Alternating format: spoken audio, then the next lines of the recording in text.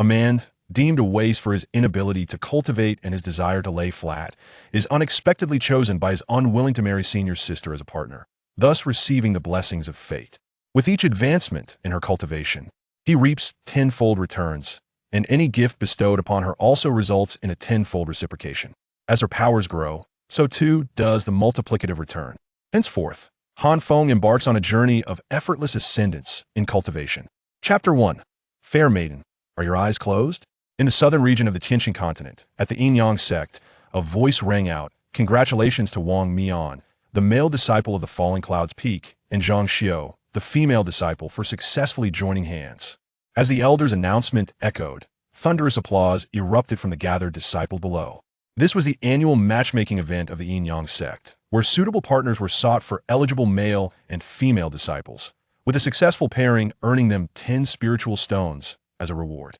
On the platform, Feng sat among the male disciples, observing as those beside him paired off one after another.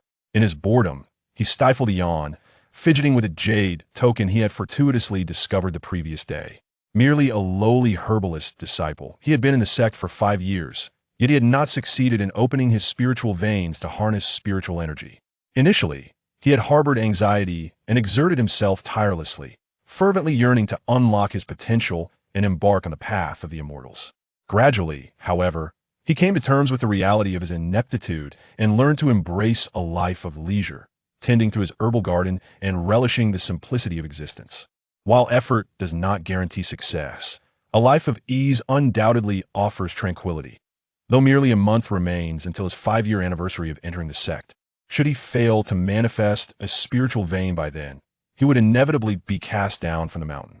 Yet, it matters little back in his hometown. He possesses 2 acres of land where he can continue to cultivate spiritual herbs and bask in the sun.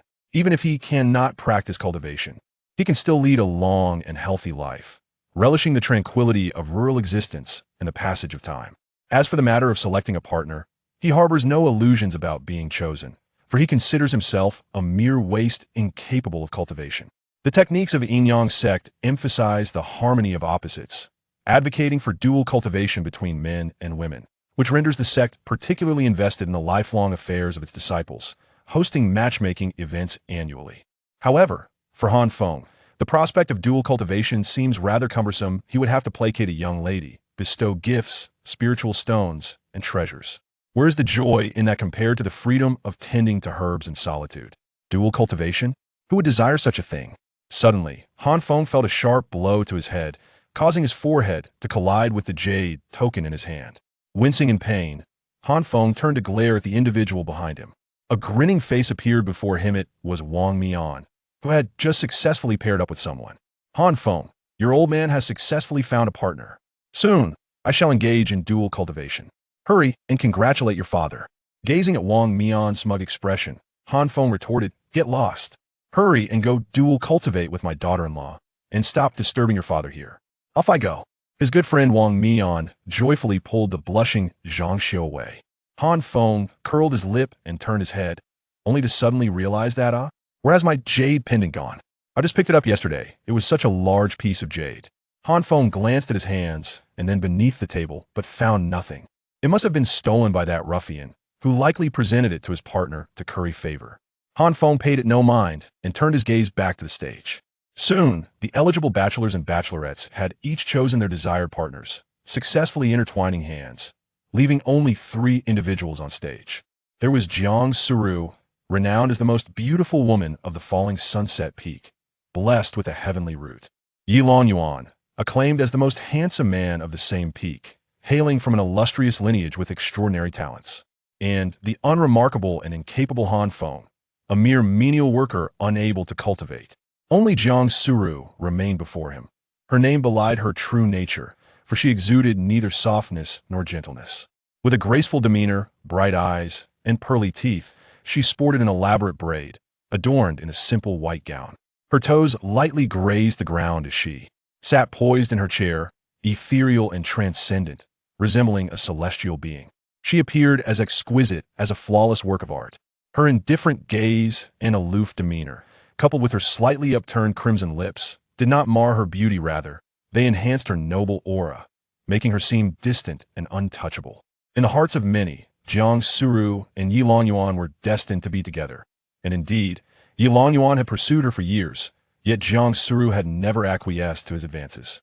Now, having both reached the age of 18, this was Jiang Suru's final opportunity to select a partner should she fail to do so.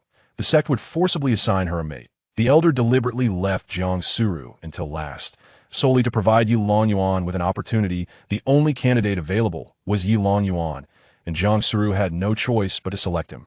And there was Han Feng, merely a foil, included only to lend an air of fairness to the proceedings. At this moment, the elder inquired, "Very well, the only female disciple remaining on stage is Jiang Suru. Yet there are still 2 male disciples. Yi Longyuan, Han Feng, I ask you both. Do you wish to choose Jiang Suru as your partner in the path of cultivation?" Yi Longyuan gazed at Jiang Suru and, with profound affection, declared, "I am willing. For 3 years, I have harbored deep admiration for junior sister Jiang. In this lifetime, I shall marry no one but her. Should she agree to become my partner, I will devote my life to cherishing her, providing her with the finest the world has to offer, and granting her every desire." Upon hearing this, the surrounding disciples erupted in applause, save for Jiang Suru, who scoffed disdainfully. The elder then turned to Han Feng, asking, "Han Feng, do you wish to proceed?" "I am willing," Han Feng replied lazily.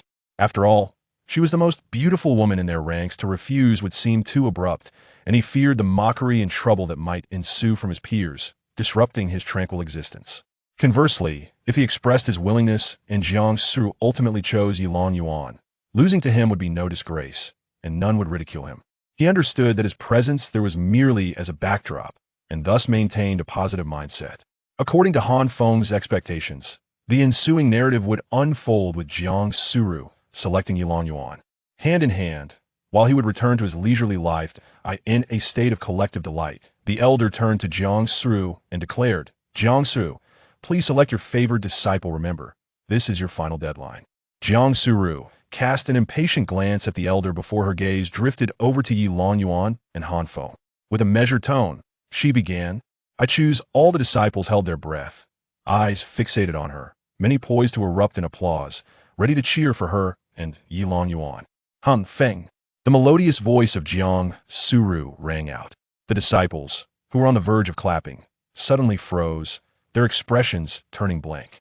Even Han Feng widened his eyes in disbelief. "What does this mean, beautiful? Are you blind?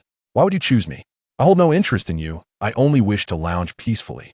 Yi Longyuan is so exceptional. Having admired you for years, how could you not select him and instead choose me? Now, look at Yi Longyuan's expression, as if he has just ingested 20 years' worth of aged mouse dropping. Surely, he harbors resentment towards me. How am I to continue my leisurely existence? Yet, I had already expressed my willingness, and to refuse now would be futile." At that very moment, a crisp female voice echoed in Han Feng's mind, reminiscent of a youthful girl of around 15 or 16. "Congratulations, Han Feng, for forging your first bond as a Tao partner, receiving the blessing of fate, and activating the restoration of your physique. From this day forth, the cultivation attained by your Tao partner will be returned to you tenfold through the blessing of fate. Moreover, any techniques, powers, or treasures you bestow upon your Tao partner will likewise return to you at 10 times their value. Any items bestowed as blessings cannot be transferred by Han Feng to any other individual. The multiples of returns will increase as Han Feng's realm advances." Chapter 2. Tenfold Return. Han Feng furrowed his brow, perplexed by the enigmatic voice echoing in his mind, sensing it heralded something of profound significance. Where could it have originated? Suddenly, a revelation struck him: the jade pendant. Indeed, it had just been in his possession when Wang Mian had given him a light tap, causing his forehead to collide with the pendant, after which it vanished without a trace. Yet, what was this blessing of fate? And the notion of loving and cherishing one's wife, what did it entail? Was he to become a love-struck fool? In the return of his cultivation, did it imply he needed to strive diligently in his practice? Such a hassle. As for a companion, those who desired one could pursue it. Those inclined to cultivate could do so, while he found solace in a more laid-back existence. Suddenly, a resounding bang startled Han Feng, causing him to jump. He turned to see Yi Longyuan rising to his feet, his voice laced with fury. "Jiang Shimi, what do you mean by this?" The elder, observing the commotion, scolded sternly. "Yi Longyuan, maintain order and refrain from shouting." Fate is predestined, and everyone possesses the right to choose. Mutual respect is paramount.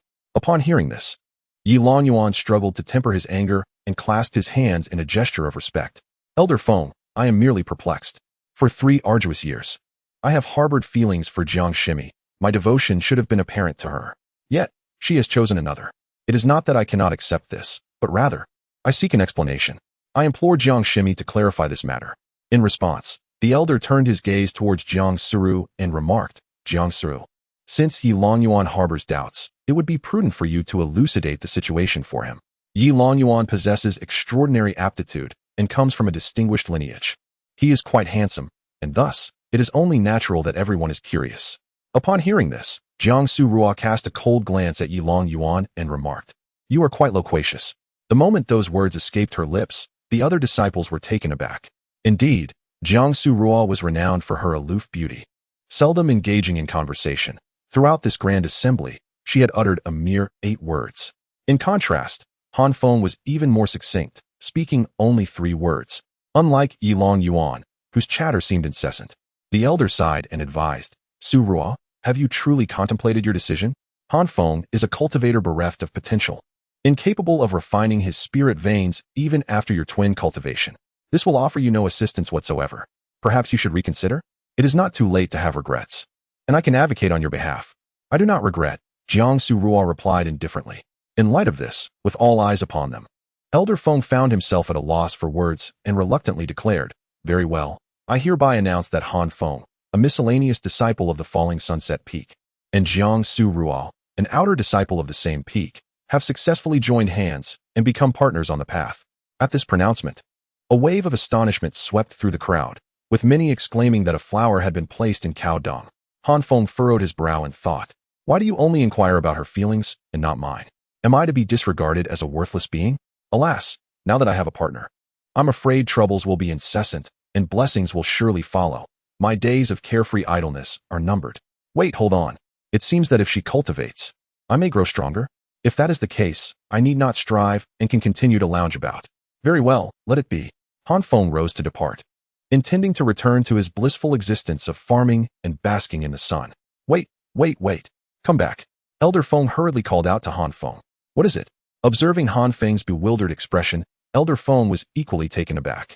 Your partner exchanged tokens of affection. This fellow appeared to be not only inept, but perhaps rather dim-witted as well. In a moment of resignation, Han Feng ascended the stage, where Jiang Suru approached, presenting him with a pill vial and stating, a qi condensation pill. After pondering for a moment, Han Feng drew forth a rusted dagger from his lower back and handed it to Jiang Suru, saying, a low-grade spiritual weapon. It's the only valuable item I possess, which I unearthed from the herb field. Upon hearing this, the audience erupted in laughter.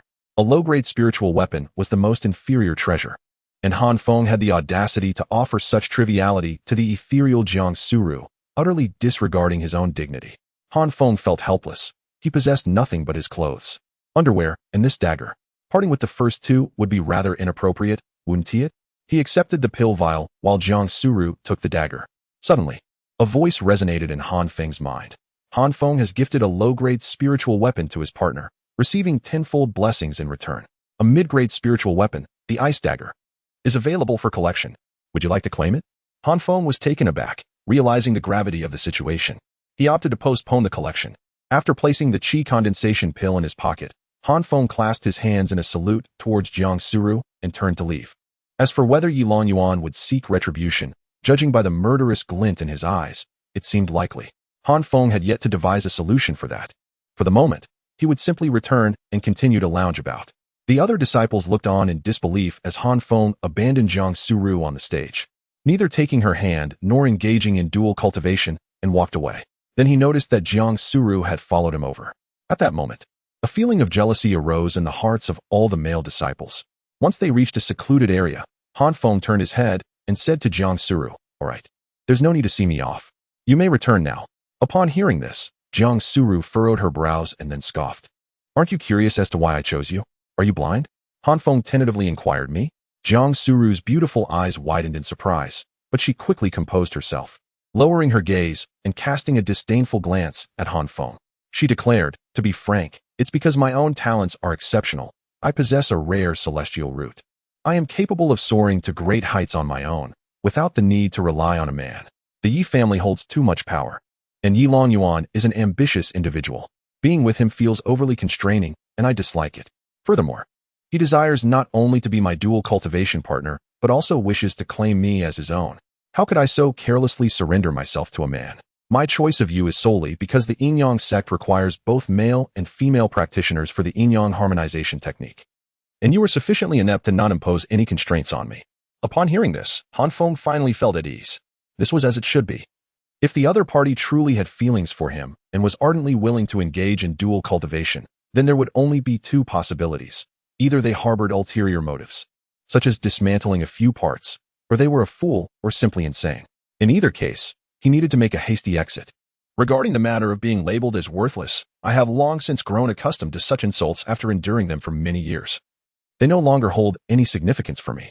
The foundational techniques of the yin-yang sect are mandatory for every disciple upon entering the sect. Even if one has yet to awaken their spiritual veins and harness spiritual energy, the method itself remains within one's grasp. Moreover, dual cultivation does not necessarily require physical union. Merely placing one's palms against each other, allowing spiritual energy to circulate between both bodies, suffices for dual cultivation, although the effects are indeed enhanced through intimate connection. One of Jiang Suru's hesitations in choosing Yi Longyuan stems from the fact that he desires not only to engage in dual cultivation with her, but also to partake in more intimate activities. She is a woman of exceptional talent, possessing lofty aspirations, and finds Yi Longyuan's domineering nature unappealing, thus opting for the more submissive Han Feng instead. Chapter 3. The arrival of the celestial level wind spiritual root, and troubles therefore, from this day forth, let us refrain from disturbing one another. You shall pursue your celestial aspirations while I tend to my herbal fields, correct? A glimmer of hope sparked in Han Feng's eyes.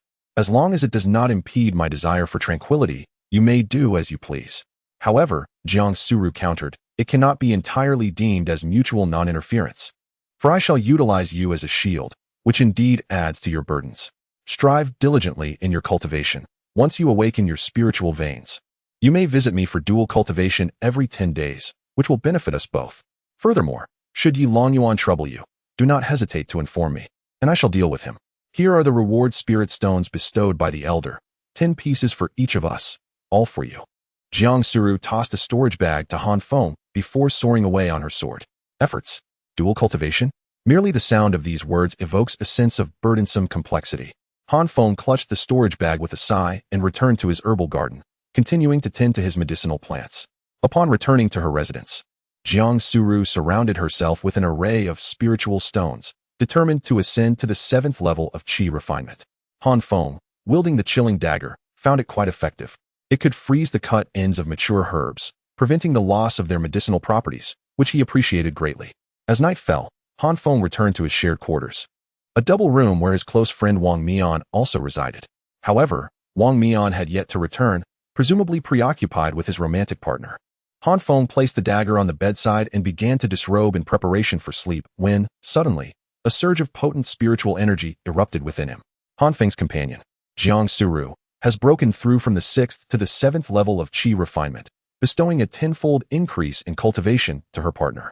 The spiritual energy within Han Feng swelled dramatically, startling him. He quickly assumed a meditative posture, recalling the techniques he had learned to circulate this energy and cultivate. It was imperative to practice. Such overwhelming energy, if left unchanneled, could lead to catastrophic consequences.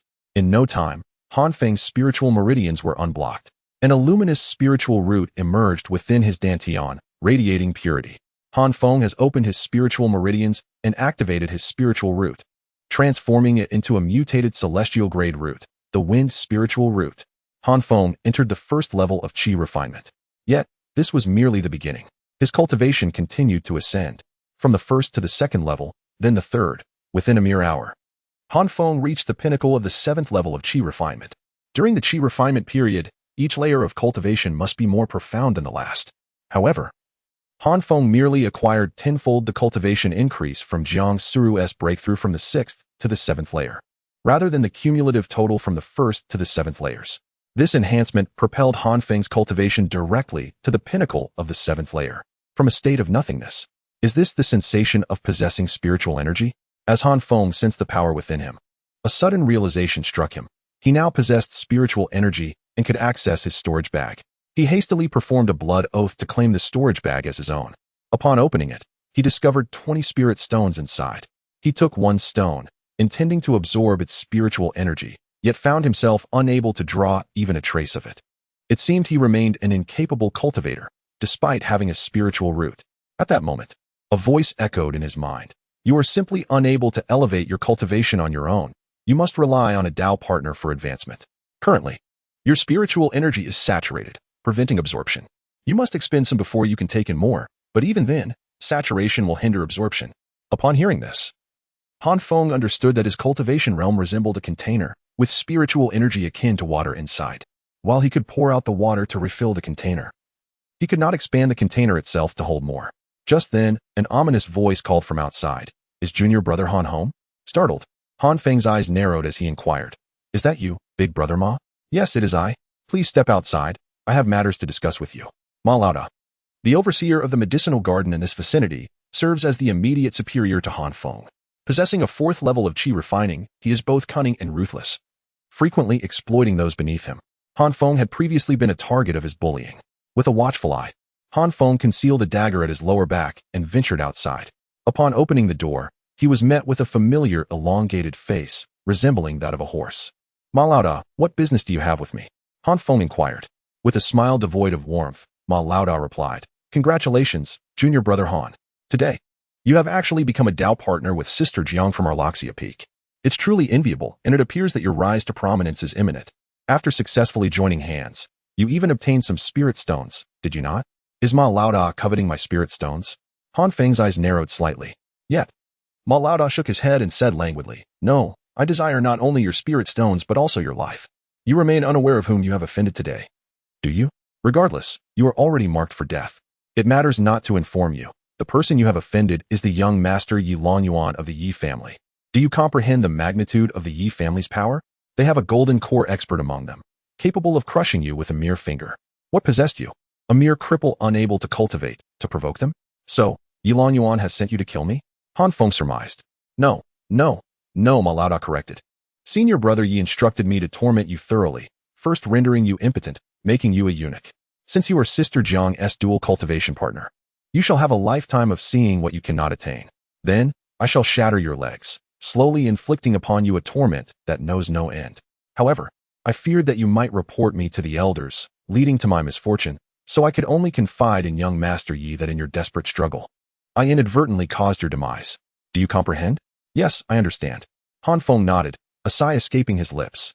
Alas, he merely wished to remain at ease. Yet it seemed an arduous task. Old Master Ma let out a sinister chuckle and struck towards Feng with a swift palm. Feng realized that in order to survive, he had no choice but to eliminate his adversary. He summoned the spiritual energy within him, drew forth a dagger, and infused it with his qi. In an instant, an intense chill enveloped the air, causing Old Master Ma to feel a sluggishness in his movements. To him, Feng appeared as swift as the wind, reaching him in the blink of an eye. The wind spirit root inherently excelled in speed, and coupled with Feng's overwhelming prowess, there was no time for defense. Then, Old Master Ma felt a sharp pain in his chest, and looked down to find a dagger fully embedded within him. You, how could you? Are you not a waste? Old Master Ma spat blood, incredulous as he gazed at Feng. Feng withdrew the dagger and replied nonchalantly, Indeed, I am a waste, yet I am a waste of the 7th level of qi refinement, while you are merely a waste of the 4th level at over 30 years of age.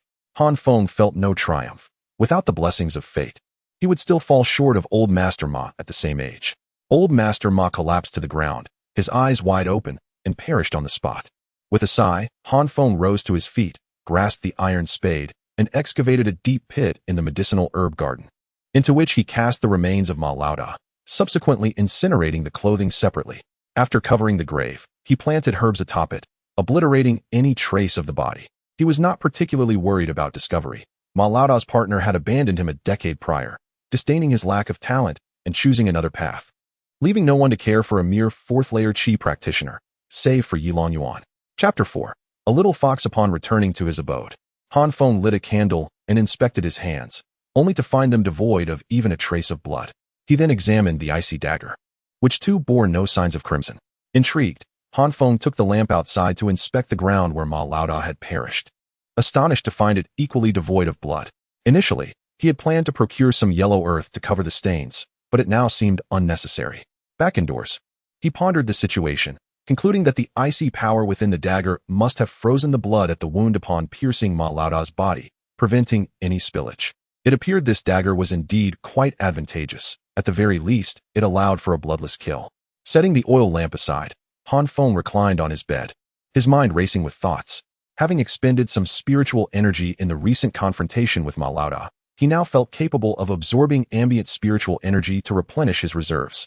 As he absorbed the energy, he reflected on the predicament with Jiang Suru, realizing he had irrevocably offended Yi Longyuan. Although Yi Longyuan was not particularly formidable, merely an 8th-layer Qi practitioner, his family was substantial, boasting formidable cultivators at the core formation stage. Yi Longyuan had already instructed Ma Laoda to take action, yet Ma Laoda failed to eliminate him. It was certain that others would be sent to trouble him in the future. Han Feng now found himself in a precarious situation. However, what could he possibly do? Strive harder? Nonsense. No amount of effort would allow him to transcend his current cultivation. Without Jiang Suru's advancement, he too would remain stagnant. Assisting Jiang Suru in her breakthrough?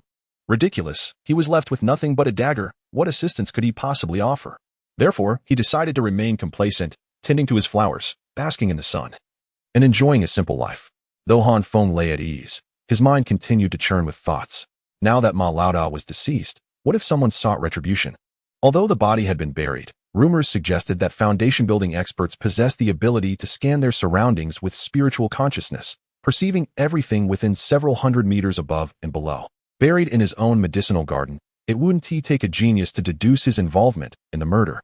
It seemed he needed to take further precautions and relocate the body to a more distant site. As for whether Yi Longyuan might take the opportunity to accuse Han Feng of the killing, what a farce. How could Yi Longyuan possibly know that Ma Laoda intended to kill Han Feng, only to be slain in return? Was he the mastermind behind it? Without evidence, one should refrain from making baseless claims. Did he truly believe the sect's law enforcement elders were ineffectual? Han Feng rose to his feet, donned his shoes, and, armed with a spade and lantern, ventured outside.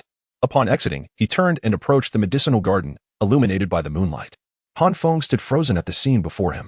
He noticed a newly formed pit on the ground, from which faint rustling noises emanated. Had it been discovered so swiftly? Clutching the spade, he stealthily approached the pit and peered inside, only to be horrified by the sight before him. A white, unidentified creature was crouched atop Ma Laoda's corpse, busily engaged in its task. What manner of creature is this, feasting upon a corpse? After a moment of observation, Han Feng discerned that it was a diminutive white fox, not consuming flesh, but rather absorbing the residual spiritual energy from the remains. Moments later, the little fox had completely siphoned the energy, lifting its delicate face to emit a satisfied burp. Upon locking eyes, the fox, startled, bristled with alarm. It tilted its head back, baring its fangs, its eyes shimmering with a malevolent green light, glaring fiercely at Han Feng. Simultaneously, above the pit, a colossal, vague silhouette began to materialize in the air, resembling a fox of mountain-like proportions.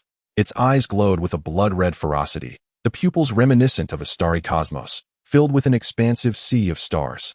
Behind it, 9 majestic tails swayed gently, as if harboring cataclysmic power. Regrettably, Han Feng, with his head bowed, failed to witness this spectacle, and the apparition vanished after but half a second. Strangely, despite the enormity of the shadow and its terrifying presence, not a single formidable entity within the Yin-Yang sect seemed to have perceived it. Are you a spirit beast that has escaped from the spirit beast peak? Han Feng inquired with curiosity. No, I am wild, the little fox replied, its fierce demeanor softening upon sensing Han Feng's lack of hostility. What brings you here? He asked. I am hungry, it stated, leaping from the pit to perch at the edge of the earth, its round, glistening eyes fixed upon Han Feng. Are you not afraid of me? Are you not afraid of me? Both the man and the fox asked in unison. Why should I fear you? Han Feng inquired with curiosity. I am a speaking spirit beast, after all. So what? Han Feng, an unassuming disciple, remained unaware of the implications of a spirit beast's ability to speak. He pressed further. Then why do you not fear me? I possess an iron shovel that could easily crush you. You harbor no malice or intent to kill, the spirit beast replied. I can sense the threats and hostility in others. The greater the malice, the more acute my sensitivity becomes. Yet, there is none of that in you. Other humans encounter me and wish to either slay me for my flesh or capture me to forge a master-servant bond, but you do not seek such things. Hence I do not fear you. The little fox spoke with the soft, gentle tone of a child. Han Feng chuckled at this. You are rather amusing. Have you eaten your fill? No. I noticed you were consuming spiritual energy earlier. Do you feed on that? Indeed. But absorbing the spiritual energy of the heavens and earth is a slow process, which is why I seek to consume the remains of the recently deceased. Observing the little fox's somewhat pitiful demeanor, Han Feng retrieved a piece of his own spiritual stone and offered it to the creature. The little fox eagerly accepted, opening its small mouth and crunching the stone with surprising ease before swallowing it whole. This spectacle left Han Feng utterly astonished. This was a spiritual stone, a substance harder than spiritual artifacts, said to be indestructible even by ancient beings of the Yuanying stage. The little fox had pulverized it so effortlessly. Are you satisfied now? He asked. Not yet. Could you spare me another piece? Han Feng then produced another spiritual stone and handed it to the little fox. Today he acquired 20 spirit stones, though they held little significance for him. The little fox took the stones, refraining from consuming them, instead placing them behind itself, and promptly let out a contented burp. Noticing Han Feng's skeptical gaze, it shyly turned away and explained, I fear that if I grow hungry again, you may withhold them from me. Han Feng chose not to comment further. He simply felt an affinity for this little fox. He cast his eyes down at the corpse in the pit, sighed, and remarked, You seem quite pleased with your feasting and gathering, but what shall I do about this body? The ground is stained with its blood. Carrying it away would surely leave a trail. The little fox glanced at the corpse, then at Han Feng. After a moment's hesitation, it took a deep breath and exhaled a cloud of white mist. The mist enveloped the body, which began to dissolve at a visible pace, ultimately transforming into a small red orb. The little fox leaped into the pit, retrieved the orb, and offered it to Han Feng. This is the essence of that person's blood. Consume it, and it may aid your cultivation. Han Feng accepted the orb, but the mere thought of it containing the flesh and blood of the notorious Ma Lao made him feel nauseous.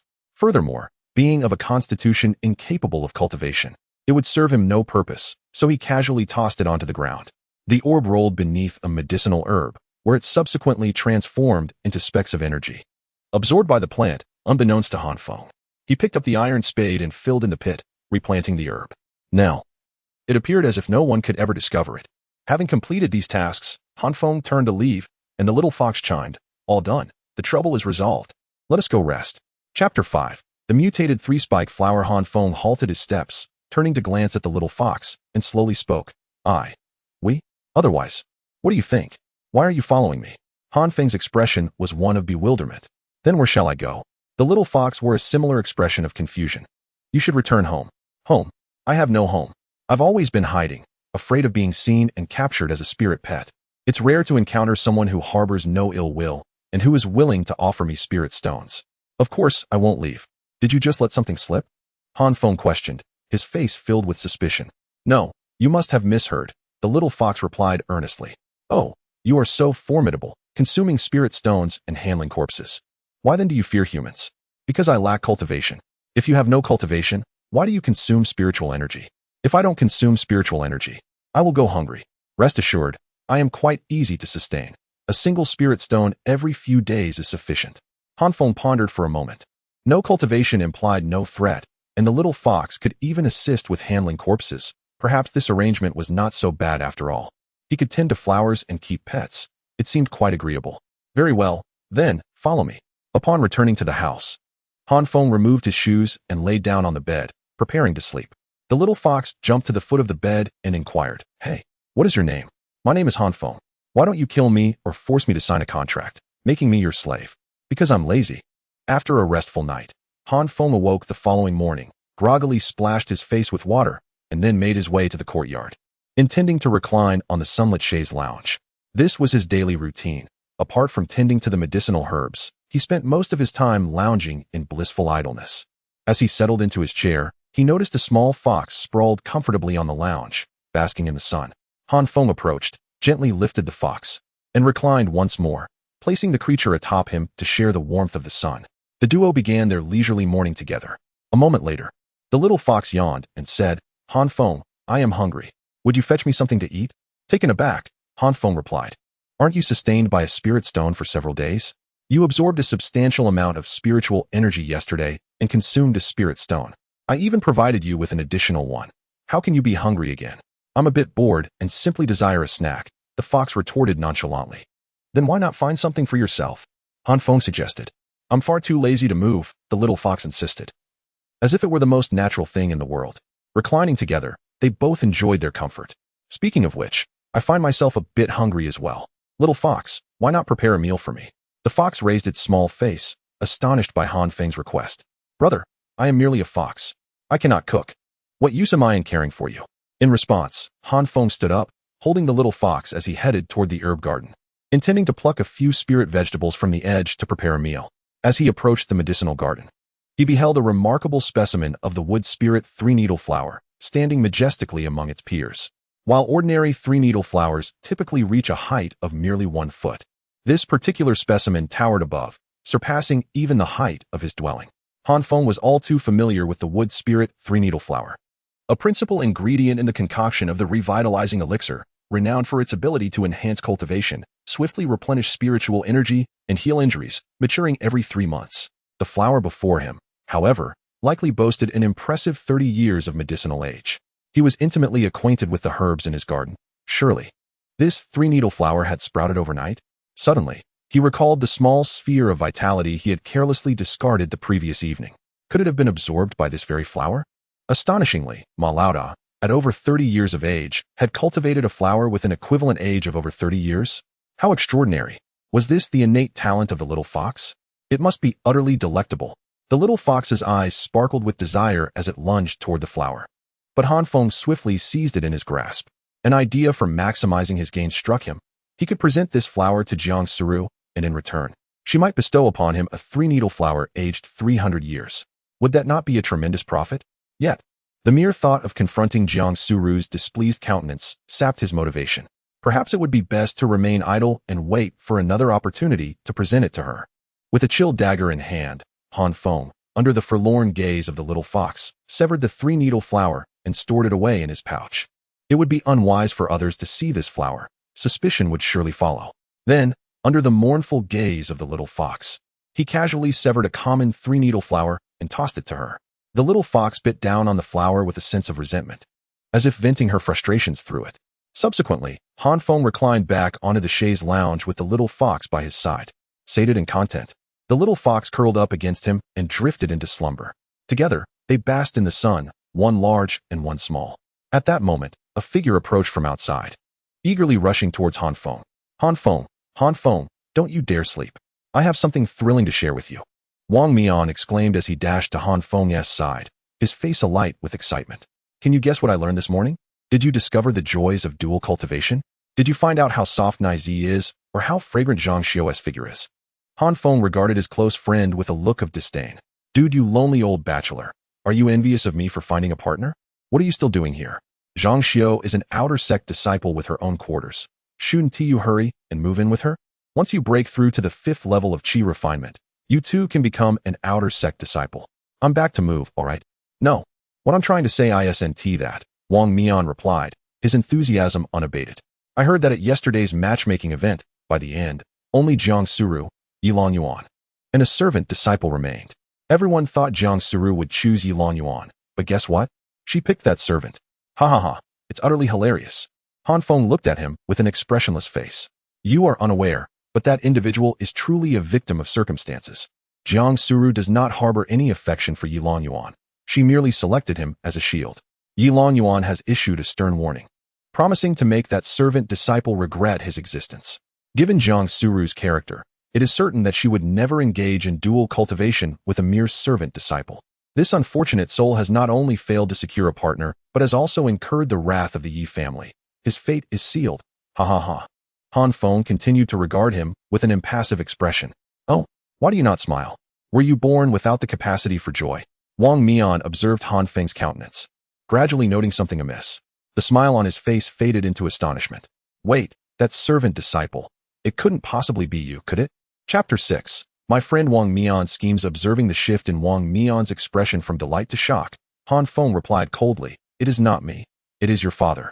Wang Mian blinked, rubbed his hands nervously, and after a couple of awkward chuckles, suddenly exclaimed with joy, Brother, you have truly struck gold. Jiang Suru is undoubtedly the most beautiful maiden of our falling sunset peak, akin to a celestial being descended to earth, with admirers beyond count.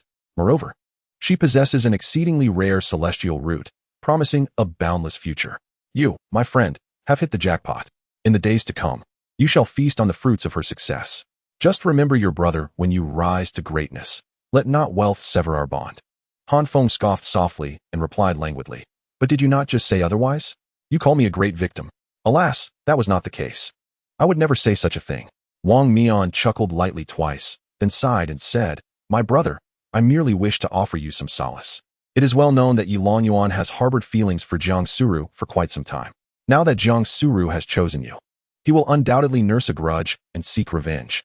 The Yi family is vast and powerful, with the presence of a golden elixir elder. Although the elders may not act on such matters, it is, after all, the Yi family. Yi Longyuan will certainly strike at you in the shadows. Brother, heed my advice and flee. Becoming a wandering cultivator outside is far better than remaining here in uncertainty. Your life is paramount." Upon hearing this, Han Feng chuckled softly and replied, "What you say has crossed my mind. If I were to venture outside the sect, the Yi family would be able to eliminate me without hesitation. Within the sect, the law enforcement hall exists. They dare not act against me openly. After all, our esteemed head of the law enforcement hall, Elder Tai Lian, is renowned for his unwavering integrity and possesses the cultivation of the nascent soul. Even the Yi family cannot provoke him. As for what may transpire in secret, I shall respond accordingly as the situation demands. In short, leaving the sect would be an unwise choice. Then will you remain here indefinitely? Do not forget, if you fail to manifest a spiritual vein, the 5-year period will elapse in just a month, and you will be expelled from the mountain, regardless of whether you have a partner. Unless you plead with Jiang Suru to leverage the Jiang family's influence to secure you a position as an outer disciple, thus preventing your expulsion. Moreover, being an outer disciple holds more weight than being a mere manual labor disciple, as the law enforcement hall places greater importance on them. Otherwise, should a manual labor disciple perish, no one would care." Upon hearing Wang Mian's words, Han Feng nodded. Indeed, he currently requires the identity of an outer sect disciple for protection. However, this minor matter does not necessitate his seeking assistance from Jiang Suru. To become an outer sect disciple, one merely needs to break through to the 5th level of Qi training. This explains why Ma Laoda has remained a mere servant disciple all these years. You are correct. I shall attend to this matter today. By the way, what brings you back? Are you moving things? Indeed, Zhang Xiao has reached the 5th level of Qi training and possesses her own dedicated residence. If I move there, I can live with her. In a couple of months, I should be able to attempt breaking through to the 5th level myself, at which point I will also be an outer sect disciple. However, I find myself somewhat reluctant to leave. It is far too unsafe for you to remain here alone, especially given your lack of cultivation. If the Yi family were to come for you, you would have no means to defend yourself. Does your presence here afford you any means of defense? Han Feng recognized that Wang Mian's concern was genuine, warming his heart. Yet he did not wish to drag Wang Mian into danger because of his own predicament. If you are to move, do so swiftly. I prefer solitude here. I have long been annoyed by your incessant chatter. Hurry and leave. How delightful it is to occupy such a large space alone." At these words, Wang Mian paused, then broke into a smile. "You rascal. Should you ever find yourself in peril, remember to run up the mountain. I reside with Zhang Xiao in the outer sect disciple residential area, in the 1st row, 3rd courtyard of the A district. Do not forget." Wang Mian gently patted Han Feng on the shoulder, only to suddenly notice the small fox perched upon his leg. He remarked, "When did you acquire a scarf? It's quite white, though it's prone to dirt and rather inconvenient for cleaning up. You are the scarf. Your entire family consists of scarves. You are the one fit for cleaning." The small fox, infuriated, bared its teeth and prepared to retaliate against Wang Mian. But Han Feng swiftly grasped its tail to restrain it. Wang Mian, initially taken aback, soon expressed his astonishment. "Ah, this is a fox. So diminutive yet rather charming. But this fox can speak. That is truly remarkable. Where did you find it?" "I picked it up. So what if it can talk? Is that so extraordinary?" "Indeed, it is quite extraordinary. Generally, for a spirit beast to possess the ability to speak, it must attain a certain level of intelligence. Some spirit beasts awaken early, showcasing great potential, and are thus rare. Others might never speak, even when they reach a high level of mastery. This fox is undoubtedly a treasure. However, since you found it, it ought to be returned to its rightful owner. We must not take what belongs to others. Leave me be. I have no master." "I am your master," the small fox declared, its face taut with seriousness. "Are you suggesting that this little creature is, in fact, a treasure?" Han Feng inquired, scrutinizing the fox closely. "Absolutely. It could fetch quite a sum in spirit stones. I would estimate, At least 300 spirit stones as a starting point. 300? Upon hearing Han Feng's astonished tone, the small fox suddenly grew wary. Han Feng, if you dare to sell me, I will ensure we perish together. You? You believe you can match me in such an endeavor? How much do you weigh, after all? I shall reveal to others what transpired last night. I never contemplated selling you. You are my dearest friend, Han Feng declared earnestly. What did you do last night? Wang Mian squinted, gazing intently at Han Feng. It would be wise not to pry. It serves you no benefit. Very well, if you choose silence, I shall refrain from inquiring. However, this little creature is now without an owner. Should it wander off and fall into the hands of another, they may dispose of it as they please. It is my spirit beast. How can it be so easily relinquished? Han Feng exclaimed in astonishment. Wang Mian scoffed, responding, just because you claim it as yours. Does that make it so? Is your name inscribed upon it? Then I shall inscribe my name as well. Merely writing it yourself is futile. Take it to the Spirit Beast Peak for registration and certification. Affix a collar upon it, so that anyone who sees it will recognize it as a possessed spirit beast, dissuading them from seizing it. In this manner, it becomes your private property, safeguarded by the law enforcement hall. Very well, I understand, Han Feng nodded. Wang Mian patted his shoulder before retreating indoors to gather his belongings. The little fox, perched upon Han Feng's shoulder, furrowed its brow and said, I have stated before that I shall not acknowledge anyone as my master, nor will I enter into any unequal soul-servant contract. I know. It is merely for registration, a means of protection. I shall not compel you to recognize a master. We are the best of friends, are we not? With that, Han Feng rose, cradling the little fox, and made his way up the mountain. Chapter 7. My companion maximizes my benefits upon hearing these words. The little fox nestled in Han Feng's embrace grew increasingly suspicious. What does it mean that we are the best of friends? We only met last night, and not even 12 hours have passed. How can we be considered the best of friends? What do you mean by these flowery words? Are you attempting to charm me only to sell me off? You little rascal, you can't be that old. You're quite cunning. I merely spoke without thinking. Don't let your imagination run wild. You haven't sensed any malice from me, have you? Humph, I am the cleverest of foxes. If I weren't smart, how could I survive amidst the relentless pursuit of humans for so long? The human race is filled with formidable experts, and yet you possess no cultivation or strength. How have you managed to endure? I want to tell you. The little fox remained cautious, her large eyes darting around with vigilance. Before long, Han Feng carried the little fox to the peak of the falling sunset. He had several matters to attend to on this visit. First and foremost, he needed to go to the registration office, where the information of all disciples at Falling Sunset Peak was recorded and managed. Disciples of lower ranks aspiring to become outer disciples were required to come here for assessment and registration. Upon arriving at the registration office, Han Feng noticed several young men, dressed as outer disciples, busily writing at the counter. He approached them and inquired, Senior brothers, greetings. May I ask where I should go to register for the assessment to become an outer disciple? One of the disciples, engrossed in his tasks, did not look up but simply pointed to a sign placed by the door. Han Feng turned his head to observe the sign, which read, On the first day of each month, all disciples who have reached the 5th level of Qi refinement must come for unified assessment registration to be promoted to outer disciples. Han Feng felt a surge of frustration. He had been too complacent over the past 5 years, neglecting to grasp even this matter. And Wang Mian had failed to inform him. Since promotion was unattainable, he decided to leave. At that moment, the disciple who had spoken suddenly lifted his head and looked at Han Feng, saying, Wait a moment, you seem somewhat familiar. Han Feng turned back and inquired, Do you know me? Oh, I remember now. You're the fortunate one who became Dao partners with Sister Jiang yesterday, right? What was your name again? I seem to have forgotten. By the way, weren't you a waste after years of cultivation? Why are you here for the assessment? Did you break through to the 5th level overnight? Hearing this, Han Feng chuckled. Not at all. I'm no celestial being. It's actually my fellow disciple who is on the verge of a breakthrough to the 5th level and is currently in seclusion. He asked me to inquire about the assessment schedule. Given that he could not take the assessment for promotion to outer disciple, it seemed prudent to keep his own cultivation level discreet. If he were to break through, he would come on the first day of the next month. Thank you. Just as Han Feng was about to leave, he suddenly turned back to ask the disciple, Brother, do you know where Sister Jiang resides? Are you referring to Sister Jiang Suru? What do you seek her for? Upon reaching this point, the disciple chuckled softly, smiting his forehead as he exclaimed, How could I forget that you are the partner of Sister Jiang? Simply exit, take a left, and after descending for 2 miles, you will arrive at the accommodation area for outer disciples. At the highest point of that area stands a quaint 2-story pavilion, pristine white in hue. That is where Sister Jiang resides. Thank you, Senior brother, Han Feng replied, clasping his hands before him, then turned to depart.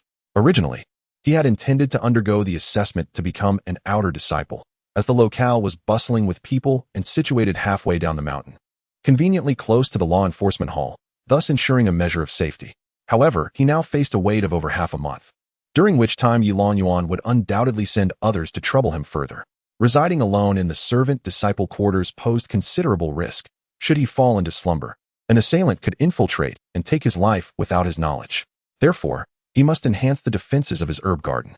The most effective means of fortification lay in acquiring a formation, which could be arranged to prevent intrusions and serve as a protective barrier.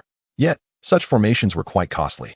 He had observed in the marketplace that even the most rudimentary spirit-gathering formation, devoid of any offensive or defensive capabilities, commanded a price of 100 spirit stones. The formation he required would likely cost upwards of 1,000 spirit stones. Currently, the only valuable asset he possessed was a mutated 3-pin flower, which, at 3 years of age, could fetch 2 spirit stones, while a 30-year-old specimen could yield at least 300 spirit stones. The older the herb, the more potent its efficacy, and its rarity would cause the price to double. Nevertheless, 300 spirit stones would still fall short of his needs to acquire greater wealth. He must strategize to maximize his benefits. Thus, he decided to present this 3-needle flower to Jiang Suru, hoping that fate would bestow upon him a 300-year-old medicinal 3-needle flower in return. Such a specimen, if auctioned, could fetch no less than 3,000 to 5,000 spirit stones. It is worth noting that many high-grade elixirs are crafted from herbs that are over a century old. Once he sells the herbs and exchanges them for spirit stones, he could purchase a formation and lie at ease in the comfort of his home. Therefore, seeking out Jiang Suru remained imperative. Han Feng descended the mountain, arriving at a hillside where he beheld a vast residential area and a white 2-story pavilion perched atop a massive rock. However, at the entrance, he encountered someone he least wished to see, Yilong Yuan. The strikingly handsome Yilong Yuan stood at the entrance of the pavilion's courtyard, conversing with a maid. "Young Master Yi, it is not that the maidservant wishes to obstruct you. Miss has been in seclusion since last night, declaring that she would see no one until her breakthrough is achieved. I hope you can understand." Yilong Yuan's handsome brow furrowed slightly, seemingly troubled by his inability to see the one he cherished. "That is quite all right. I shall wait here. I presume a breakthrough to the 7th layer of Qi cultivation will not take too long." "Thank you for your understanding, young Master Yi," the maid replied. Yilong Yuan nodded and turned to admire the scenery below. However, upon turning back, he was met with the sight of someone he detested. Yesterday, Jiang Suru had retreated directly into seclusion without his presence, and today, he had come to earnestly inquire why he fell short compared to that unremarkable servant disciple who could not cultivate. As fate would have it, today turned out to be quite the encounter. "You're still alive?" Yilong Yuan narrowed his eyes and inquired. Han Feng sighed. This Yilong Yuan, despite his impressive appearance, lacked intelligence. Had it not been for Master Ma's revelation yesterday, Han Feng would have remained unaware of Yilong Yuan's intent to eliminate him. Yet, with that single question, Yilong Yuan inadvertently confessed his intentions. However, Han Feng could not disclose this knowledge, for doing so would confirm his involvement in Master Ma's demise. "What are you implying?" "Senior Brother Yi, I am living quite well, able to eat and sleep. Why should I not be alive?" Chapter 8. Infuriating Yilong Yuan at this. Yilong Yuan's eyes narrowed further. He silently cursed his subordinate for finding such an unreliable errand boy. After all, he might have absconded with the funds, allowing this fellow to live to this day. This was a profound humiliation for Yilong Yuan, who held the principle that grudges should not linger beyond the night. Vengeance must be exacted on the same day. "What brings you here?" "This is the area designated for outer disciples, not a place for a mere errand boy like you," Yilong Yuan remarked with a venomous tone. However, Han Feng retorted, "There is no rule in the sect forbidding errand disciples from visiting the outer disciples' quarters. In fact, even inner disciples are permitted to pay visits." Han Feng spread his hands, feigning innocence. "As for my presence here, I merely seek my Dao companion. Might I inquire if Senior Brother Yi has any particular business lingering around my Dao companion's residence?" Hearing Han Feng refer to my Dao companion repeatedly, Yilong Yuan could not help but feel a surge of fury. Is he attempting to humiliate me? Is he deliberately seeking to provoke me? He is fully aware that I have pursued Jiang Suru for many years, treating her as a cherished secret, yet he intentionally brings this matter up before me. Is this a slap in my face?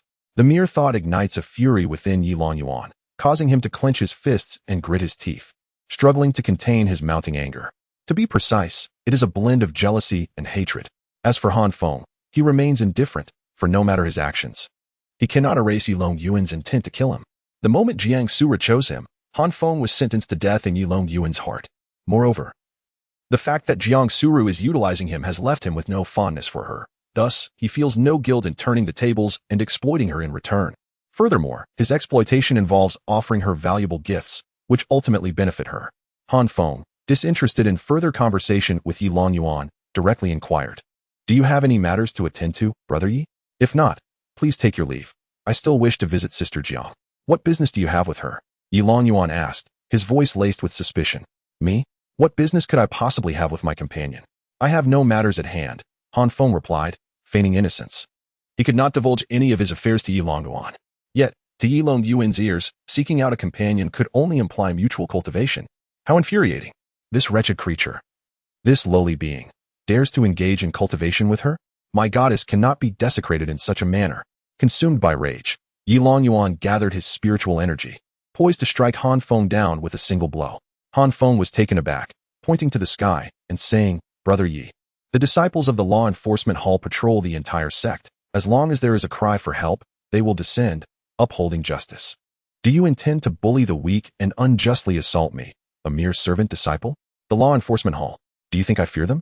Yilong Yuan replied through gritted teeth. "Then shall we test that?" Han Feng shouted to the heavens, "Law enforcement hall, there is someone here." Silence. Yilong Yuan's expression changed dramatically as he immediately barked back. "As a useless mortal who cannot cultivate, I could easily end your life with a single strike. The law enforcement hall cannot possibly patrol the entire sect at all times, nor could they conveniently arrive here." Upon hearing this, Han Feng shouted again, "Law enforcement hall." "Be quiet," Yilong Yuan interrupted, his voice rising in frustration. "Shut up, shut up, shut up." In a fit of exasperation, Yilong Yuan looked around the sky, relieved to see no Foundation establishment disciples from the law enforcement hall on patrol. Fortunately, Han Feng had ceased his cries. Han Feng also glanced upward, inwardly lamenting the unreliability of the law enforcement hall. Despite his 2 calls, they had yet to arrive. If an assassination were to occur, they would arrive only to find a feast already in progress. With a darkened expression, Yilong Yuan coldly stated, "Little thief, do not think my Yi family fears the law enforcement hall. I merely do not wish to cause trouble for Sister Jiang. It is only because I do not want to kill you at her doorstep. For today, I shall spare your life, allowing you a few days to linger in this world." "Oh, Brother Yi intends to kill me? What is the reason for that?" "Junior brother, I bear no grudge against Senior Brother Yi, nor are we acquainted. Why does he seek my demise? Is it because the Yi family is powerful that they can indiscriminately slay innocent disciples? Is this sect truly under the dominion of the Yi clan?" Han Feng expressed his astonishment, casting accusations upon the Yi family one after another. "You scoundrel!" Yilong Yuan clenched his teeth in silence. At that moment, the door to the loft in the courtyard swung open, and Jiang Suru stepped out, glancing in their direction. "Has junior sister Jiang concluded her seclusion? Congratulations on breaking through to the 7th rank." Yilong Yuan immediately transformed his demeanor, adopting a cheerful and sunny disposition. Jiang Suru's gaze was icy as she regarded Yilong Yuan and Han Feng, her tone indifferent. "What brings you two here?" As she spoke, she approached them slowly. Yilong Yuan replied, "Junior sister, I have come specifically to congratulate you and wish to share a few heartfelt words.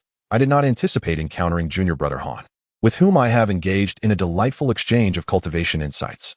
Upon hearing this, the maid beside them displayed a peculiar expression. "Do you truly believe I am blind and deaf to the entire affair?" Jiang Suru turned her attention to Han Feng and inquired, "Is what he said true?" "No. He intends to kill me," Han Feng replied calmly. At this revelation, all 3 present were taken aback, including the typically composed and aloof Jiang Suru, whose beautiful eyes revealed a flicker of surprise. "No, are we not being forthright? Even if we harbor ill intentions, should we not at least exhibit some courtesy on the surface, demonstrating a modicum of tact and providing each other with an opportunity to retreat gracefully? Is this not the etiquette customary among great families?" However, Han Feng is not a prominent figure. He is merely a servant, unconcerned with offering Yilong Yuan any courtesy.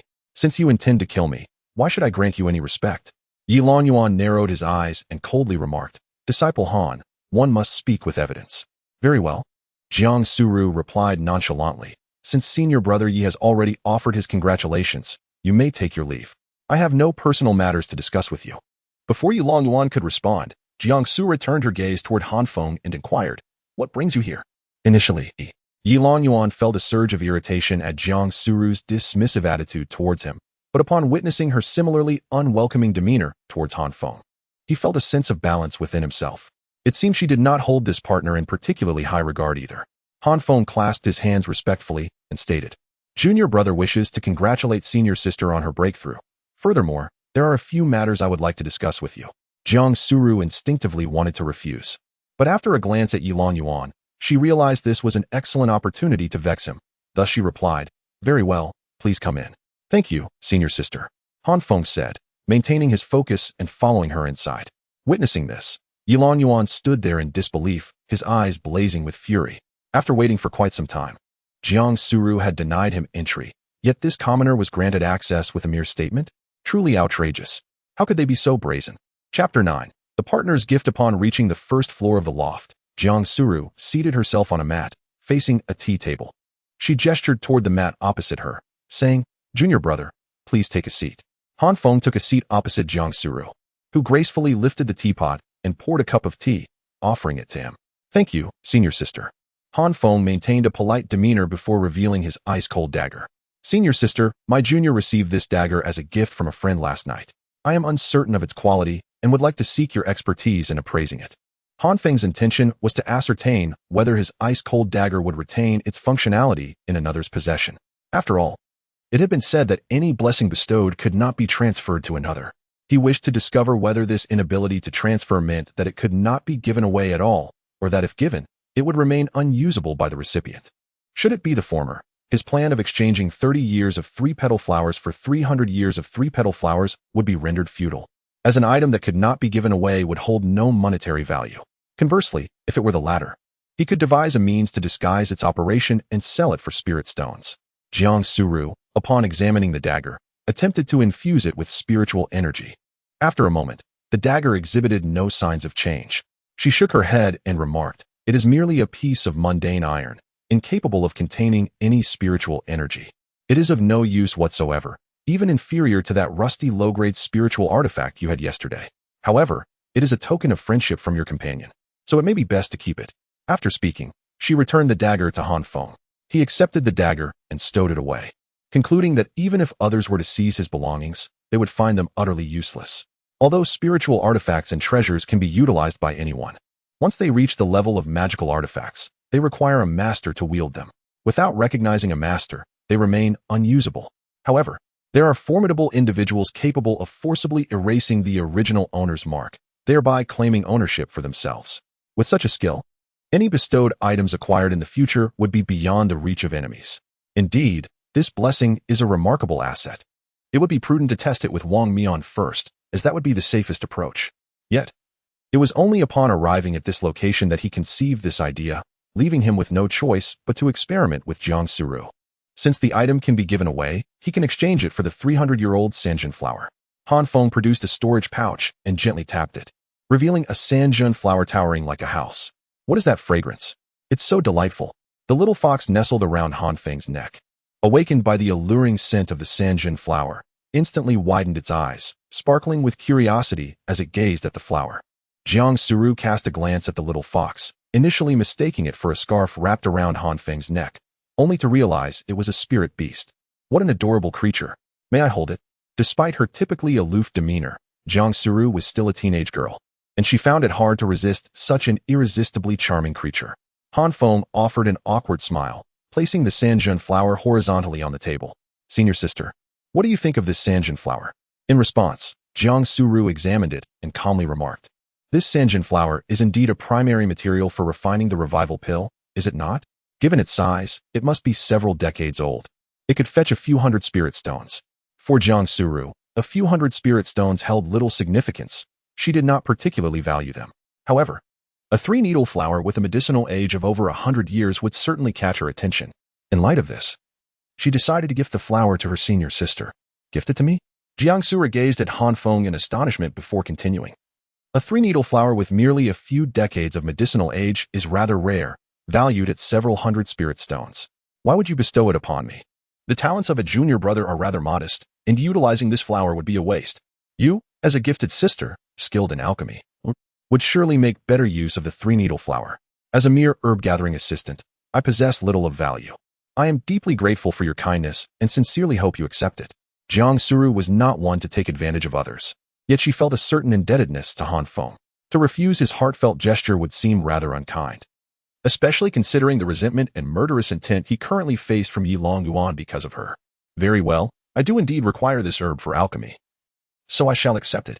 However, I cannot simply take your item without compensation. I will purchase your 3-needle flower at the market rate of 120%. It is valued at 300 spirit stones, so I shall offer you 360. No, no, between partners, discussing money feels distant, and besides, I truly have no need for spirit stones, Han Feng replied. Does he truly have no use for spirit stones? He certainly does. Yet he cannot sell them to Jiang Suru. The items received as blessings can only be returned when gifted to a partner. Selling to a partner is a gamble Han Feng is unwilling to take, uncertain if he would receive anything in return. Jiang Suru cast a peculiar glance at Han Feng, pondering whether he truly regarded her as a companion of destiny. Well, perhaps it would be inappropriate to engage in business matters here. Very well. I shall reciprocate with a treasure of my own. From her storage pouch, Jiang Suru produced a jade pendant and presented it to Han Feng, saying, You have caught the attention of Yi Long Yuan, which is my misstep. I shall promptly negotiate this matter through my family. In the meantime, you must ensure your own safety. This pendant serves as a protective talisman, imbued with the power and arrays stored by my forebears. It can withstand 3 attacks from those below the foundation establishment stage.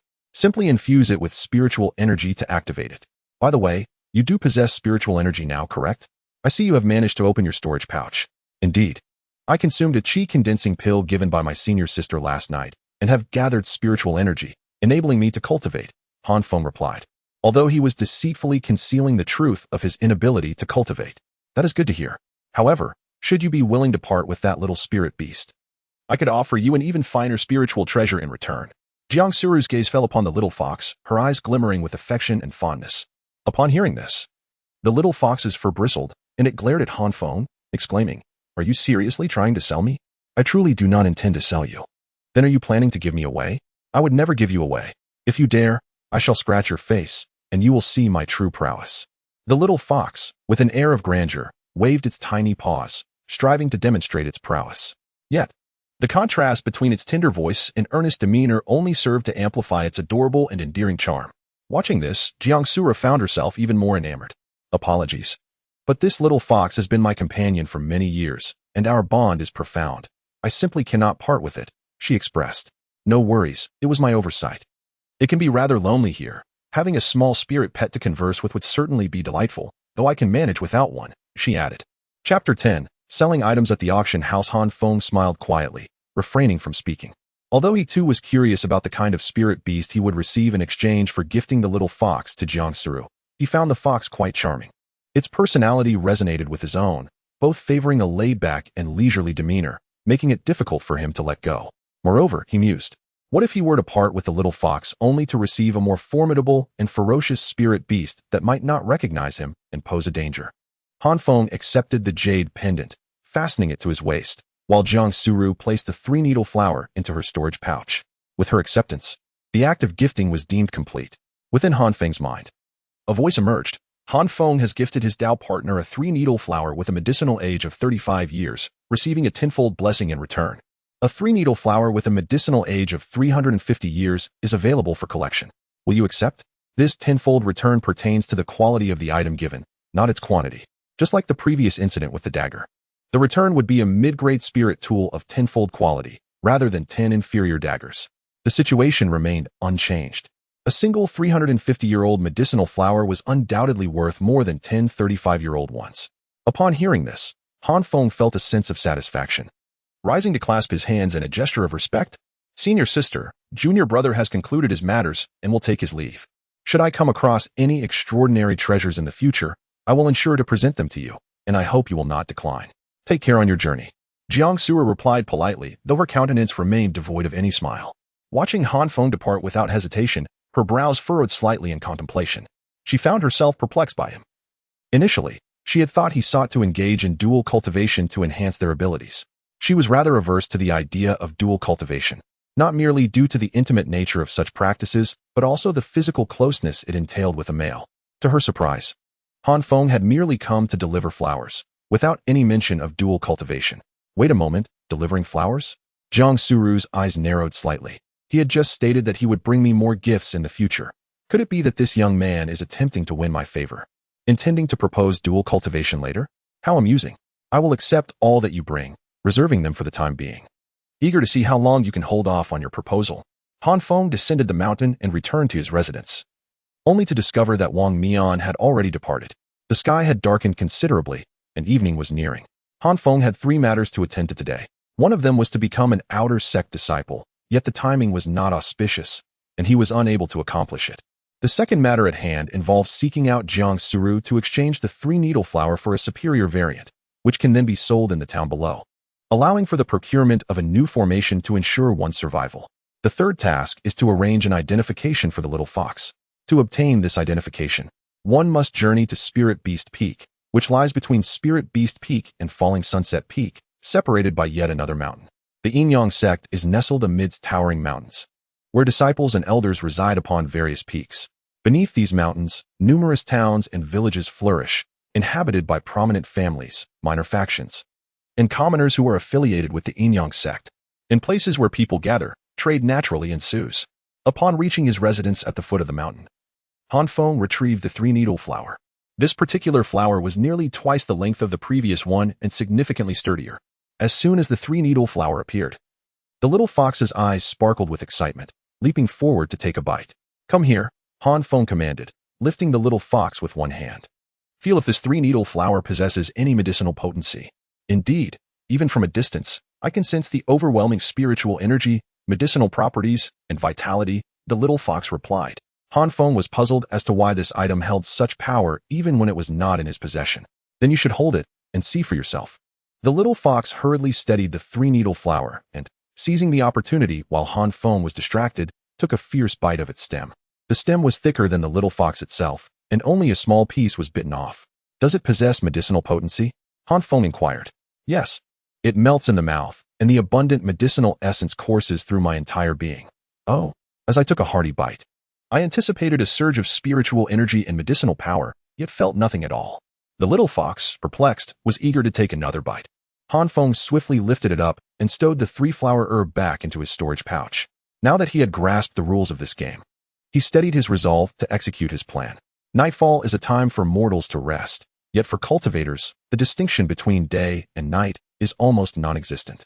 The night is equally bustling and provides a better cover for concealment.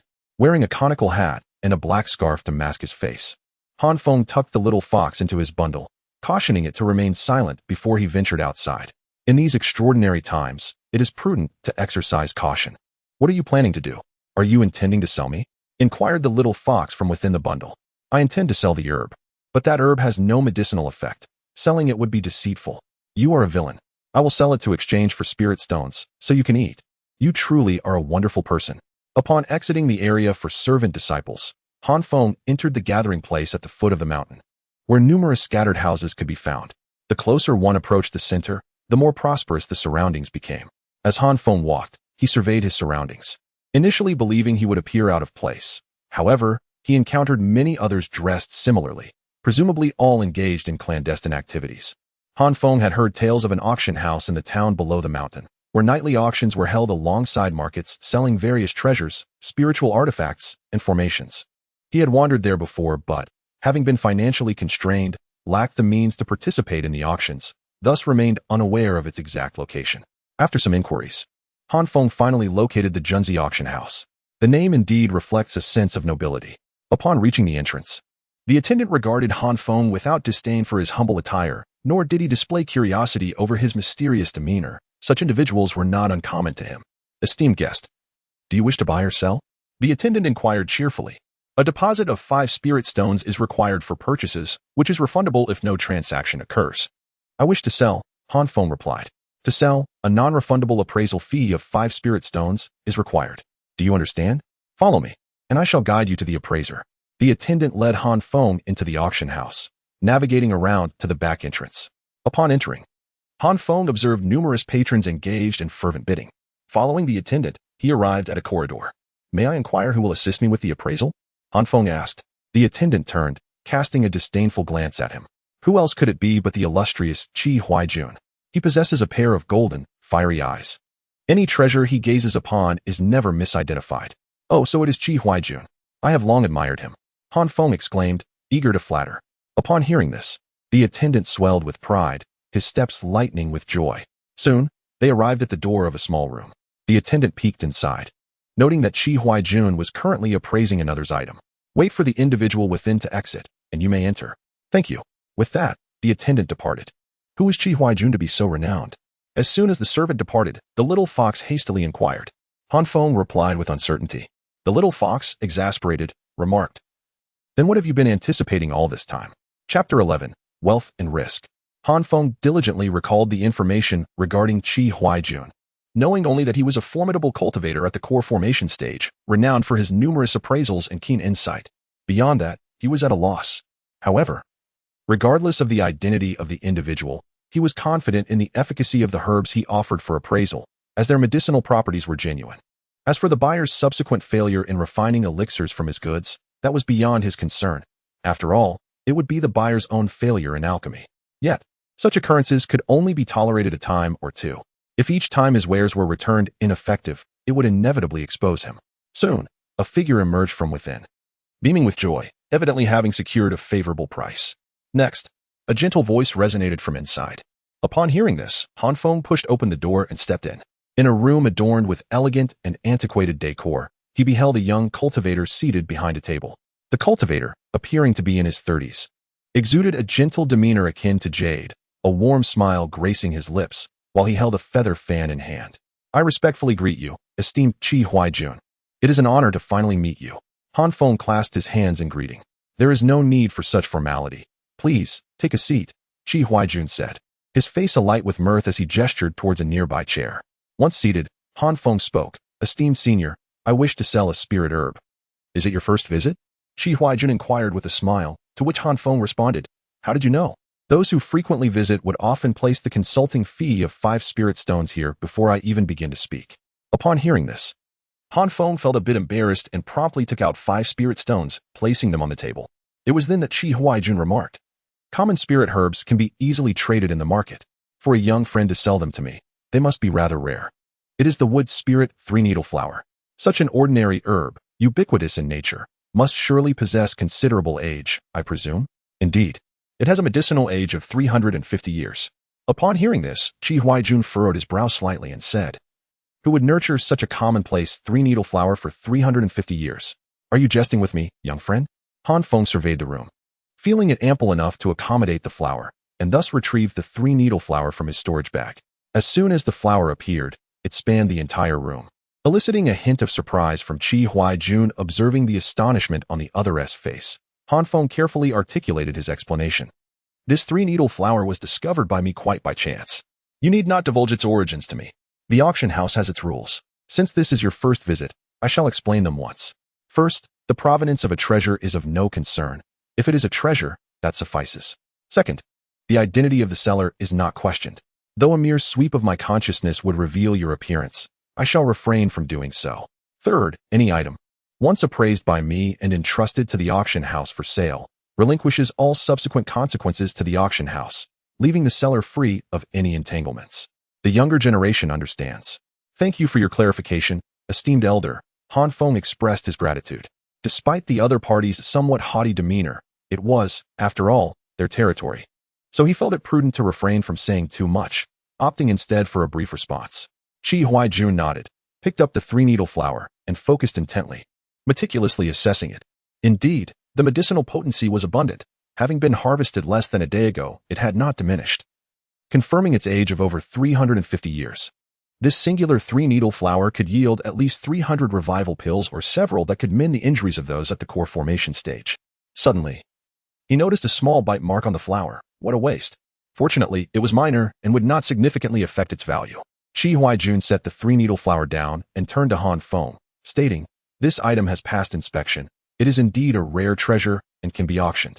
I present you with 2 options. First, a direct sale to our auction house for 2,500 spirit stones, with immediate payment and no further obligations between us. Second, we can auction it, starting at 2,000 spirit stones, with the final price uncertain. In this case, we would split the proceeds 70-30. You are welcome to witness the auction process personally to ensure there is no deception. Han Feng calculated the figures, with a 70-30 split. The three-needle flower would need to sell for over 3,600 spirit stones for him to surpass the guaranteed 2,005. Would someone truly spend such a considerable sum on this flower?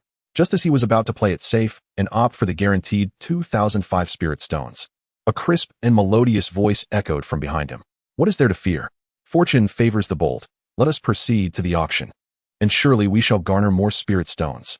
The voice came from behind Han Feng, and there was no need to inquire who had spoken. Chi Huai-jun smiled and asked, "Have you made your decision, young friend? If you find yourself at an impasse, it may be wise to heed the counsel of your little spirit beast." Upon hearing this, Han Feng clenched his teeth and declared, "Very well, let it be auctioned." Good. Someone, take this item to the auction house as the grand finale of today's event. A person entered through the back door and carried away the three-needle flower.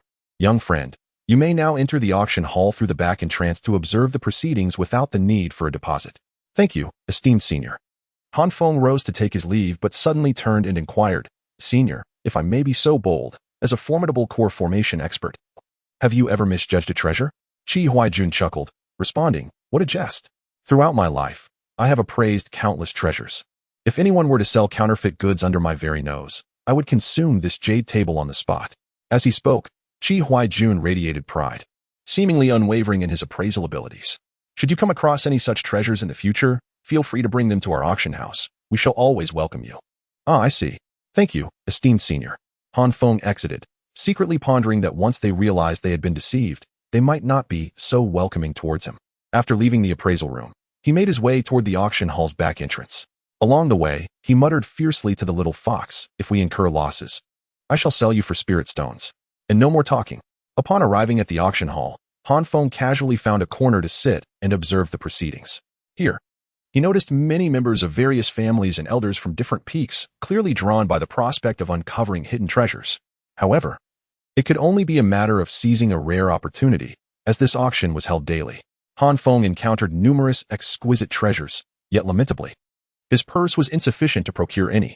After several rounds of bidding, the auction neared its conclusion, and at last, it was time for Han Feng's prize three-needle flower.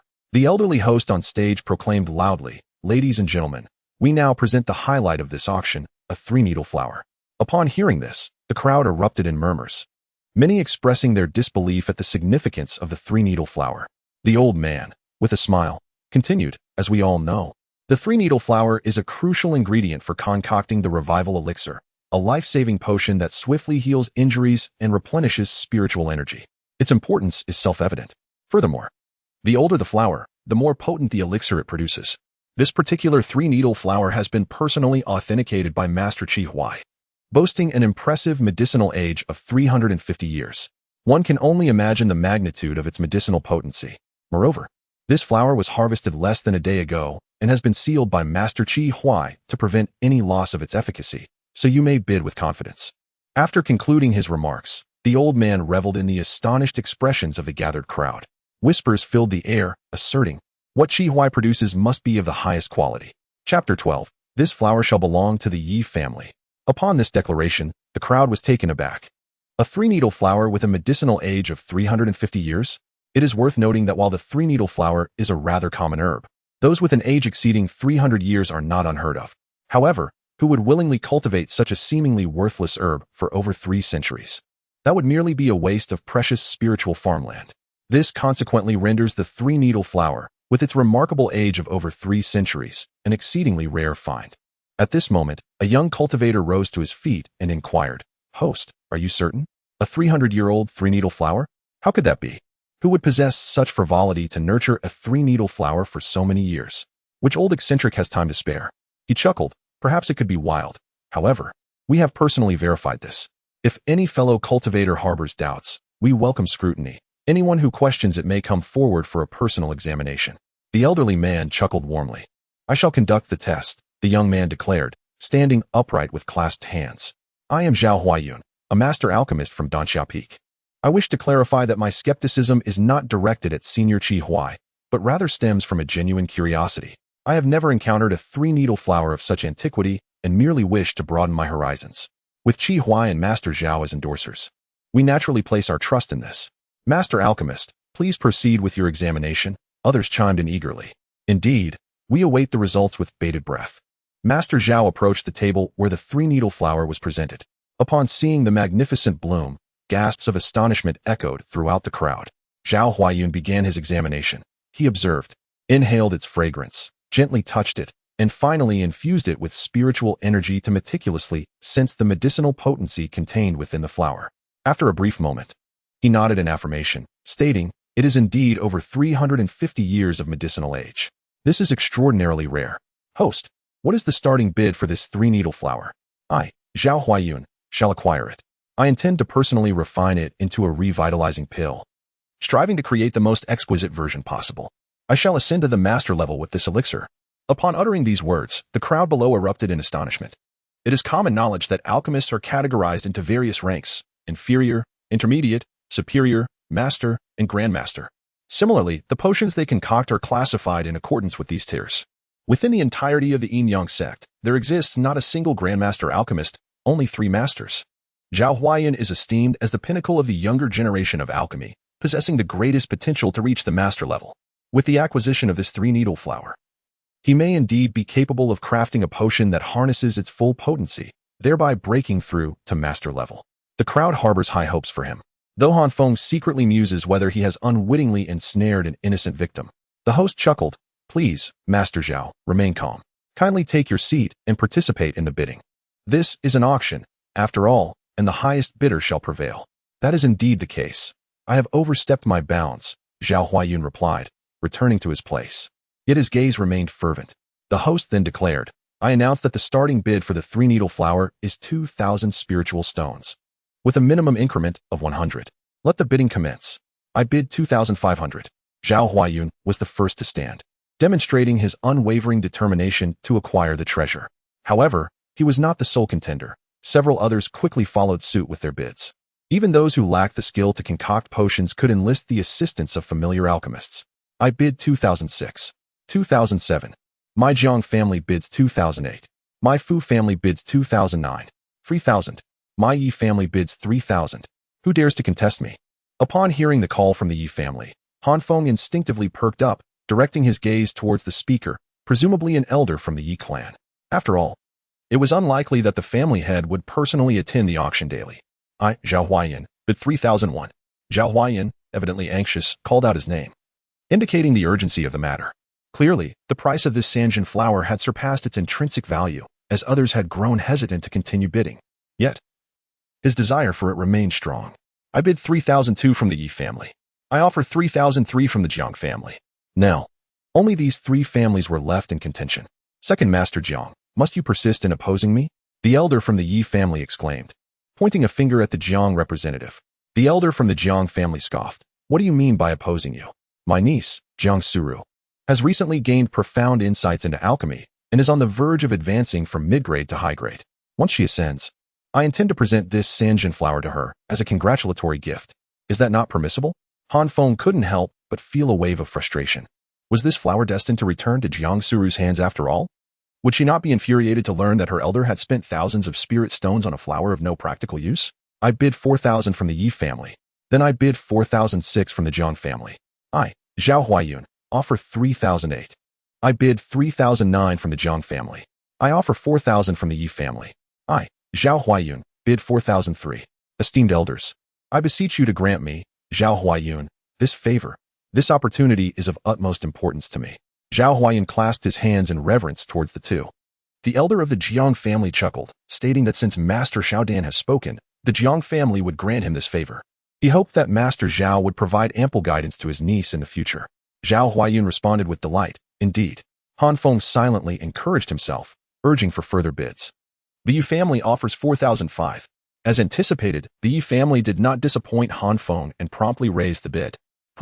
That Jiang Suru, in her attempt to evade the choice of a partner, has actually chosen a mere servant disciple as her companion. It is truly laughable. That little servant must sit in solitude every day, doesn't she?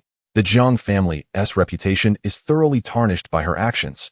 An elder from the Jiang family immediately retorted, "Our daughters may choose whomever they desire. Their happiness is paramount. We have no interest in your matrimonial schemes.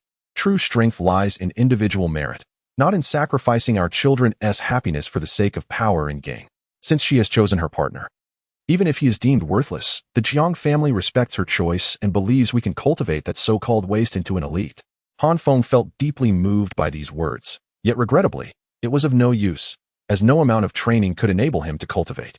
At that moment, Zhao Huayan sighed, preparing to raise the bid once more, when an elder from the Yi family interjected with a smile, Master Showdown. Please allow the Yi family to acquire this herb.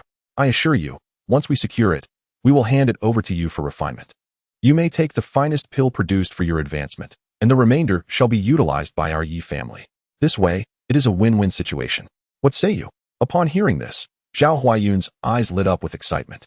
This situation is indeed advantageous. He incurs no expenses while simultaneously securing a promotion, and the Yi family acquires elixirs. A truly mutually beneficial arrangement. Very well, it is settled then. My gratitude extends to the friends of the Yi family. Observing this, Han Feng lamented inwardly, realizing that he could have profited more, but the Yi family had inadvertently thwarted his plans. Wait a moment. The elixirs produced are intended for the Yi family? With this thought, Han Feng's pangs of guilt for deceiving them diminished considerably. Unbeknownst to him, the pit he casually dug would, on the first day of the upcoming month, ensnare Yi Longyuan most severely. Chapter 13. The Wind Attribute Flying Sword. Ultimately, the transaction was consummated, with Qi Huajun and Zhao Huayun serving as guarantors, and the members of the Yi family harbored no doubts regarding the authenticity of the herbs. The deal was promptly executed. The three-needle flower was entrusted to the Yi family, and 4,500 spirit stones were duly remitted to the auction house. Subsequently, the auction concluded. Under the guidance of a servant, Han Feng proceeded to the accounts office to settle the spirit stones. After a flurry of calculations with his abacus, the accountant addressed Han Feng, stating, "For 1,500 spirit stones, split 30 to 70. You shall receive 3,150 spirit stones. Please verify your share." The accountant handed Han Feng a storage pouch before returning to his other duties. Storage pouches are not particularly rare, typically, for transactions exceeding 1,000 spirit stones. The auction house provides one as a courtesy. The individual reconciling the accounts can effortlessly ascertain the contents of the pouch with a sweep of their spiritual awareness. Regrettably, Han Feng, not yet a foundation-building cultivator, lacked such capabilities and could not elegantly verify the pouch's contents. However, to avoid appearing timid and trusting that such a reputable auction house would not deceive him, he accepted the storage pouch and departed directly. Upon stepping outside, he, as before, performed the blood oath to claim ownership of the storage bag, subsequently opening it to behold the countless spirit stones within, rendering him momentarily speechless as he lost count of their abundance. "Little Hansy, we have struck gold. How many of these spirit stones do you intend to share with me?" The voice of the little fox chimed in his ear. Turning to look, Han Feng saw the little fox had climbed out and was perched on his shoulder, its large eyes blinking curiously at the storage bag. "I must first go buy some items. Whatever remains afterwards, you may feast upon at your leisure. Just ensure you do not squander them all. Remember to save some for me. Without my assistance, you would not have acquired such a fortune in spirit stones." The little fox was utterly delighted. Han Feng had initially only earned 2,500 spirit stones, but now with more than 3,000. The surplus was all thanks to its efforts. "I understand, just keep quiet. We must not attract attention." Han Feng tucked the little fox's head back into the bundle and secured the storage bag. He adjusted his bamboo hat and proceeded forward, glancing back intermittently, wary of being followed by any suspicious figures. With his memories guiding him to the location of the market, Han Feng navigated several turns until he arrived at this bustling bazaar, exclusively frequented by cultivators. After all, this mountainous region was still home to a considerable number of common folk, whose large population provided a source of disciples for the Yinyang sect. Han Feng himself was one such individual, hailing from a village at the foot of the mountain, having spent his childhood in a farming household, toiling alongside his parents in the fields, occasionally indulging in studies, a life of blissful simplicity and languid ease. Later, when he turned 13, his parents exhausted their savings to secure him a position as a servant disciple, after which they mysteriously vanished. During the time, he searched for them tirelessly, descending the mountain whenever he had a break, yet he could not find them. His family's courtyard and fields fell into disrepair. Eventually, he relinquished his search, and coupled with his inability to progress in his cultivation, he resolved to return home after the 5-year period to resume farming and bask in the sun, living a life of tranquility and ease. However, circumstances had changed. He had incurred the enmity of Yi Longyuan, making it wiser to remain within the sect for his safety. He contemplated creating a protective array for his small courtyard, ensuring its safety, and then continuing to embrace a life of leisure. The requirements for this defensive formation were not overly demanding. It merely needed to hold until he could summon the enforcement team. Feng arrived at the largest treasure pavilion in the town and strode confidently inside. "Welcome, fellow cultivator. What type of magical artifact do you seek?" "I would be glad to assist you," greeted a young cultivator in the store's attire. "I seek a protective formation. Could you kindly direct me to where I might find one?" Feng inquired politely. "The formations are located on the second floor. Please follow me." The sales cultivator responded as he walked, elaborating.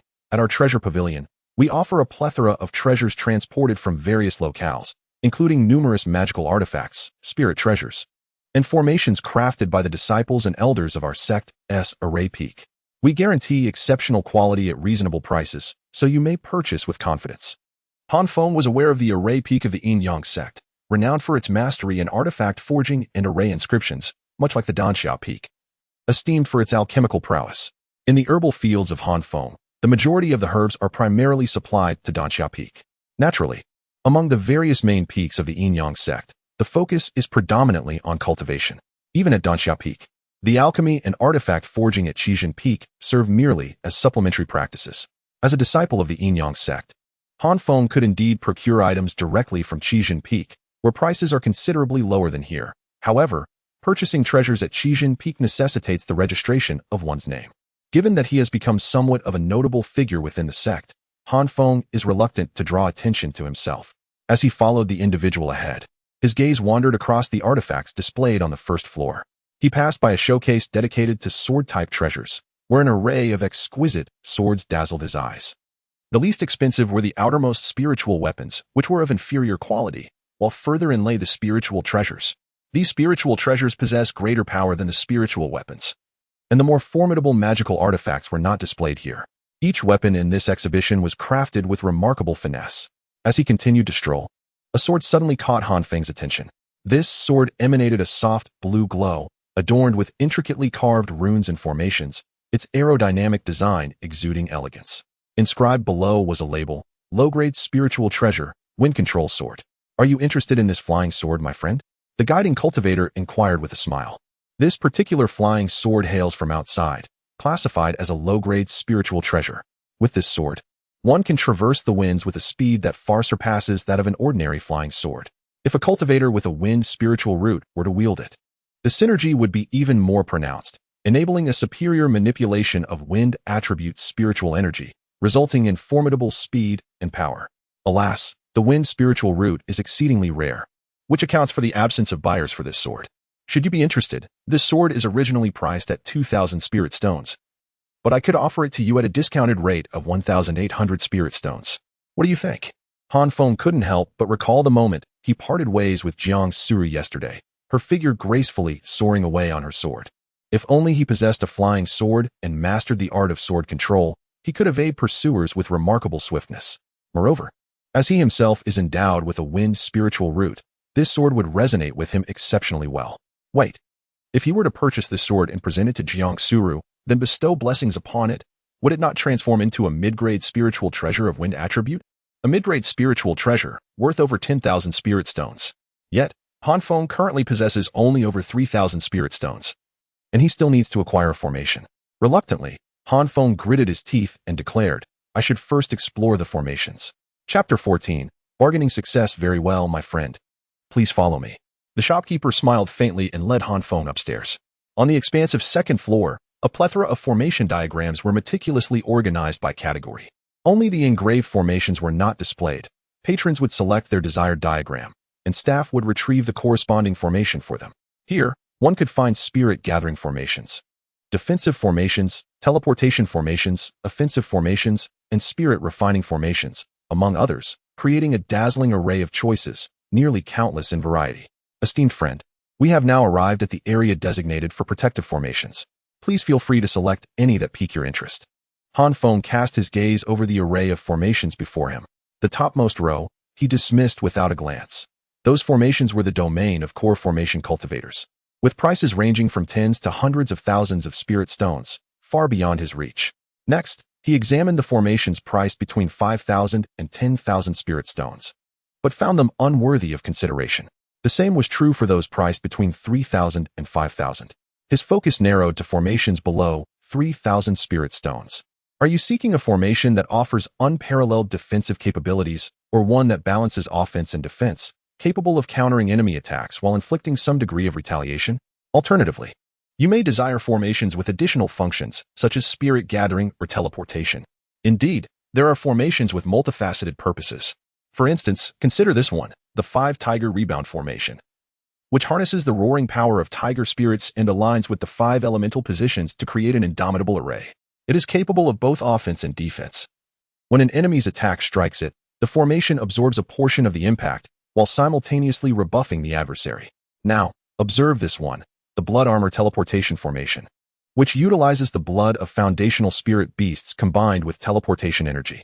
While its protective efficacy may not match that of the 5-Tiger Rebound Formation, it possesses the added advantage of teleportation. Should an enemy breach the protective formation, the destruction of the array would activate this teleportation formation, allowing for immediate escape. However, it is a one-time use only, as the formation would be shattered, and the destination of the teleportation is random, potentially leading one to an unpredictable location. Feng gazed at the 2 formations before him. One possessed the capability to both defend and counterattack, yet once breached, it rendered him defenseless. The other, upon being disrupted, afforded a direct means of escape, albeit with the uncertainty of its destination. To others, these additional functionalities might represent life-saving techniques. However, for Feng, they were drawbacks. Should he find himself besieged, he would undoubtedly have to present himself as a vulnerable figure before the law enforcement hall. If they arrived, unscathed he would be, while his adversaries lay battered, yet it would be he who was taken captive. As for the teleportation option, who could ascertain where it might lead? The realm of cultivation was chaotic, and the outside world fraught with peril. If he were to be transported to the vicinity of a demonic cultivator or the lair of a ferocious beast, it would be akin to delivering himself to the enemy. At that moment, the little fox behind him spoke up once more. What is there to fear? Fortune favors the bold. Let us choose the one that allows for teleportation. If need be, we can flee and take on the life of a rogue cultivator. Feng, exasperated, thought to himself, is that truly your perspective? The primary allure of that option is its affordability, merely 1,500 spirit stones, while the first cost a steep 2,500. The little fox chuckled mischievously, revealing its true intent to hoard more spirit stones for its own consumption. What level of adversary can these formations withstand? Feng posed the pivotal question. For those below the foundation establishment stage, it depends on the duration before deterioration. For those above, the former can withstand 3 full-force attacks, while the latter can endure 2. Once set up, can they be relocated if necessary? Indeed, both the banners and the materials are movable. Simply detach them, for the materials reside within the formation, inaccessible to the enemy. Feng stroked his chin and inquired, is this priced at 1,500? Indeed, came the reply. And that sword below is priced at 1,800? Together, that amounts to 3,003. How about you reduce the price a bit? If you could offer a discount, I would purchase both for 2,005 spirit stones. What do you say? Feng gritted his teeth, intending to negotiate firmly, as he possessed only 3,100 spirit stones. The instructor was taken aback. It was his first encounter with such aggressive bargaining. The listed prices were set at their original value, but the proprietor had indicated that they could adjust the prices as deemed appropriate, offering a 10% discount. In truth, this 10% was merely a tactic to inflate the initial price, aiming to exploit unsuspecting buyers. However, encountering someone like Feng, who negotiated down to a mere 75% of the price, was a novel experience for him. My friend, he stated, the price I quoted has already been discounted. The Wind Spirit Sword, after the discount, is priced at 1,800 due to its lack of demand. As for the Blood Armor Teleportation Array, it cannot be discounted. But considering your intention to purchase both, I could reduce it by a mere 100 spirit stones, bringing the total to 3,002. What do you think? You see, Feng countered, you've mentioned that the sword is difficult to sell. Since I am keen on it, why not sell it to me? If you choose not to sell, it shall remain there, turning into nothing more than an idle artifact devoid of value. By selling it to me, you will obtain spirit stones and rid yourself of an unsellable burden. Moreover, this grand formation is ephemeral. Once it is broken, it ceases to exist. After utilizing it, I shall undoubtedly return to procure another from you. Your generous discount this time has indeed pleased me, and I shall seek your services again, allowing you to take your commission. Would you not agree? 3,001. I cannot reduce it further. 2,008. No more can be offered, for I lack sufficient spirit stones. 3,001. 2,008. I am not the shopkeeper. I cannot afford to grant such a substantial discount. Then perhaps you might consult the shopkeeper. Very well, please wait for me. After the instructor concluded his remarks, he sighed and departed. Having never encountered such a miserly and ungracious customer, Feng continued to examine other formations. Soon after, the instructor returned and addressed Feng, "Friend, our shopkeeper has stated that as a gesture of friendship, the price is set at 3,000 spirit stones, not a single stone less, as this price is already equivalent to what is charged at the weapon formation peak. If you could procure it at the weapon formation peak, you would not seek us at the treasure pavilion. We merely engage in business by capitalizing on opportunities. We cannot sustain losses in trade. Should you doubt this, feel free to verify the price at the weapon formation peak. Their business primarily caters to external cultivators and families, as well as some foreign goods that cannot be obtained at the weapon formation peak. Ordinary disciples of the Yin-Yang sect seldom find the need to purchase from them. Furthermore, the items from the Yin-Yang sect's weapon formation peak are exclusively sold to their own disciples and elders, not available to the public. Thus, they often employ various means to source goods from the weapon formation peak, such as when certain blacksmiths produce weapons but do not submit them to the sect, failing to record them and discreetly selling them below. This can be considered smuggling. Feng inquired, 2009? I welcome you to visit again. 3,000 it is. Then, deal. Just as Feng had newly acquired 1,350 spirit stones, he promptly relinquished them once more.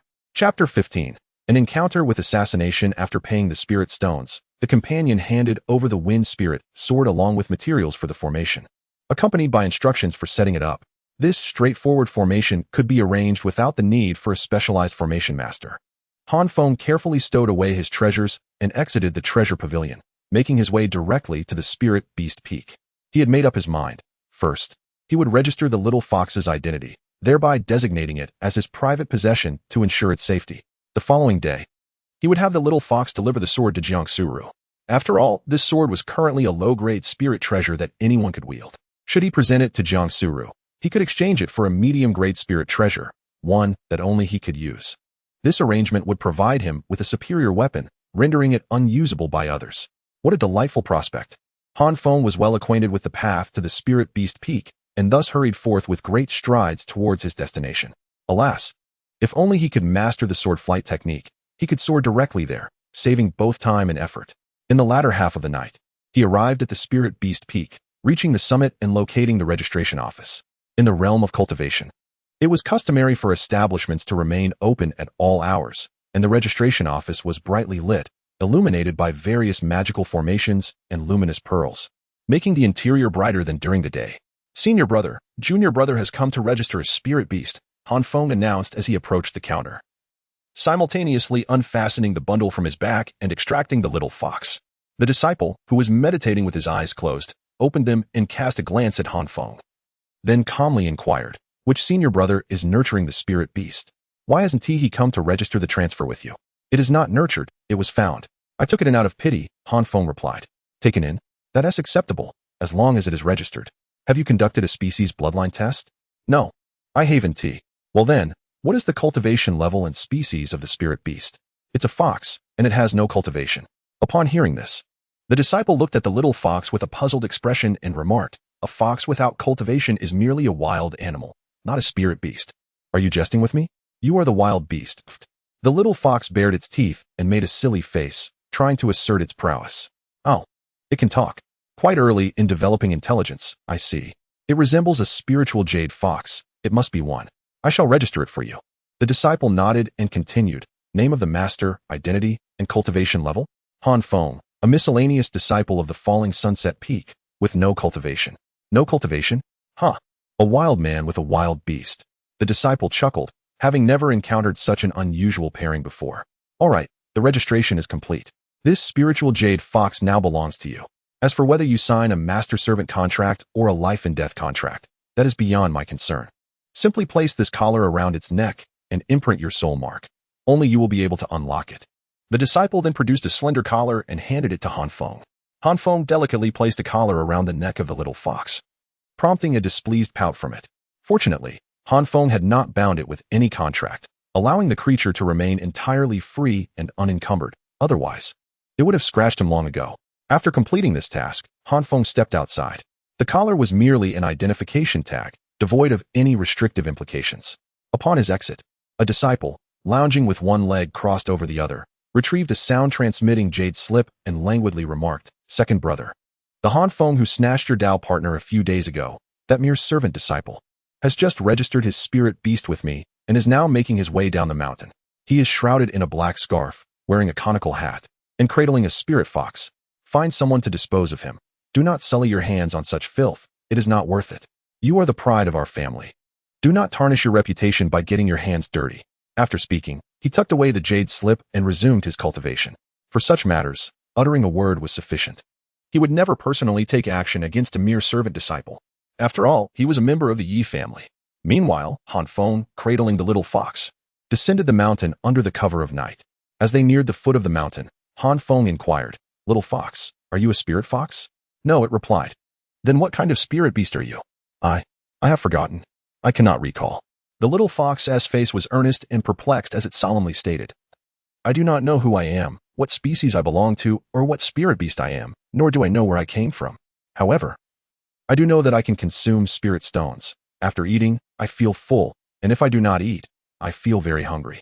However, I vaguely sense that I am not the spirit fox. I have encountered the spirit fox before, and their lineage is utterly inferior to mine, which is of a much higher caliber. Oh, it appears your bloodline is quite valuable, is it not? Why do you choose to describe it as valuable rather than noble? What are your intentions?" "Nothing of consequence. I have no intention of selling you. Do you wish to keep me merely to extract my blood? Is your blood truly so precious?" "Not precious at all. I am merely a wild beast." The little fox, feeling guilty, turned her head away. "By the way, how many spirit stones do we have left?" "You extravagant spender, you've squandered 3,000 in one go. There should be over 100 remaining. How can you afford to keep me if you are so poor? Did I ever claim I would take care of you? Does your potential starvation concern me in any way? You heartless scoundrel, calling me a good friend by day, and now you have transformed into..." Suddenly, the little fox's expression changed drastically as she shouted, "Quick, hide. There is malice." At her warning, Han Feng immediately sidestepped without hesitation, and a flying sword suddenly whizzed past the spot where he had just been standing. Sweating profusely from fright, Han Feng felt a surge of relief. The little fox's ability to sense malevolence was indeed invaluable. Suddenly, two shadowy figures emerged from the underbrush, each wielding a sword, rushing swiftly toward Han Feng with lethal intent. "Little fox, hurry and summon the enforcer hall for help." Han Feng's expression changed dramatically as he drew his wind spirit sword, cleaving towards the enemy, who charged the fastest. He was unaware of his opponent's true strength, but under the cover of night, with the wind howling and few souls around, escaping from the two adversaries proficient in swordplay was no easy feat. The little fox promptly leapt from Han Feng's shoulder and darted away into the distance with remarkable speed, reaching a large boulder almost in the blink of an eye. However, it suddenly came to a halt atop the stone. Its big eyes blinked curiously as it observed Han Feng confront his foes. With a swift motion, Han Feng swung his sword, yet the assassin appeared to dismiss him entirely. Facing what he presumed to be a mere cripple, he made no attempt to evade Han Feng's strike, allowing the blade to pierce his body as he sought to retaliate. In the next moment, however, astonishment filled his eyes. After deftly sidestepping the assassin's attack, Han Feng's wind spirit sword effortlessly penetrated the assassin's chest. How could you breach my defenses?" Chapter 16. My brother-in-law? The assassin was taken aback, but Han Feng showed no hesitation. With a decisive twist, he crushed the assassin's heart. He understood that cultivators in the Qi refinement stage had a physiological structure akin to mortals. A stab to the heart meant certain death. Once he had swiftly eliminated this foe, Han Feng turned his attention to the other assassin. The remaining assassin gaped in shock at the scene before him, then narrowed his eyes and, without a moment's hesitation, turned to flee. He wished to escape, but Han Feng was not inclined to let him go. He had no intention of drawing the attention of the enforcement team, as he sought to keep his cultivation concealed.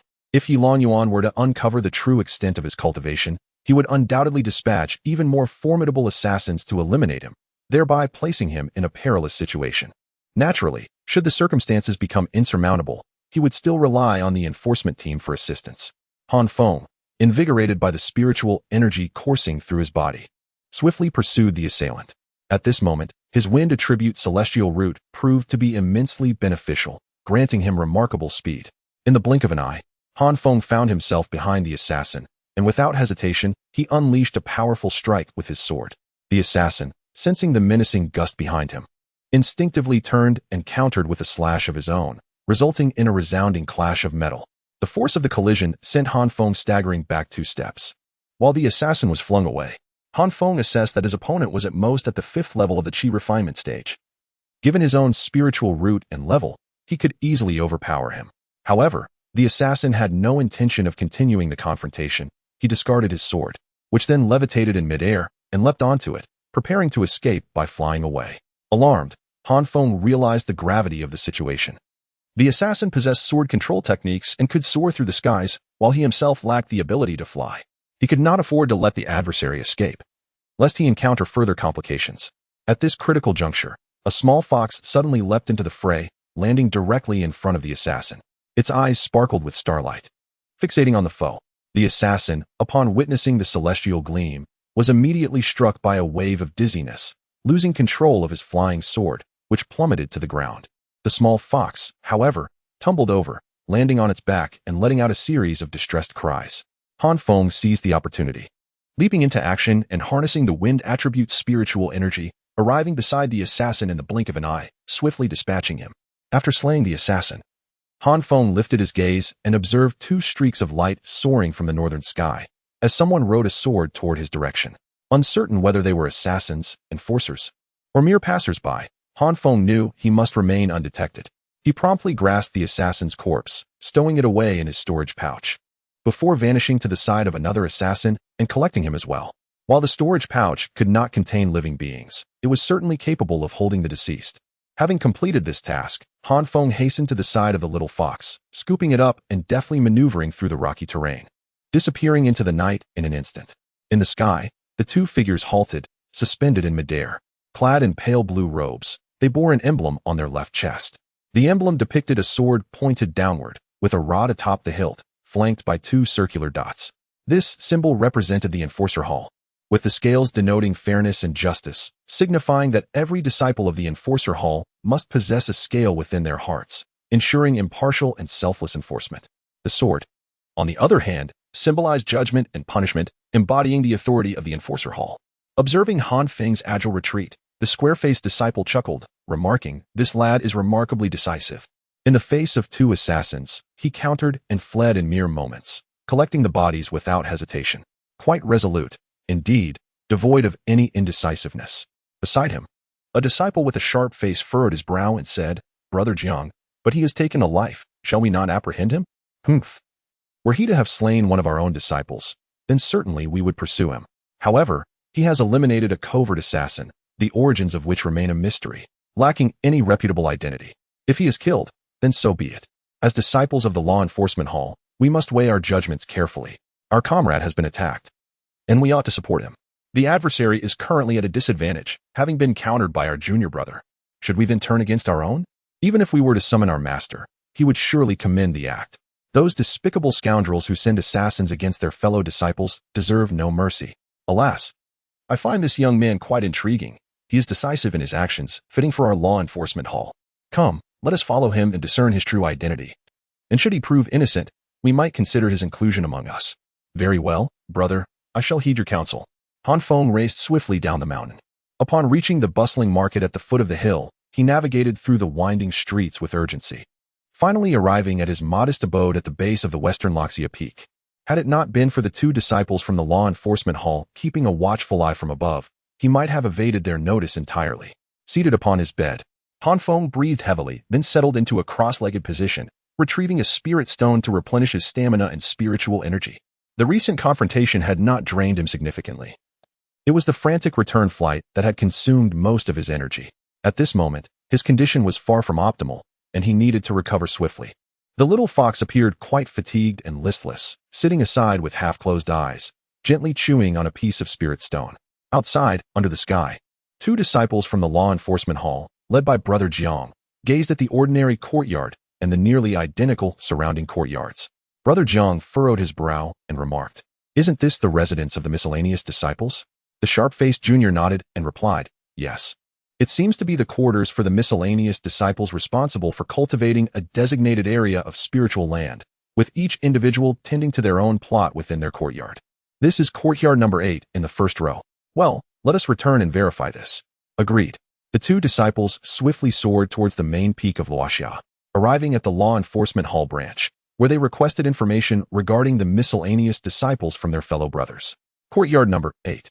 houses two individuals, Wang Mian and Han Feng. Han Feng. That name sounds remarkably familiar, the sharp-faced disciple said, glancing at Brother Jiang. A nearby disciple from the law enforcement hall chuckled. How could it not be familiar? That is none other than your brother-in-law, Jiang Huaiyang. What brother-in-law? From where do I have a brother-in-law? Brother Jiang exclaimed in astonishment. Just the day before yesterday, your sister, Jiang Suru, became Dao partners with Han Feng. Were you not aware? I truly was not informed of this. However, it is indeed these two individuals residing in this courtyard, correct? Jiang Huaiyang inquired with a serious demeanor. Chapter 17. Some wonderful misunderstandings. After pondering for a moment, the disciple of the law enforcement hall of Luoxiao Peak remarked, No. It seems that the outer disciples have submitted a registration today. It states that Wang Mian and his partner, Zhang Xiao, have relocated to the quarters of the outer disciples. Currently, the house is occupied solely by Han Feng. What is Han Feng's cultivation level? Cultivation level? He possesses no discernible cultivation. He is renowned as a complete failure, having spent 5 years within the sect without managing to cultivate a single trace of spiritual energy. He is the most inept disciple of Luoxiao Peak. He was due to be expelled from the sect next month, but by some stroke of fortune, your sister selected him as her partner. If your family intervenes, he will undoubtedly be unable to leave. After a moment of contemplation, Jiang Huaiyang nodded and inquired, By the way, does Han Feng have a white spiritual fox? Who knows? I wouldn't bother paying attention to a mere servant disciple. Very well, thank you, senior brother. I shall take my leave now. Do take care. Jiang Huaiyang and his sharp-featured junior departed from Luoxiao Peak, heading directly towards Spirit Beast Peak. The sharp-featured junior asked, Senior brother, that fellow is a cultivational failure? Isn't that absurd? The way he effortlessly dispatched a 5th-layer qi refining practitioner suggests he must possess at least a 7th or 8th-layer cultivation level. At his age, a 7th or 8th-layer cultivation would certainly indicate commendable aptitude. I share your sentiments. This matter does seem rather unusual. This lad has piqued my interest. Let us proceed to Spirit Beast Peak and ascertain the truth. With an expression of calm, Jiang Huaiyang arrived at the registration office on Spirit Beast Peak and entered without hesitation. Seated within was none other than the disciple of the Yi family. Oh, brother from the law enforcement hall, what brings you here?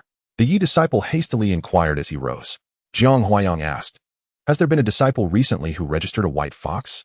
Jiang Huaiyang had witnessed Han Feng being attacked at the foot of the Spirit Beast Peak, and an outer peak disciple visiting the Spirit Beast Peak would typically be for the purpose of purchasing or registering a spirit beast.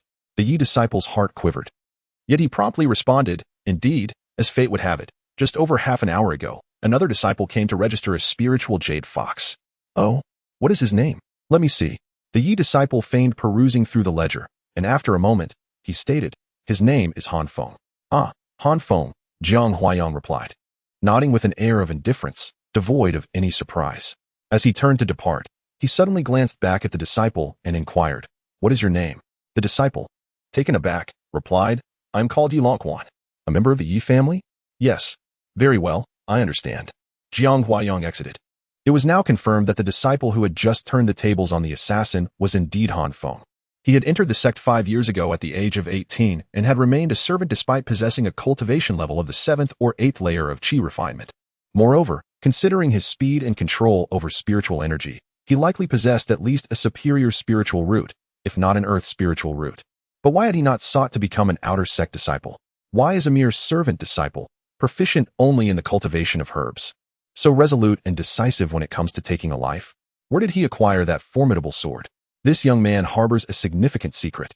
It appears my sister's choice of him was not a mere act of defiance, but rather an astute recognition of his potential. The intrigue deepens. Since Suro seems to understand him better than I do, I shall refrain from intervening for now and observe closely, as he may well become a formidable asset for our family in the future. He instructed his junior brother to keep this matter confidential before returning to the law enforcement hall. Once he departed, the disciple from Spirit Beast Peak, named Yi Longquan, became unsettled. Although Jiang Huaiyang did not recognize him, he certainly knew Jiang Huaiyang, the renowned prodigy of the law enforcement hall. How could he not? Just as he had informed Yi Longyuan to send someone to assassinate Han Feng, Jiang Huaiyang arrived and inquired if he was affiliated with the Yi family. Ah, I see. Am I being singled out? He summoned a fellow disciple to take his place, then employed his sword control technique and swiftly soared towards Falling Sunset Peak. Upon reaching Yi Longyuan's abode, he entered directly and found his brother. Second brother, have you dispatched someone to assassinate Han Feng? Yes, I have. Why do you ask? Yi Longyuan replied, furrowing his brow. This is troubling. You must contact the individuals you send out and ascertain their status. Upon hearing this, Yulong promptly retrieved a communication jade slip, calling out several times without receiving a response. His expression darkened as he turned to Yulong and inquired, "What happened?" "Explain." "Well, shortly after I informed you, it was just a moment ago that Jiang Huaiyang came to see me." "Jiang Huaiyang? The brother of Jiang Shimi? What did he want from you?" "He first inquired if I knew who was registering the fox today, to which I replied it was Han Feng. He nodded and asked for my name. I introduced myself as Yilong Quan. He acknowledged me as a member of the Yi family before departing." Yilong Yuan furrowed his brow and remarked, "Jiang Huaiyang must have discovered something. He's signaling you." It was likely that the assassin I dispatched had been eliminated by Jiang Huaiyang, indicating a mission failure. However, he lacked any evidence to implicate me. Thus he subtly hinted to you at Spirit Beast Peak, serving as a warning for our Yi family to exercise restraint. Indeed, brother, I believe the Jiang family is currently protecting Han Feng. Otherwise, how could Jiang Huaiyang have arrived so swiftly? Han Feng may have already been rescued. We must tread carefully. This fellow has secured favor with the Jiang family. In response, Yilong Yuan scoffed, "Humph, what of the Jiang family? My Yi family fears them not. If they expect me to swallow this indignity, they are sorely mistaken. If brute force fails, we shall resort to cunning, leaving them with no evidence against me. Yet, the Jiang family is indeed a nuisance. I wish not to tarnish my image in the eyes of junior sister Jiang. This fellow shall be allowed to prance about for a few more days." Unbeknownst to Han Feng, due to the events of the evening, a series of delightful misunderstandings had taken root in the minds of several individuals. By dawn, Han Feng had completed his meditation, restoring both his spiritual energy and physical strength to their peak. Meanwhile, the little fox sat beside him, contentedly burping. Han Feng curiously inquired, "How many spiritual stones have you consumed?" "I haven't eaten many," the little fox replied, turning her head away with a hint of guilt. "It's all right, indulge yourself. Since you assist me in battle, it is only fitting that I provide you with spiritual stones. One cannot expect a horse to run without offering it grass." Han Feng remarked, "You were quite swift last night. Despite lacking cultivation, how could you unleash such speed, even surpassing mine?" "It must be a talent," she answered. "And what of the individual you merely glanced at, who subsequently fell to the ground? How do you explain that?" "I don't know. Perhaps it's also a talent," she replied. Chapter 18. You are a love-struck fool. Han Feng gazed at the little fox, a frown etched on his brow, while she looked back at him with her innocent, wide eyes. The two of them shared a moment of silence. "Thus, it is said that although you lack a realm and combat prowess, you possess numerous innate abilities. For instance, you can sense malice in your surroundings, which aids in preventing assassination attempts. You can also move with the swiftness of lightning and bewilder your foes. Oh, and you have another ability, the capacity to absorb the spiritual energy from the deceased, transforming them into a sphere of blood and vitality." "You can absorb energy from the living as well," the little fox chimed in cheerfully. "You can absorb energy from the living?" Han Feng's eyes widened in astonishment. "Indeed. But it tends to invite trouble, so I ceased that practice," she responded. "Naturally, it would provoke conflict. Who would allow you to siphon their spiritual energy without consequence?" Han Feng cradled the little fox and ventured into the main hall, saying, "Come now. Utilize your innate abilities to assist in dealing with these two corpses." He retrieved two lifeless bodies from his storage pouch and cast them onto the ground. The little fox furrowed its brow at the sight and remarked, "How revolting. I detest this." "Revolting, you say? Spare me your complaints. However, the expenditure of my spiritual energy is considerable. This task poses quite a challenge for me," it continued. Observing the little fox's mercenary demeanor, Han Feng felt a surge of frustration and declared, 5 spirit stones." "Agreed," the little fox exclaimed joyfully, opening its mouth in preparation to commence its work. Suddenly, Han Feng extended his hand, reclaiming the storage pouches and the sword from the two corpses. The little fox inhaled sharply and exhaled onto the bodies, which swiftly disintegrated into 2 essence orbs. These orbs were beneficial for cultivation, though regrettably, Han Feng could not enhance his own cultivation directly. He took the 2 essence orbs and buried them beneath the most precious white silk flower in his medicinal field. He anticipated that it wouldn't be long before he could reap a bountiful harvest of this exquisite flower. Upon returning indoors, Han Feng opened the 2 storage pouches, discovering a few qi condensation pills and healing pills, several mid to high-grade spiritual tools, and around 30 to 40 spirit stones. The absence of anything else was telling, evidently. An assassin would not carry items that could reveal their identity. Han Feng then offered the little fox 10 spirit stones. "Oh, how generous. Is this a case of unwarranted kindness? Speak up. What unsavory tasks involving murder and theft do you require of me?" The little fox spoke with an air of nonchalance. Feng took a storage pouch and hung it beneath the little fox's collar, smiling as he said, "This storage pouch is now yours. Once you recognize it as yours with a drop of your blood, you will be able to use it. Why are you giving me so much? What exactly are you planning?" She demanded. "Hurry up and tell me, for I am a lady of principles." "A lady? Are you a female?" Feng exclaimed in surprise, lifting the little fox to inspect her hindquarters. "Let go of me, you filthy rogue. How dare you look there without permission?" the little fox exclaimed, flailing futilely with her legs, unable to inflict any harm. "Do you, a spirit beast, really care about that? Now, let us discuss serious matters. Do you remember the way to Jiang Suru's place?" "I remember. Why?" "Then help me deliver this to her." Feng produced his wind spirit sword and placed it upon the table. "The wind spirit sword? Did you not just purchase it for 1,800 spirit stones yesterday? You wish to give such an expensive item to that woman?" The little fox was taken aback, suddenly realizing something and pointing at Feng, exclaiming loudly, "Oh, I understand now. You are a devoted admirer." "Devoted admirer? That sounds so harsh. This is merely a demonstration of love and care for my wife. Do you understand?" Feng replied, a vein throbbing on his forehead. In truth, he felt little affection for Jiang Suru, were it not for the pursuit of something greater. He would not have considered delivering anything to her. To be a devoted admirer? That was utterly impossible for him. He was no Yilong Yuan. Then why not go yourself? Wouldn't that show more sincerity and win her favor more effectively? Because she has a slight preference for you, given your charming demeanor and pleasant speech. You are undoubtedly capable of accomplishing this task. If I were to go, she would likely feel too embarrassed to accept it. Very well, I understand. I shall speak highly of you. If she inquires about the origin of this sword, simply state that you exchanged some herbs you have accumulated over the years for spirit stones, which you then used to purchase this sword from the treasure pavilion. This sword has been there for quite some time, and many must have seen it. It cannot be concealed. When she is in a joyous mood, casually mention that you find her sword flying impressive and express a wish that you too could soar with a sword. Why is that? Do not concern yourself with the details. Just say it. Feng cannot trade the wind spirit sword for sword flight techniques with Jiang Suru, as the blessing stipulates that one must offer items to a partner in order to receive a return. Directly requesting would constitute a transaction, which does not allow for returns. However, if he gifts Jiang Suru a flying sword, and she reciprocates with sword flight techniques, this would not affect the possibility of a return. Ideally, Feng wishes to bestow upon Jiang Suru all the formations and spoils he has amassed, thus enabling a greater return. Yet, this is unfeasible. Firstly, Jiang Suru is a wealthy young lady who does not lack such items, and secondly, her aloof nature would likely lead her to become annoyed if he were to gift her excessively. Should she refuse his gifts in the future, he would find himself unable to exchange for resources. Furthermore, he cannot adequately explain the abundance of possessions he holds. After listening, the little fox stowed the wind spirit sword into its storage pouch and skipped away from the foot of the mountain, dashing towards the outer disciple area atop the hill. Observing the little fox's retreating figure, Feng smiled with satisfaction. Did that bestowal wish for him to be a sycophant? He regarded both the bestowal and Jiang Suru merely as tools. As for Jiang Suru herself, it was better to avoid her.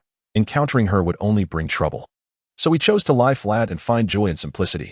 Feng retrieved the formation he had purchased the previous day and, following the instructions, arranged it around the courtyard. This formation was one designed for concealment, activating only when outsiders entered or attacked. Once the formation was set, the courtyard truly became Feng's private domain. He nodded in approval, adjusted his lounge chair, reclined upon it, basking in the sun while drifting off to sleep. In this vast world, lying flat was the greatest freedom. He was at ease, while his little pet was bustling about, diligently assisting him. The little fox successfully arrived at Jiang Suru's residence, leaping onto the courtyard wall. Upon glancing around, it spotted Jiang Suru meditating by a window on the second floor.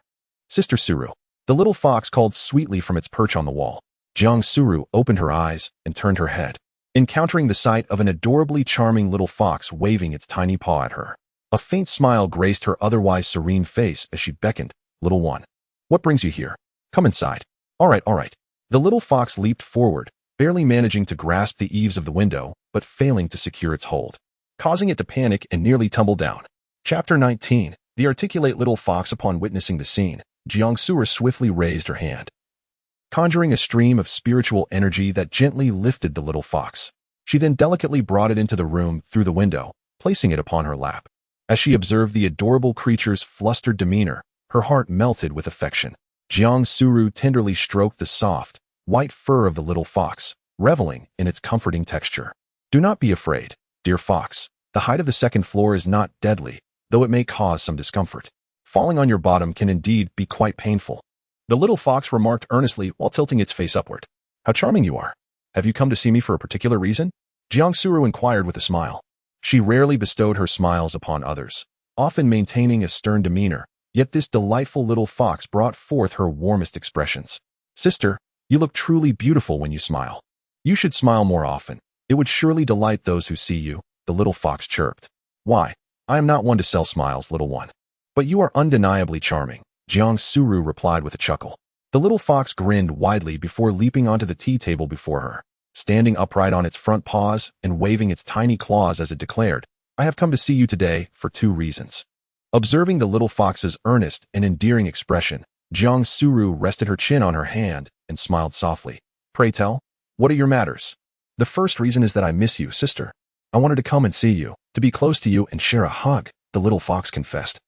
Its sweet words eliciting a soft laugh from Jiang as she affectionately ruffled its little head. Then what? What is the second matter? Observing the joyful expression on Jiang face, the little fox felt an immense sense of pride within, secretly thinking that it would be wise to let the foolish Feng come and see how to make a girl happy, rather than being a fool and a sycophant who was too timid to deliver a gift in person. At this rate, when would he ever have the chance to hold the lady's hand? The second matter is that there is a gift to present to my sister. The little fox patted the storage pouch beneath his neck, and then a pale blue flying sword materialized upon the table. A sword? Why would you give me a sword? Jiang picked up the sword, cradling it in her hands, channeling her spiritual energy to assess its quality. She was momentarily astonished, exclaiming, This is a spiritual treasure. It appears to be of lower grade, yet still quite valuable. Where did it come from? Indeed, spiritual treasures are quite precious. Some less affluent foundation establishment cultivators do not possess such luxuries and can only make do with spiritual tools. Only those from wealthy families, like Jiang can afford spiritual treasures, which serve as the primary weapon for mid-tier cultivators within the Yin-Yang sect. As for magical artifacts, each is exorbitantly priced. With only a handful existing within the entire sect, all held by the elders, each treasured like a gem. Jiang certainly does not possess such items herself. Her own life weapon is merely a middle-grade spiritual treasure, so upon receiving a lower-grade spiritual treasure from the little fox, she was naturally quite taken aback. The little fox explained, This was purchased by Feng last night. He asked me to deliver it to you. Feng bought this. This inferior spiritual treasure is valued at no less than 2,000 spirit stones. How could he, a mere servant disciple, afford such a treasure? Jiang expressed her disbelief. It's not 2,000, it's only 1,800. I bought it from the treasure pavilion at the foot of the mountain, truly. I accompanied him to make the purchase. Sister, please do not doubt me, the little fox said, furrowing her brows and pouting her lips. I do not distrust you. I am merely curious. Feng has been a servant for years without any cultivation. Where did he acquire such a sum of spirit stones to purchase a spiritual treasure? Jiang set down the sword and embraced the little fox. The little fox spoke earnestly. Feng mentioned that these are the rewards he has accumulated over the past 5 years. He secretly cultivated some herbs at the foot of the mountain, exchanging them for spirit stones. He had no means to cultivate before, so he did not trade those gathered herbs for stones. Last night, he exchanged those herbs for spirit stones and negotiated for half a day, finally obtaining this sword for 1,800 spirit stones. Upon hearing this, Jiang felt somewhat moved. She raised her brow slightly and said, 1,800 is not a trivial amount for me either. For him to save such a sum is indeed commendable. However, if that is the case, I cannot accept this sword. It is the fruit of 5 years of his hard work, all his blood and sweat. I owe him nothing, and he is not indebted to me in the slightest.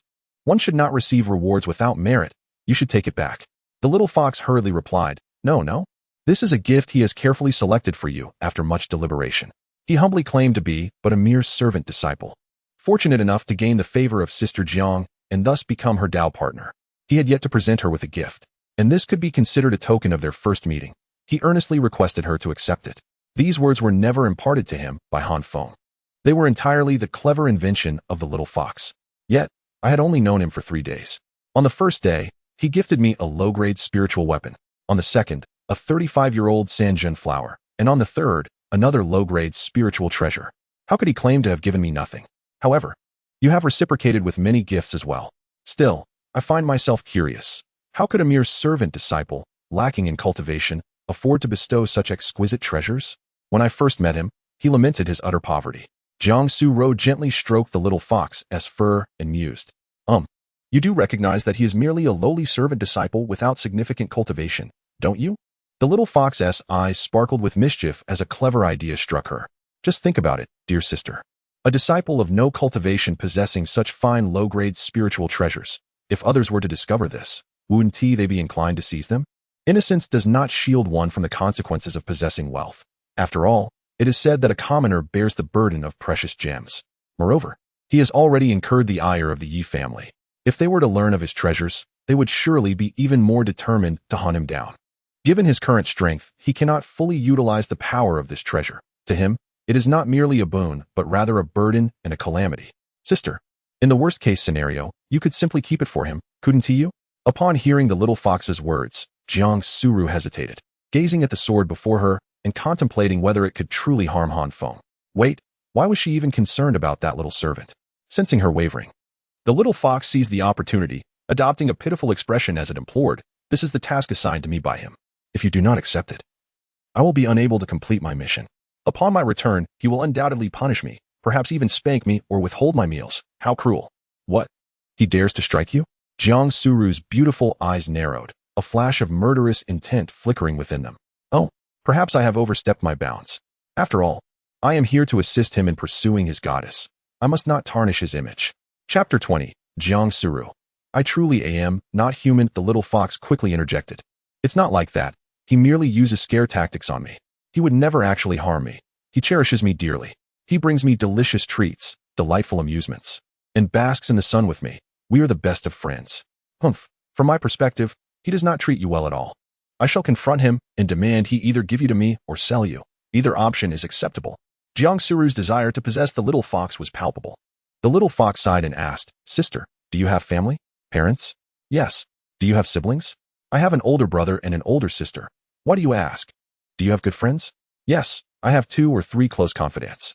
"You must have numerous admirers and abundant resources at your disposal, being one of the distinguished talents from the outer sect, am I right?" "Indeed. What exactly do you wish to convey?" Jiang Su gazed at the little fox in confusion. The little fox sighed and said, "But he possesses nothing. He has only me." As these words escaped its lips, Jiang Su stood frozen, engulfed by a profound sense of guilt. Indeed, he was merely a servant disciple, orphaned and alone, devoid of friends and resources. Even his companion was merely a nominal association. He had nothing but a small pet for company. Yet I, in my selfishness, sought to seize even that meager possession from him. I am truly inhumane. Sigh. Very well then, he is rather pitiable, having nothing at all. You are quite remarkable, and despite his lack, you still choose to accompany him. I truly envy you both. Upon hearing Jiang Su's words, the little fox chuckled softly. It understood that Jiang Su's environment was far more favorable, and she cared for it deeply. In contrast, Han Feng's realm was impoverished and desolate, often burdening it with labor. However, Han Feng was different. While Jiang Su regarded it merely as a pet, Han Feng treated it as a friend, fostering an egalitarian bond. Had the little fox been willing to accept its role as a spirit companion, it would not have to scurry about, scavenging for spiritual energy. Every human it encountered sought to tame and subjugate it. Yet upon meeting Han Feng, the laid-back individual, it felt a sense of warmth and safety, for he was willing to protect it and regarded it as an equal friend. Jiang Su grasped the sword and remarked, "Since this is not a favorable matter for him, I shall take it upon myself to safeguard it for now. In the future, when he possesses the strength to wield it, I shall return it to him. However, he has bestowed upon me such a precious gift. What should I offer in return? Alas, if I continue to give gifts, I shall find myself devoid of offerings to reciprocate. There is no need for a return gift. We are all companions on this journey, akin to one family, so why speak of exchanges?" The clever little fox chimed in. "Yet, Han Feng often mentions how dashing and admirable you appeared when he first saw you soaring through the skies on your sword. If only he could fly as well. Sister, why not bestow upon him the art of sword flight, so he too may soar through the air and play alongside me?" The art of sword flight is not an esoteric skill. Every outer sect disciple can exchange merits for it at the scripture pavilion, and nearly everyone is adept. To offer this seems rather unimpressive. She pondered for a moment before continuing. Instead, I possess a family heirloom technique, an advanced version of sword flight, swifter and more powerful, suitable for both travel and combat. It is classified as a mid-grade mystical art. This technique is called swift wind feathers. Please convey it to him on my behalf. Jiang Suer retrieved a jade slip from her storage bag and placed it upon the table. Moreover, possessing the art of sword flight is futile without a flying sword. Since he currently has nothing, I shall present him with a flying sword.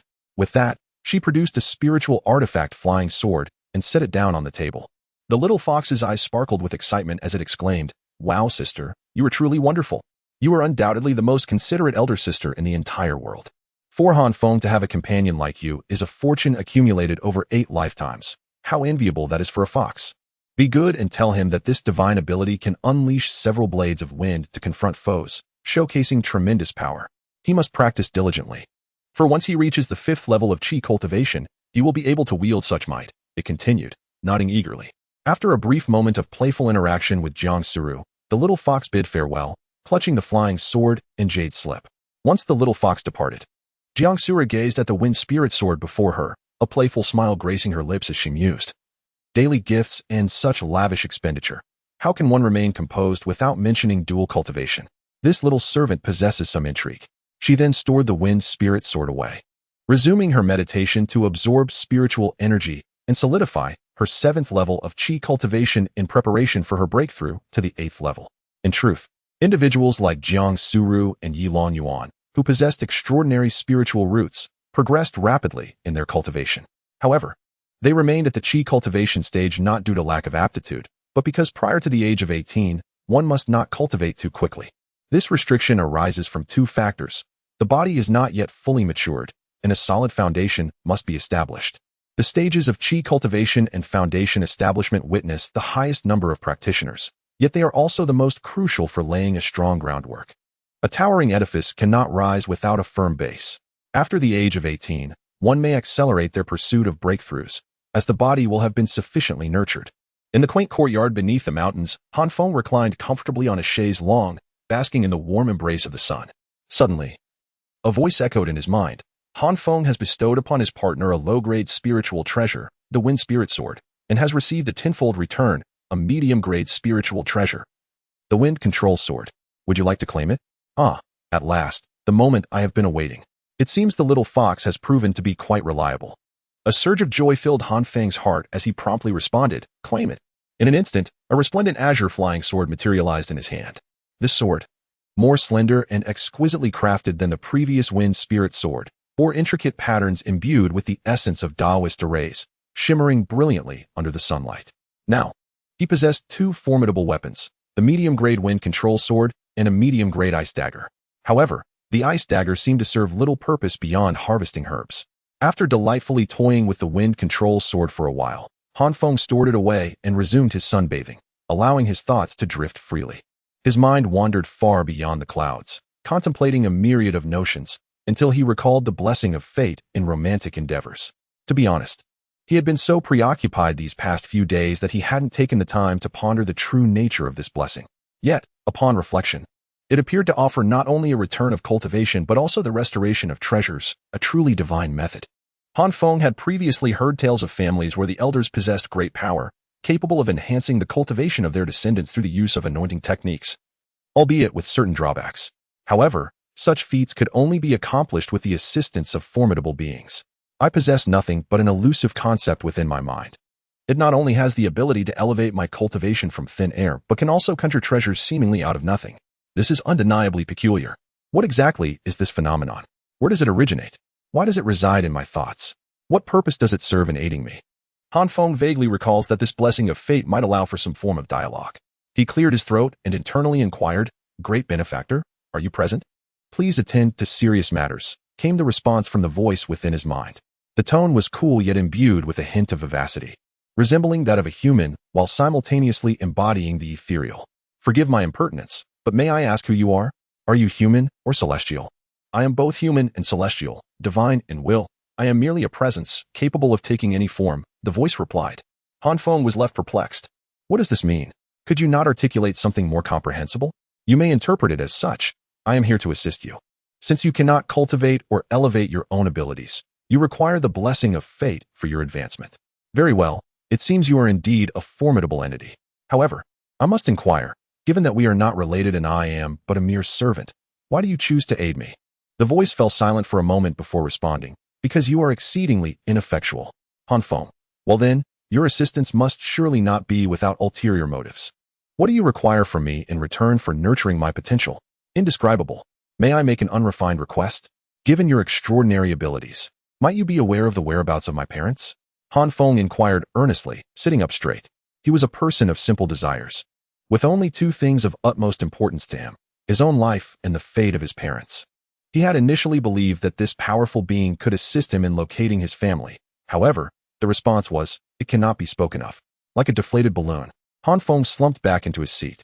Unable to extract any further information, he decided to remain passive. I have one last question. How should I address you? After a brief silence, the voice replied, call me Xin Zhu. Xin. Zhu. Xin, as in warmth, and Zhu, as in ancestor. Han Feng nodded, choosing not to inquire further. It sufficed to know that this entity possessed a degree of humanity. His greatest fear was encountering something sinister that might seek to usurp him, which would certainly be undesirable. At that moment, just as he began to feel drowsy, Han Feng suddenly heard a sound of surprise. Upon opening his eyes, he saw his friend Wang Mian standing at the door, curiously observing the grand formation before him while holding a small fox by the scruff of its neck. Han Feng waved his hand, manipulating the formation to open an entrance, allowing Wang Mian to enter. Han Feng, you've made quite a name for yourself. Is this magnificent formation you're doing? Wang Mian exclaimed, still recovering from the collision he had just experienced. It was given to me by Jiang Suru for my protection. Han Feng replied nonchalantly, fabricating a tale. She treats you with such kindness, it truly evokes envy. If I were to have such a companion, I would awaken from dreams with a smile. I came to find you and encountered a little fox along the way, which I brought with me. The little fox leapt from Wang Mian's hands and bounded onto Han Feng, basking in the sunlight beside him. What brings you here? Han Feng inquired. Wang Mian seated himself on a nearby stone bench and, with a swift motion, produced a sky-blue robe from his storage bag, tossing it over Han Feng. The robe fell atop the little fox, which kicked in irritation, indignant at the disruption of its sunbathing. What is this about? Han Feng questioned, lifting the robe. I brought you a new garment, Wang Mian replied. Look at the one you're wearing. It's been years, and it has faded to a dull hue. It's the same attire you received as a servant. How embarrassing. In response, Han Feng chuckled. Ah, those who live off the soft life certainly have a different demeanor. Speaking so boldly. This robe, worth several taels of silver, is offered as if it were nothing. Spare me, it isn't even worth a single spirit stone, which could buy half the goods in a shop. Yet, it must be said, Zhang Xiu has indeed treated me well, providing me with spirit stones, elixirs, and assistance in my cultivation, even offering me a place to stay. It truly moves me. Observing Wang Mian's smug expression, Han Feng could not help but chuckle silently. The little fox, however, was invigorated. It patted its storage bag and produced a jade slip and a flying sword, placing them on the table with pride. We have our own gifts as well. These were given to Han Feng by Sister Su Ro. We are not inferior to you. Wang Mian gazed in astonishment at the objects upon the table and exclaimed, is this a spiritual artifact, a flying sword? What is this? A divine ability? Goodness. It seems to be a treasure bestowing both divine skills and formations. Truly, one cannot help but feel dwarfed by others' fortunes. Your family's ginger-fried meat is exceptionally good to you. No doubt about it. Ginger-fried meat? Han Feng's expression turned peculiar. What? Don't you think that soft and fried meat sound quite similar? Indeed, they do sound alike. I also find little fried meat quite endearing, Han Feng replied, torn between laughter and exasperation. Ah, they've even added a diminutive prefix. Well, I've come to deliver you a garment. The first day of next month marks the ancestor worship ceremony. Though it occurs only once a year for the sect, for us, it is a once-in-a-lifetime occasion. You must dress appropriately. Wearing this outfit would not only bring shame upon you, but also upon your sister, Jiang. The ancestor worship ceremony? Han Feng furrowed his brow, then recollected. The ceremony is a grand tribute to the ancestors of the immortal way, held annually on the first day of May, commemorating the birth of the immortal ancestor. The sect organizes a tribute for 18-year-old disciples, marking their coming of age. Each individual has but a single opportunity to participate in this sacred rite, where they may, to varying degrees, receive blessings from the ancestor.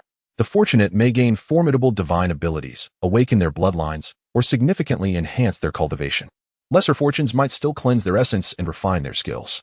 This year, both Han Feng and Wang Mian would turn 18, thus required to attend. Yet, what significance did it hold for him? He merely wished to lie back. Chapter 22. Swift Wind, Flying Feathers. What? You intend to attend the ancestor worship ceremony? Han Feng inquired. Wang Mian looked at Han Feng in astonishment. Brother, are you feverish? That is the grand ancestral ceremony. It is a once-in-a-lifetime opportunity, pivotal for acquiring valuable treasures. Who in their right mind would choose to forego it? Moreover, we are honoring our ancestors, the venerable masters of the celestial path, the most esteemed sages of all practitioners. To abstain from such a ceremony would be an affront to our forebears. Should the elders learn of your absence, the consequences would be dire. Feng, rendered speechless, realized that his desire to remain uninvolved was futile. Very well, we shall attend together, he replied impatiently. But it won't be just the two of us. Zhangxiu will be there, along with your sister Jiang and Yilan Yuan. All of them are 18 this year and will partake in the ceremony. It will surely be a fierce contest. I dare say, Yilan Yuan will seize the opportunity to confront you openly. So, stick close to me. I shall protect you, and we will navigate through this quietly. Is the grand ancestral ceremony truly that perilous? Feng inquired, aware of the potential for conflict but uncertain of its severity. Indeed, it is fraught with danger. Our sect comprises tens of thousands, and each year, there are at least 1 or 2,000 18-year-olds. All these youths will enter the sacred realm of the ceremony to vie for celestial fortunes, engaging in fierce battles for supremacy. The more celestial fortunes one seizes, the greater the likelihood of acquiring coveted treasures. Additionally, this competition serves to showcase the talents and potential of these young disciples to our revered ancestors. The better one performs, the more favor one garners. Do you believe that everyone can refrain from fiercely competing for survival? If murder were permitted, at least half the population would perish each year. At this point, Wang Mian, still shaken, patted his chest as if recalling a past ordeal. Feng nodded, acknowledging, if that's the case. It is indeed perilous within those confines. Absolutely, Wang Mian continued. Moreover, Yilan Yuan could seize that opportunity to strike me openly without fear of the law enforcement hall. Indeed. Feng replied, he possesses substantial resources and wealth, and he could easily summon a multitude to assault me. That makes sense, Wang Mian mused. So why should I continue to associate with you? Can you truly protect me? I might as well align myself with Jiang Suru.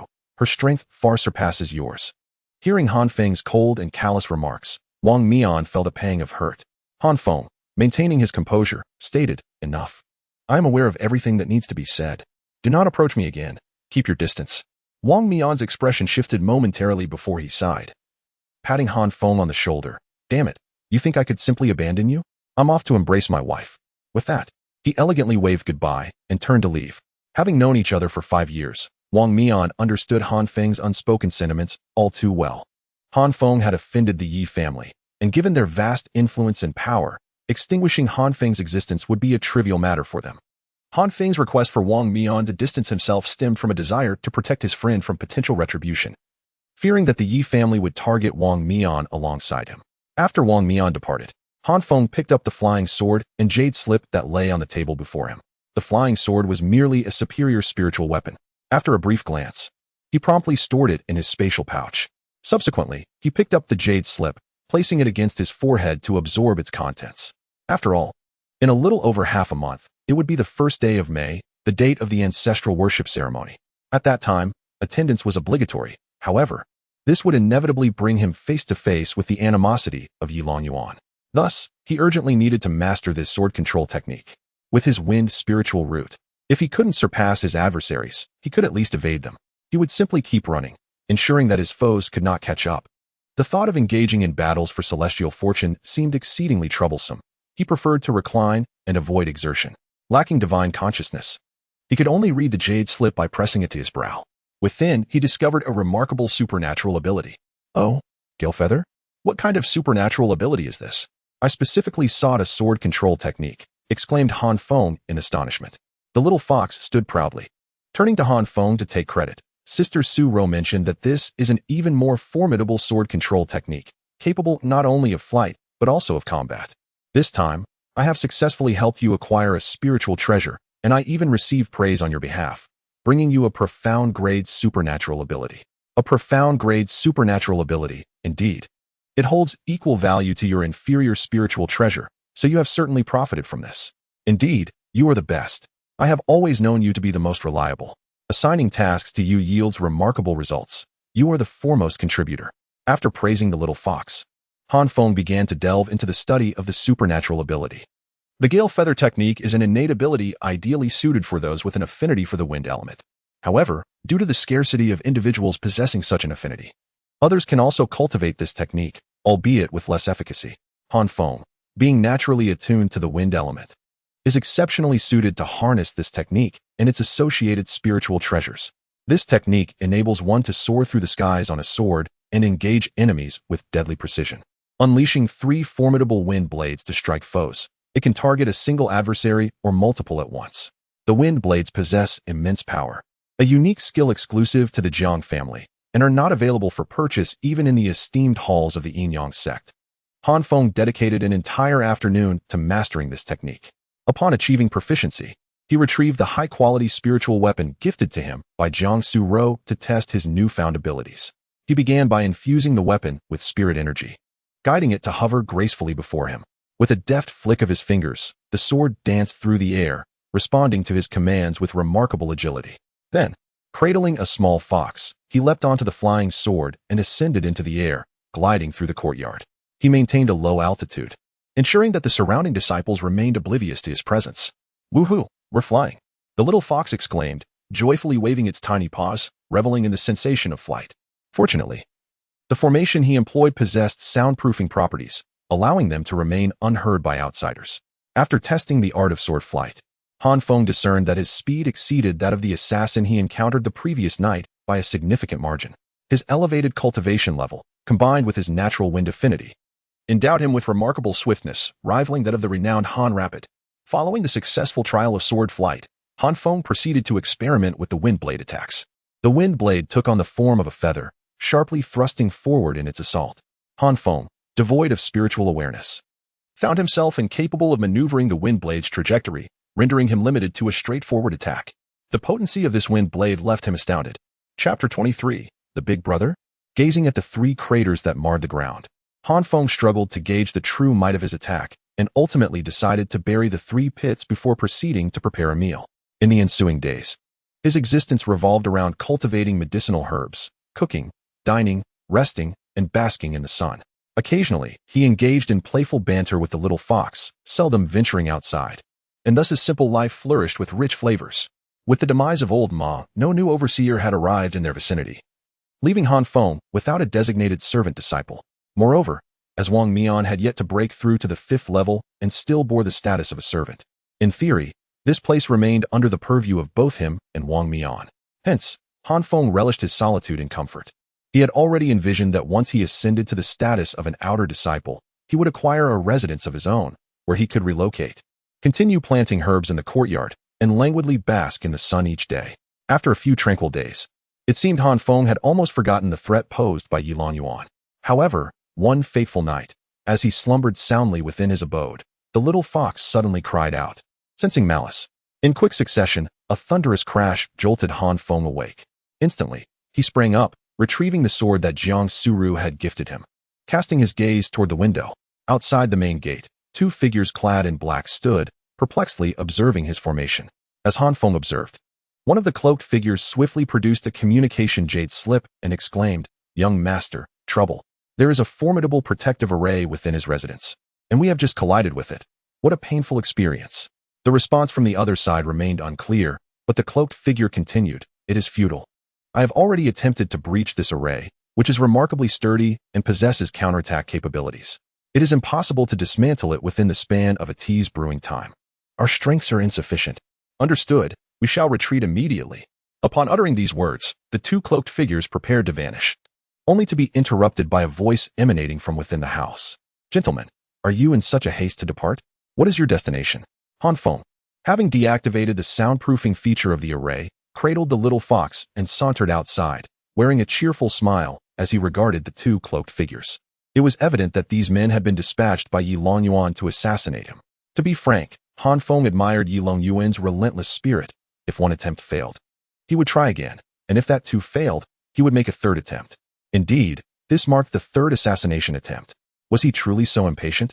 With sword in hand, Feng stepped forward.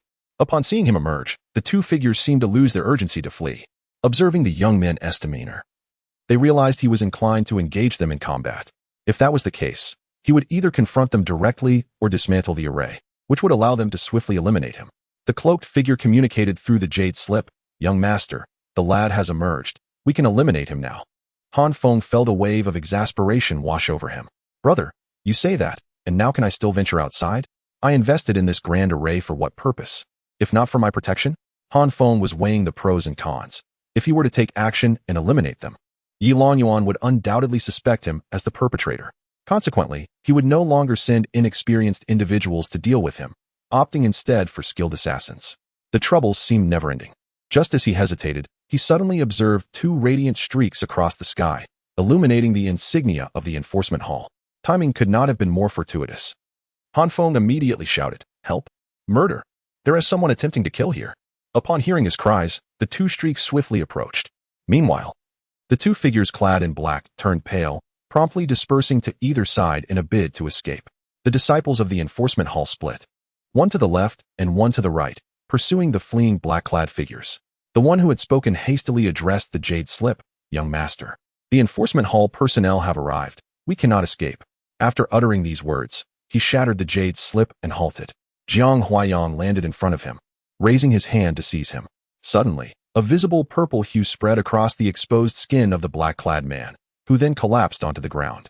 Jiang Huayang's face turned ashen as he crouched down and forcefully removed the black-clad man's veil. Damn it! Upon seeing the adversary lifeless, Jiang Huayang cursed vehemently, discarding the veil and seizing the corpse, then soaring into the distance. He arrived before Han Feng's courtyard just as the sharp-faced junior brother flew over, carrying a body. "Senior brother, this fellow committed suicide by poison." The sharp-faced junior tossed the corpse onto the ground, his expression one of exasperation. "It is to be expected," he remarked. "Such individuals are cultivated assassins by their families. Upon failing their mission and facing certain death, they will immediately resort to poisoning themselves, leaving no traces behind." Jiang Huayang, without even glancing at the lifeless body, turned his attention to Han Feng in the courtyard. He reached out to tap the formation and said with a smile, "Junior Han, as disciples of the law enforcement hall, might you kindly deactivate the formation to allow us to converse?" "Of course, senior brother," Han Feng replied, deactivating the formation. Had it not been for their recent pursuit of the two assassins who had taken their own lives, Han Feng would have found it difficult to trust them at such a late hour. Jiang Huayang and the sharp-faced junior stepped inside, and Jiang added, "Please reactivate the formation once more." Han Feng paused momentarily, then complied without question. He sensed a formidable aura emanating from the two, indicating that they were likely Foundation establishment cultivators. Standing straight before Han Feng, Jiang Huayang placed his hands behind his back and said languidly, "You are Junior Han, correct? Allow me to introduce myself. I am Jiang Huayang, and this is my junior brother, Liu Yufa. We are both disciples of the law enforcement hall at the main peak." "Yes, I bow to both senior brothers," Han Feng replied. "Please, let us discuss matters inside." He led them into his modest abode, which consisted of a single room with two beds on either side, a table in the middle, and several stools. It could be said that the most valuable possession in Han Feng's home was the lone recliner outside. Observing the room, Jiang Huayang chuckled softly. In this place, even a thief would leave behind 2 bags of rice, weeping as they departed. Han Feng scratched the back of his head, offering a forced smile. "My humble abode may seem rather simple, and I apologize if it has caused any amusement for the two esteemed brothers. Indeed, it was rather modest, lacking even the basic amenities for serving tea to guests." The two took their seats, and Han Feng inquired, "How did you two brothers come to know my name?" Liu Yu chuckled, "Your name is well known to us. Who could possibly remain unaware? I am the elder brother of Jiang Suru." Before Liu Yu could finish his sentence, Jiang Huayang interjected, languidly stating, "The biological brother." Han Feng was taken aback, exclaiming, "Brother-in-law?" Jiang Huayang's expression darkened. "You little rascal. You're quite adept at claiming familial ties. It's only been a few days since you became my sister's partner, and already you're calling me brother-in-law." Han Feng grinned, feeling a sense of camaraderie and relaxing into his seat. Chapter 24.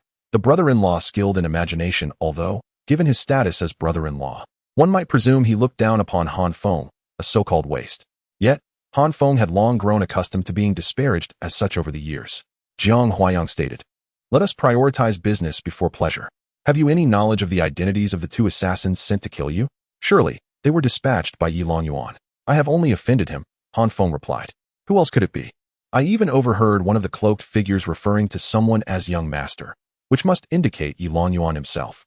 Han Feng laid everything bare, just as Jiang Suru had previously inquired. He spoke candidly, feeling no need to spare Yi Longyuan's dignity. Jiang Huayang nodded and inquired, "Do you have any evidence to substantiate your claims? If you do, I shall proceed directly to the enforcement hall. Han Feng responded with a smile. Very well, but has there ever been a similar incident before, particularly regarding assassination? Not at all. This is the first occurrence, and it has quite startled me, Han Feng replied, his demeanor seemingly honest and unassuming. Jiang Huayang, however, remained unfazed and calmly remarked, is that so? Yet, just a few days ago, we witnessed you dispatching 2 fifth-level Qi refinement practitioners with merely 2 strikes, swift and decisive. Upon hearing this, Han Feng's expression changed dramatically, his eyes gleaming with intensity as he gazed at Jiang Huayang. With a leisurely smile, Jiang Huayang continued, Brother Han, allow me to enlighten you on a pertinent fact. Once a practitioner reaches the foundation establishment stage, they can open their sea of consciousness and extend their spiritual sense to discern the cultivation levels of others. As long as their realm is lower than yours or only slightly higher, it can be detected. You are 18 years old, at the pinnacle of the 7th level of Qi refinement, which is slightly superior to my sister, but a touch below Yi Long Yuan. It seems your aptitude is commendable, considering both of them possess heavenly spiritual roots. Han Feng chuckled in disbelief and said, it appears there is no deceiving you, Brother Jiang. Jiang Huayang replied, there is no need for deception. Any discerning practitioner at the foundation establishment stage can easily ascertain your cultivation level. Given your abilities, I presume you have already surpassed the 5th level of Qi refinement? After all, you have been on the mountain for 5 years, yet you have remained a servant disciple. Why do you not wish to become an outer sect disciple? Let it go. Just a few days ago, I was still a nobody. Han Feng pondered for a moment before speaking. A tall tree attracts the wind. Junior brother, you desire nothing more than a tranquil and stable life. Indeed, such a disposition is commendable. Young as you are, possessing remarkable talent, yet remaining humble and unassuming. Seeking anonymity and a peaceful existence, qualities that are exceedingly rare in the realm of cultivation. One must acknowledge that many prodigies, in their youth, are overly ostentatious, incurring the wrath of adversaries, ultimately leading to their untimely demise, a lamentable fate. Your praise is unwarranted, Han Feng replied with a smile. Yet, alas, your desire for concealment and to avoid enmity is thwarted by fate. My sister has discerned your brilliance, recognizing your exceptional qualities, leading her to forsake Yi Long Yuan in favor of you. One cannot deny that my sister possesses remarkable discernment, having uncovered your merits when so many others failed to see them. Regrettably, this has also incurred the ire of the Yi family, bringing peril upon you. Brother-in-law, do you harbor some misconceptions? Han Feng was entirely certain that Jiang Suru's choice of him stemmed solely from her aversion to Yi Long Yuan, leaving her with no other option. At that time, he had not even a shred of cultivation. What brilliance could he possibly possess? However, Jiang Huayang held a differing perspective. He now found Han Feng increasingly agreeable. With commendable talent, a sound temperament, and the ability to maintain composure, should he receive proper guidance, the Jiang family could potentially gain another prodigy. Is it true that Suru is aware of your recent assassination attempt? No, I haven't disclosed that to her. Ah, commendable. A true man shoulders his own burdens, sparing women from unnecessary worry. You are indeed impressive. Jiang Huayang found him increasingly agreeable. Senior brother, you flatter me, Han Feng replied, feeling a bit embarrassed. Was this misunderstanding growing larger? Well, since you and my sister have become partners on the path, you are considered family now. You have your own plans, and I shall not interfere or question you. You may handle your affairs as you see fit. After all, life is one that we must live ourselves, and eventually, the daughter of the family must marry. I want to disclose today as events to her, to spare her any worry. Thank you for your understanding, senior brother. Where did you acquire this grand formation? Jiang Huayang suddenly inquired. Han Feng chuckled. I purchased it from the treasure pavilion at the foot of the mountain. After all, having offended someone, it is wise to take precautions. Tonight, someone is indeed coming to assassinate me. This formation must have cost quite a number of spirit stones. How could a mere servant disciple like you afford such an expense? I've quietly saved a bit over the years and invested it all here. After all, one's life is paramount. Given that, why not go to the Jiang family? Their defenses are far superior to yours. Jiang Huayang asked, observing Han Feng's awkward expression. Suddenly enlightened, he laughed. Ah, I see. You wish to avoid being seen as a freeloader, and you do not want others to speak ill of you, correct? That makes sense. After all, you are a man of responsibility. I understand your feelings. However, this matter is known only to me. If my father or other elders of the Jiang family were to learn of your potential, they would undoubtedly provide you with resources for cultivation, as you are my sister's partner and thus considered part of the family. However, you have your own considerations, so I shall refrain from further comment. As I have previously stated, The matters between the two of you are best resolved by yourselves. I appreciate your understanding, senior brother. Han Feng is truly enamored with Jiang Huayang's remarkable ability for self-reflection. Jiang Huayang glanced at the sword in Han Feng's hand and remarked, "This slender hunting sword, I recall, was a gift I presented to my younger sister on her 15th birthday. Oh, a few days ago, senior sister Jiang bestowed it upon me. If you wish to reclaim it, please feel free to take it," Han Feng replied, placing the sword on the table. "How could you say such a thing? Do you believe I, Jiang Huayang, lack any sense of propriety?" She retorted. "If she gifted it to you, it rightfully belongs to you. Her ability to give you something signifies her feelings for you, and I would never go against her wishes. My younger sister differs greatly from my elder sister. She possesses a serene disposition, is not particularly loquacious, and tends to conceal her thoughts, yet she is fiercely competitive and unwilling to fall behind. In simpler terms, she is strong-willed and finds communication challenging. As her elder brother, I sincerely hope you can be more accommodating of her." Certainly, certainly. I, like senior sister Jiang, am of a tranquil nature. We typically do not disturb one another, each engrossed in our own cultivation, which is quite agreeable." Jiang Huayang nodded and continued, "Speaking of which, the animosity Yilanjuan harbors against you, leading to the assassination attempt, stems solely from my younger sister. This misfortune befalling you is a consequence of our family, and thus, we must shoulder the responsibility. Provide me with your sound transmission jade slip. I shall leave my mark on it. Should you encounter danger in the future, immediately transmit a message to me, and I will come to your aid. On a public note, as a disciple of the law enforcement hall, I bear the duty to protect my fellow disciples. In private, your misfortunes are entirely due to my family, and I should protect you." Chapter 25. The old ginger is still spicy. "Thank you, senior brother. I am immensely grateful," Han Feng expressed, rubbing his hands together. "Senior brother, I am merely a servant disciple. Over the years, I have spent all my savings on formations, and I possess no communication jade slip. You do not even have a communication jade slip? Alas, these years have truly been hard on you. With such exceptional talent, you have been relegated to a life of servitude and poverty." Jiang Huayang retrieved a communication jade slip from his storage bag and handed it to Han Feng, saying, "Take this jade slip. I happen to have an extra. Simply infuse it with your spiritual energy to activate it. My consciousness imprint is within, allowing us to converse directly." "Thank you, senior brother. I shall not refuse this gift. I will repay you in the future," Han Feng replied as he accepted the jade slip. "Do not mention repayment. We are all family. Does such a trifling matter truly matter?" Jiang Huayang dismissed. "Well, I must return to report. I will find evidence regarding the assassin matter and ensure that Yi Longyuan and the Yi family face severe consequences." With that, Jiang Huayang rose and exited with Lu Yufa. "Take care, senior brother," they called as they carried the assassin's corpse back to the headquarters of the law enforcement hall. Han Feng toyed with the jade slip in his hand before storing it in his bag. He lay down on his bed and fell asleep. The tumult of the night faded into memory. For Han Feng, it was merely a minor episode. The sole takeaway was that his brother-in-law regarded him with favor, acknowledging his remarkable aptitude and composure, which endeared him greatly. However, it was of little consequence. Han Feng could not even be bothered to acknowledge Jiang Siru, let alone this inexpensive uncle. Han Feng slept soundly, yet for one particular individual, this night was destined to be one of wakefulness. In the ancestral home of the Yi family, Yi Longyuan sat upon his bed, clutching a jade tablet. After grappling with his thoughts for more than an hour, he finally resolved to confide in his father regarding the matter. After all, he had employed the family's death warriors, not merely his own. The death warriors were vital assets of the clan, and having lost 4 of them without offering an explanation was simply untenable. To confess would bring leniency, while resistance would only invite severity. Thus, admitting his transgressions might mitigate the consequences. Yi Longyuan exited his chamber and approached the master bedroom, rapping gently upon the door. "Is that you, Yuanu? Come in," a voice beckoned from within. Yi Longyuan pushed the door open to find 2 cushions placed in the center of the room, upon which sat 2 individuals, a middle-aged cultivator and a strikingly beautiful woman, appearing to be in her 30s, exuding an enduring charm. "Child pays respects to father and mother," Yi Longyuan said, cupping his hands in reverence. His father opened his eyes and inquired, "What brings you here to disturb my cultivation at such an hour?" Yi Longyuan knelt and replied, "Child seeks to confess to father." "Confess?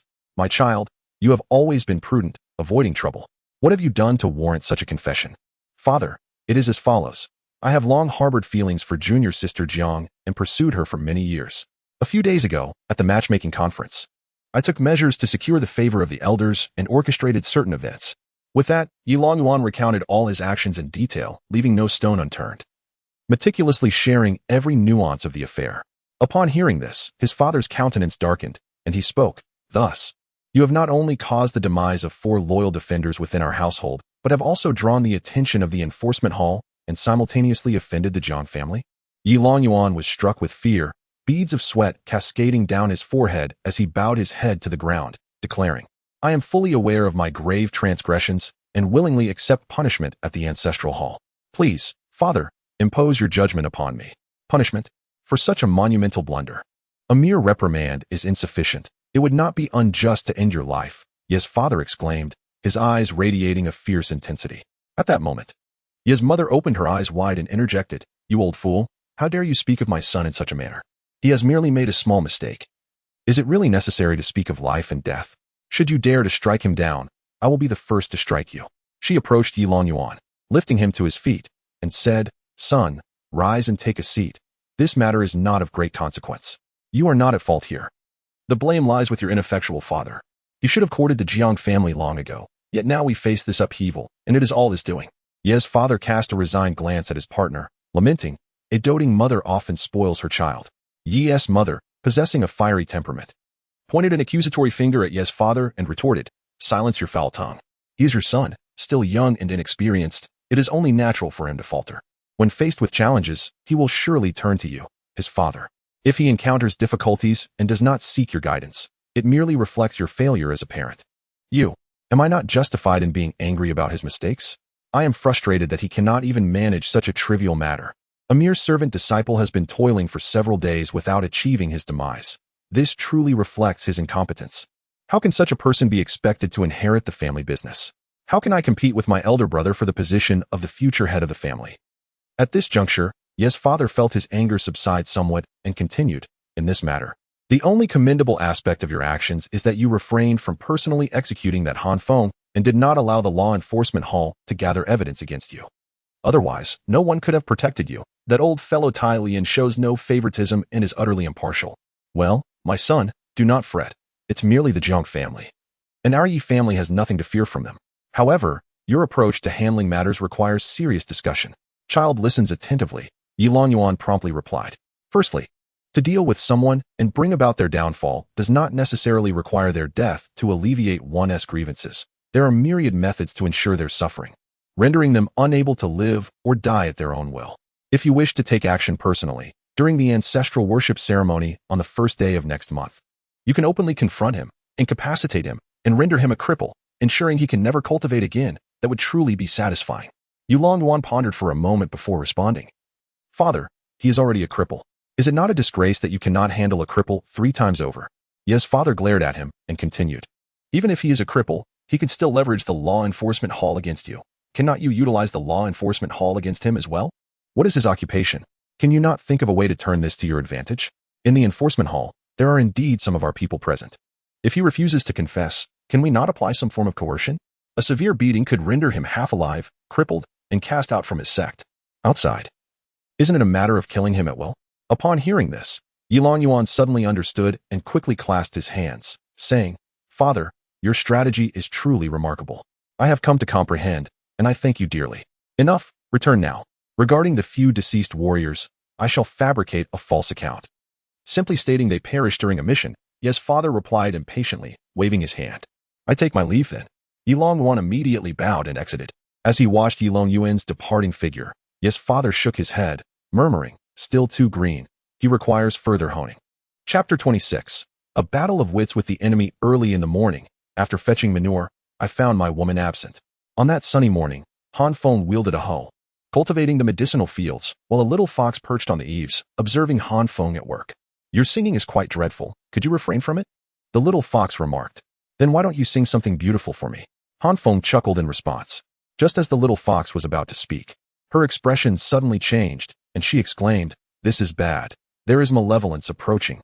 Feng, upon hearing this, felt a shiver run down his spine. Hadn't there just been an assassination attempt last night, and now another threat so soon? At that moment, a voice called from outside, "Is junior brother Han present?" "Who is it?" Feng inquired. "I am the newly appointed steward of the miscellaneous duties, currently overseeing your area. Today is April 15th. The day for submitting the medicinal herbs, and I have come to collect them. Understanding. Han Feng set aside his hoe and approached the door. Despite knowing that the visitor harbored ill intentions, he could not refuse entry, as the matter was official. He would simply have to remain vigilant. Upon opening the door, he was greeted by a young disciple clad in the attire of menial labor, presenting a charming smile. "Excuse me, I do not believe we have met," Han Feng remarked, furrowing his brow. "Oh, I am the overseer of menial tasks from Danxia Peak. The previous overseer, surnamed Ma, has gone missing, and the elders have assigned me to this position. From now on, we shall be colleagues, and I hope for your kind assistance, junior brother Han." Observing the cordial demeanor of the newcomer, Han Feng nearly succumbed to the illusion that he was indeed a good person. "Very well, may I inquire your name, senior brother?"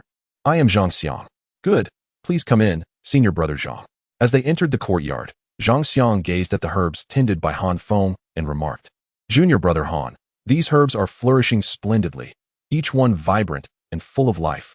None display any signs of wilting. It seems you have put considerable effort into their care." "You flatter me, senior brother, but these herbs are not yet mature. I fear you may have to wait another month before you can collect them," Han Feng replied, reluctant to allow the other to take his herbs. Uncertain of Zhang Xiang's ulterior motives. "As for next month, I am now an outer sect disciple. Why worry about such matters?" "Not at all. Even if they are not fully matured, it suffices to take a few for me to report back. After all, it is my first day on the job, and returning empty-handed would surely invite the elder's ire," Zhang Xiang said, striding towards the herb field. Upon witnessing the scene, Han Feng promptly intervened, stating, "Allow me." As he spoke, he produced an icy dagger and severed several sprigs of four-leaf clover, handing them to Zhang Xiang. The white silk flower, which had absorbed over 30 years of essence, had long been harvested and hidden away, for it was not something to be displayed. Zhang Xiang accepted the four-leaf clovers and then retrieved a notebook to document the transaction. "On April 15th, I collected 5 sprigs of four-leaf clover cultivated by Han Feng." He added, "Junior brother Han, do you find my writing satisfactory? If so, I would appreciate your signature." The practice of signing for collected herbs was a customary protocol, and Han Feng was well aware of it. There was no flaw in the procedure followed by his counterpart. However, Han Feng chuckled and remarked, "Senior brother, as you have just arrived at our falling sunset peak, you may not yet be acquainted with our local customs. Permit me to enlighten you. Here, those who collect herbs must personally verify their efficacy. Only upon confirming their quality can we proceed with the signature." "Is it truly so cumbersome?" Zhang Xiang inquired, perplexed. "Indeed, it is essential," Han Feng replied. "This procedure ensures accountability for everyone, primarily for the safety of our disciples. If I hand you these herbs, you must inspect them thoroughly. Any substandard items must be returned, and only compliant ones may be accepted." "Ah, I see now. We do not have such a regulation over at Danxia Peak," Zhang Xiang remarked with a laugh. After examining the 5 sprigs of four-leaf clover, he then inscribed on the paper, "On April 15th, I collected 5 sprigs of four-leaf clover cultivated by Han Feng, confirming their efficacy as satisfactory." He tore off the page and handed it to Han Feng. "Is this acceptable? But I haven't pressed my fingerprint yet. How do I do that?" Zhang Xiang inquired, puzzled. "Just bite your finger and press it down," came the reply. "Isn't that rather cruel?" Zhang questioned. "Well, it's not my fault you didn't bring ink. I don't have any here either," Han Feng chuckled. Zhang Xiang smiled faintly, said nothing further, and bit his finger to leave his print beside his name before handing it over to Han Feng. "All right, if there is nothing else, I shall take my leave. I still have to collect from others. Safe travels, senior brother. Remember to bring ink next time." Han Feng waved goodbye with enthusiasm.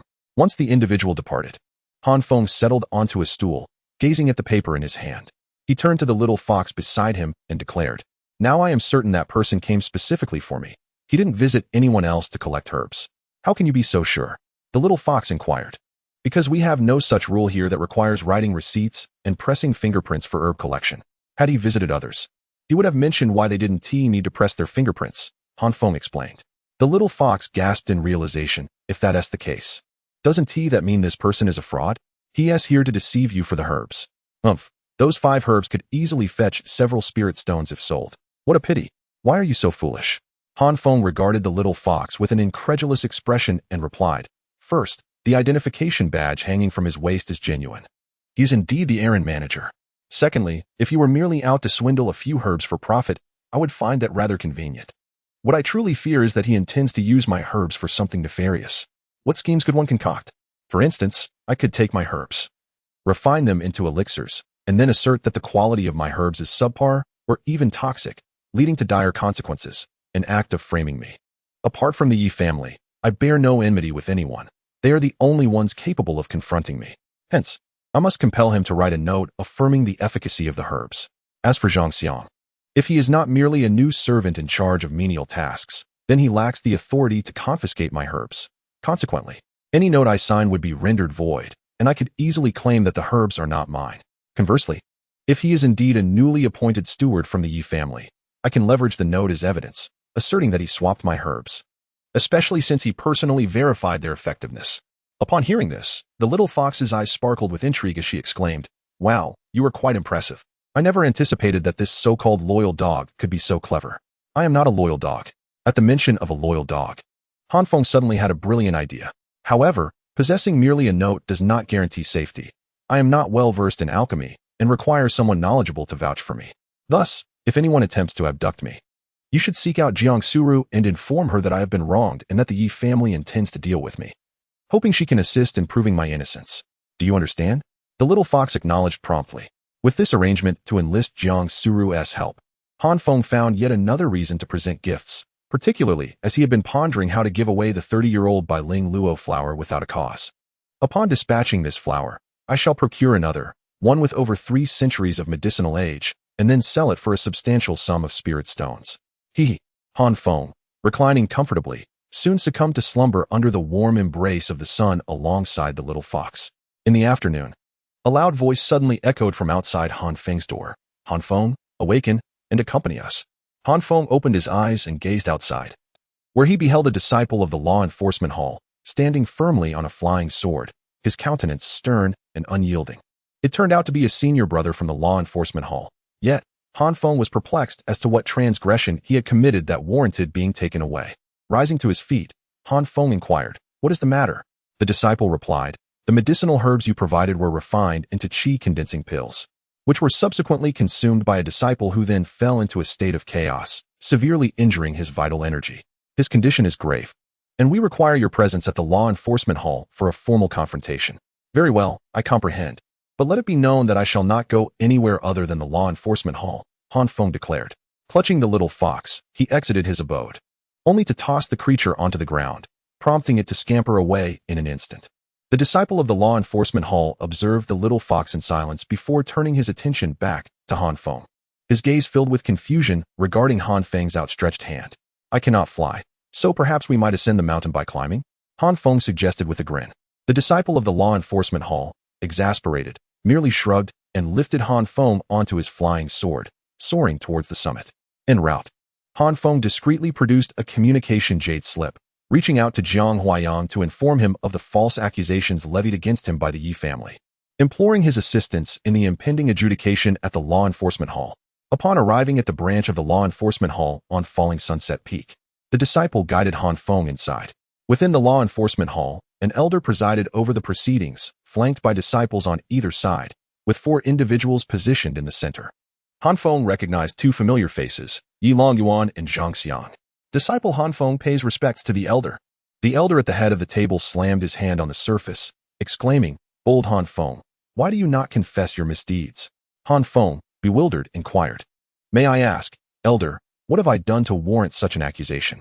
The elder scoffed coldly and replied, "Today, the alchemist Yi Longzhao from Danxiao Peak has come to report that his elixir was consumed by the disciple Yi Yuntang of Luoxiao Peak, resulting in immediate disruption of her spiritual energy, damage to her dantian, and injuries throughout her meridians, suggesting a potential for demonic deviation, severely wounding her vitality. After the alchemist's examination, it was determined that a particular ingredient, the 4-leaf orchid, was flawed. He brought Yi Yuntang here, and I personally assessed her injuries, confirming his claims. Subsequently, I traveled to Danxiao Peak to investigate the records of herbal transactions. Upon finding the documentation, it was noted that the herbs were delivered by Zhang Xiang, a steward from Luoxiao Peak, who possesses evidence indicating that you, Han Feng, cultivated the herbs and entrusted them to him, which he then transported to the storeroom at Danxiao Peak. Is this not accurate? Han Feng clasped his hands, maintaining a composed demeanor, and stated, "Elder, indeed this morning I did hand Zhang Xiang 5 4-leaf orchids. That is sufficient acknowledgement," the elder interrupted. "Seize Han Feng and imprison him. He is charged with poisoning the herbs and endangering his fellow disciples. A trial will be set for a later date." At these words, Han Feng's expression turned icy. It appears that this elder has also been summoned by the Yi family. So, the Yi family is both the contender and the judge, is it? At that moment, a voice emerged from outside, questioning when our law enforcement hall would be able to apprehend individuals without discerning right from wrong. Han Feng turned to see Jiang Huayang and Jiang Suru, who was cradling a small fox, entering the room. Jiang Huayang held a jade slip in his hand, seemingly recording something for the law enforcement hall, followed by a group of disciples from the hall. Jiang Huayang, what brings you to my law enforcement hall at Luanxia Peak? The elder said with a grim expression. Jiang Huayang smiled slightly. Disciple pays respects to Elder Yi. I recall that our law enforcement hall's master, Elder Tai Lian, personally established the rules stating that all judgments within the hall must be fair and transparent, allowing anyone to observe and raise questions freely. All in the interest of safeguarding the integrity of the trial, correct? And what of it? Jiang Huayang continued. I have come to observe, which is not a transgression. Is it? You may observe as you wish, but do not disrupt the order of the trial. It is you, Elder Yi, who is disturbing the order of the trial. Jiang Huayang retorted coldly. First, according to the regulations of the law enforcement hall, to detain a disciple for wrongdoing, the disciple must admit guilt and sign to that effect before any detention can occur. The trial has only just commenced. Evidence is insufficient, and Han Feng has yet to begin his defense, let alone sign anything. It is you who are in violation of the law, Elder Yi.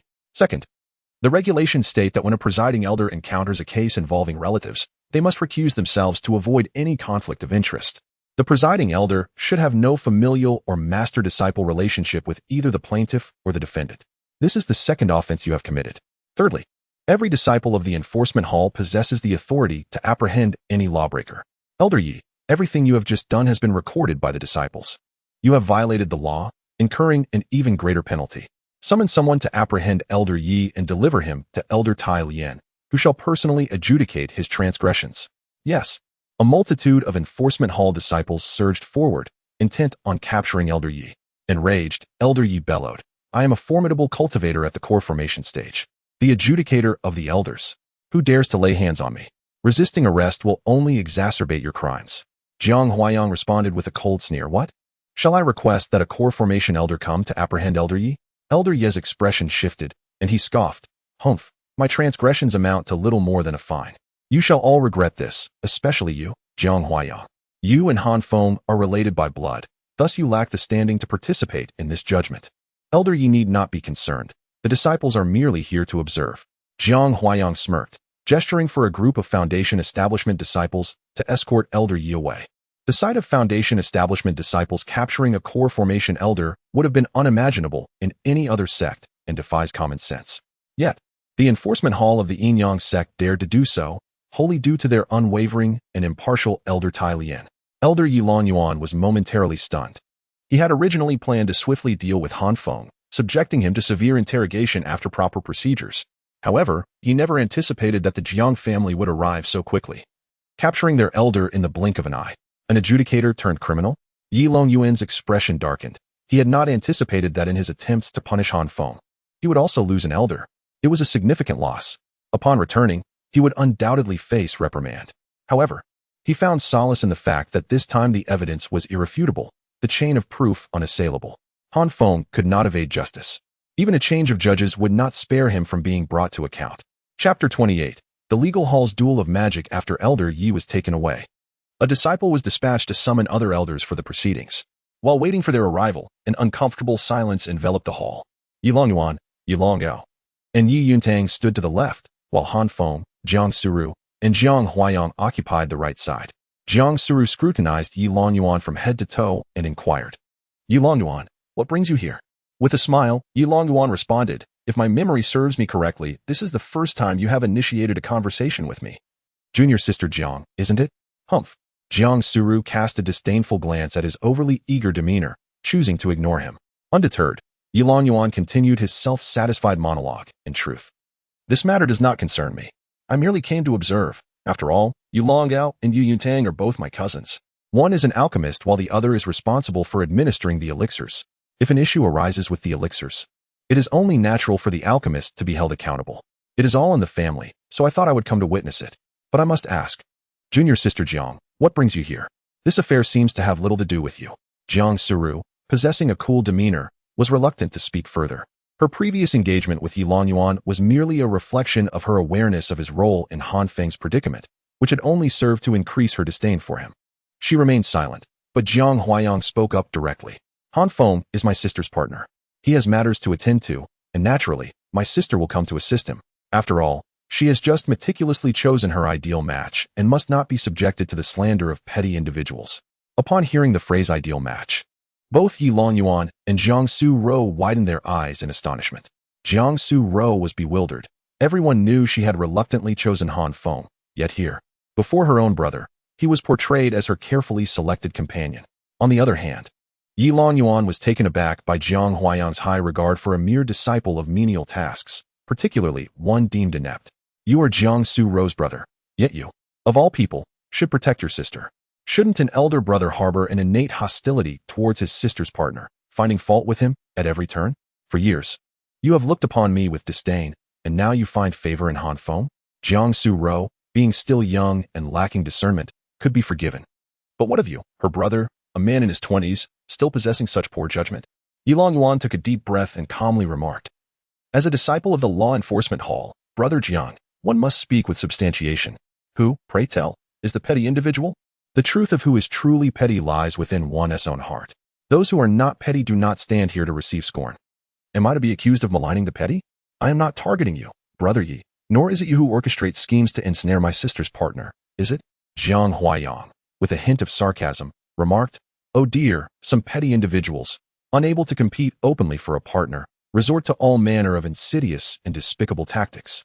After several failed assassination attempts, they have now turned to cunning schemes. Truly, it is akin to serving dog meat at a formal banquet, a disgrace, indeed. Upon hearing these words, Jiang Suru sprang to her feet, her voice laced with fury. Brother, what did you just say? He sent someone to assassinate Han Feng? And not just once, but multiple times? Jiang Huayang exchanged a glance with Han Feng, a sudden realization dawning upon them. Oh no, their secret was out. Han Feng quickly interjected, haha, senior sister. Do not be alarmed. These are trifling matters. Merely 2 attempts, both of which Brother Jiang thwarted. He has been immensely gracious to me. Ah yes, indeed. It was I who intervened. After all, he is my sister's husband. Jiang Huayang chuckled, patting Han Feng on the shoulder. He understood that Han Feng was not yet keen on revealing the extent of his abilities to Yi Longyuan. Observing the two in their light-hearted banter, Jiang Suru felt a pang of suspicion. When did these two become so close?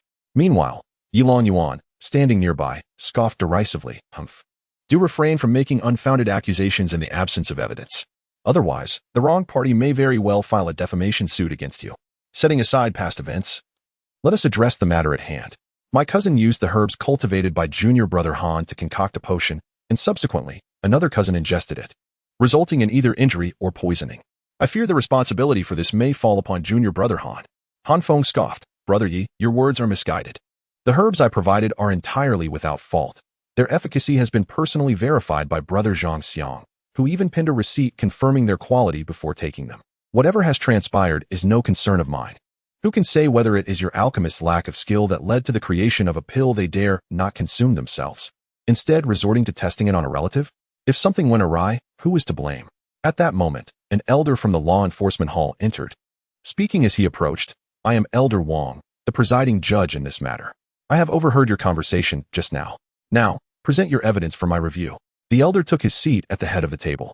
Yi Longzhao promptly stepped forward, placing 3 receipts and a vial of pills on the table. Elder, please examine this. This document is the receipt from Zhang Xiang for the herbs collected from Han Feng, bearing his signature. This one is the storage receipt from the Danxiao Peak Herb Repository, indicating the herbs originated from Han Feng. And this last one is the receipt for the herbs collected by the disciple, with both the disciples and the responsible party's signatures. The evidence is irrefutable. These herbs were indeed cultivated by Han Feng. Furthermore, 5 4-leaf orchids yielded 5 concentrating pills, one of which was consumed by Yi Yuntang, leaving 4 still here. Han Feng observed as the receipts and pills were laid upon the table. What compelling evidence! This chain of proof is remarkably thorough. It seems you have gone to great lengths to entrap me. The elder gazed at the document before him, nodding slightly before inquiring, Han Feng, where is your evidence? At that moment, Han Feng presented his document. Truth be told, had Jiang Huayang not been present, Han Feng would have refrained from revealing the document, fearing that the elder might conspire with the Yi family to destroy the evidence. His apprehensions proved correct. The elder was indeed affiliated with the Yi family, yet fortunately, he had retained a safeguard. Han Feng placed the document on the table and declared, "Elder, this is the receipt written when senior brother Zhang Xiang retrieved the herbs. It clearly states that he personally inspected them, confirming their efficacy, and he has signed and stamped it." Elder Wang nodded and turned to Zhang Xiang, asking, "Zhang Xiang, did you write this receipt?" Zhang Xiang promptly rose and replied, "To answer the elder, the receipt was indeed written by me, and the herbs were also collected by me to be sent to Danxia Peak." The elder acknowledged this with a nod, stating, "Thus, it can be established that Han Feng's herbs are indeed without issue, having undergone inspection." No, elder, at that time, I did not verify the efficacy of the herbs," Zhang Xiang suddenly exclaimed. Han Feng's eyes narrowed instantly. Chapter 29. The clever and astute Jiang Suru. What a cunning ploy, attempting to drag me down even at the cost of self-exposure. Indeed, Zhang Xiang continued, "Elder, while I was at Danxia Peak, I also collected herbs. But there was never an instance where I was required to verify their efficacy. Today, upon arriving at Luoxia Peak to fulfill my duties, junior brother Han insisted that I must personally inspect the efficacy of the herbs. However, the disciple is only capable of managing menial tasks. How could he possibly assess the efficacy of herbs when he possesses no understanding of botany? On the first day of my appointment at Luoxia Peak, my assigned duty was to collect herbs. Failing to do so would result in punishment, and without inspecting them, Master Han would not provide me with any herbs. Thus, I reluctantly acquiesced to his demands and feigned an inspection, drafting a receipt. Subsequently, I inquired with other attendants, only to discover that there is no protocol at Luoxia Peak for inspecting the efficacy of collected herbs. Master Han is clearly attempting to evade responsibility, taking advantage of my novice status to shift the blame onto me. Elder, I am wronged. Master Han is extorting me." At this, Elder Wang's expression darkened, and he stated, "Since you did not conduct an inspection, you should not have drafted a receipt claiming that you did. This constitutes deception and dereliction of duty." Yes, I accept the punishment," Zhang Xiang hastily replied. Han Feng clasped his hands and remarked, "Elder, every time I have collected herbs, the collector has always conducted an inspection and drafted a receipt. It was previously Master Ma who performed this task, but since his disappearance, this senior brother has taken over. Elder, I believe that inspecting the efficacy of the herbs is essential and a responsibility of the collector. After all, if I hand the herbs over to him, what if he were to replace the good herbs with inferior ones, or worse, poison them to frame me? Once the herbs are removed from our possession, their fate is no longer under our control. Just as this time, after he took it away, he poisoned the herbs, or perhaps the alchemist himself, lacking skill, sought trouble with his disciple. In this case, the disciple does not accept the charge. After all, the disciple possesses evidence proving that he personally inspected the herbs and even documented it." Zhang Xiang sneered, "Humph. Whether you accept it or not is not for you to decide. The rules regarding inspections are not something a mere servant disciple can dictate. Our sect has no such regulation. Therefore, the document I wrote is invalid, and I refuse to acknowledge it." Elder Wang interrupted, "All right. You have both defended yourselves and presented evidence. Now, it is time for this elder to personally verify whether this elixir is toxic." Upon finishing his words, he opened the vial and poured out a pill, swallowing it whole in one go. Han Feng was taken aback, astonished by such a primal method of testing. Moments later, the elder nodded and stated, "Indeed, it is poisonous." Upon hearing this, Yi Yuntang sprang up, pointing at Han Feng and cursing, "Han Feng, you scoundrel, you villain. What more do you have to say? Your herbs are toxic. You intend to kill me. 5 herbs can produce 5 pills, and you wish to harm 5 people. Elder, I implore you to capture this thief and subject him to severe interrogation. Such a person, with malicious intent, harming his fellow disciples, deserves to have his cultivation abolished and be expelled from the sect." Elder Wang pondered deeply, contemplating how to handle this case.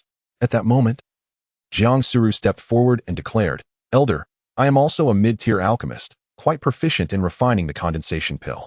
As far as I am informed, the formulation of the condensing elixir comprises 3 distinct recipes, one of which necessitates the use of the 4-leaf orchid. This particular recipe calls for 1 4-leaf orchid, 1 golden ice flower, 2 tails of Qi and Jin, 5 chin of spiritual herb ash, and 1 4-leaf orchid. Given that 5 varieties of herbs are required, how can we solely attribute the issue to the 4-leaf orchid? Moreover, even if we were to ascertain that the problem lies with the 4-leaf orchid, this single herb has passed through 3 hands, first in the possession of Han Feng, then Zhang Xiang, and subsequently to the herbal repository at Danxia Peak, before finally reaching Yilongzhou. At any point in this chain, there exists the potential for poisoning that could compromise the efficacy of the elixir. How can we be so certain that Han Feng is culpable? If apprehension is necessary, it would be prudent to summon all individuals who handled the herb for investigation, including the alchemist.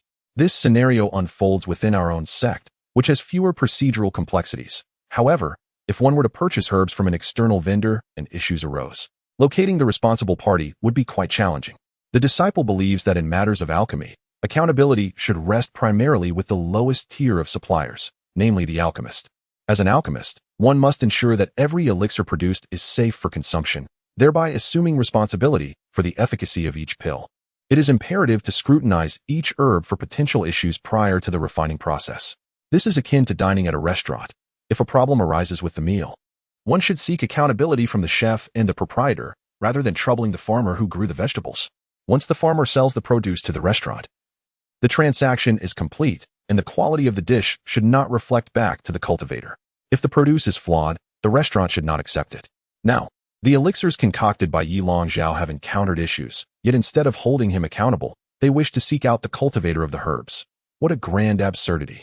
If Han Feng is penalized this time, should our disciples who cultivate medicinal herbs then begin scrutinizing each and every plant from their homes, ensuring they are delivered to the herbarium, monitored by the alchemists, and then observed as the consumers ingest them, only to depart once all is deemed satisfactory? Must every participant in this process be vigilantly overseen? If so, what an extravagant waste of manpower and resources. Should we abandon all other pursuits and merely have a throng of individuals watch over those purchasing elixirs? If one person consumes it for a month, must we observe for a month? And if it takes 10 years to consume, then we should watch for an entire decade? Is this the logic we are to follow? Elder Wang, upon hearing this, chuckled in disbelief, remarking that this is sheer nonsense. However, it is indeed a predicament. Unless it is stipulated that every individual who takes possession of the herbs must personally verify their efficacy and assume responsibility for their step in the process, it would be far more straightforward to hold the final alchemist accountable. Moreover, even the alchemist is not the ultimate step. What if the consumer of the elixir were to ingest poison and frame the alchemist for it? Elder Wang noted that human nature is unpredictable, and such eventualities are beyond prevention. Therefore, to attribute the issues arising from the elixirs created by the alchemist to him, rather than to the cultivator of the herbs, is quite ludicrous, is it not? If the blame truly lies with the cultivator, then every individual within this supply chain bears a greater responsibility, as no one has taken the initiative to verify the efficacy of the herbs. To suggest that those who gather herbs possess no understanding of these matters is to imply that alchemists are equally ignorant. Jiang Suru's eloquent reasoning left the assembly in a state of astonishment. Chapter 30. You stand behind the dog, Jiang Huayang remarked in surprise. Indeed, little sister. You usually seem so taciturn, yet when it comes to a matter at hand, your eloquence truly shines forth. All for the sake of your good brother-in-law. Jiang Suru retorted with an exaggerated roll of her eyes. Elder Wang pondered for a moment before addressing the assembly with gravity. Esteemed disciple, your observations are indeed cogent. This case is quite exemplary, unprecedented in its nature. I must report to Elder Tai Lien and confer with the master of Danxiao Peak to amend the regulations accordingly. I firmly believe that every link in this supply chain must assume responsibility to prevent implicating others. If the gatherers are accountable, then the miscellaneous disciples shall bear no blame, thus streamlining the process. Should any issue arise, we can simply address it with the responsible party. As for this elixir, I shall present it to the elders of Danxiao Peak for identification to ascertain whether the issue lies with the herb itself, the proportions used in the alchemical process, or perhaps the conditions of preparation. As I lack expertise in alchemy, I cannot hastily draw conclusions. However, even if it is determined that the fault lies with the four-leaf orchid, it does not necessarily implicate Han Feng, for the herb has passed through many hands, each of whom could potentially have tainted it, and there exists no evidence to pinpoint the culprit. Upholding the principle of presumption of innocence, I declare that Han Feng is to be acquitted. Moreover, as the final link in the supply chain, the alchemist Yi Longzhao bears an undeniable responsibility for the issues that arose after his concocted elixir was administered to his disciple, Yi Yuntang. It is imperative to detain Yi Longzhao first, ascertain the truth, and then proceed with judgment. Upon hearing this proclamation, the three members of the Yi family were left utterly astounded. This scheme was initially intended to entrap Han Feng, yet now it seemed they might also implicate an elder of the Yi family, along with Yi Longzhao himself. In response, Yi Yuntang hastily interjected, Elder, this is Han Feng's responsibility. He has a vendetta against our Yi family and must have intended to poison us. Oh, Is that so? How does Han Feng know that this particular herb would inevitably arrive at Danxia Peak, be collected by members of your Yi family, and ultimately consumed by them? Or do you imply that your Yi family had complete control over these 5 herbs, allowing Han Feng's plants to conveniently fall into your hands as a means to frame him? Elder Wang narrowed his eyes, questioning with a sinister tone. Upon hearing this, Yi Yuntang quickly clarified, No. The disciple was merely speculating wildly, without any evidence. Is it appropriate to speak recklessly without proof? I observe you appear quite lively. Not resembling someone gravely injured, Elder Wang retorted. Meanwhile, Yi Longyuan persistently gestured towards Yi Yuntang, affirming, Yes, indeed. The disciple is unharmed and not poisoned. Do not apprehend Yi Longzhao. He is innocent. Yi Longyuan, with a pained expression, pressed his forehead, wishing to deliver a couple of kicks to his foolish counterpart. While Yi Longzhao shared in his exasperation, the foolish offspring possesses an exceedingly poor intellect. Indeed, Elder Wang slammed the table forcefully and declared, If you have no grievances, why would you report this? Why would you falsely accuse Han Feng? Pray, what is your intention? Ye Yuntang was rendered speechless, momentarily at a loss for words. Elder Wang continued, Furthermore, I personally ingested this elixir, and it is indeed toxic. However, the poison bears no consequence on my cultivation level. The pill concocted by Yi Longzhao is undeniably flawed. As for you, your capriciousness, coupled with your false accusations and lack of evidence, raises significant suspicion. You and Yi Longzhao shall be detained for further questioning. Dismissed. Upon concluding his statement, the disciples of the law enforcement hall promptly advanced, taking both Yi Longzhao and Yi Yuntang into custody. The foolish Yi Yuntang continued to wail, Brother Yuan, save me. Brother Yuan, save me. Yi Longzhao remained silent. Aware that the issue lay with the herbs, not the alchemical process itself, at worst, he would merely face reprimand for his oversight, and a few spirit stones would suffice for his release. Conversely, Yi Yuntang's incessant outcries only complicated the matter, transforming it from a mere alchemical mishap into a situation of framing and slander. One cannot say that a good hand was played poorly. Rather, the outcome was not destined to be so dire until Yi Yuntang meddled and ruined it. With the hall now empty, Zhang Xiang clasped his hands towards Yi Longyuan before hastily departing. Yi Longyuan's expression was shrouded in deep gloom. His father imparted wisdom to him, devising a cunning plan that ultimately ensnared 3 members of their family. Ye's father, with his brilliant stratagem, brought misfortune upon the family, causing the elder to suffer losses at the hands of the younger. At that moment, Yi Longyuan felt as if he might explode with rage. Casting a disdainful glance at the 3 individuals before him, particularly at Han Feng, this wretched servant disciple, who was nothing but a useless fool, had struck 4 times, incurring significant losses without managing to inflict even the slightest harm on his opponent. His initial disdain for this contemptible servant had morphed into jealousy, and now it had evolved into deep-seated hatred. With a cold sneer, he remarked, Han Jr. Brother, how impressive you are. Last time, you had Brother Zhang's assistance, and this time, Sister Jiang has come to your aid. But what about next time? And the time after that? I wonder how many more will come to your rescue. A person like you ought to keep one eye open while sleeping and should always have a companion when traversing the dark streets. For no one can guarantee whether tomorrow or an unforeseen calamity will arrive first. Han Feng replied with a cold laugh, Thank you for your concern, Brother Yi. I am living quite well. However, it is you, Brother Yi, who should be cautious. Those who engage in unjust deeds are bound to meet their demise. When walking at night, do take care. Under the cover of darkness, it is all too easy to encounter misfortune. Very well, let us see how this unfolds. By the way, in half a month's time, the ancestral worship ceremony will take place. I eagerly anticipate what great fortune you might achieve during this event, Han Jr. Brother. The place is perilous. At that moment, Han Shitty, you must remember to hide behind the women and quietly weep, without revealing yourself. Otherwise, After speaking, Yi Longyuan prepared to leave but paused, turning to Jiang Suru, his expression softening. Jiang Shimi, I will not abandon you. Should you find a partner, I am willing to wait until you part ways. Even if you marry, I shall patiently await your divorce. The life of a cultivator is long, and I can afford to wait. One day, you will come to see my sincere heart. I, Yi Longyuan, am truly your best match. Jiang Suru rolled her eyes. You can stay behind the dog. Yi Longyuan's face abruptly darkened, and after a moment of restraint, he suppressed his anger, snorted, and turned to leave. Once he departed, Jiang Huayang and Han Feng burst into laughter. Jiang Suru shot them both an exasperated look. What is so funny? Yi Longyuan is clearly fixated on you. We must devise a way to deal with him. Chapter 31. The failed attempt to deceive the little fox. Jiang Huayang chuckled. Deal with him? How do you propose we do that? As Han Feng suggested, shall we hire someone to assassinate him? That is utterly unrealistic. Firstly, Yi Longyuan is at the 8th level of qi refinement, and secondly, as a direct descendant of the Yi family, he undoubtedly possesses numerous defensive treasures. Concealed behind him may also be adept cultivators trained by the Yi family. If we were to attempt an assassination, it must be swift. Yet to eliminate someone adorned in defenses at the 8th level of qi refinement, even a 9th level qi refinement cultivator would struggle. We would require a foundation establishment cultivator.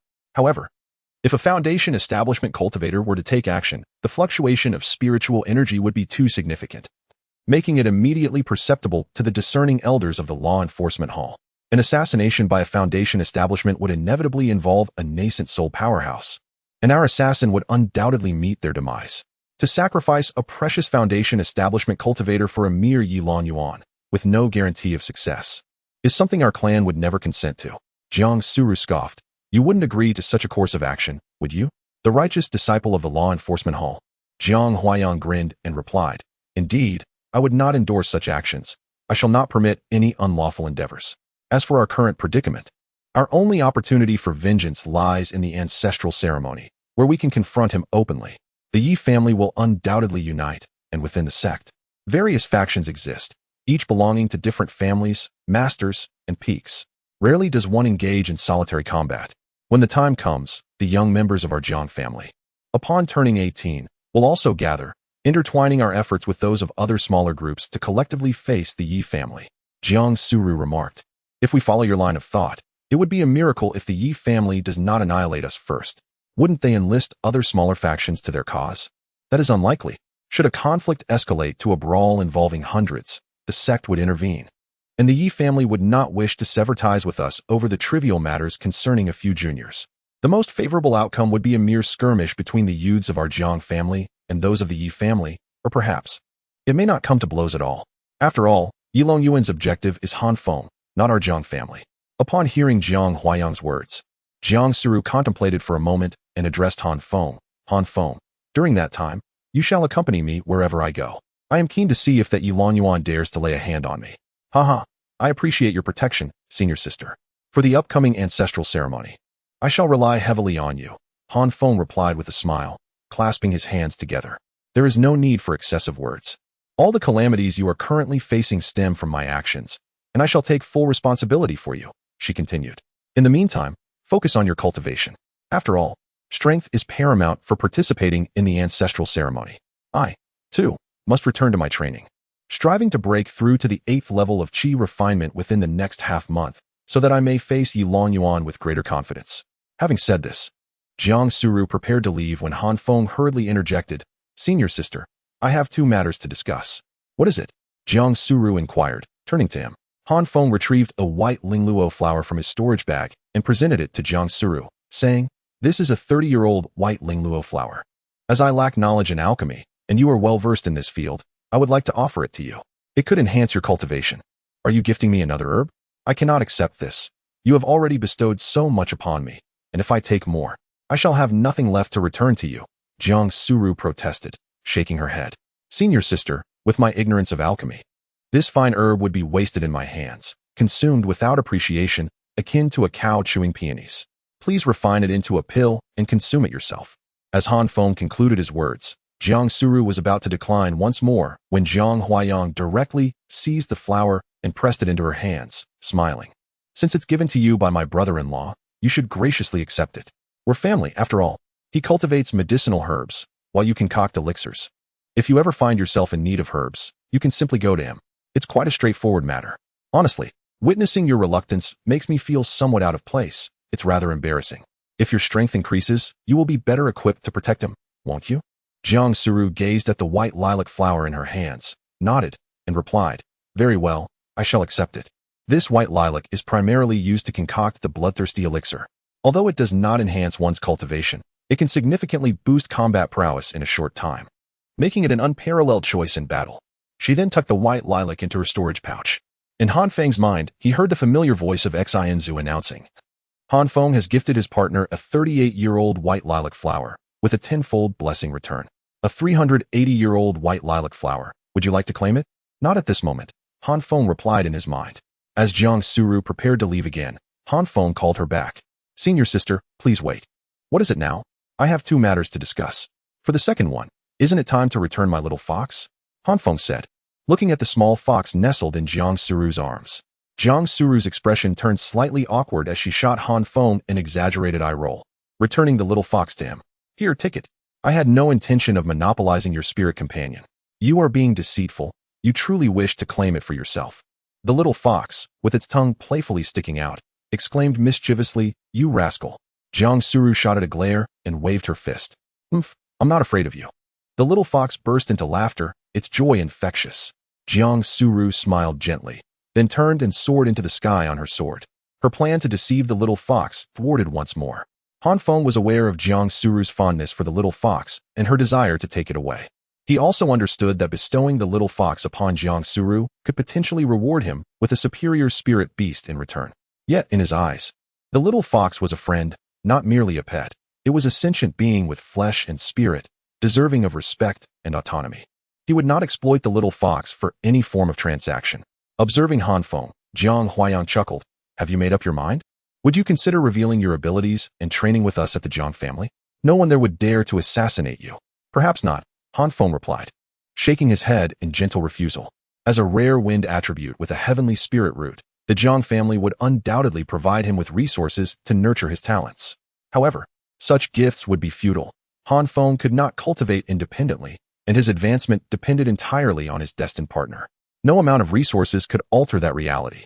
Furthermore, the notion of cultivation seemed exhausting. He preferred the comfort of relaxation.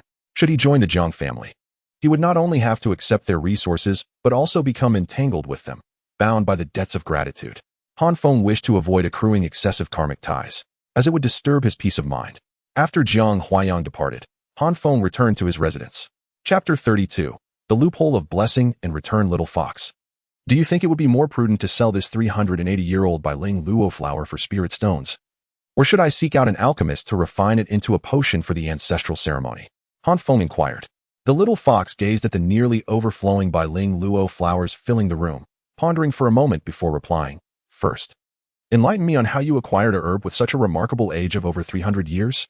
Han Feng responded, at this moment, I have little need for spirit stones, as they serve me no purpose.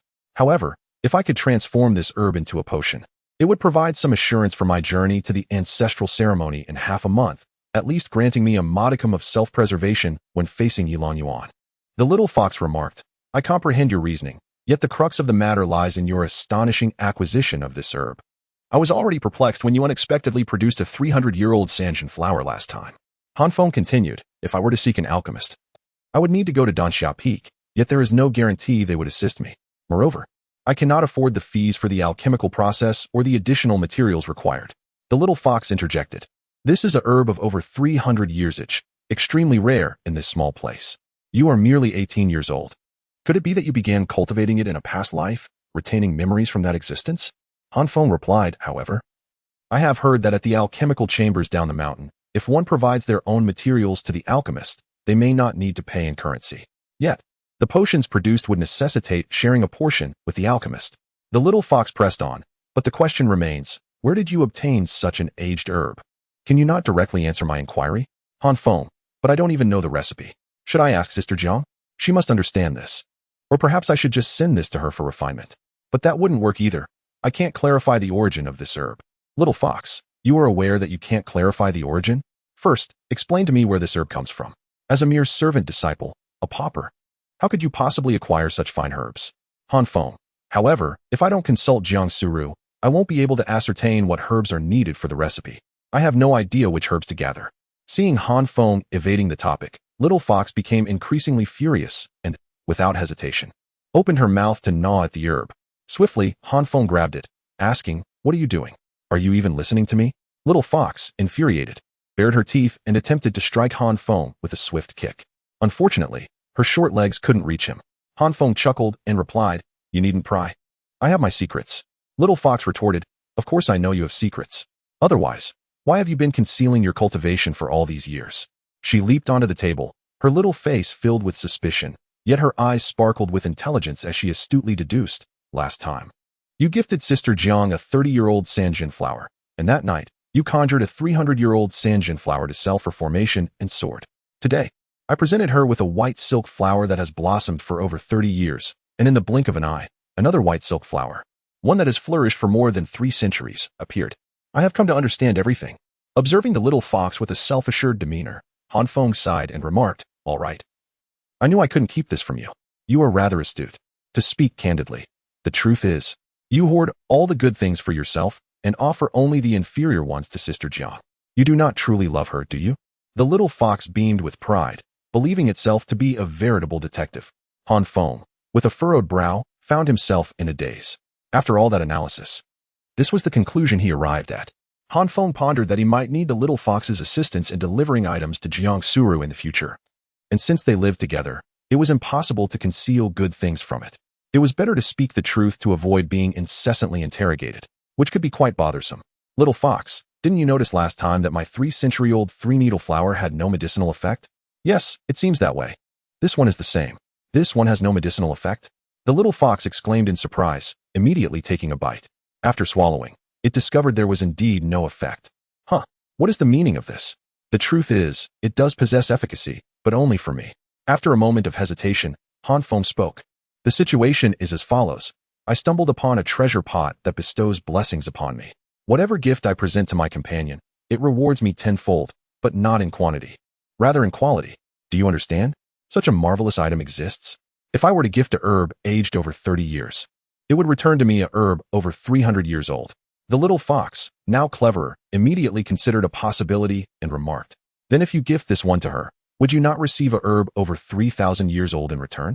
And if you then give her the 3,000-year-old herb, you could exchange it for one over 30,000 years old. Ah, we could become wealthy." Her eyes sparkled with excitement. Feng chuckled wryly and replied, clearly, "The treasure pot has anticipated this as well. Therefore, there is an additional rule. Anything it returns to me cannot be gifted to anyone else, including my companion. If I give it to her, it will not return anything to me.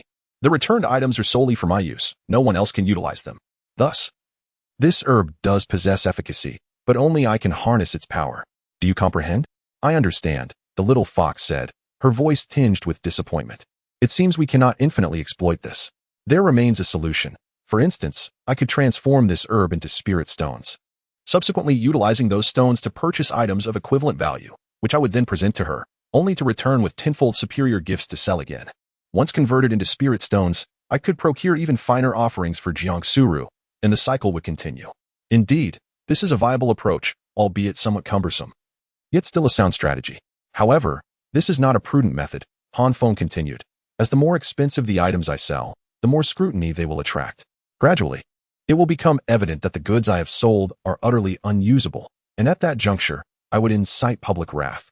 Facing the wrath of numerous formidable factions united against me, such endeavors may be feasible once or twice, but repeated attempts would be easily discerned by even the most naive observer. The treasure basin has its limits. If I persist in this shameless pursuit of spirit stones and gifts, I may risk overextending myself. We must proceed gradually, accumulating little by little. After 5 years of being rendered ineffective, I have finally discovered a means to enhance my abilities, enabling me to safeguard myself within this tumultuous realm of cultivation. I refuse to relinquish that opportunity. Thus, we cannot afford to take such risks. Do you comprehend?" Chapter 33. Seeking an alchemist, the little fox pondered for a moment before speaking. "So what you refer to as that peculiar treasure basin, which bestows blessings, possesses a personal will and emotion. It is not merely a set of rules, but is governed by a formidable entity, correct?" "That seems to be the case. But why does it offer you assistance?" "I am uncertain. Perhaps it is simply because I perceive myself as ineffectual. The purpose of the bestowed blessings is to empower me, rather than to facilitate a continuous profit from them. After all, such a being would undoubtedly lack for financial resources. I must discern the intentions of the other party to understand how to avoid offending them and to maintain this beneficial arrangement." "Well, I comprehend now, and I grasp why you choose not to sell this herb for spirit stones, but rather to exchange it for elixirs. If you revisit that auction house, they may surely find it peculiar, considering it is uncommon for anyone to repeatedly produce herbs with centuries of age that are devoid of efficacy." Feng nodded thoughtfully and remarked, "Indeed, the most prudent approach is to concoct the elixirs myself. I could acquire the formulas and present them to Jiang Suru, thereby obtaining superior recipes for my own crafting. However, I lack the foundational knowledge. Alchemy is not a skill one can learn overnight. With the ancestral ceremony looming, it is imperative to devise a method to transform this flower into an elixir first. The little fox pondered for a moment before retorting, "No? I believe you are merely lazy, seeking to take the easy route and avoiding the study of alchemy. I am not lazy. Indeed, you are quite lazy. I prefer to relax rather than to neglect my responsibilities. To relax is to leisurely savor life. Cultivating herbs is also a form of enjoyment, as is the practice of alchemy. As long as I derive pleasure from it, that suffices. Laziness, however, is a state of decay, an unwillingness to engage in any activity. Do you understand?" "Touch," the little fox replied, casting him a sidelong glance. Feng embodies a sense of leisure, lacking ambition yet not embodying laziness. He meticulously tends to each herb in his medicinal garden, relishing the experience of cultivation. "What I seek now is the formula for the bloodthirsty pill, which can be found with Jiangsu Ro. I shall inquire with her." Feng produced a sound transmission jade slip, only to recall that it bore no imprint from Jiangsu Ro, thus rendering him unable to contact her. He turned his gaze towards the little fox. "You claim not to be lazy? She has an affinity for you. Your communication with her is effortless. Go forth. 5 spirit stones. 1 stone for this task. But since you must run twice, it will be 2 stones. Agreed." The little fox took his sound transmission jade slip, stowed it in her storage pouch, and dashed out towards the mountain. Feng then gathered the white liana flower and reclined on a lounge chair outside, basking in the sun. After the passage of half an hour, the little fox returned. "Here, task accomplished. The transmission imprint has been inscribed, along with the formula for the bloodthirsty pill." Sister Su Ro mentioned that the bloodthirsty pill requires 1 white liana flower, 3 portions of cold tree grass, 1 tail of soft shell, and 1 penny of pirole flower. If the white liana flower is over 30 years old, the other herbs must not be less than a year old.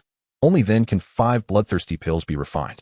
Conversely, if the herb is over 300 years old, the other herbs must be no less than 10 years old to yield more than 10 high-grade bloodthirsty pills. "Very well. I possess herbs over a year old," Feng remarked, making his way toward the medicinal garden. "However, your herbs are over 300 years old. You will require other herbs aged over 10 years.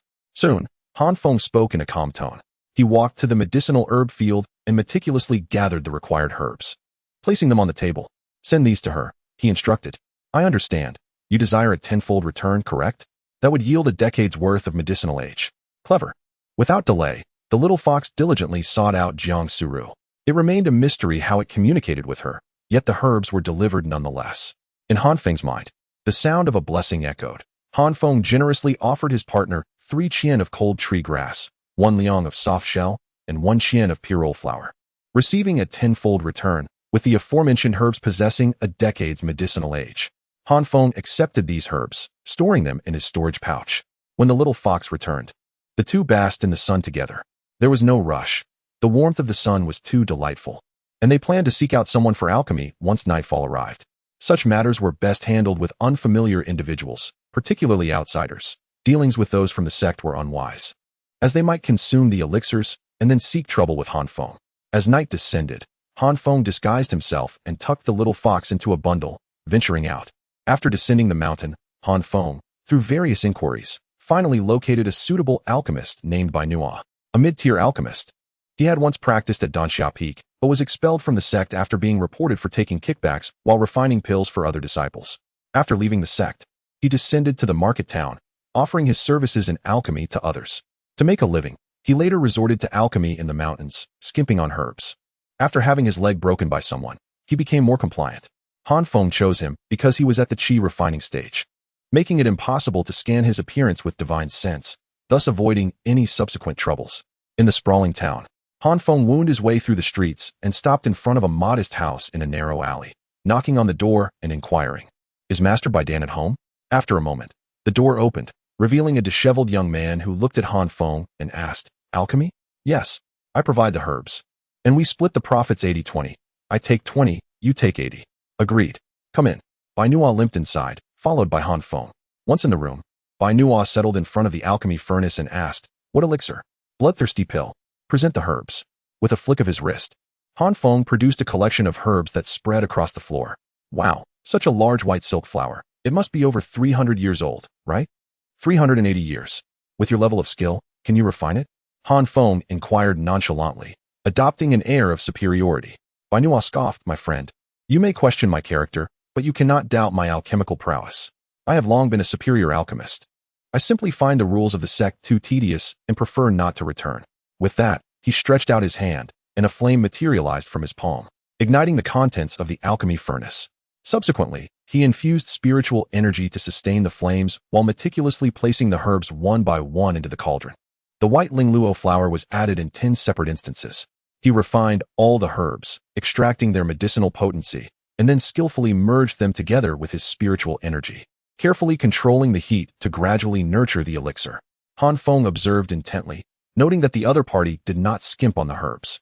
It seemed that after losing a leg, the individual had indeed become more honest. Chapter 34. Breakthrough in Cultivation, Ancestor Worship Ceremony. This by Nual, as he claimed, possessed remarkable alchemical skills. He took a batch of herbs capable of producing 10 elixirs and did not divide or process them in portions. Instead, he tossed them all into the cauldron at once, resulting in 10 perfectly formed elixirs, each round and plump, emanating a deep crimson glow. When the 10 bloodthirsty elixirs were placed upon the table, Feng's eyes sparkled with excitement. Nual remarked nonchalantly, "These herbs of yours are exceptional. The elixirs produced are all high-grade bloodthirsty elixirs, with enhanced efficacy, capable of elevating one's strength by 1 or 2 minor realms. According to the rules, I will take 2/10 as my share. You may take away 8. Nual allowed Feng to take the first pick, thereby proving the effectiveness of each elixir he had crafted. "Thank you," Feng said as he selected 8 elixirs and stored them in his spatial pouch. "Do you not possess a Dan bottle? Without one, the medicinal effect will dissipate," he remarked. As he spoke, Nual produced a Dan bottle and handed it to Feng, saying, "Consider this a gift." "Thank you," Feng replied gratefully. "No need for thanks. Should you require assistance again, do not hesitate to seek me out. My expertise lies in the refinement of foundational elixirs. If you are unfamiliar with the formula, feel free to approach me. I shall share it with you, and you can gather the necessary materials for my crafting. However, the division of the foundational elixir is 50-50, while others are divided 80-20, meaning you must prepare 2 portions of materials." "Very well, I understand. I will come to you if the need arises." Feng clasped his hands and subsequently departed from Nual's residence. After his exit, Nual produced a communication jade slip and spoke. "Hello, E. The advanced bloodthirsty elixir you requested last time has now been successfully refined. Please come by to collect it at your convenience." Feng left the market town and made his way home without incident. Upon returning, he succumbed to slumber. In the period that followed, Feng found himself with little to occupy his time, and Yilong Yuan did not trouble him further. Jiang Suru entered seclusion for her cultivation. Having successfully refined the bloodthirsty elixir, she retreated to her room, retrieving numerous spirit stones to diligently focus on her training. Recently, she had just broken through to the 7th level, and logically, such rapid advancement should not have been feasible. However, with the ancestral ceremony approaching, she felt compelled to hasten her progress, striving to break through another level to enhance her chances during the contest for celestial fortunes. Thus, over the course of the past half-month, Jiang Suru dedicated herself to her training, not daring to relax for even a moment, toiling earnestly. Meanwhile, Feng spent his days tending to flowers, nurturing plants, and amusing himself with a little fox, the two of them languidly basking in the sun on a reclining chair, enjoying a life of ease and tranquility. Should Jiang Suru witness Feng's leisurely existence, she would likely be infuriated. After indulging in the delightful pleasures of Feng for half a month, doing nothing but reclining and dreaming of his wife achieving greatness, life was exceedingly comfortable. On the 30th of April, Jiang Suru sat in her attic sanctuary, gazing at the pile of spirit stones strewn across the floor, her gaze gradually hardening with determination. After a fortnight of diligent cultivation, coupled with her innate talent as a celestial root, she had finally attained the pinnacle of the 7th layer of qi refinement. Now, her sole objective was to harness her energy and break through to the 8th layer. For those endowed with exceptional talent, the breakthrough during the qi refinement stage is relatively manageable, though it becomes increasingly arduous as one progresses further. Jiang Suru channeled her energy with unwavering focus, and the spiritual energy within the spirit stones transformed into tendrils of white mist, visibly entering her body and surging against the confines of her realm. Ultimately, after the passage of half an hour, as the energy within the spirit stones dwindled, Jiang Suru abruptly opened her eyes. A more profound aura erupted from within her, enveloping the entire chamber. She had succeeded.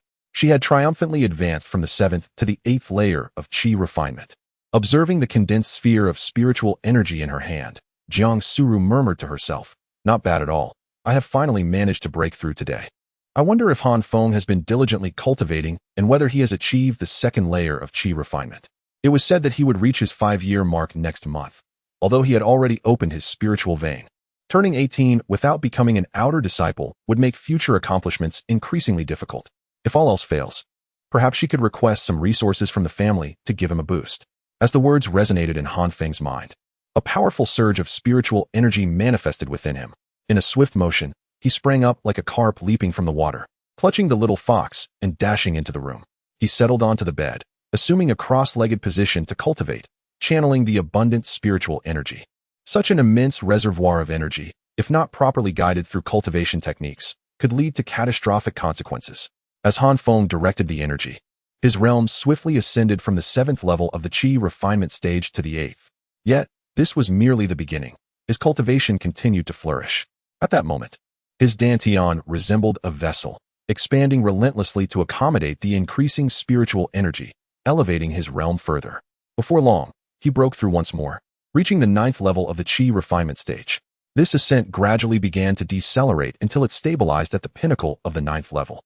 After a tenfold enhancement due to Jiang Suru's elevation, Feng could only advance from the peak of the 7th level to the pinnacle of the 9th.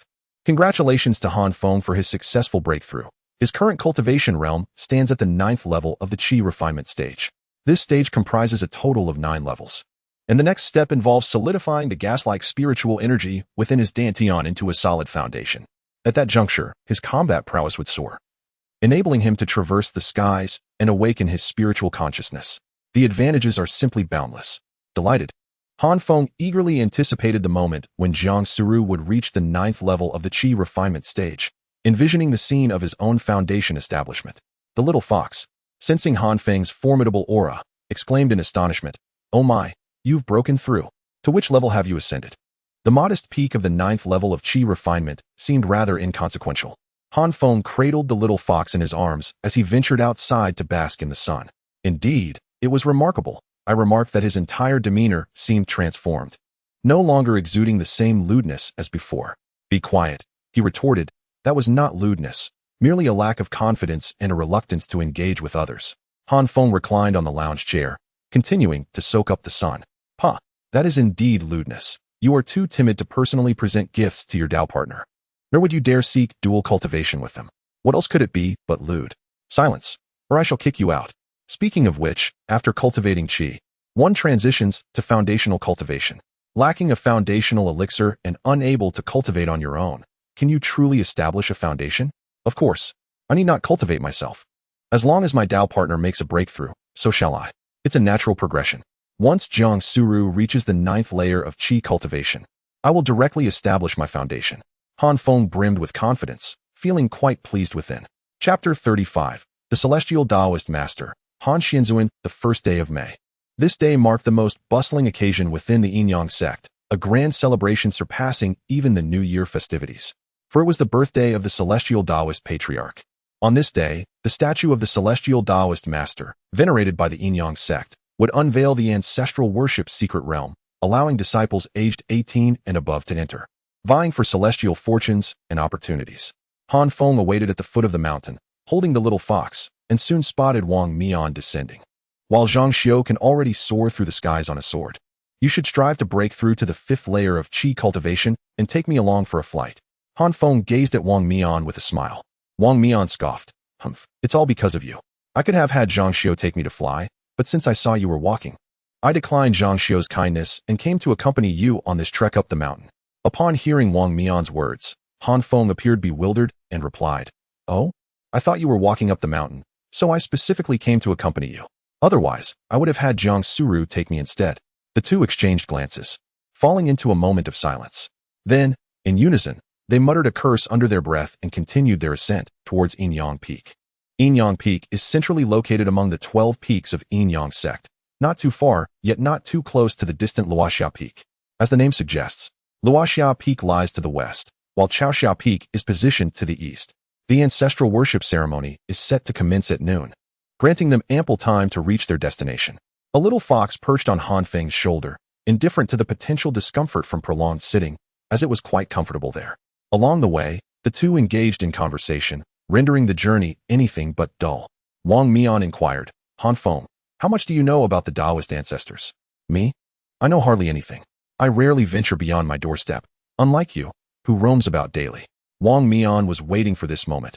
Upon realizing Han Feng's ignorance, he triumphantly declared, you see, I possess a wealth of knowledge. This great figure has an impressive background. According to ancient texts and historical records, you've read nothing but hearsay from those ancient texts, Han Feng retorted dismissively. According to ancient historical records observed by others, 10 million years ago, this world was devoid of any cultivators. Humanity was solely dedicated to martial arts. However, those who mastered martial prowess to the utmost could soar through the skies, traverse the earth, and command fire and water. The esteemed ancestor of the immortal path, rumored to bear the surname Han, was revered as Han Xianzun, signifying the foremost master of the eternal immortal way. In that realm of martial cultivation, he singularly forged the path of immortality, becoming the first immortal and the inaugural cultivator in existence. Upon attaining tremendous power, he swept through the martial world, unifying the 9 realms, disseminating immortal techniques, and fundamentally transforming a world of martial practice into one of celestial cultivation. All contemporary practitioners and cultivators trace their lineage back to him. Through sheer will, he reshaped the very fabric of the world, revolutionizing the cultivation system, enabling everyone to cultivate and attain longevity. Thus, he is honored as the ancestor of the immortal path, the most sacred teacher, and is venerated by all cultivators. Each practitioner may choose not to respect their elders or predecessors, and may even defy ancestral traditions. Yet they must unequivocally revere Han Xianzun. Should anyone dare to show disrespect towards Han Xianzun, they would face the collective wrath of all cultivators. For he is the common progenitor of all practitioners. Upon hearing this, Han Feng nodded and remarked, Ah, it seems Han Xianzun is of my own lineage. Goodness, be silent. Do you not fear for your life with such words? Wang Mian quickly glanced around to ensure no one was listening before continuing. Is Han Xianzun truly of your lineage? That is merely your connection to the esteemed Han Xianzun. However, even that connection is tenuous, as there are many who share the surname Han across the world. Ha ha ha, I care not. I am still superior to you. Han Feng laughed heartily. When good friends gather, they often indulge in frivolous banter, reveling in merriment. Whatever absurdities come to mind, they express them freely. Wang Mian chuckled and added, do you know, amidst the countless sects and powers in the world, each venerating Han Xianzun, why is it that only the statue of our Yin-Yang sect can unlock the secret realm and bestow the blessings of our ancestor? Why is that? It is because only the disciples of our Yin-Yang sect can cultivate the Yin-Yang harmonization technique, which is the foundational practice of our sect, mastered by every disciple, significantly enhancing their cultivation through dual practice. It is said that this Yin-Yang harmonization technique was personally devised by Han Xianzun himself. Therefore, it is not merely the disciples of the Yin-Yang sect who can enter the secret realm to receive blessings, but rather those who have cultivated the Yin-Yang harmonization technique. Do you understand? Han Feng, suddenly enlightened, nodded and said, Oh, I see now. This technique was created by the ancestral master of the celestial path. Our practice is indeed formidable. A wicked smile spread across Wang Mian's face as he remarked, It seems that this Han Xianzun is not as upright a figure as one might think, having devised such a nefarious technique. Ha ha ha. Just as Wang Mian was laughing, a cold voice resonated in Han Feng's mind, the voice of the ancestral blessings from Xinzi. Han Xianzun is the supreme deity, an omnipotent and exalted being, the savior of this world, the greatest guardian of this realm, and the creator of the immortal path. No one possesses the right to defame or disparage Han Xianzun. Ah, it was merely a jest. There is no need to take it so seriously. Calm down. Xianzu. Han Feng hastily responded in his mind, while secretly pondering how much this Xianzu seemed to care about Han Xianzun's reputation. Amidst laughter and banter, they arrived at the summit of Yin-Yang Peak. Yin-Yang Peak is the principal mountain of the Yin-Yang sect, where the sect leader and many formidable elders reside. At the pinnacle, before the grandest main hall, lies an expansive plaza, at the center of which stands a towering and magnificent statue. This statue, adorned in vibrant colors, reaches a height of 100 feet. It depicts a young man clad in pristine white robes, his long, dark hair billowing in the wind, with a gentle and handsome visage. His slender frame appears somewhat delicate, yet his gaze is warm, complemented by a subtle, amiable smile, resembling that of a venerable elder patiently imparting wisdom to his younger kin. The statue's left hand rests behind, while the right hand extends forward, holding 8 orbs of varying hues. This figure represents Han Xianzuan, the ancestral master of the immortal path across the 9 realms, the most sacred of teachers, our common forebear. Upon beholding this statue, Han Feng felt an inexplicable surge of reverence and devotion from the depths of his being. In light of the figure's exalted status, he sensed no fear. Rather, an overwhelming sense of familiarity washed over him, as if he longed to kneel before this presence and absorb its teachings. Wang Mian gazed upon the statue and remarked, "So this is the esteemed Han Xianzuan. In the past, I could always catch a glimpse from afar on the falling sunset peak, but today, I can finally behold it up close." As Wang Mian turned to pay his respects to Han Xianzuan, he felt an inexplicable familiarity. He glanced at Han Feng and then back at the statue, enviously stating, "You, my friend, are indeed fortunate to share a resemblance with Han Xianzuan." Chapter 36. What gives you the right to be so familiar? Upon hearing Wang Mian's words, Han Feng also looked towards the statue. Shaking his head in disbelief, he replied, "What kind of eyes do you have? Clearly, I am far more handsome." "Uft. You get defensive when I point out your weight," Wang Mian retorted. Not wishing to continue the banter, Han Feng cautioned, "Keep your distance from me. There are too many people here. Go find Zhang Xiao. Once we enter the secret realm, do not seek me out. Just keep your distance and avoid drawing the attention of the Yi family." Having offended the Yi family, Han Feng was aware that they would target him within the secret realm, and he wished to shield Wang Mian from any repercussions. With a sigh, Wang Mian inquired, "And what about you? What will you do?" "I have the support of the Zhang family. Their strength is not inferior to yours. They will certainly keep me safe." Han Feng replied with a smile. "Very well then. It seems you have found a powerful ally, but alas, my own abilities are too limited to assist you in any meaningful way. Just ensure your own safety and avoid being a burden to me. That alone would be the greatest help," Han Feng said as he patted Wang Mian's shoulder and turned to merge into the crowd. In the midst of the crowd, Han Feng swiftly located the position of the Jiang family and approached, soon encountering Jiang Suru. "I sincerely apologize, senior sister Jiang, for my tardiness," Han Feng remarked with a smile. The surrounding 18-year-old scions of the Jiang family cast scrutinizing glances at him. How could such a mere servant, deemed worthless, have won the affections of the most exquisite flower of our Jiang family? What are your qualifications, young man? Is it merely your less than stunning visage, or your inability to cultivate? At that moment, not only the Jiang family members, but all disciples present directed envious and resentful gazes towards Han Feng. Jiang Suru was revered as the goddess of falling sunset peak, her reputation echoing throughout the entire Yin-Yang sect. Everyone was aware that this unparalleled beauty embodied the quintessential Ice Queen, an object of distant admiration, not to be trifled with. Many regarded her as the goddess of their dreams. Yet Yi Longyuan from the Yi family had been openly pursuing Jiang Suru, causing those harboring secret affections to feel painfully inadequate in comparison to his looks, lineage, and talents. Though Jiang Suru was indeed stunning, the pursuit of a partner transcended mere physical appearance. One must also consider one's own attributes. Both Yi Longyuan and Jiang Suru were formidable enough to instill a profound sense of inferiority in others. To outsiders, they appeared as a perfect pair, an enchanting couple, destined for one another, their looks, backgrounds, and talents exquisitely matched. It was widely believed that they would inevitably become partners. However, no one anticipated that during the matchmaking event at the beginning of last month, Jiang Suru would ultimately choose the unremarkable Han Feng. It is truly bewildering. Whether it is the heavens that have turned a blind eye or Jiang Suru who has lost her sight, allowing that useless servant to stumble upon such a great fortune. Their dream goddess has been so casually won over. To be honest, losing to Yi Longyuan is not a disgrace. After all, his merits are evident. Yet to be defeated by Han Feng, who can possibly accept that? Even the most mundane of men, or even a beast from the Spirit Beast Peak, would surely outshine this fellow.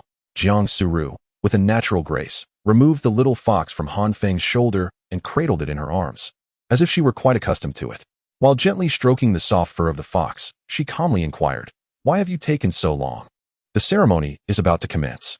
Climbing a mountain requires a certain pace. It cannot compare to your flying on a sword," Han Feng replied with a smile.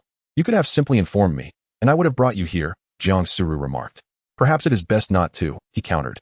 "Look at the glares around us. They seem ready to devour me alive. If I were to arrive on a sword with you, they would surely tear me to shreds." Upon hearing this, Jiang Suru chuckled softly, not even glancing at her surroundings, continuing to play with the little fox. Han Feng gently patted the fox's small head and asked, "Can it also enter the secret realm?" "Of course. Otherwise, How would the disciples of the spirit beast peak participate? This revelation left the surrounding disciples utterly astounded, their minds in a tumult of disbelief. Just moments ago, Sister Jiang had laughed. The usually frosty Jiang had been amused by this so-called waste. And the two appeared so intimately engaged in petting a spirit beast. The pet, once perched on Han Feng's shoulder, now nestles in Sister Jiang's embrace. Is this creature a product of their joint nurturing? Certainly not. By what right do you claim that? Merely because you are her Tao partner? Oh, in that case, it is inconsequential. No, that cannot be. What gives you the authority to call yourself her Tao partner? The male disciples are engulfed in a tempest of thoughts, wishing they could rend Han Feng to pieces. Among them, the most fervent in his desire for vengeance is Yi Longyuan from the nearby Yi clan, his fists clenched tightly. Since Han Feng's arrival, Yi Longyuan's gaze has not strayed from him even for a moment. Prior to Han Feng's appearance, he scarcely regarded Jiang Suru, but now his attention is fixated solely upon Han Feng. Is this love? Certainly not. It is jealousy, an unvarnished hatred, a deep-seated loathing. Yi Longyuan's feelings towards Han Feng have evolved from initial jealousy and disdain to a relentless cycle of defeat at Han Feng's hands, resulting in significant losses for his family and consequent punishments meted out by them.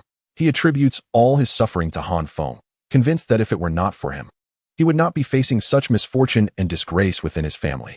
His animosity towards Han Feng has eclipsed any affection he held for Jiang Suru. His desire to eliminate Han Feng has transformed from a quest to reclaim Jiang Suru into a pursuit of revenge. The grudge between him and Han Feng has become a matter of personal enmity, largely disconnected from Jiang Suru.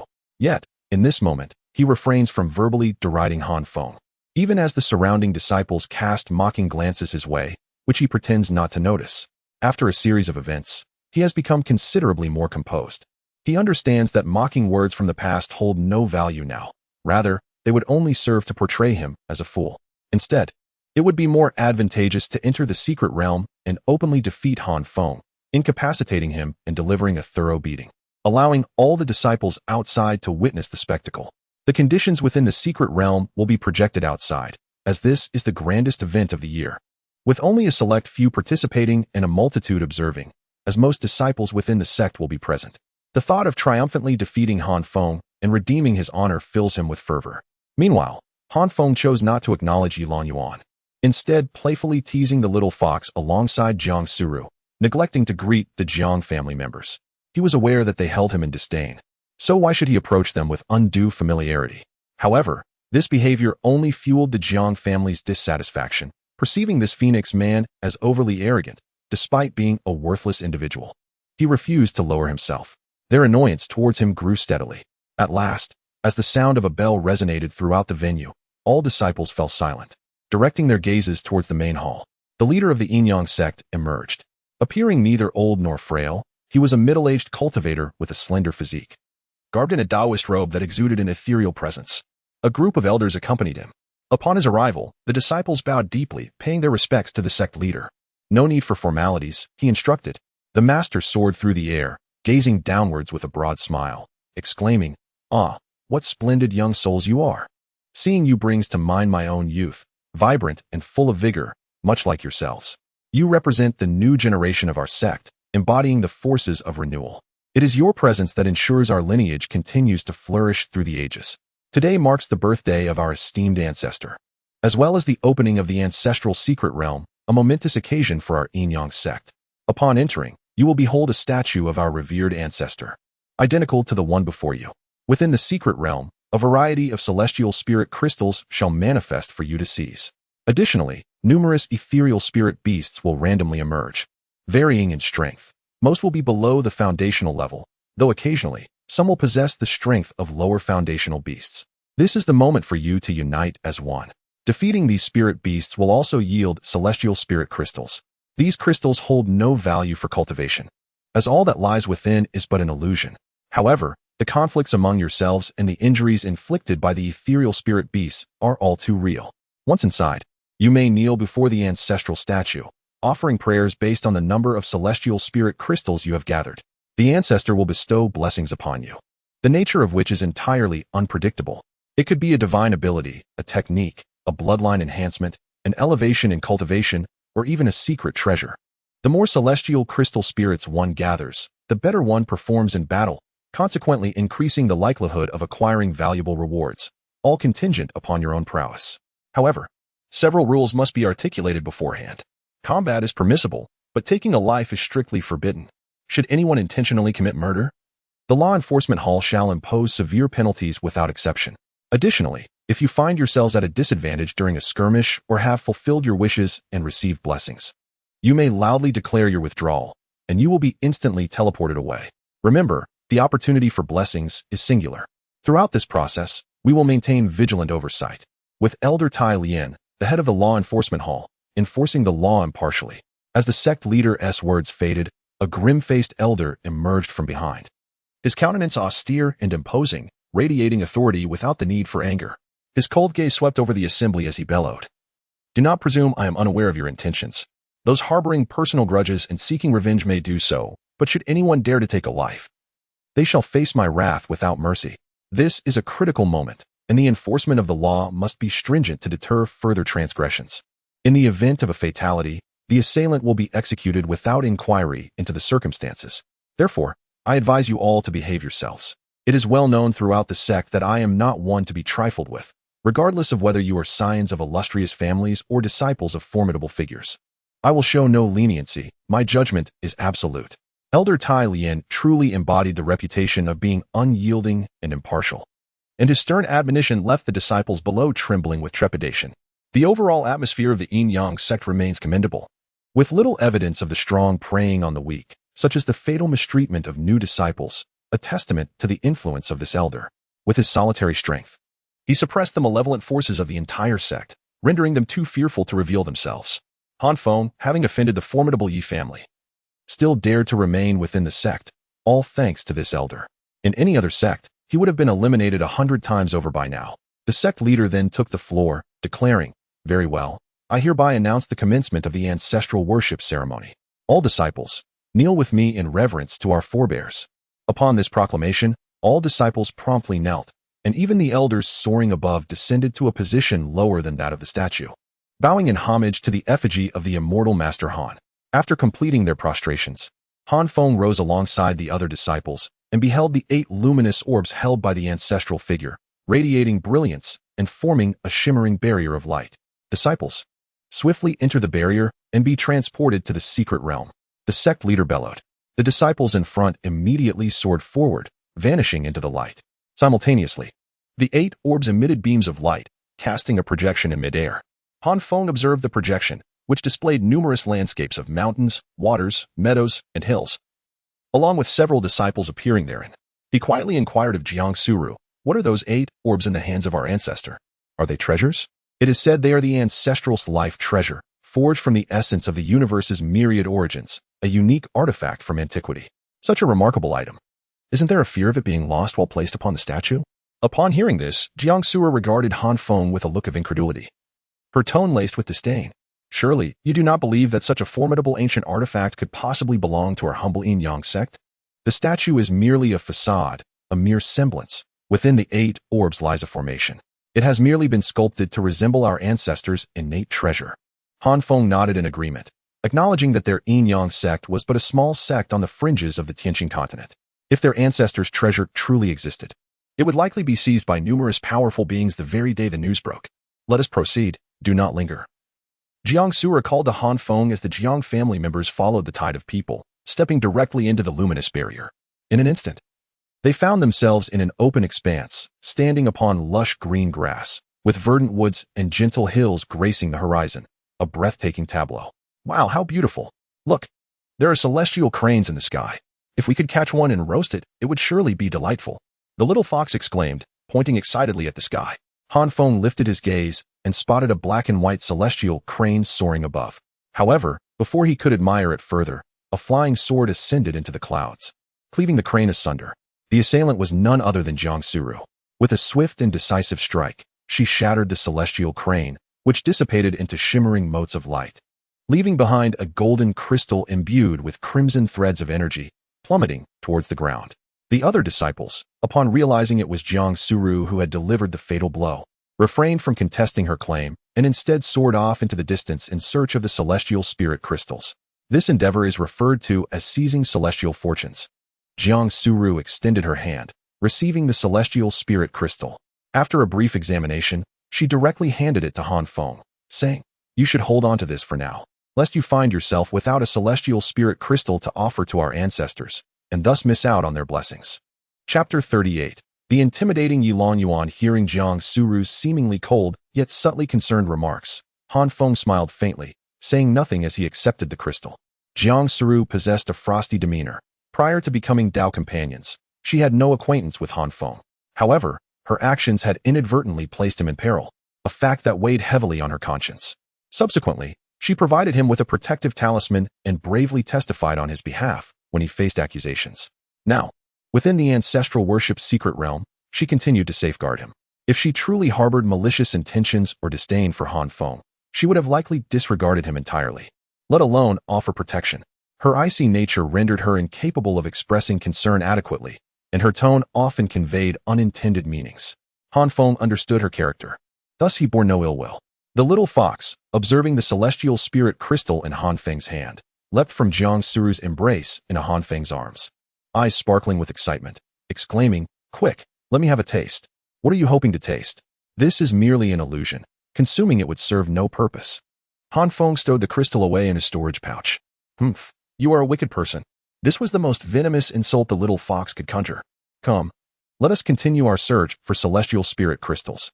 After Jiang Suru finished speaking, she led everyone forward. The little fox remained sulky, pouting in frustration over not having indulged in the delectable celestial crystal. This secret realm was vast. Han Feng was unsure of its size, but it undoubtedly exceeded the territorial expanse of the Yin-Yang sect. Within it lay a myriad of landscapes, yet he could not discern the location of the ancestral statue. When he inquired of Jiang Suru, she replied that it resided in the deepest part of the realm. They had all been randomly transported in small groups, and there were only a little over 20 individuals of the Jiang family who were 18 years old in this generation. While they were slowly searching, the little fox suddenly leaped onto Han Feng's shoulder and, with a swift motion, dashed ahead to an open space, quickly scaling the summit of a nearby hill in the blink of an eye. Its speed was astonishing beyond belief. "Little fox, where are you going?" Han Feng shouted. The little fox, clutching a piece of celestial jade with its tiny paws, exclaimed joyfully, "Look, I found this piece of celestial jade." After saying this, it opened its mouth and devoured the jade in a few swift bites, licking its lips afterward, seemingly still craving more. Had it eaten the celestial crystal? What kind of spirit beast is this, so fiercely voracious? Is it true that this thing is edible? The disciples of the Jiang family stood dumbfounded, witnessing this spectacle. In past iterations of the secret realm, countless disciples had gathered celestial crystals, offering them as sacrifices to their ancestors in hopes of receiving blessings. Fearful that insufficient offerings would yield poor rewards, occasionally, some disciples would secretly stash away 1 or 2 pieces of the celestial spirit crystal, yet upon venturing outside, the crystals would inexplicably vanish. Thus, it became an unspoken consensus that these artifacts were but figments of illusion. However, to their astonishment, the little fox devoured the celestial spirit crystal with abandon. This was the first time they realized such a thing could be consumed. Suddenly, the little fox cast a glance towards the other side of the hill, its expression shifting to one of sheer terror, and it dashed towards Han Feng and the others, exclaiming, "Not good. The villains are coming. So many bad people are here." In a swift motion, the little fox burrowed into Han Feng's embrace. As Han Feng and his companions looked up, they beheld a throng of over 50 individuals soaring towards them on flying swords from beyond the hill. Leading this formidable group was none other than Yilong Yuan. The countenances of Han Feng and Jiang Suru darkened at the realization that their adversaries had arrived with such swiftness and in such numbers. As Yilong Yuan and his entourage approached, the Jiang family immediately unsheathed their weapons, bracing themselves for confrontation. Jiang Suru stepped forward, positioning herself protectively in front of Han Feng, declaring, "Stay behind me." Her unwavering tone, coupled with her graceful yet unassuming demeanor, deeply moved Han Feng. Was this the feeling of relying on someone? How vexing. Yet, why did it stir such emotion within him? As Yilong Yuan descended gracefully to the ground, he surveyed the assembly before him, a smile gracing his lips as he remarked, "Jiang Shimi, it has been a while. I trust you have been well. If you have something to say, speak. If not, be gone." Jiang Suru retorted coldly, drawing forth a sword, an elegant, pale blue blade, the very one gifted to her by Han Feng. Yilong Yuan's expression momentarily froze. Humiliated, he ceased to feign indifference and turned directly to Han Feng, sneering, "Hey, you coward hiding behind a woman, Come out and face me in a duel. If you win, you can take Jiang Shimi as your partner. Do you dare? Jiang Suru promptly whispered to Han Feng. Try not to engage right now. We are at a disadvantage. Let's wait until the end. They are used to bullying others and will certainly clash with other teams. Once their numbers dwindle, we can confront them then. Han Feng nodded in response, gazing at Yi Longyuan with a smile. Why should I duel with you? Jiang Shiji is already my partner. If I fight you and win, what do I gain that I do not already possess? If I lose, I would have to hand over my partner to you. Where in the world does such an advantageous situation exist? Have you become foolish in your cultivation? At this moment, Han Feng indeed wished to avoid conflict, for they were outnumbered, yet that did not mean he would swallow his pride. He had never been one to endure insults from Yi Longyuan. He confronted him directly. Would remaining silent quell their animosity towards him? Certainly not. If it came to blows, he would seize Yi Longyuan first and fight to the bitter end. Yi Longyuan sneered. Umph, I knew you were a waste, too afraid to face me in an honorable battle. Yi Longyuan, open your eyes and see, there are hundreds of thousands watching outside. You claim I am a waste, an incapable cultivator, while you, Yi Longyuan, possess a heavenly root and are the pride of the Yi family. Your attempt to confront me is truly amusing. Even if you were to emerge victorious, would others truly regard you with any higher esteem? Instead, they would perceive you as a bully, preying upon someone incapable of cultivation, a mere servant disciple. Furthermore, you dare to intrude upon the affections of others, positioning yourself as a third party, coveting another's beloved companion. Sister Jiang and I are recognized as partners by our sect, yet you insist on meddling in our relationship. How laughable. Is this truly the kind of disciple the Yi family produces? Leveraging your superior cultivation to oppress fellow disciples while shamelessly pursuing a female disciple already bound to another? It is not just your own reputation at stake. You have tarnished the entire Yi family's honor. Han Feng's scornful remarks left Yi Longyuan's face flushed with rage, and he was ready to retaliate immediately. However, Yi Longyuan restrained him, speaking coldly. Brother, do not fall for his tricks. Our aim is to provoke this fellow into a one-on-one duel with you, not to engage in a confrontation with the Jiang family. This is merely the beginning. An all-out brawl serves no purpose. The Jiang family still possesses significant strength. Even if we were to annihilate them, we would suffer losses ourselves. How then would we compete with other families for the celestial spirit crystals? We must first gather the celestial spirit crystals, then corner him by the ancestral statue, and deal with him there. Yi Longyuan's analysis remained composed. The secret realm was not merely a battleground for their two factions, but a landscape populated by numerous forces and solitary disciples, all vying for the precious celestial spirit crystals. Engaging in a destructive confrontation with the Jiang family is simply not worth it. Yi Longyuan's expression darkened as he nodded and addressed Han Feng, stating, Han Feng, my singular ambition has always been to challenge you, not the Jiang family. I harbor no animosity towards them. I merely wish to face you in a duel. Although Jiang Suru is willing to protect you, it does not imply that the entire Jiang family shares that sentiment.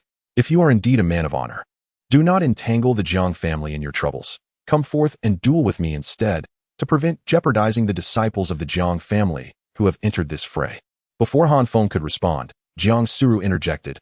Firstly, Han Feng is my partner, thus he is half a member of the Jiang family. We, the Jiang family, have always stood united. If we do not assist him today, what will happen when others from our family find themselves in peril tomorrow? Do not attempt to sow discord amongst us. Our unity is beyond your capacity to dismantle. Secondly, even if the Jiang family were to lose, it would be your Yi family that would be the aggressors. Do not attempt to shift the blame. We do not harbor animosity towards those who inflict violence upon us, nor shall we direct hatred towards fellow victims like ourselves.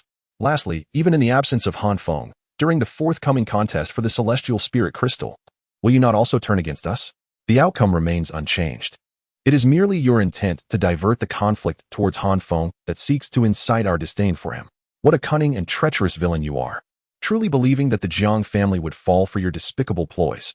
Jiang Suru's words jolted the members of the Jiang family into awareness, enlightening them to the peril of nearly falling into the adversary's trap. Even though they may disdain Han Feng, he remains one of their own. If the enemy dares to bully their people and they relinquish Han Feng so easily, how will the Jiang family maintain their standing within the sect? Would they not become the subject of ridicule? Outside the secret realm, in the sect's plaza, most spectators fixated on the confrontation between the Jiang and Yi families. Both clans are prominent and illustrious within the sect, and now they find themselves at odds. Coupled with last month's sensational events, the Jiang goddess opting for a servant role and Yi Tianjiao's tragic loss of a soulmate, This scenario is more than enough to captivate the crowd. After all, who does not relish a bit of gossip? Everyone is eager to discover how this matter will ultimately unfold. At the Jiang family's seating area, Jiang Suro's parents sat together, flanked by her older brother and sister. Observing the scene, Jiang Suro's father nodded and remarked, "Our daughter, though typically reticent, possesses a clear mind and quick wit. In critical moments, she truly knows what to say and understands the importance of protecting her own and standing united. She has not fallen for the schemes of that little villain, which is commendable." Jiang Suro's mother concurred, saying, "Indeed, our daughter has handled this situation well and spared us from disgrace. I once had high hopes for that young man from the Yi family, but it appears his heart is far too malicious. Resorting to such divisive tactics reveals him to be a scoundrel. Thankfully, our daughter did not choose him, otherwise, her life would be irrevocably ruined." At this, Jiang Suro's sister scoffed. "So, opting for a servant disciple was the right choice, was it? A man incapable of cultivation, merely hiding behind his companion to boast with words. What success can he possibly achieve?"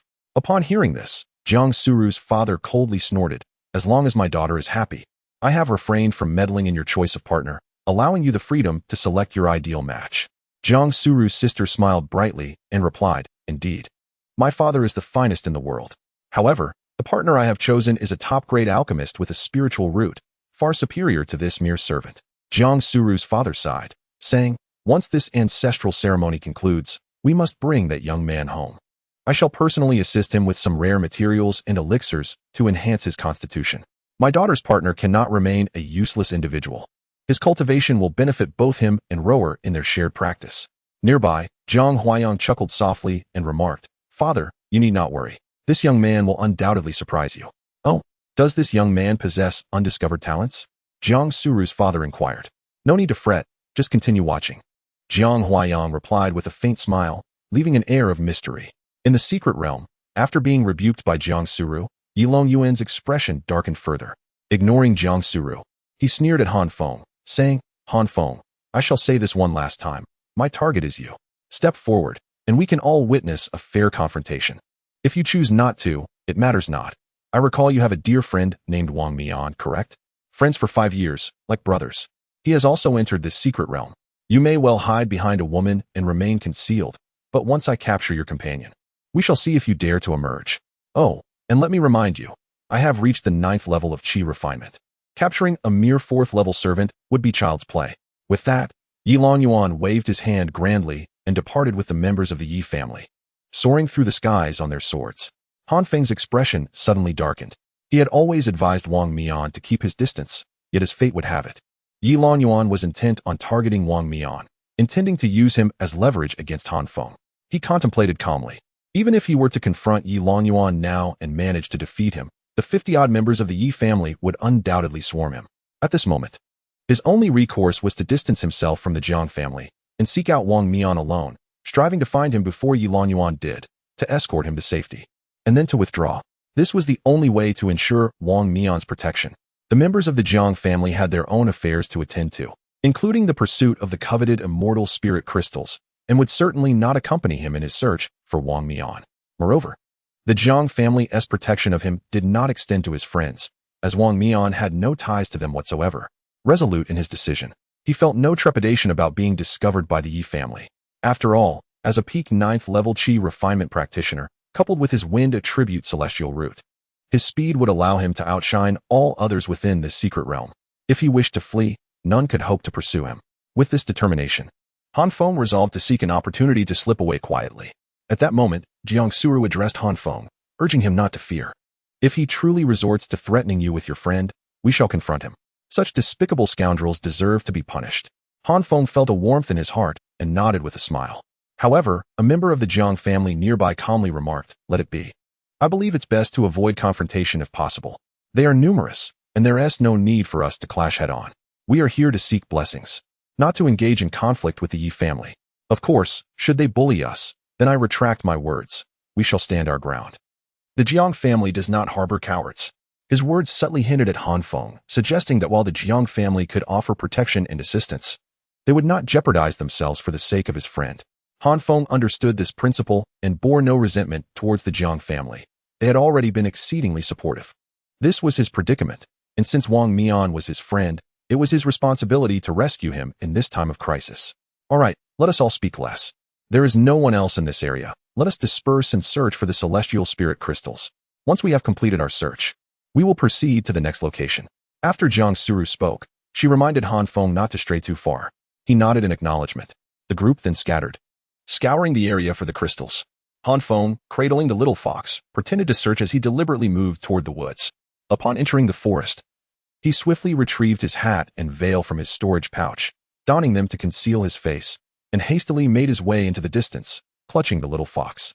After ascending a mountain, the little fox inquired, "What is this mystery for? Are we to seek the delectable spirit crystals?" Han Feng, while retrieving a bundle to place the little fox inside, replied, "We must find Wang Mian quickly to ensure his protection. Yilong Yuan is evidently after him, and both he and Zhang Xiu may be in peril. Oh, we should certainly seek him. However, could you assist me in locating the spirit crystals along the way? I can sense their positions." "That cannot be done. We must prioritize finding Wang Mian." Han Feng secured the little fox on his back, producing a communication jade slip to relay a message to Jiang Suru, "Senior sister, I must find Wang Mian. Yilong Yuan is after him. I cannot allow him to fall into danger because of me.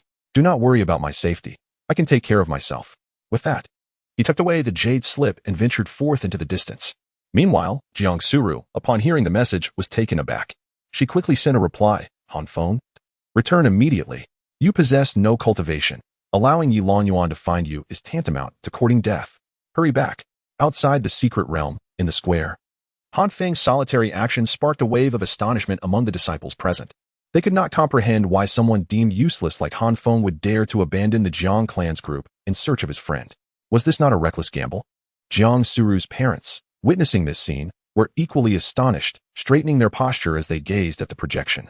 Jiang Suru's father furrowed his brow and remarked, "This Yilong Yuan is exceedingly despicable. If it were an external enemy, it would be one thing, but to target a friend of Han Feng, a fellow disciple, is utterly shameful. The Yi family has nurtured such a scoundrel. Truly, it is beneath us to associate with them." And Han Feng, embarking alone on a quest for his friend. While his loyalty and sense of brotherhood are commendable, such impulsiveness is perilous. Lacking the strength to contend with the Yi family, this young man, despite his good heart, is far too reckless. This could lead to his own demise. Beside him, Jiang Suru's elder sister, an enchanting woman exuding an aura of elegance, quickly interjected, "See, I told you he is unworthy of my sister." Jiang Huayang chuckled, "Elder sister, it may be premature to judge. Let us observe how this unfolds." With a sigh, Jiang Suru's father continued, "Let it be. This lad possesses a conscience. He does not wish to implicate the Jiang family or his friends, and it is only out of necessity that he made this choice. Ultimately, it is because Roer chose him that he has become a target for Yilong Yuan. Yet, he does not complain, nor does he fear, and he has no intention of severing his bond with Roer. He bears his burdens like a true man. No one will perish in this affair. Should danger arise, he can simply call for a retreat and exit the fray. Once outside, we shall nurture him properly. Though his talents may be lacking, at least his character is commendable. Wait a moment, is that lad flying on a sword? How can he soar so swiftly?" In the projection, a figure adorned in a traditional Asian conical hat and veiled visage stood, beneath which a brilliant azure flying sword emerged, soaring swiftly into the distance. This spectacle incited a wave of astonishment among the hundreds of thousands of disciples below. No one had anticipated that the individual they had long deemed an incapable failure could indeed command a sword to fly, and at such an astonishing velocity. Jiang Suru's father, a formidable cultivator at the Golden Core stage, possessed a keen insight. He scrutinized the projection, swiftly and calmly deducing, the sword control technique can only be cultivated at the 5th level of Qi refinement. Given his speed, he must at least be at the 7th or 8th level. His exact prowess remains elusive until he reveals his full capabilities. However, to achieve such mastery at the tender age of 18 is quite remarkable, placing him above at least 80% of those within the secret realm. He is not a failure. We have misjudged him, Jiang Huayang remarked with a smile. Thus, I maintain that we should await further developments. When this lad dispatched the 2 assassins sent by the Yilong Yuan, it was with remarkable efficiency, 1 sword stroke per adversary. Oh, he is truly that formidable? Why then do others perceive him as a failure? Has he been concealing his abilities? A towering tree attracts the wind. As a talent without a powerful background, he must tread carefully. Father, had he not offended the Yi family this time, he might have continued to disguise himself and navigated the secret realm undetected. In response, Jiang Suru's father nodded in agreement. stating, "I have misjudged him. He is not impulsive. He may indeed possess genuine strength, which explains his actions. The young man possesses commendable character and admirable temperament, exhibiting both talent and capability, while also demonstrating an aptitude for concealment and disguise, qualities that render him well suited for survival in the realm of cultivation. Such a promising individual is certainly not one to be overlooked by our Jiang family. It was, after all, my younger sister who discerned his brilliance, a quality that eluded the rest of us. Yet, why did Rower deem him a waste, devoid of any cultivation? Could it be that she is unaware of his true strength?" Jiang Huayang initially believed that Jiang Suru had recognized Han Feng's cultivation and potential, prompting her choice. However, it now seems there may be some misunderstanding. The disciples outside were astonished by Han Feng's ability to fly on his sword, directing all their attention towards him. Chapter 41. Han Feng's overbearing affection with the little fox perched upon his back. Han Feng glided through the air on his spirit sword, his speed and altitude modest as he sought to locate Wang Mian. He had taken precautions to disguise himself, and within this secret realm, there were no disciples at the Foundation establishment stage who could recognize his appearance. Despite flying a considerable distance, the vastness of the secret realm impeded his search. Lacking a sound transmission jade slip, Han Feng was at a loss as to where to find him. As Han Feng searched, he noticed two disciples engaged in battle with an ethereal spirit beast not far away. Together, they managed to slay the creature, which dropped a piece of celestial spirit crystal. The little fox behind Han Feng immediately caught wind of the crystal's scent, and in a flash, it leaped from his back, transforming into a blur, and within moments, it stood before the two disciples, snatching the celestial spirit crystal from their grasp. Where did this spirit beast come from, daring to act so recklessly before me? The two disciples, filled with indignation, immediately raised their hands to strike at the little fox. "What are you doing, little fox?" Han Feng, in a state of urgency, swiftly descended, moving with unparalleled speed. Before the disciples' attacks could reach the little fox, he enveloped it in his embrace, using his own body to shield it from their onslaught. Observing this, the two disciples sneered. "Humph, so it belongs to someone, does it? Daring to snatch my Feng-used spirit crystal. You must have bitten off more than you can chew." Han Feng turned sharply, unleashing a sword strike, and a luminous blade of wind manifested, striking the two disciples. They attempted to defend themselves, but to no avail. The sword's radiance struck them, causing them to spit blood and be flung far away, crashing heavily to the ground, unable to rise for some time. "What have you bitten off? Cotton? My spirit beast is not something you can reprimand." With a cold huff, Han Feng cradled the little fox and, in an instant, soared away at breakneck speed. He cherished the little fox dearly and would not tolerate anyone bullying it. Yet that did not mean he would indulge its every whim. Upon reaching an uninhabited area, Han Feng seized the little fox, which gasped in surprise. Fearing he intended to snatch its spirit crystal, it immediately stuffed the crystal into its mouth, crunching away. "What on earth are you doing? I have already stated that we must rescue Wang Mian. Why do you insist on seeking trouble and provoking others for spirit crystals? Do you not think we have enough enemies already?"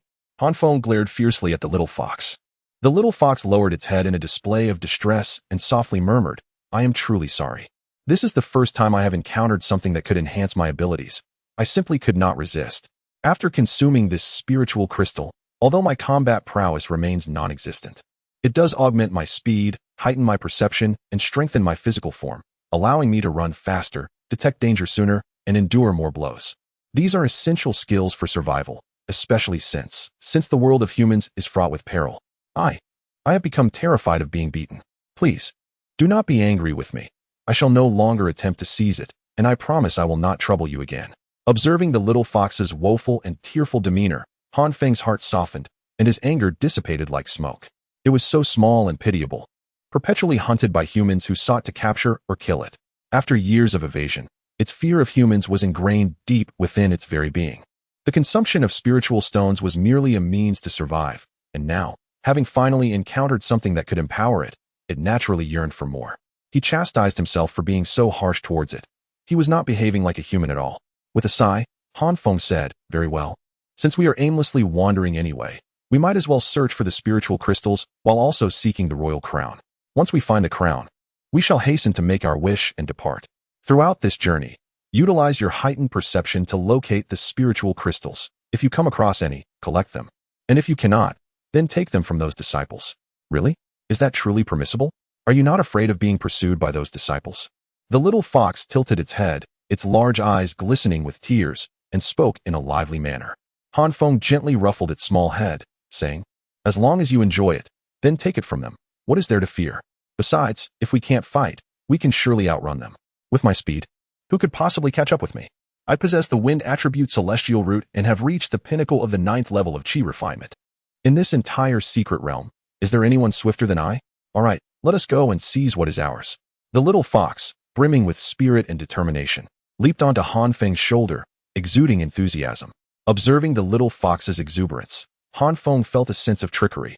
Was this creature merely feigning innocence? "Return to my pouch at once. Standing on my shoulder, you are bound to reveal my identity before I even make an appearance." Understood. The little fox promptly nestled into Han Feng's pouch. Outside the secret realm, in the plaza, all the disciples were in an uproar. They had just witnessed the fox move with astonishing speed, snatching the celestial spirit crystal from Feng, and then saw Han Feng defeat 2 opponents with a single sword strike. Wait a moment, what did I just see? Is that not Feng? That's our senior brother Feng from the Morning Glow Peak. Senior brother Feng is the sole disciple of the Morning Glow Peak with a celestial root, possessing an 8th level cultivation and chi refinement, an esteemed figure surrounded by admiration, the idol of many female disciples. How could he be defeated with a single strike? An 8th level cultivator. And the one beside him is junior brother Lu, who is also at the 6th level of chi refinement.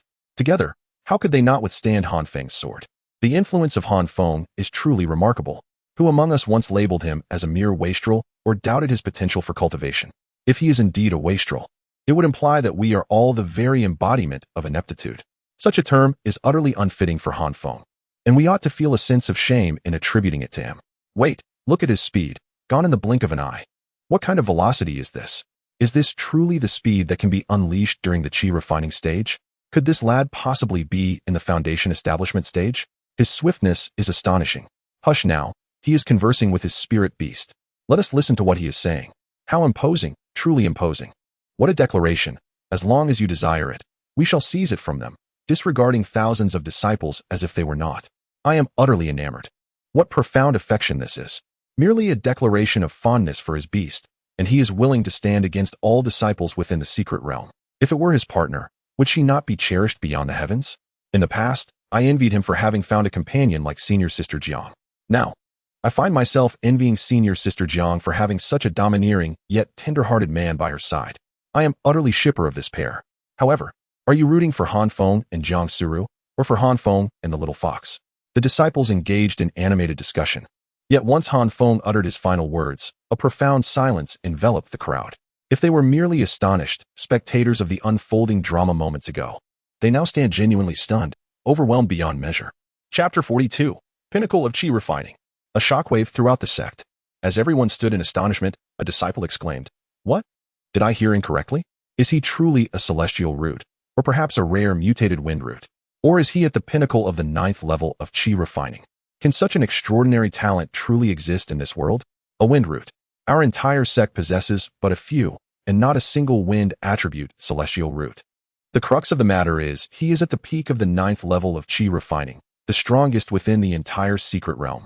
And he is merely 18 years old. How can this be? He is but a menial disciple, devoid of resources for cultivation, unable even to claim spirit stones. Has he truly ascended to the pinnacle of chi refining through sheer meditation alone over the course of 5 years? What an unparalleled prodigy. That good-for-nothing Yi Longyuan dares to mock Han Feng as a wastrel, to deride Han Feng as inept? He himself has only just broken through to the 9th level of chi refining. How many resources does his family provide him? While Han Feng is merely a menial disciple. Yi Longyuan sought to pick on the weak, but has now encountered a formidable challenge. I am eager to witness a confrontation between Yi Longyuan and Han Feng. I wish to see who is the stronger of the two.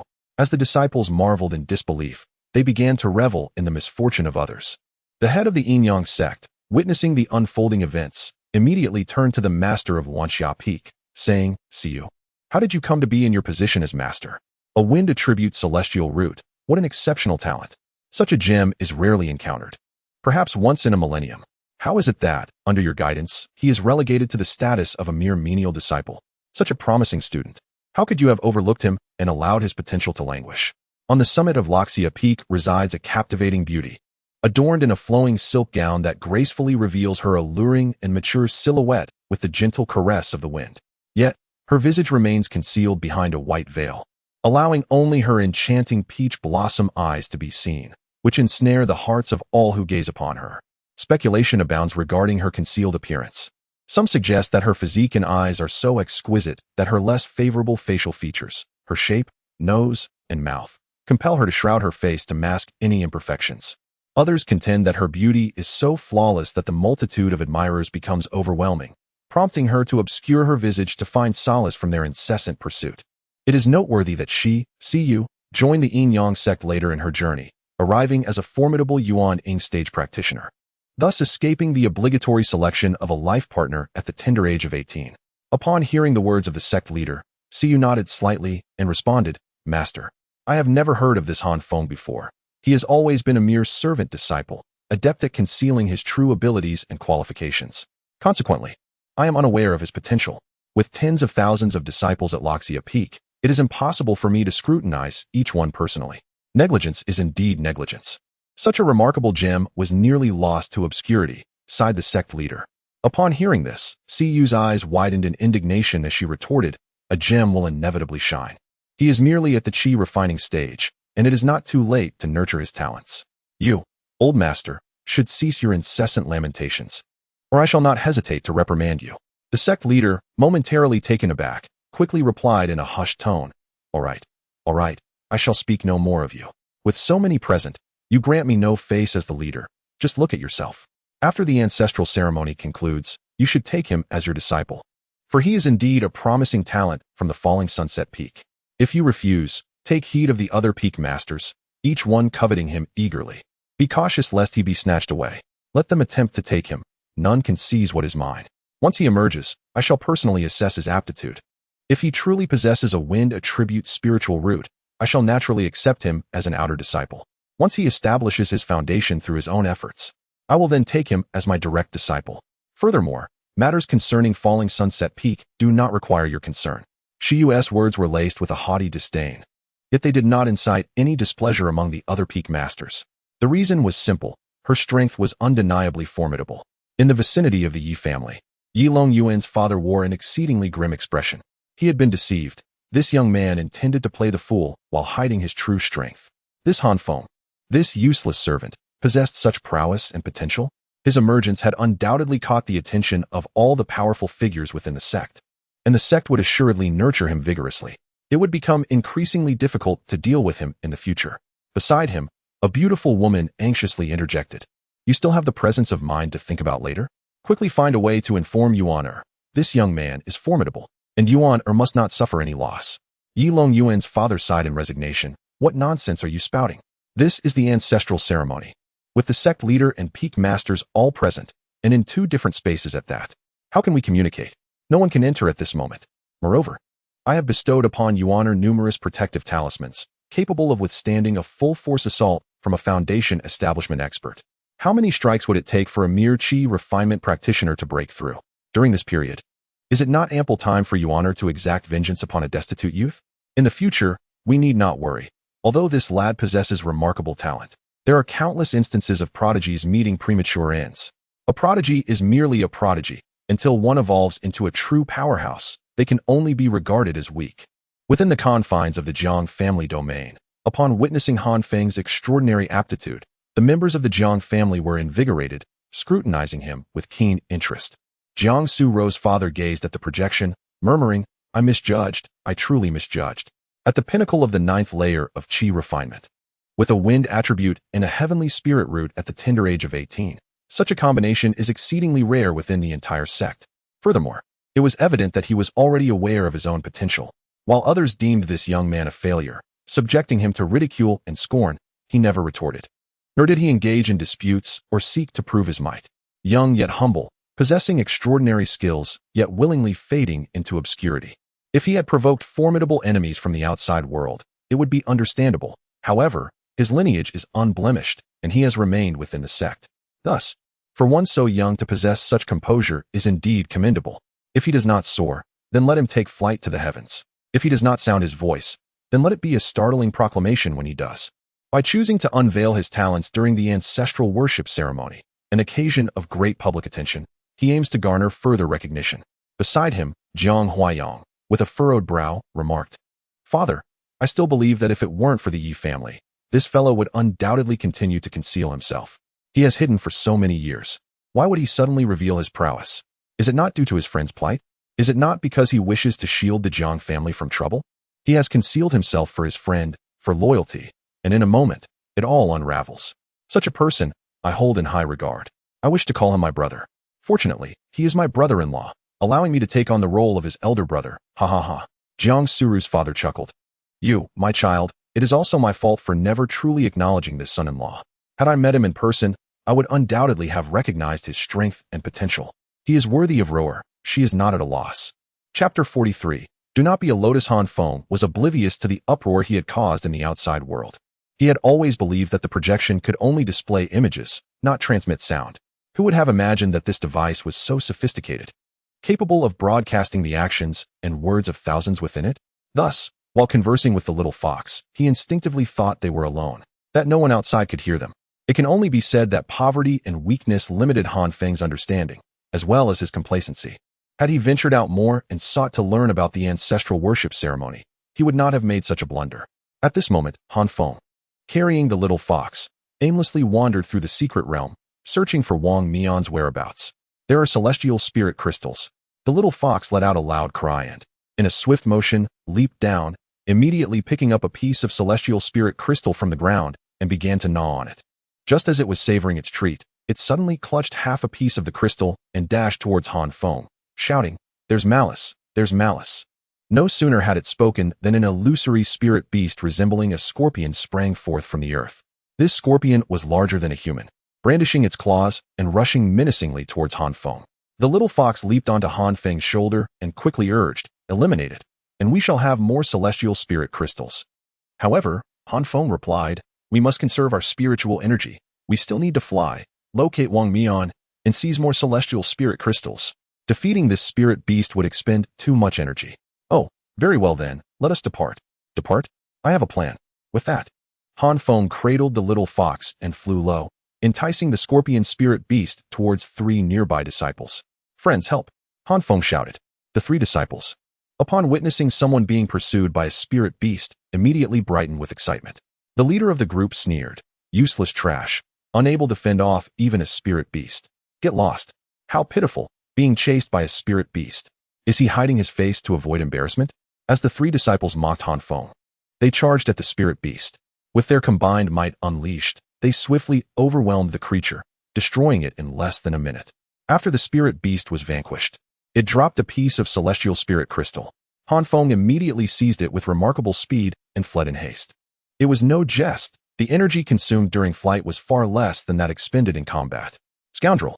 How dare you steal our celestial spirit crystal? You shall pay with your life."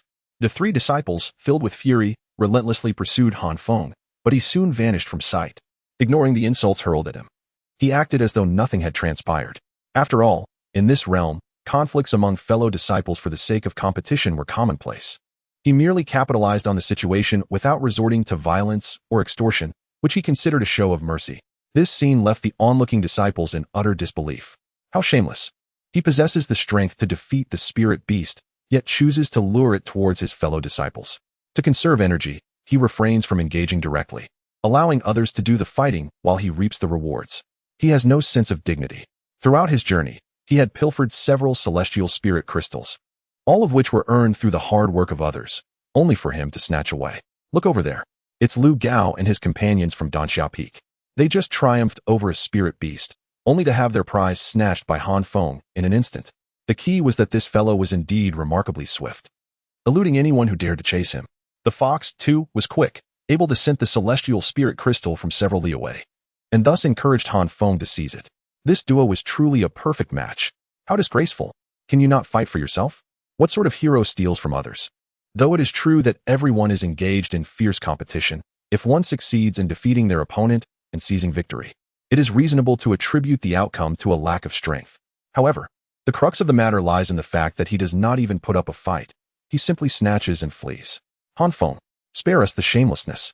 Outside, the disciples are seething with indignation, collectively chanting that Han Feng is devoid of shame. Yet few are genuinely enraged. Most merely follow the trend, indulging in the humor of the situation. After all, such antics are undeniably amusing. The true ire is reserved for those disciples who have had their celestial spirit crystals pilfered. Sister Jiang Suru casts a look of disbelief and disdain towards Jiang Huayang, her expression seemingly inquiring if this is truly the paragon of virtue they refer to as a brother-in-law.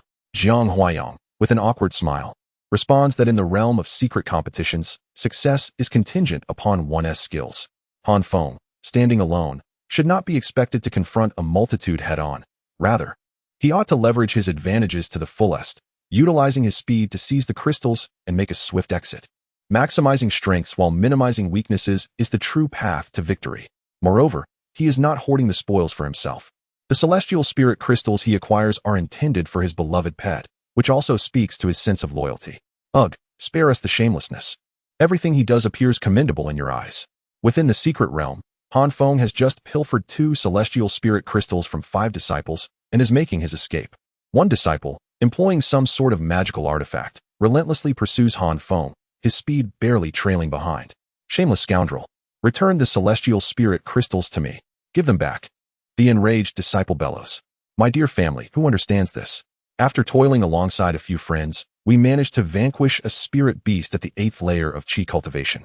And to our astonishment, we obtained 2 rare celestial spirit crystals.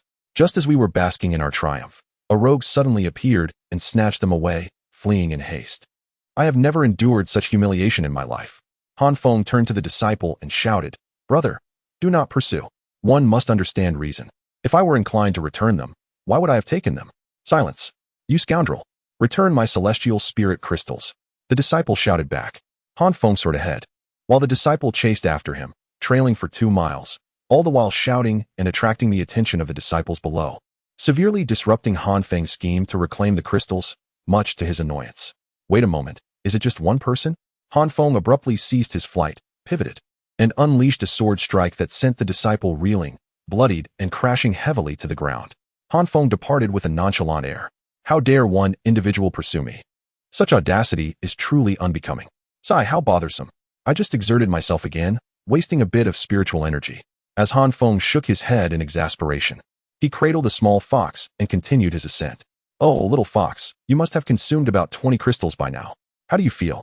Have you grown stronger? Indeed. Indeed. I have indeed become stronger. I can now perceive malice with greater speed and sensitivity, the small fox replied adorably with a nod. But can you sense Wang Mian's location? Alas, I cannot. I can only discern malice, lacking the ability for spiritual scanning. Chapter 44.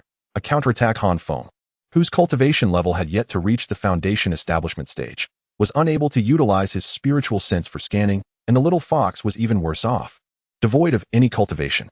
Thus, Han Feng had no choice but to continue his search. He wandered aimlessly in this area for an entire day, feeling as if he had combed through the entire secret realm.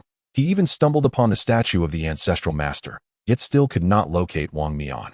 This was hardly surprising, as although the space in this place was limited, everyone was in motion, be it the Yi family, the Jiang family, or Wang Mian. All were actively engaged. It was only natural that Han Feng could not find anything. Perhaps, just as he departed, someone he knew arrived at the very spot he had just vacated. Throughout the day, aside from seizing a few hundred disciple spirit crystals, he had achieved almost nothing. With no other option, Han Feng pressed on with his search. He distanced himself from the ancestral statue and continued his quest, dedicating another half a day to this endeavor. Suddenly, the little fox spoke. There is a spirit crystal on the ground in the woods below. I can see it. All right, let us retrieve it. You hide in the pouch and stay still while I collect it for you to eat. Okay. The little fox obediently complied. Han Feng descended into the woods, spotted the spirit crystal on the ground, and bent down to pick it up. Suddenly, the little fox exclaimed from behind him, Not good. There is malicious intent. Such intense malice.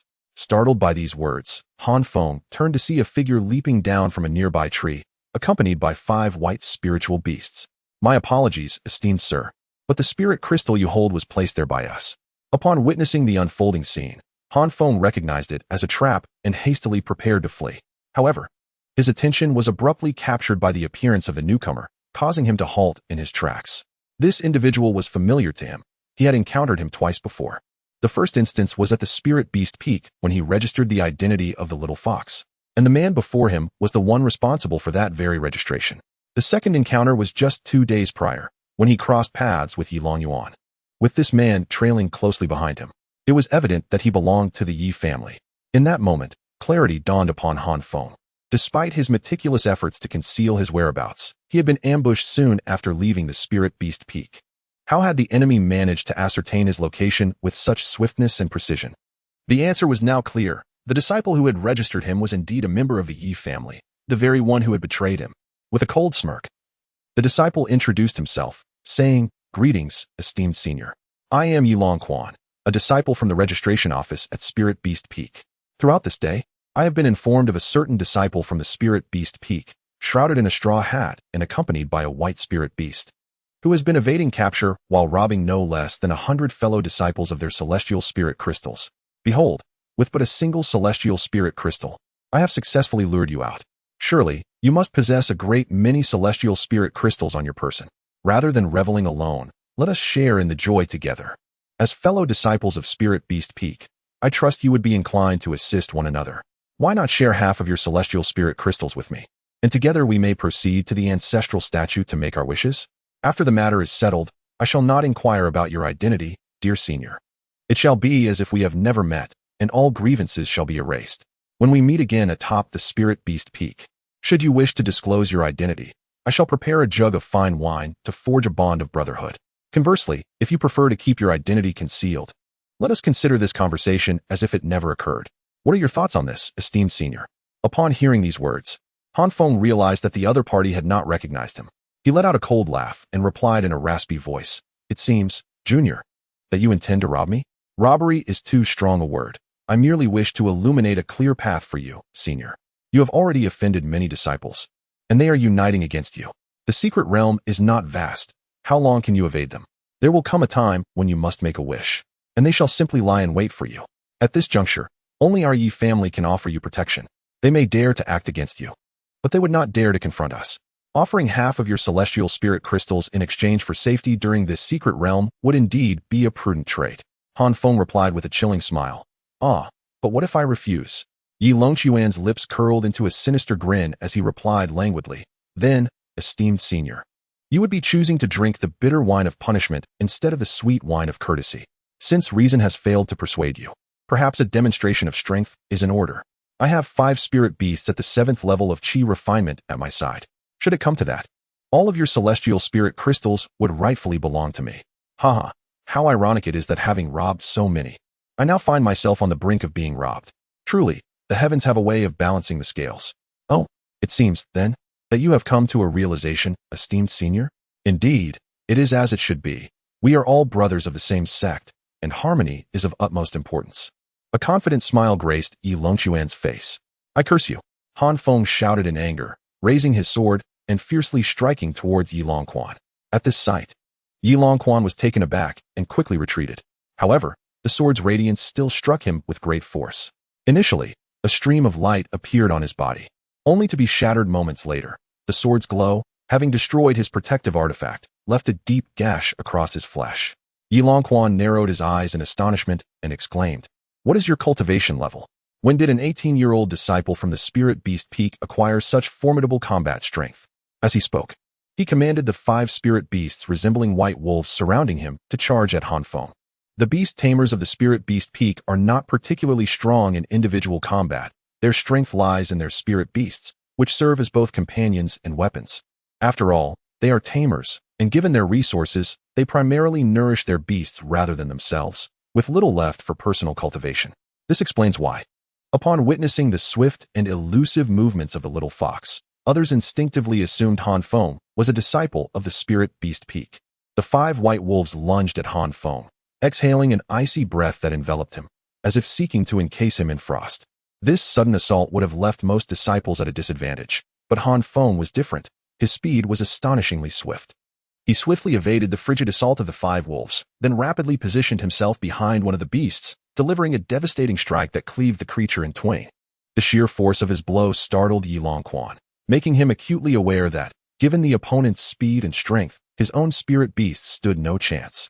Damn it, hadn't those people claimed that this individual merely possessed extraordinary speed, perhaps aided by some treasure of swiftness? They suggested he lacked substantial power and was even reluctant to engage in combat. What a ruse. No wonder he dared to rob so many alone. He truly possessed formidable prowess. Yi Longquan immediately commanded his spirit beasts to besiege Han Feng, while he himself took to the skies on his sword. Indeed, Yi Longquan was decisive. After 2 brief encounters, he had discerned Han Feng's capabilities. He realized the adversary was at least at the 9th level of Qi refinement, while he himself was merely at the 7th level, with his spirit beasts similarly outmatched. Continuing the fight would surely lead to his complete annihilation, if not his own demise. Those spirit beasts are the cherished companions of any beast tamer. Losing them now seemed preferable to being captured and beaten into submission. His only hope was to have the spirit beasts delay this formidable enemy while he hastily summoned Yi Longquan and the others for reinforcements. With their assistance, they could turn the tide against this individual, not to slay him, but to incapacitate him and seize his storage pouch. Such a powerful foe would undoubtedly be wealthy. Acquiring his pouch would yield treasures and celestial crystals, compensating for the loss of the 5 spirit beasts. As he soared into the air, he swiftly retrieved the communication jade slip, intending to send a message to Yi Longquan. However, before he could activate the slip, 3 feather-like blades of wind suddenly struck him, piercing through his abdomen and ankle. He lost his balance and fell to the ground. Han Feng seized him and violently slammed him down, then mercilessly crushed the communication jade slip along with the hand that held it. Yi Longquan screamed, his voice filled with agony. Seizing the opportunity, Han Feng thrust a sword through his dantian, rendering him incapable of channeling spiritual energy. Although he pierced Yi Longquan's dantian, he did not obliterate it. Afterward, Yi Longquan could still consume spiritual elixirs to recover. For now, it merely incapacitated his combat ability. Subsequently, Han Feng unleashed several wind blades, dispatching the 4 white wolves with ruthless efficiency. Once this was accomplished, he sauntered over to Yi Longquan's side. Upon witnessing Yi Longquan choose to confront him rather than flee, expending his remaining spiritual energy for battle, Han Feng resolved to use him as leverage against Yi Longquan. Wasn't Yi Longquan fond of using his friends as pawns? Thus, he would turn the tables. An eye for an eye, a tooth for a tooth. Yi Longquan, clutching his dantian with his remaining left hand, glared at Han Feng with venomous resentment and declared, "You wretched scoundrel, do you know who I am? I am of the Yi family. You dare to slay my spiritual beast and shatter my dantian. Let me tell you, you are finished. The Yi family will not spare you. In the future, you will find it impossible to move within the sect, and you shall meet a death most gruesome." Heh. Your Yi family still resorts to assassination tactics to deal with fellow disciples, huh? Tell me, do you know who I am? Han Feng removed his hat and face veil, revealing his true identity. Yi Longquan's pupils constricted sharply, his expression one of shock as he exclaimed, You are Han Feng? Aren't you supposed to be a useless person? How could you possibly be this formidable? Useless? Indeed, I am a useless person. But what does that make you? Someone even less than a useless person? Han Feng scoffed, crouching down to pat the other's face, stating, "If it were anyone else attempting to rob me, I might have simply defeated them and departed. But you, being a member of the Yi family, a brother to Yi Longquan, should consider yourself unfortunate. If you seek someone to blame, it should be your brother, Yi Longquan. Am I correct? He is your cousin, is he not? Why should I tell you?" Yi Longquan spat defiantly. Han Feng sidestepped the spit and slowly took hold of Yi Longquan's left hand, placing it on the ground. He then raised his foot and stepped upon it. Gradually, Han Feng crushed Yi Longquan's wrist and palm beneath his weight. Yi Longquan let out a blood-curdling scream. And after a moment, he regained his composure, panting heavily as he shouted, "Han Feng, how dare you treat me this way?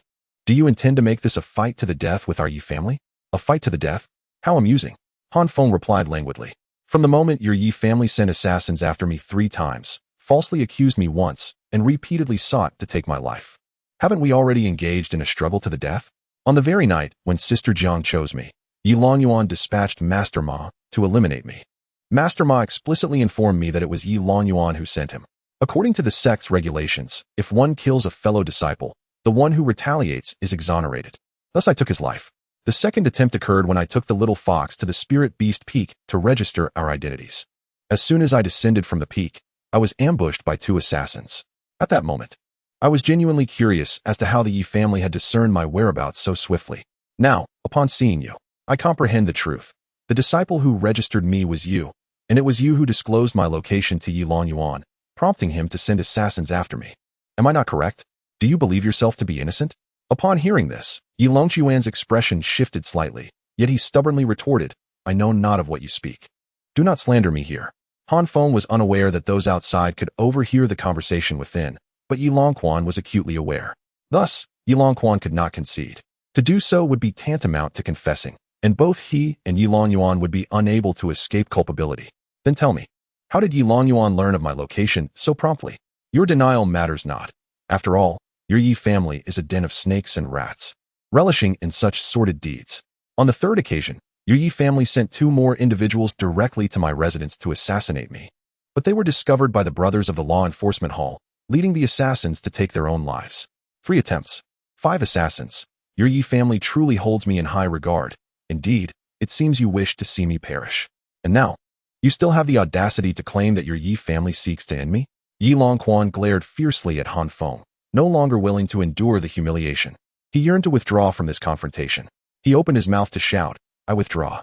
However, before he could finish, Han Feng delivered a powerful punch that shattered his jaw, causing his teeth to sever his own tongue.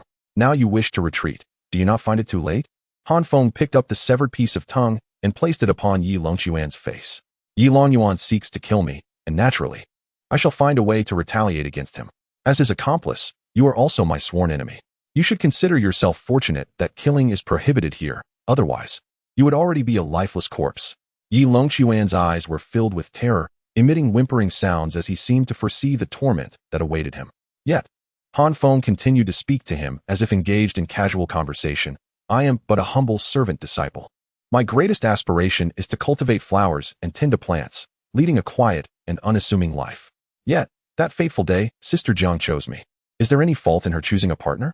No, the sect mandates a choice must be made on that day. But did I err? I certainly did not. I have done nothing. So who is at fault? Tell me, who bears the blame? It is Yi Longyuan, is it not? I do not even know them, yet he, consumed by jealousy, has repeatedly sought to end my life. He is the exalted prodigy of the Yi family, while I am merely a lowly servant disciple. To him, crushing me is as simple as squashing an ant. But must ants perish? Should servants be condemned to die? Are the disciples of the sect's lower echelons to be treated as mere fodder for your esteemed families, to be slaughtered at will? Chapter 46. The fury of the masses against the Yi family. Han Feng gazed upon the pitiable figure of Yi Longquan. Yet the words he had yet to utter lingered in the air. You all from the Yi family, after 3 failed assassination attempts on my life, when brute force proved futile, resorted to insidious schemes. As a mere disciple of herbalism, you orchestrated a grand conspiracy, alleging that my herbs were flawed. From the gatherers of the herbs to the alchemists, and even the presiding elders, all were members of your clan. You acted both as accuser and judge, intending to cast me into the depths of prison after a mere faade of due process. Were it not for the timely intervention of my senior from the law enforcement hall, who uncovered your collusion and summoned other elders to reveal the flaws in your herbal claims, I would likely have perished unjustly by now. This marks the 4th time. The 5th time, upon arriving here, you still sought to take my life, gathering over 50 individuals to challenge me, even resorting to threatening my friends. 5 times in the span of a mere month, you have attempted to bring about my demise. Yes, I concede. I am not of the same caliber as the Yi family. Your lineage is vast, replete with formidable individuals and abundant resources. Yet, as a prominent family, should you not bear the responsibility of safeguarding the sect and upholding the law? Why, then, do you persist in persecuting a mere errand disciple, when I have done nothing wrong? Is it simply because I am weak that I deserve to die? Han Feng's impassioned speech provoked profound contemplation among all the disciples outside. Initially, they had been taken aback by Han Feng's ruthless demeanor, believing his actions against a fellow disciple to be excessively harsh. Upon hearing Han Feng's words, they began to feel sympathy for him. After all, within this sect comprising hundreds of thousands of disciples, there were indeed many from prominent families. Nevertheless, the majority were ordinary disciples like themselves, lacking any significant background or exceptional qualifications. It was precisely due to this substantial population that the Yin Yang sect could thrive, continuously producing prodigies who would become formidable figures, passing down their legacy through generations. They, too, were mere commoners like Han Feng, devoid of power and influence. Yet, as Han Feng had articulated, even if they were blameless, their weakness and lack of authority rendered them vulnerable. Did that mean they deserved to perish? This was everyone's Yin Yang sect, not merely the domain of the aristocratic families. At that moment, a fervent disciple rose to his feet and bellowed, "The shameless Yu family! Get out of our sect!" His words ignited the passion of the majority of the disciples, and soon, countless voices echoed his sentiment. "Shameless Yi family! Get out of the Yin Yang sect! This is our sect, not the Yi families. The Yi family persecutes disciples, assassinates them, and annihilates entire clans. Too many disciples have suffered at their hands. Han Feng was the first to speak out. He is our hero. Protect Han Feng. The aristocrats must leave the sect and return our skies to us. Ye family, depart and admit your guilt. The crowd's fury escalated, curses raining down upon the Yi family, whose members were now visibly distressed. They did not anticipate that a mere Han Feng, a lowly disciple, could wield such immense influence, capable of stirring the emotions of the entire sect. In truth, Han Feng was merely a catalyst, igniting the long-suppressed grievances of the disciples who had suffered under the oppression of the powerful clans. Han Feng served as a symbol, embodying the aspirations of countless ordinary disciples of the Yin-Yang sect. All eyes were fixed upon him. It could be said that should any misfortune befall Han Feng in the future, everyone would attribute it to the Yi family, whether justly or unjustly. Upon witnessing the uproar among the disciples below, the sect leader immediately commanded silence, declaring, "At the ancestral rites, there shall be no loud disturbances. The matters of right and wrong will be adjudicated by the sect itself. You may rest assured and continue to observe the ceremony." As the leader spoke, the disciples gradually settled down, ceasing their chatter. Although they fell silent, the members of the Yi family were anxious, particularly Yi Longquan's father. Yi Longquan's father, ranked third among his kin and a brother to Yi Longyuan's father, whose position in the family was second, making Yi Longquan refer to him as second brother at that moment. Yi Longquan's father soared into the air, arriving before Elder Tai Lian, and exclaimed loudly, "Elder Tai, the way that Han Feng has treated my son is no longer a fair contest. It is cruelty, it is slaughter. My son has already declared his withdrawal. He should be transported out, and that scoundrel Han Feng should be captured and punished on the spot. Does the law enforcement hall not intervene? My son is on the brink of being harmed." Upon hearing his words, the elders in the skies regarded him with expressions akin to disbelief. The indignation directed towards the Yi family has reached a boiling point, yet they remain unabashedly vocal, utterly lacking in awareness. Indeed, as these words escaped his lips, the disciples erupted in further outcries. Yi Longquan brought this upon himself. Had he not sought to harm Han Feng, would Han Feng have treated him thus? Han Feng merely reciprocated in kind. You sought to end his life, yet you object to his retaliation against your kin? The Yi family is excessively tyrannical. They ought to be expelled from the sect. Han Feng did not slay him, nor did he breach any rules. He is innocent. The Yi family is composed entirely of scoundrels, despicable knaves. How could our sect harbor such parasites? Filth! Yi family, I curse you. I denounce your ancestors for generations. May the entire Yi lineage meet a wretched fate. The disciples were aflame with righteous indignation, as if they were avenging a profound enmity against the Yi family. In truth, the Yi family merely served as a convenient scapegoat for their pent-up grievances. Should the entire Yi family perish? That is simply implausible. Every community harbors both virtuous and vile individuals, and it is unreasonable to presume that every member of the Yi family is guilty of capital offenses. Nevertheless, the disciples cared not for these nuances. They knew not the name of the one who had emerged, only that he was of the Yi family. Thus, they felt justified in denouncing the Yi family. Observers from the Jiang family and other clans reveled in the humiliation that befell the Yi family, their faces alight with glee. Particularly, Jiang Suru's sister was overcome with delight, exclaiming, "Curse them! Let us hurl the most vehement invectives at those scoundrels of the Yi family, and drive them from our sect, ha ha ha." Jiang Suru's father cast a disapproving glance at her and remarked, "Mind your image. How can you still find the audacity to smile? Han Feng has been subjected to repeated assassination attempts due to your recklessness, all within the span of a month. It is evident that our Jiang family has failed to protect him, and we must reflect upon our own responsibilities. Damn it, the despicable Yi family has shown such shamelessness. This wrongdoing cannot be attributed solely to Yi Longyuan. It implicates the entire Yi clan. We shall remember this debt. A grievance has been established between our Jiang family and theirs." At this, Jiang Suru's sister chimed in. "Indeed, our Jiang family fears them not. Those who dare to bully us shall meet their demise." Chapter 47. Han Feng's enraged fury. Elder Tai Lian cast a glance at Yi Longquan's father and then addressed the disciples below. "Silence. Cease your clamor. Following the ancestral ceremony, I shall personally dispatch individuals to thoroughly investigate Han Feng's case and ensure justice is served." The disciples quieted and resumed their seats. For Elder Tai Lian's authority was immensely respected.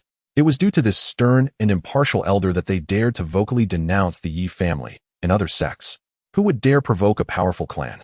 They would find themselves in peril without even understanding how. However, the unity of those sects was not comparable to that of the Yin-Yang sect, as the disciples were harboring their grievances. Subsequently, Elder Tai Lian addressed Yi Longquan's father. stating, "Firstly, Yi Longquan did not utter the words of withdrawal. Had he done so, the secret realm would have naturally transported him out, a matter beyond my control. Moreover, Han Feng did not take the life of Yi Longquan. Thus he acted within the bounds of propriety. Were Han Feng to commit such an act, I would personally ensure his demise without a hint of mercy. Conversely, should your Yi family dare to spill blood, I would not hesitate to retaliate against your kin. Since Han Feng has committed no transgression, you are to withdraw at once. Should you continue to disrupt the ceremony, I shall have you apprehended and confined." Upon hearing this, Yi Longquan's father underwent a tumult of emotions, ultimately resigning to take his seat once more. Despite the formidable power of the Yi family, they stood no chance against the authority of the 12 Peaks Masters, nor could they contend with the higher-ranking head of the law enforcement hall. In the depths of the secret realm, Han Feng finally expressed all that he wished to convey, though he appeared calm and composed. His words were steeped in a torrent of repressed fury and resentment. His utterances served merely as an outlet for his inner turmoil. After addressing Yi Longquan, Han Feng chose not to engage with Yi Longyuan. His priority was to locate Wang Mian, rescue him, and subsequently wish for his safe withdrawal. Han Feng would attempt to confront Yi Longyuan. Should the opportunity arise, he would deliver a beating, but if not, he would withdraw without hesitation. The foremost concern remained the safety of Wang Mian. Han Feng retrieved Yi Longquan's storage bag and placed it upon his forehead, declaring, "Lift the seal." Yi Longquan whimpered, uttering indecipherable words, though it was evident that he was not wishing Han Feng well. "If you refuse to cooperate, I shall shatter your legs and feet, piece by piece, reducing them to mere fragments. Should you possess the fortitude to endure, let us put it to the test." The terror in Yi Longquan's eyes was palpable. After a brief moment, he resignedly nodded in acquiescence. Han Feng seized the storage bag and, upon recognizing it as his own, peered inside. Yi Longquan was rather affluent, for the bag contained numerous elixirs, spiritual treasures, spiritual energy, beast feed, over 2,000 spirit stones, and more than 20 celestial spirit crystals. Han Feng emptied the celestial spirit crystals, offering them to the little fox. "Feast upon these. I shall only take one for Wang Mian. Perhaps he has not found even a single crystal. All right, you may take it." The little fox joyfully embraced the crystals and began to nibble at them. After the little fox finished its meal, Han Feng placed it back into his satchel and prepared to embark with Yi Longquan. However, just as he intended to search for Wang Mian, he felt a sudden consciousness from the sound transmission jade slip within his storage bag. He retrieved the slip, and the voice of Jiang Suru resonated within. "Han Feng, where are you? Yi Longyuan has captured your friend and is currently blocking us near the ancestral statue. You must not come here. Do not approach the statue. We will engage them first and devise a means to rescue your friend. If all else fails, retreat for your own safety. Remember, do not come here." Han Feng's expression darkened abruptly. The fear he harbored had materialized. Wang Mian had indeed been captured. Fortunately, he also possessed a hostage from the opposing side. Han Feng stowed away the jade slip, donned his hat, veiled his face, lifted Yi Longquan, and soared into the sky on his sword. "Little fox, this battle is unavoidable. Fear not. Fortune favors the bold. Let us confront them and seize another opportunity. Indeed, let us engage them." Han Feng's gaze hardened with unwavering resolve. His objective was singular, the ancestral statue in the far north. With remarkable swiftness, he reached his destination within a mere tea's time. There, a fierce battle was unfolding. Han Feng observed as the members of the Jiang family were besieged by those of the Yi family, forming a defensive formation in a desperate attempt to fend off the relentless onslaught. He noticed Jiang Suru was under continuous assault from Yi Longyuan. Additionally, he saw Wang Mian, lying on the ground, gasping for breath with two adversaries holding swords to his throat. Instantly, he assessed the situation. Jiang Suru was managing to hold her ground, while Wang Mian required immediate assistance.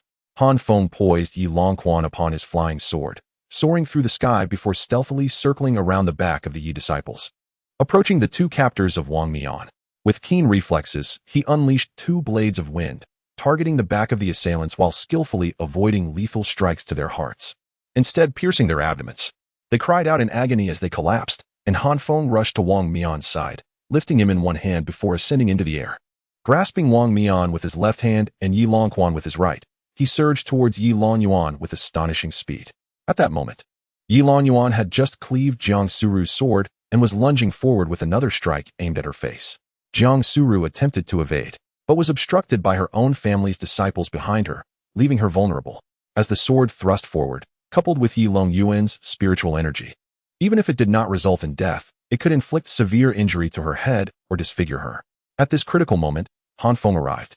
Though he bore no weapon, he wielded Yi Longquan with determination. He swung the staff down fiercely upon Yi Longyuan. Sensing the impending danger from the gust of wind at his ear, Yi Longyuan swiftly drew his sword to block, cleaving through the air and severing Yi Longquan's right leg, which was unable to channel spiritual energy. The anguished cries of Yi Longquan echoed silently in his heart, as his mouth filled with blood, rendering him voiceless. Han Feng delivered a powerful kick, sending Yi Longyuan sprawling, before landing before Jiang Suru and gently releasing the two individuals he had rescued. Jiang Suru was taken aback, uncertain of the identity of this formidable figure who had come to her aid. Rising to his feet, Yi Longyuan glared at Han Feng and bellowed, "Who are you to meddle in the affairs of the Yi family? You seek death." With a cold laugh, Han Feng retorted, "Ah, the Yi family has grown quite accustomed to tyranny. Haven to you? Is it your habit to resort to murder at a whim?" Suddenly, a disciple from afar shouted, "I recognize him. He is the powerful disciple from the Spirit Beast Peak, who has stolen many of our celestial crystals. Yes, that's him. How dare you come here?" The disciples, filled with righteous indignation, were a fervent assembly of several hundred, all having offered prayers before the statue of their ancestor, and now faced with Han Feng. Their fury ignited. As the crowd converged upon him, Han Feng raised Yi Longquan aloft and declared, "Those unafraid of death, step forward. Let us see who desires to meet the same fate as this man." The moment those domineering words escaped his lips, they instantly reverberated throughout the venue, leaving the audience in sheer astonishment. Witnessing Yi Longquan's agony, his mouth agape and devoid of a tongue, his body marred by countless injuries, blood oozing from his dantian, with both hands shattered and one leg missing, sent waves of horror through the onlookers. Indeed, they believed they could collectively subdue the robber. After all, the strength of one could hardly rival the might of many. Yet the robber's prowess was overwhelmingly formidable. Could he not withstand the initial few who charged at him? Those who dared to advance would only meet a brutal fate. For a mere 2 or 3 spirit crystals, lacking any profound enmity, it was hardly worth risking their lives. Who among them had not been a victim of theft? Who had not engaged in the act of thievery themselves? The disciples began to waver, retreating in droves. Jiang Suru gazed, mesmerized, at Han Feng. Despite his brutality, she found herself oddly drawn to him. Perceiving a strength that could intimidate hundreds of disciples with but a single command, a truly tyrannical display. Women are often enamored by power, and Jiang Suru was no exception. Observing a peer exhibiting such commanding dominance, she felt a flicker of admiration. As they withdrew, the Yi family seethed with rage. They recognized that the figure the robber held captive was none other than Yi Longquan. Yi Longyuan, witnessing his cousin reduced to such a pitiable state, was consumed by fury and pointed an accusatory finger at Han Feng, proclaiming, "You, who are you? Do you comprehend the identity of the person you have in your grasp? He belongs to the Yi family. To offend the Yi family will render your existence within the sect untenable. You will find no place to rest in death." These words echoed those spoken by the captive, now rendered a pitiful sight. Han Feng replied coldly, "Who are you exactly?" Yi Longyuan squinted his eyes, feeling an inexplicable familiarity in Han Feng's voice. "Hee, have you not been searching for me all this time? Haven't you always wished to confront me one-on-one? Now that I stand before you, are you unable to recognize me?" Han Feng removed his hat and face cloth, revealing his true identity. Han Feng. Han Feng. Yi Longyuan and Jiang Suru exclaimed in unison, while the surrounding disciples were left utterly speechless. What was happening? The formidable robber who had assaulted hundreds of disciples, who had kicked Yi Longyuan aside and effortlessly dismissed numerous cultivators, was actually the so-called waste, Han Feng? Had the world turned upside down? Was the celestial order reversed? What was going on? The hundreds of disciples, including those from the Jiang and Yi families, felt as if the very fabric of reality had shifted. Who could have imagined that such a powerful figure would be the Han Feng whom everyone had scorned? Jiang Suru furrowed her brow as she gazed at Han Feng, her delicate face etched with disbelief. Han Feng, is it truly you? What on earth has happened? How have you become so strong? Senior sister, I shall explain everything once we are outside. For now, please help me examine Wang Mian. Do you possess any healing elixirs? I do. Jiang Suru knelt down, meticulously inspecting Wang Mian's injuries. Upon discovering his utterly ruined dantian, she gasped, "This is bad. His dantian is completely destroyed." Han Feng felt as if struck by lightning as he looked at Wang Mian, whose eyes were filled with anguish and helplessness. With widened eyes, he exclaimed, "Completely destroyed. What does that mean?" The meaning is that his dantian is completely ruined, not just injured. It is beyond repair, and his cultivation has been entirely wasted, leaving little hope for recovery. will never be able to cultivate again in this lifetime. Jiang Suru took out a pill and fed it to Wang Mian, sorrowfully saying, I'm sorry, I can only prolong his life with this elixir. He can still move freely, but he has become a cultivator without hope. A cultivator without hope. Han Feng's eyes brimmed with tears as he gazed at Wang Mian. Memories flooded his mind, recalling the moments they had shared together, boasting about their future. Han Feng, I will become an unparalleled powerhouse, a respected elder. I will work hard to cultivate, and may I live for countless years. Han Feng, it doesn't matter that you cannot cultivate, I can. Once I establish my foundation, I will protect you. No one will dare to bully us again. How about we teach Malauda a lesson together? You can take the lead. Han Feng, we are nearing 18. At the last matchmaking event, no one chose me. But I am sure I will find someone next time.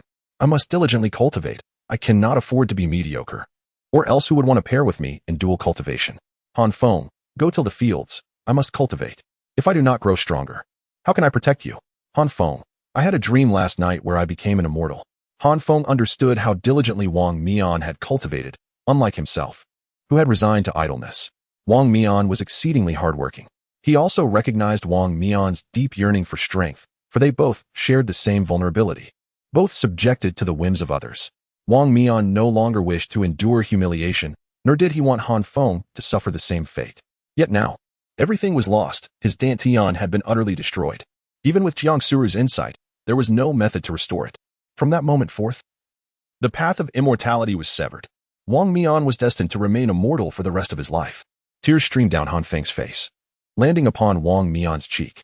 He untied the rope that bound Wang Mian's tongue, for Yilong Yuan feared that Wang Mian might utter the word of withdrawal. Looking at Han Feng, Wang Mian struggled to speak. Fengzi, do not cry. Run. Quickly run. Han Feng grasped his hand and declared, Wang Mian, from now on, I shall care for you for a lifetime. But first, I will avenge you. He lifted Wang Mian into his arms and entrusted him to a disciple of the Jiang family, saying, Brother, please take care of him for me. The disciple nodded and retreated. Han Feng turned back, and at his feet lay Yilong Quan, his face streaked with tears and his eyes filled with bloodthirsty hatred. Yilong Yuan, I captured Yilong Quan because he once aided you in attempting to kill me. Yet Wang Mian bears you no grudge. Why do you treat him so? Why? Have you not questioned yourself? Were it not for you, would he have met such a fate? Yilong Yuan sneered. Boy, I advise you to release my brother quickly, lest I leave you in pieces. Stop. What are you doing? Before Yilong Yuan could finish his words, his expression changed drastically. Han Feng seized the wind spirit sword and thrust it through Yilong Yuan's dantian, twisting it fiercely to shatter it before sharply lifting it again. A fist-sized dantian was brutally extracted by Han Feng, a scene that left all present utterly astonished. Han Feng had forcibly removed the dantian from a living being. How barbaric. In Chapter 49, The Battle of Archenemies, Han Feng versus Yilong Yuan. Both inside and outside the arena, spectators were left agape. The majority within this sect had never taken a life. Even those who had, did so swiftly and cleanly. Unlike this act of sheer savagery, which involved the gruesome removal of a person's dantian, particularly for the disciples in the Qi refinement stage. Their most intense battles had been limited to the ancestral ritual's secret realm, where victory or defeat was the extent of their conflict, devoid of deep-seated enmity. However, Han Feng's actions undoubtedly signified a vendetta of profound magnitude, severing one's path to immortality, akin to the murder of one's parents. While Yilong Yuan had incapacitated Wang Mian, inciting widespread outrage and condemnation, Han Feng's deed elicited no such response. Instead of anger, the onlookers were gripped by fear. The sight of a living person having their dantian brutally excavated was too sanguinary, too savage. This moment would leave an indelible scar in the minds of many disciples. Outside the arena, Yilong Yuan's father raged in a frenzy, vociferously accusing Han Feng of committing murder. Yet, Yilong Yuan remained alive, and Han Feng had not breached any rules. Han Feng forcefully struck the dantian of Yilong Yuan with the sword raised high, leaving the latter in a state of shock, his eyes burning with rage. He enunciated each word with intensity. Yilong Yuan, the path of cultivation is long, and the days ahead are many. I, Han Feng, shall not rest until one of us is dead. Yilong Yuan's handsome visage was marred by blood, and he soon regained his composure. Witnessing the grievous state of his beloved cousin, he was consumed by fury and bellowed, Han Feng, how dare you treat my brother in such a manner? I will see you dead. I will have your remains scattered. A cruel smile crept upon Han Feng's lips as he retorted, Is that so? Do you feel regret? When you treated Wang Mian in such a way, Did you never consider that you too might face retribution? You just claimed that Wang Mian's plight was my doing. Therefore, the plight of Yi Longquan is your doing.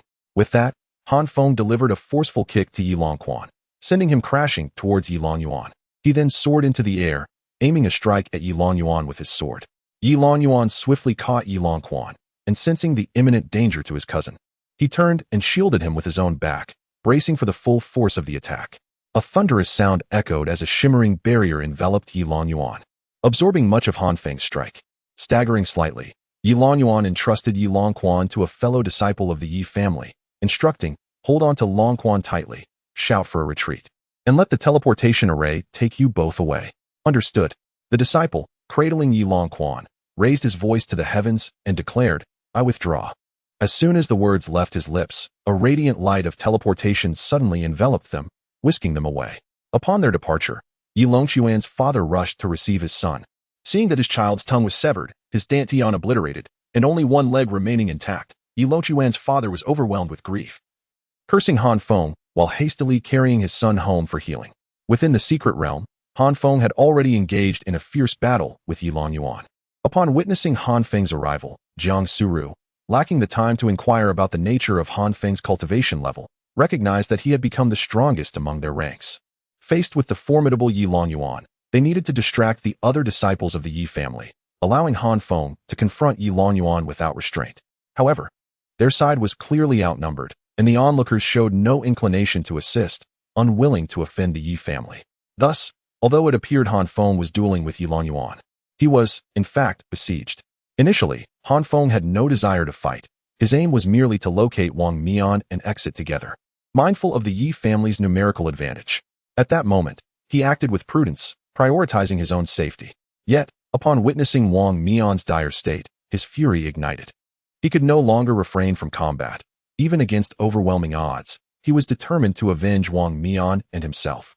Standing atop the flying sword gifted by Jiang Suru and wielding the wind spirit sword, Han Feng launched a fierce assault on Yi Longyuan. After exchanging dozens of blows, Han Feng flicked his wrist, sending 3 feather-like sword rays hurtling towards Yi Longyuan. The protective talisman enveloping Yi Longyuan glowed brightly, successfully deflecting Han Feng's assault. Meanwhile, Han Feng possessed only a single protective talisman gifted by Jiang Suru, which could withstand 3 strikes from a foundation-building cultivator. It had long been shattered by Yi Longyuan's previous 3 attacks. Now, Han Feng had no choice but to confront Yi Longyuan's onslaught with his own flesh and blood. The 3 feather-like sword rays failed to harm Yi Longyuan, merely diminishing the power of his protective talisman. Yi Longyuan let out a cold chuckle before raising his sword and charging at Han Feng once more. This time, he summoned all his strength, determined to vanquish Han Feng in one decisive blow.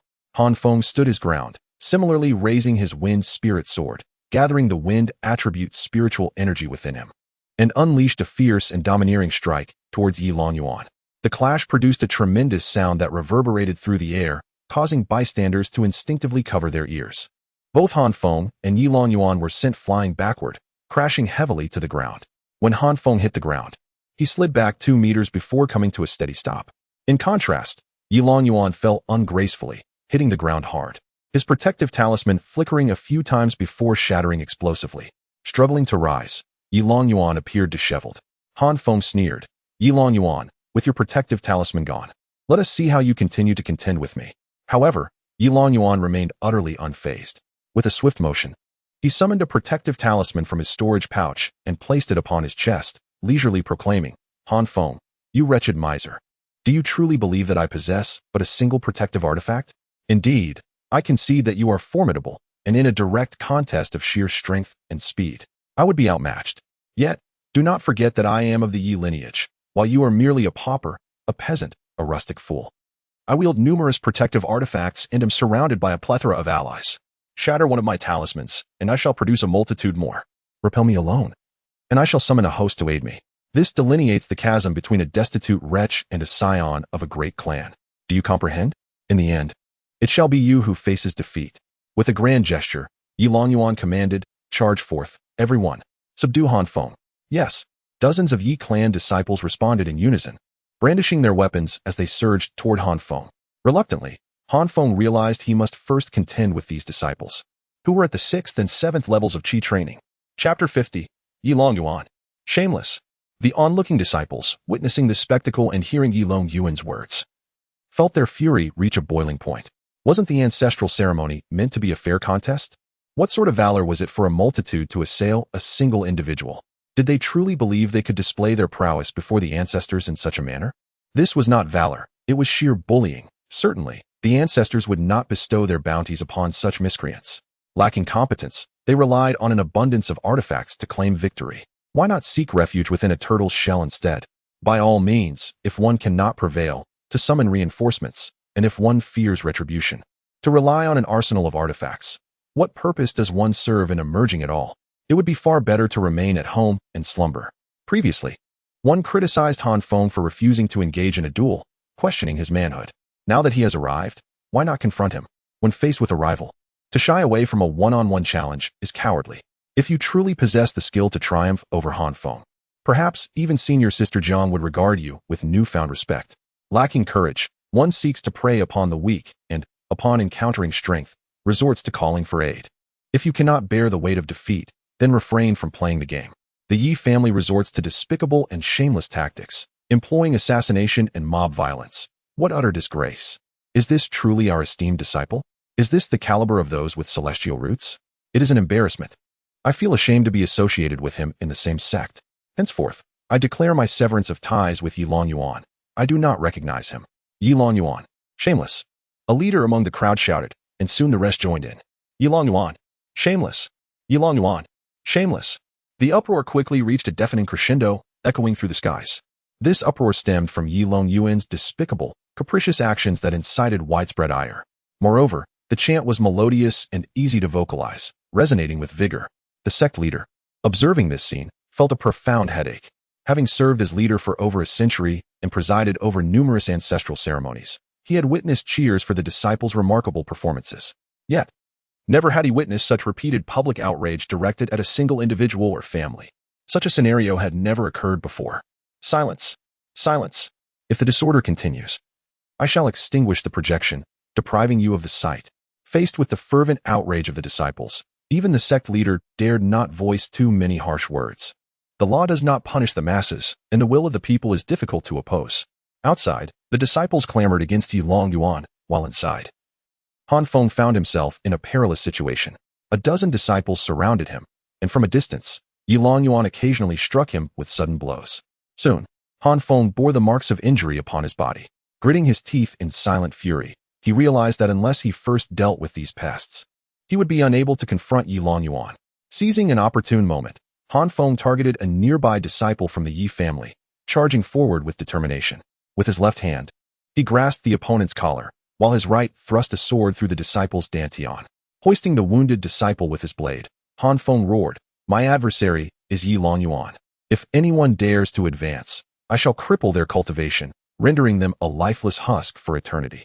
I will fight with all my might to incapacitate every last one of you. If it comes to that, I shall withdraw after our battle. Let us see who is truly ruthless." The Yi disciples, witnessing their comrade pierced through the dantian, were visibly shaken, their hearts filled with trepidation. They knew that while they might overpower Han Feng together, he had clearly lost his sanity, striking without mercy, intent on crippling their abilities. Whoever dared to step forward first risked their own cultivation being shattered, and none wished to face that fate. At this moment, a disciple from the Yi family stepped forward and proclaimed, "Han Feng, return the person in your possession to us. We shall no longer involve ourselves in your affairs with Yilong Yuan. He still has a chance for salvation. Should you render him incapacitated, you would compel us to retaliate against you. If you wish to seek vengeance on Yilong Yuan, that will no longer be feasible. Hand him over, and we shall refrain from confrontation. You and Yilong Yuan may settle matters between yourselves." "Yuan, what nonsense are you spouting?" Yilong Yuan's expression shifted dramatically as he shouted in anger. "Silence! You scoundrel! Have you not already caused enough harm to the disciples of the Yi family?" After berating Yuan, Yilong Yuan turned to Han Feng, extending his hand and demanding, "Han Feng, give him to me." After a moment's contemplation, Han Feng drew his sword and tossed the Yi family disciple towards Yuan. However, upon receiving the disciple, Yuan casually flung him backward, declaring, "Withdraw." Then, with astonishing swiftness, he lunged forward, aiming his sword directly at Han Feng's dantian with lightning speed. Han Feng was taken aback, despite the swiftness of his opponent. The sword was already upon him, leaving him unable to evade entirely. He could only manage to shift slightly to the right, narrowly avoiding a fatal blow. Nevertheless, the sword pierced through the left side of his dantian, the tip emerging beside it, sparing the vital point but inflicting excruciating pain that compelled Han Feng to emit a sharp grunt. Upon witnessing this, Yilong Yuan's eyes gleamed with excitement as he exclaimed, "Yuan, splendid work. Let us all attack together and eliminate him." With that, Yilong Yuan led the surrounding disciples in a charge towards Han Feng. The disciples in the plaza outside the secret realm were initially holding their breath, captivated by the battle projected before them. When they observed Han Feng's willingness to exchange that disciple in lieu of the Yi family refraining from intervening, they refrained from condemning him as cowardly, for it was indeed the most judicious choice. Han Feng's aspiration was to engage in a fair fight against Yilong Yuan, but the distractions from his fellow disciples loomed large, coupled with the potential for defeat. They had anticipated a smooth transaction. However, to their astonishment, Yuan reneged on the agreement and seized the opportunity to launch a surprise attack on Han Feng. This treachery reignited their collective fury. How infuriating it was that Yuan, that scoundrel, resorted to deceit to ambush Han Feng. A duplicitous coward, a shameless wretch. To gang up on one individual through deception and surprise, was this the nature of all Yi family members? What I stated earlier stands unchallenged. The Yi family is replete with despicable and shameless individuals, none of whom are innocent, veritable vermin of the same nest. How can such a vile and despicable clan exist in this world? Is treachery woven into their very blood? They are truly a family of malice, and henceforth, I shall maintain a clear distance from all Yi family members. I would not dare consume the pills they concoct, fearing I might be poisoned. In a contest among peers, to overwhelm the few with the many, while employing deceit and ambush, why do they not meet their demise? Witnessing the swelling tide of indignation, the sect leader chose to disregard the tumult. Let it unfold as it may. The primary issue lies with the Yi family, whose lack of resolve has led to a series of unfortunate events during an ancestral worship ceremony, plunging their family's reputation into the depths of disgrace, rendering them as targets of public scorn. Chapter 51. The moment of reckoning for Han Feng. Beside him, Jiang Suru's father clenched his teeth, expressing his disbelief that the Yi family, with whom he had collaborated for so many years, could harbor such treachery. Han Feng found himself in dire straits. Facing the possibility of being besieged, how could he withstand such a multitude? He ought to retreat at once. Jiang Huayang shook his head, replying, "Father, to be fair, if your friend were to be harmed so grievously by an enemy, you would not withdraw before avenging him, would you?" Han Feng's heart was ablaze with fury. Retreat was not an option, at least not until he had vanquished Yilong Yuan. Alas, he is a good child. It is my fault for not recognizing his potential sooner and failing to provide him with the necessary resources and treasures. His adversaries wield protective artifacts, healing elixirs, and offensive weapons, not to mention their numerous allies. Yet, he possesses nothing. Even Zhang Ro has scarce resources. It is impossible for him to have more. If he had those tools, he would not be facing such an unjust battle. Listening to his father, Jiang Huayang sighed. "It is also my fault. I have long recognized his extraordinary talent, but kept silent about it. Upon our return, I shall kneel in the ancestral hall for 3 days to atone." "What? Me?" Han Feng felt a sharp pain as a flurry of swords suddenly lunged towards him, their gleaming edges slicing through the air. As Han Feng hesitated not a moment, he swiftly withdrew, extracting the sword from his own body. He then evaded with utmost speed. Yet, the blade's radiance was astonishingly swift, and it soon loomed before him. Suddenly, from behind, the little fox leapt forth, positioning itself in front of Han Feng, and all the sword's glimmers struck the little creature. With a heart-wrenching cry, the fox spat blood and was hurled into Han Feng's embrace by the force of the attack. Cradling the wounded fox, Han Feng soared away, all the while gazing at it. Seeing the little fox, bloodied and weak, stirred profound anguish within him. "You little creature, devoid of cultivation, why would you shield me? Do you not realize you could perish?" Han Feng exclaimed, a mixture of urgency and sorrow in his voice. The little fox, barely clinging to life, looked at Han Feng and replied, "It matters not. You are my dearest friend, the only human I have encountered who harbors no malice towards me. For your sake, I am willing to bear the brunt of the attack. I shall be fine, do not fret. Upon our return, a mere 50 spirit stones will restore me. Rest assured, all my spirit stones shall be yours." Han Feng's heart ached deeply. "Very well, it is settled then, no backing out." The little fox promptly sprang to its feet and leapt onto Han Feng's shoulder. Observing its lively demeanor, one would hardly suspect it was injured. "How skilled you are at acting." The disciples outside could not suppress their laughter, their faces brimming with smiles. remarking on how remarkably spirited and mischievous the little fox was, both playful and endearing. The little fox perched upon Han Feng's shoulder spoke swiftly. Listen to me. You must leverage your strengths. They are numerous, and confronting them head-on is the most foolish approach. You possess incredible speed that none can match, yet the opponents vary in their abilities, some swift, others slow. Simply create distance. As you do, they will also widen the gap. Pay no heed to the fastest, Yilong Yuan. With your utmost speed, seize a solitary target and incapacitate them immediately. Then retreat and strike again. In no time, you'll have dispatched several, and the rest will scatter in fear. That makes sense, little fox. Your intellect is commendable. Han Feng promptly complied, leading a group of disciples from the Yi family in circles within the area. True to the little fox's assertion, the speed among these individuals varied, and soon enough, a distance of several hundred meters separated each of them. Yilong Yuan, closest behind, continued to hurl insults, but Han Feng remained unfazed, circling the battlefield while observing keenly. Suddenly, he unleashed a burst of speed, darting toward the center and targeting a Yi family disciple. Han Feng's velocity was astonishing, and in the blink of an eye, he was upon the disciple. The latter, elated, shouted, Han Feng is here. Come and strike him. However, he soon realized two critical issues. Firstly, the surrounding disciples were far too distant, with the nearest being several hundred meters away. Secondly, he was merely at the 6th level of Qi refinement. With a force akin to a thunderous storm, Han Feng collided fiercely with the disciple, sending him reeling and causing him to spit blood, yet he did not fall back. As Han Feng seized his opponent, he firmly grasped the adversary's neck with his left hand while wielding a sword in his right. With a swift thrust, he pierced through the opponent's dantian and viciously twisted, rendering it utterly obliterated. One foe incapacitated, the disciple, filled with terror, immediately cried out, I concede. Above, a teleportation array manifested, descending rapidly towards them. Han Feng promptly relinquished his hold and retreated, unwilling to be transported alongside his adversary. The array whisked the disciple away, while the members of the Yi family rushed to catch and rescue him. Meanwhile, Han Feng surveyed the battlefield, noting that disciples were encircling him. Though they required a moment to reach him, he still had time to eliminate another enemy. Without hesitation, he flew towards a Yi family disciple on his right. Both were hurtling towards each other at tremendous speed, colliding in an instant. Han Feng employed the same tactic, seizing the opponent and aiming his sword at the dantian once more. However, a shimmering barrier enveloped the adversary, deflecting his blade. Did you not anticipate this? I possess a protective artifact. The disciple scoffed, raising his sword to strike at Han Feng. Anger surged within Han Feng. He first parried the opponent's sword away before raising his own blade to unleash 3 powerful strikes upon the foe, shattering the protective artifact and denying him the chance to retrieve it.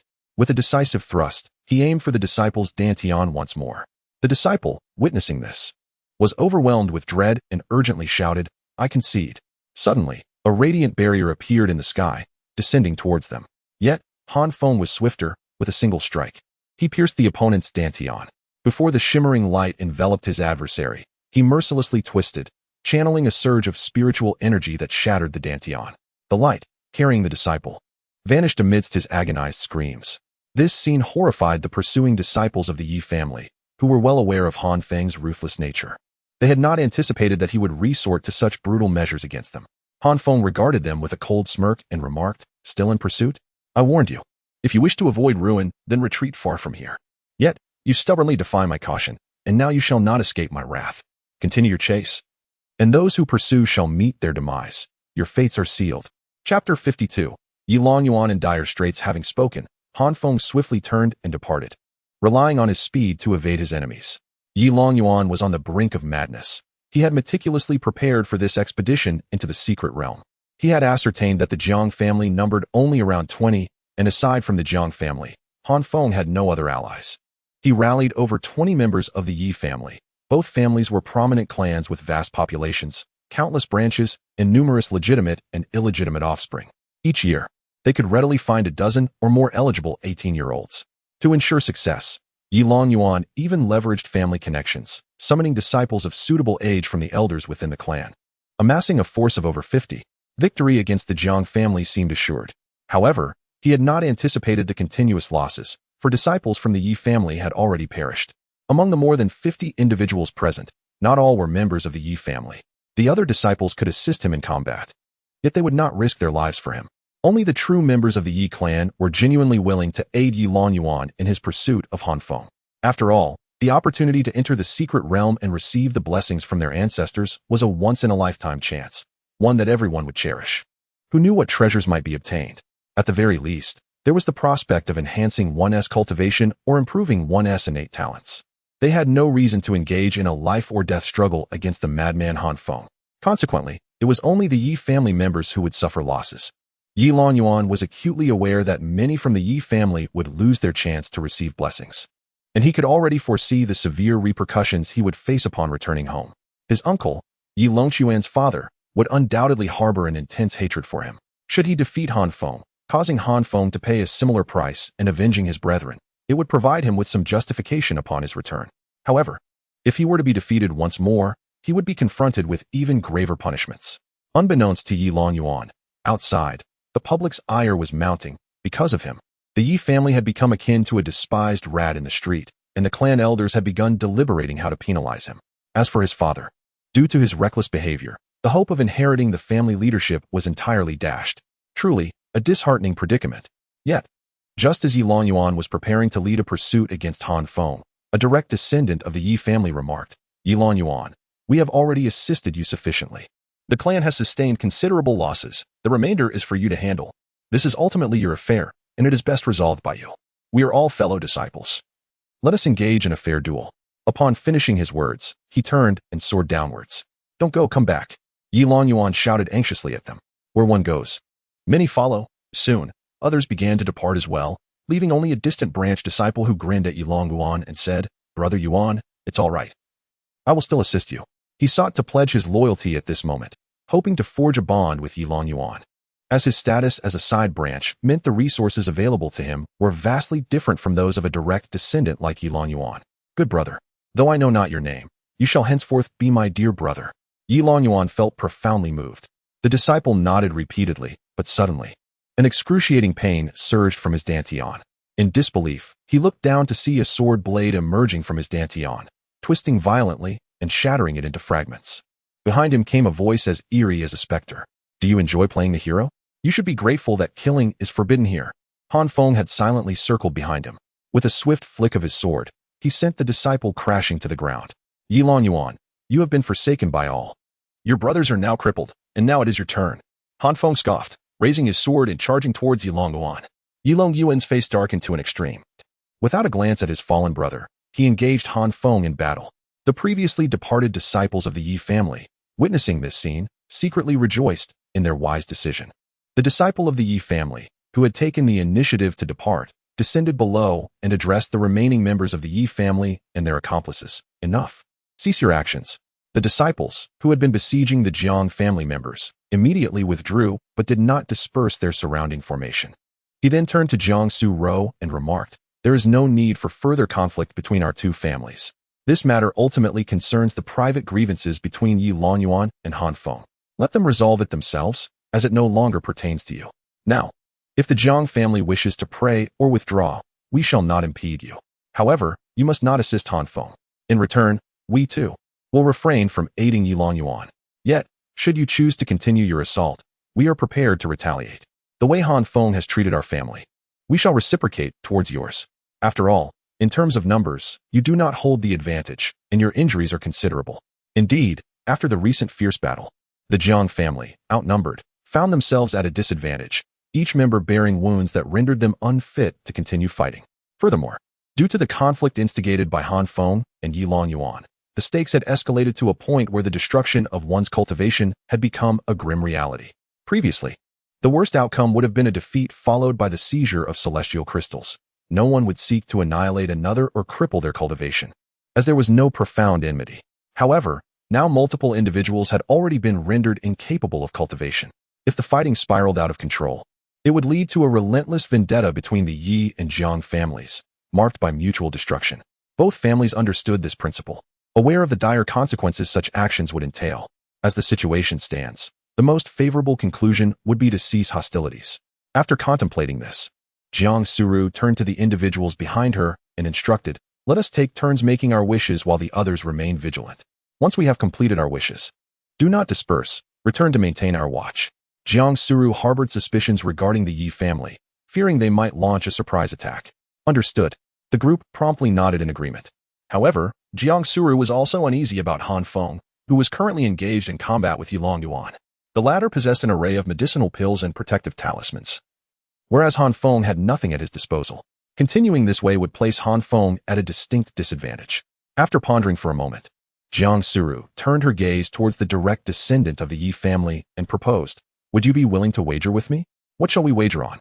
The Yi family disciple replied, "If I emerge victorious, I will assist Han Feng. Should you win, you may aid Yilong Yuan. What do you say?" Upon hearing this, the Yi family disciple chuckled lightly and remarked, "Sister Jiang, do you not realize that we fear Han Feng?" "What?" Jiang Suru responded, astonished. "Han Feng's fighting style is utterly shameless. He is swift and powerful, constantly evading, picking off our members when they are isolated. Our numerical advantage cannot be realized, as he dismantles us one by one. Thus, even if I were to defeat you, I would not assist Yilong Yuan. If that is the case, why should I engage in combat with you at all?" The Yi family disciple articulated his thoughts with clarity and precision. After a moment's reflection, Jiang Suru inquired, "Are you not concerned that once Han Feng triumphs over Yilong Yuan, he will turn to you for trouble?" "Certainly, there is no fear. The Korean style can conquer our foundation, but it is we who pursue him. If he were to attack us, our collective defense would obliterate him in a single wave. The Korean style is not foolish. He would not engage all members of the Yi family. His animosity is directed solely at Yilong Yuan. Therefore, let them resolve their issues between themselves. As a disciple of the Yi family, my only responsibility is to restrain those from the Jiang family. There is no deep-seated enmity between our two families, and it is unnecessary to resort to hostility that would disrupt our harmony. However, if Sister Jiang insists on confrontation, the Yi family would not hesitate to take decisive action, and others from the Jiang family would share in the misfortune. Then why not use us to threaten Han Feng? If you are so formidable?" Jiang Suru remarked with a cold laugh. The Yi disciple smiled faintly and replied, "As I mentioned, there is no need for our families to damage our rapport. Moreover, not all Yi family members are of base character. While Yilong Yuan is capable of leveraging others to threaten his peers, and Yuan might engage in deceitful ambushes, such actions are beyond my principles. What is your name?" "Yi Wulong, disciple of the Yin Yang Peak." "Very well, I shall remember you." Jiang Suru glanced at him before turning her attention to the battlefield where Han Feng was engaged. Now, she could only silently pray for Han Feng to triumph over Yilong Yuan. She could no longer lead the Jiang disciples into a direct confrontation with the Yi family. Han Feng stood alone, yet he had his family backing him. Though she yearned to assist him, she had exhausted all avenues of support. Should she ascend, a renewed conflict between the Yi and Jiang families would inevitably erupt. They find themselves at a disadvantage, unable to extend assistance to Han Feng. Yi Wulong's words have slightly ameliorated the external disciples' perception of the Yi family. They comprehend Jiang Suru's current predicament and empathize with her actions. Yet they are acutely aware that the Yi family's reluctance to aid Yilong Yuan is predicated upon Han Feng's astonishing speed. Had they been able to catch up with him, they would undoubtedly have acted without hesitation to incapacitate him. On the battlefield, the clash between Han Feng and Yilong Yuan has reached a fevered intensity. Despite Yilong Yuan possessing numerous protective artifacts and the Yi family's vast resources, he is but one disciple and cannot possess an abundance of resources that exceed his realm. Their confrontation is fiercely competitive. Han Feng, astute and no longer engaging in a direct contest of strength with Yilong Yuan, relies on his agility to evade attacks while simultaneously countering. Essentially, for every strike Yilong Yuan lands on Han Feng, the latter inflicts 3 blows in return. Both are in the Qi refinement stage, unable to unleash excessively potent techniques, resulting in a rather primal style of combat. Yilong Yuan leaves a trail of injuries on Han Feng, while Han Feng systematically shatters Yilong Yuan's protective artifacts. After 3 hours of relentless battle, both are battered and low on spiritual energy. At last, Han Feng succeeds in shattering Yilong Yuan's final protective artifact. They tumble from the sky to the ground, both breathless and utterly exhausted. Han Feng sneers, "Are you still going to use them? How many protective artifacts do you have left? Surely, you've run out by now." Yilong Yuan leaned on his sword, speaking languidly. "Indeed, my protective talisman has been exhausted. However, if you believe this signifies my defeat, you are gravely mistaken. Tell me, how much spiritual energy do you have left? And how long can you endure your injuries?" Han Feng retorted, "You speak as though your reserves are any better. Even if my wounds are more severe, I can reach you while you cannot reach me. Thus you will ultimately be the one to lose. But let me reiterate. You cannot outlast me, you impoverished fool." Yi Longyuan then produced a vial from his storage bag and, with a hint of intrigue, explained to Han Feng. Within this vial lies a potion known as the Revitalizing Elixir, renowned for its ability to rapidly mend injuries and replenish spiritual energy. This particular elixir is of the highest quality, crafted from a rare 350-year-old herb, the three-needle flower, by the esteemed alchemist Zhao Huayun. The mere acquisition of that single herb cost me 4,500 spirit stones, and with the additional ingredients, the total expenditure surpassed 5,000 spirit stones. With this single elixir, I can fully restore my vitality. Do you comprehend, you wretched pauper? After concluding his proclamation, Yi Longyuan consumed one of the elixirs and erupted into hearty laughter. Han Feng's countenance darkened to an extreme. Realizing his opponent possessed the means to recuperate while he did not, thereby diminishing his advantage with each passing moment. Suddenly, Yi Longyuan's laughter ceased as he gazed at the vial of elixir, puzzled. Why isn't it working? As he spoke, he defiantly extracted a pill and consumed it, yet it yielded no effect. Suddenly, Han Feng had an epiphany. He recalled a matter from the previous month. He had brought a 350-year-old Sanjin flower, bestowed as a boon, to the auction house, where it was ultimately purchased by the Yi family for a staggering 4,500 spirit stones. They had subsequently entrusted Zhao Huayun from Danxia Peak with its refinement. The very pill that Yi Longyuan now held was precisely that one. Han Feng had inadvertently dug a pit last month that had ensnared Yi Longyuan in the present. In the past, he had fired a shot, and the bullet had struck Yi Longyuan of today. Han Feng's gaze intensified as he beheld the pill bottle in Yi Longyuan's grasp. The adversary had consumed it to no avail. However, it would prove beneficial for him. Without hesitation, Han Feng unleashed a sweeping strike with his sword, the blade's radiance instantly striking Yi Longyuan's right hand, injuring it and shattering the pill bottle. The remaining 5 revival pills tumbled to the ground. Enraged, Yi Longyuan disregarded the fallen pills, deeming them useless, and charged at Han Feng with ferocity. In a swift motion, Han Feng retrieved the little fox and tossed it beside the scattered pills, while he engaged Yi Longyuan in combat. The little fox, initially bewildered, glanced at the pills on the ground and recalled Han Feng's words that the items returned could only be utilized by him. The astute little fox quickly comprehended the situation, promptly snatching the revival pills from the ground. It leaped gracefully to Han Feng's chest, stealthily depositing the pills into his embrace. This subtle maneuver went unnoticed, shielded by its own form and the fervent clash between Han Feng and Yi Longyuan. Splendid, my little fox. Filled with elation, Han Feng promptly manipulated the medicinal pills into his storage bag.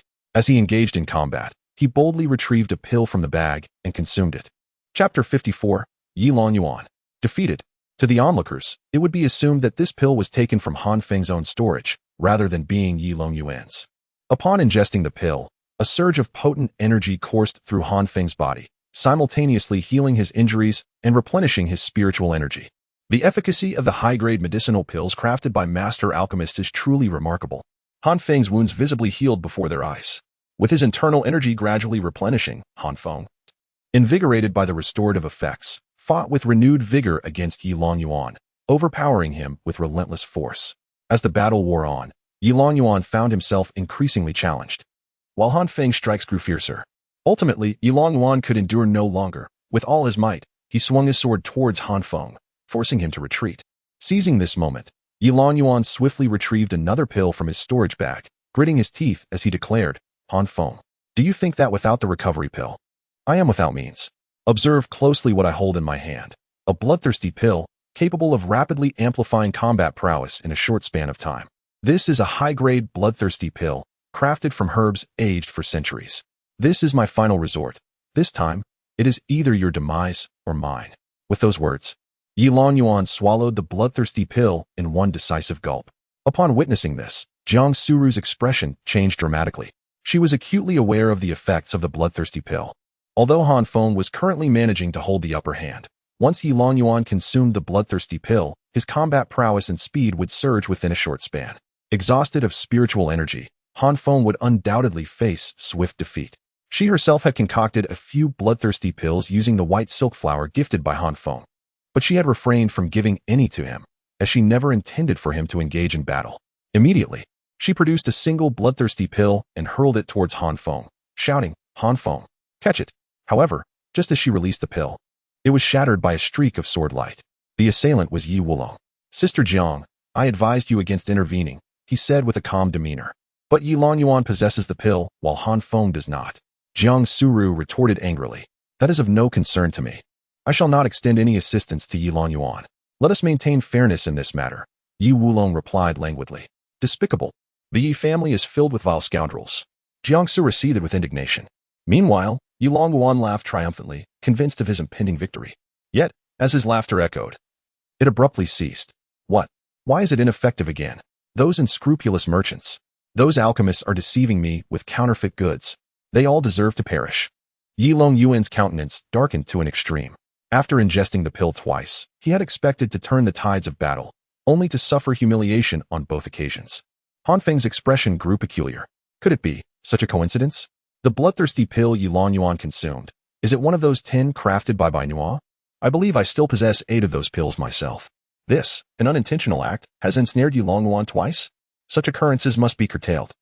One cannot traverse the riverbank without getting one's shoes wet, and eventually, one will be apprehended by others. Yet, upon reflecting that the adversary is Yi Longyuan, Han Feng feels no embarrassment whatsoever. There is not a shred of guilt within him. Instead, he finds himself grateful for his own sagacity and foresight from the previous month. With a cold smirk, Han Feng retrieves a vial of elixir from his storage bag, uncorks it, and pours a bloodthirsty pill into his mouth, the nature of which remains obscured to the onlookers. After stowing the vial, Han Feng bellows, Yi Longyuan, do not underestimate me. Do you think you alone possess elixirs? I too have them. Though they may not be as potent as yours, they are the fruits of my hard-earned savings, far superior to your idle wastefulness that relies on family wealth. I consume elixirs. I acknowledge it. Unlike you, a despicable wretch, who takes elixirs yet pretends they are ineffective, deriding the alchemists. Truly, you raise the bowl to eat and set it down to insult. Is this the shameful conduct of your Yi family? After sowing confusion, Han Feng charges forward, launching a fierce assault on Yi Longyuan. Alarmed, Yi Longyuan quickly raises his sword in defense. However, with his spiritual energy depleted and injury severe, he stands no chance against Han Feng, who is not only rejuvenated but also bolstered by the bloodthirsty pill. Furthermore, Han Feng already holds the upper hand in their confrontation. With one decisive strike, Han Feng sends Yi Longyuan crashing to the ground, his body shattering upon impact, as if on the brink of death. Immediately, Han Feng swooped down once more, raising his sword again. First, 3 feathery blades of wind cleaved downward, striking Yi Longyuan's arms and inflicting grievous wounds. Then, with a fierce swing, he brought his sword down upon him. Yi Longyuan hastily leapt into the air, horizontally positioning his sword to parry. Han Feng's formidable blow landed heavily upon Yi Longyuan's blade, producing a thunderous sound. A significant gash appeared in Yi Longyuan's sword, which subsequently flew from his grasp. Yi Longyuan himself sustained a ghastly wound across his chest, deep enough to expose bone. He was sent flying back, crashing heavily to the ground and creating a deep crater upon impact. Blood spewed from his mouth. His injuries were so severe that he could not rise. Observing this, Han Feng swiftly soared towards him, sword tip aimed downward, targeting Yi Longyuan's dantian. This was to be the final strike, aimed at rendering Yi Longyuan utterly incapacitated. Han Feng was merciless and would not fall victim to the trope of the villain faltering with excessive dialogue. However, Yi Longyuan remained lucid. He understood he could not defeat Han Feng. Given Han Feng's nature, he would surely seek to cripple him and subject him to relentless torment. A gentleman avenges. Even if it takes a decade. Yi Longyuan immediately shouted, withdraw. A luminous barrier descended from the sky, lifting him upward. Han Feng's expression shifted dramatically, but it was too late. His sword merely severed Yi Longyuan's left foot. Yi Longyuan managed to escape with one foot intact. Ah! Han Feng roared in frustration, striking the ground fiercely with his sword, shattering the severed foot into fragments and leaving a deep trench in the earth. He was unwilling to accept that such a prime opportunity had slipped through his fingers. He has incapacitated numerous members of the Yi family. Yet collectively they pale in significance compared to Yi Longyuan. From a distance, upon witnessing Yi Longyuan's departure, Yi Wulong immediately proclaimed, all members of the Yi family, withdraw. Withdraw. In unison, the Yi family members echoed his call and promptly retreated. During the preceding 3 hours, both the Yi and Jiang families had completed their prayers. Jiang Suru swiftly approached Han Feng, supporting him as she observed his battered form and the glimmer of regret and resentment in his eyes. It's all right. Even if he is incapacitated, he cannot be killed. We shall wait for the right moment to take his life ourselves. Jiang Suru consoled Han Feng. He nodded in understanding, grasping Jiang Suru's rationale. How are you? Are your injuries severe? His wounds were grave, bordering on fatal. The little fox leaped forth, expressing urgency and seriousness. Only a kiss from a soulmate can heal him. Chapter 55. The Wish. Wang Mian's hope. Jiang Suru momentarily froze, her expression caught between bewilderment and innocence. Then her cheeks flushed a deep crimson as she playfully smacked the little fox on the head. What nonsense are you spouting, you little rascal? Her cheeks blazed with embarrassment. This mischievous creature suggested she kiss Han Feng? In front of so many witnesses, how could she possibly bring herself to do such a thing? Yet, that was not the crux of the matter. The true concern was how she could even contemplate kissing Han Feng at all. After all, he was not. Oh, it seemed he truly was her soulmate. But wait, when had she begun to accept this notion? She realized she was rather concerned about Han Feng. Why did she care for him so? Indeed, it must be my fault that I have entangled him in this predicament. My concern for his safety stems not from genuine care, but from this very guilt. Such was the rationale that Jiang Suru employed to soothe herself, simultaneously adjusting her mindset to quell the blush creeping upon her cheeks. At this juncture, Han Feng had also regained his composure, emerging from the throes of recent frustration. It mattered not. If he could not incapacitate Yi Longyuan, then so be it. Should Yi Longyuan be rendered powerless, he would be confined to his abode for life, making it exceedingly difficult to eliminate him. Conversely, if he remained unscathed, the formidable Yi Longyuan would eventually leave the confines of his sect, providing Han Feng with the opportunity to strike stealthily. This enmity was one that could only find resolution in death. Whereas Han Feng and Yi Longyuan were once rivals in love, the dynamics had shifted dramatically after Han Feng had endured an assassination attempt orchestrated by Yi Longyuan, leading to the downfall of Wang Mian and the incapacitation of Yi Longyuan's kin. They had transformed into sworn enemies. Henceforth, Han Feng's adversary was no longer confined to Yi Longyuan alone, but encompassed the entirety of the Yi family, having incapacitated so many of their members. His mere existence was a profound humiliation to the Yi family, who would undoubtedly seek every means to eliminate him. Yet, he felt no remorse, on the contrary. He believed his actions insufficient. Thank you for your concern, senior sister. I am well. How about you? Are your injuries severe? Han Feng inquired, casting a worried glance at Jiang Suru. I am fine, just a slight internal injury. A dose of medicinal pills will suffice for a swift recovery. But your injuries are truly grave. You should take the medicine first, Jiang Suru replied, presenting him with a revival pill. Han Feng accepted it and swallowed it without hesitation, refraining from mentioning that he had procured the revival pill from Yi Longyuan. I am immensely grateful to you, senior sister Jiang, and to the brothers of the Jiang family. I apologize for the trouble I have caused you. A young scion of the Jiang family chuckled. Ah, we are all family here. Why speak of two separate households?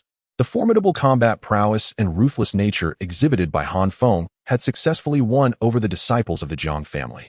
Such a prodigy was destined for greatness. So who would not wish to curry favor? Han Feng was no longer the despised waste he once was. How is Wang Mian faring? He has made some recovery, but his dantian is essentially beyond hope. I shall go and see him. Han Feng soared into the air on his sword, arriving before Wang Mian. At that moment, Wang Mian was leaning against the statue of the ancestor, half sitting. Wang Mian, Han Feng knelt down, his eyes filled with compassion. Wang Mian grinned and said, You did well. Fengzi, I witnessed your recent battle. You are no longer a waste. You are quite formidable. When I go out, I can boast that I have a prodigious brother. Wang Mian, I am so sorry. It is all my fault. I am to blame. Do not say that. The one who harmed me is Yi Longyuan. Not you. Every grievance has its source. Did you not also incapacitate several members of the Yi family? We are not only even, but have gained significantly. Those from the Yi family will not attribute their misfortune to Yi Longyuan, and neither will I blame you for my plight. However, let it be known that I am now a cripple and unable to cultivate. I shall depend on you to protect me from now on. Fengzi, you must live well, even if it is for my sake. Han Feng solemnly nodded, then supported Wang Mian's arm, helping him to rise. Brother, have you made your wish yet? Come, let us jointly beseech our ancestors, imploring their divine presence to aid in healing your wounds. Han Feng supported Wang Mian and, with a resounding thud, knelt before the ancestral statue. He then retrieved 2 ethereal spirit crystals from his storage pouch. These are all that remain. One was bestowed upon me by Sister Jiang, and the other was seized from the little fox's grasp, one for each of us. Indeed, one is sufficient. That little fox is merely gluttonous, huh? Wang Mian chuckled heartily. The two placed the spirit crystals upon the ground and fervently prayed. In unison, they implored, O ancestors above, we, your descendants below, beseech you for assistance. Manifest your spirit and devise a remedy for my brother Wang Mian's injuries. The path of cultivation is of utmost importance to him. We also ask that you bless Han Feng, granting him a life of safety and well-being. Their simultaneous supplication resonated clearly with those around them, including disciples both present and beyond the secret realm. All were deeply moved.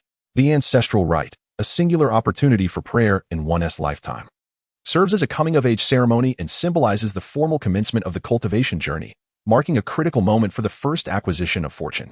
This is an indelible experience in every individual's life, a rare occasion unbound by background, lineage, talent, or resources, a chance to lay a solid foundation during the chi refining stage, determining one's potential. Yet, these two individuals, in a remarkable display of camaraderie, chose to dedicate this opportunity to bless one another. Such profound friendship stirs the heavens. This is true brotherhood. This is the essence of genuine friendship. At this moment, the camaraderie between Han Feng and Wang Mian moved countless hearts.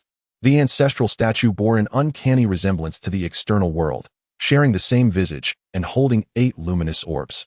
The orbs radiated their brilliance, cascading down upon Han Feng and Wang Mian. This scene was familiar to many, having been witnessed time and again. The radiance enveloping Wang Mian dissipated merely 3 seconds after entering his brow, akin to the experience of most. Bestowed upon you is the ancient, primordial external cultivation technique, the indestructible Vajra art. This practice requires no dantian. It tempers the physical form, allowing the body to absorb spiritual energy through the meridians and flesh, transforming it into innate internal power. It fortifies the sinews and bones, enabling the body to reach its utmost potential, rendering it impervious and immortal. Wang Mian opened his eyes. Though his injuries remained unabated, his gaze reflected profound astonishment intertwined with a hint of elation. A legend resurfaced in his mind, recounting that before the great immortal Taoist established the path of cultivation, this universe was a realm of martial arts, where mastering the martial way could lead to sanctity of the flesh. Could it be that this ancient body-tempering technique was deliberately imparted to him by the immortal Taoist from that very era? He turned to share his joy with Han Feng, only to discover that the beam of light which had descended upon Han Feng did not fade. Instead, Han Feng remained oblivious, his eyes closed. As his body gradually relaxed and began to ascend, buoyed by the radiance, this spectacle astonished everyone. They witnessed for the first time that the ancestral light could indeed elevate a person into the air. Chapter 56, Supreme Technique. The Sun character method. Han Feng's form slowly began to rise. He perceived nothing of the external world, as if ensconced in a realm solely of his own existence. A voice, both commanding and gentle, resonated through the silence. Behold your innate wind spirit root, attuned to the wind attributes divine techniques. I bestow upon you the foundational text of the Sun character method. An intricate and comprehensive system of cultivation instantaneously flooded Han Feng's consciousness. Is this what is known as a wish? It is said that such a wish can grant divine techniques or enhance one's cultivation. Indeed, it appears to be true. Yet, is the Sun character method divine technique or merely a form of cultivation? Cultivation encompasses the paths of practice, while divine techniques refer to abilities, whether defensive, offensive, or supportive. They are not synonymous, venerable ancestor. Of course, Han Feng would not dare to question the wisdom of the ancestor with his limited understanding. However, the voice continued. Recognizing your noble bloodline, as a direct descendant of my lineage, I shall awaken your bloodline and grant you the innate wind body. Child, diligently cultivate and master the path of wind to its utmost potential. The forebear's words were succinct, concluding with a note of admonition. Suddenly, Han Feng was engulfed by excruciating pain. Every inch of his flesh and skin screamed in agony, as if subjected to 1,000 torturous cuts. Is this the awakening of the bloodline? But why did the ancestor say that I possess his blood? Divine ancestor, blessed divine ancestor, are you present? I, your disciple, am beset with confusion.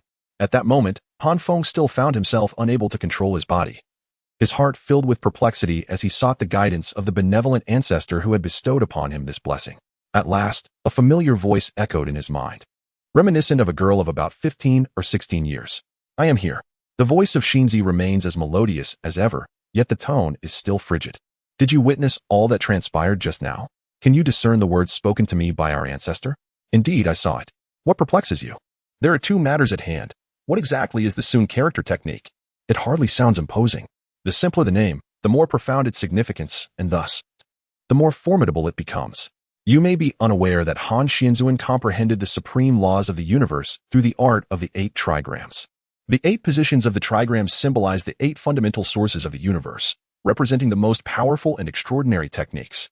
All methods and divine abilities stem from the attributes of the 8 trigrams. The Sun character technique is one of the supreme rules of the cosmos. Upon practicing the Sun character technique, You shall acquire the foundational divine abilities it encompasses, allowing for further advancement.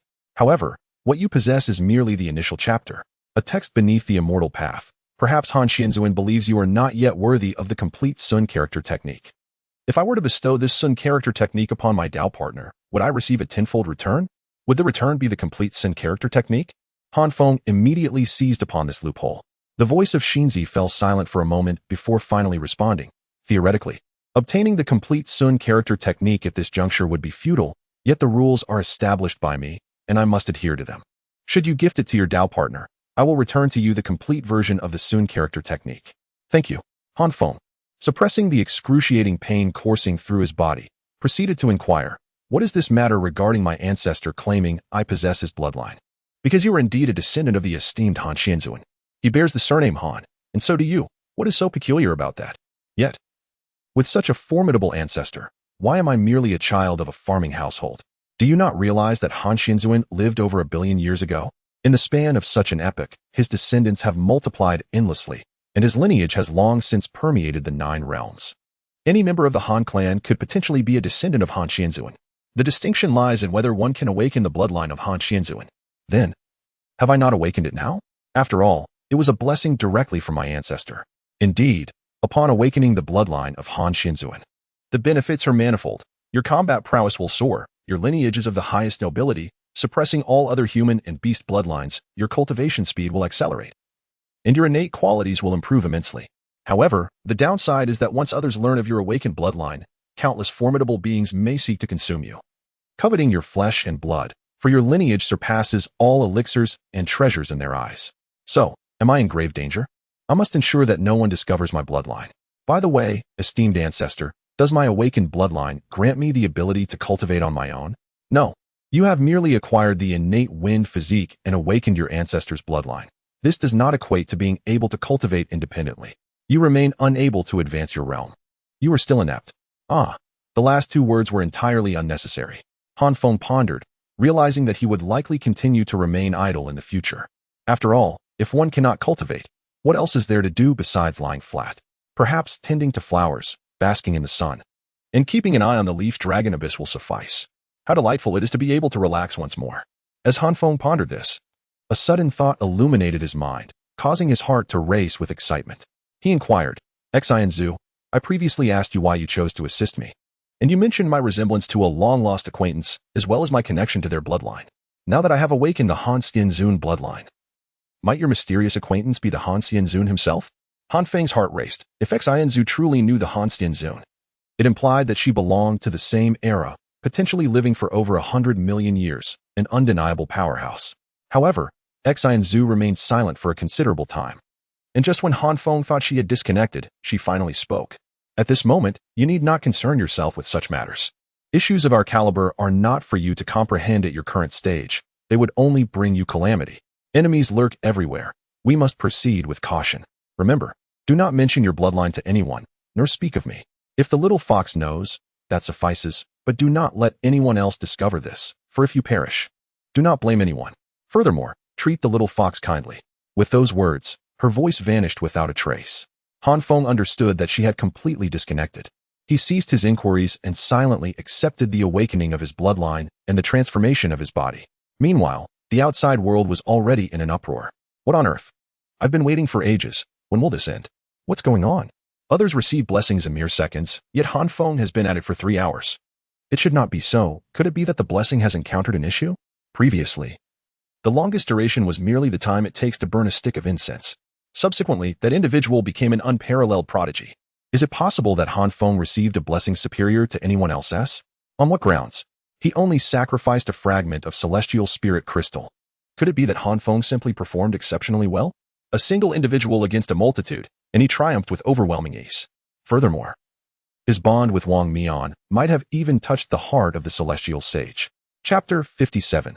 Conclusion of the Secret Realm Expedition Outside. The disciples speculated fervently about the reasons behind Han Feng's prolonged blessing. The theories were varied. Some claimed it was due to Han Feng's solitary battle against a horde of rodents, which earned him the favor of the celestial ancestors. Others suggested that his relationship with Wang Mian had moved the ancestral spirit. There were even whispers that both he and the ancestor shared the surname Han. warranting special attention from the sage. However, this last conjecture was met with scorn, for the surname Han was not rare. There were plenty within the Yin-Yang sect. No one had ever seen a person with that surname receiving special treatment before. Little did they know, this seemingly absurd explanation was the closest to the truth. Regardless of the speculations, it was widely accepted that Han Feng had encountered a significant fortuity. Everyone eagerly anticipated that upon his return, Han Feng would reveal the nature of his extraordinary fortune. At last, after another hour passed, the piercing sensations on Han Feng's body gradually faded, replaced by an exquisite comfort. It was not particularly comfortable, it was merely a state of normalcy. However, for Han Feng, who had endured 4 hours of torment, this ordinary state was an exquisite delight. He felt his body considerably lighter than before, and he became more attuned to the elemental winds of the world. Even the faintest breeze generated by nearby conversations was perceptible to him. Furthermore, he discovered that he could wield some control over the forces of wind. Is this the innate wind body? Truly marvelous. As Han Feng awakened, the shimmering light curtain dissipated, and his form began to fall freely towards the ground. Just as he was about to touch down, Han Feng landed steadily on the ground. Han Feng, you have finally emerged. We were all quite worried about you, Jiang Suro remarked, her brow furrowed.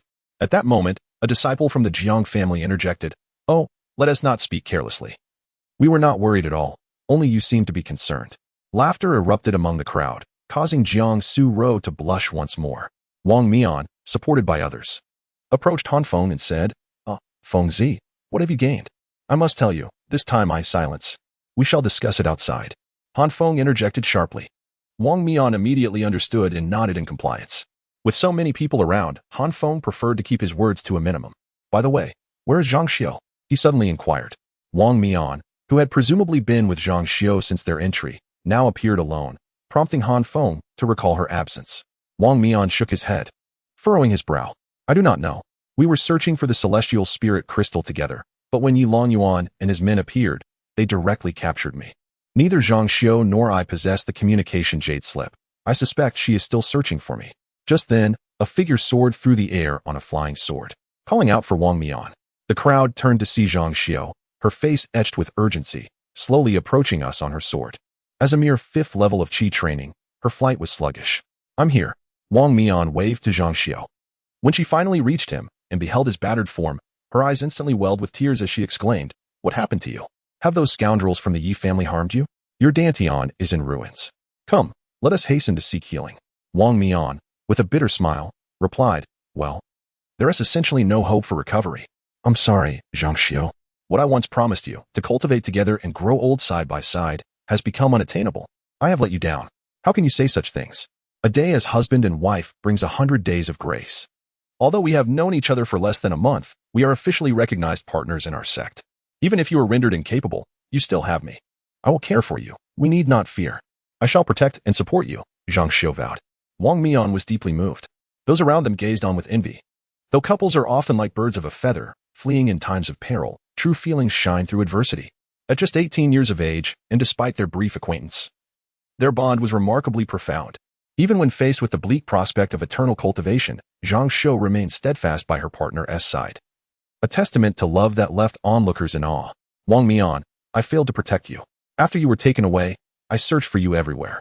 In the southern mountains, I encountered a senior sister who informed me that Yi Long Yuan was engaged in a battle with Han Feng near the statue of the ancestor, prompting my hurried arrival.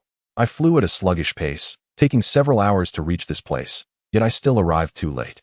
Observing Zhang Xiao weeping sorrowfully, Wang Mian extended his hand to gently wipe away her tears and smiled, saying, Do not fret. Han Feng has avenged me, incapacitating several members of the Yi family. Enough of that, you should quickly go and offer your prayers.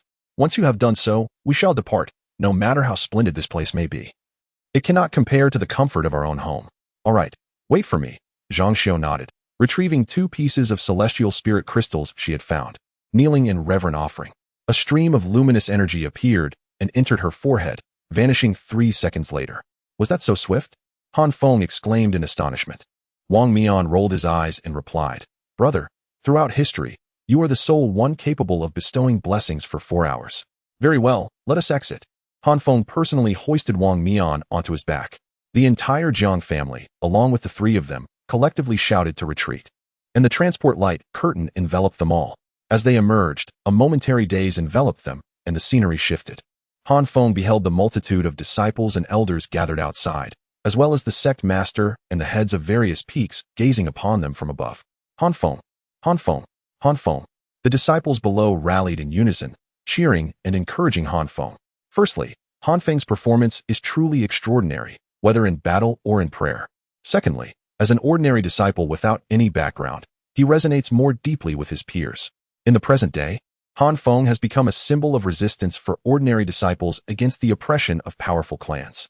Upon witnessing this, Han Feng was utterly astonished. Unable to comprehend why the crowd was chanting his name, the sect leader stepped forward, first silencing the disciples' cheers, then, with a benevolent smile, addressed Han Feng, saying, "Do not be surprised, for the deeds and words you exhibited within the secret realm have earned you the admiration of your fellow disciples.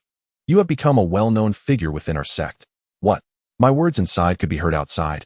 Han Feng exclaimed in disbelief, as he had always assumed that those outside could not hear what was said within. This led him to speak freely about his secrets regarding his wind attribute's spiritual root with the little fox. "Of course they could. Did you not know?" The sect leader replied, astonished. "I had no idea. You never mentioned it," Han Feng responded, prompting a wave of laughter from the disciples. Hastily, he recalled his words in the secret realm, relieved that he had not uttered any embarrassing or juvenile statements, for that would have caused him great shame. How humiliating it would have been. Chapter 58. The Overbearing Beauty. Master Siyu, the sect leader, waved his hand, declaring, "Enough of soaring through the sky. Follow me to the Great Hall." With that, the sect leader led the various masters toward the hall of the Yin-Yang sect behind the statue. The sect leader issued a command, and Han Feng dared not disobey. He carried Wang Mian on his back, accompanied by Zhang Xiu and Jiang Suru. As they soared towards the Grand Hall, while the disciples of the Jiang family went to search for their clan's designated area, the Grand Hall of the Yin-Yang sect, a venue for discussing significant matters and receiving distinguished guests, was constructed with remarkable spaciousness and opulence. Han Feng felt it was even larger than the Imperial Palace's hall, despite never having seen the palace himself. Upon entering the Grand Hall, the various masters took their seats. The sect leader gestured with his hand and said, "Bring a chair for disciple Wang Mian." A servant stationed outside promptly fetched a chair, and Han Feng assisted Wang Mian into it before quickly inquiring, "Sect leader, could you please examine Wang Mian's injuries? Is there any hope for recovery?" The sect leader shook his head and replied, "If there were any hope, why would you, Han Feng, have resorted to crippling the other disciples' meridians?" His implication was clear. Han Feng had acted with such severity precisely because he believed recovery was impossible. Han Feng grasped the underlying meaning. Wang Mian's condition was indeed beyond salvation.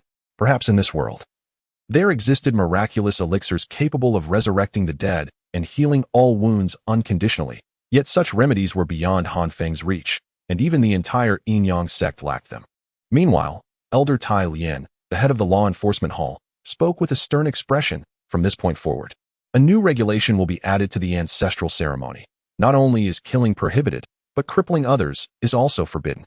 In the past, no one had acted with such cruelty, and thus, there had been no such regulation. This time, with Yi Longyuan and Han Feng setting a poor precedent, they had not violated any rules, so no punishment would be administered. However, from now on, such actions must cease. If everyone were to behave like those two, how many promising talents would we squander each year? The leaders nodded in agreement, signifying that this resolution could be passed. Subsequently, Elder Tai Lian turned his gaze towards Han Feng and said, "As for you, Han Feng, I have two matters to discuss with you.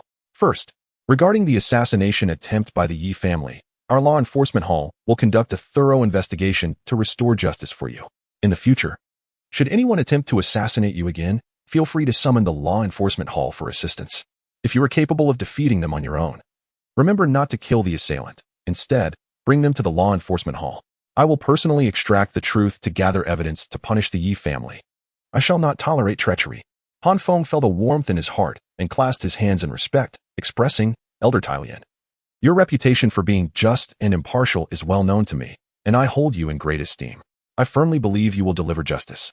Indeed. The second matter is this. I observe your ruthless spirit combined with deep loyalty, a righteous heart, and commendable talent. I wish to take you as my disciple and welcome you into the law enforcement hall, where you will handle cases impartially and enforce the law with rigor." Before Elder Tai Lian could finish his statement, a thunderous sound erupted from the side. The assembly turned to see Master Siyu of the falling sunset peak, whose chair's right armrest had been shattered. With a cold gaze, Master Siyu tossed the splintered wood to the ground and slowly remarked, "The chairs in this hall are far too fragile. It is time for new ones." The hall fell into an eerie silence, and not a single leader dared to voice their thoughts in the presence of the imposing Master Siyu. The sect leader offered an awkward smile and remarked, "Elder Tai. After all, Feng is a disciple of the falling sunset peak. If you wish to recruit him, shouldn't you consult with Master Siyu first?" Elder Tai Lien rose, indignantly retorting, "Why should I seek her approval? Every disciple possesses the right to choose their master, just as masters have the prerogative to select their disciples. A master-disciple relationship is only established when both parties consent. Must every disciple from each peak bow to the sect leader as their master? What would become of my law enforcement hall's recruitment?" It was then that Feng realized that the leader of his peak was angered by Elder Tai Lien's desire to take him as a disciple. It was understandable. His displayed talents and combat prowess were indeed impressive, warranting the attention of such esteemed figures. However, judging by the current situation, it appeared that this leader had quite a volatile temperament. The sect leader waved his hand, saying, "Please, sit down." Within the entire sect, you two possess the most fiery tempers, yet both of you are qualified to take on disciples, as are the other leaders. Now, I shall ask, who among you is willing to accept Feng as a disciple? The various leaders exchanged glances, poised to raise their hands, when suddenly, Master Siyu emitted a sound from her nostrils, imbued with an undertone of threat. This menacing sound caused the other leaders to hesitate, their hands faltering. Feng was astounded. Was his own master truly this formidable? This seemingly youthful, beautiful woman possessed such authority? A mere cold snort had rendered the entire assembly of leaders speechless. What a remarkable ally to have. If not now, then when? Elder Tai Lien furrowed his brow and said, "Siyu, what do you mean? If you refuse to accept him, must you also prohibit others from doing so?" Under the veil, Master Siyu slightly parted her crimson lips and coldly replied, "Did I ever say I wouldn't accept him? Nor did I imply that you cannot compete for him. With your demeanor, who would dare to contend? Am I to blame for this? You. It is as difficult as conspiring with a woman." With a crack, the armrest on Master Siyu's left shattered. She rose slowly and declared, "Whether to accept or reject is solely my prerogative. My standards for disciples are exceedingly stringent. Those lacking in talent are unequivocally unacceptable. This Feng claims to possess a wind attribute spiritual root, but until I conduct a personal examination, how can I hastily draw conclusions?" Upon finishing her words, Master Siyu waved her hand imperiously towards Feng. He hurriedly scampered over, aware of her volatile temperament and the need to tread carefully. "Stand straight and do not move." Master Siyu first extended her flawless, jade-like hand to touch the nape of Feng's neck, then moved it to his dantian, channeling spiritual energy while probing with her consciousness. Moments later, she stated, "Indeed, he possesses a wind attribute spiritual root, with a remarkably strong physique and abundant vitality. There are signs of some unique and active bloodline, though its nature remains unidentified. However, it should be promising. And he is still a virgin." Feng was left speechless, wondering if that last remark was entirely necessary. Master Siyu gazed at Feng and spoke thoughtfully. "Previously, when my disciple Jiang Suru chose you, I was somewhat perplexed, yet indifferent. However, it appears now that you indeed possess qualities worthy of her. Her discernment is commendable." Jiang Suru's cheeks flushed slightly. She had no such discernment. Her choice of Feng was merely a result of circumstance. With only a dog and him remaining as options, she could hardly select a dog. Yet, it seems she has stumbled upon a treasure. Feng's performance is indeed commendable. It is curious. Despite both he and Yu Longyuan possessing remarkable talents that impose pressure upon me, I find no animosity towards him. Chapter 59. The open-minded Jiang Qingzuan, the sect leader, inquired, "Since Feng's aptitude is commendable, would you be willing to accept him as your disciple?" Master Siyu turned her gaze towards Feng and coldly asked, "Feng, do you wish to take me as your master?" However, before Feng could respond, Elder Tai Lien interjected, "Feng, I too am willing to accept you as my disciple. Consider this carefully. Within our law enforcement hall, there are numerous opportunities to earn merit, and tasks can be undertaken to exchange for contributions. Within the sect, contributions can be redeemed for resources. Following me, you shall receive far more than what Master Siyu can offer." Upon hearing this, Feng looked towards Master Siyu. "Since someone has already made an offer, why not share the benefits you can provide, allowing me to make an informed choice?" This sense of choice is delightful, unlike last month's matchmaking event, where the elder merely repeated the question to Jiang Suru without granting me a second opportunity to express my willingness. Siyu cast a cold glance at Feng and remarked, "What do you gaze upon me for? Are you waiting for me to raise the price for you? In my domain, aside from the occasional guidance in cultivation, there is scarcely any other matter at hand. Given the talents you and Rower possess, it is likely that a breakthrough in foundational cultivation shall not elude you for long. When that time arrives, the two of you, being disciples of heavenly roots, may become my direct apprentices. Aside from sporadic guidance, the majority of your practice will be self-directed, leaving little else to occupy your time. Little else to occupy my time? That is splendid. I can indulge in leisure, Han Feng mused. As for the resources Elder Tai Lian mentioned, what use would they be if one cannot cultivate independently? His progress relied entirely on Jiang Su-ro, who, backed by the Jiang family, was hardly in need of those resources. Han Feng's eyes sparkled with newfound admiration for Master Siyu. However, outright rejecting Elder Tai Lian might lead to unnecessary discord. It was prudent to offer him a way out. Thus, Han Feng inquired, Elder Tai Lian, may I ask if joining the law enforcement hall necessitates daily labor? Indeed. It is a given. Each disciple of the law enforcement hall is expected to frequently patrol the surroundings, quelling fights and other unlawful activities. This is an inescapable duty for every disciple, Elder Tai Lian affirmed. Han Feng nodded, clasping his hands in gratitude. Thank you for your kind consideration, Elder Tai. However, I am accustomed to a leisurely lifestyle, relishing in tending to herbs and basking in the sun. If I must toil each day, I fear it will be burdensome. And moreover, my capabilities are rather limited, leaving me with the intention but lacking the means. As a disciple of the falling sunset peak, I hold deep affection for my master, and my partner is also a student of Master Siyu. I wish to accompany my partner in seeking guidance. I earnestly hope that Elder Tai will forgive my request. Han Feng spoke sincerely, and the crowd nodded in understanding. However, as is often the case, unexpected occurrences transpired. Suddenly, the little fox nestled on Han Feng's shoulder raised its tiny face and earnestly declared, he is lying. He chose Sister Siyu solely because of her beauty. The audience was left utterly speechless, gazing at Han Feng in astonishment. Even Jiang Suru, standing nearby, narrowed her eyes at Han Feng, a glint of danger flickering within them. Han Feng, flustered and exasperated, attempted to shove the little fox into his bundle, gritting his teeth as he exclaimed, why are you everywhere? Silence yourself and cease spreading rumors. The little fox cried out for help, Sister Su-ro, he is bullying me. Han Feng is bullying me. Jiang Sura swiftly snatched the bundle from him. Cradling the little fox in her arms, glaring at Han Feng, you must not bully it. Elder Tai, rarely caught off guard, chuckled softly and remarked, indeed. I did say that no one can match Master Siyu's beauty. It is impossible to attract the younger disciples. You old rascal, still the head of the law enforcement hall. Should you spread more rumors, I shall tear your mouth apart. Siyu cast him a cold glance before addressing Han Feng. Very well. Since you have chosen me as your master, there is nothing further to discuss. Upon your return, proceed to complete the formalities to become an outer disciple. Choose a residence. And once you have settled in, you may seek me at the summit of Luoxia Peak. I shall present you with a token of our meeting, and from then on, focus on your cultivation. Thank you, master. Han Feng bowed respectfully. With that, Siyu departed on her own. The sect leader then remarked, all right, you may all return. The ancestral ceremony concludes tomorrow, and we old fellows must remain vigilant. Farewell, sect leader, esteemed elders, and fellow disciples. After leaving the grand hall, Han Feng encountered members of the Jiang family. Unfortunately, he only recognized Jiang Huaiyang. Father, mother, you have arrived, Jiang Sura greeted. Han Feng then took a closer look, pondering if these were indeed his future in-laws.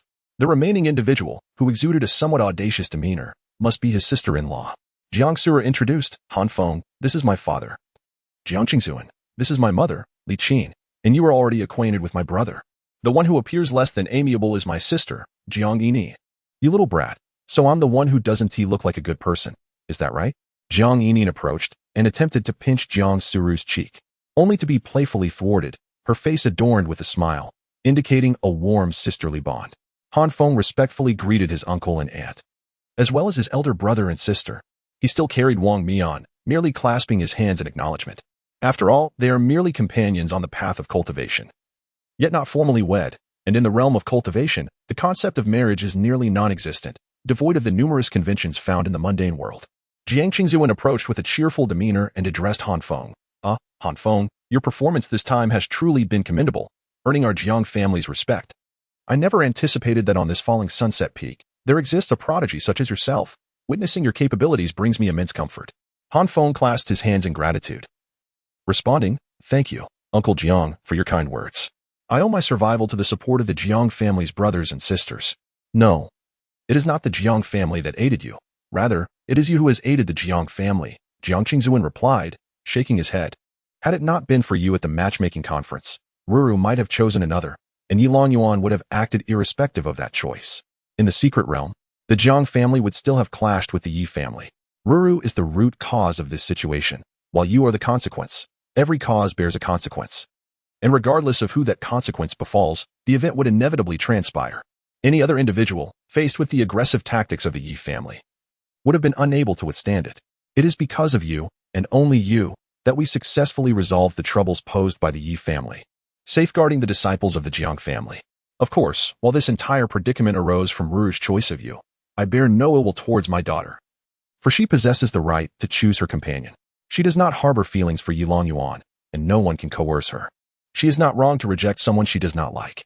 If blame is to be assigned, let it fall upon Yilong Yuan, whose petty nature, insidiousness, and lack of integrity are truly lamentable.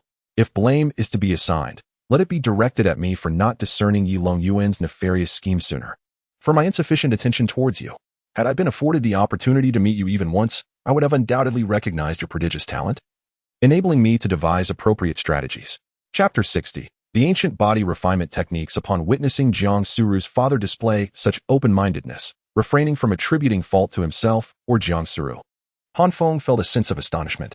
He perceived this elder as both wise and protective, capable of distinguishing right from wrong, while also cherishing his daughter. Jiang Qingzuan continued. Last month, I was preoccupied with sect affairs, returning only the day before the ancestral worship ceremony, at which point I learned of Rower and your relationship. I intended to meet you after the ceremony, but reflecting on it now, had I encountered you beforehand, I might have recognized your innate abilities. With your combat prowess, I could have provided you with ample spiritual treasures and elixirs, sparing you the arduous struggle against Yilong Yuan. He possessed elixirs, protective artifacts, and a multitude of accomplices. The Jiang family merely restrained a portion of the adversaries, leaving many disciples for you to confront alone. This predicament lies solely with me for failing to prepare you adequately, underestimating the significance of the ancestral worship ceremony, and misjudging the ruthlessness and audacity of the Yi family. Uncle, please do not say that. These circumstances were entirely unforeseen. After all, none could have anticipated the Yi family's cruelty. From the outset, I never intended to engage with them. I merely wished to attend the ancestral rites and depart afterward. It is not just us. Anyone in our position would have been blindsided by the Yi family's actions. Han Feng elucidated. Jiang Qingzuan nodded and said, I am delighted that you think this way. I was concerned that there might be unresolved feelings within you. It is best to express our thoughts openly. Everything will be well. As Rower as companion, I should have personally met you to assess your character and capabilities. However, your performance in the secret realm has convinced me that there is no need for such an evaluation. You are commendable, truly exceptional. This time, due to Rower, you have encountered some troubles, and you have also assisted the Jiang family. The Jiang family owes you a significant debt of gratitude. In the future, should you require anything, feel free to return home and let us know. Do not regard us as outsiders. At this moment, Jiang Suru's mother shot him a glance and said, Look at what you're saying. Does that mean one cannot return home without a reason? The Jiang family will always welcome Han Feng. Han Feng grinned, feeling warmth in his heart, and replied, Thank you, uncle and aunt. Jiang Qingzuan then glanced at Wang Mian, who was on Han Feng's back, sighed, and remarked, This child is indeed a good one, but it is unfortunate that he has suffered so. Upon our return, I shall prepare a modest gift for this young friend as a gesture of apology. Wang Mian smiled and said, It's nothing. It's all trivial. Uncle need not worry. Jiang Suru interjected, Father, Mother, if there is nothing else, we shall take our leave. There are still many matters to attend to, and Han Feng must pay his respects to his master. Very well, you all should return quickly and rest well, they replied. With that, the four of them soared towards the direction of the falling sunset peak. As they soared through the skies, Wang Mian berated, You wretched Han Feng, if you could fly. Why didn't you mention it sooner? You made me trek up the mountain alongside you. Han Feng merely grinned, choosing silence over retort. They soon arrived at the outer disciples' quarters of the falling sunset peak, stepping into the modest abode of Zhang Xiao. The outer disciples' area primarily consisted of row houses. Ordinary disciples were confined to these basic accommodations, while those fortunate enough, like Jiang Suru, resided in the small villas funded by their families. Upon reaching Zhang Xiao's residence, they entered the room and laid Wang Mian on the bed to rest. Han Feng declared, Well, now that we are alone, we can speak freely. I shall begin. Jiang Suru, cradling a small fox, cast a frosty glance at Han Feng and inquired, Shouldn't you first elucidate the nature of your cultivation? Hmm? What do you mean? Han Feng replied. Aren't you supposed to be a useless one? Where did this cultivation come from? Wang Mian echoed her sentiments. Indeed, I too wish to know. You, my friend, have been living and training with me for 5 years, yet I have never witnessed you engage in earnest cultivation. How did you reach the pinnacle of qi refinement? Han Feng chuckled softly, responding, I possess exceptional talent. Then why masquerade as a useless individual? Jiang Su pressed further. Han Feng met her gaze earnestly and replied, because I am not like you. What do you mean by that? She asked. You are blessed with a heavenly root, possessing remarkable aptitude, and you are shielded by a powerful family that no one dares to challenge. I, however, am not afforded such protection. I must remain inconspicuous. I must safeguard myself, for a towering tree attracts the wind, Han Feng elaborated, once again employing his well-rehearsed rationale. However, once you reveal your talents, it will attract greater attention, particularly from the sect leaders, thereby granting you superior resources and protection. I desire not an abundance of resources. I yearn merely for a tranquil existence, to simply survive, that is all. The strong may reign supreme, basking in wealth and glory, but I harbor no interest in such pursuits. I wish only to tend to flowers, nurture grasses, bask in the sun, and lead a carefree life. Had I desired resources, I would have approached your father to propose marrying into the Jiang family. With my potential, they would undoubtedly nurture me with great care. Yet, I have no inclination to do so. Upon hearing this, Jiang Suru gazed at him thoughtfully and after a long pause, remarked, were it not for this incident, would you have continued to feign modesty? In truth, when I secretly departed to seek Wang Mian, I had no intention of revealing my strength, merely wishing to return to a stable life after making a wish with Wang Mian. It was only when the little fox expressed a desire for celestial essence that I unveiled my prowess to seize it. You are truly kind to me. The little fox exclaimed joyfully. I cannot fathom your thoughts. You seem so lacking in ambition. Jiang Sura cast him a sidelong glance.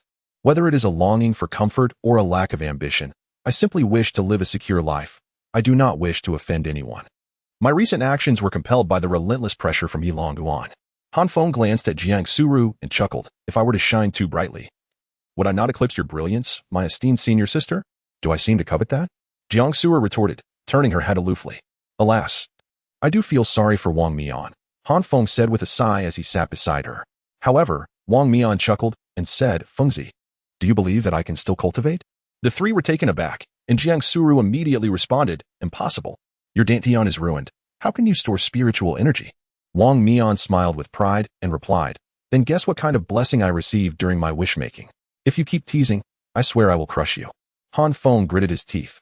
Haha, I won't jest any longer. You should all be aware that our world was once a martial realm before our ancestor established the path of immortality, right? In that ancient era, martial arts reached its zenith. It is said that the strongest could shatter the void with their physical bodies, rivaling sages. The blessing bestowed upon me by our ancestor is an ancient physical cultivation technique known as the undying Vajra method. It requires no dantian and focuses solely on refining the body, allowing one to attain immortality and unmatched strength at its pinnacle. Upon hearing Wang Mian's proclamation, the three present were left dumbfounded. After a moment of silence, Han Feng finally spoke, an ancient physical cultivation method? Are you suggesting that we abandon the path of immortality and instead cultivate those martial arts that have long been deemed obsolete? Or rather, those that have been obsolete for over 1 billion years? Jiang Suru interjected with a cutting remark. Wang Mian sighed and said, do I have any other options? My dantian is destroyed. I can no longer pursue immortality. Perhaps our ancestor, seeing my plight, has granted me a method to cultivate anew. Indeed, I believe that practicing martial arts is not without merit. Before the arrival of Master Han, this world was already a realm of martial prowess. In those times, the concept of cultivation was foreign to people. Everyone engaged in martial training, and there were formidable individuals capable of soaring through the skies, manipulating the elements, and exhibiting extraordinary strength. Furthermore, I feel that if I were to succeed in martial practice, I too would be quite formidable. For instance, lacking any cultivation. When I engage in combat and my opponent scans me with their divine sense, they might dismiss me as inconsequential. Yet, to their astonishment, I could unleash a punch that would decisively end their life. Who would have thought? I am indeed a practitioner of martial arts.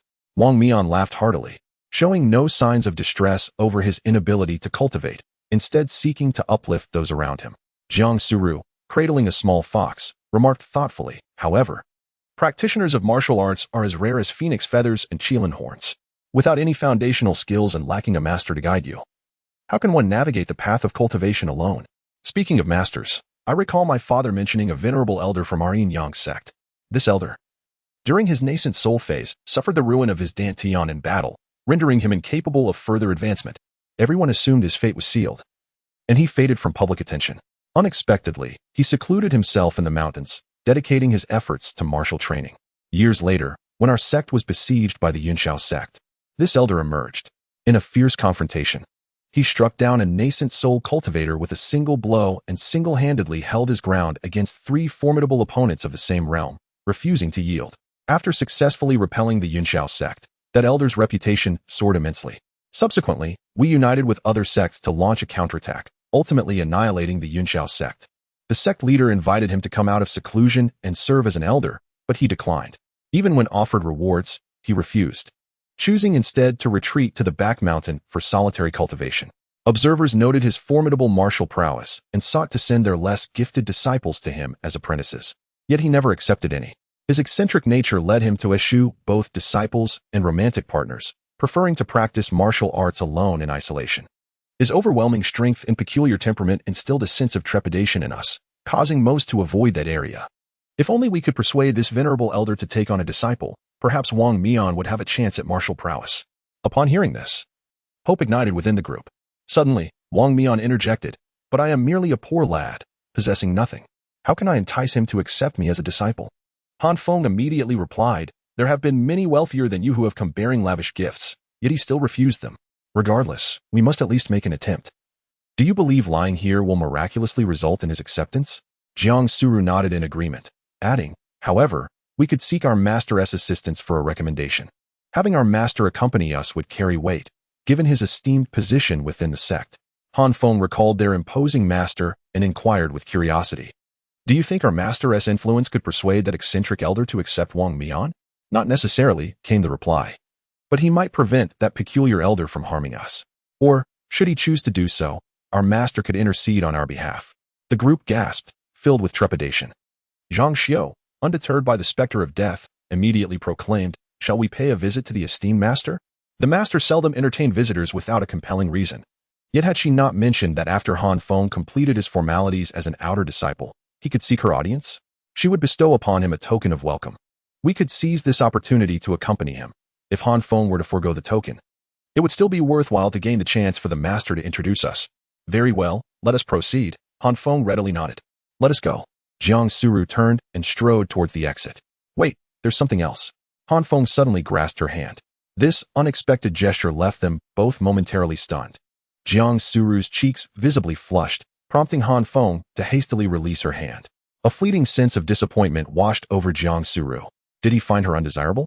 Once a celestial beauty of unrivaled grace, Jiang Suru never imagined she could feel self-conscious before a mere servant disciple, pondering whether he harbored disdain for her. After all, she was Jiang Suru, the aloof goddess adored by countless young men. Yet, this thought was but a passing whisper, and she dismissed it, her gaze returning to its usual composure. However, just as Han Feng was about to speak, Wang Mian suddenly chuckled. "You two are already partners. Yet you shy away from holding hands." "Zhang Xiao and I share a bed every day. Do you really think you need to court like this?" "Fengzi, I am not criticizing you, but as a grown man, you ought to be more proactive and courageous. Sister Jiang is undoubtedly the most exquisite flower of our Luoxia peak. And now that you have the opportunity, you must seize it. Do not wait until she no longer desires you. In the past, you would use the excuse of being unworthy of her due to your perceived shortcomings. But now you have become remarkably accomplished. Who in the entire sect is not aware of your prowess?" The little fox, emboldened, poked its head out from Jiang Suru's embrace and exclaimed, "Exactly. Han Feng, you are so timid and indecisive. Hurry up and join Sister Su Ro for a delightful slumber. I hope the next person to wake up in her arms is you and not me. Both of you, silence." Han Feng gritted his teeth, his face flushed. Jiang Suru, too, felt the heat in her cheeks. It was their first experience of such teasing, and neither had any prior knowledge of how to respond. Being the subject of such playful banter was naturally embarrassing. However, since Jiang Suru was not well acquainted with Wang Mian, she could not reprimand him. Thus the little fox became the outlet for her frustration. With a firm grip on the little fox's tail, she held it upside down, gazing into its eyes, and demanded, "Now, explain to me what little tender meat means." Little tender meat is a delicious dish. You take some meat, cut it into strips, coat it in a batter made from flour and starch, and then fry it in oil until golden. Once cooked, you scoop it out. Add it to a bowl of broth seasoned with salt and soy sauce, simmer it, and finally, sprinkle some coriander on top and drizzle with sesame oil. Even the children next door are drooling over it. Seeing the little fox already salivating, Jiang Suru, exasperated, retorted, "Is that what I was asking you about? I inquired why you referred to me as little crispy meat. It is because you call yourself crisp and tender, which bears a striking resemblance to crispy meat, rendering the nickname rather endearing." Chapter 62. A status unlike any other. The little fox believed it had provided a satisfactory explanation, yet upon witnessing Jiang Suru's piercing glare, it hastily betrayed its companion, exclaiming, "It was not I who named you. It was Wang Mian who first called you that. He bestowed that nickname upon you." Wang Mian, feeling guilty, averted his gaze. Han Feng quickly interjected, "Let us not quibble. I have pressing matters to attend to. Senior sister, do you possess any blank jade slips capable of recording techniques and elixirs? I am in need of one." "Indeed, those are quite inexpensive." Jiang Suru produced a jade slip and handed it to Han Feng. As his spiritual consciousness could not detach from his body, he pressed the slip against his forehead, transcribing the initial chapters of the Sun character technique into the jade slip. The ancestor deemed him unworthy of mastering the complete Sun character technique.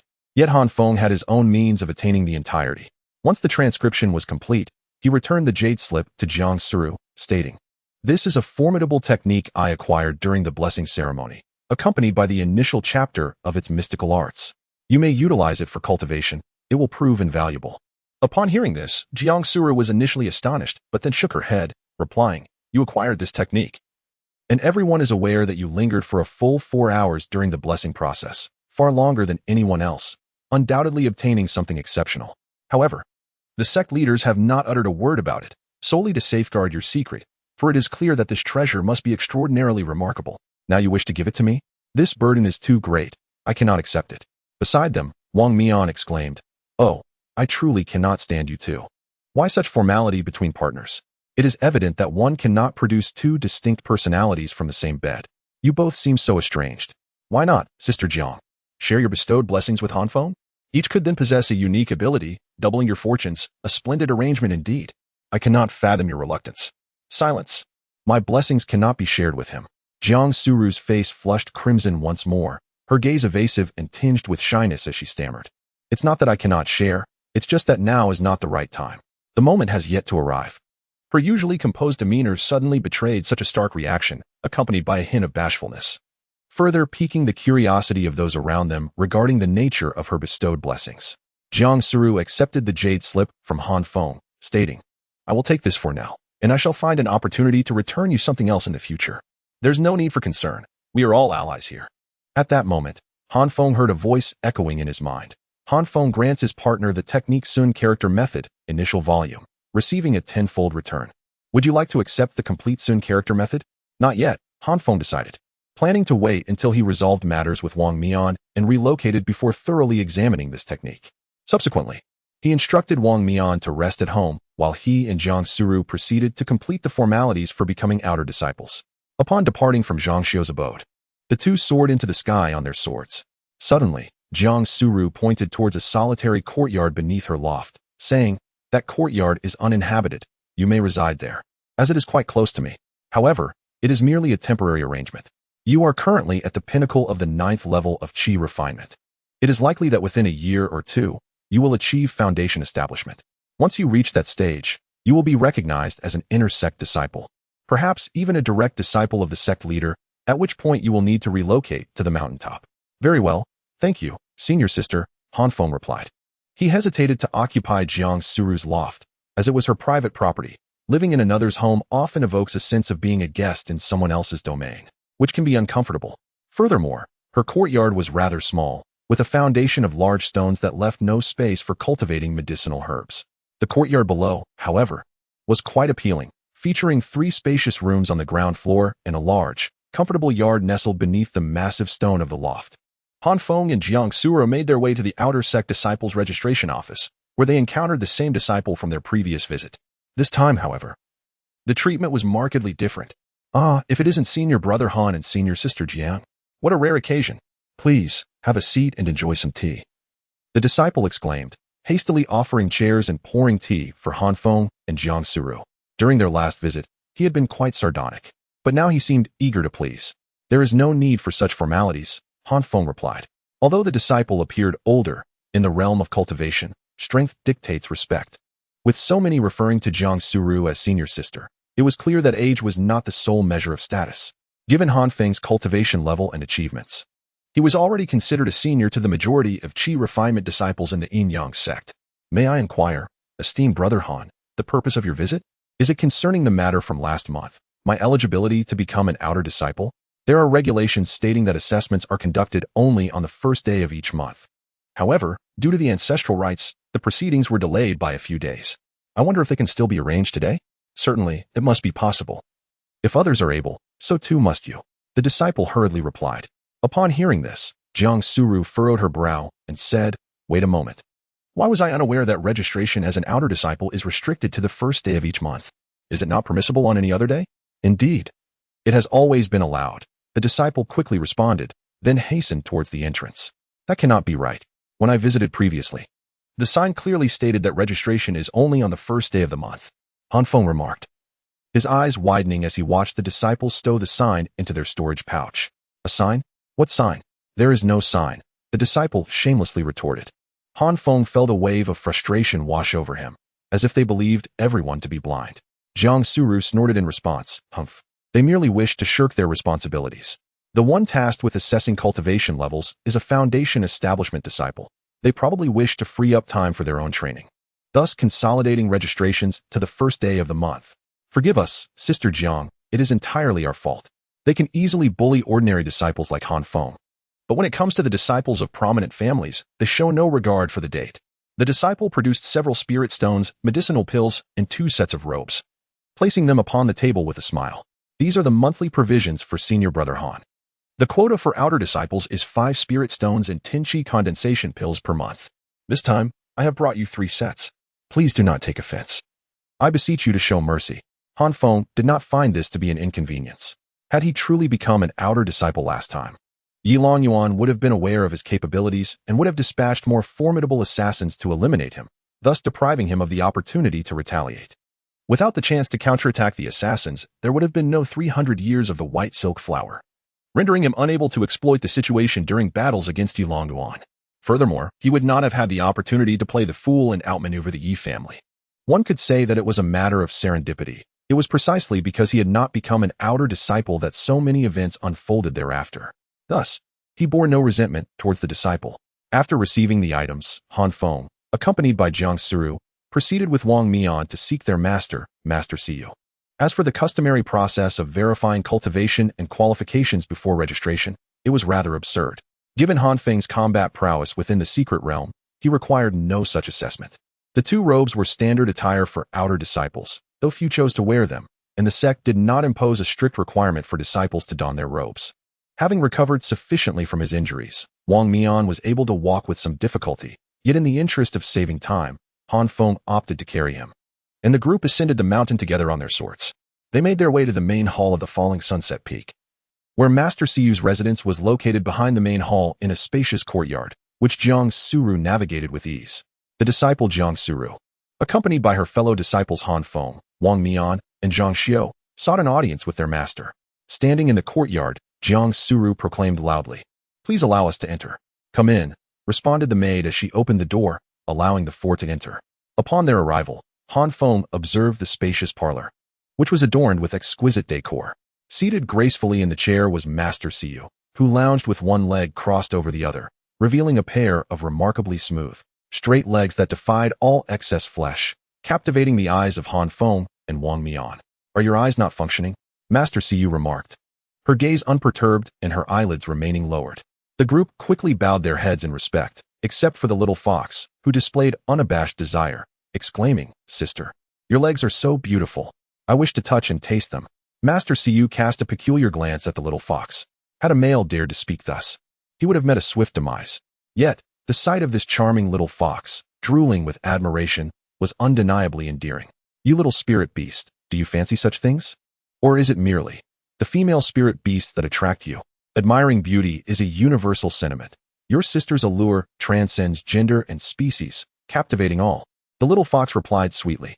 Han Feng silently praised the little creature for its eloquence, understanding why Jiang Suru found it so endearing. Though Master Siyu's face was veiled, her eyes sparkled with amusement.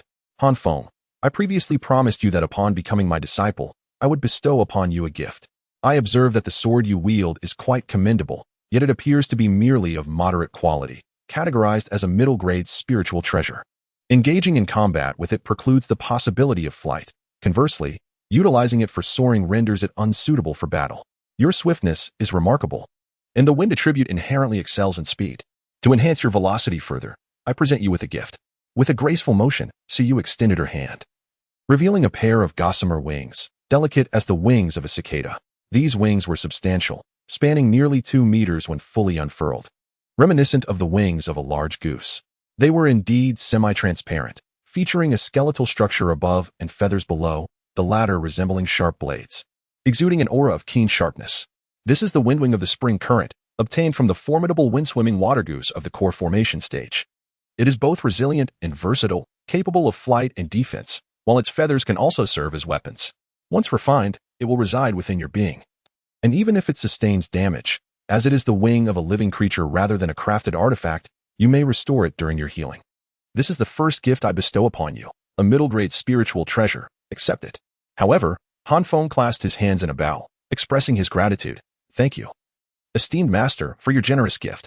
Yet, I believe in the principle of not receiving rewards without merit and thus hesitate to accept such a precious treasure. If you wish to assist me, I humbly request a favor. My dear friend, Wang Mian, has had his foundation shattered by Yi Longyuan in the secret realm, rendering him unable to pursue the path of immortality. Nevertheless, he aspires to cultivate, since the way of immortality eludes him. He wishes to learn the ancient methods of martial cultivation. It has come to my attention that there exists an esteemed elder residing in the rear mountains, whose martial prowess rivals that of a nascent soul expert.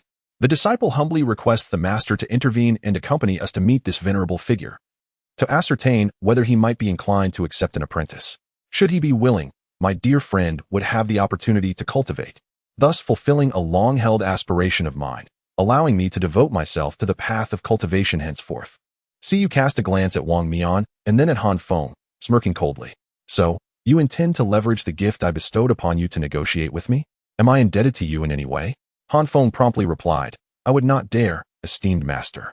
I am merely concerned for my friend and have resorted to this desperate measure, hoping you will not take offense. Then, you presume to decline the gift I have offered? Siyu retorted. Upon hearing this, Jiang Suru immediately pushed Han Feng forward. She was acutely aware of her master's temperament, eccentric and capricious. Once she resolved to undertake a task, no one could deter her, and similarly, no one would dare refuse a gift from her. Han Feng, understanding the implication, promptly stepped forward and accepted the windwing from the spring. Thank you, esteemed master. Now that your matters are concluded, let us discuss the situation concerning your friend. Siyu turned her gaze towards Wang Mian and said, You too are a disciple of my falling sunset peak and fall under my purview. By rights, I should concern myself with your affairs. Your injury is indeed treatable. However, the spiritual herbs required for your recovery are beyond the reach of our yin-yang sect. Even if we were to locate them, we could not afford their cost. The sect itself cannot bear the expense, so you should not harbor any illusions.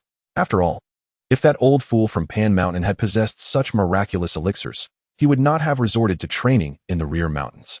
At that moment, everyone learned that the venerable elder was named Panshan.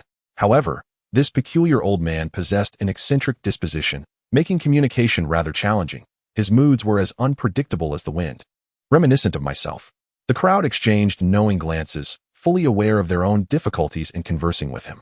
Many had previously sought him out, hoping he would take them on as disciples in martial arts, yet each request was met with firm rejection. Precious treasures and spiritual stones offered as gifts were casually cast aside, while visitors were promptly dismissed. He extended no courtesy to anyone, not even the sect leaders, let alone myself. Our conversations invariably ended in conflict. Before your arrival, you must have gathered some insights. Why persist in the futile hope of meeting that eccentric old man? Wang Mian pondered for a moment and respectfully addressed, Master Zhang. Given your words, it appears that this elder is indifferent to fame and fortune, untempted by material possessions, devoted to his cultivation and unwavering in his pursuit of martial arts. A truly admirable individual. It seems there is nothing that could sway him. What if I possess an ancient body refining technique? Master Siyu scoffed, An ancient body-refining technique? Such knowledge has long been lost. Perhaps only those ancient factions, with lineages spanning over 1 billion years, might still hold remnants. And from where do you claim to have acquired this so-called technique? It was bestowed upon me, Wang Mian replied. Though it has been forgotten by many, that does not mean the revered ancestors of the celestial path lack it. He has existed since that era and certainly possesses it. He granted me the body-refining technique. Chapter 64, Fateful Encounters, meeting the Yi family again upon hearing Wang Mian's words. Siyu's demeanor shifted to one of earnestness. She straightened her posture, gracefully lowered her smooth and perfectly straight legs, covering them with her skirt, and furrowed her brow slightly as she inquired, "Is that truly the case? What is the name of that technique?" Wang Mian hesitated, uncertain whether to divulge the information.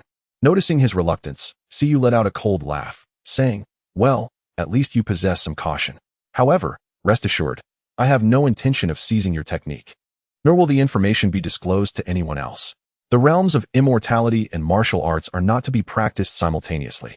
Even the revered ancestors of the immortal path abandoned martial cultivation before embracing the way of the immortals. There are two entirely distinct systems of cultivation. While practitioners of the immortal path may possess physical enhancement techniques, they remain fundamentally different from martial arts. Thus, even if I were to obtain your technique, I would not pursue it, for I could never forsake my own nascent soul cultivation to endure the hardships of martial training, particularly without knowing its ultimate limits." Upon hearing this, Wang Mian quickly clarified, No, esteemed master, you misunderstand me. The name of this technique is, rather outlandish, and I fear you may not believe it." In truth, Wang Mian was apprehensive that the master might covet his technique and subsequently disclose it, especially considering that several individuals from the Yi family had been rendered incapable and might also desire to pursue martial cultivation. Wang Mian could not possibly dig his own grave. Oh, how absurd could this technique possibly be? The name of this technique is the Undying Vajra art. When cultivated to its pinnacle, it grants one an immortal and indestructible physical form, rendering one invincible across the realm. Upon hearing this, Siyu immediately scoffed. Any technique, when practiced to its utmost limit, could render one invincible, but how many individuals can truly reach that stage? However, the immortal technique you possess seems to enhance the physical strength and vitality of its practitioner.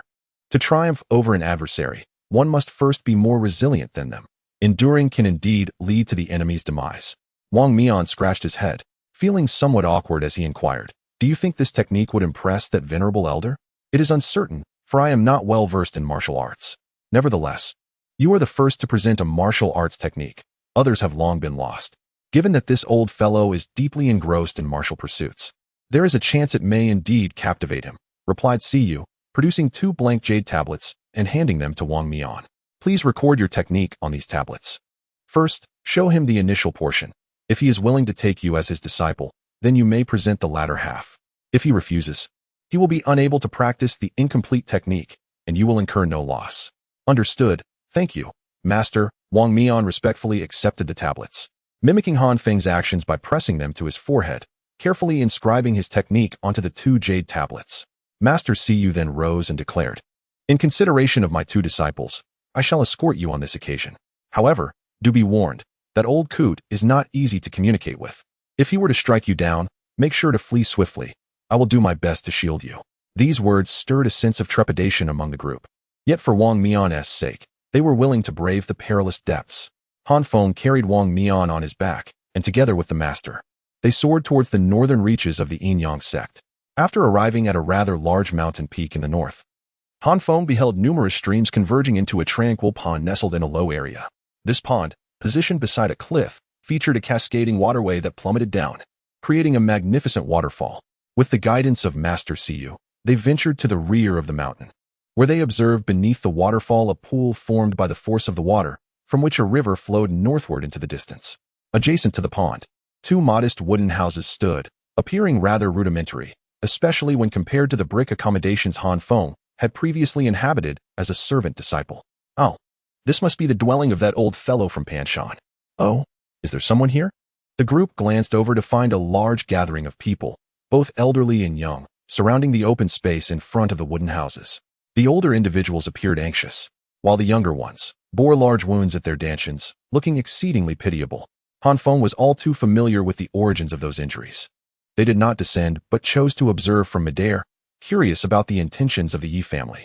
Yi Longquan's father stood before the door of the wooden house. Cupping his hands in a respectful gesture, "Old master of Panshan, I am a descendant of the Yi family. A century ago, you and my grandfather Yi Qimei were close friends. Now, I seek an audience with you regarding an urgent matter." Moments later, the wooden door creaked open, revealing an elderly man. His long white hair and beard gave him a disheveled appearance, clad only in a tank top and shorts, his body a testament to strength. Seemingly at odds with his scruffy demeanor, his muscular physique suggested that he could easily defeat 10 individuals like Han Feng with a single punch. Holding a bamboo chair, Panshan placed it at the entrance and, after sitting down, impatiently remarked, "Were it not for the regard I have for your grandfather, it would be quite difficult for you to even catch a glimpse of me.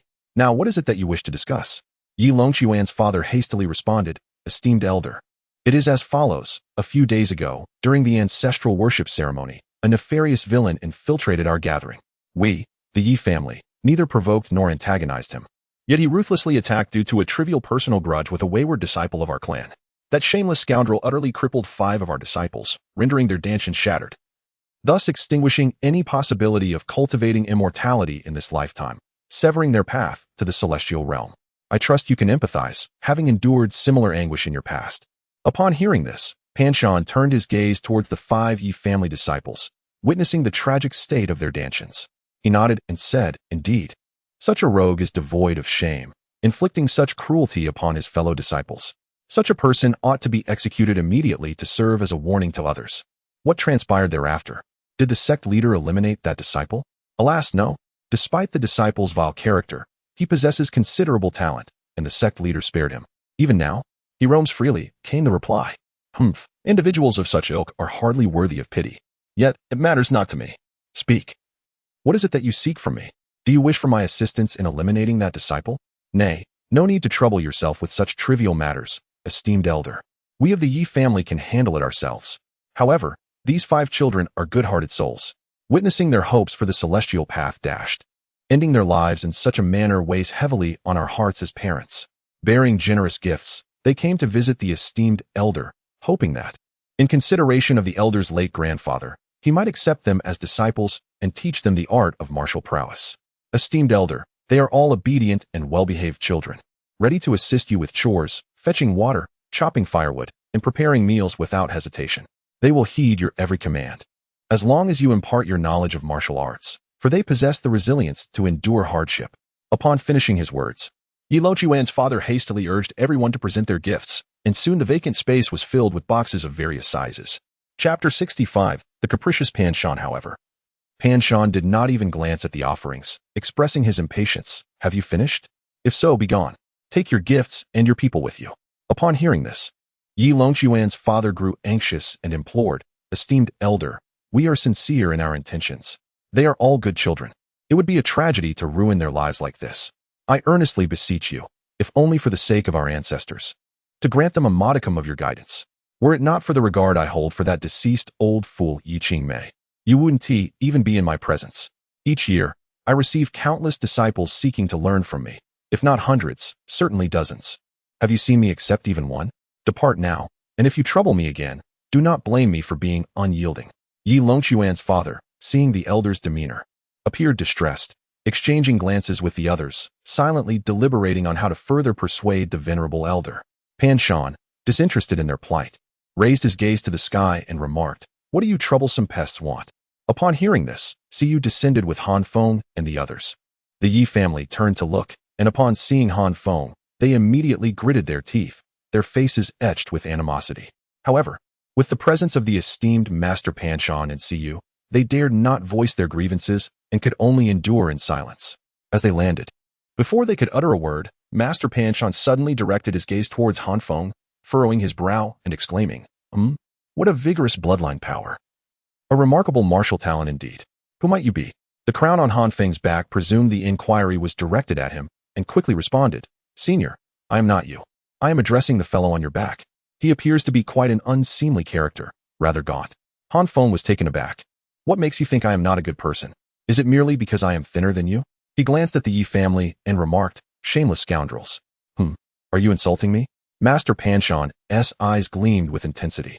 "Senior, I am not insulting you. I am merely introducing myself. I am the so-called shameless scoundrel mentioned by the Yi family, and those disciples were all incapacitated by me. Yi Longquan gritted his teeth and retorted, "You scoundrel Han Feng. You are aware of your own shamelessness, are you?" The expression on Master Panshan's face darkened abruptly, and he snorted coldly, "To inflict such cruelty upon one's fellow disciples. You must be a ruthless individual with a penchant for wrongdoing. Since you have presented yourself, I shall cleanse the sect on behalf of the Master." With that declaration, he launched a fist towards Han Feng. In an instant, an overwhelming force akin to a mountain descended upon him, leaving Han Feng breathless. And a sense of life-threatening peril surged within him. At a critical moment, Master Siyu intervened, raising a hand to conjure a curtain of water before the gathered crowd, dissipating the force of the impending strike into nothingness. "Such malicious and formidable intent," exclaimed the little fox hastily. "If you had waited for my warning, I fear I would have been struck down long ago." Han Feng chose to disregard the little fox's remark and addressed Panshan with a bow. "Senior, do you intend to take the words of the Yi family at face value and condemn me without further investigation? If the Yi family were to claim that the entire sect had rebelled and sought to exterminate their kin, would you then heed their single narrative and eliminate all disciples of the sect?" Upon hearing this, Panshan withdrew his fist and coldly retorted, "How could that be conceivable? I too am a disciple of the sect, and even the law enforcement hall recognizes the necessity of confronting accusations head-on to discern truth from falsehood, lest we unjustly slay the innocent. As a venerable elder of our yin-yang sect, revered by many and having once saved our order from peril, why would you seek to wrongfully execute a disciple you once vowed to protect?" Panshan resumed his seat, remarking, "Oh, this is rather intriguing. It is well known that I possess an unpredictable temperament, yet you, a mere qi-refining disciple, dare to speak to me with such fortitude and without a trace of fear in your eyes. That is indeed rare. Pray, enlighten me on the events that led to this moment. Of course, I have no intention of rendering a verdict. I am merely curious for amusement." Han Feng felt a wave of frustration wash over him. This old fellow's temperament is truly unpredictable. One moment he is indiscriminately taking lives, and the next he is jovially gossiping about others' tales, making it impossible to fathom his mood. Allow me to be succinct. There is a disciple from the Yi family who pursued his fellow disciple as a partner in their path, but she chose me instead. Harboring resentment, he attempted to assassinate me thrice and frame me once, all of which I skillfully thwarted. Upon entering the secret realm, unable to best me, he resorted to capturing my innocent friend, leaving him in a pitiful state.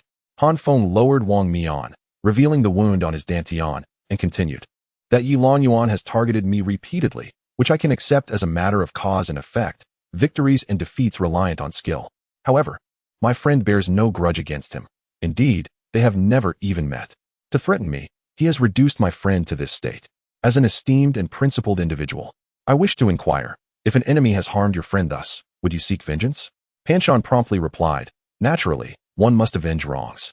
Failing to do so would be unworthy of a gentleman, especially when a friend has suffered due to your own entanglements. To refrain from retribution would be to forfeit one's humanity. Hence, when they came to besiege me with their numbers, I effortlessly incapacitated a few of them." Han Feng pointed to several disciples nearby. Yi Longquan, enraged, immediately accused Han Feng. "Han Feng, do not slander us baselessly. There are hundreds of thousands witnessing this. Can you evade accountability?" Han Feng retorted fiercely. Yi Longquan was rendered speechless. Indeed, the evidence in this matter was irrefutable. Hundreds of thousands of disciples had witnessed the entire event, and they could not evade their responsibility. Panshan, known for his unpredictable temperament, was not a fool and had come to realize that Han Feng spoke the truth. He nodded in satisfaction and remarked, "Ah, excellent. The distinction between grievances and enmities is clear, and retribution is a must. This aligns with my principles." Now that the tale was concluded, he addressed the group. "What brings you here to seek my counsel?" Han Feng hastily replied, "Senior, our objective aligns with theirs. My dear friend here has rendered his dantian completely useless and cannot cultivate anymore. We wish to implore you to take him as your disciple and teach him the martial arts." Panshan furrowed his brow and inquired, "Martial training demands immense perseverance. The process of tempering the body is profoundly arduous, unlike the tranquil cultivation of spiritual energy through meditation. Such hardship is not something most can endure." The members of the Yi family exchanged worried glances, as it seemed that Senior Panshan was inclined to accept Wang Mian. Wang Mian quickly interjected, "Senior, I am capable of enduring hardship. No matter how grueling or exhausting the journey, I fear nothing. I hail from a humble farming background and have faced adversity since childhood, unlike those pampered disciples from affluent families." Chapter 66. Wang Mian's successful apprenticeship. The younger members of the Yi family were infuriated casting furious glares at Wang Mian. Damn it.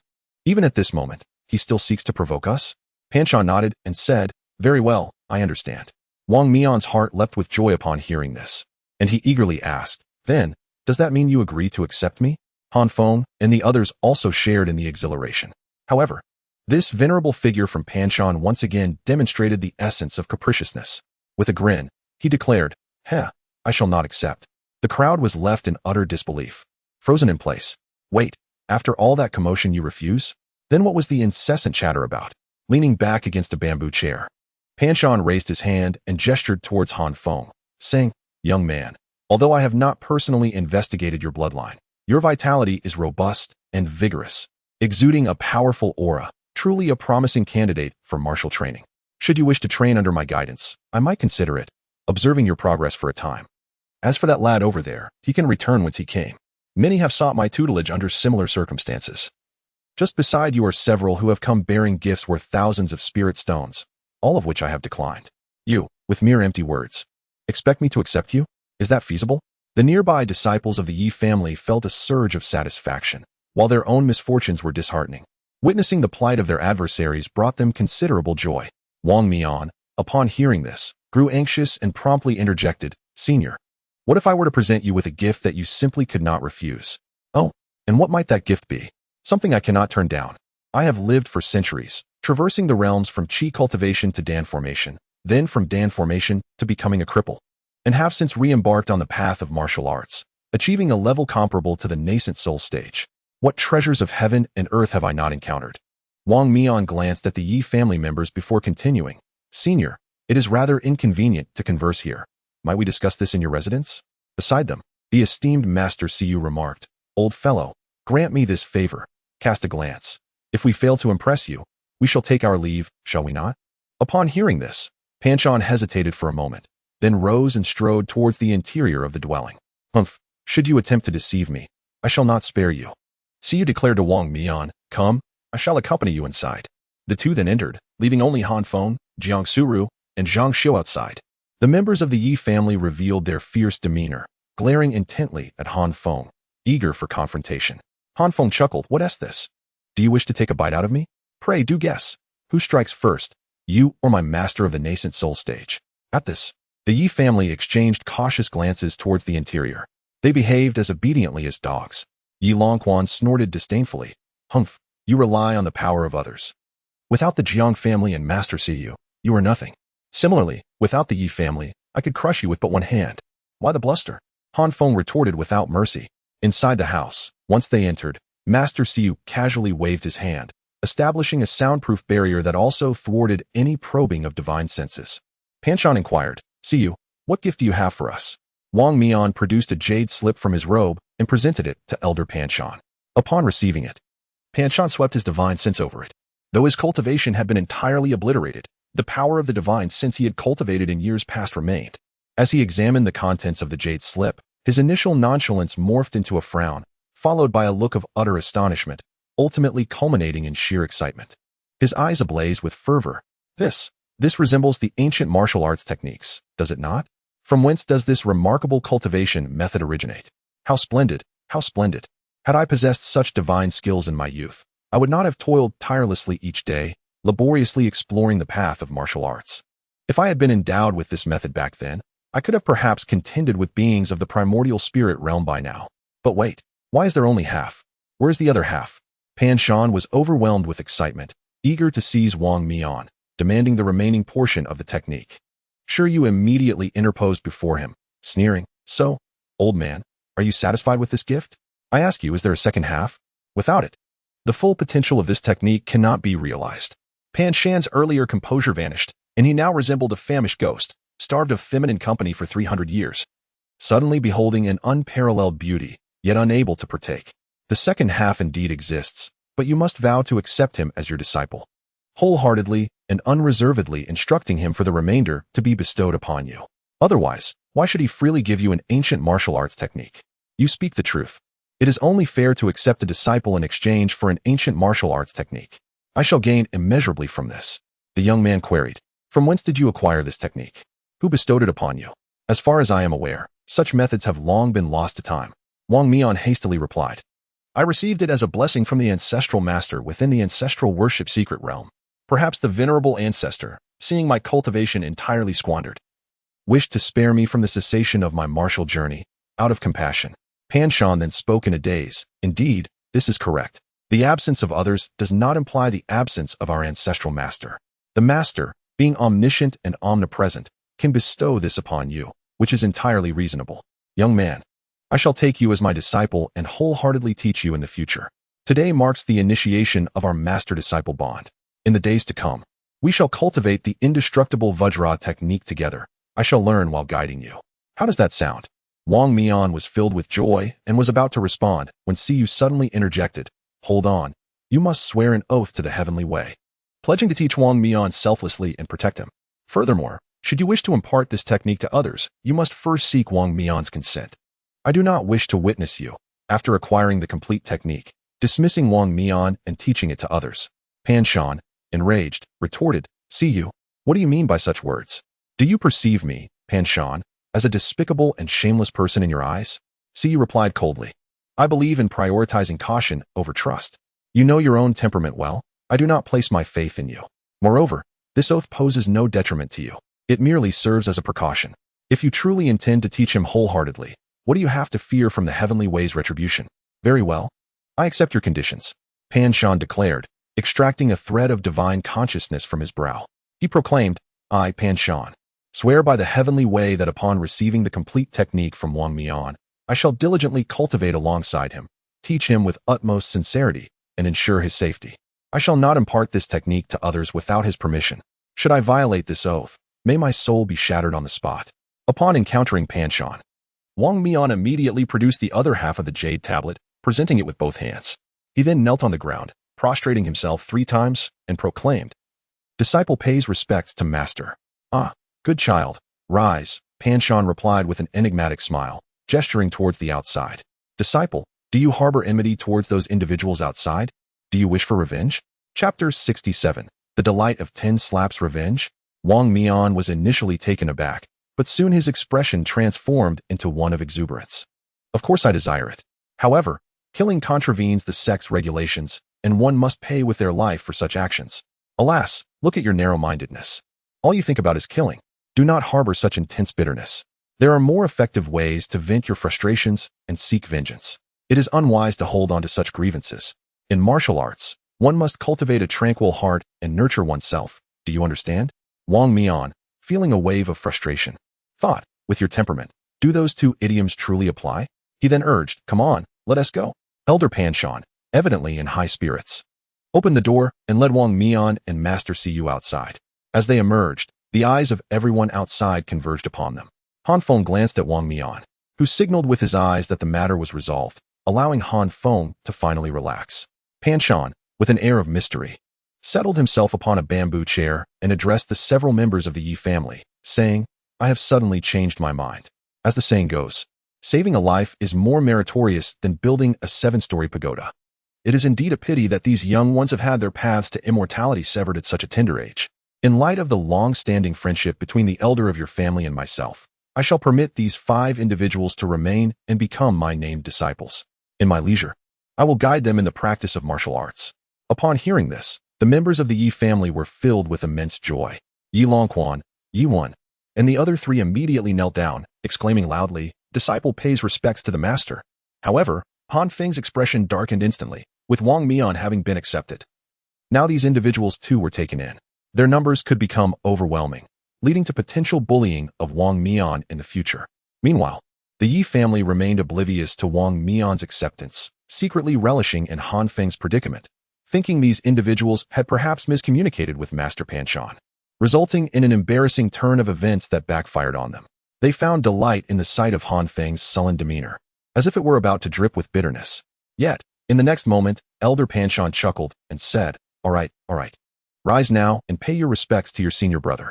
He gestured towards Wang Mian. The 5 members of the Yi family were momentarily stunned, their minds buzzing with disbelief. What is this? Senior brother? What on earth is happening? This bumpkin has suddenly become our senior brother? Master, is there some misunderstanding? How has Wang Mian become our senior brother? Yi Longquan asked in astonishment. He is the first disciple I have accepted and my only direct disciple. How could he not be your senior brother? It is impossible. Absolutely impossible. Master, this Wang Mian is merely a country bumpkin. How could he possibly be worthy of being our senior brother? Observing the boisterous Yi Longquan, Pan Shan's countenance darkened instantly, and he coldly remarked, Do you dare to question my authority? How dare you disrespect your master and insult your senior brother? Wang Mian delivered 10 resounding slaps to him, so he may remember this lesson. Upon hearing this, Wang Mian's spirits were invigorated. Despite his unsteady gait, he forced himself to stride forward, rolled up his sleeves, and with a menacing grin, raised his hand to deliver a swift slap to Yi Longquan's face. Meanwhile, Feng, witnessing the spectacle, was nearly doubled over with laughter. Yi Longquan's expression changed dramatically, and he prepared to retaliate against Wang Mian, who glared back defiantly, declaring, I am your senior brother. Yi Longquan, eyes wide, found himself at an impasse, unable to strike or refrain from striking. At that moment, Yi Longquan's father furrowed his brow and inquired, Elder, what does this mean? What does it mean? They have bowed and pledged themselves as my disciples. In my presence, they must adhere to my commands. Every household has its rules, and every sect its customs. Regardless of the setting, showing respect to one's teacher and elders is paramount, is it not? Nevertheless, it was perplexing to Yi Longquan's father that Wang Mian, of mediocre talent, held the position of the elder's foremost disciple. Pan Shan snorted. That is a matter for me to decide. It does not concern you. If you are dissatisfied, feel free to leave with your gifts. I offer you one final opportunity. If you wish to apprentice and learn, remain here and follow my arrangements. If you choose not to become my disciples, you may depart now while there is still time. There is a saying I have previously articulated. Practicing martial arts is not akin to cultivating immortality. Martial arts training is a rigorous refinement of the physical body, demanding one to endure considerable hardships. Should one choose to remain and later find the trials unbearable, wishing to depart, the old man shall not acquiesce. Now, do you make your choice? The few descendants of the Yi family hesitated. Initially, they had approached with an insatiable desire for Pan Shan to accept them, and now that they had finally been accepted, they were subjected to Wang Mian's humiliation. In the future, he would be the senior brother, a direct disciple, while they would be mere juniors, registered disciples, their statuses starkly contrasting, destined to endure various indignities. Yet, the thought of leaving discontented them. This opportunity might only come once in their lives. If they departed, they would find no such grand martial arts endeavor elsewhere to guide their training. Their lives would be rendered futile. A trivial humiliation, when juxtaposed with a lifetime of prospects, was a matter they could clearly discern. Yi Longquan spoke, Master, I have just spoken out of turn. I am willing to accept punishment. I request 9 more slaps, so that I may learn a lasting lesson and pledge to honor my teacher and the path henceforth. Wang Mian let out a cold laugh. Ah, those are your words. After speaking, he struck with abandon, delivering slaps to Yi Longquan's face without restraint. The exhilaration of openly beating an adversary, with the latter unable to retaliate, was truly delightful. After the 10 slaps, Yi Longquan's face was swollen, clearly indicating that Wang Mian had indeed held nothing back. After all, the members of the Yi family showed no restraint when they incapacitated his Dantian, just as Yi Longquan exhibited no hesitation in betraying Han Feng's whereabouts to Yi Longyuan. Following the resounding slap, Wang Mian addressed Pan Shan with clasped hands, saying, Master, it is done. Indeed, Pan Shan replied, turning to the members of the Yi family. Very well. You may depart. My disciple and the offerings shall remain. Upon your return, please arrange for some laborers to construct a few more residences here. It would be unseemly for my disciples to endure the elements, so facilities such as kitchens and latrines must also be established. Certainly, we shall ensure that basic necessities are adequately provided, Yi Longquan's father hastily affirmed. However, esteemed senior, I humbly request that while you instruct these children, you also guarantee their safety. They are innocent souls. Given the enmity between Wang Mian and us, I implore you to exercise caution, lest he take vengeance and jeopardize their lives. Rest assured, once we leave this valley, I shall not concern myself with any matters beyond it. Here, within this domain, not a single disciple of mine shall perish, unless I am the first to meet my end. Chapter 68. Have you not engaged in dual cultivation yet? With Pan Shan's assurance, Han Feng and the members of the Yi family felt a sense of relief. Their greatest concern had been the potential for one side to exploit the situation to harm the other. Now, with Elder Pan Shan safeguarding him, Han Feng felt secure against any threats from Wang Mian. The Yi family departed, leaving behind their disciples and offerings to prepare materials for the construction of the residences and to contact laborers for the work. Such matters serve not only to benefit their children, but also present a rare opportunity to forge lasting alliances.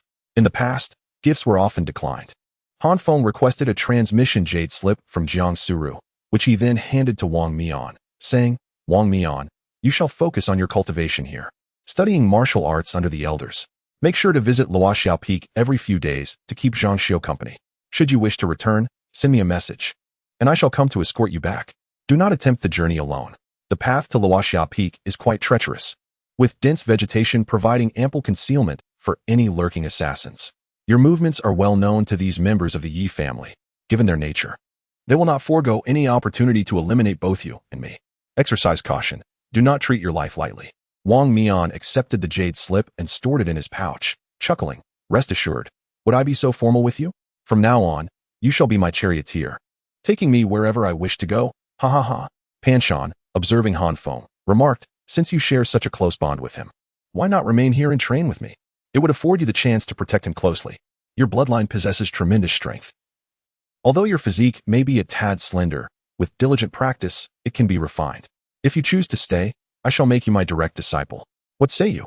Han Feng, feeling a surge of anxiety, quickly replied, Senior, I possess commendable aptitude for cultivation and have toiled for many years. I am not yet ready to abandon the path of immortality. I wish to continue my training. Why worry? You are merely in the qi refining stage. It is no great loss to abandon your cultivation now, for you have not toiled for decades or centuries. You possess great potential, and foregoing martial training would be a waste. Come, join me in the pursuit of martial arts. The fervent enthusiasm of Pan Shan caused Han Feng to ponder. If martial training were so beneficial, then why did the venerable Han Xianzuan, the founder of the immortal path, choose to cultivate in that world of martial arts? Thank you for your kind intentions, Senior, but I am accustomed to a life of leisure. I cannot endure the hardships of martial training. I simply wish to sit quietly in meditation and cultivate my immortality. I sincerely apologize. Upon hearing this, Pan Shan heaved a sigh, yet still admonished. Should your cultivation falter one day, remember to seek me out for martial training. Close your mouth.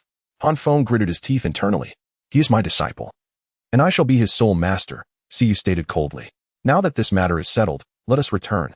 Concerned that Pan Shan might persist, Siyu waved her hand, and a surge of spiritual energy lifted Han Feng, along with Jiang Suru and Zhang Xiufei, as they soared towards the falling sunset peak. Pan Shan shook his head in regret and turned to his own disciples, saying, What are you waiting for? Remove your clothing. Huh? Wang Mian and the others exclaimed in astonishment. Does the master have some peculiar habit? What is he thinking? Take off your upper garments and practice stances bare-chested. Begin with the fundamentals. Understood. On the return journey, Siyu did not look back but inquired of Jiang Suru and Han Feng, It has been a month since you two became partners. How many times have you engaged in dual cultivation? The reactions of the two were identical to that of Wang Mian just moments ago.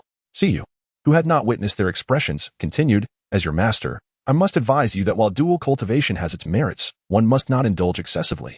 You are young, a time when desires run high. Once you taste the essence, it is easy to succumb to overindulgence. If restraint is not practiced, it may lead to counterproductive outcomes. Such endeavors should not exceed once a day. Ideally, every 2 days is preferable. Though I have not cultivated the foundational techniques of the Yin-Yang sect, nor engaged in dual cultivation myself, I have studied this practice. You are still young and must exercise moderation to avoid losing the thrill and becoming apathetic towards dual cultivation in the future. Understand? Jiang Suru's cheeks flushed crimson as she replied, Master, we have not engaged in dual cultivation yet. What? It's been a month. And you two have not yet partaken in dual cultivation?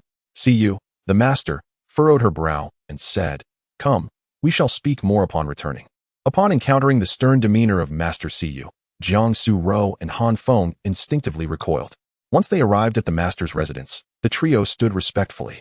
Siyu settled into a chair, reclining slightly, her snow-white thigh elegantly crossed, exuding an undeniable aura of authority.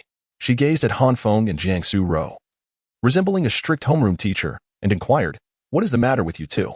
Why have you not engaged in dual cultivation even once until now? The sect provides you with the opportunity to practice these techniques for free. Do you have any idea how many individuals from other sects yearn to cultivate the yin-yang harmonization technique? How many have coveted our practices but failed to succeed? Now, you are given this chance to cultivate freely, yet you choose not to engage in dual cultivation? The yin-yang sect has ascended to become the most formidable sect within a radius of 1,000 miles along the eastern coast of the Tianqing continent. primarily due to the unique practice of each disciple having a Tao partner. This symbiotic relationship allows them to enhance their cultivation and improve their physiques, achieving remarkable results with minimal effort. To alleviate any concerns regarding the difficulty of finding a Tao partner, the sect organizes an annual matchmaking event to facilitate the selection of companions for cultivation. Yet, despite both possessing commendable talent and achieving excellent results in their training, why do you not engage in dual cultivation? Su Ro, with her aloof demeanor, seems unyielding. But cannot Han Feng take the initiative? Are you truly disinterested in women? Then why do you persistently gaze at my legs? Han Feng's face flushed crimson, and he hastily lowered his head, his subtle actions having been uncovered. Jiangsu Ro kept her gaze down, too timid to speak, yet Han Feng, as a man, could not remain silent in such a moment. The acquaintance formed through matchmaking is still unfamiliar. Not unfamiliar? The sect master, Shi Yu, could hardly believe Han Feng's response, only to be amused by his naivety. How could it be unfamiliar? Many who have just become Tao partners are not well acquainted. Does that preclude the blossoming of affection? Can one not exchange gifts? Can they not enjoy a romantic stroll in a secluded grove, holding hands and sharing gentle kisses? Is not affection something that is nurtured over time? Zhang Xiao, tell me, have you and Wang Mian engaged in dual cultivation? Zhang Xiao, caught in an unexpected predicament, felt her cheeks burn. Yet she dared not evade the sect master's inquiry and replied honestly, aside from the monthly cycle, once a day. Han Feng was taken aback, astonished by Wang Mian's apparent hunger. Silence. Speak to your own circumstances. Zhang Xiao is aware of the necessity of daily cultivation. What about you? How could such commendable qualifications, similar ages, and a shared bond as Tao companions not lead to mutual cultivation? It is truly a waste of talent. Upon returning, you two must immediately engage in dual cultivation, at least twice every 2 days, without fail. Disciple obeys. Chapter 69. Commanded dual cultivation. The three of them hastily fled the master's chamber, soaring down the mountain together. Senior brothers and sisters. I shall head home now. You continue your discussion. Zhang Xiao darted away in a flash. Left behind were Han Feng and Jiangsu Ro, standing awkwardly in place, uncertain of what to do. Breaking the silence, Han Feng said, well, I'll go pack my things first, and afterward, I will seek you out. All right. Jiangsu Ro promptly retreated to her own loft. The little fox perched on Han Feng's shoulder mocked him mercilessly. Coward. What kind of man are you? Ugh, truly pathetic. You can't even muster the courage to hold your Tao partner's hand or share a kiss without your master coercing you. I've never encountered such a spineless man. Be quiet. Do not speak another word, or I shall sell you. Han Feng swatted the little fox on the head, and then flew down the mountain. Upon arriving at the small courtyard below, Han Feng first stowed away the treasured recliner, then uprooted all the herbs in the yard, placing them into his storage pouch. Although he only had management rights over these herbs, they theoretically belonged to the sect. His current status allowed him to appropriate some without much consequence. He had cultivated these herbs himself and held a deep emotional attachment to them. Next, he dismantled the protective formation and proceeded into the house. Gazing at the frigid quilt that had long felt as cold as iron, and the tattered bedcover trampled by his beloved child, Han Feng felt disheartened. Now that he possessed wealth and a new home, it was time to enhance his living conditions. Resolutely, he decided to indulge himself by purchasing some furniture, lest he find himself in a similar predicament as when Jiang Huayang visited, leaving no seating for his guests. After all, a more pleasant living environment would allow him to recline in comfort. Han Feng descended the mountain and exchanged 2 pieces of spiritual stones for silver. Each stone could fetch at least 1,000 taels of silver, yet acquiring a single stone for such an amount proved exceedingly difficult. With his newfound wealth, Han Feng made his way to the furniture market. The young attendants, recognizing him as a distinguished guest who arrived via sword flight, greeted him with enthusiasm.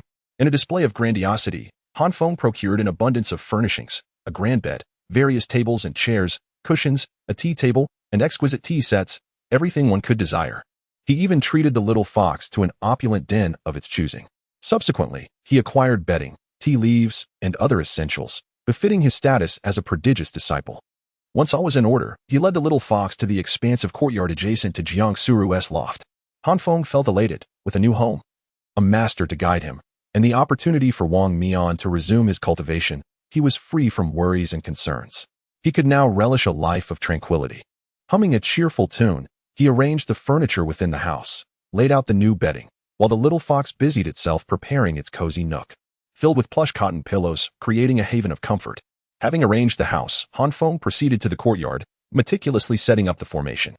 With an iron spade in hand, he began to dig holes one by one, planting each herb with care. He relished this process, for he found immense joy in farming, and even more in the carefree moments spent tending to the herbs. Before long, the courtyard was transformed, with the exception of a few pathways, now flourishing with medicinal plants. As dusk settled, Feng completed his tasks. The next step was the most ceremonial of all. He solemnly retrieved a lounge chair and placed it on the open ground outside the door, reclining upon it. Ah, how delightful! Ah, what a blissful respite! Feng sighed in contentment alongside the little fox. It had been several days since he had felt such comfort, and as he sank into the chair, nostalgia washed over him. The pair lay there, relishing the tranquility until the sun dipped below the horizon and the moon and stars began to twinkle. Completely oblivious to a matter of great importance, the little fox stretched and remarked, "It's dark now. Time to go to bed. By the way, Feng, did you buy such a large bed because you wish to accommodate two? Are you hoping to cultivate with Sister Shasuro in bed?" Feng languidly replied, "Cultivate? What nonsense. Don't think too much into it. Wait, cultivate." In an instant, Feng sprang up from the lounge chair. Earlier that afternoon, he had made plans with Jiang Su-ro to cultivate together, and now, with nightfall upon him, he realized he had completely forgotten. The little fox, recalling the situation, exclaimed in alarm, "Oh no. Sister will be angry. Hurry, hurry." Feng, cradling a small fox, swiftly exited the courtyard and leaped onto a massive stone. Arriving at the entrance of Jiang Suru's abode, "Sister Jiang, are you home?" Feng called out. Moments later, a maid appeared and replied, "Ah, Brother Han has come. Our young lady has stated that she will not receive guests tonight. Please return." "Oh, I see. Very well," Feng said, turning to leave. However, the small fox immediately clawed at his face, whispering urgently, "You must go back and enter. If you leave now, it will be the end of it all for you. You foolish man. Can't you see? She is merely upset. A little coaxing will suffice. If you walk away now, don't expect any warmth from her in the future." "That makes sense." Feng, experiencing love for the first time and lacking experience, heeded the fox's advice and turned back to the maid, saying, "Sister Jiang is truly not receiving guests today?" "Indeed," the maid responded with a polite smile. "Then how fortunate it is. I am not merely a guest. I am Sister Jiang's partner, and I have the right to enter." The small fox beamed with satisfaction, pleased that Feng was beginning to understand. "That still does not permit entry," the maid replied, maintaining her courteous demeanor. Feng let out a regretful sigh, but suddenly exclaimed, "Sister Jiang, you have come out." The maid turned back, only to find no one there. "Oh no, I've been tricked." Suddenly, a gust of wind swept by, and Feng, moving with remarkable speed, reached the door of the attic. He pushed the door open and, before the maid could react, closed it firmly and secured it from within. After completing these tasks, Feng chuckled softly and turned to look inside, where he found Jiang Suru meditating on a cushion. "Senior sister, I'm here," Feng exclaimed cheerfully as he settled himself on the cushion before her. Jiang Suru opened her eyes, casting a cold glance in his direction, and said, "Who are you? Why have you intruded upon a lady's quarters and bullied my maid?" Her tone unmistakably indicated her displeasure.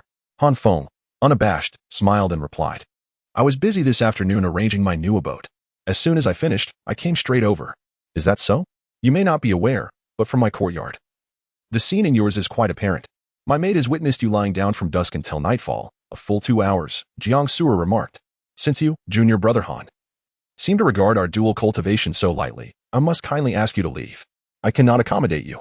As she spoke, Jiang Suru fiddled with the tea cups on the table, pouring herself a cup while neglecting to offer one to Feng. Understanding her intentions, Feng took the initiative and poured himself a cup of tea. "Senior sister, please do not be upset. We are, after all, here in the name of our master to engage in dual cultivation, which would benefit our cultivation levels, wouldn't it?" Gradually, Feng found himself increasingly concerned about Jiang Suru's feelings. He had little interest in dual cultivation, as he knew he could not enhance his own abilities. Only when Jiang Suru made breakthroughs could he reap the rewards tenfold. He had no interest in endeavors that offered him no tangible benefits. As for the current situation with Jiang Suru, Feng is reluctant to admit that he does not wish to upset her. Thus, he has concocted a plausible justification for himself. Helping her enhance her cultivation serves not only her benefit but also my own. For her breakthrough will inevitably lead to my own. However, this rationale is one he cannot even persuade himself of, as he possesses a laid-back disposition, making the effort feel more burdensome than death itself. Jiang Suru let out a cold laugh and remarked, "So you intend to leverage Master to pressure me, is that it?" "Ah, I see now. It is because Master issued a command that you have come to seek me for mutual cultivation rather than from any genuine desire on your part." "Indeed," Han Shidi initially became my partner out of necessity, coerced into the choice without true inclination towards me. Although I had previously mentioned that he could come to cultivate with me once every 10 days, a month has passed, and he has not once brought it up. The foolish girl, initially oblivious, now comprehends that Han Shidi never truly regarded her with affection. So be it, I have been overly sentimental. Since Han Shidi is unwilling to engage in mutual cultivation and has shown no heartfelt interest in me, let us part amicably.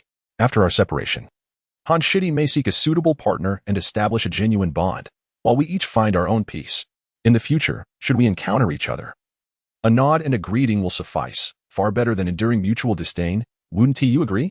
Listening to Jiang Suru's sardonic remarks, Han Feng forced a smile and replied, "Why are we talking about divorce? We have only known each other for a month. It is perfectly normal that we are not familiar with one another. You and I both possess a quiet and slow-to-warm temperament, a fact you are undoubtedly aware of. Otherwise, you would not have chosen me in the first place. Was it my gradual nature that caught your attention? No. It was merely your lack of notable background and modest qualifications that led me to believe you would not hinder my cultivation. Little did I anticipate that you too are a prodigious disciple, a rare gem with wind attributes as your innate talent, surpassing even my own cultivation level. Humph. You truly excel at concealing your true self. You managed to deceive even me. Was this intentional on your part?" Observing Jiang Suru's slightly pouting expression of feigned anger, Han Feng understood that her wrath had somewhat abated. With a playful smile, he remarked, "So, Jiang Senior's sister, are you now regretting your choice? Are you concerned that I might overshadow you in the future? However, it is too late for regrets. Our bond as partners has already been forged, and it is not something you can simply dismiss at will." As she watched the mischievous smirk dance at the corners of Han Feng's lips, Jiang Suru shot him a glare and pretended to throw a punch in his direction. Of course, she had no intention of actually striking him. Her aim was merely to intimidate this shameless Han Feng. In the past, such playful scuffles would have been unthinkable for Jiang Suru. Yet, to her surprise, something even more audacious awaited her. In an unexpected turn, Han Feng seized her petite fist as it descended, clasping it firmly within his grasp. "What are you doing? Release me. This is highly disrespectful." Jiang Suru's cheeks flushed with embarrassment as she struggled to retract her hand. However, her cultivation was not on par with Han Feng's, and her strength paled in comparison. After much effort, not only did she fail to reclaim her delicate hand, but the tea table beneath them succumbed to the strain and shattered into pieces. "You!" Jiang Suru glared at Han Feng with indignation. However, Han Feng did not relent. Instead, he rose to his feet and, with a sudden force of his left hand, pulled Jiang Suru up from the ground. Jiang Suru, who had been seated in a meditative posture, found herself unexpectedly tilting forward and upward due to Han Feng's abrupt pull. With the coffee table before her now removed as an obstacle, she tumbled directly into Han Feng's embrace. Startled and disconcerted, Jiang Suru quickly steadied herself. Yet, just as she regained her balance, Han Feng's right arm encircled her slender waist, drawing her tightly against him. Gazing at the beautiful visage before him, adorned with an expression of astonishment, a hint of shyness in her eyes, and those glistening orbs, Han Feng felt a surge of excitement. Almost impulsively, he leaned in and pressed his lips against her luscious ones. Initially, he felt a moment of clarity, questioning whether he had been overly forward. However, having embarked on this course, he decided to embrace the audacity of the moment. After all, there was nothing to lose. Clumsily, he used his tongue to pry open the delicate barrier of her lips, delving into the exquisite sweetness of her mouth. Jiang Suru was left in a fog, her mind blank. Having never even been touched by a man, let alone kissed, this sudden encounter rendered her utterly bewildered. She found herself unable to resist, caught in the throes of this unexpected invasion, allowing him to savor her essence. Nearby, a little fox, witnessing this scene, hastily covered its eyes, whispering, "They are kissing. How embarrassing." Yet, unable to resist the intrigue of such a spectacle, it peeked through the gap between its paws, continuing to sneak a glance at the two unabashedly locked in their embrace. After a brief moment, Jiang Suru finally realized that the man before her was attempting to violate her. In a hurry, she tried to push Han Feng away. However, to her astonishment, this brute possessed astonishing strength and refused to release her. Anger surged within Jiang Suru, and emboldened by her fury, she bit down hard on Han Feng's tongue. With a cry of pain, he finally let her go. Jiang Suru's face flushed crimson as she pointed at Han Feng and exclaimed, You actually bit me. How wicked you are." In response, Han Feng, with a righteous demeanor, accused her of being the instigator. This left Jiang Suru momentarily dumbfounded, but soon, realization dawned upon her. Gritting her teeth, she retorted, "You were the one who violated me first." It is perfectly natural for me to kiss my own partner. How could that be deemed inappropriate? Yet, you bite my tongue. Are you attempting to murder your own spouse? Feng turned his head away, defensively arguing me? Murder my spouse? And you speak of naturalness? I have to put an end to your shamelessness. Frustrated, Sura lunged at Feng, delivering a punch. He withstood her strike and pulled her into his embrace. Seeing her righteous blow transform into an affectionate hold, Sura struggled fiercely, striking Feng. Stop hitting me. If you continue, I might kiss you again. Feng threatened with narrowed eyes, his tone resembling that of someone scaring a child. I will continue to hit you, you scoundrel. Could the proud and beautiful maiden of Lao Xia Peak endure such indignity? Feng held her tightly and planted another kiss on her lips. Chapter 71. How can one achieve dual cultivation without removing clothing? Sura felt utterly weak and helpless as he approached her, having been kissed to the point of languor. With a feeble murmur, she pleaded, "Let me go, I won't strike you again, please release me." Only then did Feng relinquish her lips. Her cheeks flushed a deep crimson, and she gasped for breath. Feng, cradling her, chuckled, "Ah, no wonder they call you Suru. You are indeed soft and gentle, and quite delightful. And you dare say that, you scoundrel." Suru retorted through gritted teeth, her desire to retaliate thwarted by the fear of further advances from this rogue. Resigned, she forcefully shook him off and, in a huff, took a seat on the cushion. Feng merely smiled, placing the cushion beside her, then sat cross-legged and casually draped his arm over her shoulder, shamelessly grinning. "All right, my dear senior sister, do not be angry. I merely wish to amuse you." "Is this how you amuse someone? You are brazenly taking advantage of me. It would be justifiable to strike you." This time, Suru did not resist, allowing Feng to embrace her shoulder. All right, you may strike me if it pleases you. Come now, smile a little. You resemble an ice-cold beauty every day. Has no one ever told you how enchanting you look when you smile? I have, came the cheerful interjection from the little fox, who bounced over, eager for acknowledgement. Suru gently picked it up and placed it on her lap, stroking its soft fur while she coldly addressed Feng. "If you truly have no affection for me and only seek me out at the behest of our master, then why take such liberties? How am I to marry in the future with such behavior? Do you still wish to marry someone else? You claim not to have any affection for me, yet you prohibit me from pursuing another?" Suru pouted slightly, displaying a look of indignation. "When did I ever express disinterest in you? Those words were merely your own assertions. I articulated only what resides within your heart. That's not true. Your conjectures are unfounded, and you tend to make wild guesses when angered. I do not. You simply harbor no feelings for me, if you did. How could you arrive at such a late hour? How could you possibly be tardy? How could you even slumber in your courtyard?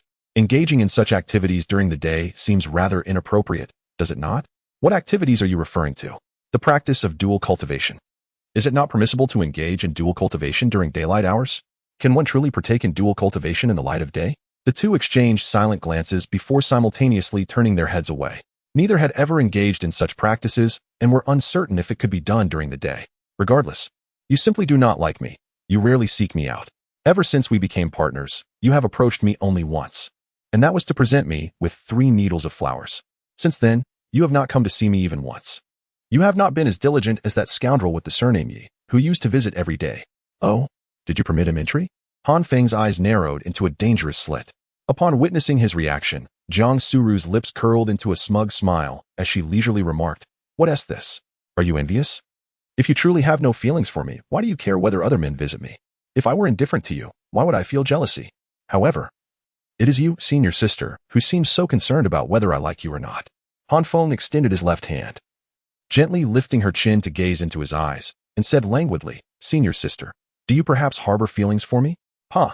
I fancy you as much as a great big fool," Sura retorted earnestly. "I do not believe that. What would it take for you to believe? A kiss, and then I shall be convinced." "Pa, are you trying to take advantage of me?" Suru exclaimed, raising her fist to strike Feng once more, only to have her hand firmly grasped by him. At that moment, the little fox provided a timely interjection, saying, "You two clearly harbor affections for one another.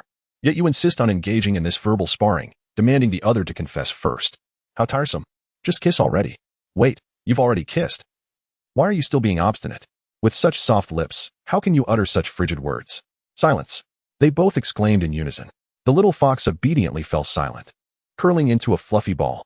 Feng and Suru exchanged glances for a moment, when suddenly, Feng embraced her and planted a quick kiss, then stood up, declaring, "All right, no more sulking. Let us cultivate together. Honing our skills is of utmost importance. Very well, Jiang Suru nodded, feigning calmness. After receiving several kisses, her cheeks were not as flushed as before. Han Feng stood and began to remove his clothing, unfastening buttons. Jiang Suru stared in astonishment, exclaiming, "What are you doing? Aren't we to cultivate together?" Han Feng replied, bewildered. "Why are you stripping for that? How can we cultivate together without removing our clothes?" It was at that moment that Jiang Suru finally comprehended the situation, her face flushing a deep crimson, extending to the very tips of her ears. With a trembling finger pointed at Han Feng, she seethed, "Who told you that dual cultivation entails such activities? No wonder you insisted on coming over at night. I mentioned your tardiness, and you looked utterly aggrieved. Do you genuinely believe that dual cultivation is about such matters? How naive of me to think you were a man of integrity. It appears you are merely a lecherous individual, indulging in carnal desires. You wretched creature." Han Feng, taken aback by the sudden onslaught of accusations, wore a bewildered expression, defensively replying, "But isn't dual cultivation about that? Wang Mian often boasts to me about his experiences, detailing various postures. Knowledge." He spat. "No, that's not it. During dual cultivation, the two individuals sit cross-legged, palms facing each other, circulating spiritual energy within their bodies, creating a harmonious flow. This is how their energies cultivate together, leading to mutual advancement. What you describe is merely a means to enhance the effects. Is there something wrong with achieving better results?" Han Feng asked innocently. You, how dare you? It's clear now. You simply wish to seduce me," Jiang Suru exclaimed, her body trembling with indignation as she pointed at Han Feng. All right, I understand. Please don't be angry. Let us do as you say, shall we?" Han Feng quickly capitulated, keenly aware that another glance from Jiang Suru might ignite her fury anew. And he had no desire to start the appeasement process all over again. "Very well, come here, and I shall teach you how to proceed. Are you experienced?" "No. This is my first time as well. But do you possess any experience?" "I have never even held a girl's hand." "Then what was it that you just held? A pig's trotter? I shall not permit you to speak of yourself in such a manner." That insufferable Han Feng, Jiang Suru, is on the verge of exploding with frustration. "Come, sit properly." Jiang Suru gestured towards the cushion before her. "Are we not going to the bed? What are you saying?" Jiang Suru truly wished to deliver a punch to this incessantly irritating Han Feng. Chapter 72. So we really must undress? Once they were seated on the cushion, Jiang Suru said, "First, let us calm our minds and adjust our emotional state, allowing ourselves to remain unperturbed and preparing our bodies to reach their optimal condition. Then we shall practice the yin-yang harmonization technique together, seeking the connection point of the circulatory cycle. The left side represents the outward flow and the right side the inward flow. Your left hand will channel your spiritual energy into my right hand. My right hand will circulate my energy within my body and transfer it into my left hand, which will then connect to your right hand, thereby forming a cycle. One complete cycle represents a circulatory cycle, and one time unit signifies a fulfillment. We must complete the duration to conclude. Do you understand?" "I understand, my dear." Han Feng nodded. "What did you just call me?" Jiang Suru narrowed her eyes. "Senior sister, what is it? You are speaking nonsense. You clearly did not call me that just now." "Little fox, what did he just call me?" Jiang Suru turned to the little fox and inquired. The little fox smiled gently and sweetly said, "He calls you my adorable, invincible, beautiful, and gentle little treasure." Jiang Suru and Han Feng. "All right, let us commence our dual cultivation. Extend your hands, palm to palm." Jiang Suru stretched out her hand, and Han Feng followed suit, grasping it firmly. It was a matter of palms facing each other, not fingers intertwined. "If you take advantage of me again, I shall kick you out." Regardless of her threats, Han Feng finally settled down, and the two began their dual cultivation. Together, they summoned the spiritual energy within their bodies, allowing it to flow in accordance with the prescribed methods in their cultivation texts, forming a cyclical pattern within each other. They continuously intertwined and circulated this energy, thereby achieving an efficient cultivation process. At this moment, they absorbed the external spiritual energy with remarkable speed. The energy previously depleted from their battle was swiftly replenished. Of course, their low cultivation levels and the scant energy within them contributed to this rapid recovery. Before long, an hour had passed, and the spiritual energy within both of them had completely restored. They released their hands, and Jiang Suru's expression was tinged with joy as she remarked, "My cultivation has increased a little, though not significantly. I can distinctly feel the growth." Before the ancestral ceremony, I had just broken through to the 8th level of Qi refinement, and now I have stabilized at that level, poised to advance to the mid-8th level. I did not expect the effects of dual cultivation to be so profound. However, Han Feng let out a wry smile and replied, as long as there are results. That is what matters. Why do you look so unhappy? Has your cultivation not improved? Not at all. There seems to be little effect. How can that be? Let me see. Let us engage in dual cultivation once more. Jiang Suru gently grasped Han Feng's hand, channeling her spiritual energy. This time, she meticulously examined Han Feng's cultivation. Indeed, there was not a trace of difference from before. A sense of doubt arose within her, and she engaged in dual cultivation with Han Feng for an hour. Throughout this period, she attentively observed his progress. While her own cultivation steadily advanced in an orderly manner, Han Feng's cultivation showed no signs of improvement whatsoever. It could be said that apart from the earlier replenishment of spiritual energy, there were no indications of any movement in Han Feng's cultivation. What could possibly be the reason for this? Jiang Su furrowed her brow, which, even when knitted, remained enchanting. Perhaps the simplicity of their dual cultivation was indeed insufficient in efficacy. However, it mattered not, as long as she could enhance herself. Having already practiced twice today, she resolved to return in 2 days to seek further cultivation with her senior sister.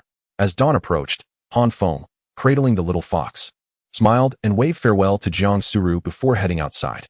Jiang Suru's gaze wavered, caught in contemplation as she grappled with a difficult decision. Finally, just as Han Feng was about to open the door, she spoke. Wait, I have another method. Oh, what method is that? Han Feng turned his head, puzzled. Jiang Suru rose from her seat, approached Han Feng, and opened the door. She took the little fox from him and addressed the pitiful maid, who had braved the cold winds all night. Xiao Huan, please take the little fox to play and prepare some food for it. Don't let it come inside. Understood. Xiao Huan quickly accepted the little fox, who appeared utterly bewildered. Subsequently, Jiang Suru closed the door and locked it, then turned to ascend the stairs. Follow me, she beckoned. Upon reaching the upper floor, Han Feng noticed a door to the left, leading to a hidden chamber, while a large bed adorned in elegant hues occupied the right corner. Beyond that, by the window, a complete arrangement of tables, chairs, and cushions awaited. Evidently, the layout of a living room on the first floor and a bedroom on the second provided a commendable setup for a solitary young woman. Once Jiang Suru arrived, she paused beside the bed, inhaled deeply to alleviate her mounting anxiety, and then turned to him, saying, I possess a dual cultivation technique. You previously inquired about the blessings I received from the sacred realm, did you not? This is it. The efficacy of this technique far surpasses that of the yin-yang harmonization art. It is quite simple to learn. With that, Jiang Suru produced a jade slip, inscribing the technique stored in her mind, and handed it to Han Feng. As they had yet to reach the foundation establishment stage, direct telepathic communication was not feasible. Intrigued, Han Feng accepted it, placing the slip against his forehead to absorb its contents. Upon completing the reading, he stood in astonishment, gazing at Jiang Suru. Is this not the art of the chamber? Indeed, it is the technique bestowed upon me by our ancestors, she confirmed. Surely, this was granted to me by our Han family forebear to aid in my endeavors with you, was it not? My ancestors are truly generous. In that moment, Han Feng felt an unwavering conviction that he was indeed a descendant of the revered Han Xianzuan, who must have been aware of him, thus providing a fortuitous boon. Therefore, my esteemed senior sister wishes to cultivate this technique with me? Jiang Suru's delicate face flushed crimson as she turned away, speaking softly. After all, this technique was bestowed by our ancestors, far superior to the foundational practices of our sect. It would be a pity not to pursue it. Although I am not yet prepared to entrust my body to you, our relationship has not yet reached such depths. Yet, I cannot stand idly by, watching you make no progress while I advance. That would be unfair to you. Thus, let us cultivate this together. Do not misunderstand. I am doing this solely for the purpose of cultivation, not for any carnal pleasures. Very well, I understand. Then, I shall trouble you, senior sister. Han Feng smiled gently, his eyes twinkling like crescent moons. Jiang Suru playfully chided, you still dare to laugh? No more smiling. You should bathe first. In that secret chamber, there is a bathing tub surrounded by fire spirit crystals, and the water is warm. Go take your bath, and afterward, come to my bed. Understood, senior sister. It shall be done. Han Feng beamed, turning towards the secret chamber. After all this commotion, it seems that dual cultivation entails disrobing. Jiang Suru's face was flushed as she sat on the bed, letting out a long sigh. Once she confirmed that Han Feng had entered the secret chamber, she flopped onto the bed, burying her face in the pillow. How embarrassing, utterly mortifying. Chapter 73. Han Feng arrived in the secret chamber, which contained an alchemical furnace and a meditation mat, evidently the place where Jiang Su usually secluded herself for alchemical practices and meditation.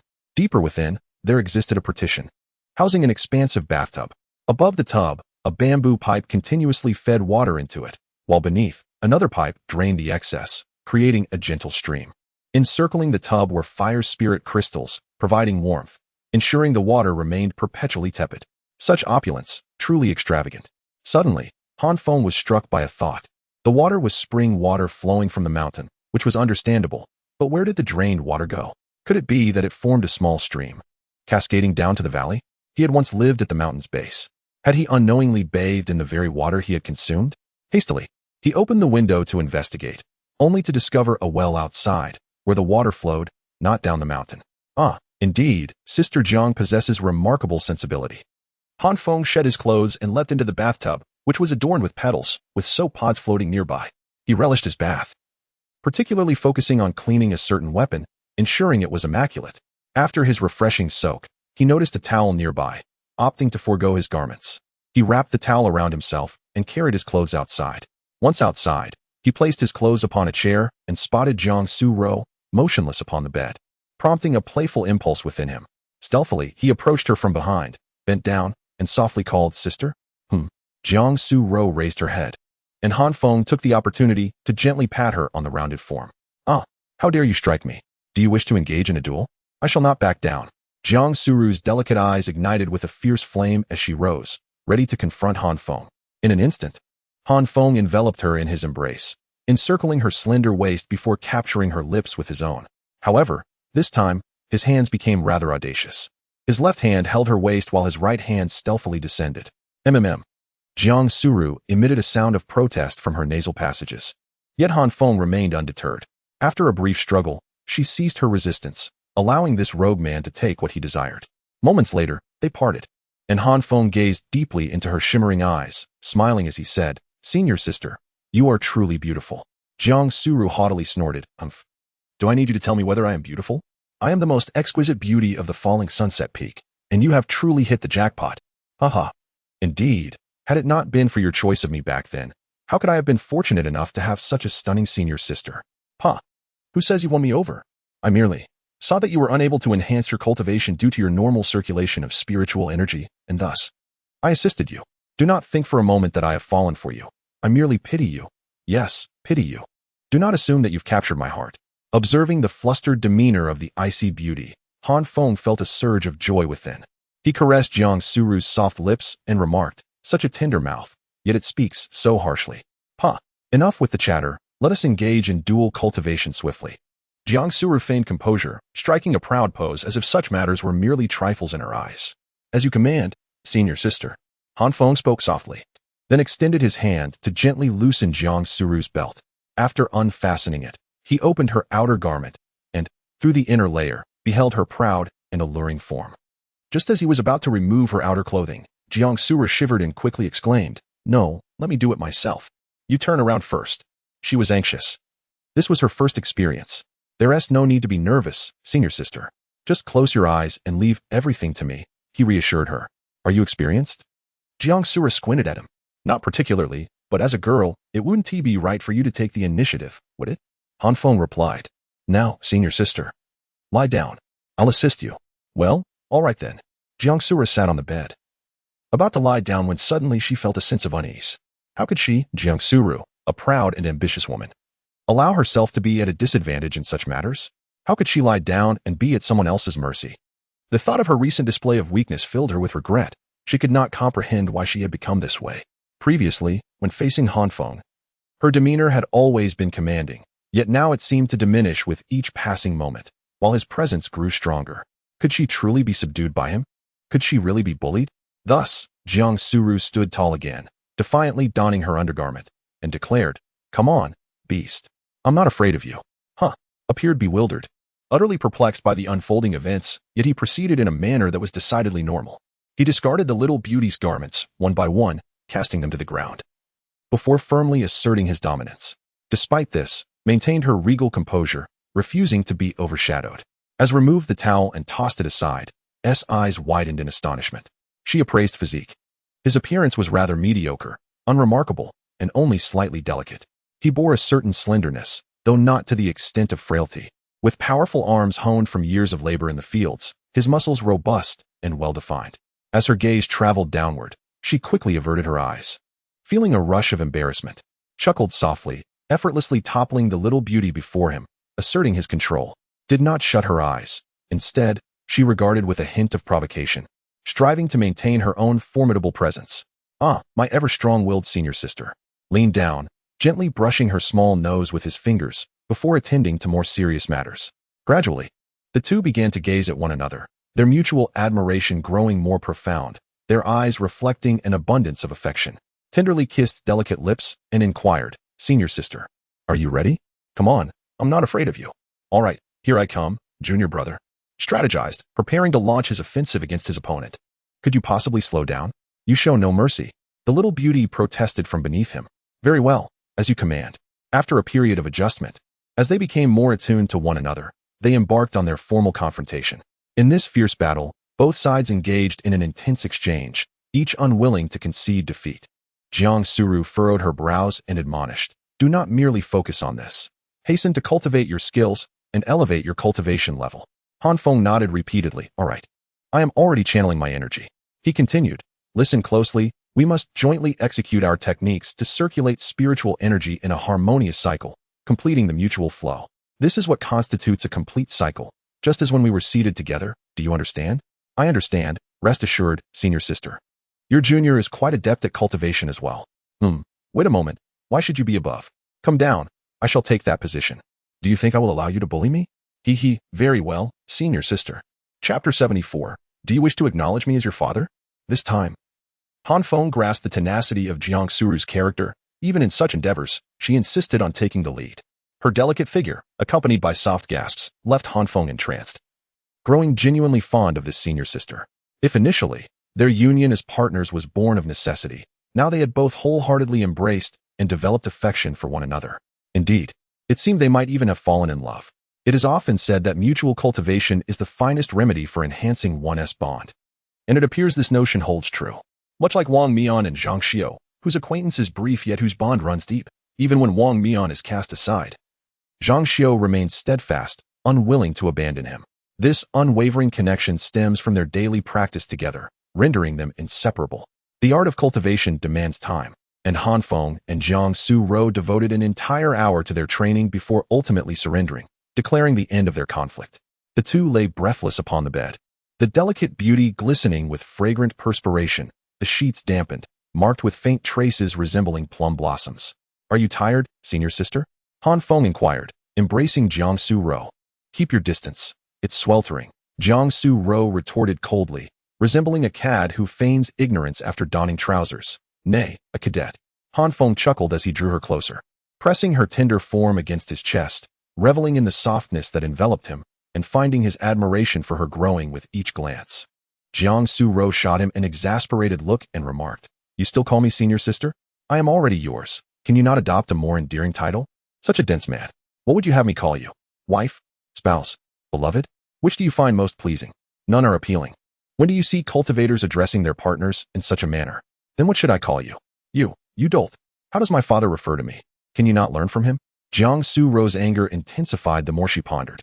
Feng, taken aback, responded, That seems inappropriate, does it not? What is inappropriate about it? Very well, I shall call you as you wish." Feng appeared to be resolute as he spoke. "Daughter?" Jiang Suru's mind buzzed, leaving her dumbfounded, and she then opened her mouth to fiercely bite Feng's shoulder. "Ouch, that hurts. Let go. Didn't you ask me to call you that?" I was puzzled. "Don't you have a father? Why would you want me to acknowledge you as one? Such a peculiar inclination. I'll kill you." Jiang Suru seethed with rage, prepared to strike Feng. He embraced her, chuckling. All right. I won't tease you anymore. You look just like a little fox when you're angry. I know you want me to call you Roer. I find it quite lovely."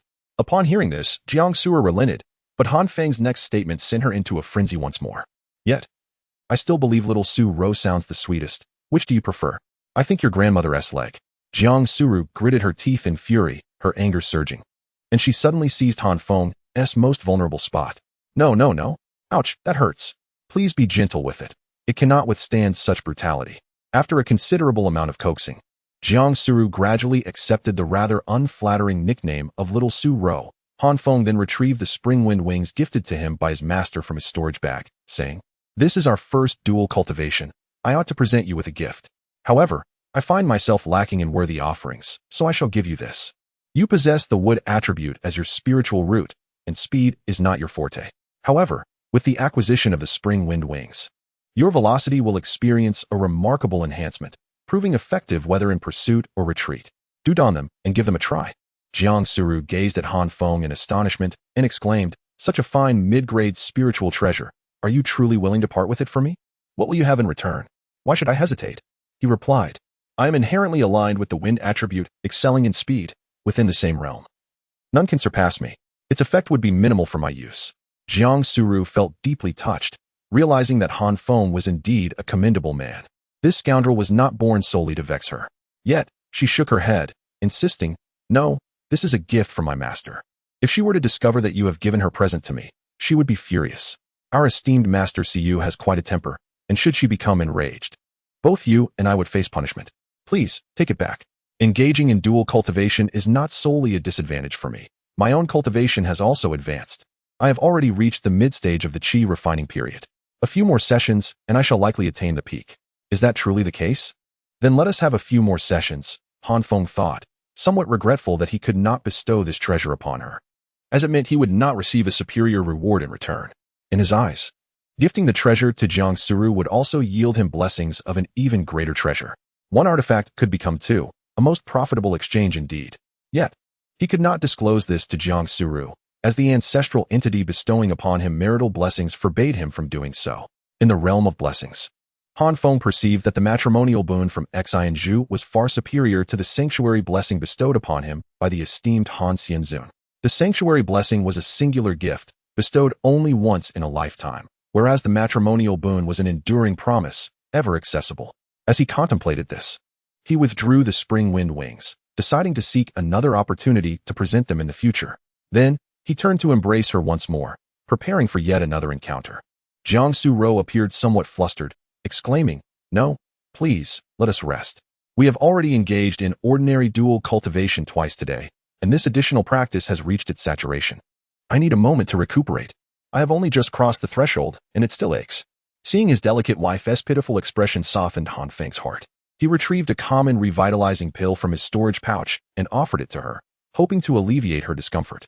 This was a pill obtained from others, not the advanced revitalizing pill belonging to Yilan Yuan, which only he could utilize.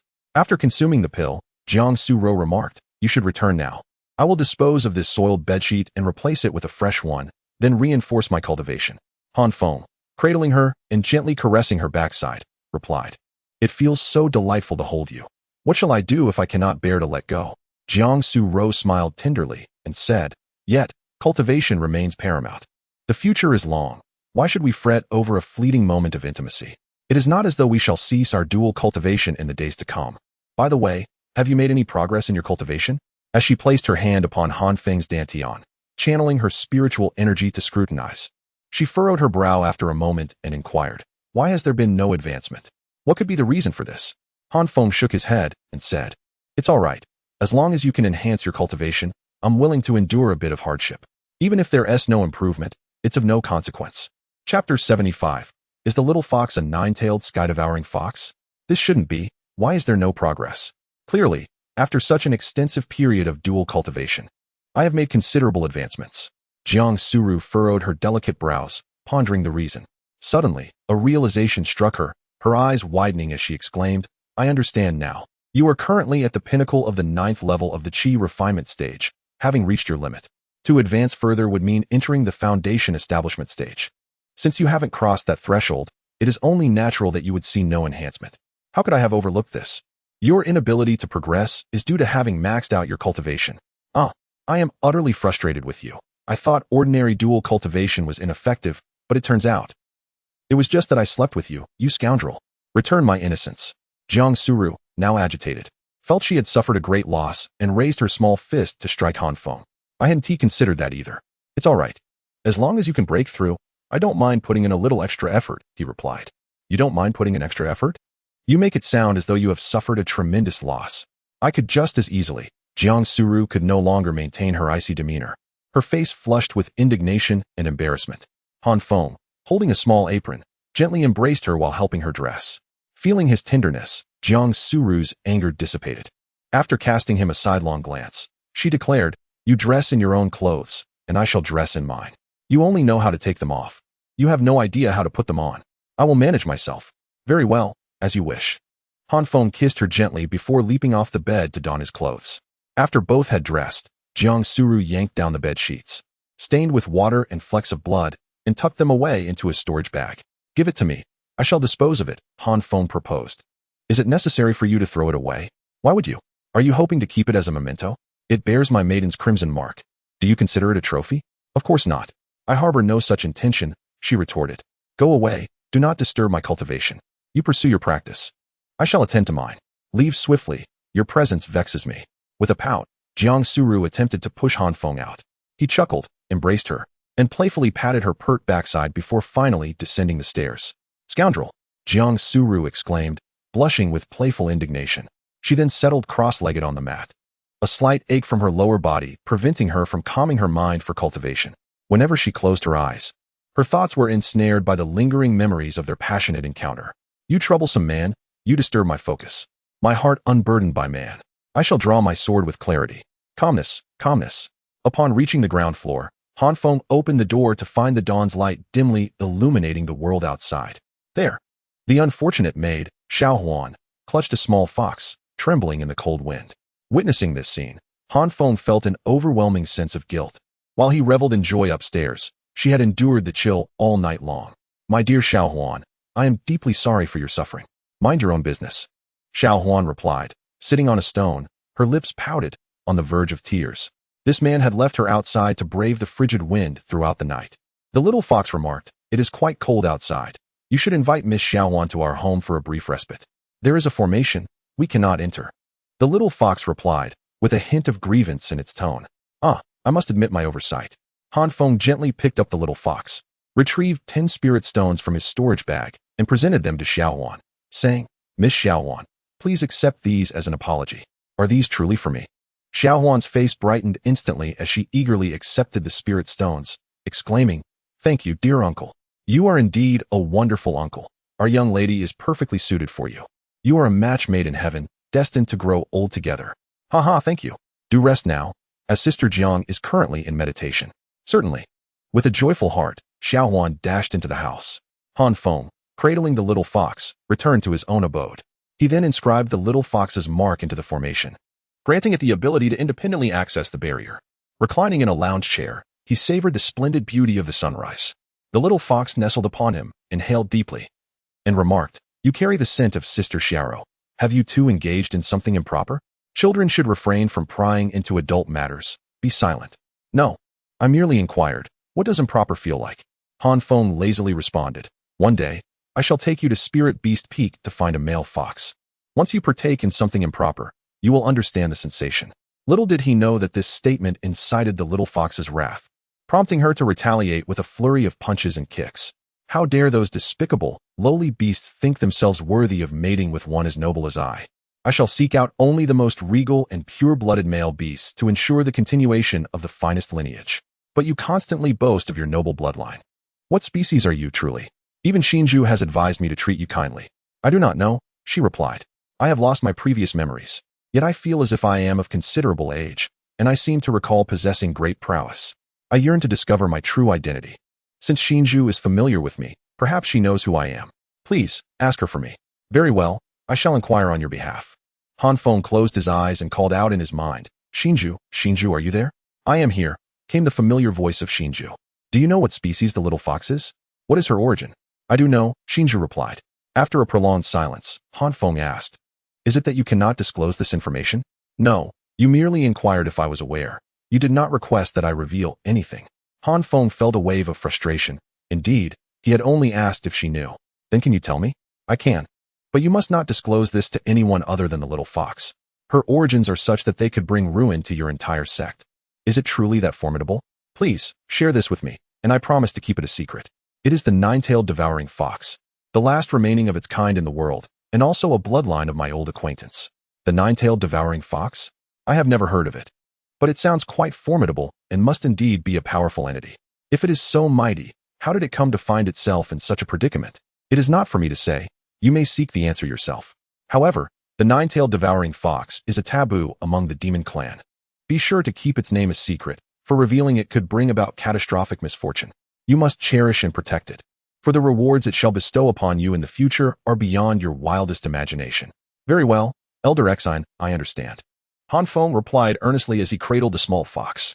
Elder Exine mentioned that you were called the nine-tailed devouring fox. But your name is forbidden and must not be disclosed to anyone, lest it invites mortal peril. The little fox looked astonished and exclaimed, So, does that mean I am a harbinger of disaster? Chapter 76. The Seven Realms of the Sun character. Not necessarily. Feng shook his head. I speculate that given your formidable bloodline, it is possible that you were once a powerful being. Perhaps your extraordinary lineage attracted the attention of many, both humans and beasts, who sought to hunt you down. Outnumbered, you suffered grievous wounds, lost all of your cultivation, and even your memories, being forced to regress to your most primitive juvenile form, subsisting solely by absorbing spiritual energy. Thus, although you may lack cultivation, you still possess numerous innate talents, capable of devouring spirit stones, sensing malice, bewildering foes with a captivating gaze, and transforming corpses into spheres of sanguine energy to enhance one's cultivation, as well as nurturing herbs to prolong their efficacy. Such remarkable abilities indeed. So the little fox possesses such extraordinary prowess. The little fox rises, standing on its hind legs, with its forelegs resting on its waist, its bright eyes sparkling with vitality. Of course, I am merely indulging in fanciful imaginings. Perhaps you are but a child, newly born, yet to discover the means to enhance your cultivation. However, it is true that your bloodline is exceedingly precious. Yet, the little fox is known as the nine-tailed celestial fox, and I possess but a single tail, not 9. The number of tails is inconsequential. Perhaps as you mature, you will indeed grow all 9 tails. I believe the crux lies in the term devouring the heavens. Devouring the heavens? Indeed, it is the act of consuming the heavens. I perceive you as formidable, capable of swallowing spirit stones, celestial crystals, and even the life force of both the deceased and the living. Perhaps when you grow, you will truly be able to consume all that exists. Consuming all things? The little fox's eyes gleam ever brighter, feeling increasingly powerful. Feng, unaware, recalls the first encounter with the little fox, which startled her greatly. A colossal phantom of the nine-tailed celestial fox loomed in the sky. Had he been able to perceive the bloodthirsty ferocity and the myriad stars reflected in the fox's eyes, he might have grasped the true essence of devouring the heavens. Should you forget, feel free to revisit Chapter 4 for a detailed description, Feng earnestly cautioned. It is imperative that you keep the fact that you are the nine-tailed celestial fox a secret from anyone, or it may bring about dire consequences. For your lineage is exceedingly precious. Fear not, I have always exercised caution, particularly regarding you. I can't shake the feeling that you might exploit my blood, came the retort. I would never sell your blood, you vowed. Then please, remove yourself from my presence, Feng said as he cast the little fox aside and began to meditate on the complete Sun technique he had received the previous day. He realized he had yet to thoroughly study it. The Sun technique is a comprehensive system of cultivation and corresponding mystical powers. It cannot simply be conjured from memory, but must be diligently practiced. According to the Sun technique, the 7 grand realms of power require continuous enhancement of one's cultivation to be wielded effectively. These 7 realms correspond to 7 distinct abilities, each bearing a melodious name.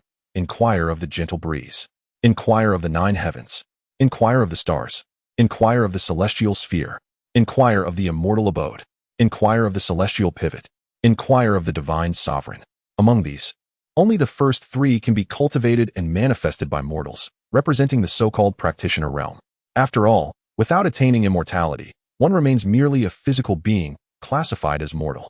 It is only upon reaching the immortal realm that one can invoke the 4th mystical ability, inquire of the celestial sphere. As for the subsequent realms, the bewildering descriptions left Feng utterly confounded. He recognized each character individually, yet the amalgamation rendered them entirely incomprehensible. Moreover, with the addition of numerous intricate and vast Taoist runes, he expressed his utter incomprehension. To be precise, the only thing he could understand at present was the technique of asking the gentle breeze. By harnessing the power of the gentle wind, he could soar through the heavens with greater swiftness, utilizing the wind generated by his adversaries' attacks to deflect and counter their force. Every movement produced air, and every breeze could be wielded by Feng, who had mastered the Sun technique. The wind, gentle and yielding, is formless and intangible, Yet it possesses an extraordinary sharpness and ferocity, sweeping away the clouds and shattering force with its might. The ancestral Sun technique bestowed upon him was merely a preliminary version, containing only the singular ability of asking the gentle breeze, lacking the subsequent 6 grand realms, which were graciously supplemented by the blessings of his ancestors' fate. Over the past 2 days, aside from tending to the herbs at home, Feng spent his time reclining in a lounge chair, diligently practicing the Sun technique.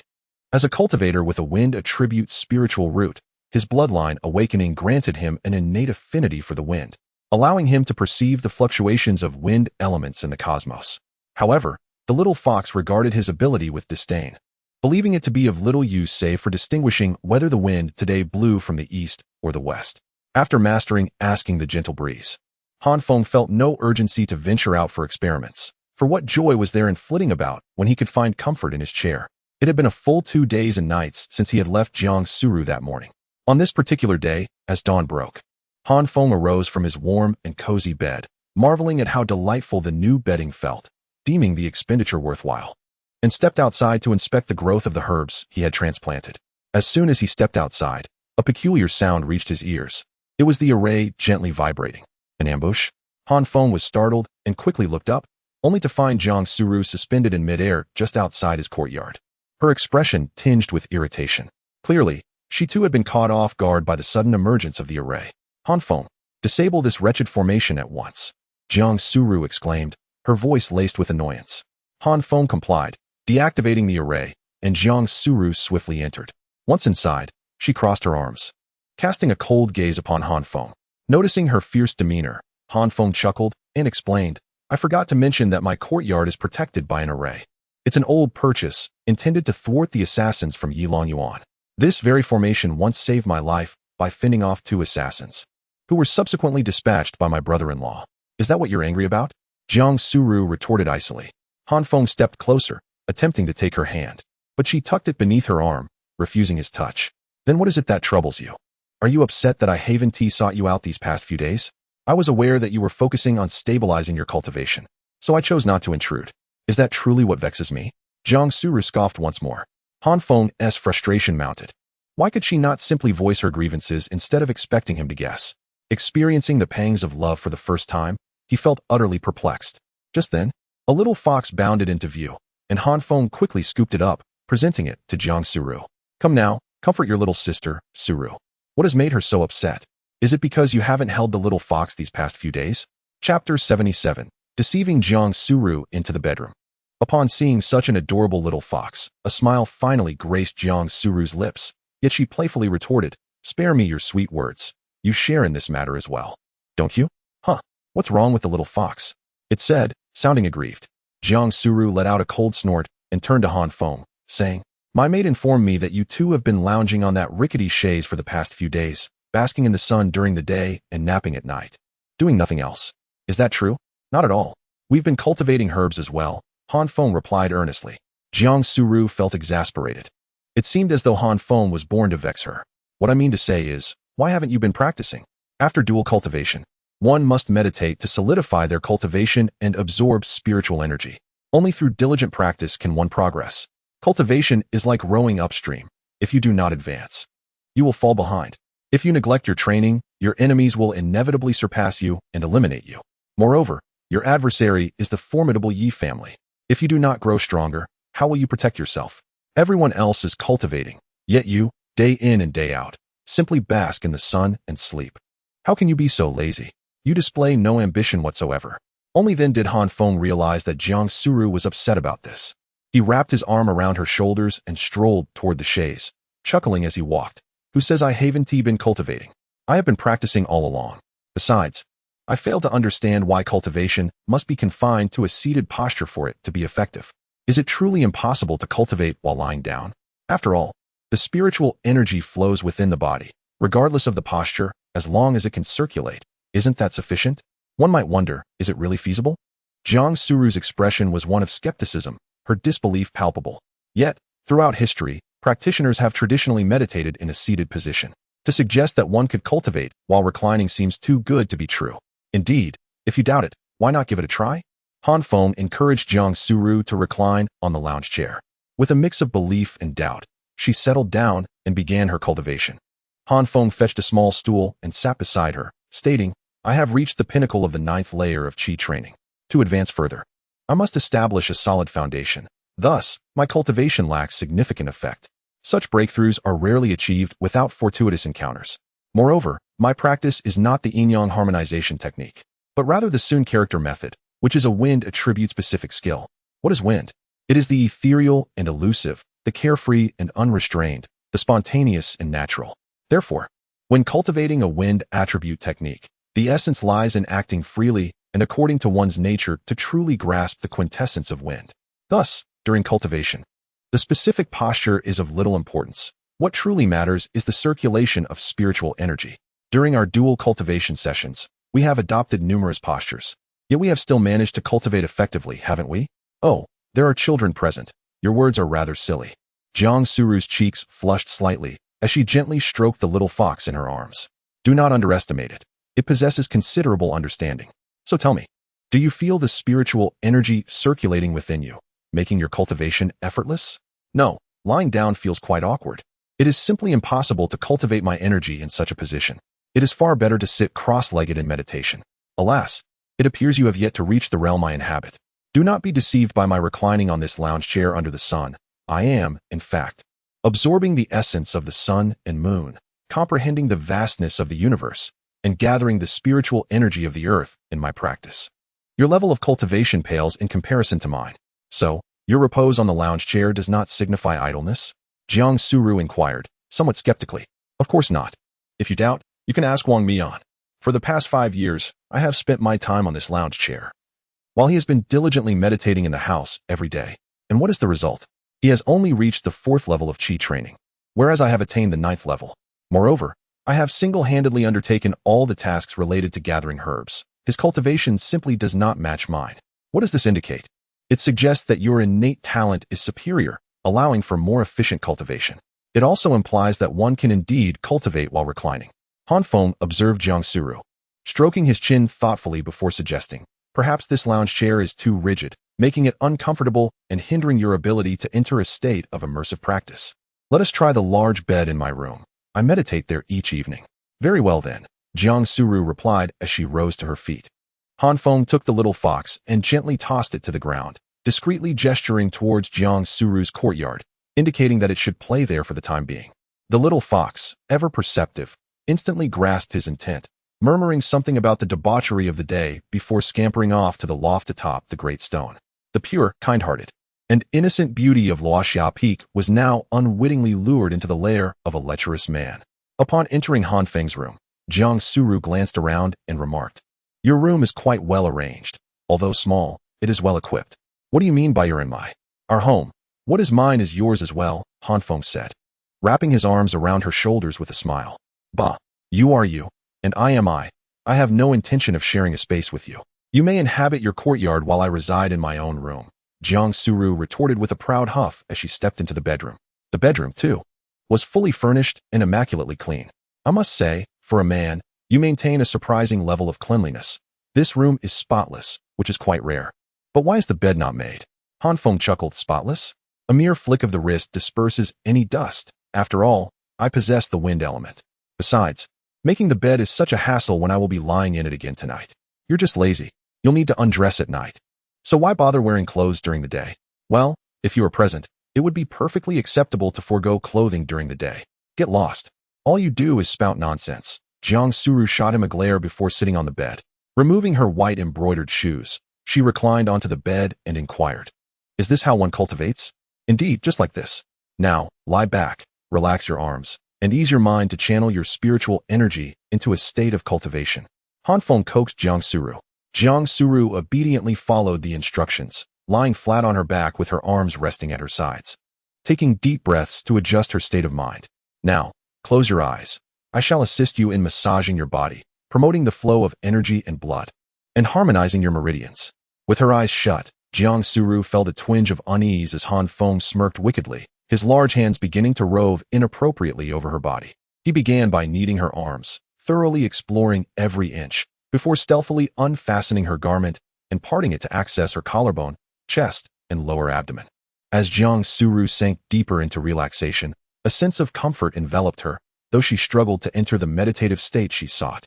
Nevertheless, Han Feng's technique was commendable, bringing her a considerable sense of ease. However, as time passed, a sense of disquiet crept in. Was it truly necessary to massage the chest for the purpose of unblocking energy channels? Of course, the chest is the convergence of numerous vital points in the human body. It serves as a central hub, an essential area. The essence of energy and blood lies within the vital force and circulation. All the blood in your body relies on the heart for sustenance. How could one neglect this area during a massage? All right, I understand. Jiang Suru conceded after a brief pause. But is it necessary to remove my pants for the massage? Absolutely, he replied. Massaging over clothing hardly qualifies as a true massage. It merely involves massaging the fabric.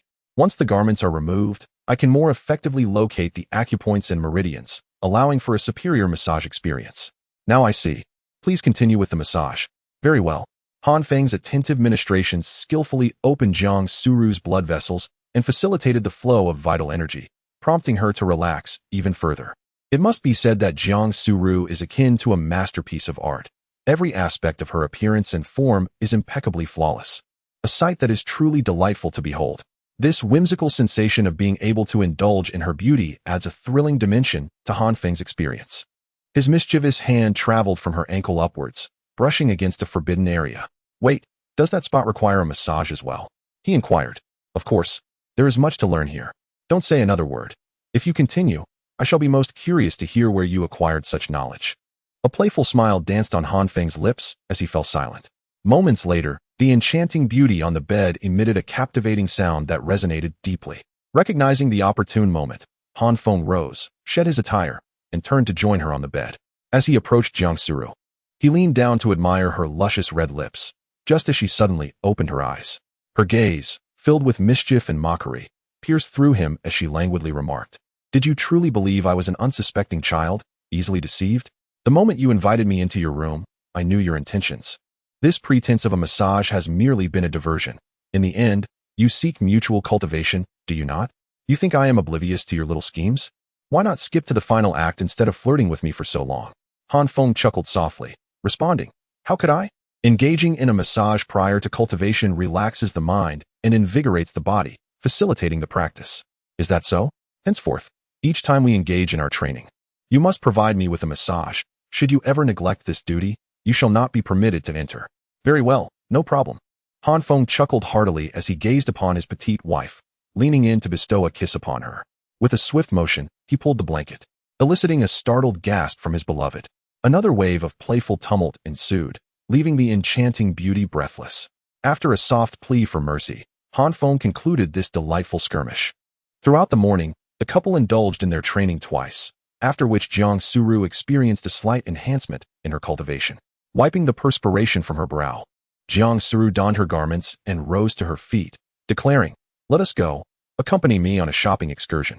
You must purchase new clothes for me, do you understand?" "Of course, my dear wife." Stepping out together, cradling the little fox, they soared down the mountain on their sword, embarking on their shopping adventure. Hand in hand, they resembled a pair of celestial lovers, enjoying their date amidst the bustling streets. Passers-by cast envious glances towards Han Feng, for his partner's beauty was undeniable.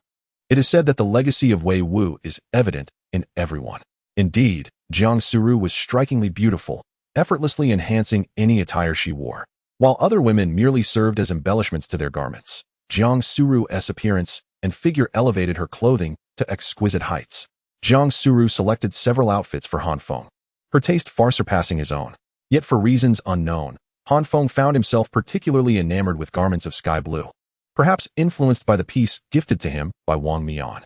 In the past, Han Feng consistently donned a drab gray servant's robe, which was exceedingly unattractive and had even faded with washing. However, when Wang Mian gifted him a sky blue robe, he was utterly captivated by the color and instantly developed a fondness for it. When Jiang Suru inquired about his affection for this hue, Han Feng candidly confessed, provoking a series of eye rolls from her as she remarked that he and Wang Mian were akin to first loves. Subsequently, with the little spirit stones he had left, Han Feng purchased some protective spirit artifacts for Jiang Suru. Aware of his financial constraints, she did not disdain the inexpensive gifts he offered. After all, she understood that this man, despite his poverty, was striving to present her with his most treasured possessions. Two 30-year-old medicinal herbs and a wind spirit sword worth 1,800 spirit stones constituted nearly all of his belongings, yet he bestowed them upon her without hesitation. Upon receiving the ancestral technique, he unreservedly shared it with her and even intended to give her the spring-winged wind bestowed by his master. This man had continually exerted himself to provide her with the finest offerings. How could she not be moved? Yet unbeknownst to her, this cunning man presented her with splendid gifts because, in return, he would receive tenfold more valuable items. For instance, at this moment, Feng gazed at the bounty of female garments and spirit artifacts being reported as returns from the blessings, uncertain how to manage this influx. Every man profoundly understands the exhaustion that accompanies accompanying a woman on a shopping excursion. Feng transitioned from initial novelty to sheer fatigue in the span of a mere afternoon. Upon returning home that evening, he collapsed into bed and fell into a deep slumber. For the subsequent month, Feng languidly occupied his time. Aside from occasionally tending to his plants, he spent every other night engaging in dual cultivation with Jiang Suru, indulging in this practice multiple times. Previously, he had deemed dual cultivation burdensome, requiring coaxing of his partner, exertion of effort, and arduous training. How could it compare to the simple pleasure of basking in the sun? Such endeavors seemed fit only for dogs. However, now Feng found himself embracing this practice wholeheartedly. After a month, Jiang Suru finally reached the pinnacle of the 8th layer of qi refinement. One must admit, the dual cultivation techniques bestowed by their ancestors were indeed remarkable, yielding impressive results. Jiang Suru then entered seclusion, forbidding Feng from disturbing her. He eagerly anticipated her breakthrough. Upon her success, he would reap a tenfold return, enabling him to ascend from the 9th layer of qi refinement to the foundational stage. It was a delightful prospect. It is well known that the qi refinement stage consists of 9 layers, with the next phase being the foundation establishment stage. Jiang Suru secluded herself for 3 days and successfully broke through. That very night, Feng experienced a tremendous influx of spiritual energy and a subsequent elevation in his realm. However, after this breakthrough, he was perplexed to find no foundation for foundation establishment within his dantian, nor could he release his consciousness from his body. Just as confusion enveloped him, a divine announcement resonated. Feng's partner, Jiang Suru, has broken through to the 9th layer of qi refinement, receiving a tenfold blessing in return. Feng's current realm, 11th layer of qi refinement. The smile on Feng's face gradually faded. The initial joy of approaching foundation establishment sank into despair. With wide eyes, he internally questioned, Master Exine, what is this? Is there truly an 11th layer of qi refinement when it is said there are only 9? In his mind, the voice of Xinzi resonated. The blessing will restore the host's cultivation. Upon reaching the pinnacle of each minor realm, should the restored cultivation allow for a breakthrough, a higher realm will be attained. However, the comprehension and process of transcending each major realm must be accomplished by you alone. The blessing merely facilitates the restoration of cultivation. The elevation of major realms relies on your own endeavors. Cultivating immortality has never been a mere accumulation of energy, if mere energy sufficed for breakthroughs. What purpose would the laws of heaven and earth, the principles of the universe, and the comprehension of the immortal path serve? Prior to your breakthrough, any excess cultivation within your current realm will continue to grow through restoration, but it will not transcend into a higher realm. Thus, the foundation building relies on your own ability to solidify the base. Should you continue to remain idle, it is conceivable that you might reach the 10th layer of the qi refining stage, capable of tearing apart a nascent soul powerhouse, yet still remain in the qi refining stage. After listening, Feng fell into a contemplative silence. After all the commotion, he still needed to solidify his foundation to advance to the foundation establishment stage. Both the qi refining and foundation establishment realms are fundamental stages, requiring no profound comprehension of any laws. Once the foundation is solidified, one may advance. Yet, breakthroughs come with risks, and countless individuals find themselves stuck in the qi refining stage, unable to transition to foundation establishment. If only there were a foundation establishment pill to aid his breakthrough, enhancing the probability of success. It seemed prudent to inquire with Jiang Suru about the formulation for such a pill and to find a way to gather the necessary herbs to concoct one. At this moment, Feng remained unaware of the true value of the foundation establishment pill. He lay on his bed, continuing to rest, attempting to solidify his foundation. If he could achieve this on his own, it would save him the expense of a foundation establishment pill.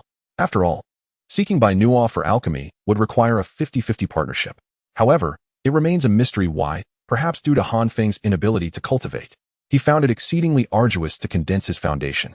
Each time he managed to gather the spiritual energy within his dantian into a sphere, it would dissipate spontaneously. By midday, Han Feng had to reluctantly abandon his efforts, realizing that establishing a foundation was not an endeavor to be accomplished swiftly. He placed the little fox on his shoulder, hoisting a hoe, and set out to tend to the medicinal fields, eager to embrace a leisurely pastoral existence. Yet, upon stepping outside his door, he was met with the sight of Jiang Suru soaring towards him alongside a young man. The youth, in his 20s, possessed a handsome visage and wore a warm smile. Han Feng activated the formation to invite them in. "Sister, you have arrived. It seems you have successfully made a breakthrough," Han Feng remarked with a smile. Jiang Suru nodded and replied, "Indeed, I have successfully broken through. I am now at the 9th level of the Qi refinement stage. Han Feng, allow me to introduce this person. He is an inner disciple of our master and our senior brother, Gao Hai, who has attained the foundation establishment level. Greetings, senior brother Gao," Han Feng said, setting down the hoe and clasping his hands in respect. "Greeted, junior brother Han." Gao Hai returned the gesture politely, adding with a smile, "Junior brother Han is a hero among youths. I witnessed your unparalleled prowess during the battle in the secret realm. With your assistance, I have no doubt this mission will be successfully accomplished." "A mission? What mission?" Han Feng inquired, astonished. Jiang Suru furrowed her brow and replied, "You are unaware? Every disciple is required to undertake at least one mission each month." "Another mission? Why have I not received any tasks in these past 5 years?" Upon hearing Han Feng's words, Jiang Suru felt a surge of frustration, exclaiming, "Surely, we must undertake a mission, otherwise, why would the sect nurture these hundreds of thousands of disciples? In your previous role as a menial worker, your task was to cultivate medicinal herbs. And you submitted your harvest every month, did you not? That was your duty. In our sect, whether elders or disciples, everyone is required to contribute. The elders fulfill their responsibilities through missions and by guiding the disciples. The disciples of Danxia Peak engage in alchemy, those of Qijin Peak focus on weapon forging, and the disciples of Ling Beast Peak tend to spirit beasts. As disciples primarily tasked with cultivation, we too have our monthly assignments. It is through the collective efforts of all that such a vast sect can be sustained." "Indeed, I understand now. What is our mission this time?" Han Feng inquired. Nodding in acknowledgement, Jiang Suru turned to Gao Hai and requested, "Please, senior brother Gao, share the details." Gao Hai nodded and spoke in a grave tone. "The situation is as follows. Our Yin-Yang sect is located along the southeastern coast of the Tianqing continent, encompassing a vast area of several thousand miles under our protection. As cultivators, it is our duty to safeguard the common folk from the encroachments of malevolent spirits and wicked practitioners. After all, without the populace, there would be no foundation for recruiting exceptional disciples. This morning, a disciple relayed intelligence indicating that on Juming Island, situated 800 miles to the east, a rogue cultivator has arrived in a city there. This villain intends to slaughter the entire population to concoct blood pills, sacrificing the lives of tens of thousands to aid his breakthrough into the foundation establishment stage. As the righteous path of the immortal sect, we are duty-bound to address such heinous acts that provoke the wrath of both heaven and humanity." Upon hearing this, Han Feng furrowed his brow. Can one truly resort to killing mortals to refine blood elixirs and break through to the foundation establishment stage? While it is indeed a method, it is excessively heinous. If discovered, he might find himself pursued by the sect, just as is the case now. Moreover, being of humble mortal origins himself, he would find it exceedingly difficult to reconcile such actions within his conscience. He nodded towards Gao Hai, affirming that indeed, such individuals deserve to face 1,000 tortures. Gao Hai nodded in agreement, stating, "Junior brother Han, your integrity is commendable. I admire your righteous spirit." After reporting this matter to the sect leader, the task has been assigned to us at the Falling Clouds Peak. Master Shiyu, upon learning of this, instructed me to lead 2 disciples in the Qi refinement stage to deal with the situation. However, among Master's disciples, there are only 3 in the Qi refinement stage. Thus, I had no choice but to seek out junior sister Jiang and yourself. "Very well, let us depart swiftly. Delay may cost the lives of many innocents," Han Feng replied. "Indeed, let us proceed. Upon resolving this issue with the malevolent cultivators, we shall return to the sect and be rewarded with numerous contribution points, which can be exchanged for desired items. At that time, I shall divide the contribution points evenly between the 3 of us," Gao Hai concluded. With that, Gao Hai took to the skies. Han Feng and Jiang Suru followed suit, and the trio soared eastward on their swords. Along the way, Han Feng inquired, "Sister, How many disciples does our master have? Jiang Su Ro earnestly remarked. Our master has been with the Yin-Yang sect for nearly a century.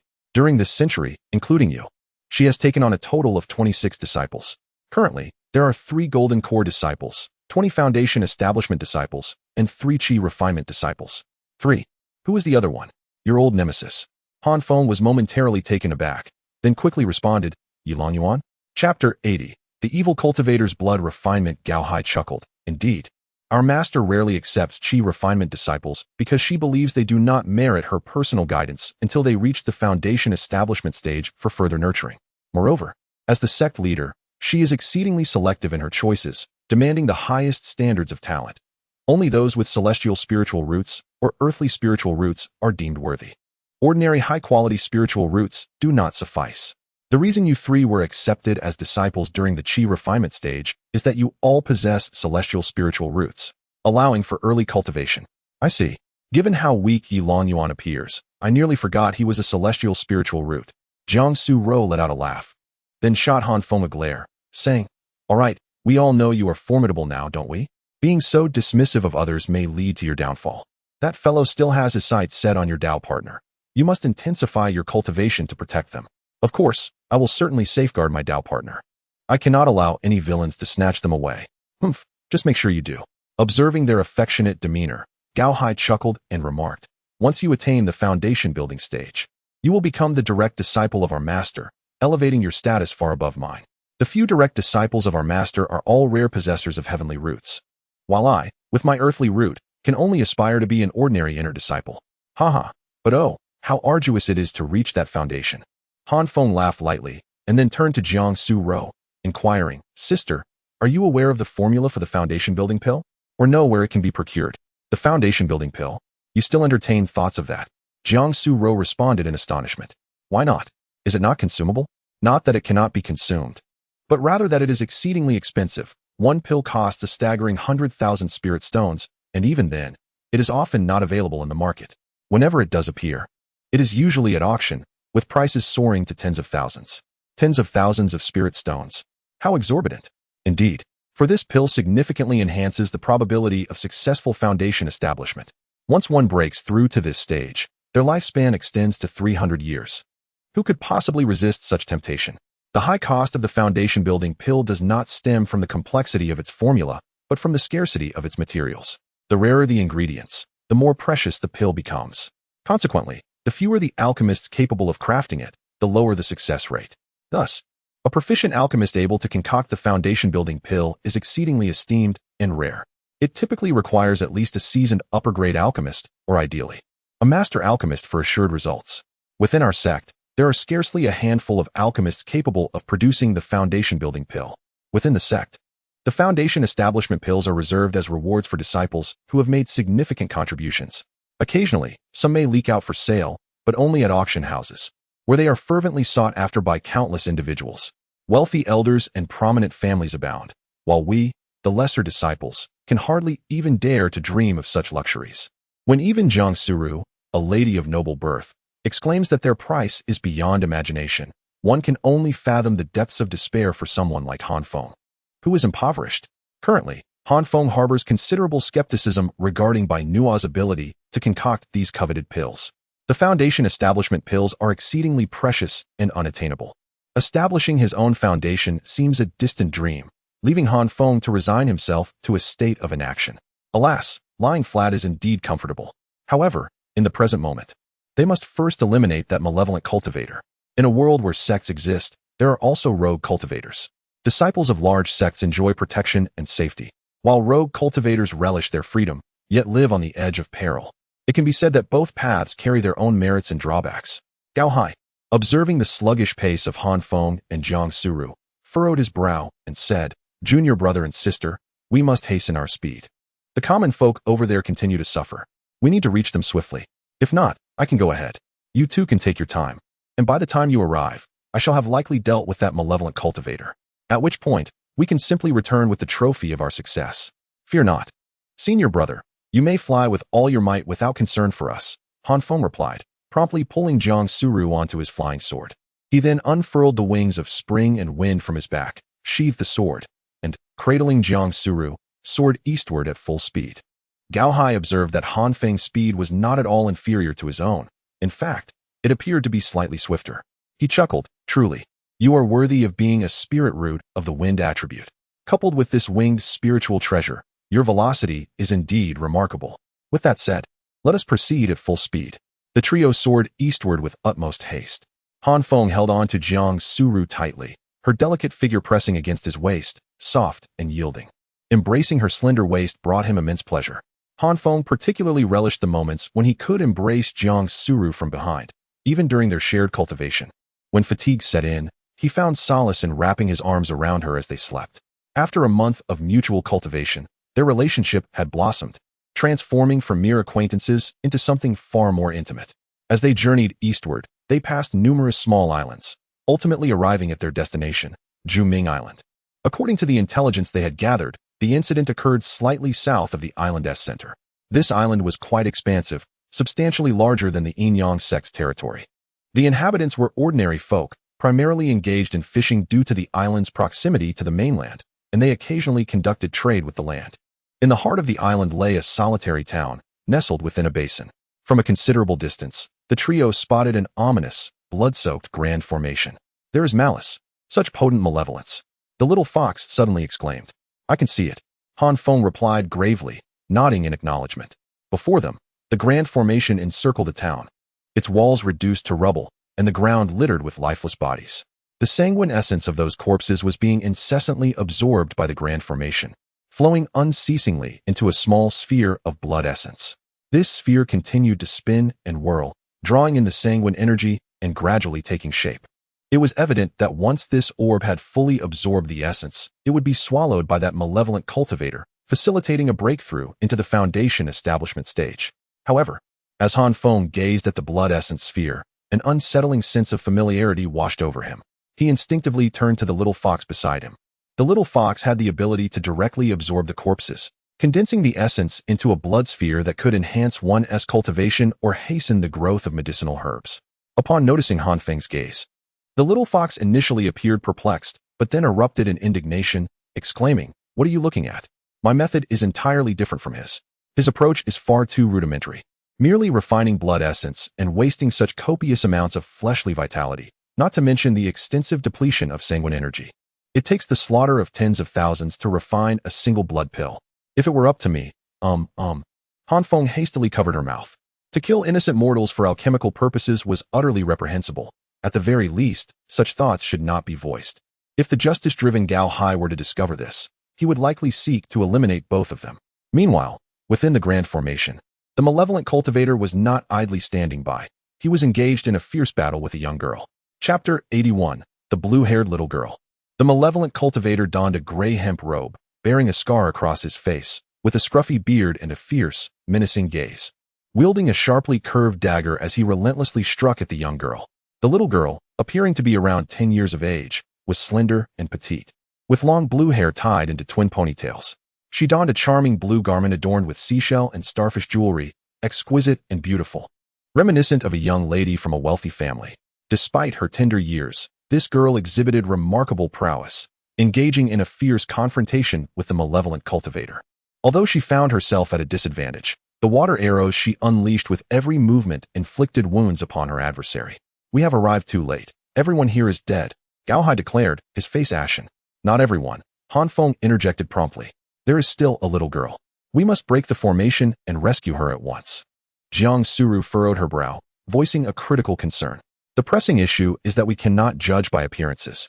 Is the malevolent cultivator the man or the little girl? Who cares? Let us shatter the formation and see who is anxious. That one shall be the true cultivator," Han Feng replied decisively. With that, the trio launched a concerted assault on the array. As they struck, the formation trembled violently, drawing the attention of those within. Upon witnessing their arrival, the little girl called out urgently, "Heroes, please come and save me." The man, upon seeing Han Feng and his companions, revealed a glimmer of malice in his gaze. He pointed at them menacingly and bellowed, "Who are you? Mind your own business and leave at once. If you continue to attack my formation, I will see to it that you all perish here." Thus, it was confirmed. This man was indeed the malevolent cultivator. As Gao Hai relentlessly assailed the grand formation, he bellowed, "Who are you? And why do you commit murder and concoct blood pills in this place? Are you not aware that this territory falls under the jurisdiction of our Yin-Yang sect? Surrender immediately and accompany us back to the sect for interrogation. The countenance of the malevolent cultivator darkened abruptly. It became evident that he needed to hasten the creation of the blood pill. Otherwise, should he summon reinforcements, it would spell trouble. As a rogue cultivator, the last thing he wished to incite was the wrath of sect members. For the cycle of retribution would be unending. First the lesser, then the greater, and so forth. With a swift motion, he unleashed several streaks of blade light that sliced through the formation, heading directly towards Feng and his companions. The trio immediately brandished their swords to parry, shattering the incoming attacks. Observing this, the nefarious cultivator continued to send forth waves of blade light, impeding the trio's efforts to dismantle the formation. His intent was straightforward: delay the destruction of the formation until he could complete the blood pill and depart without inciting the ire of these prominent sect disciples. Feng and his companions found themselves beleaguered, struggling to defend against the onslaught, while unable to retaliate effectively. This predicament was deeply vexing. The girl with azure hair, witnessing the unfolding chaos, gritted her teeth, turned to her comrades, and declared, "I shall do my utmost to entangle him, but you must hasten to breach the formation. We cannot allow his blood pill to take shape. You must be swift." With that proclamation, the young girl gracefully ascended, raising her delicate hands and calling out, "For the ages, let the tides of the sea rise." Her hair suddenly transformed into strands of liquid silk, which coalesced into a curtain that ensnared the malevolent cultivator. Upon witnessing this, the cultivator swiftly drew his blade and attempted to sever the flowing strands. Yet, even when cut, the water continued to flow, effortlessly rejoining itself. Countless strands entwined the dark practitioner, striving to bind him, but he was no ordinary foe. Employing his superior agility, he deftly evaded the onslaught of water tendrils. Just as he found himself on the brink of being ensnared, he swiftly sliced through the bindings. Regardless of the circumstances, the young girl managed to delay the sinister cultivator, granting Feng and his companions a precious moment to assault the grand formation. Quickly, time is of the essence. Let us unleash our full strength upon the array and shatter it. The foundation of this formation lies within. Lacking knowledge of its intricacies, we must resort to brute force, Gao Hai declared, raising his sword to strike fiercely at the formation. Feng and Jiang Suru followed suit. Observing the petite girl within, Feng marveled. Who is this child? At such a tender age, she can engage in a back and forth with a ninth-layer Qi refinement practitioner, launching water arrows and transforming her hair into liquid. Truly remarkable. After a moment of contemplation, Jiang Suru replied, "Perhaps she possesses a water affinity spirit root. However, to be so formidable at such a young age is indeed rare." Gao Hai sighed and remarked, "Do not be deceived. She is not human, but a demon." Jiang Suru gasped in astonishment. "A demon? This child is a demonic beast? Why does she lack any discernible traits of a beast? Her transformation is so exquisite. Furthermore, the shape-shifting beasts are essentially capable of overwhelming our entire sect. Why then can we not resolve a mere Qi refinement stage? I cannot ascertain the answer to that. All I can discern is that this young girl is indeed a demon, though the exact nature of her being eludes me, as her body lacks any semblance of human organs, as revealed by my spiritual probe. Regardless of whether she is human or demon, her assistance in thwarting the malevolent cultivator signifies her benevolence. Thus we must hasten our efforts." The trio accelerated, each brandishing their finest magical artifacts, exerting their utmost strength to assault the grand formation. With each relentless strike, the fissures upon the formation multiplied. It seemed unlikely that it could withstand much longer before shattering. Observing the impending collapse, the sinister cultivator felt a surge of anxiety. He could no longer afford to engage the young girl, nor could he wait for the blood pill to fully materialize. He sought to seize the blood pill immediately. However, the young girl was clearly unwilling to permit him such an opportunity. With a commanding shout, she directed the strands of water from her being toward the malevolent cultivator once more. Fuming with rage, the cultivator bared his teeth and bellowed, "You leave me no choice." Grasping his blade, he infused it with spiritual energy and his own vital essence, drawing in the ambient life force around him to empower the weapon, preparing to unleash a lethal strike upon the young girl. In response, she puffed up her cherubic cheeks and defiantly declared, "I am not afraid of you. Come at me. Bestow upon me the blessings of eternity, and gather myriad forms to become a dragon." A little girl conjured a large sphere of water in her hands, and then thrust it forward with great force, revealing a massive blue dragon head that enveloped her entirely. The dragon head then opened its wide mouth, unleashing a tremendous column of water directed at the wicked cultivator. In a fit of rage, The malevolent figure brandished his blood-tinged curved blade and charged towards the girl. He collided with the water column, pushing through it until he reached her, striking down upon the dragon head. The head shattered with a thunderous explosion, and both entities were sent flying backwards, crashing heavily to the ground. Chapter 82. Fierce battle with the wicked cultivator. The little girl fell heavily, landing on the ground in a pitiful state, struggling to rise but unable to do so. Her body was covered in injuries, bruised and battered, with her small face smeared with dirt yet devoid of any blood, which puzzled Feng. Even beasts would exhibit blood, wouldn't they? What species could this little girl possibly be? Hurry, we must break this formation. The girl cannot hold on much longer. Gao Hai shouted in fury, joining Feng and Jiang Suru in a desperate assault on the formation. The cracks in the formation multiplied, emitting a series of sharp snaps, visibly on the verge of collapse. Witnessing this, the wicked cultivator gritted his teeth in fury, his gaze fierce as he roared, "You leave me no choice." He immediately soared into the air, arriving before the blood elixir, which he grasped tightly in his hand. With eyes ablaze, he glared at the three individuals outside. Gritting his teeth and seething, "This was originally entrusted to me for refinement, a blood elixir worth 50,000 spirit stones. Everything was progressing smoothly until this peculiar little girl appeared. Along with the three of you, I shall not sell this blood elixir any longer. You all shall perish." With that, he swallowed the elixir whole and promptly sat down in a meditative posture, beginning to cultivate. Not good. He intends to refine the blood elixir to break through to the foundation establishment stage. Quickly, shatter the grand formation and stop him. Gao Hai grew increasingly anxious, recklessly determined to break the formation, even at the risk of his own injuries rebounding upon him. At last, through the relentless efforts of the three, the grand formation shattered with a resounding crash, unleashing an overwhelmingly pungent stench of blood and decay that nearly made them vomit. "Little fox, go check on that girl and give her a revival pill. We shall confront the enemy," Feng commanded as he hurled the little fox toward the blue-haired girl. Gao Hai, along with Feng, charged toward the malevolent cultivator. Their speed was remarkable, and in the blink of an eye, they stood before the dark practitioner. As the three raised their swords to strike, the malevolent cultivator suddenly opened his eyes, an overwhelming aura of bloodlust swirling within them like a vortex. In an instant, his momentum erupted, sending a shockwave that hurled Gao Hai and the others away. Ha ha ha. The malevolent cultivator laughed heartily, realizing that breaking through with the blood-refining pill was surprisingly effortless. "My blood essence foundation is far superior to the typical foundational base.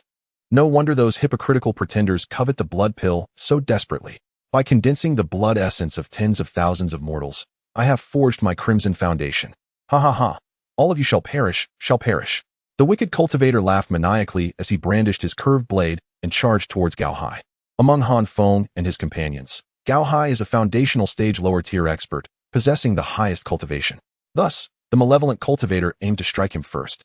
Once he eliminates this foundational cultivator, the other two, being mere chi refining stage practitioners, would be a piece of cake. Meanwhile, the little fox approached the little girl, struggling to lift her up, but found she was utterly immovable. The little girl was on the brink of death, pitifully unable to move. The little fox, filled with urgency, pleaded, "Sister, please wake up and take this pill."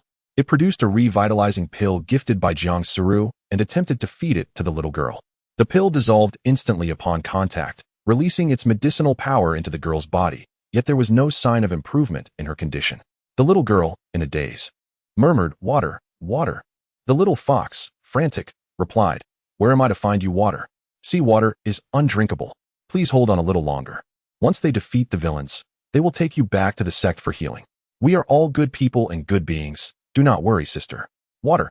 The little girl's eyes rolled back as she lost consciousness. At this moment, Gao Hai found himself at a disadvantage against the malevolent cultivator, being relentlessly pushed back. This sinister figure had achieved foundation establishment through blood cultivation, wielding the formidable and ferocious power of a blood-red base, far exceeding that of an ordinary practitioner.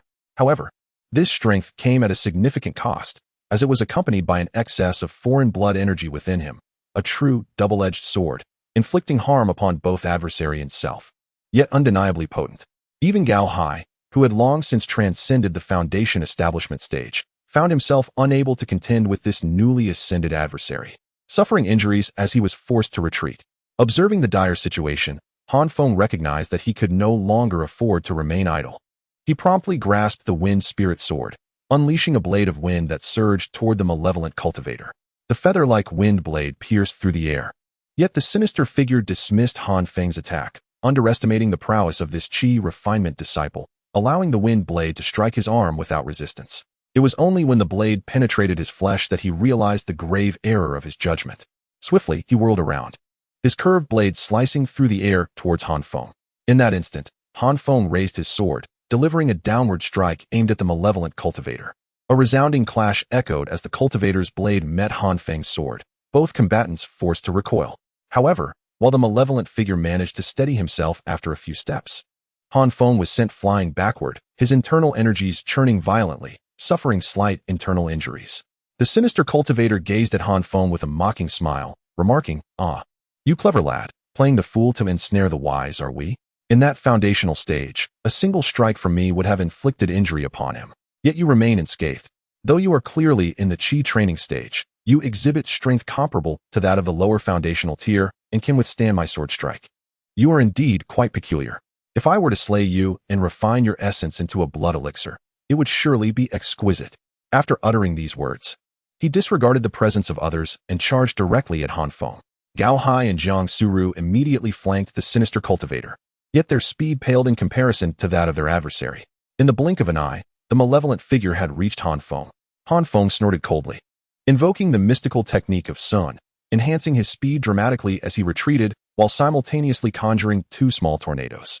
These whirlwinds collided with the sinister cultivator, forcing him back twice. Seizing the opportunity created by these setbacks, Han Feng distanced himself, and Gao Hai and Jiang Suru arrived at the scene. With fervor, two swords struck towards the malevolent being. Gritting his teeth, the sinister cultivator braced himself, enduring both strikes that pierced his body before retaliating with a single slash against Gao Hai, inflicting a grievous wound that exposed bone, then sending Gao Hai flying with a kick. In a flash, the curved dagger in his hand sliced toward Jiang Suru with the speed of lightning. Chapter 83. Reinforcements? No, it is the enemy. Seeing this, Jiang Suru had no time to evade, immediately raising her sword to parry the incoming attack. A deafening crash resounded as her sword was knocked from her grasp, the violent recoil causing her to spit blood and be sent tumbling backward. Upon witnessing the unfolding scene, Han Feng's teeth clenched in fury. Observing the malevolent cultivator's intent to pursue Jiang Suru, he swiftly unleashed his utmost speed, conjuring a formidable whirlwind that sent the adversary hurtling away. He then instinctively cradled Jiang Suru within his embrace. "How are you?" he inquired. "I am unscathed. My roots are of the wood attribute. Although my combat prowess may not be formidable, my vitality and recuperative abilities are remarkably strong. It would be a challenge for him to take my life. Do not concern yourself with me. Focus on the battle," Jiang Suru replied, wiping the corner of her mouth, as she retrieved a whip from her storage bag and lashed it towards the malevolent cultivator. Caught off guard, the cultivator was struck fiercely by Jiang Suru's whip. Although the blow did not inflict significant harm, the whip visibly elongated, transforming into a vine that ensnared the malevolent figure tightly. Seizing the moment, Han Feng and Gao Hai rushed forward, one after the other, plunging their swords into the cultivator's chest. A smile graced their faces, convinced that such an attack would spell certain doom for their foe. However, the cultivator merely sneered, seemingly impervious to pain. Suddenly, a surge of blood energy erupted from the wound, enveloping him in a formidable aura. This explosive force radiated outward, sending all three combatants sprawling. Han Feng managed to shield Jiang Suru with his back, absorbing the brunt of the assault. The trio landed heavily on the ground, while the vine that had bound the malevolent cultivator shattered into countless fragments. Gao Hai struggled to rise, his expression grave as he spoke. "This is dire. He has ignited his own vital essence, unleashing the power within the Crimson Foundation. His combat prowess has surged, far surpassing that of the three of us. What shall we do?" Han Feng inquired, wiping the blood from the corner of his mouth. "Our only recourse is to seek assistance," Gao Hai declared, suddenly glancing toward the west, a look of elation crossing his face. "No need. Our reinforcements have arrived." Han Feng and Jiang Suru turned to see two streaks of light soaring through the air from the western horizon. The two figures, lacking flying swords or aerial artifacts, were evidently cultivators of the Foundation establishment realm, although Han Feng and Jiang Suru did not recognize them. The sight of two Foundation establishment practitioners approaching from their sect's direction eased their concerns. With their assistance, vanquishing the malevolent cultivators seemed assured. Gao Hai joyfully waved, exclaiming, "Senior Yi Qingyun, Senior Yi Luchuan, we are here. Come quickly and aid us in vanquishing our foes." At these words, Han Feng's countenance darkened abruptly. The newcomers were members of the Yi family.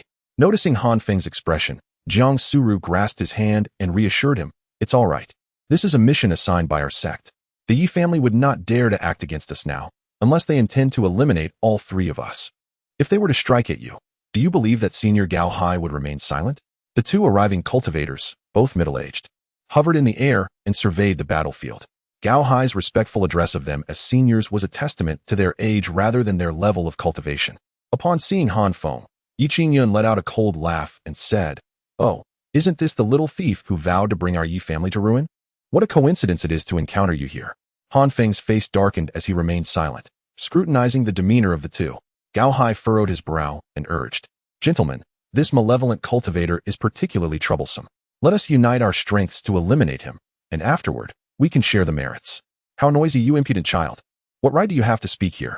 Yi Qingyun retorted with a disdainful snort, then turned his gaze toward the sinister cultivator and inquired languidly, "Where's the blood pill?" The malevolent cultivator scoffed, "You have arrived too late." Their assault was relentless. I could not withstand them and had no choice but to consume the blood pill to break through to the foundation establishment stage, allowing me to endure until now. At this revelation, the expressions of Gao Hai and Han Feng shifted dramatically. Gao Hai, in disbelief, exclaimed, "Was this blood pill concocted under the orders of your Yi family? Enough of your prattle." Yi Qingyun, furious, struck Gao Hai with a powerful palm, causing him to spit blood and crash heavily to the ground, where Han Feng and Jiang Suru rushed to support him. Yi Qingyun glared icily at the malevolent cultivator and growled, "You dare to consume the blood pill belonging to the Yi family? We meticulously selected this location specifically for the purpose of refining the blood pill for my nephew, Yi Long Yuan, to facilitate his breakthrough to foundation establishment. After taking such significant risks to create this blood pill, you have the audacity to swallow it?" The malevolent cultivator, unwilling to yield, swiftly rose and bellowed, "You, surnamed Yi, do you truly believe that, having shattered the grand formation, I, a mere peak chi practitioner, could possibly contend against one foundation establishment and two peak chi practitioners? If I had not consumed the blood pill, I would have long since perished. The blood pill was seized from me.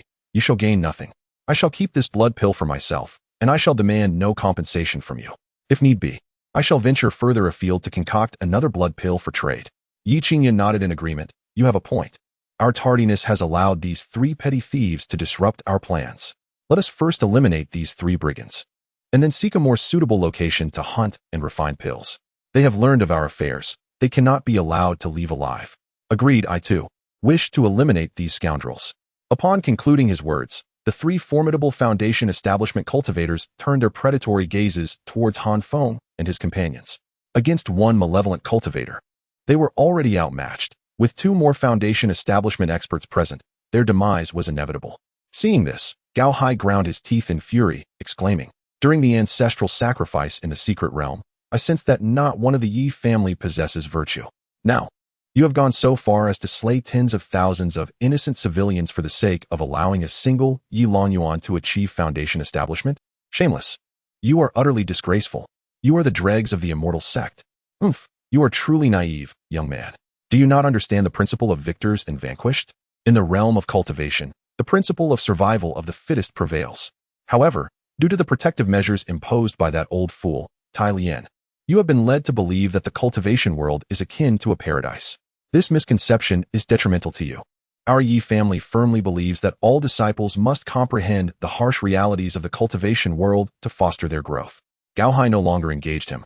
Seizing a bronze mirror from his chest and thrusting it into Han Feng's hands, he urged swiftly, "Han Jr. brother, your speed is unmatched. Take Jiang Jr. sister and flee at once, seeking assistance as you go. This mirror contains a record of the battle and incriminating evidence against the Yi family. I will hold them off and buy you time." Chapter 84. Gao Hai's self-destruction. The enemy's relentless pursuit panic seized Han Feng as he exclaimed, "Senior brother Gao, enough chatter. You two are merely at the chi refinement stage. If you stay, we shall all perish. And the evidence against the Yi family will remain unreported to the sect. Jiang Jr.'s sister is the weakest. Surely you would not wish to see her perish here. Depart at once." With a forceful shove, Gao Hai propelled Han Feng away, consumed a bloodthirsty pill, and swiftly drew his sword, charging towards the three adversaries. Han Feng was torn between emotions. His heart urged him not to abandon his comrade, yet reason dictated that if they did not flee, they would all meet their doom, leaving the evidence behind. "Senior brother Gao, forgive me. If I can return to the sect, I will surely avenge you. Han Feng grasped Jiang Suro's hand, unfurled his wings, and swiftly soared into the distance. The little fox promptly leaped onto his shoulder, while Han Feng swiftly gathered the blue-haired girl in his left arm and grasped Jiang Suru with his right, propelling them rapidly westward. This young girl, regardless of her being human or demon, possessed a kind heart. At such a tender age, she should not meet her demise here. Han Feng and Jiang Suru exerted every ounce of their strength to flee into the distance. As they ran, Jiang Suru retrieved a communication jade slip, urgently proclaiming, "Master, please come to our rescue. The Yi family has betrayed us. They concocted the blood Dan and are pursuing us. Brother, hurry and save us. The Yi family is killing and refining Dan, aiming to silence us. Father, come to our aid." Jiang Suru sent distress signals to her master, father, and brother. Yet she could not ascertain when reinforcements would arrive. After all, this form of communication was akin to sending a text message. The timing of the recipient's response was left to fate. Meanwhile, Gao Hai was embroiled in a fierce battle with 3 formidable Foundation establishment cultivators. Yi Qingyun's face darkened as he exclaimed, "Those 2 little thieves have absconded with evidence. We must eliminate them swiftly." Another Foundation establishment expert, Yi Luchuan, scoffed, "Let them flee. They won't get far. We should first eliminate this brat, and then pursue the 2 Qi refinement cultivators. This one is of utmost importance. If we neglect him, he might escape into the depths of the sea, leaving us at a loss to find him. Our priority should be to eliminate the stronger foe first." Upon concluding his words, the trio charged at Gao Hai, launching a coordinated assault. Although Gao Hai had consumed a blood Dan, temporarily enhancing his combat prowess, he faced a malevolent cultivator with soaring strength, alongside 2 mid-level Foundation establishment experts. The bloodthirsty Dan could not bridge the gap in strength. Gao Hai roared in fury, employing a desperate fighting style, wishing to perish alongside the 3 scoundrels. However, mere fists could not contend with 4 hands. Within a mere couple of minutes, he was battered and bruised, with even his heart pierced by a sword from Yi Qingyun. Realizing his impending doom, Gao Hai bellowed, "Traitors of the sect, I shall perish with you." With those words, drenched in blood, he summoned all the spiritual energy within him, directly igniting the Foundation, channeling all his energy into his meridians, and subsequently detonating the violent energy. Turning to the west, he murmured, "Junior brother Han, I am counting on you. Our sect shall not allow such traitors to exist." "Oh no, he is going to self-destruct. Quickly retreat," Yi Qingyun shouted, immediately withdrawing. The 3 of them hurriedly retreated at the fastest pace. Yet Gao Hai still exploded with a thunderous blast. A tremendous shockwave erupted, carrying scattered remnants of flesh, crashing violently into the 3. They were thrown back, crashing heavily to the ground, spitting blood and racked with pain. Though the self-detonation did not claim their lives, it left them severely injured. "Damn it, we were careless." Yi Qingyun gritted his teeth and shouted, "Get up quickly, pursue those 2 thieves, do not let them escape." Without needing further urging, the other 2 rose and immediately chased after Han Feng. As Yi Qingyun soared through the air, he remarked, "We must hasten our pace. Should that rascal send word to the sect, and if a core formation or nascent soul expert arrives, we shall be doomed." The malevolent cultivator furrowed his brow and inquired, "Are you suggesting that your sect's formidable members will come?" "Indeed, but we can eliminate those 2 youngsters before they arrive," the cultivator promptly declared. "Then you should pursue them. I have matters to attend to," he stated, turning to depart. "If you need to find me, I will be at the usual place. I shall wait for you for 3 days. If you do not arrive by then, I shall take my leave."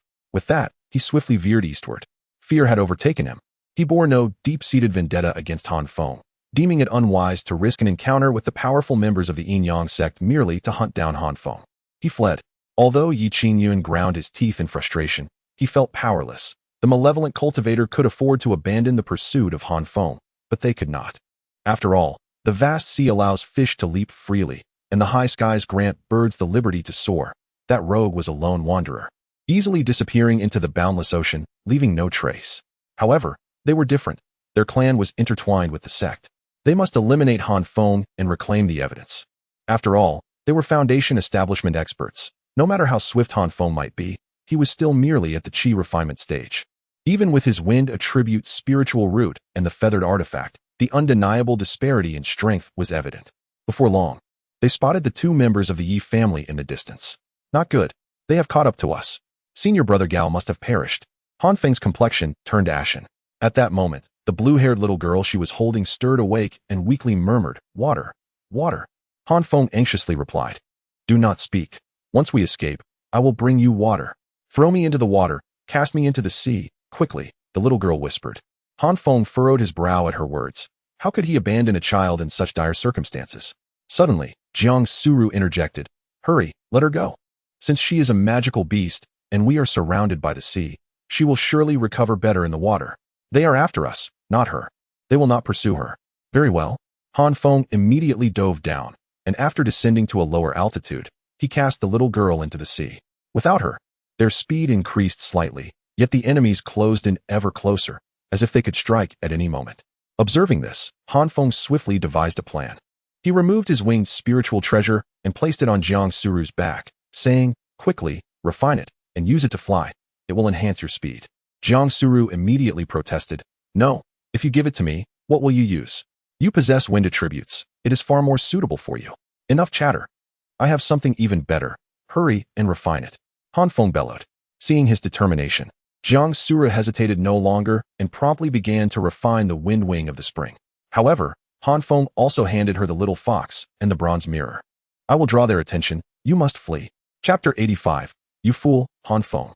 As she watched Han Feng resolutely rush back, Jiang Suru cried out hoarsely, her tears instantly filling her eyes.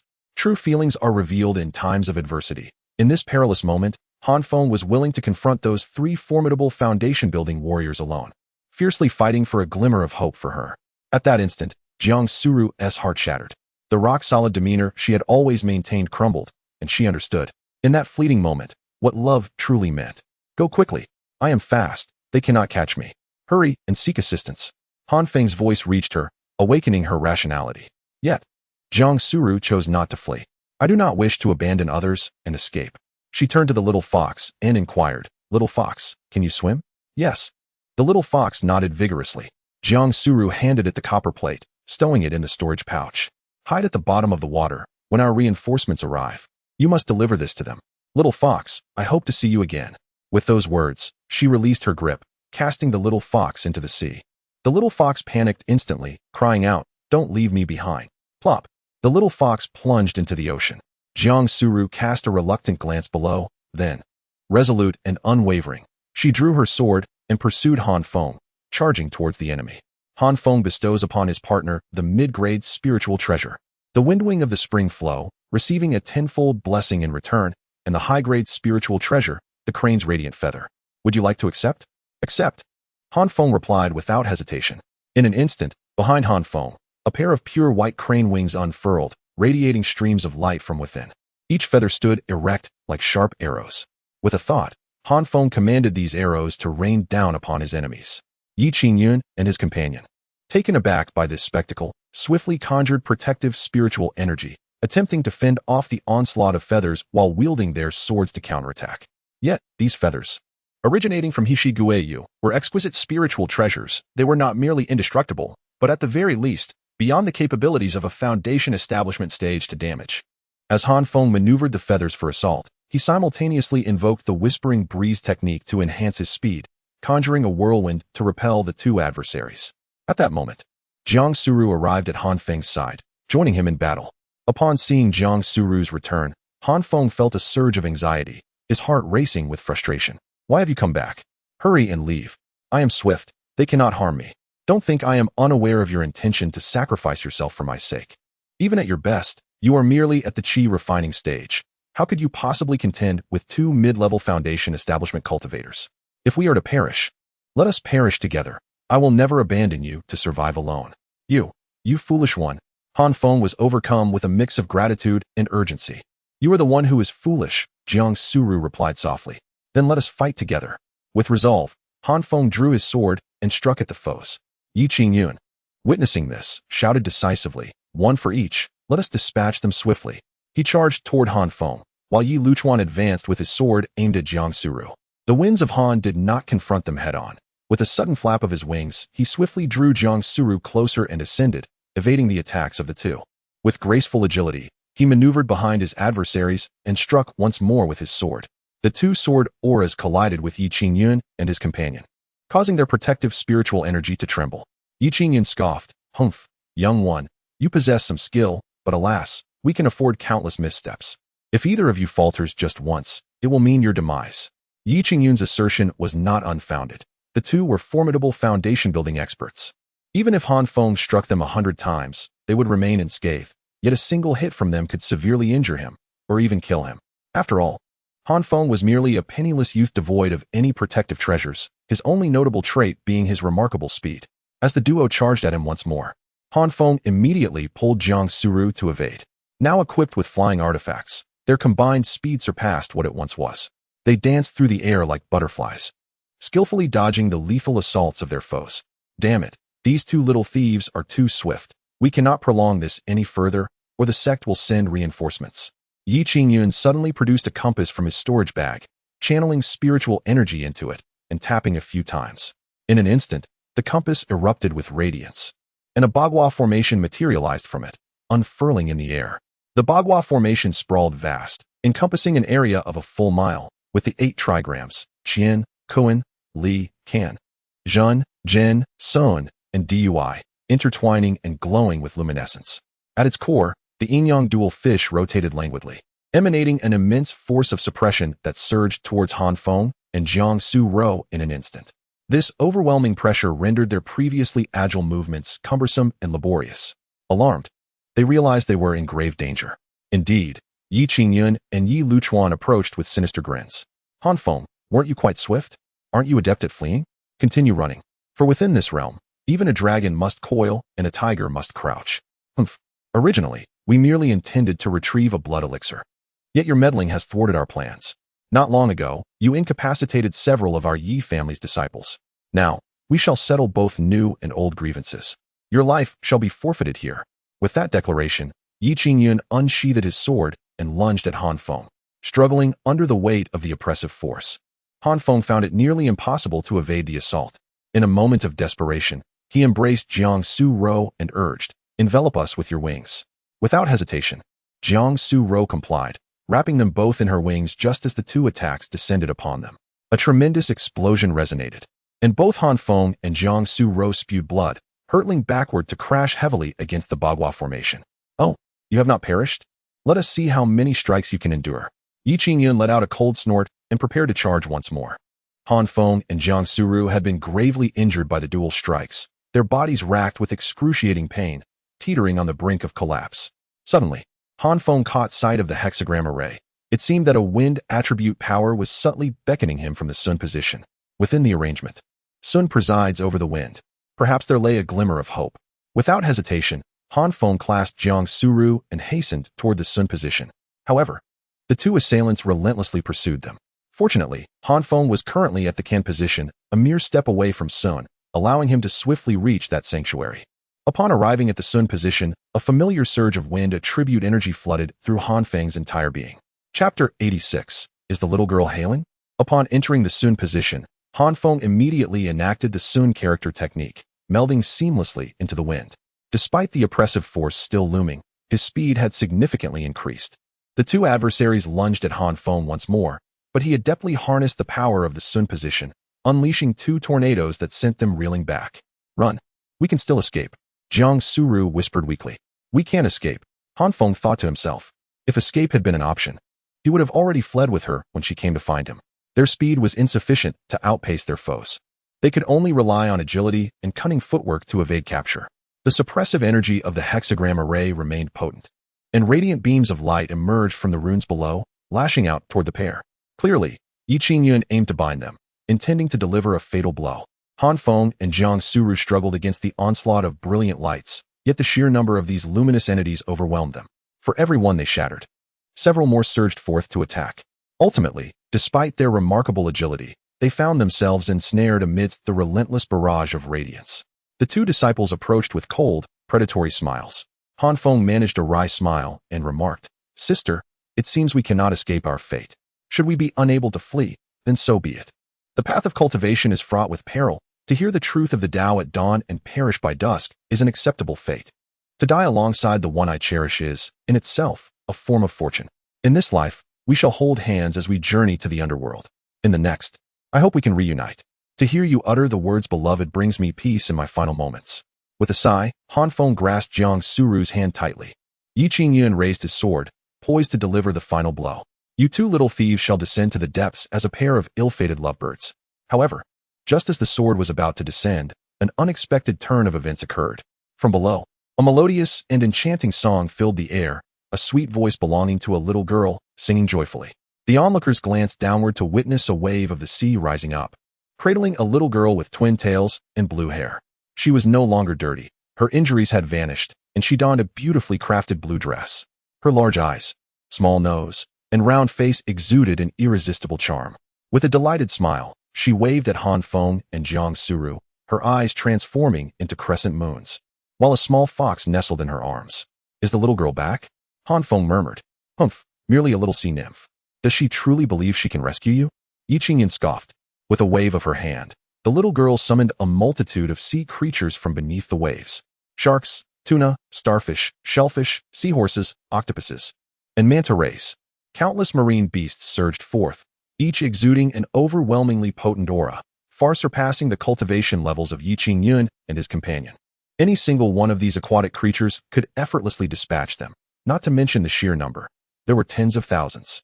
Yi Qingyun and Yi Luchuan stared in shock, their eyes wide with disbelief at the terrifying array of powerful beasts surrounding them. Brother, with so many beasts, they could easily annihilate our yin-yang sect. Couldn't they? Run, we must flee. Yi Qingyun shouted, his voice filled with desperation, as he turned and sprinted away. With a flick of her delicate wrist, the little girl commanded, eliminate them. Instantly, the sea creatures charged toward Han Feng and his companions. Both Han Feng and Jiang Suru were taken aback. Wait, do they mean us too? The little girl quickly realized and shouted, don't attack those two. They are good people. Go after the ones fleeing. The massive shark, which had already opened its gaping maw in preparation to devour Han Feng and Jiang Suru, hesitated upon hearing her words. It glanced suspiciously at them before redirecting its pursuit toward the fleeing members of the Yi family. However, due to the attack on Han Feng, a slight delay occurred, preventing their timely arrival. Ultimately, the two members of the Yi family were devoured whole by a dolphin, crushed within its jaws. The other marine beasts roared in protest, their voices echoing through the depths. The little girl, covering her mouth, chuckled and said, all right, thank you all for your assistance. There's a scar-faced fellow who has been bullying me. Please keep an eye out for him and deal with him. The marine creatures nodded sagely in agreement before returning to the ocean depths. With the demise of the Yi family members, the Xianyuan compass became a masterless object. Lacking a controller, Han Feng hastened to retrieve it, grasping the compass in his hands. Oh dear, you're injured. Let us attend to your wounds. There is an island nearby where we can recover, the little girl cheerfully suggested. Thank you, Han Feng replied, taking hold of Jiang Suru's hand as they flew toward the distant island. Upon reaching the shore, they landed, and the little girl was carried ashore by the waves. Bouncing over to join them, Han Feng and Jiang Suru settled on a stone, consuming their healing elixir. The little fox leaped up, exclaiming joyfully, I'm so relieved to see you both safe. I was so worried about you. You little rascal, you have quite the luck, Jiang Suru said, embracing the little fox and gently stroking its wet, sea salt-drenched fur. Han Feng bowed his hands toward the little girl, expressing, I am profoundly grateful for your assistance, young lady. He, you saved me as well. This is what we call mutual aid. We are now good friends. She replied with a bright smile. The little girl raised her tiny hands and cheerfully inquired, my dear friends, please tell me your names. I am Han Feng, and this is my companion, Jiang Suru, along with our good friend, the little fox. What is your name, young lady? The girl pondered for a moment and, somewhat hesitantly, replied, I have many names. My friends from the sea refer to me as the spirit of the ocean, calling me Hai Ling. The fishermen on land call me the sea goddess or the sea fairy. The mermaid sisters affectionately name me Little Fairy, while Sister Dragon has given me the name Anhiu, often calling me an. And there are some great demons who call me Little Girl. What would you like to call me? Han Feng, feeling a bit perplexed, suggested, let's go with an. It sounds lovely. All right then, you may call me an. The little girl exclaimed joyfully. Her innocent and radiant smile illuminated Han Feng and Jiang Suru. An, how are you able to summon so many magical beasts to assist you in battle? Because they are all my dear friends. The little girl declared proudly, as our ship sails beyond the Min waters, anchored between the northern and southern skies. I am acquainted with friends across the 4 seas, and even those from distant lands are my compatriots. Throughout all the oceans in the world, I have friends everywhere. You truly are remarkable, Jiang Suru remarked, gently pulling the little girl closer and ruffling her hair. You are so adorable. What kind of magical beast are you? Huh, am I a magical beast? I thought I was a fairy. Anan was taken aback, as she had always believed herself to be a celestial being. Hee. You little rascal, how can you be such a feeble divine entity, unable to defeat even a chi refinement stage practitioner? That's different, she replied. On land and in the sky, I may be weak, but in the depths of the ocean, I possess extraordinary strength. Moreover, I have many dear friends who assist me. No one dares to bully me in the sea. I truly am a celestial being. I am not deceiving you. I am the spirit of the ocean, the embodiment of all marine will, endowed with the power of the sea. Monsters are merely animals that cultivate to gain intelligence, while I am the very essence of the ocean that has attained sentience. Though I may be feeble on the shore, in the ocean, I am invincible. Observing the proud little girl, Feng pondered for a moment before asking, but to deal with 2 foundation establishment stage cultivators, you still require the assistance of other beasts? Well, oh, never mind that. I am simply very formidable. The little girl, Anan, felt a twinge of guilt and embarrassment. Indeed. You are quite impressive. We are delighted to know you, Feng remarked with a smile. The little fox eagerly chimed in, yes indeed. The little fox adores Miss Anan. Anan replied, I like you too. She lifted the little fox high above her head and joyfully spun around on the beach. Anan, how did you end up in the human city on Juming Island? Upon hearing Jiang Suru's inquiry, Anan's small face instantly fell, as she clutched the little fox and expressed, I adore making friends and delight in play. The fishermen on the island regard me as the sea goddess, and I often venture ashore to frolic with them. However, this time, I encountered wicked individuals. They suddenly appeared and unleashed a formidable array, intent on slaughtering all the common folk. Unable to retreat to the sea, I had no choice but to combat these villains to safeguard the innocents. Alas, I am too feeble on land, incapable of overcoming them, and I could only watch helplessly as the mortals fell before their blades. The mortals erected shrines in my honor, enshrining my likeness and composing verses to extol my virtues. They sought my protection, yet I failed them, and this burden rests heavily upon my heart.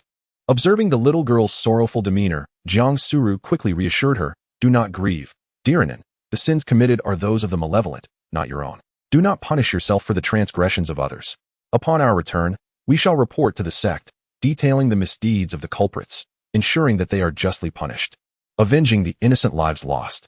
Yet the murderers of mortals have fled, and interjected with a pout, her voice gentle yet determined. I have dispatched my friends to pursue them. They must be captured and punished severely. Jiang Suru nodded affirmatively. That is splendid, Anan. Would you care to join us in our sect? It is not far from the coast, merely 100 miles inland, and that shall be our home. Anan shook her head and said, no. The world of humans is far too perilous. Many among you are driven by greed and arrogance. Upon seeing me, they would seek to capture and slay me. Though I recognize that there exist both good and bad individuals among humanity, I would be too vulnerable upon reaching the shore, and must therefore steer clear of the formidable humans. You too are kind-hearted, yet you are too feeble to safeguard me. However, should you wish to accompany me to the sea as my guests, I would be immensely delighted. I can introduce you to Uncle Shark, Elder Dolphin, Sister Mermaid, and Sister Dragon. Sister Dragon's abode is quite expansive, though it lies at a considerable distance, situated in the vicinity of the Demon Emperor continent, far removed from your Tianqing continent. Feng understood that this realm was known as the Nine Realms, a singular world replete with oceans, wherein 9 vast continents were scattered, with the largest at the center and the remaining 8 positioned like the trigrams of the I Ching. Their Tianqing continent lay in the southeast, and the Yin-Yang sect was located on the southeastern coast of this continent, indicating just how remote their location was, indeed, a corner of the world. Thank you, Anan. If we have the opportunity, we shall certainly come to visit you. How will you find me? Anan asked with a curious and playful glint in her eyes. How about we stand by the shore and call out your name? That would be futile, for I cannot hear you. Allow me to bestow upon you a gift. Anan untied a golden seashell from her waist and handed it to Feng. Feng played with the conch shell in his hand, inquiring curiously, what is this? Gold. It seems quite valuable. Not at all, Anan replied with a playful pout. You must understand that gold is not the true treasure. The bonds of bravery and friendship surpass even the finest jewels. This is a gift from me to you, a testament to our shared fate. Your courage and kindness have earned the recognition of the spirit of the ocean, and in return, you have gained my friendship. From this moment forth, we shall be good friends. Should you wish to play with me, or if you encounter any troubles upon the sea, simply blow this conch shell, and I shall hear it and come to you. Remember, wherever there is ocean in the world, by sounding this conch, I shall hear you and will swiftly come to meet you. Very well. This gift is truly precious, and we shall accept it. Han Feng solemnly placed the conch into his storage pouch. That is wonderful, and then said with a sweet smile, now, we have made a promise. Let the sound of the shell be our call, and I shall come whenever summoned. Do not hesitate to reach out to me, for I wish to take you to meet my dear friends. My sister mermaid and sister dragon are both wonderful companions. Indeed, we have made a promise. And if the opportunity arises, we will surely come to the ocean to play with you. Han Feng nodded earnestly, and then beamed at him. Suddenly, she looked towards the west and exclaimed, Oh dear, the powerful ones from your world are approaching. I must take my leave. Remember to seek me out if you are in need. With a gentle leap, a wave of the sea cradled her. She waved her delicate hand towards the sea breeze, uttering, from the ends of the earth, we shall meet again. Farewell, Anin. Anin vanished into the depths of the ocean, carried away by the waves. The spirit of the sea, such a charming little creature. Han Feng smiled gently. Indeed, she is quite endearing. I hold a deep affection for her, remarked Jiang Suru. They turned their gaze westward, only to behold a magnificent rainbow suddenly descending beside them. It was their master, the esteemed Master Siyu. Chapter 88. The indignant disciple of Siyu. Upon arriving, Master Siyu initially surveyed the surroundings with a fierce glare before directing his attention to Han Feng and Jiang Suru. The two rose respectfully, Greetings, Master. What of the enemy? They are dead, Han Feng replied. Dead? Were there not 3 foundational cultivators? Did you slay them? They were vanquished by the sea demons, Han Feng elucidated. Earlier, senior brother Gao Hai stayed behind to ensure our safe escape, only to fall victim to the enemy's attack. Subsequently, 2 foundational adversaries pursued us, but along their path, they were devoured by a sudden onslaught of sea demons. We hastily retreated to the shore, narrowly evading disaster. Regarding the matter of the sea spirit Anin, Han Feng chose to remain silent, believing it best that fewer individuals were privy to such knowledge. He had grown accustomed to concealing secrets. Understanding his intent, Jiang Suru nodded in agreement. Siyu sighed and remarked, How pitiable is that child, Gao Hai. He was originally a disciple of considerable talent and exceptional character. With proper cultivation, he could have blossomed into a formidable force, but alas, his journey was tragically cut short. Han Feng, too, felt a profound sorrow. Although his acquaintance with Gao Hai was brief, this bright and cheerful senior had left an indelible impression on him, particularly the moment Gao Hai selflessly sacrificed himself to shield them from marauders, which filled Han Feng with both heartache and admiration. It could be said that had it not been for Gao Hai's valiant stand against the enemy, neither Han Feng nor Jiang Suru would have endured long enough for an end to arrive and rescue them. Their fates would have been sealed. Their lives were, in essence, a gift from Gao Hai, and they owed him a debt of gratitude. Master, does Gao Hai have any family? Jiang Suru inquired, lifting her gaze. She felt a sense of obligation to repay Gao Hai's family for their loss. Siyu shook her head and replied, Gao Hai was a child I found abandoned. He was merely 3 years old at the time and an orphan. I raised him as my own. It is my fault for misjudging his strength. I should have sent more people to his aid. Upon receiving your distress signal, I rushed here, but I was still too late. Fortunately, you two have emerged unscathed. Han Feng's heart sank at the revelation that Gao Hai was an orphan, nurtured by Siyu with deep affection, as if he were her own. Now, with Gao Hai's death in battle, Siyu must surely be engulfed in profound grief. Master, before Gao Hai departed, he entrusted us with evidence of the Yi family's crimes. We can use this to bring them to justice. Little Fox, quickly retrieve the bronze plate. The little fox nodded hastily and retrieved the copper plate from her storage bag. After taking the plate, Siyu first scanned it with her consciousness, then stored it away, stating, I understand. Let us proceed to recover Gao Hai's remains. Understood. The trio soared towards Juming Island. With Siyu's assistance, their journey was remarkably swift, yet upon arrival, they searched the area thoroughly but found no trace of Gao Hai's body. After observing for a moment, Siyu shook her head and remarked, There are significant residual waves from a powerful spiritual energy explosion, and there is no sign of Gao Hai's remains here. He must have self-destructed in the end. Han Feng and Jiang Suru bowed their heads, contemplating the grim reality they had anticipated but dared not voice. The thought of their savior now reduced to nothingness was indeed hard to bear. Alas, a being without roots has departed without a trace. Even the desire to return to one's origins is futile when there are none to seek. Siyu sighed softly and led Han Feng and Jiang Suru back towards the Yin-Yang sect. Upon their return, she announced, I shall meet with Elder Tai Lien to submit the evidence first, and we shall see how he judges this matter. The actions of the Yi family are utterly despicable, tarnishing the reputation of our sect, and are inexcusable. You two should rest and tend to your wounds for now. When the law enforcement hall summons you, you may go and testify.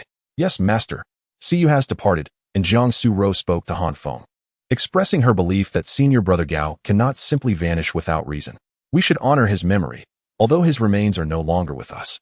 I wish to erect a tomb for him, inscribe a gravestone, and pay my respects properly. It is only fitting. Let us go together. The two of them made their way to the village at the foot of the mountain. There, they procured a fine coffin from a funeral shop, requested the staff to assist in carving a gravestone, and purchased floral wreaths, incense, and paper money before returning to the mountain. Upon reaching the residence of the inner disciples atop the Wanxia Peak, they found that the servant disciples were stationed at the foot of the mountain, the outer disciples at mid-slope, while the inner disciples resided at the summit. As Gao Hai was an esteemed inner disciple, he shared his quarters with several other senior brothers. After their arrival, they encountered a few foundation-building senior brothers. Jiang Shimi, what brings you here? The curious brothers inquired. Jiang Su-ro recounted the events in detail, and upon hearing her tale, the brothers were filled with righteous indignation. The Yi family is utterly shameless, having slaughtered so many innocent mortals for their blood elixirs, and even resorting to silencing our fellow disciples. How could senior brother Gao be reduced to mere ashes? This is intolerable. We must eradicate the Yi family. Indeed, let us rally the three core formation brothers and together vanquish the Yi family to avenge senior brother Gao. The despicable Yi family truly is a den of vipers, devoid of any virtue. They deserve to be exterminated. Such disgraceful elements tarnish the reputation of our entire sect. It enrages me. Let us march forth to annihilate them. The disciples were filled with righteous indignation, ready to rally together against the Yi family. Suddenly, a senior brother stepped forward and proclaimed, "Silence." His authoritative shout rendered the multitude of disciples speechless. The master of the thoughtful Jade sect had 3 core formation disciples, 20 foundation establishment disciples, and 3 chi refinement disciples. Han Feng counted. Aside from the fallen Gao Hai and the absent Yilong Yuan, all 22 others were present. The one who had just spoken was among the 3 most powerful individuals, the one in the center clearly a formidable core formation master. They approached Han Feng, and Jiang Su-ro introduced them. Han Feng, this is our master's chief disciple, Shang Yun, a practitioner at the upper echelons of core formation. These 2 are brothers Lu Xing and Wang Dao, both strong in core formation as well. Han Feng respectfully bowed to his seniors. Shang Yun nodded and remarked, "You must be the newly accepted disciple of our master, Han. Although I did not witness the battle in the ancestral secret realm, I have heard of it. Regarding the current situation, I just have one question. Where has our master gone?" "The master has gone to the law enforcement hall with evidence," Han Feng replied truthfully. "Indeed. Even our master understands that such matters must be resolved by the law enforcement hall. But what about you? Are you all prepared to wield your blades against the Yi family?" Chapter 89. The plan to annihilate the Yi family. Shang Yun gazed at the more than 20 junior disciples and coldly declared, "First, within the sect, private duels are strictly prohibited. Violators will face severe penalties, and taking a life will demand a life in return. For the sake of the despicable Yi family, do you truly wish to extinguish yourselves? Over the course of a century, our revered master has taken in but a mere 20 disciples. Do you desire to render her a solitary figure? Would you have her bear the infamy of nurturing a brood of murderers? If she were inclined to take action herself, she would have done so, for she is a formidable peak nascent soul cultivator. Surely, she could eradicate the insignificant Yi family. Moreover, do not underestimate the Yi family. They have flourished for centuries, with their lineage sprawling and abundant, comprising at least 10,000 members.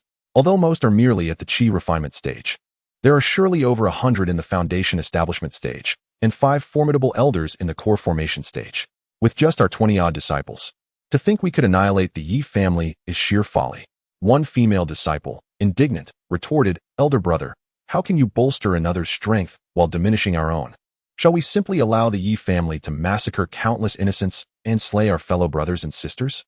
They have attempted to assassinate our young junior brother time and again." She pointed at Han Feng. Shang Yun scoffed and declared, "That, of course, shall not happen. Those who dare to harm my junior brother shall face the wrath of their entire clan. My hatred will not be quelled otherwise. However, we cannot act rashly, for such recklessness would not only thwart our vengeance, but also endanger ourselves. I have devised a plan. The crowd here is too large and observant. Let us prepare some garments for our junior brother and conduct a burial fitting for a gentleman. We shall proceed to the cemetery to discuss our next steps." Upon hearing Shang Yun's words, the disciples instantly felt invigorated, looking to their elder brother for guidance. They entered Gao Hai's room together to gather some clothing and personal belongings. Han Feng retrieved the coffin, and the group placed the items inside, carrying it towards the back mountain cemetery. Each peak in the back mountains housed a cemetery for the burial of deceased elders or disciples. They selected a relatively suitable spot, dug a deep pit, placed the coffin within, erected a tombstone, and adorned it with a wreath. Han Feng and Jiang Suru knelt down and began to burn paper money, one sheet at a time. Shang Yun surveyed the serene cemetery and remarked, "There are no outsiders here. Let us discuss how to annihilate the Yi family and avenge our fallen brother Gao Hai. Senior brother, please lead the way. We will follow your guidance." Very well. According to the descriptions provided by junior sister Jiang and junior brother Han, they, along with brother Gao, ventured to an overseas island to investigate a massacre involving murder and alchemical practices, where they apprehended a malevolent cultivator. As we all know, the Yi family arrived, and in order to shield his two junior siblings during their escape, brother Gao sacrificed himself. Gao Hai acted nobly, as a strong cultivator and a senior brother. It was his duty to protect those weaker than himself. He was both great and honorable. Furthermore, the evidence they managed to safeguard at the cost of their lives has been successfully brought back. But have you considered how Elder Tai Lien will handle this evidence once it is submitted to the law enforcement hall? A male disciple inquired. Given Elder Tai Lien's stern and impartial nature, he will undoubtedly pursue the Yi family without mercy, imposing severe repercussions, he concluded. Shang Yun nodded and remarked, "Well, then the question arises, who shall be judged? The murderer has already met his demise in the belly of the fish, leaving no witnesses behind. Even if evidence were to surface, proving that the two of them incited the wicked cultivators to commit murder and concoct elixirs, the Yi family could easily argue that these acts were solely the personal transgressions of those two individuals. What connection do they have to the rest of us? What relevance does it bear to the entire Yi family? Regardless of the circumstance, one must bear the consequences of their own actions. It is simply unjust to execute you for the crimes of your relatives. Collective punishment does not apply in this manner, and it will not adversely affect the Yi family as a whole. Thus, the most likely outcome of this affair is that it will remain an unsolved mystery, fading into oblivion, while the two deceased merely serve as scapegoats for the blame." Han Feng set down the paper money and rose, stating, "Yet Yi Qingyun explicitly mentioned that the blood elixir was intended for Yi Longyuan. What significance does that hold? After all, did Yi Longyuan not consume it? He could easily assert that he has been in seclusion, entirely unaware of the events transpiring outside, and that it was his two uncles who acted independently, with no involvement on his part." Shang Yun let out a bitter laugh and continued, "How could I have failed to see it before? The seemingly humble and respectful Yi Shidi standing before us is, in truth, a despicable, shameless, and cruel individual who revels in slaughter." Han Feng then added, "What if we were to capture that wicked cultivator and bring him forth as a witness? What good would that do? The wicked cultivator was also in collusion with Yi Qingyun and his accomplices. How much could he possibly know? Ultimately, he would merely shift the blame onto Yi Qingyun and his associates. Could it be that he would claim that the entire Yi family, comprising tens of thousands, orchestrated his actions? Such a notion is implausible, and no one would believe it." A cold smile crept upon Shang Yun's lips as he declared, "Let me reiterate. Punishing one or two individuals is not our objective. Our true aim is the annihilation of their entire clan, the eradication of every member of the Yi family, ensuring that this nest of serpents and rats is utterly expunged from the Yin-Yang sect. To accomplish this, we must escalate the situation. If we cannot resolve the conflict, we must allow it to intensify to a point where it becomes unmanageable, compelling significant figures capable of addressing the Yi family to intervene. Presently, the enforcement hall has gathered evidence, yet due to the gravity of the matter, deliberation and trial will require several days. These days present us with our opportunity. Fellow disciples, during this period, we must spare no effort in fervently disseminating the tale of the Yi family's massacre of tens of thousands from Juming Island to concoct blood pills for Yi Longyuan's cultivation breakthrough. It is imperative that not only our sect's disciples are informed, but also the external regions, factions, and other sects must be made aware. We must magnify the situation to the extent that the reputation of the Yin-Yang sect is tarnished, that all come to know the Yi family as a nefarious clan of city slaughterers and pill makers, provoking other sects to recognize the presence of murder and alchemy within the Yin-Yang sect. We must ignite public discourse, making it widely known. In doing so, our disciples and elders will be overwhelmed with indignation, demanding severe punishment for the Yi family from our sect. Other esteemed families and high-ranking elders would collectively demand severe punishment for the Yi family, advocating for their expulsion from the sect. After all, the absence of the Yi family would afford these families greater access to resources and positions. Moreover, other sects would undoubtedly rise to condemn our Yin-Yang sect, denouncing our nefarious actions. Outsiders remain indifferent to which member of the yin-yang sect is responsible. They only recognize that it is our sect that perpetrates these deeds. Similarly, should an equally malevolent individual emerge from another sect, we would be quick to criticize that sect rather than the individual. Chapter 90. Once aloof, now in tears. The more Feng listened, the brighter his eyes became, and he interjected, "Senior brother, that is an excellent idea." In this way, the sect master, pressured by both internal and external forces as well as the reputation of the sect, will be compelled to agree to the expulsion of the Yi family. If he fails to do so, we shall rally everyone to escalate our protests, growing increasingly fierce until we shake the heavens, unperturbed by any lack of pressure on the sect master. After all, this sect is not solely governed by the sect master. It is a collective decision made by many elders, and significant matters require deliberation. Even the sect master cannot act unilaterally. Furthermore, I find the sect master to be quite reasonable. Perhaps he will, without the need for great uproar, willingly expel the Yi family from the sect. Shang Yin chuckled. Indeed, junior brother Han, you grasp the situation with remarkable clarity. It is true that, according to the established laws and regulations, the sect cannot take any punitive action against the Yi family. However, this does not imply that the sect master and Elder Tai Lien do not harbor intentions to discipline the Yi family. Perhaps they are merely awaiting the opportune moment. Over the past few days, I have taken the initiative to form an alliance against the Yi family, rallying more supporters to our cause. With your esteemed reputation, bolstered by your commendable performance in the secret realm, the entire sect has grown discontented with the Yi family, perceiving you as a victim of their oppression. Your notoriety will undoubtedly incite many disciples to join us in our crusade against the Yi family. The moment the Yi family departs from the sect, we shall immediately launch our assault and declare war. The Yi family boasts a population of tens of thousands, yet only a few thousand among them are disciples of our yin-yang sect. The remainder consists primarily of those at the fifth layer of qi refinement or lower, or mere mortals. After all, despite their numbers, not every member of the Yi family possesses exceptional talent or aptitude for cultivation. When the time comes, once they have left the sect, we will pursue and eradicate them. After all, killing fellow disciples is a crime, but eliminating outsiders and bandits is not. The Yi family, being a prominent clan with abundant resources, will inevitably attract the attention of other major families, who will not let such a bountiful opportunity slip away. What awaits the Yi family is undoubtedly a calamity of monumental proportions. Shang Yun was correct in stating that the yin-yang sect boasts hundreds of thousands of disciples. However, the population beneath the mountain and in the surrounding areas exceeds millions, with a demographic of over 100 million within a 1,000-mile radius. The Yi family comprises tens of thousands, yet they cannot possibly represent even a fraction of the yin-yang sect's disciples. Otherwise, the Yi family would effectively be the sect's deities. As Shang Yun aptly pointed out, financial wealth stirs the human heart, and combined with the pressure of public opinion, the Yi family's substantial resources are sufficient to entice other influential clans. Should the Yi family be expelled from the sect, they would undoubtedly face a fate of utter annihilation. Shang Yun turned to Feng and continued, "Junior brother Han, for the next few days, you need not concern yourself with anything. Remain at home and keep a low profile. I will handle all arrangements. Once the law enforcement hall notifies you to attend the tribunal and require your testimony, promptly inform me. I shall alert everyone and gather all disciples to witness and create a commotion.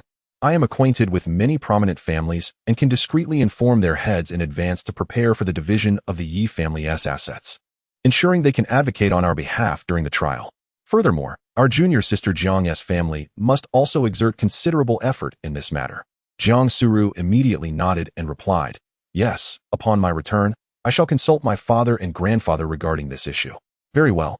Shang Yun approached Feng, patted his shoulder, and earnestly stated, "Junior brother Han, I comprehend your feelings. Senior brother Gao Hai sacrificed himself to save you, and you must feel an immense sense of guilt. However, as long as we can eradicate the Yi family, it would mean ridding the sect and the world of a significant malignant tumor. Thus, Senior brother Gao would not have died in vain. His demise was noble, a testament to his heroism. Rest assured, senior brother, this endeavor is not solely for avenging Gao, but also for my own vengeance, and for the countless innocent lives lost." Feng approached the gravestone, knelt down, and bowed 4 times, his gaze solemn as he declared, "Junior brother expresses his profound gratitude for senior brother's life-saving grace. May your spirit in the heavens bear witness. I shall assuredly take the life of the Yi family to avenge you." This scene prompted nods of approval from the other senior brothers. Feng is indeed a grateful and loyal junior brother. Through this experience, Han Feng also became acquainted with his senior brothers and sisters, realizing they were all united and caring individuals. It seems that Master S judgment in selecting disciples is quite commendable. As for Yilong Yuan, who could have believed that this refined, amiable, and humble young gentleman would turn out to be such a cunning and treacherous villain before his confrontation with Han Feng? Of course, had it not been for Han Feng, if Yilong Yuan had successfully won over Jiang Suru, he might have been a paragon of virtue, a bright and ambitious individual admired by many, and he could have remained loyal to the sect, becoming a good person. Yet, driven by jealousy due to Han Feng, he succumbed to darkness. Han Feng altered Yilong Yuan's character, just as Yilong Yuan transformed Han Feng's disposition. Han Feng embodies a desireless and carefree demeanor, wishing to offend no one and merely seeking a blissful pastoral existence. Now, his profound grievances and deep-seated hatred have all been provoked by Yilong Yuan. Given this, it seems that a resolution can only be achieved through confrontation. As everyone dispersed to attend to their own affairs, Han Feng and Jiang Suru retreated to a modest attic, where they settled down to cultivate their energies and heal their wounds, consuming the rejuvenating elixir.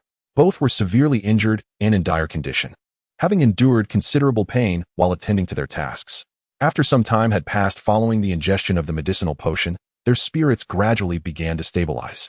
Jiang Suru tilted her head, gazing at Han Feng, and with a wistful sigh remarked, "Han Feng, I realize that I truly do not know you well enough. In the past, I regarded you merely as a timid and ordinary individual. However, after the events we've experienced, I have come to see your bravery. You dared to leave the main forces of the Jiang family to seek out Wang Mian. You faced a multitude of foes alone in pursuit of vengeance for your brothers.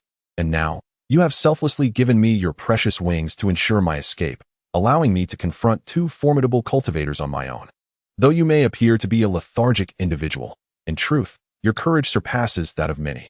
This time, you have truly moved me. You are also remarkable. In the end, you did not flee but returned to fight alongside me, albeit rather foolishly. You should have run. You are the foolish one." Jiang Suru gazed at Han Feng with adoration, tears streaming down her cheeks as she embraced him tightly, softly saying, "Han Feng, thank you. It is truly wonderful to have you." Han Feng embraced her, observing her tears. Aware that she was still touched by his actions and saddened by the loss of Gao Hai, he wished to comfort her but found himself at a loss for words. After a moment's contemplation, he extended his finger to lift her chin, deliberately adopting a proud and arrogant demeanor, teasingly saying, "Oh, wasn't this little lady quite aloof before? Why the tears now? Have you perhaps fallen for me?" Chapter 91. First visit to the Jiang residence. Jiang Suru, who was currently sobbing softly, was taken aback by Han Feng's sudden gesture. But the surprise did not end there. A little fox leapt onto the table, standing upright with its left paw on its hip and its right paw extended forward, imitating Han Feng's pose. It proudly declared, "Oh, wasn't this big sister previously too haughty to pay attention to anyone? Why the tears now? Have you fallen for this little fox?" Observing their antics, Jiang Suru couldn't help but chuckle through her tears.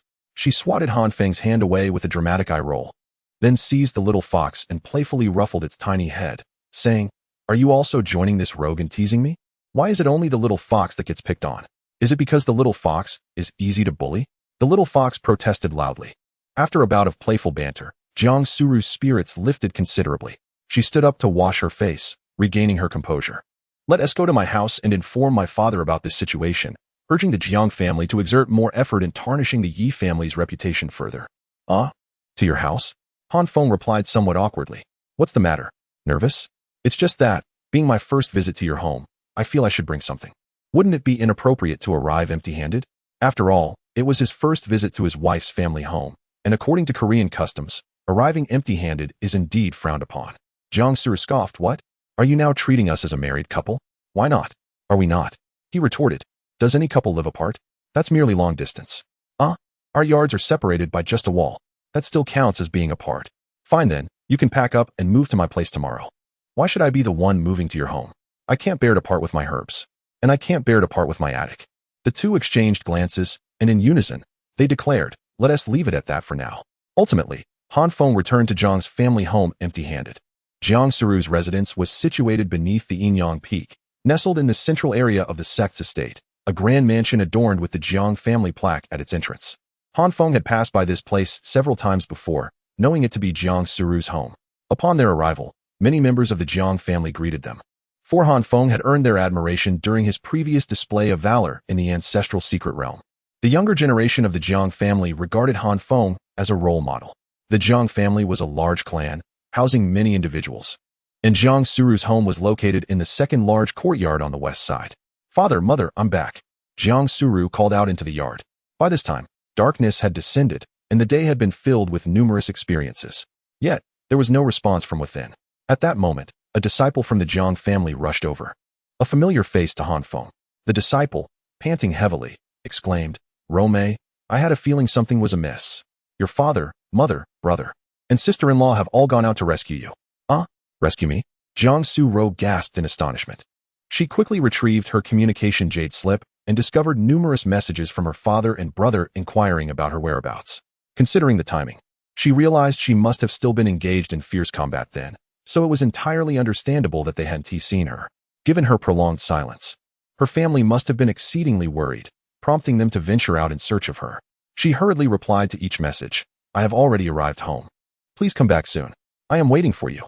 After speaking, the two entered through the door and settled into the living room to await their return. In her moment of reflection, she recalled that during her plea for help, she had not only reached out to her master, but had also sought assistance from her father and brother. It dawned on her that they had been unable to locate her, unaware of her precise position, and would continue searching tirelessly, an important detail she had momentarily overlooked. Upon hearing Jiang Suru's words, Han Feng smiled and remarked, "It truly is wonderful to have family that cares. By the way, Han Feng, having known you for so long, I have yet to inquire about your origins. Are your parents and family no longer with us, or have they gone elsewhere?" "I am uncertain," he replied.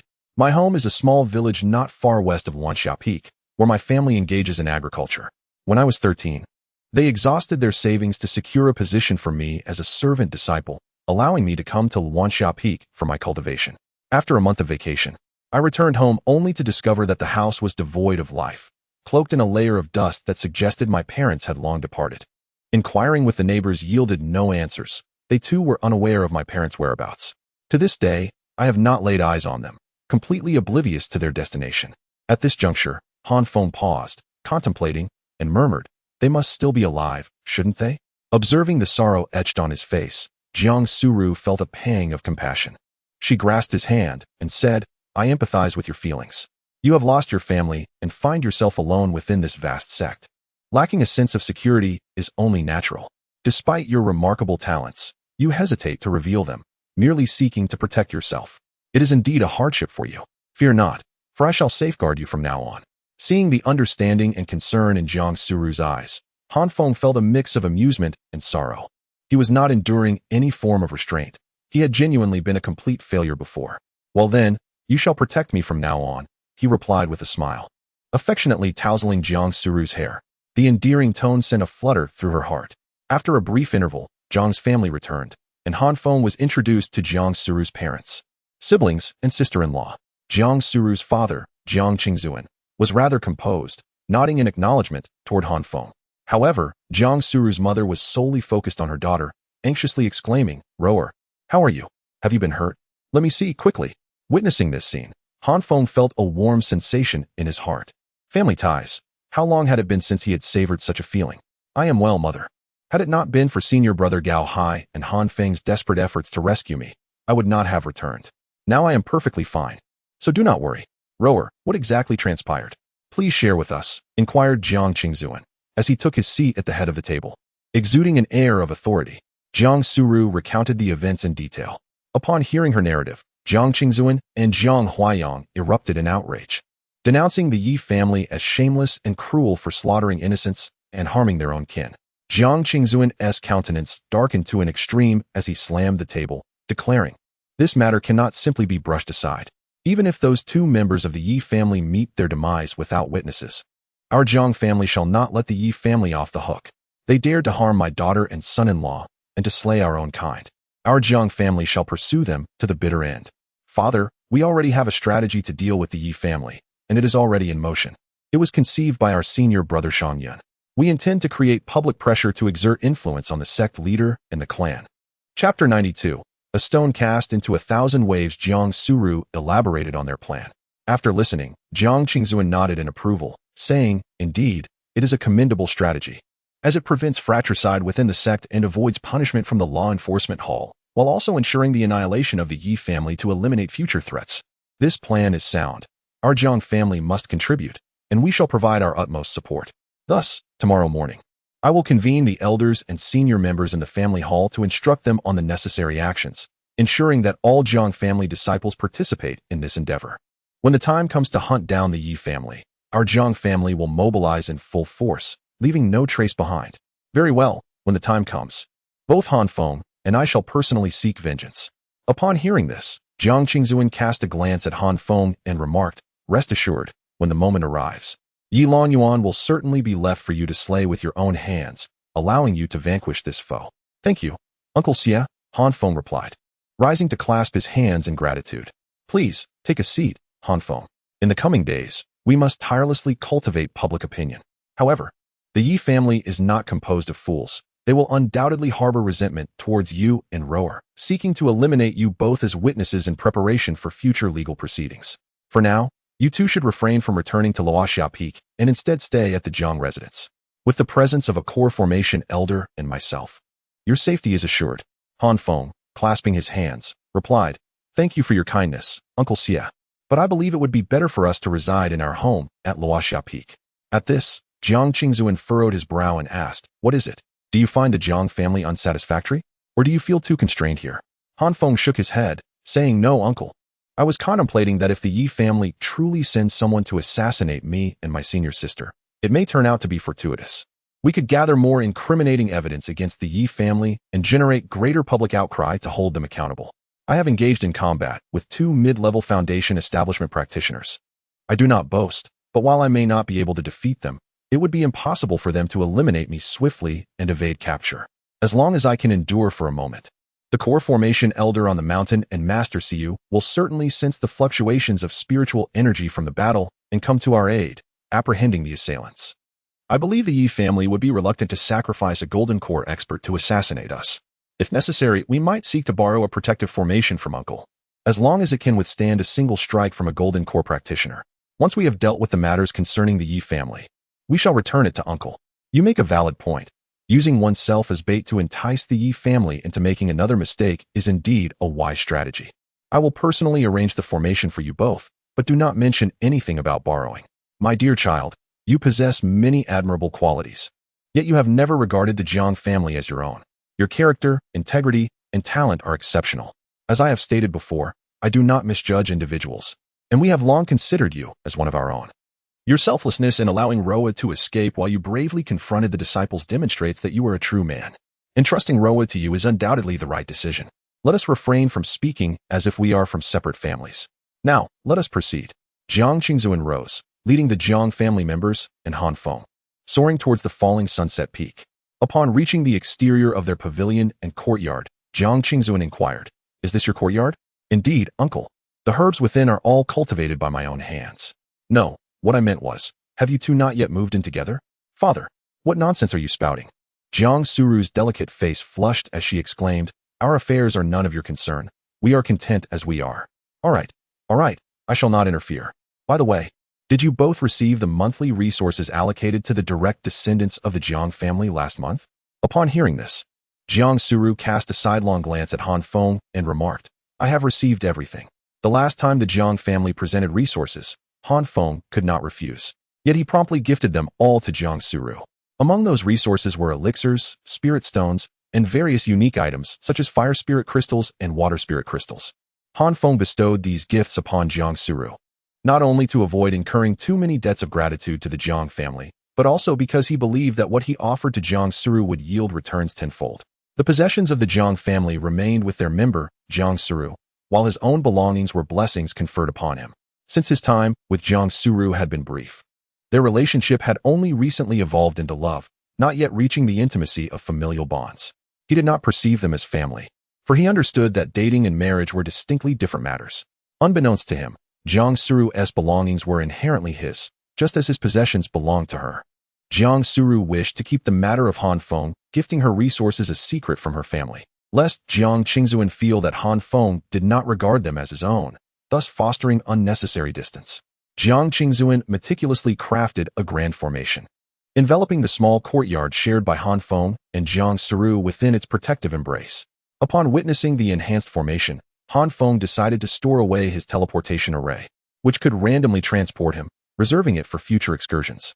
After these arrangements, the Jiang family departed, with Jiang Huaiyang, before leaving, affectionately placing his arm around Han Feng's shoulders, offering words of encouragement and praise. One must admit, the brother-in-law was truly commendable. Upon their return, the dawn had broken. After a day and night of relentless toil, Han Feng and Jiang Siru found their mental energies utterly depleted, having endured an overwhelming series of events. They required a well-deserved respite. The two lay entwined upon Han Feng's spacious bed, surrendering to slumber, while the little fox dragged its cozy nest outside, basking in the comforting warmth of the sun. As they slept, the entire sect erupted in turmoil. The events of the previous day, embellished and disseminated by various interested parties, swiftly reached every corner of the sect. In no time, all disciples, elders, and even the townsfolk from below the mountain were aware of the unfolding scandal.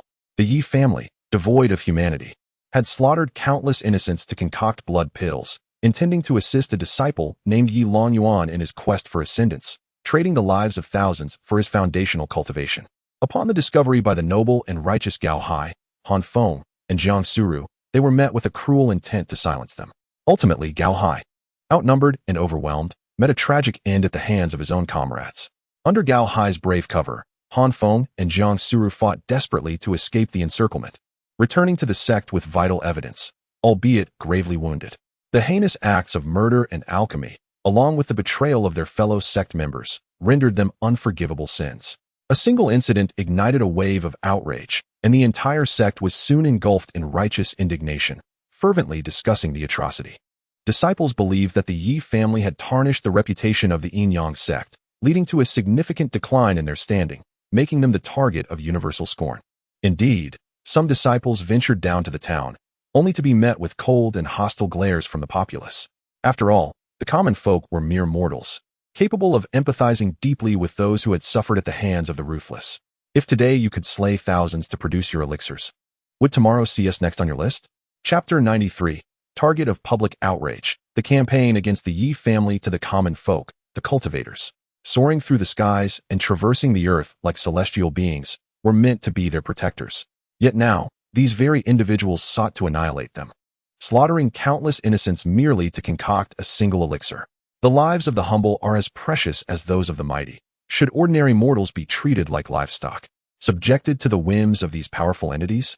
The populace, filled with righteous indignation, found themselves with no recourse, compelled to unite in a collective plea. They inscribed their names in blood upon a petition, kneeling before the gates of the Yin-Yang sect, imploring them to deliver justice upon the Yi family, the perpetrators of this heinous crime. With the encouragement of those who harbored ill intent, news of this atrocity spread like wildfire, reaching even other sections. The three other major sects of the Min Kingdom, alongside the royal family, began to exert pressure on the Yin-Yang sect.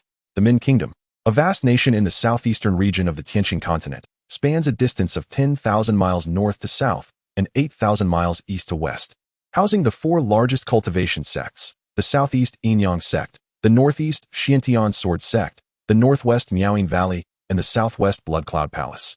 At the heart of this region lies the royal family of the Min Kingdom.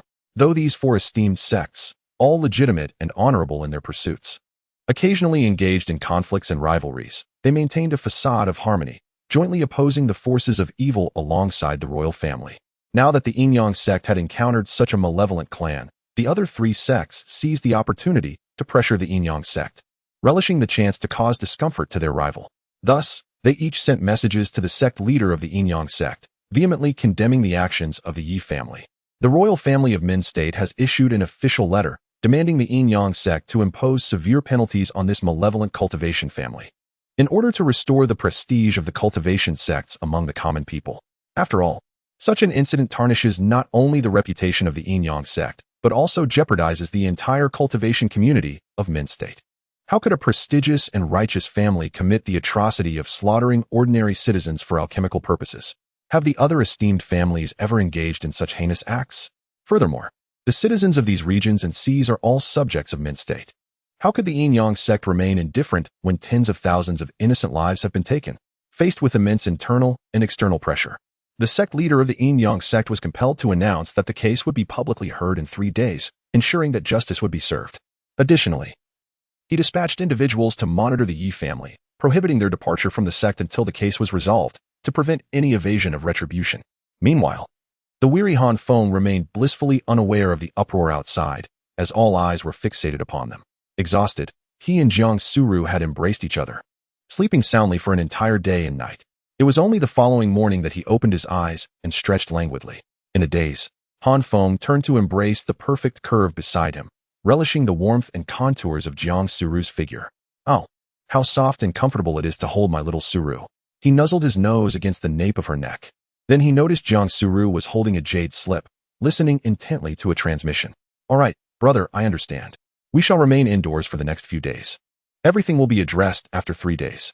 Yes, keep a close watch on the Yi family, ensuring they do not escape or transfer their assets. Rest assured, neither Han Feng nor I are children any longer.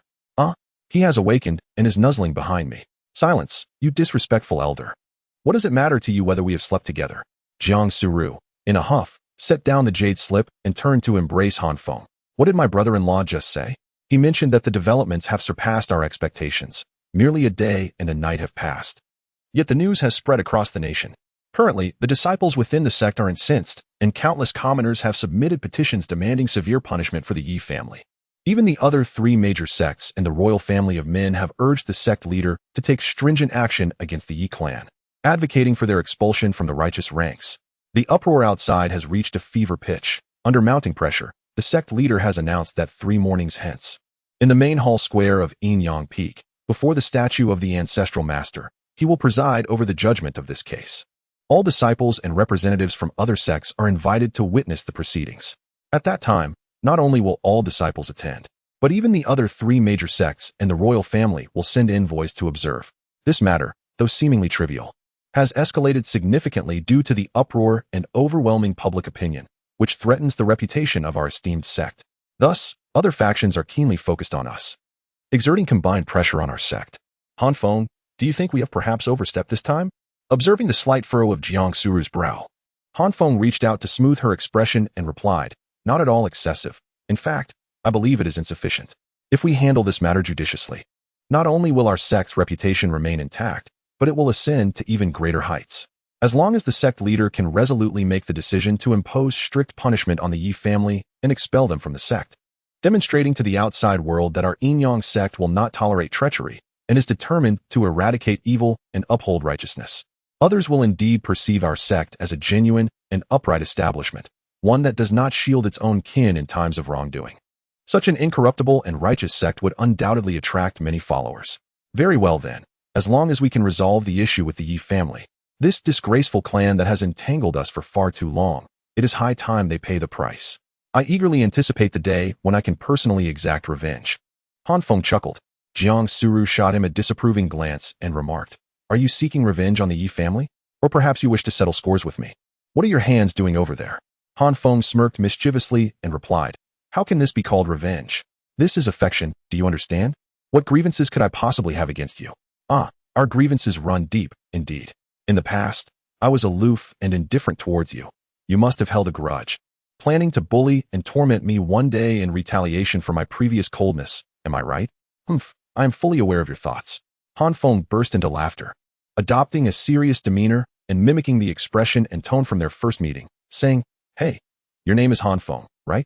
I chose you solely because you are a worthless fool, incapable of providing me with any pressure. Here, this is the spirit stone from our last blind date. It's all yours. From now on, this celestial maiden permits you to cultivate together once every 10 days. Remember, this is a reward from me. Do not be ungrateful.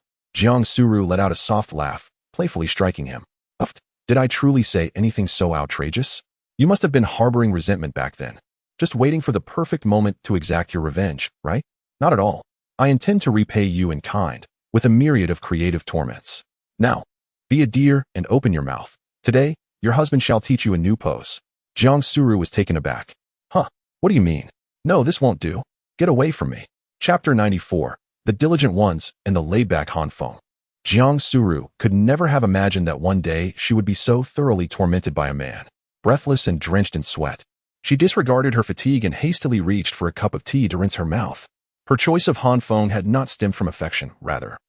It was a decision made out of disdain for Yi Longyuan. Although Yi Longyuan's gaze was always gentle and respectful, Jiang Sura could perceive the underlying desire and lust lurking within. She abhorred this, resolutely desiring to avoid any form of intimacy with men. Choosing Han Feng was merely a strategic decision. He was a man of no consequence, lacking connections, and completely devoid of the traits associated with dominance, ensuring he would not leverage their partnership to coerce her into engaging in activities typically favored by men. The first month passed rather pleasantly. However, unexpectedly, everything changed a month later. She had misjudged him. This man was anything but inept.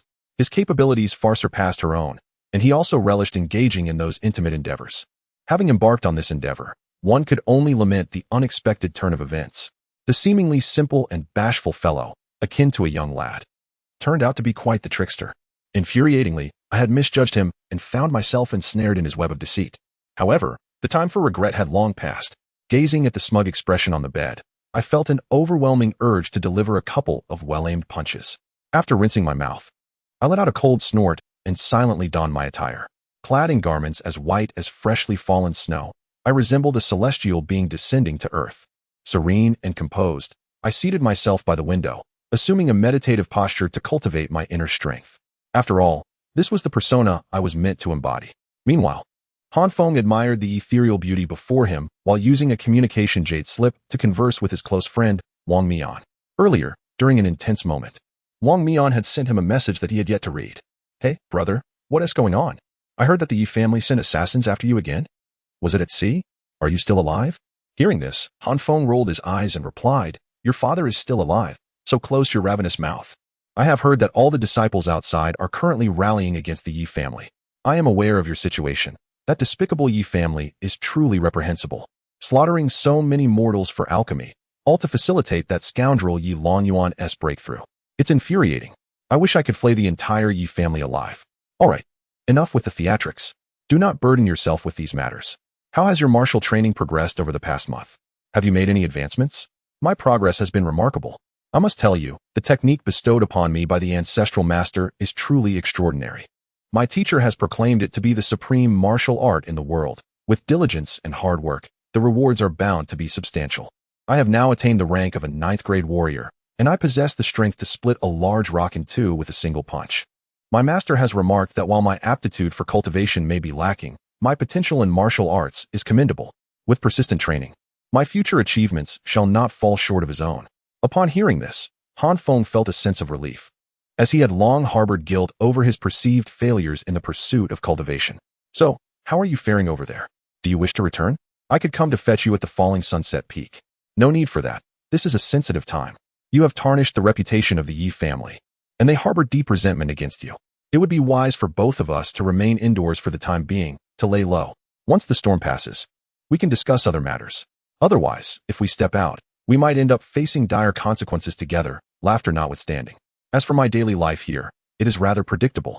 I engage in 4 activities: eating, sleeping, practicing martial arts, and tormenting a few of the Yi family members. The 5 rascals under Yi Longyuan endure my training as if they were dogs, fetching water, chopping wood, cooking, and cleaning. Should they fail to meet my expectations, I do not hesitate to discipline them harshly. Under the attentive guidance of my master, coupled with the formidable technique I have acquired, my cultivation has progressed rapidly, positioning me as a 9th grade warrior. While they remain inconsequential, I alone can overpower them, and with my master's support, I am living quite contentedly. That sounds reasonable. But let us not be overly ruthless. In a few days, the trial of the Yi family will commence. According to our plan, the Yi family will be expelled from the sect, and at that time, we will mobilize everyone to hunt them down. Those few members of the Yi family must also be eliminated. Thus, it seems I ought to take the opportunity to torment them further. If they perish, I shall have no one left to bully. Ha ha ha. I must hurry. However, Fengzi, the Yi family has a population of tens of thousands, most of whom are mere mortals. Should we also eliminate those commoners?" Upon hearing this, Han Feng scoffed coldly and replied, "Logically speaking, not a single member of the Yi family deserves to die, for the true perpetrator behind the slaughter of mortals has already met his end. Yet, since we have decided to strike, we must ensure total annihilation. If we do not eradicate the roots, they may sprout anew with the spring breeze. Who would dare to be lenient?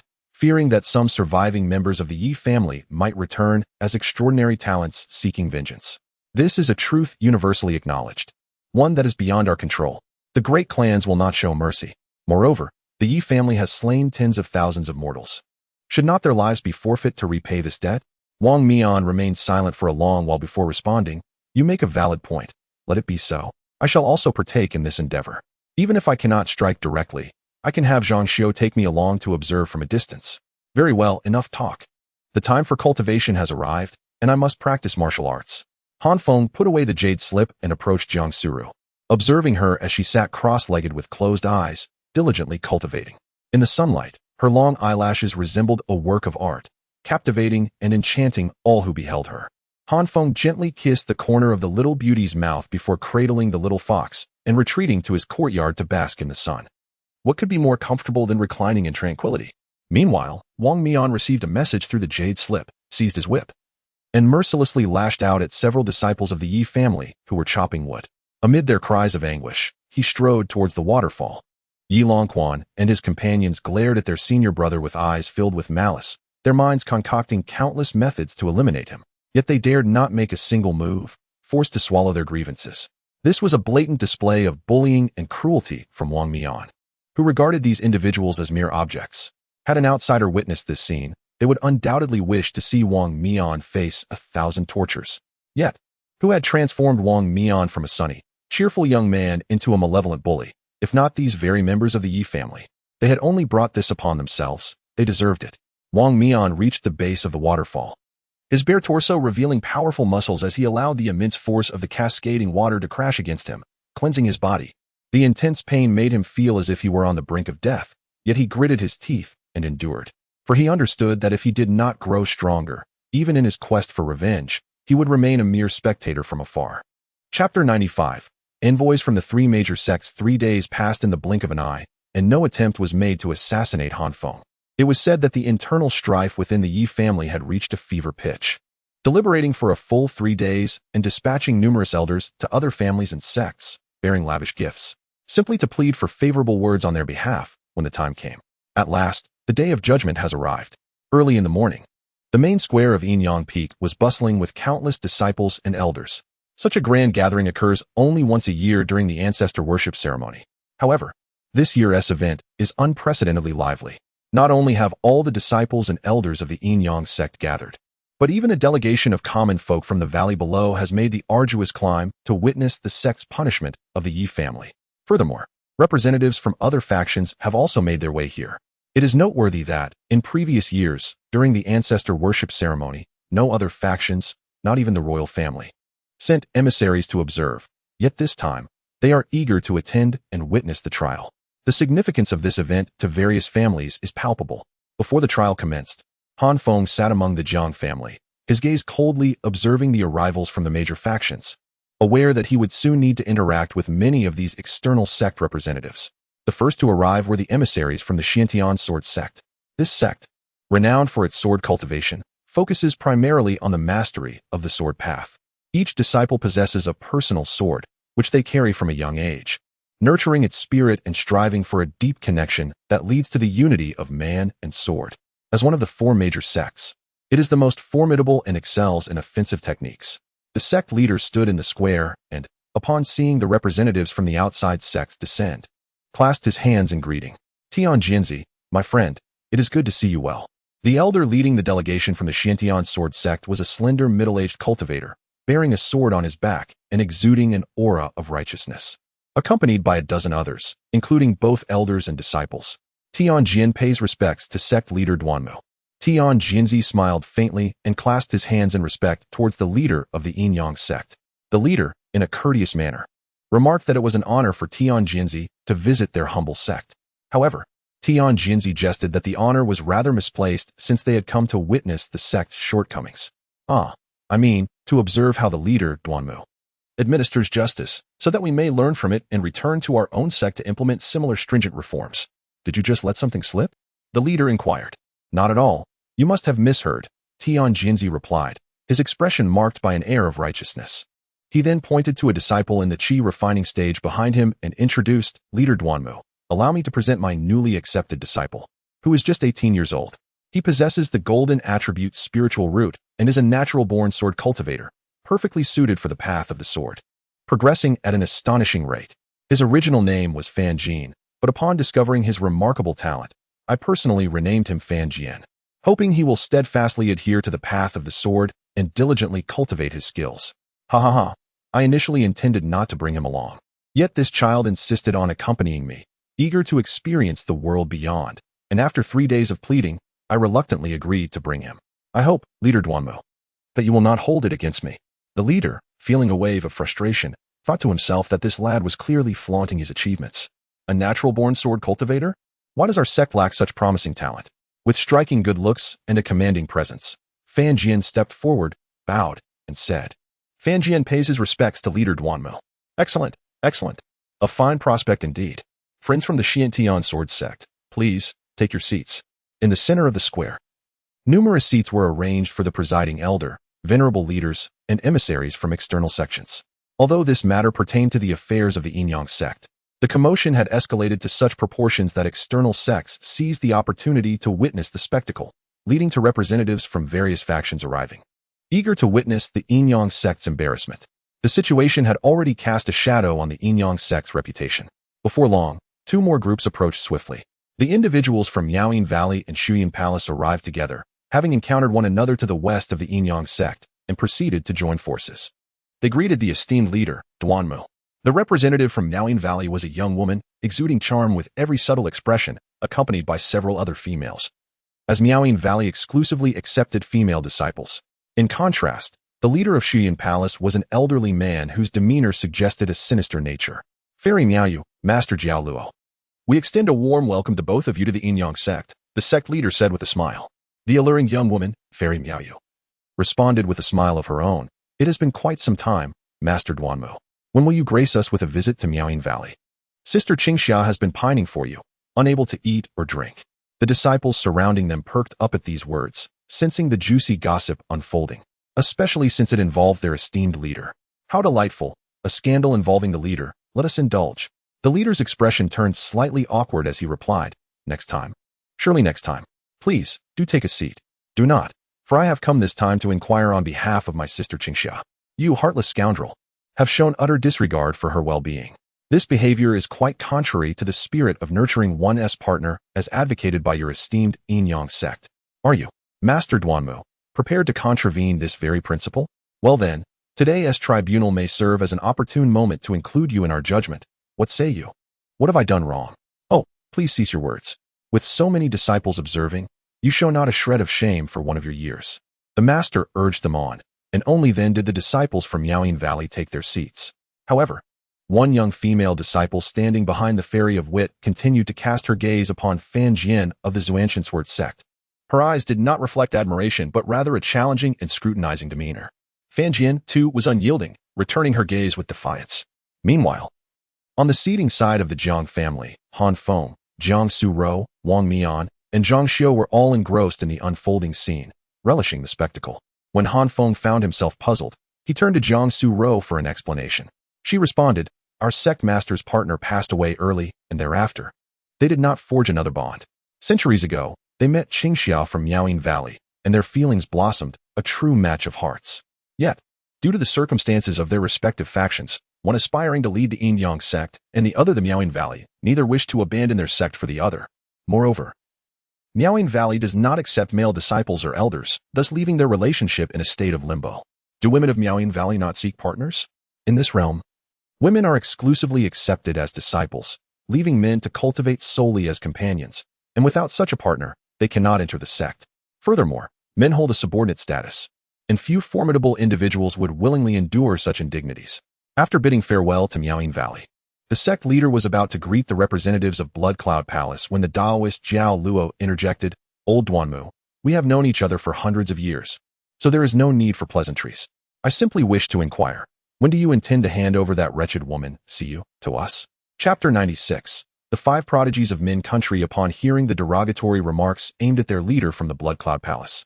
The members of Yin-Yang sect immediately darkened their expressions, their faces flushed with righteous indignation. Naturally, the leader of Yin-Yang sect would not permit outsiders to insult his people in such a manner. Before Siyu could express her fury, the leader promptly declared. Taoist Jiao Luo, if you have come to visit us at Yin Yang sect, we extend our warmest welcome. However, should you come seeking trouble or to openly humiliate our leader, you shall be regarded as our adversary, and we shall not entertain you. Depart from where you came, for we do not welcome enemies. Taoist Jiao Luo chuckled slyly and remarked, what is there to be so serious about, Master Duanmo? I merely spoke out of turn. After all, you are well aware of the grievances between Blood Cloud Palace and Siyu. I care not for your past grievances. Siyu is now a member of Yin Yang sect. Should you utter another insolent word, do not blame me for turning hostile. This is your only warning. Please take a seat. Upon encountering the sect leader's unyielding demeanor, he merely muttered a curse, referring to the other as a scoundrel.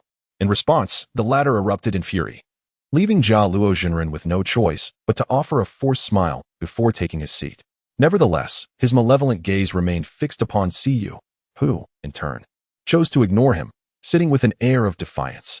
Han Feng then inquired, Little Crispy Meat, what grievances does our master have with the Blood Cloud Palace? I am unsure, came the reply. We don't even know our master's origins. All we are aware of is that a century ago, Master Siyu was relentlessly pursued by the Blood Cloud Palace, sustaining severe injuries, and sought refuge in the Yin Yang sect. The sect leader rescued him. Yet the Blood Cloud Palace demanded his surrender. After some negotiation, they reluctantly withdrew. However, the animosity between the Blood Cloud Palace and our master has not waned over the past 100 years. They frequently seek to create trouble for him, indicating a profound enmity. I see. Han Feng nodded thoughtfully. Meanwhile, the elders from the three major sects remained silent, while their disciples engaged in a silent standoff. Fan Jian from the Xiantian Sword sect, a stoic female disciple from the Miaoying Valley, and an unremarkable young man from the Blood Cloud Palace exchanged glances, sparks seemingly igniting between them. Yet, all three remained taciturn, each staring at the others with an air suggesting that any misstep could lead to conflict. From the hushed murmurs of those around him, Han Feng discerned the identities of these three individuals. It turned out that each sect had designated a prodigious disciple, heralded as the eldest senior brother within each generation and every major realm. Such individuals possess exceptional talents, embodying the pinnacle of excellence within their sects, garnering universal admiration and respect, essentially serving as the face of their respective sections. The potential for these prodigies is boundless. Among the four great sects, along with the royal family, 5 young prodigies are collectively referred to as the 5 sons of Min Kingdom. Fan Jian from the Xiantian Sword sect, endowed with a natural affinity for the sword, has emerged as a formidable new talent in recent years. Huanqi from the Miaoying Valley, exceptionally skilled in the art of music, stands out as one of the finest within a sect dedicated to the cultivation of musical pathways and spiritual strength. Wang Ai of the Blood Cloud Palace, despite his youth, is known for his ruthless nature, having grown up amidst bloodshed, exhibiting a fierce penchant for battle. However, he refrains from indiscriminately targeting innocent civilians, primarily dispatching those deemed guilty. The Blood Cloud Palace, while notorious for its brutalities, does not engage in the wholesale slaughter of innocents for alchemical purposes. Among these three, their eyes shimmer with intensity. Alongside Bai Ling Yu of the Yin Yang sect and the 4th Princess Feng Yuanxin of the Min Kingdom royal family, these 5 individuals represent the pinnacle of qi cultivation, often heralded as the most promising candidates destined for greatness in this generation. Although Han Feng, Jiang Suru, and Yilong Yuan, disciples of extraordinary spiritual roots, enjoy considerable renown, they remain significantly overshadowed by Bai Ling Yu, the esteemed eldest disciple and direct protege of the sect leader. Yet, Bai Ling Yu is absent today, engrossed in solitary cultivation. Moments later, another group of individuals soared into the air, led by an elderly man clad in a dragon robe adorned with 4 claws. Master Duanmo, it has been a long time, the elder remarked with a respectful smile. It is a pleasure to see you again, King Jing. It has indeed been many years. You still radiate the same charisma. The old man, a royal noble and a formidable ancestor-level figure, responded, I am unworthy of such praise. Mainly, His Majesty has placed great importance on this matter, urging me to come and witness it personally. I also hope that Elder Duanmu can provide an account for the innocent lives lost. Rest assured, I shall uphold justice, King Jing assured him. At that moment, a stunningly beautiful woman dressed in elegant attire approached, performing a deep bow. With a gentle smile, she introduced herself. Yuanxin pays her respects to Master Duanmu. This was Princess Feng Yuanxin, regarded as the most exceptional among the younger generation of the Min Kingdom's royal family, surpassing all princes and princesses. Oh, so this is Princess Yuanxin.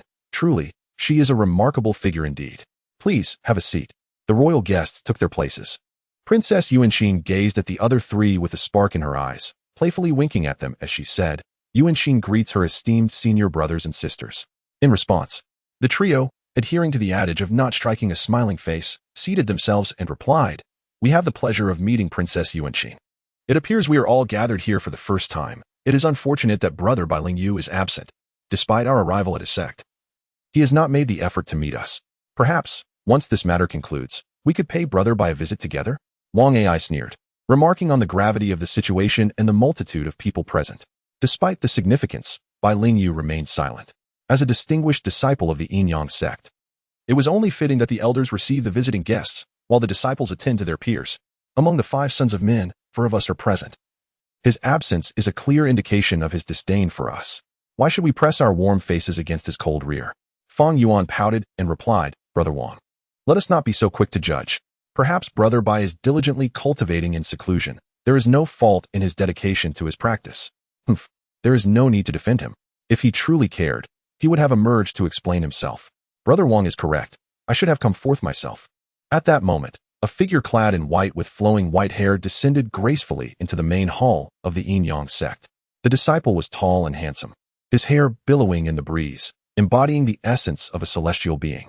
His presence captivated the attention of all the female disciples in attendance. He was undoubtedly a figure of divine allure. Bai Lingyu clasped his hands in apology, addressing the assembly. I sincerely apologize, esteemed guests.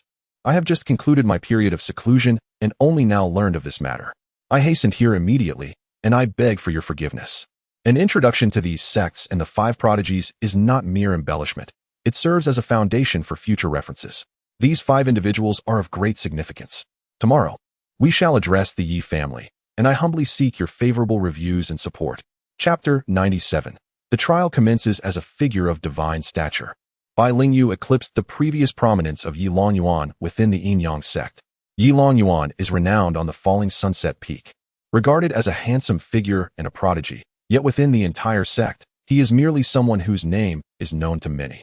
In contrast, Bai Lingyu is undeniably esteemed as the eldest senior brother in the hearts of all disciples at the Qi refinement stage of the Yin-Yang sect. After greeting the other 4 prodigies from different sects, Bai Lingyu turned and took his seat in the middle row, showing no inclination to engage in further conversation with them. Wang Ai scoffed at this behavior, while Fan Jian remained unperturbed, and Huanqi merely blinked without uttering a word. Only the little princess, Feng Yuanxin, gazed at Bai Lingyu with wide, adoring eyes. Enough of that. Nearly everyone over 18 in the Yin-Yang sect already has a partner, murmured a nearby royal family member. Feng Yuanxin coldly retorted, Cursed Yin-Yang sect. Why must they force disciples into arranged pairings? Can't they allow us to choose according to our own desires? I refuse to believe that Brother Lingyu has a partner. I will ask him shortly. Well then, do your best to win this prodigy of the Yin-Yang sect for our royal family, but do ensure that you don't end up entangled with him in the sect. Someone teased. Just as everyone gathered, the sect leader of the Yin-Yang sect stepped forward. Addressing the assembly with a booming voice, we are grateful for the presence of envoys from our friendly sects and the royal family at this conference. The case concerning Yi Qingyun and his accomplice, who slaughtered mortals to refine blood pills, has garnered widespread attention. Acting in accordance with heavenly will and the sentiments of the populace, our sect has decided to publicly try this case and welcomes oversight from all quarters. We shall handle this matter with impartiality and deliver justice to the victims. Now, let us invite Elder Tai Lian, the presiding master of our law enforcement hall, to oversee the proceedings. Upon concluding his statement, Elder Tai Lian emerged with a solemn countenance and addressed the assembly, explaining that the origin of this matter stemmed from one of our disciples receiving a message from a loose cultivator friend on Juming Island, who reported that there were suspicions of malevolent practitioners engaging in murder and alchemy there, prompting our sect to investigate. After receiving this intelligence, the elder relayed it to the mission hall, which subsequently assigned the task to the falling sunset peak. The peak's master, Siyu, ordered his disciples Gao Hai, Han Feng, and Jiang Su Ro to urgently proceed to Juming Island for investigation and support. Upon their arrival, Gao Hai activated the recording compass to chronicle all ensuing events. Presently, rampant rumors abound outside, yet no one has laid eyes on this invaluable evidence. In the interest of impartiality and transparency, we shall now present this evidence for all to witness. Elder Tai Lian produced the compass, infused it with spiritual energy to activate it, and commenced playback. A colossal projection materialized in midair, offering a first-person perspective from Gao Hai. Through his eyes, the assembly beheld a scene on the island, littered with corpses, where a blue-haired young girl engaged in a fierce battle with a malevolent practitioner clad in tattered garments. Is that not Hai Ling? The esteemed Tian Jianzi of the Xian Tian sword sect, well-versed in such matters, instantly recognized in it. Indeed, it is she. The revered Hai Ling venerated by coastal fishermen. I have encountered her before and even conversed with her. She is a delightful and kind-hearted child. Can Hai Ling truly be overpowered by that nefarious practitioner? She is quite weak on land, only exhibiting strength in the water. Let us refrain from speaking and continue observing. From the perspective of Gao Hai, he and Han Feng, along with Jiang Suru, fiercely assaulted the Grand Formation, while the little girl in was helplessly overwhelmed by the malevolent cultivator. Ultimately, they shattered the formation, prompting the villain to desperately consume a blood elixir, breaking through to the Foundation establishment stage to engage in battle with Gao Hai and his companions. Shortly thereafter, two members of the Yi family arrived, and their conversation unfolded. The onlookers witnessed the shamelessness of the Yi family, who not only aimed to kill for alchemical purposes, but also sought to silence witnesses. In the end, Gao Hai entrusted the compass to Han Feng, urging him and Jiang Suru to flee and seek assistance. The scene abruptly concluded here. Witnessing this moment, countless disciples were filled with righteous indignation, collectively shouting for the severe punishment of the Yi family, demanding their annihilation, and seeking vengeance for brother Gao Hai. The tragic fate of the innocent citizens who perished was lamentable. The Yi family was a den of iniquity, tarnishing the reputation of the sect. They cried out for retribution, life for a life. Count the number of deceased citizens and hold the Yi family accountable for each life lost. The lives of the common people are invaluable. Each individual possesses but one life, and the lives of cultivators are no more precious than those of the common folk. Observing the fervor of the disciples, the sect leader felt a wave of exhaustion wash over him. Over a month ago, during the ancestral worship ceremony, a similar uproar had ensued, with all voices condemning the Yi family. Truly, the Yi family incites animosity. Elder Tai Lien coldly remarked that while the principal perpetrator had perished, the case was far from closed. The mastermind, accomplices, and beneficiaries still required thorough investigation. He then summoned the head of the Yi family, Yi Tang, and the beneficiary mentioned in the evidence, Yi Longyuan, commanding, "You two, step forward immediately." Amidst the throng, the aged elder Yi Tang and Yi Longyuan ascended into the air, eventually descending to the ground. A cacophony of curses and disdain erupted from the crowd.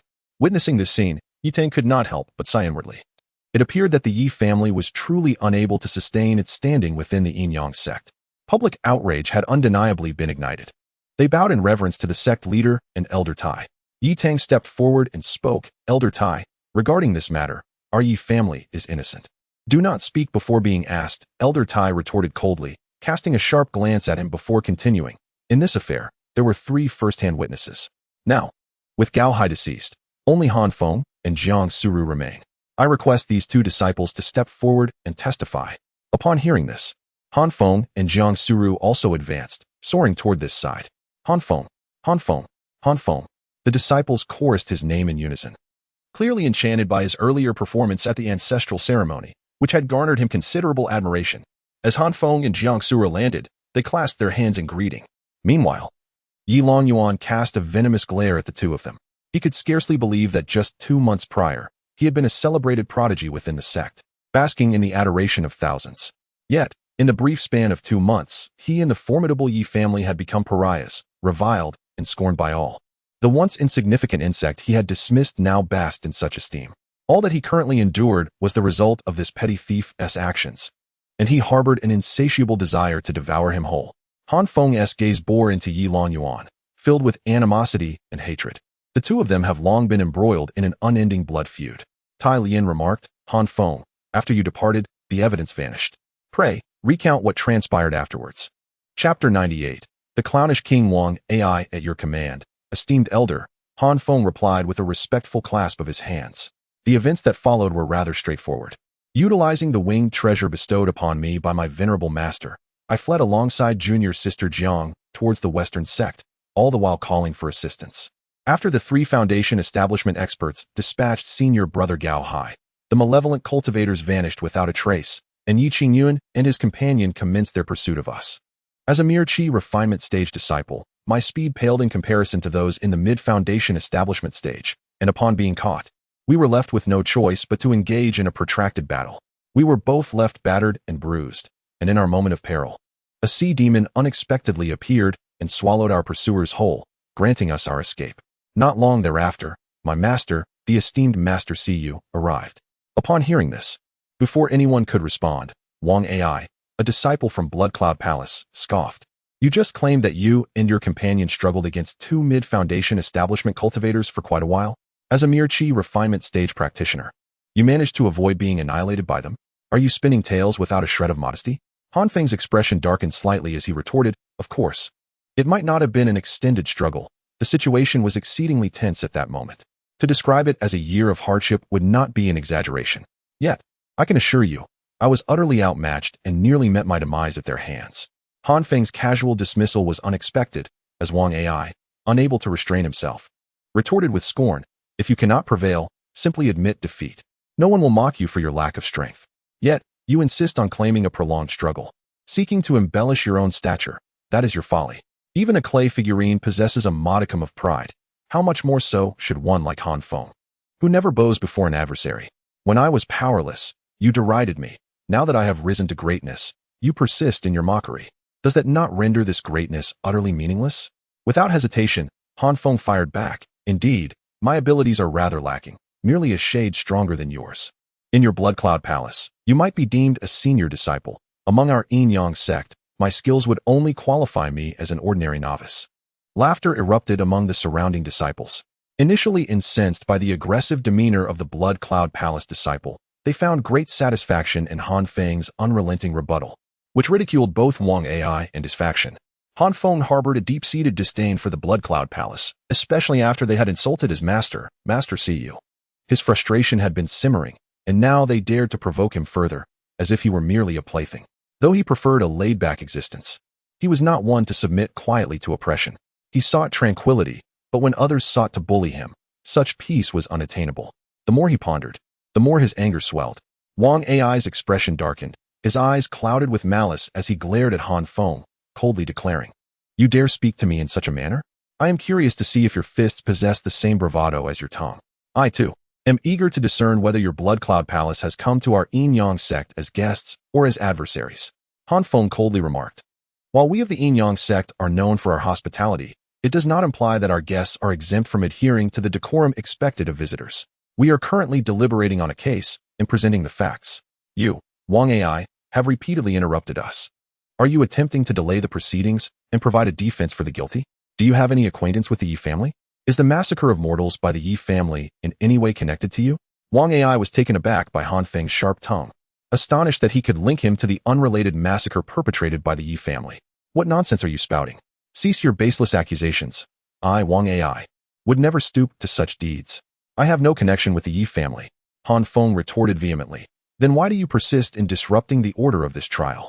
If not to exonerate the guilty, what are your true intentions? I cannot abide your arrogance. Whether I am being arrogant or not is for the head of the law enforcement hall to determine, not you. What authority do you possess to question me here?" Wang Ai found himself momentarily speechless, at a loss for a rebuttal. Applause erupted from the surrounding disciples. Jiang Suru softly advised, "Let it go. Do not engage with such individuals. Let us focus on the trial of the Yi family. It is better to offend a gentleman than to provoke a scoundrel. Be wary of his resentment. Fear not. What can a person from an external sect do to me?" Han Feng replied with a slight smile, reassuring Jiang Suru. The elder Tai Lian coldly declared, "Enough. Do not disturb the order any further. I have questions to pose to Han Feng. Please proceed, Master. You mentioned the emergence of sea demons that devoured members of the Yi family. Why, then, do these sea demons only consume Yi family members and spare you?" Upon hearing this, Yi Tang immediately interjected, "Indeed, this rascal is clearly lying. Why do the sea demons not feast upon him, but only upon us of the Yi family? He is undoubtedly the one responsible for the demise of our kin." Han Feng responded with a cold smile, "Oh? Does the Yi family patriarch believe that I possess the strength to have slain two foundational practitioners? Such a notion is utterly absurd. Of course, even if I had such power, I would not hesitate to eliminate them, avenging senior brother Gao and the countless innocent lives lost. As for why the sea demons exclusively consume members of the Yi family, it is clear to all that the Yi family members assaulted the sea spirit, while I, in my flight, rescued that very spirit and returned it to the ocean.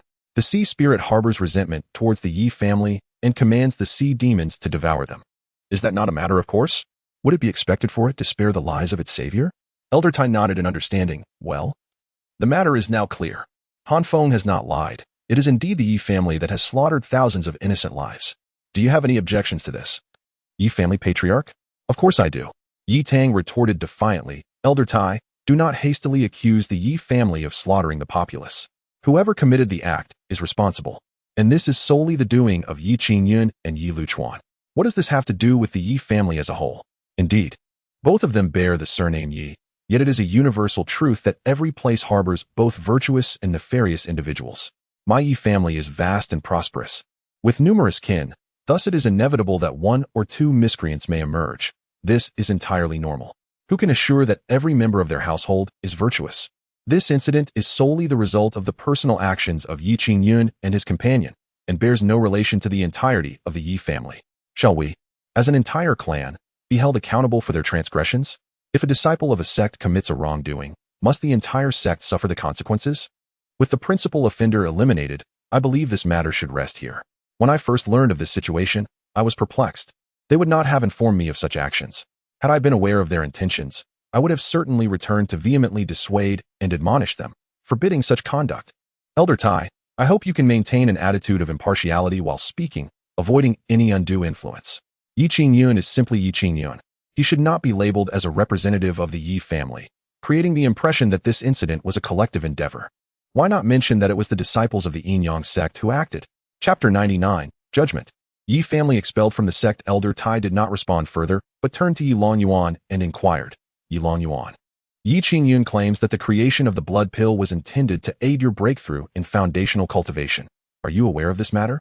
Yi Longyuan immediately clasped his hands and spoke. Elder Tai, after the battle in the secret realm, I was injured by Han Feng and returned home to seclude myself for healing, completely detached from worldly affairs. It was only 2 days ago, upon hearing the news, that my father roused me to inform me of these events. Upon learning of this matter, I was profoundly shocked and exceedingly indignant. The actions of my two uncles are truly an affront to both humanity and divinity. I was entirely oblivious to this situation. Whether they acted on my behalf remains a mystery. Perhaps they intended to benefit their own children and instead sought to frame me for it? The situation has reached an impasse, with the Yi family adamantly denying any connection to this incident. However, at this critical moment, a twist of fate unfolded. Yi Wulong stepped forward, pointing an accusing finger at Yi Longyuan, and shouted, Yi Longyuan, my father aided you in murder and alchemy, only to meet his demise in the end. Yet here you stand, ungrateful and claiming ignorance, even suggesting that my father's blood elixir was intended for me? Have you no shame? Yi Wulong was the very individual who had led the Yi family disciples in abandoning Yi Longyuan in the secret realm while preventing Jiang Suru from participating in the battle.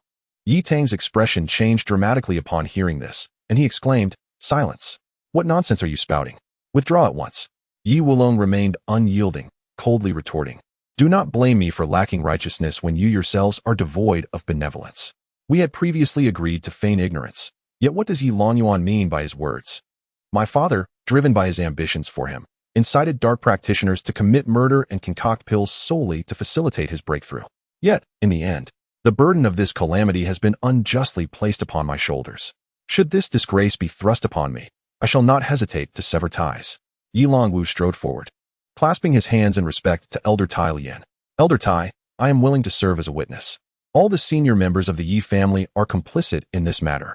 Following the catastrophic defeat of Yi Longyuan in the secret realm, he returned home in a fit of rage, demanding a breakthrough in his foundation establishment and seeking vengeance against Han Feng.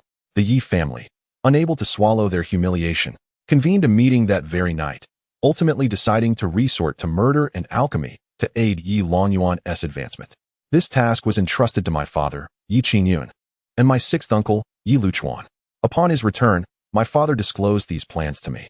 I implored him, stating that such actions were unconscionable. If they were to be undertaken, it should be Yi Longyuan's father who bears the responsibility. Why should our family shoulder the dirty work while they reap the benefits? My father, however, dismissed my concerns, asserting that Yi Longyuan's exceptional talent warranted preferential treatment. Elder, I confess my sins. I acknowledge my complicity in remaining silent, which has led to the deaths of countless innocents. I am now willing to become a witness against all high-ranking members of the Yi family at the foundation establishment level and above, including Yi Longyuan. They orchestrated this entire affair and are all guilty. Silence. You ungrateful wretch. Yi Tang erupted with fury, ready to strike down Yi Wulong. Elder Tailian was the first to intervene, delivering a blow that sent Yi Tang sprawling to the ground, where he fell heavily, spewing blood. What? Do you intend to murder the witness to silence him? Tailian scoffed. Yi Longyuan gritted his teeth, glaring menacingly at Yi Wulong. Yi Wulong coldly snorted, Yi Longyuan. Is it not true that you harbor resentment for my failure to assist you in the secret realm, which led to your defeat by Han Feng? You wish to cast blame upon me, but that is but a delusion. My father is deceased, and I am left with no kin. You seek to make my life unbearable, to treat me as a pawn? Very well, let us embrace destruction together. I ask you, Yi Wulong, do you truly mean your words? Everything you have stated will serve as evidence in this court. Iron Lien inquired. Yi Wulong promptly replied. Every word I speak is the truth. If you doubt me, feel free to search my soul. Even if my spirit is shattered, I will ensure that the wicked of the Yi family pay the price. I seek vengeance for the commoners and my senior brother. It was evident to all that his desire for retribution was directed at his father and himself, rather than for the common folk or Gao Hai. Yet, his willingness to stand and accuse was sufficient. The disciples, witnessing the undeniable evidence, immediately shouted, "Annihilate the Yi family. All members of the Yi family are sinners. None among them is innocent. Let them pay with their lives. Exterminate the Yi family. They all deserve death. Today they can kill and refine elixirs. Tomorrow, they may turn against us. I refuse to become Yi Longyuan's spirit energy. May Yi Longyuan perish. A disgrace to our sect. The Yi family must be expelled from the Yinyang sect." Yi Tang struggled to rise, addressing the sect leader with cupped hands. Sect leader. This is merely Yi Wulong's one-sided account. He is lying, attempting to drag the entire Yi family into this abyss. Sect leader. Let not our family suffer for the misdeeds of one. The true villain has been vanquished, and we are innocent. If today, a member of the Yi family commits an error, shall the entirety of the Yi family bear the consequences? Then, tomorrow, if a disciple of a sect transgresses, must the entire sect be penalized? The sect leader stepped forward, first gesturing for silence among the crowd, then turning to Yi Tang and stating, I believe that misfortune does not extend to family members unless fortune has also not favored them. The disciples of the Yi family have availed themselves of numerous resources from the clan. Now that the Yi family is in distress, they ought to shoulder the corresponding burdens. As for the repercussions on the sect, due to the actions of your Yi family, our sect's reputation has been significantly tarnished. Disciples have grown disloyal. The populace no longer venerates us, allied sects reproach us, and the royal family is furious, rebuking our sect. Outsiders will not attribute the fault to the Yi family. They will assert that it was the Yinyang sect that committed the wrongdoing. Is the price our sect pays not substantial? If we do not impose severe punishment upon you, what reputation will our sect retain? How shall we command respect? The sect leader gazed at the elders seated below and inquired, now that the evidence is irrefutable, it is time to conclude this matter, which is of great significance. All elders, please raise your hands to vote. Those in favor of executing all members of the Yi family, please raise your hands. Not a single hand was lifted. Clearly, everyone understood that if the Yi family were to be executed, their assets would be confiscated by the public, and they would receive not a fraction. However, if the Yi family were expelled, they could openly seek retribution against these external wrongdoers, and all plundered wealth would rightfully belong to them. The sect leader asked once more. Then, those in favor of expelling the entire Yi family from the sect, please raise your hands. This time, a significant majority of the elders raised their hands. The votes have surpassed the majority. The resolution has been passed. Henceforth, the Yi family is to be expelled from the sect. Yi Tang, the head of the Yi family, is deemed the mastermind and shall have his cultivation abolished. Yi Wulong, a disciple of the Yi family, has testified and shall be exempt from punishment. Permitted to remain in the sect. The Yi family is granted 1 day to vacate the premises before noon tomorrow. This matter is concluded. All members of the Yi family turned as pale as a sheet. They were acutely aware that many coveted their resources. Being expelled from the sect, devoid of its protection, was akin to annihilation. Chapter 100. The demise of the Yi family. Yi Longyuan's face turned ashen, his eyes widening in disbelief as he first gazed at the sect leader and then at Han Feng. His countenance contorted with fury. He pointed an accusatory finger at Han Feng, exclaiming, "It is all your fault. You are the root of this calamity. Had it not been for you stealing my beloved Jiang Shimi, I would not have attempted to assassinate you repeatedly. Our Yi family's reputation would not have plummeted to such depths. Were it not for your victory over me, I would not have resorted to sending others to slaughter mortals for blood-refining pills in a desperate bid to advance my foundation. If not for you, our clan would not have fallen to this state. This is all you're doing. You are the true culprit behind the deaths of those innocents. You are the one who deserves to perish. Yi Longyuan's shameless rationale left the surrounding disciples in stunned silence. In all their years, they had never encountered such brazen audacity. Having committed numerous heinous acts, he shifted the blame onto another victim. It was truly the epitome of victim blaming. In an instant, the crowd erupted with indignation, countless voices vehemently cursing Yi Longyuan. Meanwhile, the members of the other four families wore expressions of amusement, relishing the spectacle. After all, their pretense of supervising the Yin-Yang sect was merely a facade. They were genuinely here to witness the disgrace of the Yin-Yang sect. Han Feng regarded Yi Longyuan with a cold smile and remarked, "Yi Longyuan, you truly possess an uncanny ability to continually lower the bar of shamelessness. I once believed that your cruelty towards your fellow disciples and your slaughter of innocents were the epitome of disgrace. Yet here you are, attempting to shift the blame onto me. You have attempted to assassinate me repeatedly, forcing me into a position of passive defense, while you engage in clandestine duels with me, overwhelming me with 12 against 1. You commit murder and concoct elixirs, while I strive to uncover the truth. From beginning to end, it has been you who has perpetrated wrongdoing, and I have committed no transgressions. Yet, in your eyes, the fault lies with me. You have brought about your own ruin, dismantling the entirety of the Yi family. Your jealousy, resentment, and contempt for me have led to your downfall. You, the exalted prodigy of the Yi family, have always looked down upon others, buoyed by the might of your family. I am but a lowly disciple without any status or background, someone you have never regarded with any seriousness. But now, what superiority do you possess over me? Your once prized talents have been rendered futile against me. The formidable Yi family that once stood behind you has also become a target of scorn. You have become a stray dog. While I am supported by hundreds of thousands of disciples from various sections, I am determined to obliterate everything you hold dear, to strip you of all that you possess, and ultimately, to end your life, for only then will my heart find solace." Han Feng. Yi Longyuan gritted his teeth, his crimson gaze filled with a hatred so intense that it seemed he wished to rend Han Feng to pieces. Indeed, as Han Feng has articulated, all that he once took pride in has now dissipated into mere illusions. He resembles a gambler who has lost everything, while Han Feng emerges as the sole victor. Behind him stands the towering presence of the Yi family, now toppled by a mere ant. One reaps what one sows. Han Feng has long harbored an intense hatred for Yi Longyuan. He intends not only to extinguish his life, but also to obliterate his spirit prior to that. Once exalted and dismissive of Han Feng, Yi Longyuan has now been reduced to a wretched state. And Han Feng is determined to return all that Yi Longyuan inflicted upon him, an eye for an eye, a tooth for a tooth. Such has always been Han Feng's creed. Yi Longyuan yearns to eliminate Han Feng, yet he refrains from taking action. The reasons are twofold. Firstly, he cannot prevail in combat. Secondly, should he choose to strike, those nearby would possess ample justification to vanquish him. Yi Tang has been stripped of his cultivation by the sect leader and cast aside. The members of the Yi family, amidst the scornful jeers of the multitude, bore Yi Tang back to their abode.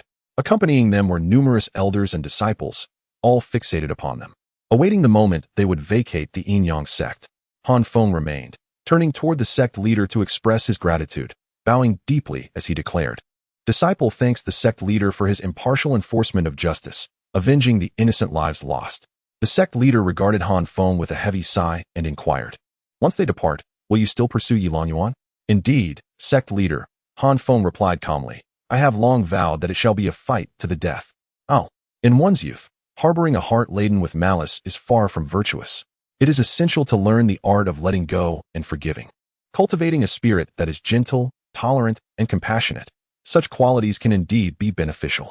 Presently, the ancestral statue stands before us, and you, bearing the surname Han, are also a descendant of the esteemed Han Xianzuan. Should you not embody the spirit of your ancestor, embracing the world with benevolence and serving as a moral exemplar? Listening to the words of the sect leader, Han Feng replied with a smile, "To seek forgiveness for Yi Longyuan rests with our forebears. My duty is merely to escort him to meet them." Moreover, it is said that Han Xianzuan was a decisive figure in matters of vengeance. Should one offend him, he would annihilate their entire lineage, leaving no trace behind, eradicating them to the roots and punishing their 9 generations. Before humanity ruled this realm, a formidable external race existed, engaged in conflict with humankind for countless years. Upon attaining the status of Xianzuan, Han Xianzuan emerged as the most powerful being in the world, effortlessly extinguishing all life of that race, leaving not a single soul behind. I am but a humble vessel of my ancestors' will. Ah, let it be, let it be. The decision is yours to make. A heart burdened with too much intent for destruction can indeed give rise to inner demons. Yet, if one's thoughts remain clouded and suppressed, it may hinder one's cultivation, leading to a deviation from the path. After the Yi family departed from our sect, they are no longer connected to us. You may pursue whatever course you wish. Thank you, sect leader. Feng clasped his hands in gratitude and prepared to depart. Suddenly, Wang Ai from the Blood Cloud Palace rose and remarked, "Hey, that lad surnamed Han. Did you not claim earlier that you were slightly stronger than I? At this juncture, having concluded your judgments, it seems only fitting for us, as disciples of two sects, to engage in a friendly match for the sake of honing our skills. Does it not?" The members of the Yin-Yang sect nearby wore expressions of mild discontent. The people from the Blood Cloud Palace were rather too aggressive. Feng, disregarding them entirely, strode outside and declared, "I have no time. I am off to seek vengeance." Observing Feng's departing figure, Wang Ai let out a cold sneer and shouted, "You cannot escape, young man.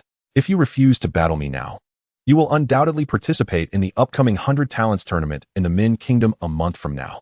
With your aptitude and combat prowess, the Yin-Yang sect cannot possibly overlook you. At that time, we shall determine who reigns supreme." Feng, disinterested in this fool, flew down the mountain with Jiang Suru towards the Yi family. However, Wang Ai's words had indeed piqued Feng's curiosity. He inquired of Jiang Suru, "What exactly is this 100 Talents tournament in the Min Kingdom?" "It is a competition held by the Min royal family every decade, offering substantial rewards to inspire young individuals to participate, with the aim of identifying the most exceptional young cultivation talents in the entire nation." Feng asked, intrigued. "The royal family provides rewards for young disciples? What is their motive?" Jiang Suru shot him a glance and replied, "Certainly, it is to nurture and attract more young disciples, ensuring a continuous influx of fresh blood within their ranks. This tournament is designed for the development of the youth, specifically for those in the Qi refinement and foundation establishment stages. It occurs every 10 years, divided into separate arenas for the Qi refinement and foundation establishment competitors. Typically, the preliminary phase of the competition is held first, lasting 3 months, followed by the foundational phase. The so-called 100 Talents competition aims to select the top 100 young individuals. This contest is open to all, not limited to those with significant influence. It also welcomes participants from smaller sects, wandering cultivators, and even individuals from other nations. Those who excel in the competition may attract the attention of the 5 major powers, potentially becoming their disciples and gaining access to superior resources. Thus, this event is not solely funded and organized by the royal family. The other 4 sects also contribute, albeit under royal guidance. Since it is inclusive and has no entry barriers, disciples from the 5 major powers also participate, viewing the competition as a platform to showcase their prowess and assert who reigns as the foremost talent of the Min Kingdom. Consequently, each of the 5 powers selects their distinguished disciples for participation, while some less accomplished individuals may enter merely to secure a ranking and perhaps luck into a reward, although such cases are rare. After all, wandering cultivators seek to join the 5 major powers, whereas our disciples are already part of them, resulting in fewer registrations from our ranks. After listening to this explanation, Feng grasped the situation and inquired, "How does the competition unfold? Is it one-on-one?" "Certainly not," came the reply. "That would take an eternity. Instead, a designated area is chosen where everyone is thrown together to engage in battle, the longer one survives, the higher their rank." Upon hearing this rule, Feng felt a surge of frustration and remarked, "Isn't that utterly nonsensical? Since it is a competition, fairness must be upheld. If a multitude is thrown into the fray, how could anyone possibly contend with the 5 great powers? These dominant factions possess abundant resources and a vast number of followers, making it nearly impossible for solitary practitioners to emerge victorious. Surely, there must be restrictions on the number of participants, as well as established rules, albeit varying each time. The specifics of this occasion remain unknown. Regardless, our sect will undoubtedly send representatives, and each peak is tasked with selecting outstanding disciples to participate.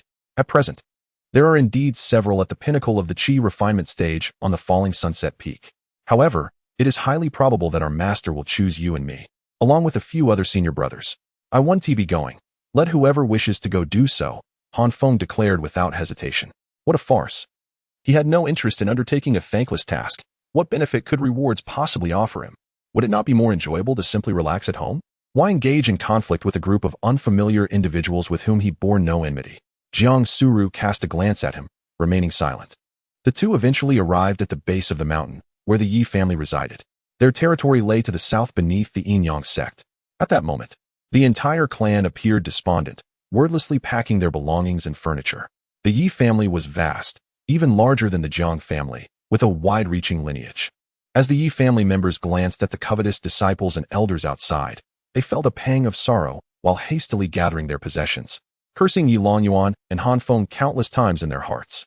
Some individuals, amidst the packing, suddenly succumbed to despair, collapsing onto the ground and weeping uncontrollably. What is there to tidy up?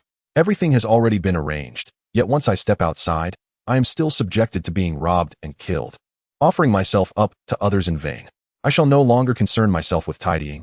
I will simply lie here and await my demise. Whoever wishes to come and end my life may do so. You heartless fiends, I have done nothing wrong. What transgressions have I committed? Is it merely because of the mistakes of others, or because I bear the surname Yi, that I must be pursued to the ends of the earth? You vile and unfeeling wretches, may you meet a wretched fate. This phenomenon is not an isolated incident. Many are cursing in unison, with the majority venting their ire towards Han Feng. Even the ancestors of Han Feng, whom none have ever met, are not spared from condemnation. Han Feng remains unfazed, his gaze fixed on the courtyard where Yi Longyuan resides. Within Yi Longyuan's home, his brothers are unwilling to acknowledge him, silently preparing weapons and armor for battle. Yi Longyuan's father calls him over and places a bead in his hand. Father, what is this? My dear Yuan, our Yi family has met with disaster this time. We will no longer be able to protect you. You must ensure your own safety. Yi Longyuan anxiously replies, Father, we can reach out to other sects, such as Blood Cloud Palace or Xiantian Sword Sect. Would they not be willing to offer us refuge? Our family possesses formidable strength. Aligning with us would bolster their power significantly. It is futile. You overestimate our Yi family. A handful of core formation cultivators do not hold any significance in the eyes of the great sections. Moreover, the reputation of our Yi family has become exceedingly tarnished. The other clans have openly condemned us and even sent representatives to witness the trial. The Yin-Yang sect, in a dramatic display, severed ties with us to preserve their own honor. Do you believe the other clans would be willing to tarnish their own reputations for our sake? Just as we were ousted, other sects have readily accepted us, and the populace of the Min Kingdom would surely voice even harsher criticisms towards those sects than they did towards the Yin-Yang sect. No one wishes to incur the wrath of the world by welcoming us. We have conferred with the clan leader and decided to depart from the sect tonight, heading southeast. Although the southeastern direction lacks land, it is rich in vast oceans and islands. Given our position in the southeastern corner of the Tianxin continent, fleeing in any other direction would lead to interception by other sects, making escape virtually impossible. By venturing out to sea and dispersing, perhaps a portion of us might evade capture. Yi Longyuan lowered his head upon hearing this and murmured, I am sorry, Father, it is all my fault. My child, I do not hold you responsible. A loss is a loss, and it must be accounted for. Yet the others within the sect blame you. As do the members of our family, they all wish for your demise. However, you are the most gifted of our younger generation, and your survival is crucial for the continuity of the Yi family. Remember, you honor, until you have matured. Do not entertain thoughts of vengeance. Run as far as you can, and hide for as long as possible. This pearl is our family's sole azure pearl, capable of enabling you to survive underwater for extended periods and enhancing your speed. Remember, once we escape to the sea, immediately dive beneath the waves and swim downwards and onwards. Remember, it is only through the act of living that one possesses everything. In due time, let the enemies pay the price. Chapter 102, Pursuit. Yi Longyuan. The wings behind Han Feng have unfurled, as have those of Jiang Suru. Both individuals soaring in the air, their murderous intent unabashed, ready for battle at a moment's notice. They both possess white wings, and when spread, they resemble a pair of angels, a handsome couple that compels a lingering gaze. What is the name of your wings? Jiang Suru inquired, her eyes fixed on Han Feng's ethereal appendages. They are called Hishi Gui Yu, Han Feng replied. They seem superior to the Quan Xing Feng Yi. Must be a high-grade spiritual treasure, she remarked. Indeed, he affirmed. Thus, with her arms crossed and a scrutinizing gaze fixed upon him, Jiang Suru, with an air of pride, asked, Might you elucidate the origin of this high-grade spiritual treasure? It was given to me by a master, Han Feng replied. And who is this master? Whom do you speak of? I do not know them, he stated. If they do not know you, why would they bestow such a precious item upon you? She probed. I am handsome, Han Feng replied, maintaining a serious facade. Jiang Suru, both amused and exasperated, tugged at his ear, insisting, If you continue with your nonsense, you must honestly disclose the source of this. Not only this wing, but also that flying sword, which should also be a medium-grade spiritual treasure, correct? For an ordinary foundational cultivator, acquiring even a single spiritual treasure is exceedingly challenging, as they are immensely precious. How does a mere errand boy in the chi refinement stage possess the means to procure such valuable items?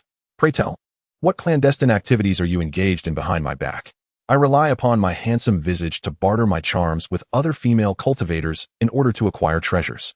And you? Do you not possess a mirror at home, nor have you taken a moment to reflect upon your own appearance? Jiang Suru's face was a portrait of disdain. With such an unremarkable appearance, one that would easily blend into a crowd, who would be willing to pay for your allure? Unless, of course, they were blind. Since you remain silent, I shall inquire of the little fox. It is with you every day and must possess a wealth of knowledge. Jiang Suru pulled the little fox from behind Han Feng and asked, Little fox, do you know where Han Feng's treasures originate? The little fox replied earnestly, I do indeed. After a brief pause, Jiang Suru, noticing the little fox's silence, inquired curiously, Continue, please. What should I say? You merely asked if I knew, but did not request me to disclose anything. If I did not wish for you to tell me, why would I have asked if you knew? Then you should have directly asked me for the answer. Why pose the question at all? If I do not ask, how would you know whether I wish to learn? Jiang Suru sighed. You two were evidently born to vex me, were you not? She tugged at the little fox's ear, demanding, Help me. Help. Help. The little fox scampered into Han Feng's embrace and seriously proclaimed, This woman is utterly unreasonable. We shall no longer engage with her, as reason cannot be expected from such a creature. Jiang Suru observed Han Feng and the little fox engaging in their playful banter, and a sudden thought crossed her mind. Perhaps Han Feng harbored a secret, one that remained unspoken, thus leading him to reject her in such a manner. Nevertheless, it mattered little, after all. He was an adult and capable of managing his own affairs. As midnight approached, the Yi family finally finished gathering their belongings, while a throng of thousands surrounded their residence. Although the Yi clan numbered in the thousands, a significant portion of that crowd consisted of ordinary folk rather than cultivators. The commoners emerged first, making their way toward the west. The Yi family's true destination lay to the east, but they were unable to escort the mortals with them, necessitating a separation in their flight. The west led to solid ground, and thus the Yi family had no choice but to head that way.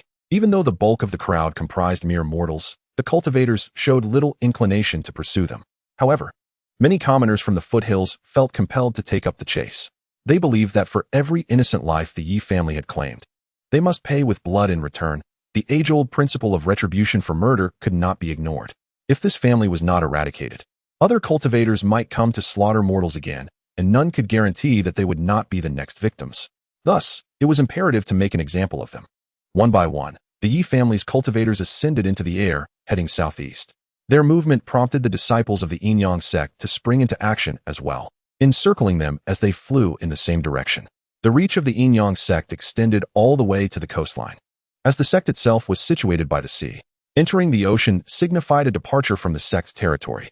The members of the Yin-Yang sect trailed closely behind, while Han Feng's gaze remained fixed intently on Yilong Yuan. At last, they soared through the skies, departing from the coastline and entering the vast expanse of the sea. They had left their sect behind. Kill!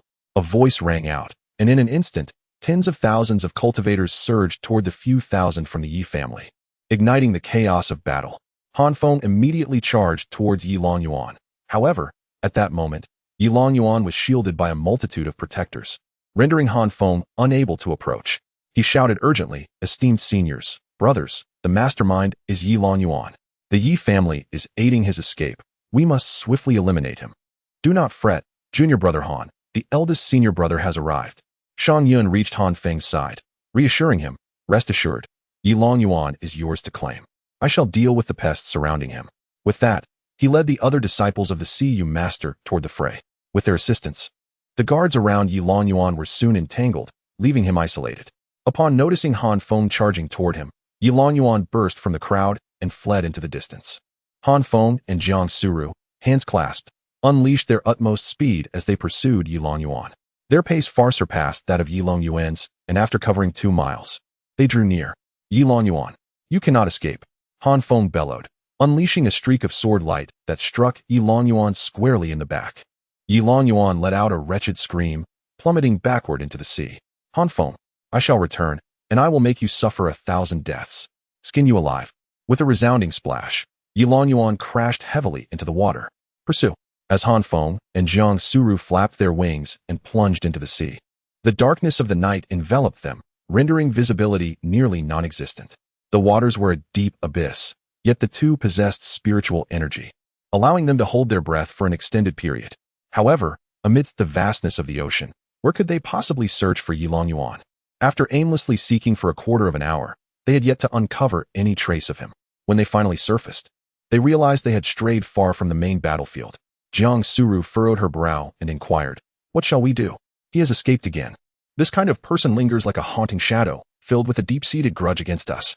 If we do not eliminate him, we may face endless troubles in the future." With a sigh, Han Feng replied, "It seems we have no choice but to enlist her assistance." "Who are you referring to?" Jiang Suru asked, her curiosity piqued. Upon witnessing Han Feng produce a conch shell, understanding dawned on her. "I see.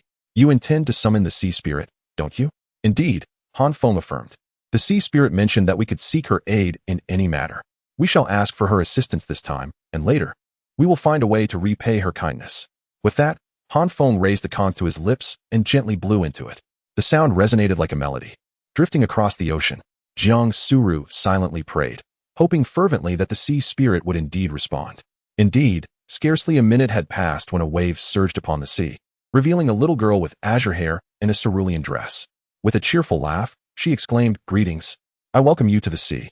The melodious and joyful tone of her voice brought smiles to the faces of Han Feng and Jiang Suru, and then playfully trod upon the waves, her little legs bounding joyfully towards them as she gleefully recited, "The treasure ship traverses the vast oceans. The sound of the surging waves echoes through the centuries. Today we meet again. Dear friends from afar, how delightful it is that you have come to play with and so swiftly." Han Feng, slightly exasperated, remarked, "Your little mouth is always churning out verses. Who taught you such things?" "Hee. Do not underestimate an." With arms outstretched, the little fox leaped into her embrace. "Hee. The little fox is simply adorable. Anin, we seek your assistance with a matter." "Of course. Please tell me." Anin is more than willing to help. She replied with a sweet smile.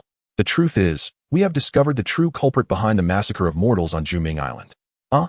Is it the scar-faced man?" "We have been searching for him as well, but alas, he may have fled to the mainland, and we have been unable to locate him. It is not the scar-faced man. He is merely an executor. The real mastermind is a person named Yilong Yuan, who kills and concocts elixirs to enhance his cultivation. We are currently pursuing that family. Look, they are fighting in the distance. However, that Yilong Yuan has vanished into the sea, and we are unable to locate him. Could you possibly assist us in finding him?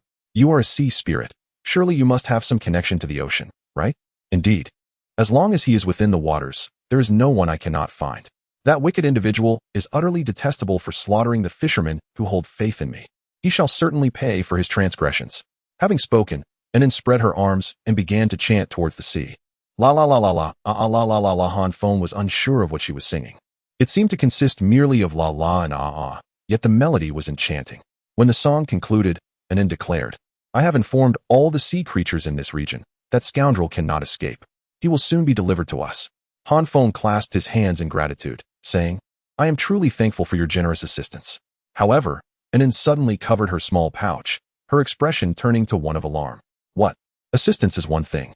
But I never agreed to give away my precious little beads." "Little beads?" Jiang Suru inquired, perplexed by Anin's words. Anin retrieved a shimmering bead from her pouch and exclaimed, "I adore these glistening, round beads. They are the most exquisite treasures in the world. I often pry open clams and shells to obtain their pearls. Hee. Nothing is more beautiful in this world than beads." "Oh, so you cherish these. Do you also fancy the beads found on land?" Jiang Suru produced a fiery red orb and presented it before Anin. Anin's large eyes sparkled with excitement, nearly drooling at the sight. "Wow, such a red orb. These are rare in the ocean. Is this a gift for me?" "Of course, it is a gift for you. This orb can create a protective shield, capable of warding off enemy attacks. It is quite valuable, and thus, it is yours." "Thank you, beautiful young lady." Anin graciously extended her arms backward and bowed to Jiang Suru in gratitude, her demeanor utterly endearing. Anin took the orb and placed it upon her head. Twirling around as she exclaimed, "How do I look? Am I beautiful?" "Absolutely stunning. Hee. You give me a peach of wood, and I shall repay you with a jade gem. You bestow gifts upon me, and I shall aid you in return. That is the essence of true friendship." As Anin spoke, suddenly, the waves nearby roiled violently, and a horde of enormous sea monsters emerged, along with several individuals. Among them were Yilong Yuan and a few disciples of the Yi clan. It appeared that Yi Longyuan was not the only one attempting to flee the ocean. Others had similar intentions. In a state of panic, Yi Longyuan shouted, "What is happening? Why are there so many sea monsters attacking us?" "Yi Longyuan, I warned you. You cannot escape." Han Feng's countenance darkened as he charged towards Yi Longyuan. "This one is mine. You may divide the others as you wish." With that, he lunged forward with his sword aimed directly at Yi Longyuan. "Young lady, are they all villains?" An inquired of Jiang Suru. "Why do you refer to me as Miss?" "Because you are exceedingly beautiful and possess an air of nobility. It is evident that you hail from a distinguished family. If not Miss, then what else could I call you?" "Haha, you are truly adorable. Han Feng has gone to vanquish the villains, and I shall join him. You and the little fox can remain here and wait." Jiang Suru gently patted an ant's small head. "Do not underestimate me, for I am quite capable. I can indeed fight, and in the vast sea, I have never feared anyone." "Very well, foolish fairy, take care of yourself. When the time comes for action, there will be no one to look after you. Merely a slight breeze and gentle waves. Mississippi surely. You are not concerned for my well-being?" "Humph." Jiang Suru let out a soft snort and charged at the other disciples of the Yi family with her sword. "Han Feng, it is you again. By what right do you command the sea monsters?" Yi Longyuan roared in anguish. "Who understands the plight of our family? After narrowly escaping death, I plunged into the boundless ocean. The depths are vast and dark. From this moment forth, the sea is my domain, where I can roam freely. I even believe that I, Yi Longyuan, am like a dragon concealed in the abyss. The sea is my auspicious ground, and I plan to live incognito while developing my strength. Once I reach the nascent soul stage or become a more formidable figure, I shall return to the Yin-Yang sect, seeking vengeance and retribution, and I will flay that scoundrel Han Feng alive." However, I did not anticipate that I would not get far before a horde of sea monsters surged toward me. They did not seek to harm me, but instead playfully shoved me, relentlessly pushing me to the surface of the sea. Chapter 104. Revenge. In the cruelest manner he had been perplexed, but upon seeing Han Feng awaiting him at sea, everything became clear. The ocean was not his escape route. It was Han Feng's domain. This fellow could actually command sea monsters. If he possessed such abilities, why remain a disciple? He could lead the formidable sea demons straight to the Yin-Yang sect and assume the role of sect master himself. With the might of the ocean's great beasts, not only would he surpass the sect master, but even the ancestors of the Yin-Yang sect would be compelled to kneel before him. At this moment, despite Yi Longyuan's countless grievances, he had no choice but to confront Han Feng. Han Feng charged towards Yi Longyuan, striking down with his sword, a brilliant arc of light swiftly descending upon him. The fabric before Yi Longyuan tore apart, revealing a soft armor beneath, renowned for its formidable defense. Han Feng's strike failed to inflict any damage. Indeed, a disciple from a prominent family possesses ample protective treasures. Drawing upon his previous encounter with Yi Longyuan, Han Feng immediately unleashed his utmost speed, sidling up to Yi Longyuan's side. He executed the Iron Mountain Crash, colliding with Yi Longyuan's chest, bracing against Yi Longyuan's counterstrike while simultaneously wresting the storage pouch from his waist. This rogue had far too many protective treasures and elixirs. If he did not seize the storage pouch first, he would inevitably become ensnared in a war of attrition. Yi Longyuan's father must have bestowed upon him countless treasures for his protection to ensure a successful escape. Han Feng swiftly tucked the storage pouch into his own garments and charged once more towards Yi Longyuan. "You scoundrel! How utterly shameless you are!" At this moment, Yi Longyuan realized that his storage bag had been seized by his opponent. Enraged, he drew his sword and charged furiously at Han Feng. Unfazed, Han Feng deftly retreated and swiftly executed the Sun character technique, Wen Xingfeng. This technique, when unleashed over the ocean, proved remarkably more effective. Suddenly, two tornadoes materialized, stirring up towering waves and propelling the inky black seawater towards Yi Longyuan. In the darkness of night, the water appeared as dark as ink, blurring the boundary between sky and sea, illuminated only by the brilliant light of spiritual techniques that pierced through the gloom. Yi Longyuan roared as he struck at the two tornadoes. He knew escape was futile. Han Feng was undeniably stronger than him, and the surrounding sea monsters loomed with predatory intent. Even if he could vanquish Han Feng, he would still fall prey to the sea creatures. Realizing that death was inevitable, he resolved to drag his nemesis Han Feng down with him. The tornadoes collided fiercely with Yi Longyuan, shattering the protective spiritual treasure that adorned him, while the two tornadoes dissipated their damage, showering down torrents of seawater like a deluge. All present were drenched, resembling drowned rats. With his protective treasure destroyed, Yi Longyuan was left with only a suit of soft armor. All his elixirs and treasures had been plundered by Han Feng. At this juncture, He was consumed by a death wish and charged once more at Han Feng, shouting, "Han Feng, you shall perish." He leapt high, sword raised, and struck downwards toward Han Feng. Beneath the ominous, cloud-laden sky, a thunderous crack suddenly erupted as lightning cleaved the heavens.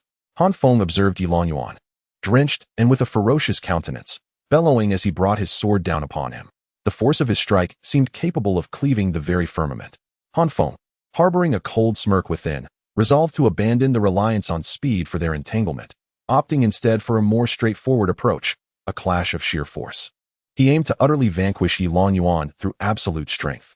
With sword in hand, Han Feng summoned the full extent of his cultivation at the 11th stage of the Qi refinement period, unleashing a powerful strike with his wind spirit sword. The surrounding winds surged towards him, harnessed for his purpose, propelling the towering waves behind him. With unyielding might, he delivered a devastating blow upon Yilong Yuan's sword. A resounding crash echoed through the air as the inferior spiritual sword in Yilong Yuan's grasp was cleaved in twain by Han Feng's strike. Unrelenting, the momentum continued as the blade descended upon Yilong Yuan's chest. The material of his armor, of unknown composition, proved remarkably resilient, resisting shattering. Nevertheless, the immense force generated by Han Feng's formidable cultivation penetrated through the armor, causing Yilong Yuan's chest to cave inward.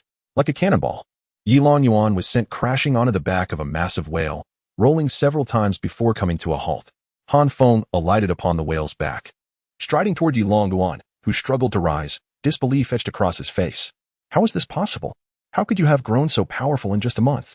You were at the 9th stage of Qi refinement before. Now you remain in the same realm, yet you possess strength that seems to transcend an entire realm.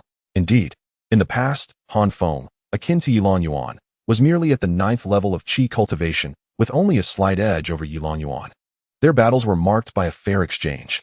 However, now, Han Feng has exhibited an overwhelming force, delivering a single strike that gravely injured Yilong Yuan. It is important to note that although Yilong Yuan is at the 9th level of Qi cultivation, he is far from an ordinary practitioner.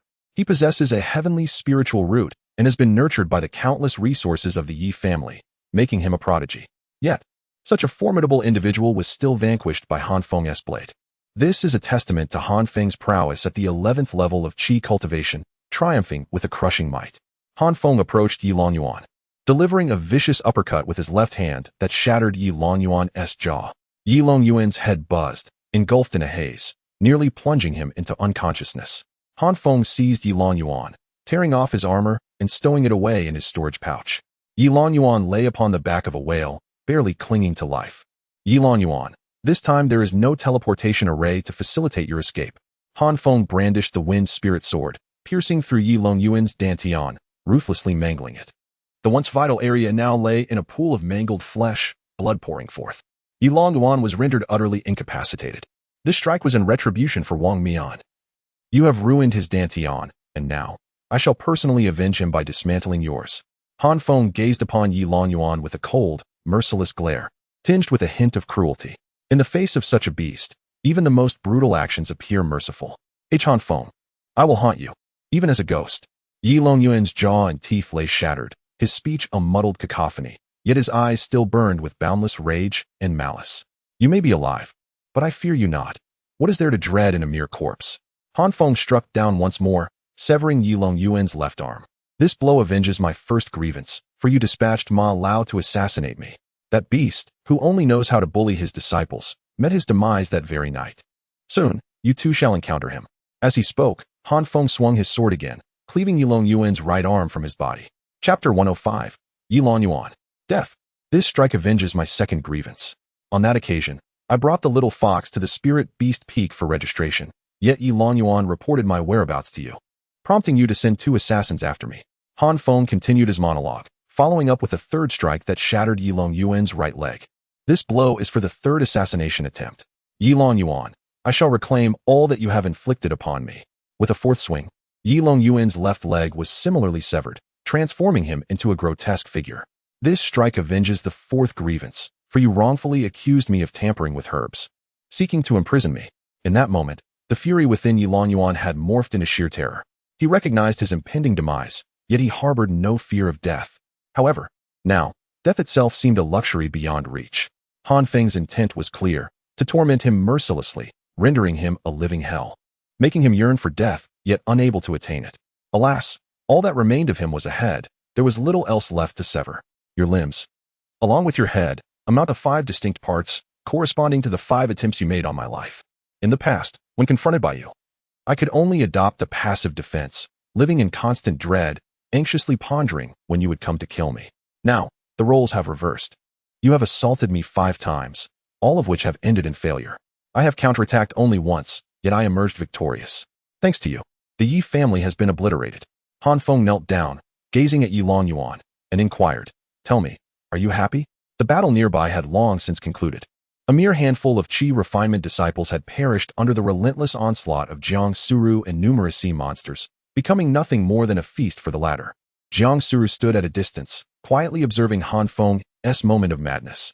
She empathized with his sentiments. Han Feng was merely a lowly servant without any backing, having offended the formidable Yi family. During that period, he must have lived in constant trepidation, each day stretching into an eternity. At that time, she had been so absorbed in her own cultivation that she entirely neglected to show concern for Han Feng. Leaning on the Jiang family, she had naturally been unafraid of the Yi family. Yet now, reflecting on those moments, she realized how helpless and anxious Han Feng must have felt. Faced with an immensely powerful adversary and repeated covert assaults, he had to navigate through peril while feeling utterly alone. Previously, Jiang Suru had regarded Han Feng as quite clever and capable.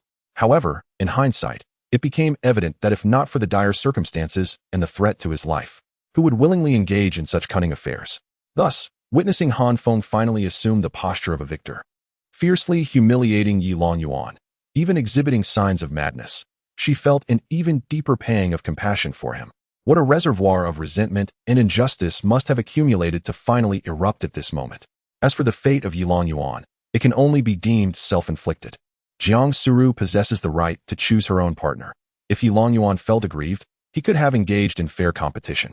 Had he not harbored thoughts of murdering Han Feng would certainly not have contemplated his demise. If blame is to be assigned, it lies squarely with Yi Longyuan, who from the very beginning regarded Han Feng as less than human. To him, Han Feng was merely an insignificant ant, a wretched maggot, a mere outlet for his fury, easily extinguished and discarded. Yet now, this so-called ant has brought about his end, taking down not only him, but also the towering tree that stood behind him. Yi Longyuan has met his demise, slain by his own arrogance and jealousy. His head has been severed. Han Feng has avenged himself for the 5th time, dividing Yi Longyuan into 6 pieces with 5 swords. Gazing at the dismembered body of Yi Longyuan, Han Feng suddenly felt an overwhelming weariness, a sense of revulsion, and a deep melancholy. With a gesture, a gust of wind swept through, casting Yi Longyuan's remains into the sea, to be offered to the sea monsters. Afterwards, he sat upon the back of a whale, allowing the rain from the heavens to drench him. He simply sat there, lost in a daze. Jiang Suru approached and joined him. The little sea spirit, cradling a small fox, sat opposite him, her curious eyes blinking at him. "What are you thinking about?" Jiang Suru gently inquired. "Nothing in particular," Han Feng replied with a smile. "It's just that I suddenly feel a bit awkward. A matter that has tormented me for so long has been resolved in an instant, and I find myself at a loss for what to do next. It's that feeling of lacking direction. Although I have slain Yi Longyuan and avenged my grievances, I find no joy in this retribution. Instead, a profound emptiness envelopes my heart." Jiang Suru chuckled softly and remarked, "How foolishly sentimental. You should be elated now that you have no enemies left. You can lead a tranquil life without the constant anxiety of daily threats or the burden of strategizing against foes. A great weight has been lifted from your heart, allowing you to embrace a peaceful existence. You speak the truth. I am indeed being overly sentimental," I laughed. "You cannot fathom the pressure I felt over these past 2 months, as the Yi family loomed over me like an immense stone, stifling my breath. To someone like me, a humble disciple, the Yi family represents an insurmountable force. During that time, Wang Mian and I scarcely dared to meet, and I repeatedly warned him to keep his distance, to avoid drawing the Yi family's attention. While he visited Zhangxiu, I remained alone in the servant quarters at the foot of the mountain, my only companion being a little fox with whom I shared daily conversations. Those days were truly lonely." Jiang Suru envisioned the month leading up to the ancestral ceremony, when Han Feng resided alone in the small servant quarters, devoid of friends or family, his heart heavy with trepidation, accompanied only by a solitary little fox. She had considered taking the fox for herself, yet the little creature earnestly told her, "You have everything, but he has only me." She sought to claim the only companion he possessed, revealing a rather unkind nature. I am truly sorry. Jiang Suru softly murmured. What have you done to wrong me? Han Feng replied, astonished. It's nothing. Jiang Suru turned her head away. Now that everything is resolved, we can peacefully enjoy life at home from now on. Relishing the days spent together. Each day basking in the sun, tending to flowers, nurturing grass, living carefree and blissful. How wonderful. Han Feng stood up and stretched lazily in the pouring rain, a radiant smile illuminating his face. Are you all heading back? When will you come again to play with Anan? Xiao Hailing inquired as she rose. Han Feng lifted Xiao Hailing by her armpits, raising her high, and chuckled, Dear Anan, I believe we shall have many opportunities to meet in the future. I promise that every time I visit the sea, I will come to play with you, all right? Absolutely. It's a promise. My mermaid sister will soon emerge from her retreat, and I shall bring her along to visit you. As Han Feng prepared to set Xiao Hailing down, she hurriedly exclaimed, Don't put me down. Lift me higher. Anan loves being lifted high. Observing her adorable demeanor, Han Feng chuckled knowingly, unfurling his wings and soaring into the air with her. With her small arms raised high, Anan joyfully shouted, Whoa, I'm flying. Higher. Han Feng took her on a delightful flight, bringing her immense joy. Though she could swim freely in the ocean, she could not soar through the skies. Even when the waves lifted her high, it was not the same as flying. She relished the sensation of soaring through the skies. Han Feng took her on several exhilarating loops before diving headfirst into the ocean and then leaping back out, landing gracefully upon the back of a whale. How delightful! Anan was overjoyed. Anan, we must return home now, but I shall come to visit you again. Han Feng waved goodbye. Absolutely, you are always welcome, dear friend. Remember my name. I am Anhiyu. Anan responded warmly, before plunging into the water with a splash. The sea nymphs also vanished beneath the surface. Let us head home, Han Feng said, as he took Jiang Suru's hand and soared westward. On the battlefield, the conflict had drawn to a close. Thousands of cultivators, overwhelmed by the assault of tens of thousands, could not endure for long and were entirely annihilated. Those involved had each garnered a share of the Yi family's resources, a task that not only rid the world of malevolence, but also proved lucrative, an endeavor everyone was eager to partake in.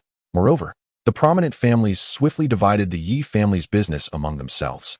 The once mighty Yi clan, renowned within the Yin-Yang sect, had thus been erased from existence. Shang Yun and others eagerly inquired if Han Feng had slain Yi Long Yuan. Upon receiving a confirmation from him, the group broke into relieved smiles. Everyone was aware of the deep-seated enmity between Han Feng and Yi Long Yuan. Thus, Han Feng's personal act of vengeance was a matter of great satisfaction. Together, they returned to the Yin-Yang sect. The other factions had long departed, and tranquility returned to the sect. Han Feng and Jiang Suru made their way back to the quaint two-story pavilion. Having spent a considerable time in the ocean, they both bore the scent of salt water, necessitating a refreshing bath and a change of attire. At this hour, it was still early morning, and dawn was yet to arrive. Jiang Suru remarked, I will take a shower first. You can wash up after me. No, I shall bathe first, Han Feng replied earnestly. That's my bathtub. What about your modesty? What need is there for modesty? I must wash as well. That won't do. I will wash first, and once you are done, the water will be dirty. And your bathing will leave it pristine? Humph, I am a goddess. Well, since we are at an impasse, why don't we each take a step back and bathe together? Han Feng suggested with a sly grin. Jiang Suru retorted coldly. Humph, have you revealed your true nature? What? The little fox, taken aback, glanced at its own tail, puzzled by the statement. Higi, what do you think of this proposal, sister goddess? Han Feng chuckled awkwardly, rubbing his hands together. Not a chance. If I wash with the little fox, you must wait your turn. The little fox was overjoyed, so, does that mean I can behold Sister Su Ro's graceful form? Where did you learn such lewdness, you little rascal? You too shall wait. Indeed, you must wait. Han Feng lifted the little fox and tossed it downstairs. Enraged, the little fox hurled insults at Han Feng, accusing him of forgetting his friends in the face of temptation, labeling him a villain. Seizing the opportunity, Jiang Suru hurried into the secret chamber, but just as she was about to close the door, Han Feng darted in swiftly. Hee, have you forgotten how swift I am? Observing his smug demeanor, Jiang Suru suppressed a smile, casting him a sidelong glance as she playfully remarked. I hope when you misbehave later, you can be as swift. He retorted, that would indeed be impossible. The two finally laid bare their hearts and entered the warm bath together. Ah, what a blissful sensation. After enduring the frigid ocean waters for so long, stepping into the cozy bath felt like pure indulgence. Han Feng turned his back to the petite Suru, leaning against her as if she were a soft cushion, relishing the comfort. Move aside. The bath is barely large enough for the two of us. Are you trying to crowd me out? How am I supposed to wash? She exclaimed. Oh dear, after battling for so long today, I'm utterly exhausted. Come, my dear, give your husband a shoulder massage. Feng closed his eyes, wearing a look of sheer contentment. A frosty voice interrupted. I could use a sword to detach your shoulders. That would alleviate your discomfort. Look at you, how ruthless. Feng ceased his teasing, turning to face her directly. He admired the droplets of water clinging to her skin, reminiscent of a delicate lotus emerging from the water, and her tender complexion stirred his heart. Little Suru, you are truly beautiful. Oh, how can you say that? Am I aware of my beauty? She replied, feigning innocence. How could you utter such shameless words with such seriousness? I learned it from you and the little fox. Jiang Suru's expression radiated pride as she gently cleansed her skin. Feng chuckled heartily, pulling her into his embrace, and remarked, I adore your haughty demeanor. It is utterly charming. Feng pulled her close, lifting her onto his waist, causing Jiang Suru to panic in an instant. What are you doing? Don't be foolish. This isn't the place. Her protests were in vain as Feng held her firmly, moving downward. Strangely, the water in the bathtub seemed to overflow in torrents today. In the following 2 days, Feng returned to his usual routine, tending to flowers and cultivating plants, while spending the rest of his time basking in the sun with the little fox, occasionally visiting the diligent Jiang Suru in her practice. Life was blissful. Time flowed gently, unmarred by enemies or pressures. With a handful of friends and a beautiful partner, Feng felt like the happiest man in the world. This was the life he wished to lead forever, until the day of his passing, savoring every moment of joy. On the 3rd day, after watering the herbs, Feng embraced the little fox, greeted Jiang Suru, and soared towards the back mountain. It was time to check on Wang Mian. After all, idleness was not an option. Arriving beneath the waterfall, he spotted Wang Mian and Pan Shan addressing 5 young disciples. Curiosity piqued, Feng wondered why Pan Shan, who rarely accepted disciples, was now instructing newcomers, especially after the recent demise of Yulong Quan and his companions from the Yi family. Once he landed, Feng stood quietly to the side, listening intently to their conversation. In the tranquil setting, Pan Shan remained seated on his modest bamboo chair, exuding an air of serene authority as he addressed his young disciples. You newcomers, today marks your first day here. In the past, I sought solitude, reluctant to take on disciples or impart knowledge. However, I have come to realize my responsibilities as an elder of the sect, and thus, I have carefully selected each of you from a multitude. Chapter 107. Wang Mian battles Feng. Thank you, Master, the 5 young disciples exclaimed, their excitement palpable as they clasped their hands and bowed deeply. Due to my own rigorous training, I am often preoccupied. Consequently, I will leave most of your instruction to your senior brother. Should he encounter anything he does not understand, he may approach me. In the meantime, do not trouble me unnecessarily.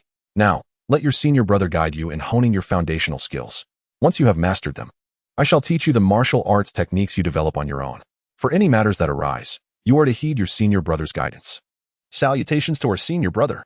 The 5 disciples bowed once more to Wang Mian. Standing tall, Wang Mian assumed the demeanor of a true senior brother and nodded.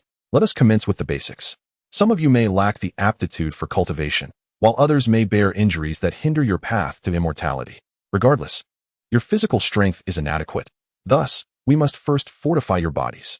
Begin with the horse stance for a quarter of an hour, after which we will transition to other exercises. Understood.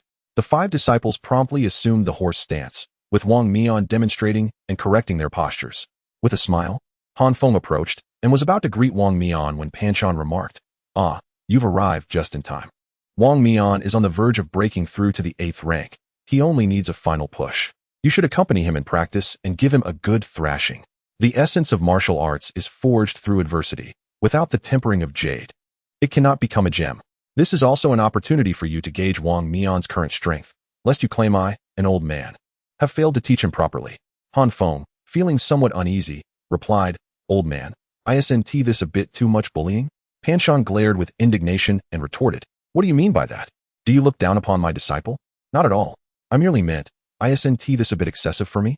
I'm just a mere chi-refining disciple. Engaging in close combat with a martial artist feels rather unfair to me. Feng's words transformed Pan Shan's irritation into amusement. You certainly know how to speak. Rest assured, a 9th rank won't be able to harm you. Unless he reaches the 8th rank, then he might possess the strength to challenge you. For now, your role is to help him break through. Your wish is my command. Feng nodded reluctantly. Wang Mian, smiling, said, Fengzi, come on. Let me show you my prowess. With that, he launched a powerful punch towards Feng. Hearing the whoosh of the air slicing through from the punch, Han Feng raised his hand, channeling spiritual energy to meet Wang Mian's strike head-on. A thunderous crash echoed as Han Feng staggered back 2 steps, while Wang Mian was pushed back several paces before regaining his footing. The confrontation between Han Feng and Wang Mian unfolded with Han Feng adopting a defensive stance, while Wang Mian initiated an aggressive assault, ultimately finding himself countered by Han Feng. Undoubtedly, Han Feng's strength far surpassed that of Wang Mian. However, Wang Mian's full-force punch managed to drive Han Feng back 2 steps. This was, of course, partly due to Han Feng not exerting his full power. Yet it remained a noteworthy feat. Come again. Wang Mian bellowed, propelling himself off the ground with his toes, his knee rising sharply to collide with Han Feng's chin. This was a lethal maneuver. Had both opponents been evenly matched, such a strike could easily fracture an adversary's jaw and cervical spine. Wang Mian's confidence in executing this move stemmed from the knowledge that even at full strength, he could not incapacitate Han Feng. In response, Han Feng did not evade. Instead, he struck downwards towards Wang Mian's knee with a palm thrust. As he retreated, he aimed to deliver a kick that would send Wang Mian flying. However, midair, Wang Mian suddenly altered his attack, delivering a powerful punch that connected squarely with Han Feng's shoulder. At that moment, Han Feng was still airborne, lacking the opportunity to spread his wings or employ his sword technique, resulting in him being forcefully slammed onto the stony ground. Wang Mian erupted into triumphant laughter, exclaiming, "Ha! Fengzi, unleash your true strength and engage with me. You have compelled me to this." In response, Han Feng summoned the winds around him, accelerating as he launched a punch towards Wang Mian. The ensuing exchange was fierce, with blows landing heavily upon flesh, each combatant trading strikes in a spirited display. Nearby, the little fox clapped and cheered. Han Feng continuously engaged Wang Mian in close combat, epitomizing the strategy of leveraging one's weaknesses to exploit the strengths of the enemy. He certainly possesses the agility to evade with speed, to soar into the air and launch distant attacks against Wang Mian, and to harness the power of the wind to counter his strikes, sending Wang Mian's assaults back upon him. Indeed, if he so wished, even without flight, Wang Mian would find it impossible to land a blow on him.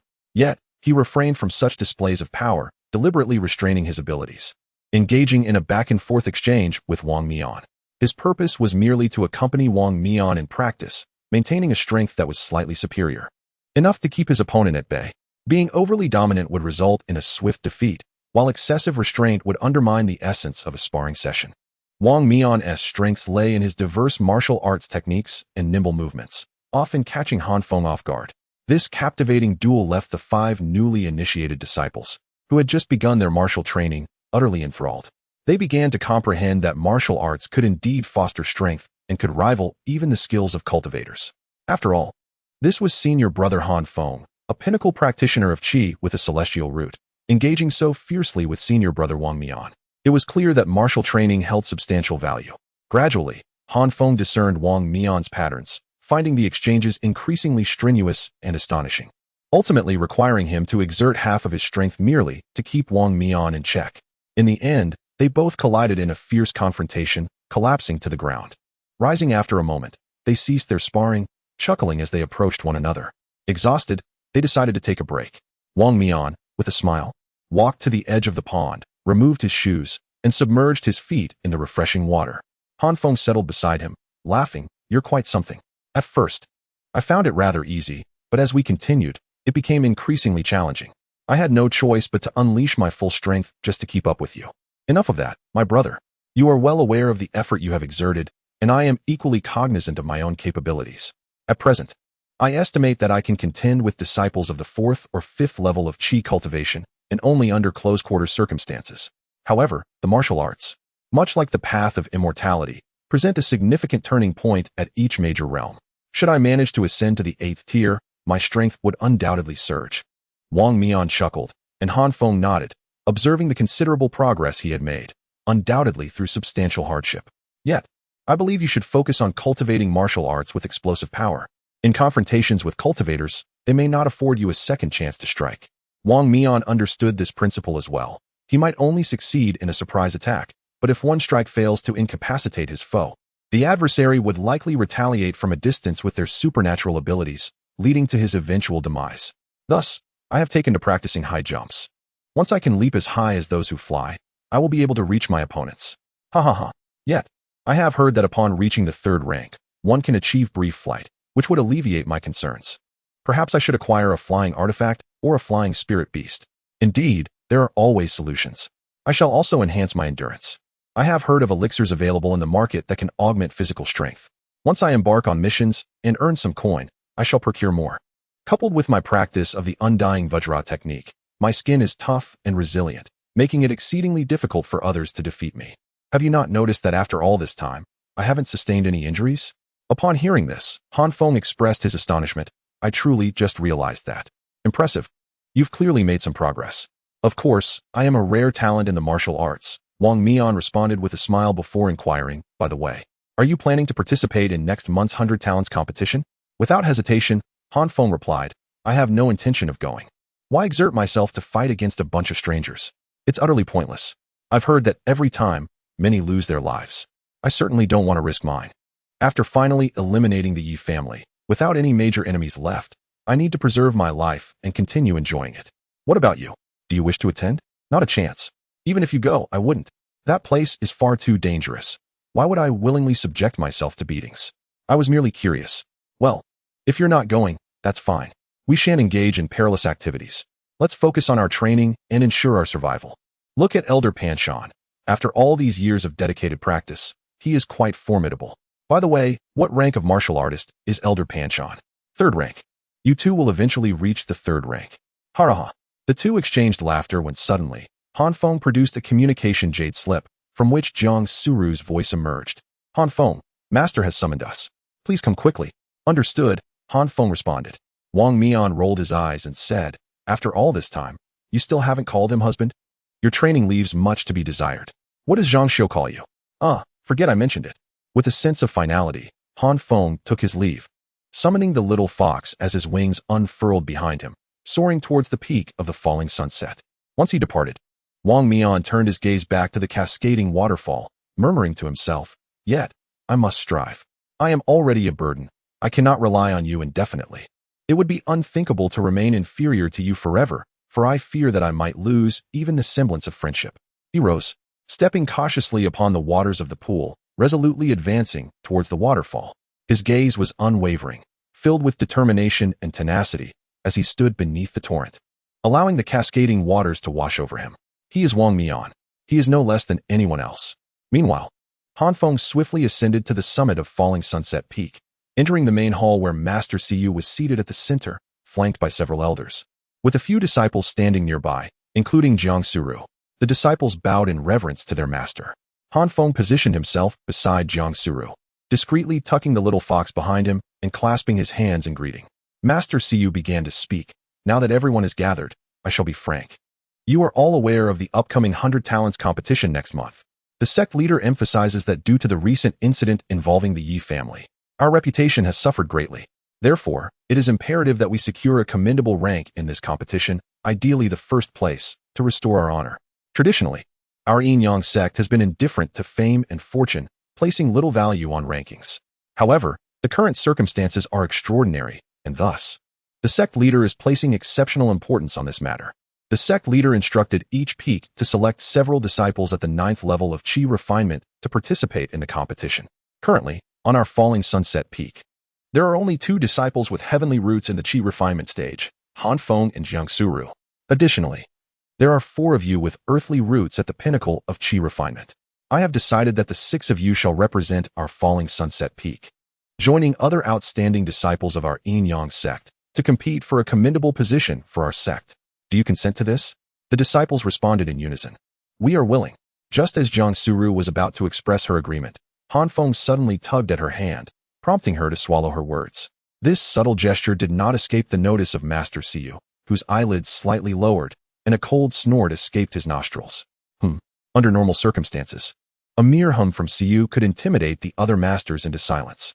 Feng, with his gaze lowered, dared not utter a word. What is the matter with you? Master Siyu inquired coldly. Feng, with a sheepish demeanor, replied, Master, a few days ago, I engaged in a battle with bandits and narrowly escaped from a siege of numerous sea demons.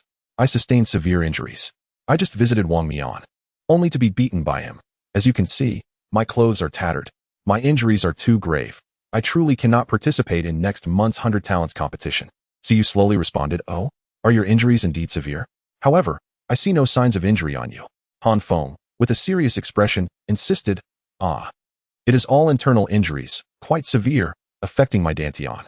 The little fox promptly nodded, exclaiming, Indeed, indeed, he is gravely injured and requires Sister Siu's kiss. Silence.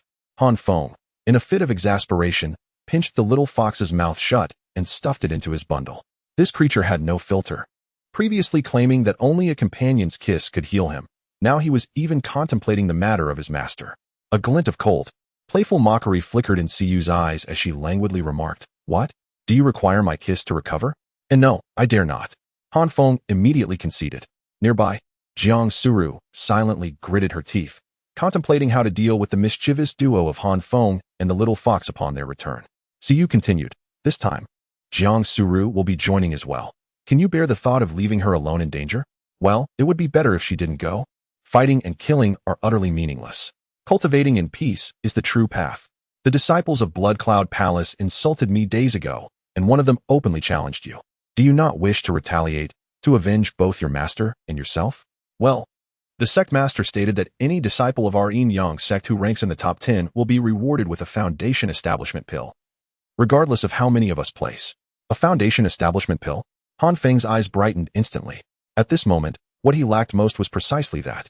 Yet it was rare and costly. His impoverished state rendered it beyond his reach, hindering his breakthrough. Master, as a disciple, I have flourished under the protection of the sect. Now that the sect is in need, how could I possibly stand idly by? If it benefits the sect, I shall face life and death without hesitation. Not swayed by fortune or misfortune. I am eager to join my fellow disciples in contributing to the sect, enhancing its prestige, and securing accolades. Chapter 109. A precious kiss. Observing Han Feng's earnest demeanor, an expression of mockery deepened in Siu's gaze. Oh, are you healed now? Such a trivial injury is hardly worth mentioning. How could it possibly impede the grand matters of the sect? Han Feng vigorously pounded his chest, eager to assert his robustness. Is that so? Have you lost interest in basking in the sun and tending to your flowers at home? A few days of delay is of no consequence. Before my departure, I shall ensure the herbs are well watered. How could mere herbs compare to the reputation of our sect? I shall spare no effort to secure a place among the top ranks, to avenge my master's grievances against the Blood Cloud Palace, and to exhale my pent-up frustrations. The surrounding disciples were left speechless. How shameless! Who would believe your words? It is evident that your true motivation is the foundation establishment pill. Indeed, that despicable individual in the secret realm, who bullied weaker disciples and seized their celestial spirit crystals, has not changed one bit. Beside them, Jiang Suru turned away, feeling a wave of embarrassment. Han Feng believed that with his cultivation at the 11th level of Qi refinement, he could at least secure a position in the top 10.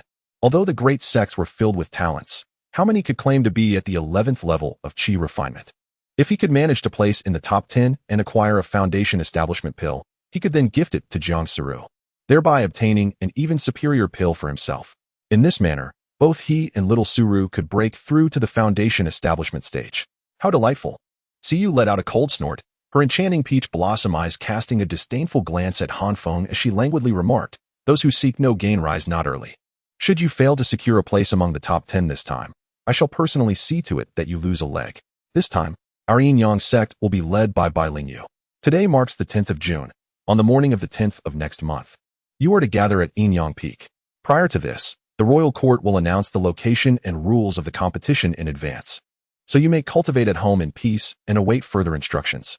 For those who are injured, expedite your recovery. Should you encounter any uncertainties in your cultivation, do not hesitate to consult me, your master. Do not spend your days idly basking in the sun, neglecting your progress. The last two remarks were pointedly directed at Han Feng, who had never sought guidance from his master regarding his cultivation since becoming a disciple. Treating the master as mere decoration, Han Feng remained silent, hesitant to speak. After returning, he and Jiang Suru found themselves back in the small attic, where it was mostly Han Feng who sought her out, as the aloof goddess seldom ventured to his courtyard. Humph! Jiang Suru scoffed, stepping through the door of the attic. Han Feng remained quiet, lost in thought about the events a month hence. Humph! Jiang Suru seated herself, casting another cold snort without glancing at him. Han Feng took a seat, resting his chin in contemplation. Observing this oblivious fool's sluggishness, Jiang Suru's irritation flared, prompting her to emphasize her tone. Humph! What troubles you, little snorter? Han Feng exclaimed in surprise. Nothing much. Are you angry? I am not angry. Then what is the matter? I'm fine. Han Feng felt overwhelmed, wondering if he was truly this burdened when it came to charming his girlfriend. Could you enlighten me about the rules of the 100 Beauties competition throughout the ages? He inquired. Why should I divulge that information to you? Jiang Suru turned her head, sunlight cascading upon her face, radiating a sacred glow, while her tone dripped with sarcasm. Weren't you injured? Don't you need Sister Shiyu's kiss to recover? Why are you here instead of seeking her? Upon hearing this, Han Feng chuckled heartily, wrapping an arm around Jiang Suru's shoulders and jesting. Do you really take the little fox's playful words to heart? That fellow has a loose tongue and a muddled mind, saying whatever comes to mind. You are the one with a muddled mind. The little fox retorted, leaping onto the table, hands on her hips, pointing an accusing finger at Han Feng. The little fox was anything but dull. She was quite clever, albeit often filled with peculiar thoughts. Han Feng showered Jiang Suru with kisses until her initial annoyance faded into exasperated acceptance. I am uncertain what the rules will be this time, but in previous 100 Beauties competitions, there have indeed been fatalities. While most duels conclude with one side conceding, there are instances when adversaries refuse to relent, leaving the organizers to strive to prevent death from occurring. I understand now. Let's procure some protective talismans, ensuring we can safeguard ourselves during the competition. Did you not seize Yilong Yuan's storage bag? That fellow undoubtedly took several protective artifacts when fleeing. Are those not sufficient for you? Oh, I nearly forgot about that. Han Feng hurriedly retrieved Yilong Yuan's storage bag and emptied its contents onto the ground. One cannot help but exclaim that this fellow is truly affluent. The myriad of spiritual artifacts, treasures, medicinal pills, spirit stones, and even profound techniques and abilities was overwhelming, countless in number. Even Jiang Suru, standing nearby, her eyes gleaming with desire, exclaimed about the division of spoils. To witness the aloof fairy exhibit such mortal emotions was quite a sight. Han Feng chuckled heartily and said to Jiang Suru, Come, give a kiss to one of these treasures. The more kisses you give, the more you shall receive. Jiang Suru widened her beautiful eyes in astonishment and gazed at Han Feng. You truly have no shame. Will you kiss or not? If not, I shan't give them to you. Fine. Their laughter echoed as Han Feng organized the treasures, selecting the finest to bestow upon Jiang Suru, totaling over 200 items. Observing the blatant inequity in their spoils, Jiang Suru furrowed her brows and remarked, You've given me all the good ones. What will you keep for yourself? Fear not. I have plenty more, Han Feng replied with a grin, gathering the remaining items and adorning the little fox with 2 treasures, while also offering it 2,000 spirit stones as a treat. With over 200 items, that means you can kiss over 200 times. Come, let us begin, Han Feng said cheerfully. Jiang Suru's large eyes glimmered with a misty allure as she looked at Han Feng with a complex expression. You fool, whenever there is something good, you are the first to think of me, giving all the best to me. You are my companion. Who else should I cherish if not you? Should I shower my affection on the little fox instead? Han Feng carelessly tossed the little fox out of the window and gently embraced Jiang Suru. She smiled sweetly, kissed him on the cheek, and playfully remarked, I'll return the favor in installments, 1 kiss a day. After contemplating for a moment, Han Feng replied, 1 kiss a day is acceptable, but I must clarify that I am not referring to a kiss on the cheek. Then where do you mean? On the lips? Jiang Suru asked with wide, puzzled eyes. Han Feng let out a mischievous laugh, his eyes glimmering with playful intent. In an instant, Jiang Suru realized the implication, her face flushing crimson. No way, that's over 200 times. You must be joking. That is not for you to decide. Promises must be upheld. Han Feng held her close, placing her on the large bed before lying down beside her. Observing Han Feng's smug expression, Jiang Suru shot him a fierce glare and then, with a resigned sigh, slightly parted her lips. How infuriating, I was just moved a moment ago. Chapter 110, Rules of the 100 Beauties competition. Half a month later, the royal court announced the competition venue, situated over the eastern seas. An area had been designated, encompassing 5 islands and vast stretches of ocean, extending as far as the eye could see. However, only the location was disclosed. The competition rules and criteria for victory remained undisclosed, evidently to prevent others from preparing in advance. Nevertheless, it was clear that the rules had been formulated by the elders of the royal family and the 4 major sects. Essentially, it was like allowing mice to inspect a granary. Although the Emperor of Min Kingdom placed great emphasis on this matter, sternly forbidding any leaks about the rules, the elders promptly summoned their respective peak leaders upon returning, revealing the regulations to them. The various peak masters promptly summoned the disciples who were to participate in the competition, imparting the rules of the contest to them. This is the underlying truth. This is the advantage of having substantial backing. On this day, Feng, Jiang Suru, and 4 other competing disciples were called to the side of the peak master. With a wave of his hand, Siyu conjured a soundproof spiritual formation and addressed them, stating that the rules for this competition had been established. The venue would be located over the sea to the north, approximately positioned to the east of the boundary between our territory and the Xiantian sword sect, spanning several 100,000 acres. Given your capabilities, even if you were to fly continuously, it would take an entire day to traverse from the southern end to the northern end. Various elders and royal officials have already commenced the construction of the Grand Formation, a comprehensive teleportation array. Upon entering this array, you will be randomly assigned to different locations within the competition grounds. This means that even if you form a team outside, there is no guarantee that you will encounter your teammates upon entry. You may find yourself eliminated before even locating them. Furthermore, to prevent the disciples of powerful factions from exploiting their numbers and undermining the fairness of the competition, it is stipulated that no group may exceed 4 members. During a battle between 2 teams, other non-participating members must refrain from engaging in the attack and must wait until the conclusion of the duel to join the fray. Notably, the competition ranks are determined based on individual performance, independent of team affiliation. Thus, even teammates are permitted to engage in combat against one another. The ranking system operates in reverse order, featuring 2 distinct leaderboards, one for the number of opponents defeated and another for overall rankings. The defeat leaderboard reflects the number of individuals you have bested. Those ranked within the top 100 will appear on this list. However, the ultimate ranking is determined by another leaderboard. For instance, if there are 10,000 participants in a contest and you are the first to be eliminated, you would be ranked 10,000th. If you are the second eliminated, then your rank would be 9,999th. Eventually, the remaining 10 competitors will constitute the top 10. Should only you and your opponent remain, and you triumph over them, they would secure the second position while you claim the first. The rewards for the first place are exceedingly generous. These are the rules of the competition. Do you all comprehend? I do not understand. 6 individuals collectively shook their heads. Shuyu felt a wave of frustration and, resting her forehead upon her hand, urged, "If there is anything unclear, please express it." One disciple stepped forward to inquire, "Master, what is the purpose of the defeat leaderboard? Is it related to the rankings?" "It is not related," she replied. "However, the greater the number of opponents you overcome, the more attention and favor you may attract. This battle is being observed by numerous factions, and should you perform exceptionally well, it is entirely possible that a prominent faction may choose to recruit you as a disciple. The number of defeats merely serves to demonstrate your capabilities. It does not influence your final ranking. If you were to initially defeat 20 opponents and ascend to the top of the leaderboard, but were subsequently defeated, your rank would still plummet to the 8 or 9,000 range."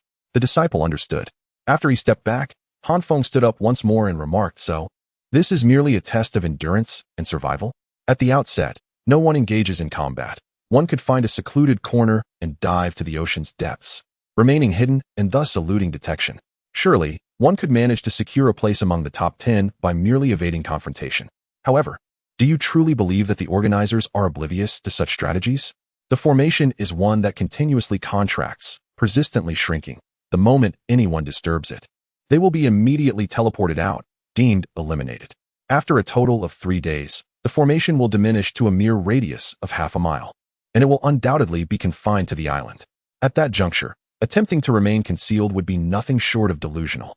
Moreover, the organizers have instituted a rule to foster competition, stipulating that the time spent underwater must not exceed 1 hour. Exceeding this limit results in elimination. Naturally, one could surface just before the hour is up to catch a breath, then submerge once more to continue lurking for another hour, observing the formation's contraction and repositioning accordingly. Under such regulations, the possibilities for strategy are substantial. It merely hinges on how one orchestrates their tactics. Perhaps, while beneath the waves, one might encounter similarly concealed adversaries, thus rendering the underwater environment far from secure. After Siyu concluded her remarks, she inquired if there were any further questions. Feng responded, expressing that he indeed had more inquiries. "Why do you have so many questions?" Siyu retorted, her frustration evident. "Well, it's essential to clarify everything," he replied. "For instance, when disciples from large sects, numbering in the hundreds, gather and dispatch a team to challenge another group, if the first team is on the verge of defeat, they can promptly withdraw, allowing the second team to swiftly engage the enemy. This tactic of rotating teams could easily exhaust the opposing side, which seems rather unjust. This is an unavoidable reality. Great powers indeed possess their advantages. Otherwise, why would so many aspire to join such influential factions? However, even the disciples of these great powers possess a sense of pride. Take our Yin-Yang sect, for instance. This time, we shall send no more than 100 participants. And the other sects are similarly restrained. Yet, astonishingly, the number of registered contestants has already surpassed 20,000. The mere few hundred from the great powers cannot stir significant waves among these tens of thousands, perhaps before they even gather. They may be bested by other factions or rogue cultivators. Thus, the perceived advantage of great powers is not as substantial as it appears. It fundamentally hinges on individual strength and fortune. Do you have any further questions? Indeed, Feng replied once more. Then speak. The tone of Shiyu had begun to chill. How is defeat determined? Is it by death? Not at all. Much like in the ancestral sacrifice secret realm, one can call out to withdraw and be transported away. Here, each participant is given a token. Shattering the token results in automatic transportation. Under normal circumstances, if one party is about to shatter their token, the other party will cease their attacks, who would senselessly kill without cause. Unless there exists deep-seated enmity, for if one were to slay many, they would be deemed bloodthirsty by other factions and thus would not be sought after. The identity of the opponent who shatters their token is noted, and the count of defeats falls upon the one who last struck them. Chapter 111. The 13th layer of Qi refinement. In the eve of the competition, the disciples comprehended this and harbored no further doubts. Feng retreated. Seeing that the stubborn one had finally fallen silent, Siyu waved her hand and declared, "All right, everyone disperse. We shall regroup at Yin-Yang Peak in half a month." Understood. The group exited the grand hall, and Feng and Jiang Suru returned to their respective quarters. Jiang Suru remarked, "I feel that I have reached a bottleneck. In just a few days, I shall attain the pinnacle of the 9th layer of the Qi refining stage, achieving a state of complete mastery within that realm. I wish to expedite my cultivation, elevating my prowess to that level before the competition begins, ensuring my place among the top 100,000 without fail. What's there to fear? With me by your side, I shall protect you. Nonetheless, advancing your cultivation is indeed beneficial. Every bit of strength adds to your security. So, focus on your training, and I shall cheer you on." Feng responded earnestly. "What do you mean by me focusing on my training? What about you? As for me, my cultivation seems futile. I have reached my limit already. Are you implying that you want to assist me in my cultivation?" Jiang Suru gazed at him with a lingering look. "I can offer you my spirit stones and qi condensation pills to aid in your advancement," Feng replied, reaching for his storage pouch. "Do not give me any more items. I do not require them. Keep them for yourself. When I speak of assistance, I mean something else." "Something else? What do you mean?" Feng questioned, looking perplexed. "You know, the techniques we practice. Yin-Yang harmonization technique, the Sun character formula, and that unnamed dual cultivation method we learned in the chamber. What of it? Then let us cultivate together. How shall we cultivate?" Jiang Suru initially believed that Feng was a simpleton, incapable of grasping her meaning. However, upon catching a glimpse of Feng's sly smile, she realized that he was intentionally teasing her. "You rascal, you're courting death. Lie down properly." With a swift motion, Jiang Suru sent Feng crashing onto the bed. In truth, Feng relished the act of lounging, leaving the arduous task of cultivation to his partner, who would elevate him in turn. Yet this time, Feng genuinely exerted himself, striving with all his might to assist the petite Jiang Suru in enhancing her cultivation. Each day, he emerged from his efforts, clutching his waist and leaning against the wall. After 10 grueling days, Feng lay languidly on a recliner, his pallid complexion slowly regaining its color under the sun's warm embrace. "I can't go on like this. These past 10 days have been exceedingly taxing, far exceeding my usual workload, leaving me utterly drained." He felt utterly exhausted, as if he were on the verge of becoming nothing more than a mere catalyst for Jiang Suru's advancement. Today, he resolved to grant himself a reprieve. To the outside world, Jiang Suru was the epitome of an ethereal goddess, a breathtaking beauty at Luoxia Peak, admired from afar, yet unattainable. However, Feng found himself casting her aside, avoiding her presence as if she were a burden. In that moment, he fancied himself a sage, embodying the principle that form is emptiness and emptiness is form, devoid of desires and worldly attachments, transcending the mundane to become a true sage. Fortunately, his trials were nearing an end. After a day of seclusion, Jiang Suru triumphantly reached the pinnacle of the Qi refinement stage. As Feng's cultivation reached the pinnacle of the Qi refinement stage, he experienced a tenfold return in his spiritual energy. Presently, Feng's cultivation stood at the 13th level of the Qi refinement stage. Within him surged a robust essence of spiritual energy. which he meticulously circulated through several cycles before thoroughly assimilating it. Remarkable indeed, to attain the 13th level in the Qi refinement stage, a feat unheard of before. He felt a newfound strength coursing through him, a sensation both invigorating and pleasant. Suddenly, from the courtyard atop a massive stone, a figure clad in flowing white descended gracefully. Han Feng turned in astonishment, his heart racing. Hadn't she already made a breakthrough? What was she doing here again? Jiang Su-ro cast him a glance that spoke volumes, announcing, I am about to participate in a competition and require some herbs to concoct a few recovery pills. That is splendid, splendid indeed. Feel free to gather as you wish, he replied. As long as you refrain from collecting my herbs, a brief respite would suffice. What does that sigh of relief signify? Jiang Su-ro retorted with a cold smile, stepping closer to Han Feng.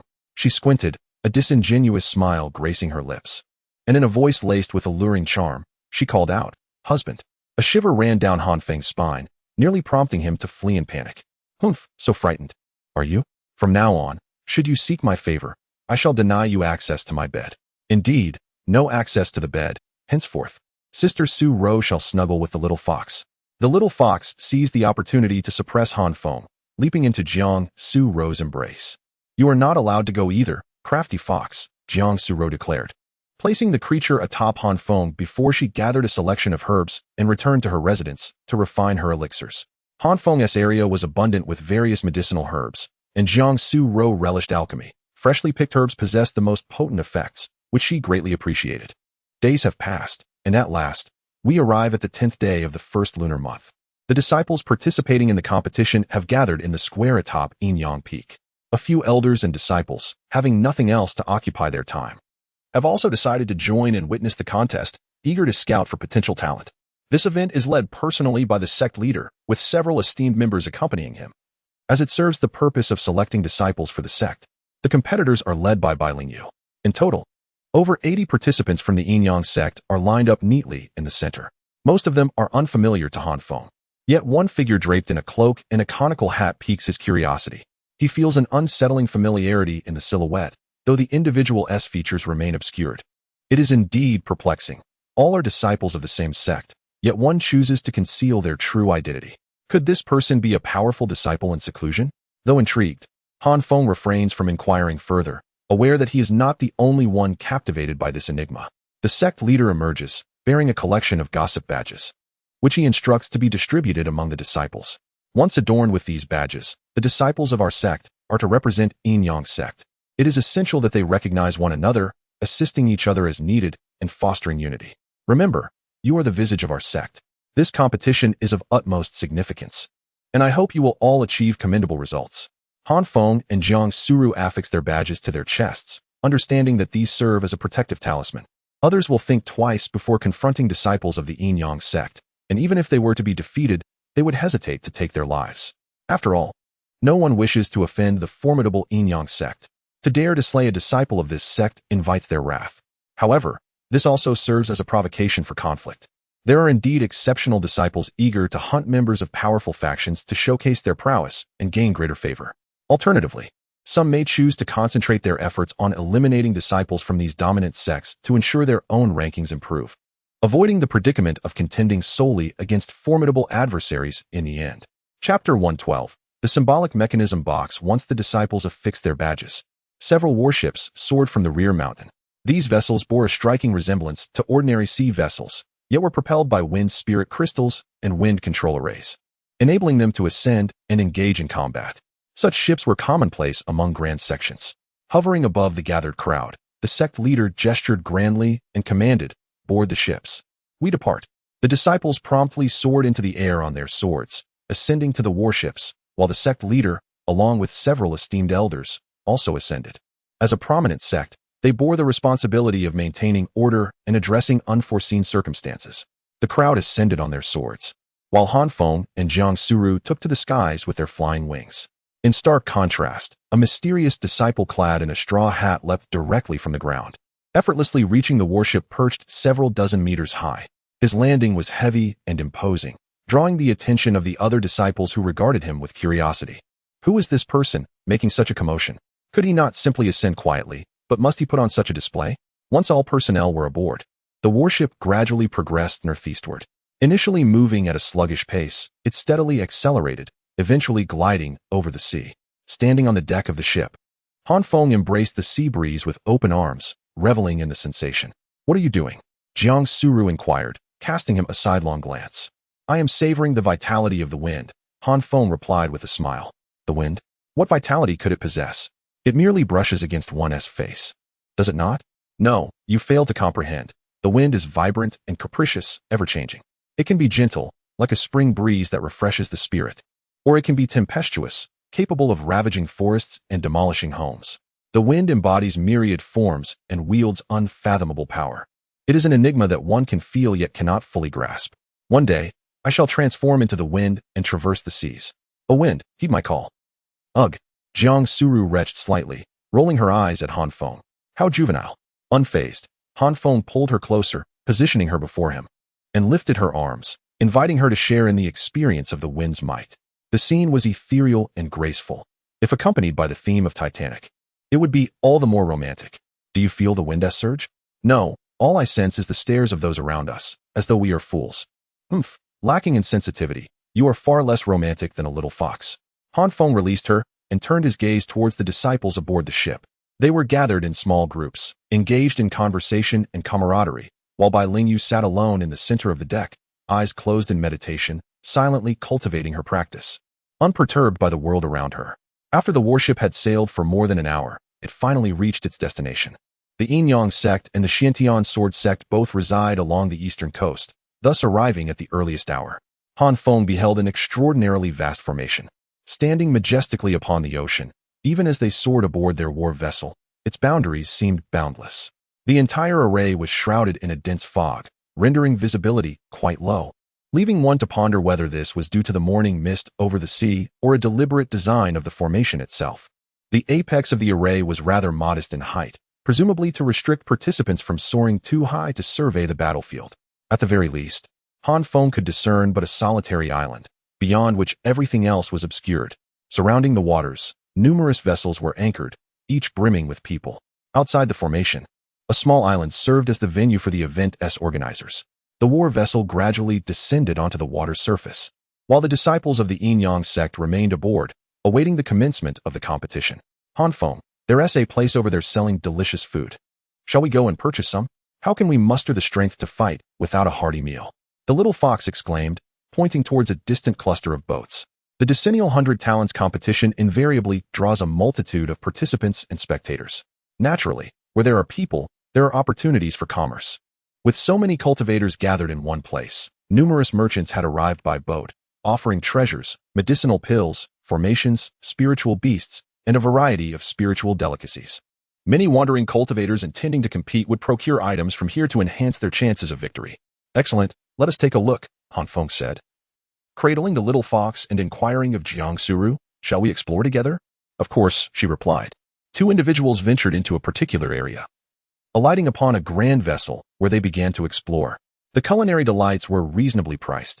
Han Feng purchased an assortment of treats for the little fox and Jiang Suru, while he himself indulged in a skewer of spiritual fruits. The little fox was immensely pleased. "Look here. A spirit beast at the 8th level of chi refinement can be taken for merely 5,000 spirit stones." A cultivator shouted, gesturing towards a cage that contained a pristine white spirit jade fox.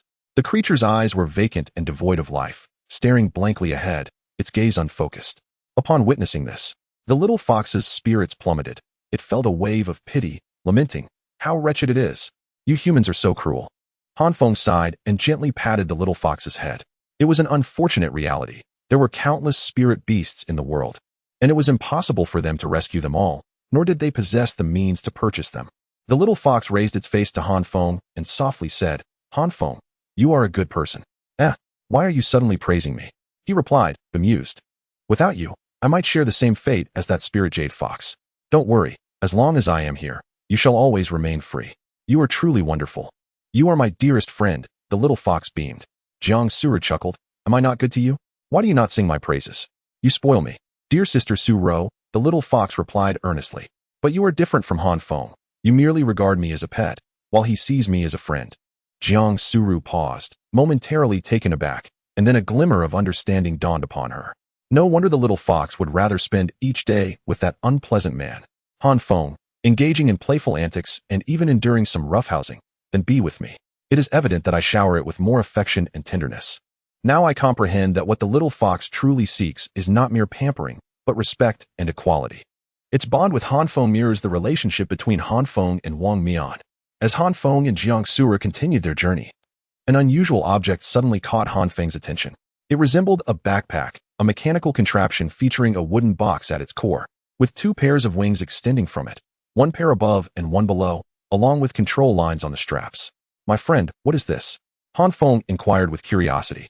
The vendor replied, "This is a mechanical artifact, a low-grade spiritual treasure, the Xiangyi mechanism box. It can be utilized for flight as well as for attacking adversaries. Priced at 5,000 spirit stones."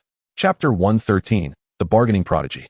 Upon hearing the price, Feng exclaimed in astonishment, "What? 5,000 spirit stones for a low-grade spiritual treasure? Why not just steal it? How considerate of you to offer me a low-grade treasure when you could have simply taken it from me." The vendor retorted with a cold laugh, "Some people are ignorant, and yet they call themselves disciples of the Yin-Yang sect. They don't even recognize a mechanical artifact. Go on, get lost, and don't hinder my business." Suddenly, Jiang Suru asked, "Is it a type of mechanical artifact that doesn't require spiritual energy and can self-power for operation?" The young girl demonstrated her discernment. "Indeed, that is correct. Once worn, it can fly even without any spiritual energy within, correct?" Jiang Suru inquired further, "Not only can it fly, but it can also release flying needles imbued with potent anesthetics, significantly slowing down the enemy and diminishing their strength. Of course, if you wish to adopt a more nefarious approach, you may substitute the anesthetic with poison. That is beyond my concern." Upon hearing this, Feng's eyes sparkled with intrigue. While he himself had no use for such an item, it could serve as a valuable asset for Wang Mian. Wang Mian's martial arts training lacked the ability to fly, rendering him at a considerable disadvantage against cultivators. If he were to procure this item and gift it to Wang Mian, would it not grant him the freedom of flight? As for the 5,000 spirit stones, Feng possessed them. Indeed, it was a mere trifling sum, especially after having plundered the wealthy Yilan Yuan. Yet, he feigned reluctance and asked, "But this item is rather useless for cultivators.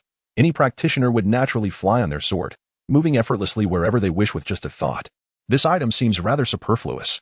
The vendor smirked and replied, "Doesn't flying on your sword consume spirit energy? In battle, every ounce of spirit energy expended diminishes your chances of victory. If you and your opponent are evenly matched, engaged in aerial combat, while they deplete their spirit energy flying on their sword, you, equipped with this treasure, will not suffer such losses. Ultimately, it will be your opponent who succumbs first, allowing you to vanquish them." Feng countered, "Who would engage in a battle until their spirit energy is entirely exhausted without defeating their foe first? If it reaches that point, my own spirit energy would be running low as well, and I would simply fall prey to other enemies. There could be tens of thousands of adversaries lurking." The vendor retorted, "That is an extreme scenario. Can you not assess the situation for yourself? The object in question does not consume spiritual energy during flight. Rather, it relies on spirit stones. Yet, isn't that still a consumption of spiritual energy?" The stall owner, with a glare, retorted, "You expect the horse to run while denying it fodder. Such a beautiful notion simply does not exist in this world. Are you buying or not? If not, kindly refrain from disrupting my business." "I am merely curious," the observer replied. "This peculiar item has been here for quite some time without any buyers, and it certainly piques my interest. While it may seem somewhat trivial, it is rather entertaining. How about this? I shall purchase it for 2,005 spirit stones." At this, Jiang Suru's eyes widened in astonishment. Was she truly attempting to negotiate such a drastic reduction? The stall owner, now incensed, bellowed, "What nonsense is this? You think you can acquire it for 2,005? Such delusions. Its manufacturing costs far exceed that amount, regardless of its production costs. The fact remains that it remains unsold, rendering it useless in hand. It would be wiser to exchange it for spirit stones, which could procure something of genuine utility. 2,005, what say you? I'm not desperate, I am merely intrigued." Upon hearing this, the stall owner's anger subsided somewhat, and he patiently elucidated. "The mechanisms within are exceedingly intricate, complemented by arrays that harness wind power to assist flight, energy conversion formations, and protective arrays for the outer shell. Even the wood is crafted from a millennium-old black iron tree, rendering it indestructible and capable of withstanding attacks from foundational cultivators. All these components are quite costly, not to mention the artisan's exceptional craftsmanship, which maximizes the utilization of spirit stone energy, a mystical stone, when flying under normal conditions. can soar for an entire day and night. In a burst of speed, it can traverse for the better part of a day. Moreover, observe these control threads. Once affixed to the nape of your neck, they seamlessly connect to your mind. With a mere thought, you can command it to ascend, descend, and navigate in all directions, surpassing even the art of sword flying. And you propose to acquire such a remarkable item for merely 2,005 spirit stones? How audacious!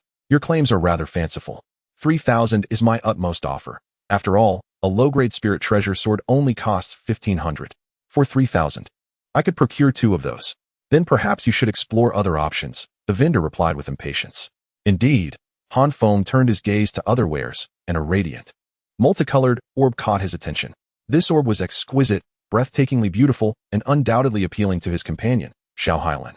How much for this orb? 5 spirit stones. So inexpensive? What type of spiritual artifact is it? A low-grade spiritual artifact, the most basic kind. Feng nodded, recalling that the first gift he had given to Jiang Suru was a low-grade spiritual dagger. And what purpose does it serve? It emits light. And then? It simply emits light. There are no additional functions. For 5 spirit stones, what more do you expect? Take it home as a toy to amuse your spirit pet. The vendor scoffed. I am no fool. The little fox ground her teeth.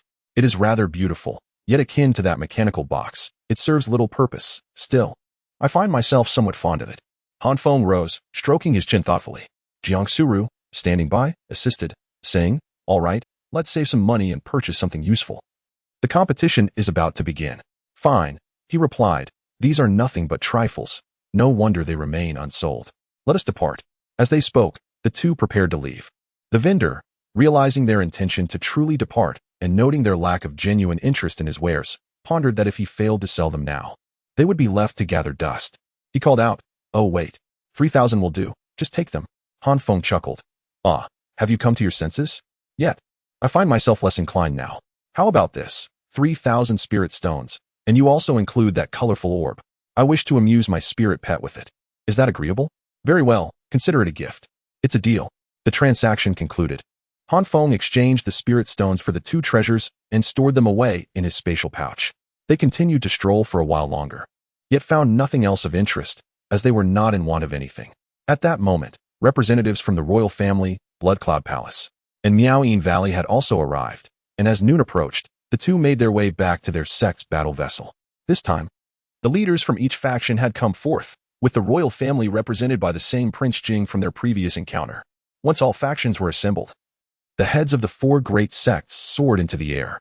The leader of the Xiantian sword sect was a middle-aged cultivator, while the head of Blood Cloud Palace appeared as a venerable elder, exuding an aura of benevolence.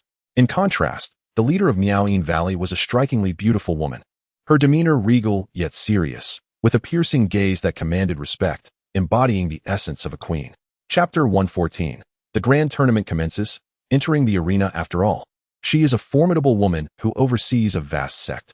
This woman is none other than Qingxia, the leader of the Yinyang sect, with whom he shares a complicated past as an old flame. Despite the awkwardness of their identities, both, as leaders of their respective sects, are bound to encounter one another and have grown accustomed to it. At least outwardly, they maintain a facade of composure. The crowd exchanged courteous greetings, acknowledging the presence of sect leader Qingxia. The leader of the Yinyang sect offered a polite salute, yet Qingxia merely nodded indifferently before turning away, ignoring him. Sect leader Duanmu's expression shifted uncomfortably, prompting him to look elsewhere. The onlookers nearby observed their exchange with amusement. Enough with the laughter, King Jing. Please proceed with announcing the rules, someone urged. Very well, I shall take the honor of announcing the proceedings, King Jing replied with a smile, addressing the participants on the battle vessels and the island. First and foremost, we extend a warm welcome to all attendees of the grand tournament. The 5 major factions are delighted to have you here, and we hope each of you achieves remarkable success. Now, we invite disciples from outside the 5 major sects to come forth and collect their tokens. In the event of an unfavorable encounter on the battlefield, you may shatter your token to be transported out. As tokens began to be distributed, participants called out their names, which were verified before receiving their tokens. Their cultivation levels were also examined. For the 5 major sects, the tokens were distributed directly by their respective elders, and both Feng and Jiang Suru received theirs. During this time, King Jing announced the competition rules, which were identical to those Feng had heard previously, with no alterations. At last, King Jing added, in consideration of your well-being, we, the 5 great powers, have placed numerous treasures upon the battlefield. Among them, There are over 10,000 various spiritual artifacts, as well as 10 spirit treasures, alongside a selection of elixirs and other items that can aid in the restoration of your spiritual energy and injuries. Our intention is to ensure that even if someone is eliminated, their journey is not in vain. They may leave with some spiritual artifacts that will enhance their own capabilities. These treasures have been randomly scattered by us. Some lie upon the island, while others are submerged in the sea. And there is even a chance that they may be consumed by sea beasts. Ha ha ha. It is up to you to discover, seek, and seize them. Whether you can acquire these treasures, and whether they are beneficial or detrimental, is entirely a matter of fortune. Outside this formation, there will be 2 leaderboards along with numerous projections showcasing the remarkable feats of outstanding disciples in real time. Should you perform admirably, you too will be featured. The rankings will be updated in real time as the competition progresses, ensuring absolute transparency and fairness. We request that all present oversee this process collectively. Any violation of the rules will result in immediate disqualification from the competition and severe penalties. After receiving their tokens, the disciples took to the skies on their swords, awaiting outside the formation. Suddenly, Feng recalled something and promptly produced a water-blue pearl, presenting it to Jiang Suru. This is a treasure of Yilong Yuan. He relied on it to remain submerged underwater for extended periods. It is known as the Azure Water Pearl. Once we are teleported inside, you should conceal yourself at the bottom of the water, and we will communicate through sound transmission while I come to find you. What will you use? I soar through the skies, my speed unmatched. Who could possibly hinder me? Feng chuckled. Very well, once inside, make contact. Jiang Suru tucked the Bai Shui Ming Zhu into her bosom. Feng gifted the exquisite Bai Shui Ming Zhu, a top-tier spiritual treasure. Receiving a tenfold return, a low-grade magical artifact, the Bai Shui Jin Zhu, which can create a vast expanse of air underwater, enabling speeds akin to those in the air, while also allowing manipulation of water currents. A low-grade magical artifact? Feng exclaimed in astonishment. He had initially thought the Bai Shui Ming Zhu to be of little worth, only to discover it was a superior spiritual treasure. He understood well the hierarchy of treasures among cultivators, spiritual tools, spiritual treasures, magical artifacts, and, for a foundation establishment cultivator, acquiring a single spiritual treasure was a formidable challenge. And yet he now possessed a magical artifact? He was cognizant of the adage, a commoner bears the burden of possessing precious items. After claiming the pearl, he promptly stowed it away. As noon approached, the king of Jing announced the commencement of the competition, granting access to the array. Hand in hand, Feng and Jiang Suru soared towards the formation. The array itself resembled an immense super teleportation portal. Upon entering, a dazzling array of lights enveloped them, and Feng found himself amidst a vast ocean. The surroundings were shrouded in mist, visibility reduced to merely a mile, rendering everything else indiscernible. How on earth am I to ascertain our location? Feng muttered. The small fox perched on his shoulder suggested, quickly send a message to Sister Su Ro. Inquire about her whereabouts. You must protect your soul bride. Feng nodded thoughtfully, then produced a communication jade slip, calling out, Sister Su Ro, where are you? However, that thought, which was meant to be sent forth, was hindered within the jade slip. Unable to send it out? What could be the reason? Feng attempted several more times, yet to no avail. The little fox, with a serious expression, earnestly remarked, I believe this may be a tactic employed by the organizers to prevent the disciples of large sects from banding together to bully others. After all, even if they are transported separately, the disciples can still communicate telepathically, coordinate a location, and gather together. The lack of prior notification is to prevent you from discussing where to assemble in advance. The mist they have set up also serves to obscure your vision of your companions in the distance. You make a valid point, but if that is the case, how am I to find her? Then do not seek her out. Sister Xiao Su Ro possesses a heavenly spiritual root and is at the pinnacle of qi cultivation. She is certainly not inferior to you. You need not worry for her. All along, you have been slightly stronger, which may lead you to subconsciously view her as weak. But upon reflection, could the first female disciple of Wanxia Peak truly be weak? Sister Xiao Su Ro is renowned throughout the sect, and her reputation is built not solely on her beauty, but also on her exceptional talent. Upon hearing the little fox's words, Feng chuckled in disbelief, saying, You are right, there is no need to concern myself with her. We shall do our utmost to search for her, given her capabilities. Unless she encounters the foremost disciples of the 5 major sects, no one can best her. She is also equipped with numerous protective treasures. Indeed, shall we venture to the sea to catch crabs for fun? Catching crabs? We should be looking for Xiao Su Ro. With that, Feng placed the little fox into his bag and prepared to search for Jiangsu Ro. Suddenly, from beneath the surface of the sea, a figure emerged, lunging towards him with a sword. Han Feng was taken aback and immediately recoiled, only to have the sword come crashing down upon him. The young disciple, emboldened by a sense of superiority, pressed forward rather than retreating, believing Han Feng to be an easy target. However, Han Feng retaliated with a swift strike, sending the disciple crashing into the water, blood spewing from his mouth. Without hesitation, Han Feng plunged into the sea and seized the disciple, lifting him effortlessly with one hand. The young man offered no resistance. Chapter 115. The Blood Emperor Han Feng felt somewhat bewildered. How could this happen? He had barely entered when someone lay in wait to ambush him. This individual had arrived long before him. The young man, sensing the overwhelming spiritual pressure emanating from Han Feng, realized that he had bitten off more than he could chew. Initially, he had hoped to catch Han Feng off guard and secure an early victory, but instead, he had encountered an insurmountable obstacle. "Please, spare me," the young man stammered, trembling. Han Feng grinned and replied, "Just crush your token and withdraw. Please, don't do this. I've only just arrived and haven't even had the chance to explore this place.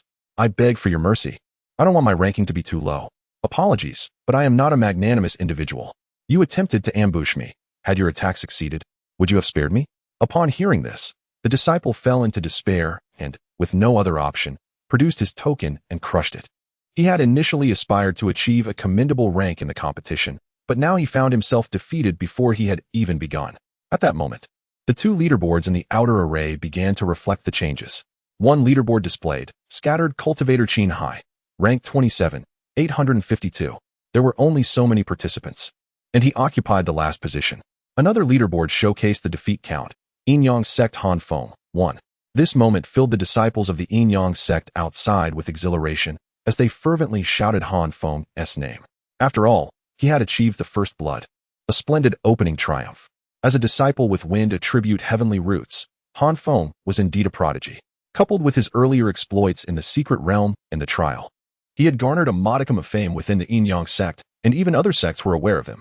Numerous projections outside featured several distinguished disciples, including a dedicated projection for Han Feng, alongside others like Bai Lingyu and Jiangsu Ru. The disciples of the Yin Yang sect were thrilled to witness Han Feng effortlessly vanquishing his foe with a single stroke. Meanwhile, within, Han Feng grew increasingly vigilant after dispatching his opponent. The threat of ambush loomed, as it had happened once before and could happen again, on this battlefield.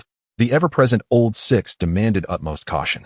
He ascended higher, endeavoring to evade potential ambushes from disciples lurking beneath the ocean's depths.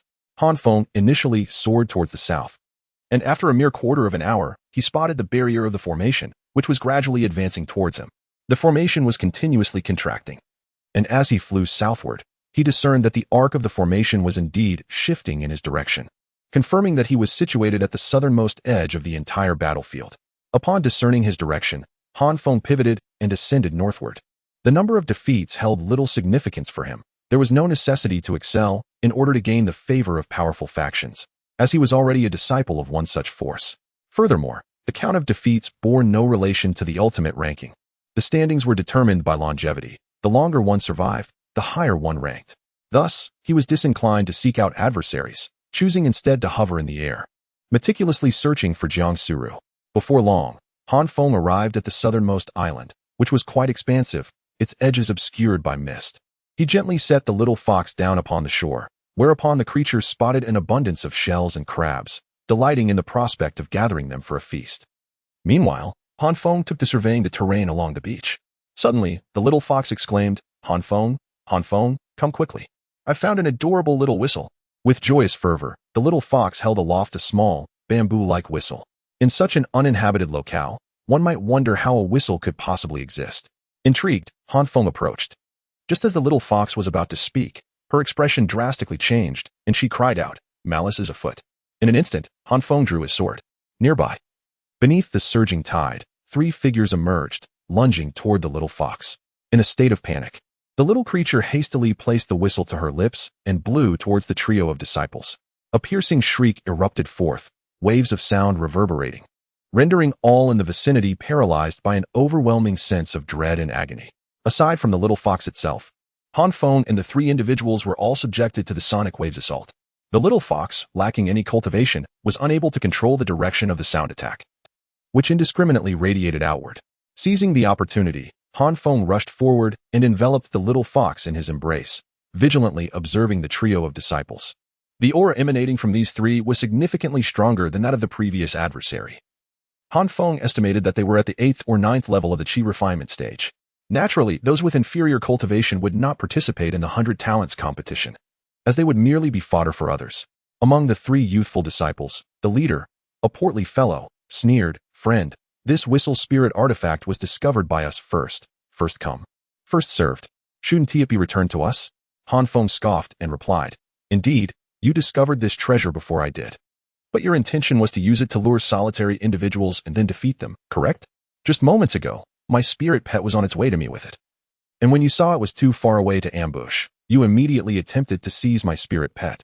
Now that you see I am a disciple of the Yin-Yang sect, you wish to intimidate me into relinquishing the treasure without direct confrontation. Am I not correct?" "Exactly right," the portly disciple retorted with a cold chuckle, his gaze predatory. It was evident that they believed they could bully Feng. However, they were unaware that Feng, at the 9th level of the Qi refinement stage, had previously maneuvered effortlessly against 20 disciples of the same realm. The current wave of Korean influence has reached the 13th level of cultivation. Feng observed the little fox tightly clutching the small whistle and inquired, "Do you like it?" "Yes, I want to hang it around my neck. In the future, when I seek you out, I shall blow the whistle, and upon hearing it, you shall come to me," the little fox joyfully replied. "That's wonderful to hear," Feng remarked as he lifted his gaze to the three disciples. "Speaking with a calm demeanor, this item is greatly cherished by my spirit companion. Given my current good spirits, I shall overlook your previous ambush against it. Now, leave." Upon hearing this, the three disciples stared at Feng in wide-eyed disbelief. The leader, a plump fellow, laughed in exasperation and retorted in a mocking tone, "Ah, truly worthy of being a disciple from a prestigious sect. Such bravado in your words, yet you choose not to hold us accountable. Impressive indeed. You seem to regard us rogue cultivators with utter disdain. Do you even know with whom you are conversing? We are known as the three heroes of Peach Garden. And throughout Peach Garden Street, we walk with unmatched authority. Come, brothers, let us show this lad the might of our camaraderie." "Brother, this lad is a disciple of a major sect. Once we defeat him, ensure he does not shatter the token. Instead, compel him to relinquish his storage pouch after nullifying its imprint, then eliminate him. Otherwise, we shall continue our assault until he agrees to hand it over." "Excellent plan." With that, the trio soared into the air, encircling Feng with the intent to strike. Feng found the situation amusing. These three individuals truly lacked awareness of their limitations. Not only did they seek to eliminate him, but they even attempted to rob him. With his wings unfurled, he struck the leading rotund man with a single sword, employing 7 layers of force, which resulted in a gaping, bloody wound across the man's chest as he crashed heavily to the ground. Following the severe injury of the chubby adversary, the remaining 2 were paralyzed by fear. Suspended in the air, unable to advance or retreat, Feng, disinterested in further dialogue, swiftly unleashed 2 more strikes, grievously wounding the 2 disciples and sending them tumbling to the earth. While eliminating foes could be deemed a form of disqualification, Feng harbored no intense desire for bloodshed. His opponents were not deserving of death, and he would not take lives without justification. This display earned him enthusiastic applause from the spectators outside the arena. Not only the disciples of the Yin-Yang sect, but also practitioners from other sects and independent cultivators took notice of this spectacle. The individual was named Feng. How had he previously escaped their notice? It appeared that every enemy he encountered fell effortlessly to his sword. He had already vanquished 4, and none could withstand his strike. His swordsmanship was indeed formidable. Were it not for the inscription of the Yin-Yang sect, one might mistake him for a member of the Xiantian sword sect. But let us be honest, his approach lacked the essence of swordsmanship. His sword was merely a tool, and he had not even employed any supernatural abilities. He simply wielded his spiritual energy to deliver straightforward, unembellished strikes, relying purely on raw strength. I am acquainted with the 3 illustrious figures of the Peach Garden, who, despite their superficial charm, are not of commendable character. They take advantage of their modest prowess, bowing obsequiously to those at the foundation establishment stage, while bullying those at the Qi refining stage and the common folk. Many in our city have suffered greatly at their hands. Nevertheless, their strength is undeniable. One stands at the 9th level of Qi refinement, while the other 2 are at the 8th level, rendering them virtually untouchable. Is it possible that a mere 9th level Qi refiner could be dispatched in a single stroke? What extraordinary might does Feng possess? Could it be that his celestial root is so formidable? I dare say his abilities could rival those of the 5 prodigies from the Min Kingdom. He is indeed a hidden gem. Amidst the murmurs of the crowd, Han Feng's exceptional performance has brought pride to the leader of the sect. At this moment, while the other 5 from Min have yet to reveal their skills, Han Feng has already triumphed over formidable adversaries. On the battlefield, by the southern coast of a small island, Han Feng dragged a man before the rotund figure, unceremoniously casting him down.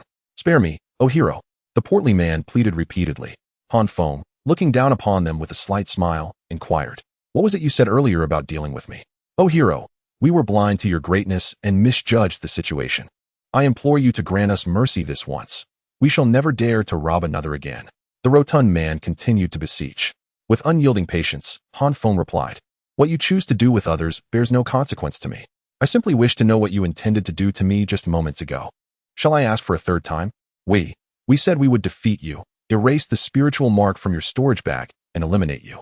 What are we waiting for? Let us commence." Han Feng's gaze swept over the corpulent man's storage bag. The man wore a bitter expression and remarked, "Brother, you, a distinguished prodigy of the Yin-Yang sect, still deign to pay attention to us mere trifles? Even the smallest mosquito is still flesh. I have granted you the opportunity to depart, yet you insist on troubling me. Who can be blamed for that? Me? Who else? Of course. The 3 of you may attempt to seize the moment, take out your tokens, and shatter them to teleport away. Let us see whether your hands are swifter or my sword." "No, no, no, brother, we are well aware of how swift your sword is. We would not dare." The man hurriedly lifted his storage bag, placed it upon his forehead, cancelled the mental imprint, and handed it to Han Feng. The other 2 disciples hastily followed suit. After receiving the 3 storage bags, Han Feng recognized their ownership and extracted the tokens within, crushing them in one swift motion. 3 beams of teleportation light descended from the heavens, eliminating the 3 individuals. "We struck gold. Open them and see what treasures lie within," the little fox exclaimed joyfully. Upon inspection, Han Feng responded, "Together, they amount to a mere 2,000 or 3,000 spirit stones and a heap of worthless scrap. Truly impoverished. Even the smallest mosquito is still flesh. Shall we joyfully rob others and strike it rich?" proposed the little fox. "You make a valid point. We have shown mercy by not slaying them, and it is only just that we claim their storage bags after defeating them." Han Feng laughed heartily, placing the little fox upon his shoulder, and ascended into the air. Witnessing this scene, the disciples outside were left in utter disbelief. How could you, a distinguished prodigy of the Yin-Yang sect, resort to robbing and bullying weaker disciples in such a public setting? It is utterly disgraceful. Where is your dignity as a talented individual? Just as Han Feng began to soar, the little fox remarked, "There is malice." Where? 2 miles to the east. There is malice, but it is not directed at us. It seems someone is fighting. Let us go intervene. Come, let us see." Han Feng cradled the little fox and flew towards the commotion. Upon arrival, they beheld 5 individuals engaged in a brawl, with 4 attacking one. The assailants, 3 young men and 1 woman, displayed a crimson blood cloud emblem upon their chests, unmistakably indicating their affiliation with the Blood Cloud Palace. Among the 5 major forces, each disciple bears their respective insignia. The Shantian Sword Sect flaunts a sword, Miaoying Valley showcases a pipa, Blood Cloud Palace bears the Blood Cloud, and the royal family possesses a seal. The Yin-Yang sect, however, is represented by the Yin-Yang fish symbol, which adorned the chest of the besieged disciple. This disciple was the enigmatic figure previously encountered, donning a bamboo hat and clad in coarse garments, proudly displaying the Yin-Yang sect emblem as he valiantly fought against his 4 adversaries. "He is one of our sect's disciples. We must assist him," exclaimed the little fox. "No need to rush. Let us observe a while longer. I wish to discern this person's true strength. His air of mystery suggests he must possess considerable prowess. If he truly cannot fend for himself, I shall intervene." With that, Han Feng settled comfortably atop a large tree's crown, leisurely watching the unfolding skirmish. On the battlefield, 4 disciples of the Blood Cloud Palace stood at each cardinal direction, brandishing their swords to assault the solitary figure at the center. Yet, this individual remained unarmed, devoid of any weaponry. Chapter 117. The mysterious figure's remarkable strength. The enigmatic disciple faced the first incoming strike without flinching or evading. Instead, he grasped the sword with a single hand, allowing the other 3 blades to strike against his body, producing a cacophony of clashing sounds. With his left hand firmly gripping the sword, he delivered a powerful blow with his right fist directly onto the blade. The sound of a sharp crack resonated as the sword shattered into pieces. Subsequently, he released his left hand, discarding the broken sword onto the ground, his hands unscathed and devoid of even a single drop of blood. This astonishing scene left the onlookers in utter disbelief. That was a high-grade spiritual weapon, If the adversaries wielded a treasure-level weapon with full force, it could potentially be shattered, yet this individual stood there unarmed. Was his physical form comparable to a magical artifact? One of the disciples, whose sword had been shattered, coldly shouted, "Damn it, he is a body cultivator. Maintain distance, do not engage in close combat. We must wear him down." The four immediately distanced themselves, soaring into the air as beams of sword light hurled toward the mysterious figure. At that moment, the enigmatic individual turned and charged at one of the Blood Cloud Palace disciples. Alarmed, the disciple quickly retreated, narrowly avoiding the mysterious figure's powerful punch. However, instead of pursuing, the mysterious figure descended, free-falling towards the ground. This spectacle left the surrounding crowd utterly perplexed. What was the meaning of this? As the mysterious figure suddenly realized the gravity of the situation, he swiftly rose to his feet, his expression now one of solemnity. He prepared himself for an imminent confrontation. Yet he refrained from taking action. The enigmatic individual leapt once more, aiming to strike at the disciple. The disciple nimbly evaded the attack, managing to escape once again. The mysterious figure fell to the ground yet again, his hat dislodged. Upon seeing the eyes of this enigmatic being, Feng was utterly convinced of his identity. Meanwhile, the disciple from Blood Cloud Palace erupted into laughter, exclaiming, "This fellow can't fly. He lacks the skill of sword control. With such formidable strength, he cannot even master the art of flight. How utterly laughable. Come on, let us see just how resilient this body of his truly is." They all launched their attacks, bombarding the mysterious figure from a distance. Unable to take flight, he could only dodge back and forth, defenseless against their onslaught. The leading disciple from Blood Cloud Palace laughed heartily, saying, "I thought you were formidable, yet here you are, just a disciple of Yin Yang sect. You've solely focused on physical cultivation, neglecting your spiritual advancement, haven't you? What level are you at now? The 4th layer of Qi refinement. You can't even perform sword control? If that's the case, I shall hold nothing back against you. This is truly delightful. It's like walking a dog. You're left to rage impotently below while we toy with you." The disciple swung his sword again, taunting, "Yes, run that way.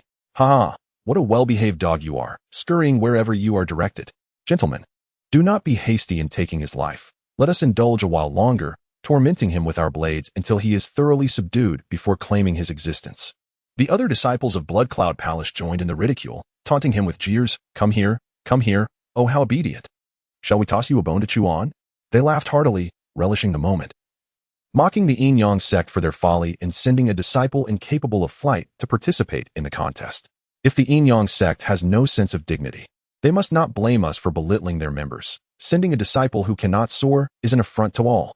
Observing the scene of jest and humiliation directed at the enigmatic figure, the disciples of the Yin Yang sect erupted in outrage, cursing the Blood Cloud Palace for their shamelessness. They took advantage of their ability to fly, bullying their grounded disciple mercilessly. To kill is but a trivial act. Yet this humiliation of the Yin Yang sect's disciple is intolerable. In the chaos of battle, should one fall, it is merely a testament to their inferior skills. No one can contest that, even if 4 of you were to gang up on one. The misfortune of not finding a team cannot justify such disgrace. Yet, as disciples of great factions, to treat the Yin Yang sect's members with such contempt, while capable of sparing their lives, is akin to parading a pet dog, utterly devoid of respect. Just as the disciples of the Yin Yang sect seethed with righteous indignation, the battlefield suddenly shifted. The mysterious figure, evading attacks with remarkable agility, seized the opportune moment.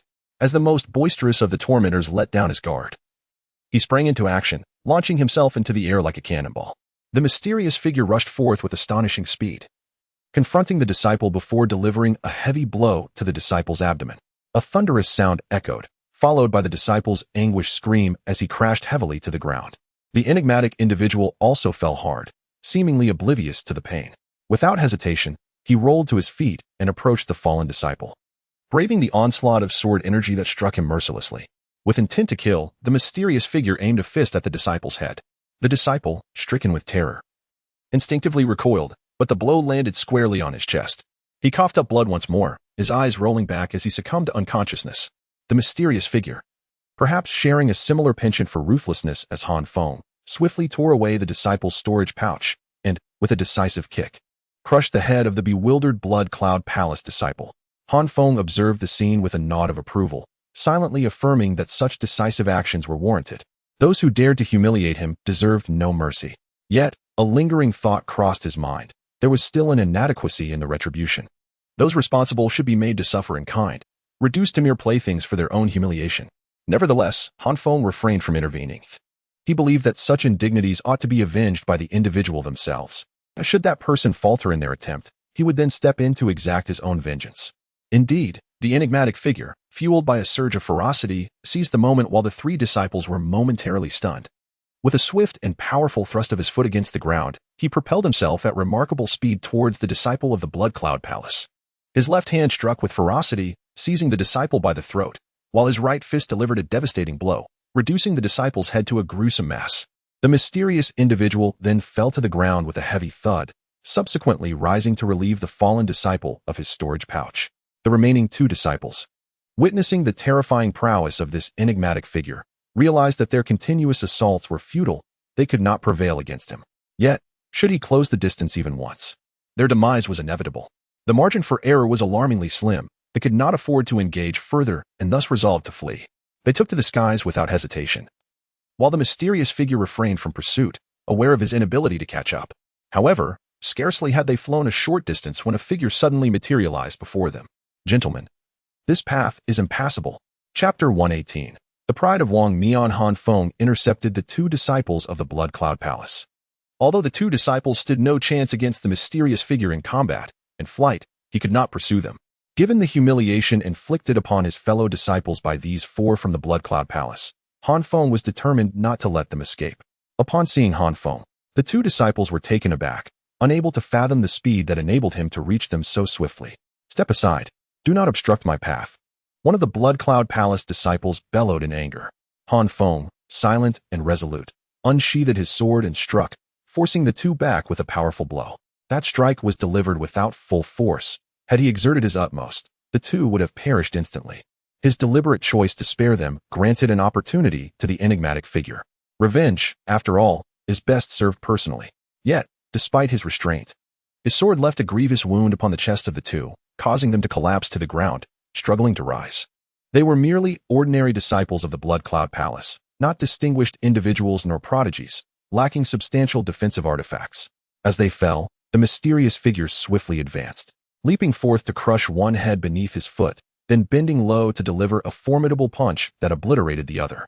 His actions were decisive, embodying a ruthless efficiency devoid of hesitation. The mysterious figure retrieved their storage bags and tossed one to Feng, rasping, "Thank you, friend." "Not at all. We are fellow disciples. Aiding one another is only natural," Feng replied with a grin. "In truth, you ought not to have dispatched them so swiftly. Did they not humiliate me? Should they not face death?" The enigmatic figure retorted, "How can one stand firm in this world if they are soft-hearted?" With a shake of his head, Feng mused, "I merely believe that killing them outright is too lenient. You should first incapacitate their dantians and then tether them like dogs. Repay them in kind for their treatment of you. An eye for an eye, a tooth for a tooth. Once you have vented your anger, then you may finish them. Mysterious man, you truly are a living embodiment of Yama."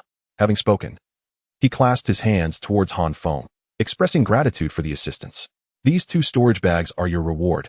We owe each other nothing. Farewell." With that, the mysterious man turned to leave. "Wait, my friend." Feng stepped forward, retrieving the symbolic mechanism box from the storage bags. "This item is a gift for you."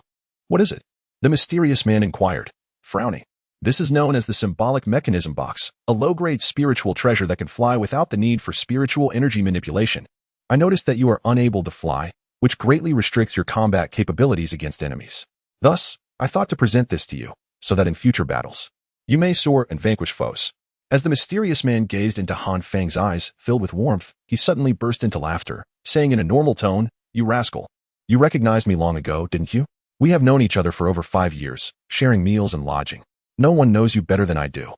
Did you truly believe that by merely covering your mouth and nose, I would fail to recognize you?" Feng mimicked Wang Mian's earlier tone, speaking in a raspy voice. "Thank you, my friend. These two storage bags are yours." "Ha ha, you scoundrel."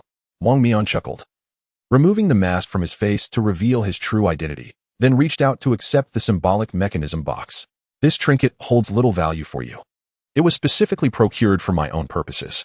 I shan't elaborate further, as I shall also share good treasures with you in the future." "Who claimed it was a gift?" Feng rolled his eyes, and then opened the storage bags bestowed upon him by Wang Mian. After inspecting the contents, he remarked, "There are over 2,000 spirit stones within, along with some spiritual instruments and medicinal pills, amounting to a total value exceeding 3,000 spirit stones. I purchased that box for 3,000 spirit stones, so consider it sold to you. I even made a slight profit. As he spoke, Feng gathered the items from the storage bag. The four of them faced their adversaries, with each of them possessing 2 storage bags. Wang Mian moved aside, wiping the blood from his feet in the mud before sitting upon a large stone, while Feng took a seat beside him. Why didn't you inform me about your participation in the 100 Talents competition? Feng inquired. Wang Mian let out a bitter laugh and replied, because I am impoverished. The 100 Talents list aims to select the top 100 prodigies, offering substantial rewards. I wish to infiltrate it and attempt to secure a commendable rank. If fortune favors me, I might even earn some rewards to exchange for rare treasures to enhance my physical cultivation. Upon hearing this, Feng shook his head impassively and said, let it go. The current trend revolves around cultivating immortality. Most medicinal pills and treasures are intended to bolster one's cultivation, with very few dedicated to physical training. Occasionally, there are pills that slightly enhance bodily strength, but they contribute little to the elevation of your martial realm. Am I not familiar with you? Are you truly motivated by that meager reward? The trifling gains extracted by the 5 great powers cannot possibly exceed what your master has bestowed upon you. Your participation in the 100 Talents competition serves but 2 purposes. Firstly, you seek to challenge and engage with individuals of similar standing to hone your skills, for a martial artist thrives on combat. Only through relentless battles can one ascend.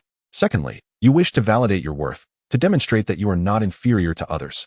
Feng understands that Wang Mian possesses a fiercely competitive spirit. Though he often presents a carefree demeanor, indulging in jest and frivolity, his previous training was undertaken with unparalleled diligence. Unfortunately, his progress has been hindered by limitations in talent and resources, resulting in a sluggish ascent. Yet, this very adversity fuels his determination. His pride compels him to strive for excellence, particularly after experiencing a complete setback in his cultivation. He has become increasingly sensitive and his self-esteem has intensified.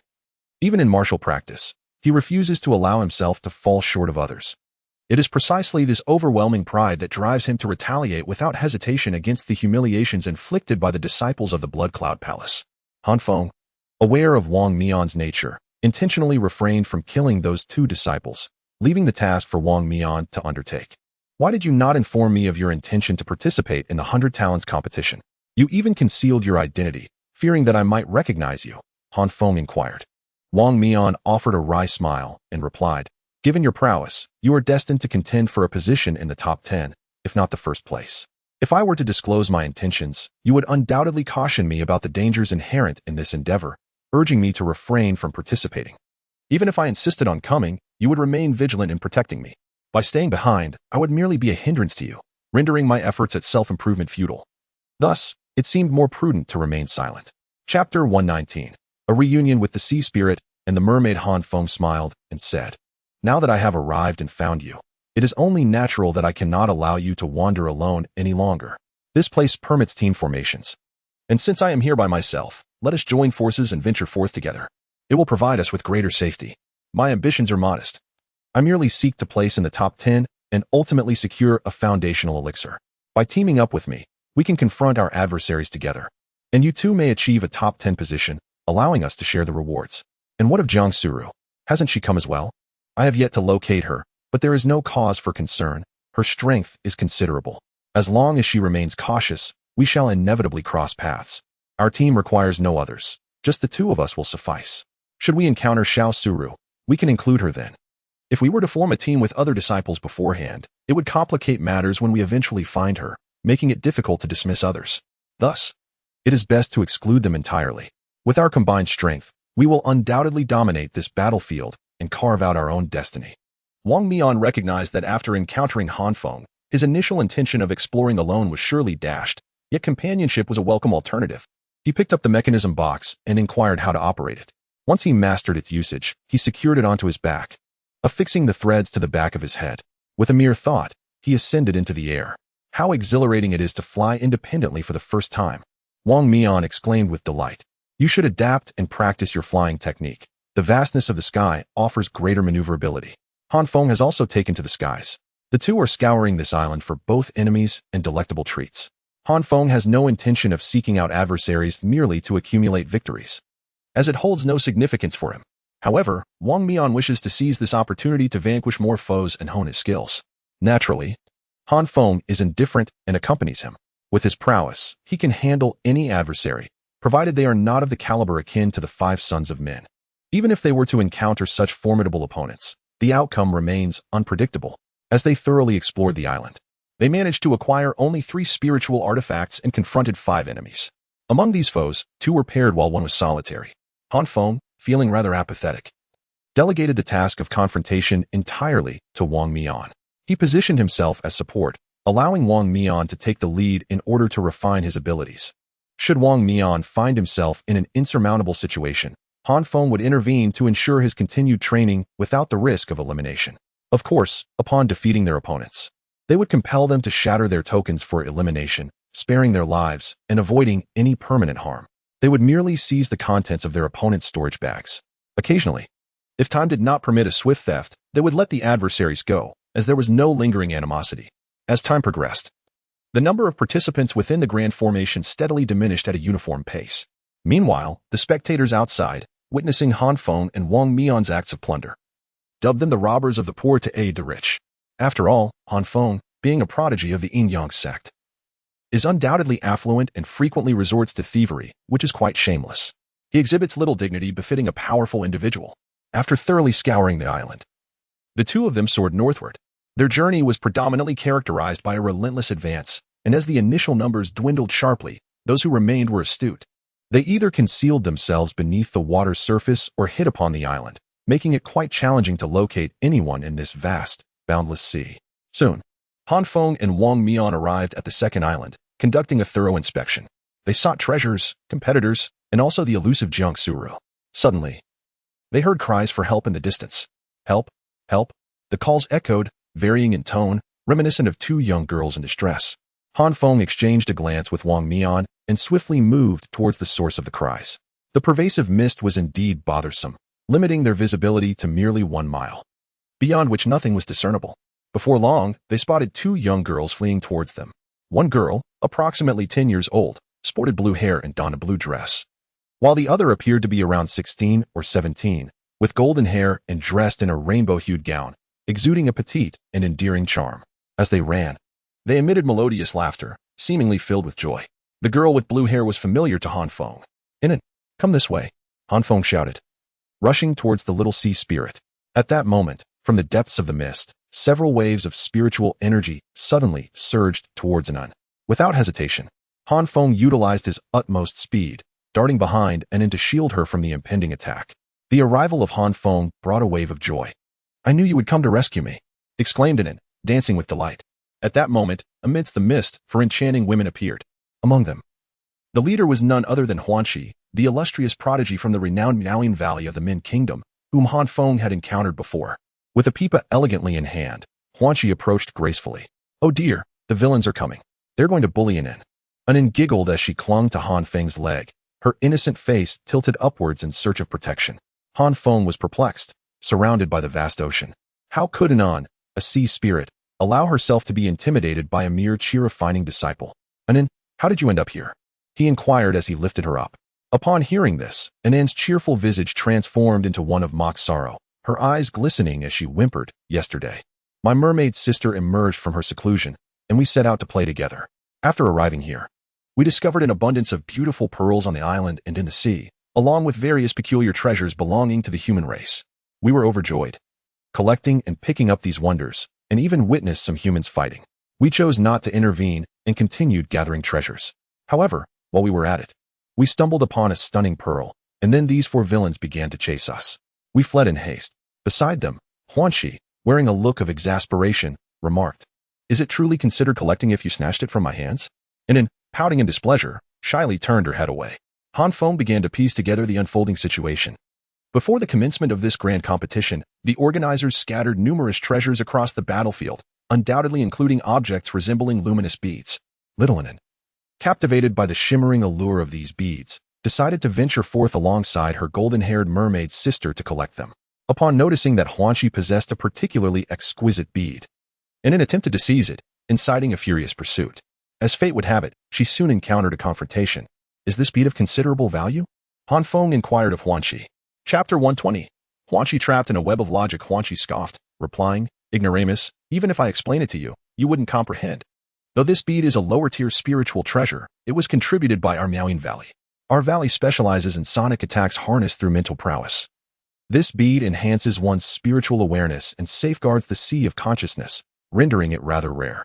Had I spotted it first, I would not have contested for it. But having seized it, her attempt to snatch it from my grasp is unequivocally unjust. Upon hearing this, Feng chuckled. Then you must be aware of her identity, correct? Indeed, she is the sea spirit. And yet you chose to offend the sea spirit in her domain? What were you thinking? Feng expressed incredulity.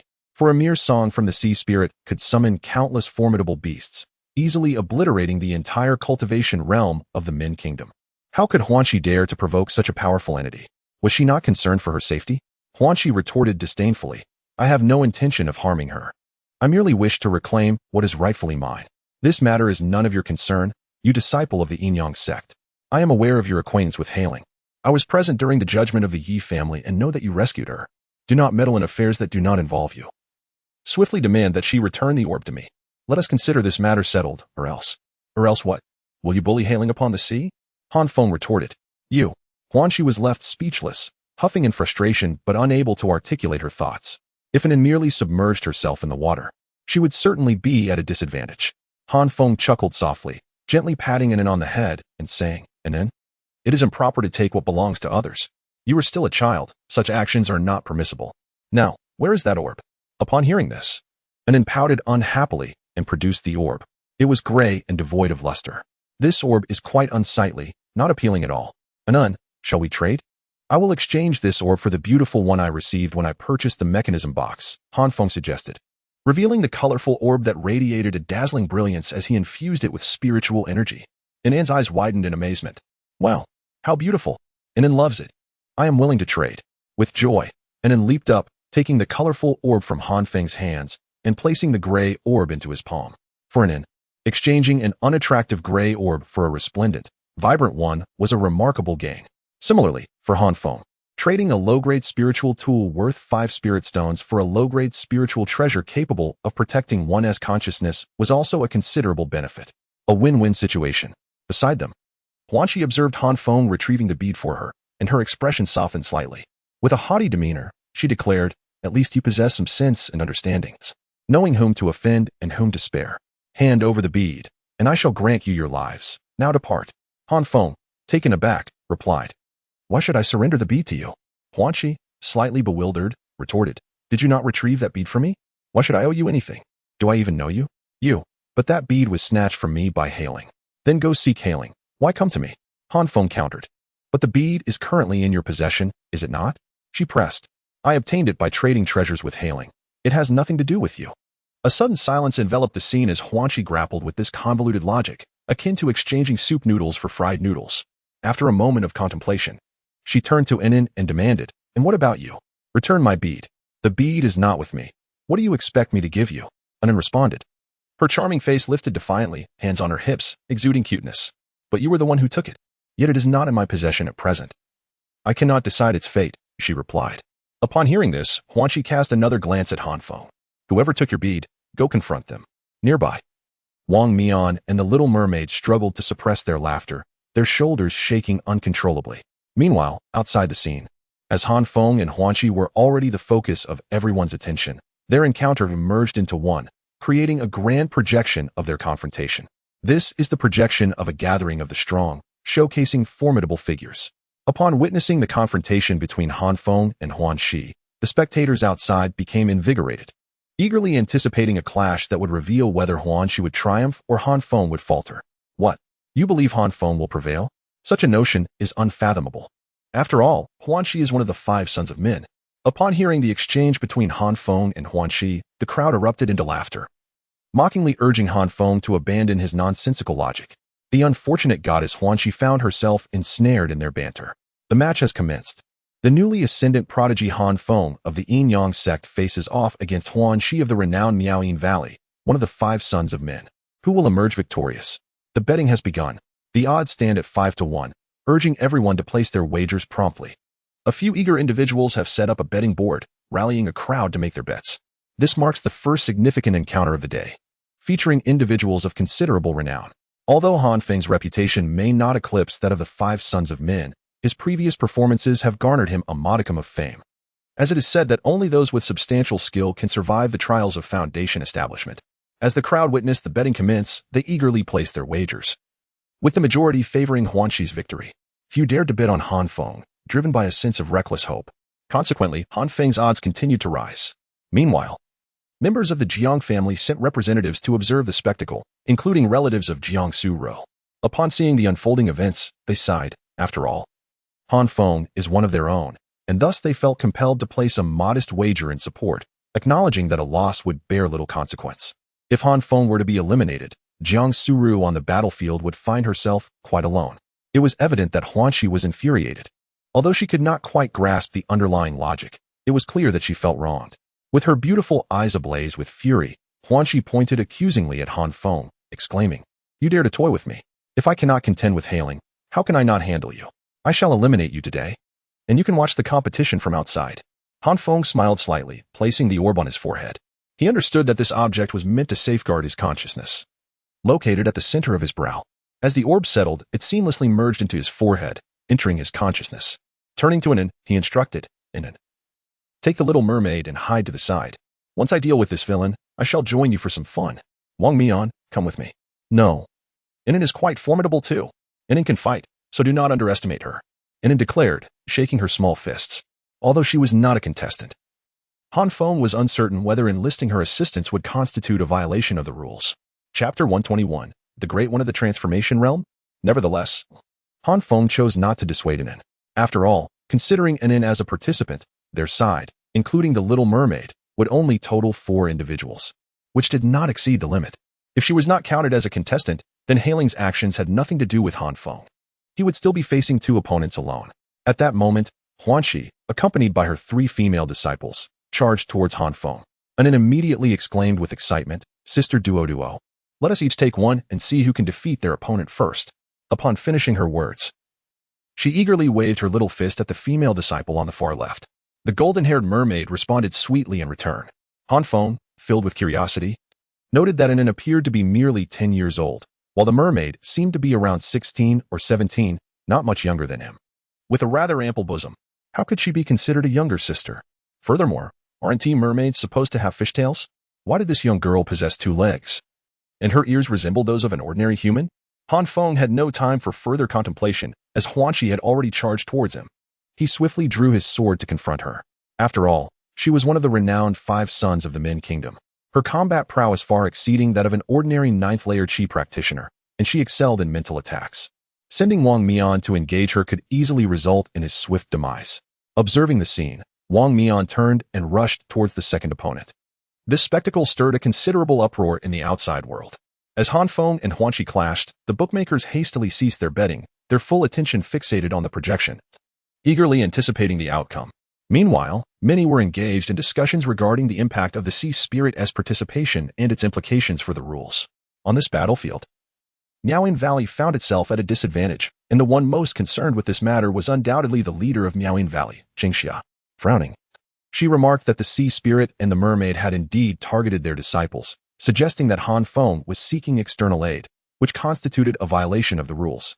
However, the leader of the Yinyang sect, Duanmu, chuckled and replied that the competition regulations did not explicitly prohibit seeking external assistance. If the law does not forbid it, it can be done. If one possesses the skill, other disciples may also seek external support. Qingxia was utterly amused by the shamelessness of Master Duanmu.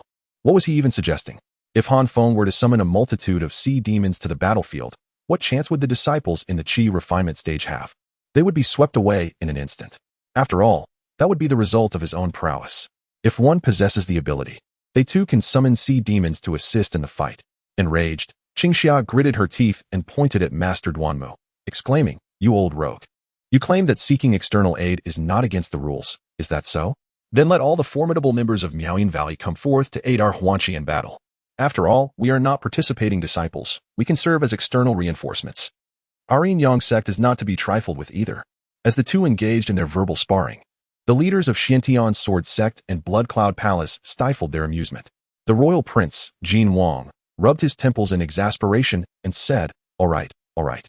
Han Feng's actions are certainly inappropriate. The essence of this competition is to provide disciples with a fair platform to select the most exceptional among them, focusing on individual combat prowess. Currently, Feng has 4 participants, and so does Miaoying Valley. It remains fair. The combat capabilities of Hailing and the mermaids on land are not particularly formidable. Judging by their demeanor, they seem to be at most in the chi refinement stage. Let us proceed this way. As long as no one is ganged up on, we shall not intervene. Once this match concludes, I will personally approach Hailing and advise her to refrain from further participation so as not to compromise the fairness of the competition. What do you think? Qingxia pointed at the projection and retorted, "No, we must go now. Our 3 members have already been defeated, and only Huanqi remains to hold the fort." Indeed. On the battlefield over there, the conflict concluded with an almost relentless swiftness.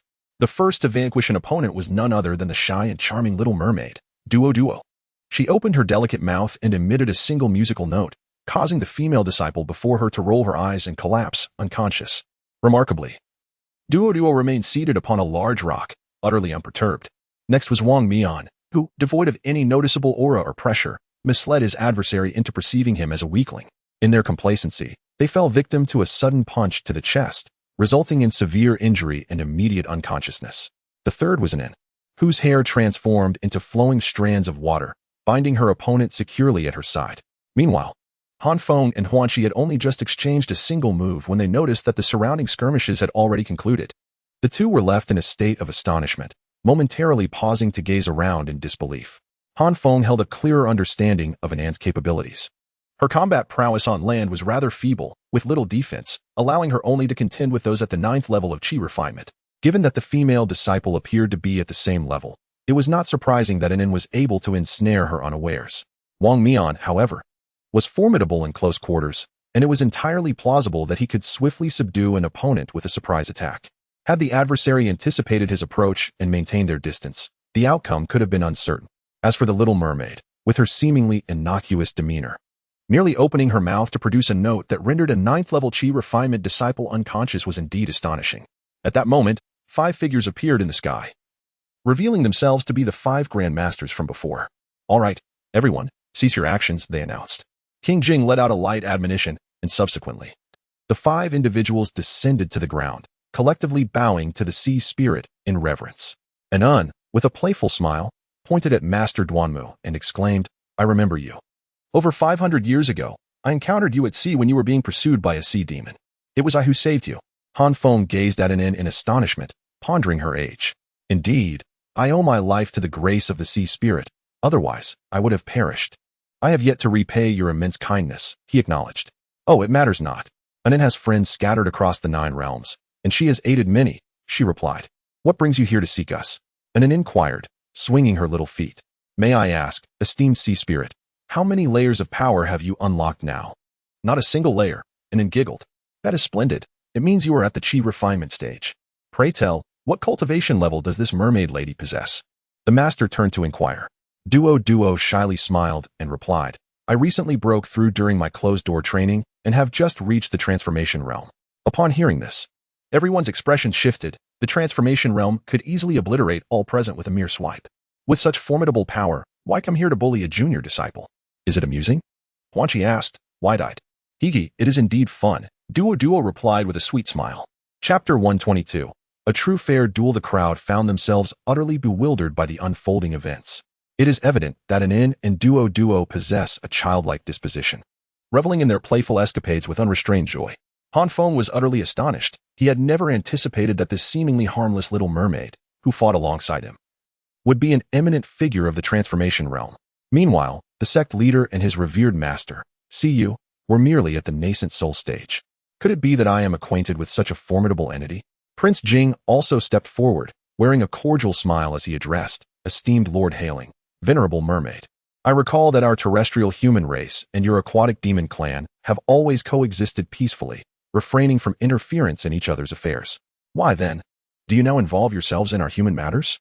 An nodded in agreement, stating, "Indeed, it is a matter of non-interference. We do not concern ourselves with the infighting among your human race, nor should you meddle in our jungle laws as sea demons. While we cannot indiscriminately slaughter innocent humans, you must also refrain from exterminating our sea demons. Minor disputes are tolerable, but as long as there is no widespread slaughter, all is well. Are you suggesting that I should disregard the recent incident where your people mercilessly massacred tens of thousands of mortals? They are all denizens of the sea. Devoted followers of mine, he retorted. No, no, no, that is not our intention. The actions of those malevolent individuals angered both gods and men alike. We are immensely grateful for your assistance in dealing with them. However, we are currently engaged in a competition here, with only disciples at the chi refinement stage participating. Furthermore, to prevent any inadvertent harm to our aquatic friends, we have already relocated all sea demons from this area to another place. This is to ensure a fair platform for the disciples to compete. Upon your arrival, did it not disrupt the essence of fairness? Anin pouted, exclaiming, what? Are we not permitted in this expansive ocean? There are so many beautiful pearls here. Are we not allowed to collect them? The sea belongs to us, not solely to you. Are we truly prohibited from entering? You have not erected a sign declaring that Anin cannot come here. Observing Anin's innocent yet displeased demeanor, the others felt a wave of frustration. How could they elucidate this matter to such a young girl? Qingxia could only respond with patience. Dear sea spirit, of course. You are welcome to play here. We always welcome you. However, in this competition, the Baiqiao contest, we must select the most outstanding disciples. As it is a contest, fairness must be upheld. Currently, you and this mermaid elder are assisting Han Feng, and with your strength, you could easily dominate the arena. This would be unjust to the others.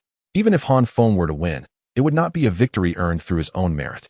He is a good boy, quite remarkable, and he should triumph through his own abilities, should he not? After a moment of contemplation, Anin exclaimed with realization, oh, I understand now. You mean to say that we too cannot assist Han Feng in battle, or more accurately, we cannot aid anyone in combat, allowing your human children to compete on their own and see who is the strongest, correct? Qingxia smiled and replied, you are indeed clever. That is precisely the point. Indeed. Anin understands. During the competition, Anin will refrain from targeting the human race. If anyone from the human race attempts to bully Anin, she will swiftly retreat with her mermaid sister. This is the essence of the matter. Lord Hailing is truly astute. The crowd smiled with relief. Only then did Anin release the female disciple from Miaoyin Valley, stating, I shall not strike you anymore. Thank you, the female disciple stammered, her lips twitching, before hastily positioning herself behind Huanxi.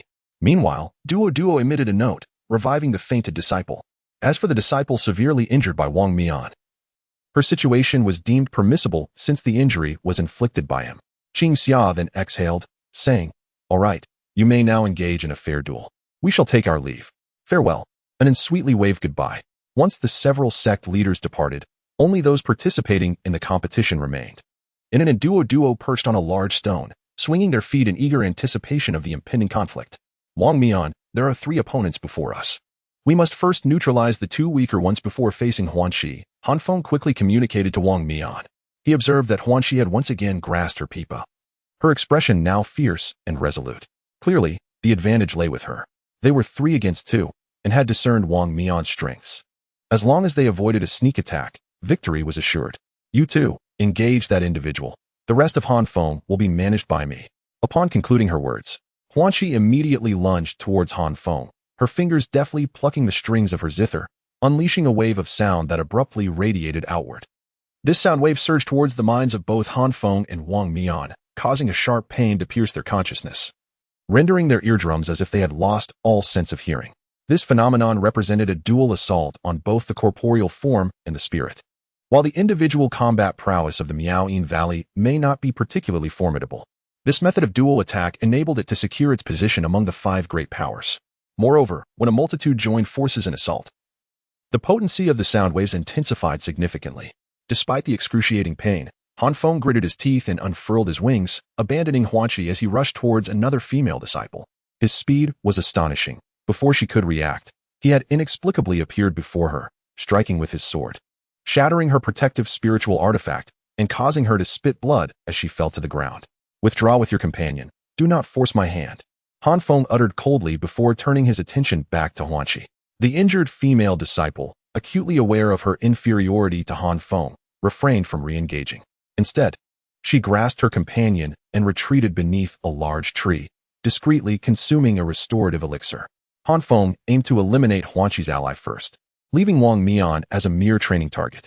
As Huanxi noticed Han Feng charging towards her at breakneck speed, she swiftly retreated, creating distance between them while her fingers moved rapidly, releasing a barrage of sound waves.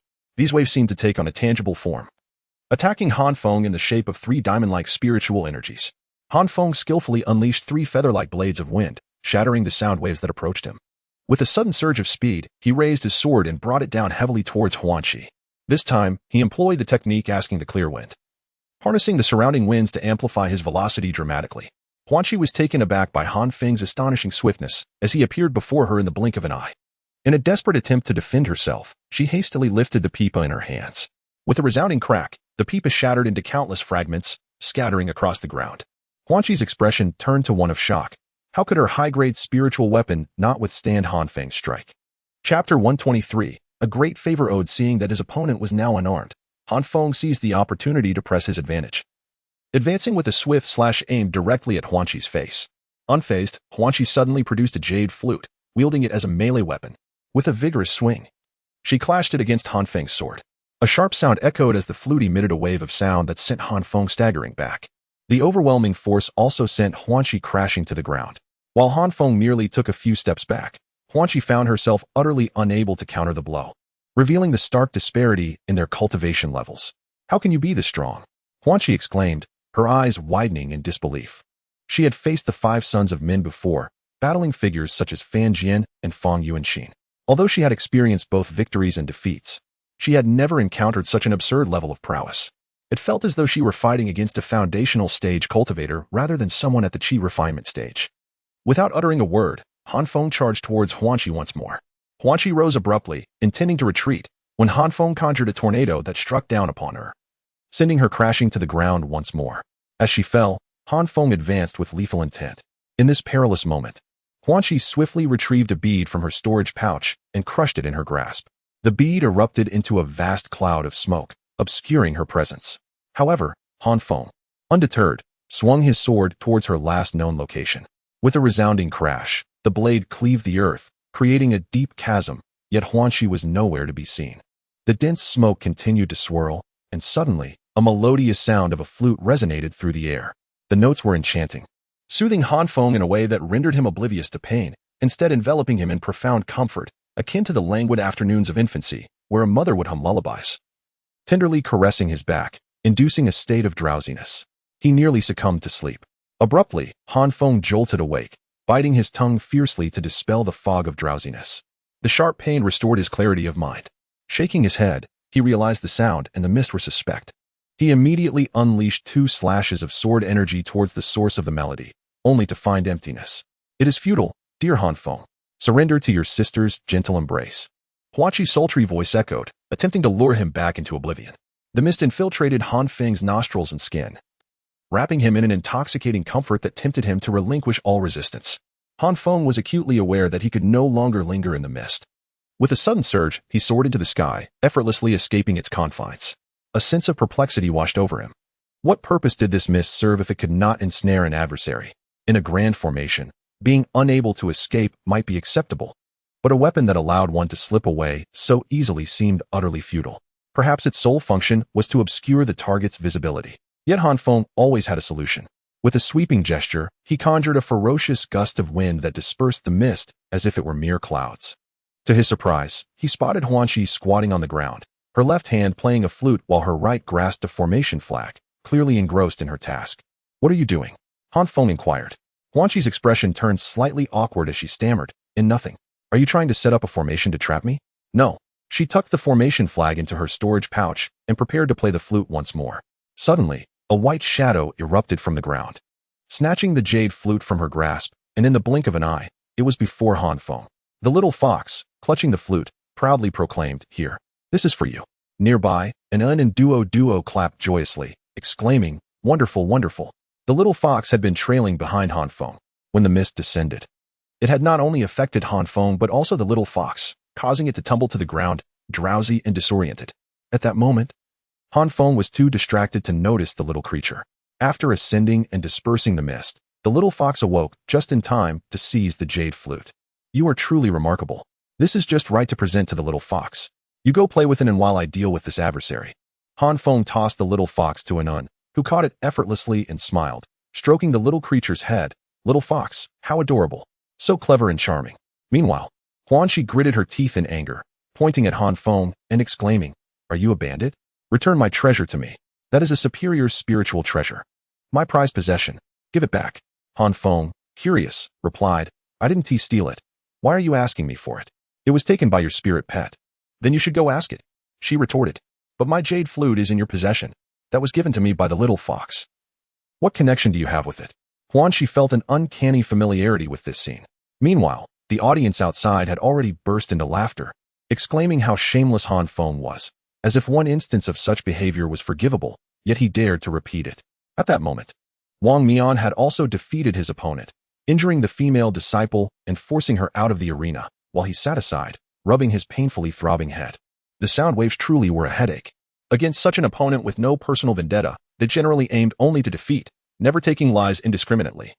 Especially since the relationship between the Miaoying Valley and the Yin-Yang sect had always been amicable. Their attack on the 4 disciples from the Blood Cloud Palace was solely due to the grievous insults directed at Wang Mian. As for Han Feng, he pointed his sword at Huanqi and asked, Shall we continue? Will you withdraw on your own, or shall I seize your token to assist you in leaving? Huanqi's expression shifted. She was now devoid of weapons, her combat prowess significantly inferior to that of Han Feng, and her speed insufficient to escape him. It appeared that surrender was her only recourse. At that moment, an injured female disciple suddenly interjected, Han Feng, I beseech you, do not eliminate senior sister Huanqi. She has come to the 100 Beauties competition solely to compete against Bai Lingyu. She has long desired to face Bai Lingyu, but the latter has been in seclusion, denying her the opportunity. Please, grant her this one chance. Bai Lingyu? Han Feng furrowed his brow, inquiring, How does Bai Lingyu's strength compare to mine? You have never fought Bai Lingyu? Huanqi asked. Not at all. The first time I encountered him was during the Judgment Conference, and I do not know him at all. After pondering for a moment, Huanqi stated, At the very least, Bai Lingyu cannot defeat me in 3 moves, which means he is inferior to me. Han Feng replied with a grin. With utmost seriousness, Huanqi implored, Han Feng, spare me this time, and allow me to compete against Bai Lingyu. I promise that thereafter, I will not oppose you in future competitions, and I will owe you a significant favor. What do you say? Chapter 124. Cultivation and Human Relations. Han Feng, intrigued by her plea, asked, Do you harbor some deep-seated grudge against senior brother Bai? Why is it imperative for you to defeat him? It is not about defeating him. It is about having a duel. Of course, winning would be preferable. I have no personal enmity with him. This is primarily a matter rooted in the grievances of the older generation. The esteemed leader of the Yin-Yang sect, Duanmu, and our revered master Qingxiao of the Miaoying Valley were once deeply in love, united as partners in their early years. However, in his pursuit of the leadership role, he forsook Master Qingxia, thus giving rise to a long-standing enmity between the two. The elder generations naturally value harmony, as both sects are significant factions within the Min Kingdom, always extending mutual respect. Yet, as the younger generation, we feel compelled to vindicate our predecessors. As a direct disciple of Master Qingxia, I am determined to vanquish Bai Lingyu, the direct disciple of Master Duanmu, to demonstrate that our Miaoying Valley surpasses your Yin-Yang sect, and to prove that Master Duanmu's abandonment of Master Qingxia was a grave error.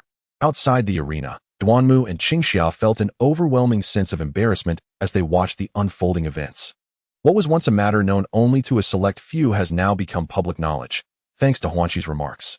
The scrutinizing gazes from the crowd felt like daggers piercing their backs, leaving both men with no place to hide their flushed faces. Inside the arena, upon hearing this, Han Feng inquired with curiosity, Are you certain that it was our leader who abandoned yours, rather than the other way around? To which the retort came, Surely your leader was the one to forsake us first. If he had wished to remain, why did he not come to our Miaoying Valley to be with Master Qingxia? Then why did your leader not come to our Yin-Yang sect to marry ours? Was the reply. Traditionally, women marry into the men's families. It is rare for a man to join the woman's household. Our Miaoying Valley men have historically joined the families of their wives. Is that not acceptable? And are you not one of them? You have joined the Jiang family, as I discovered upon my return. When did I ever join anyone? Do not speak so recklessly.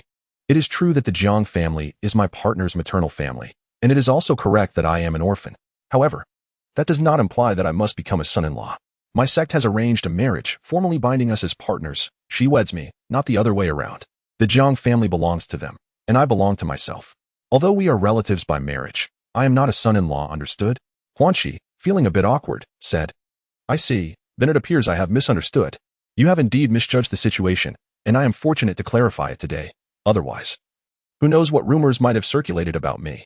The Jiang family has shown me kindness, and our relationship is quite amicable, but it is not as you have described.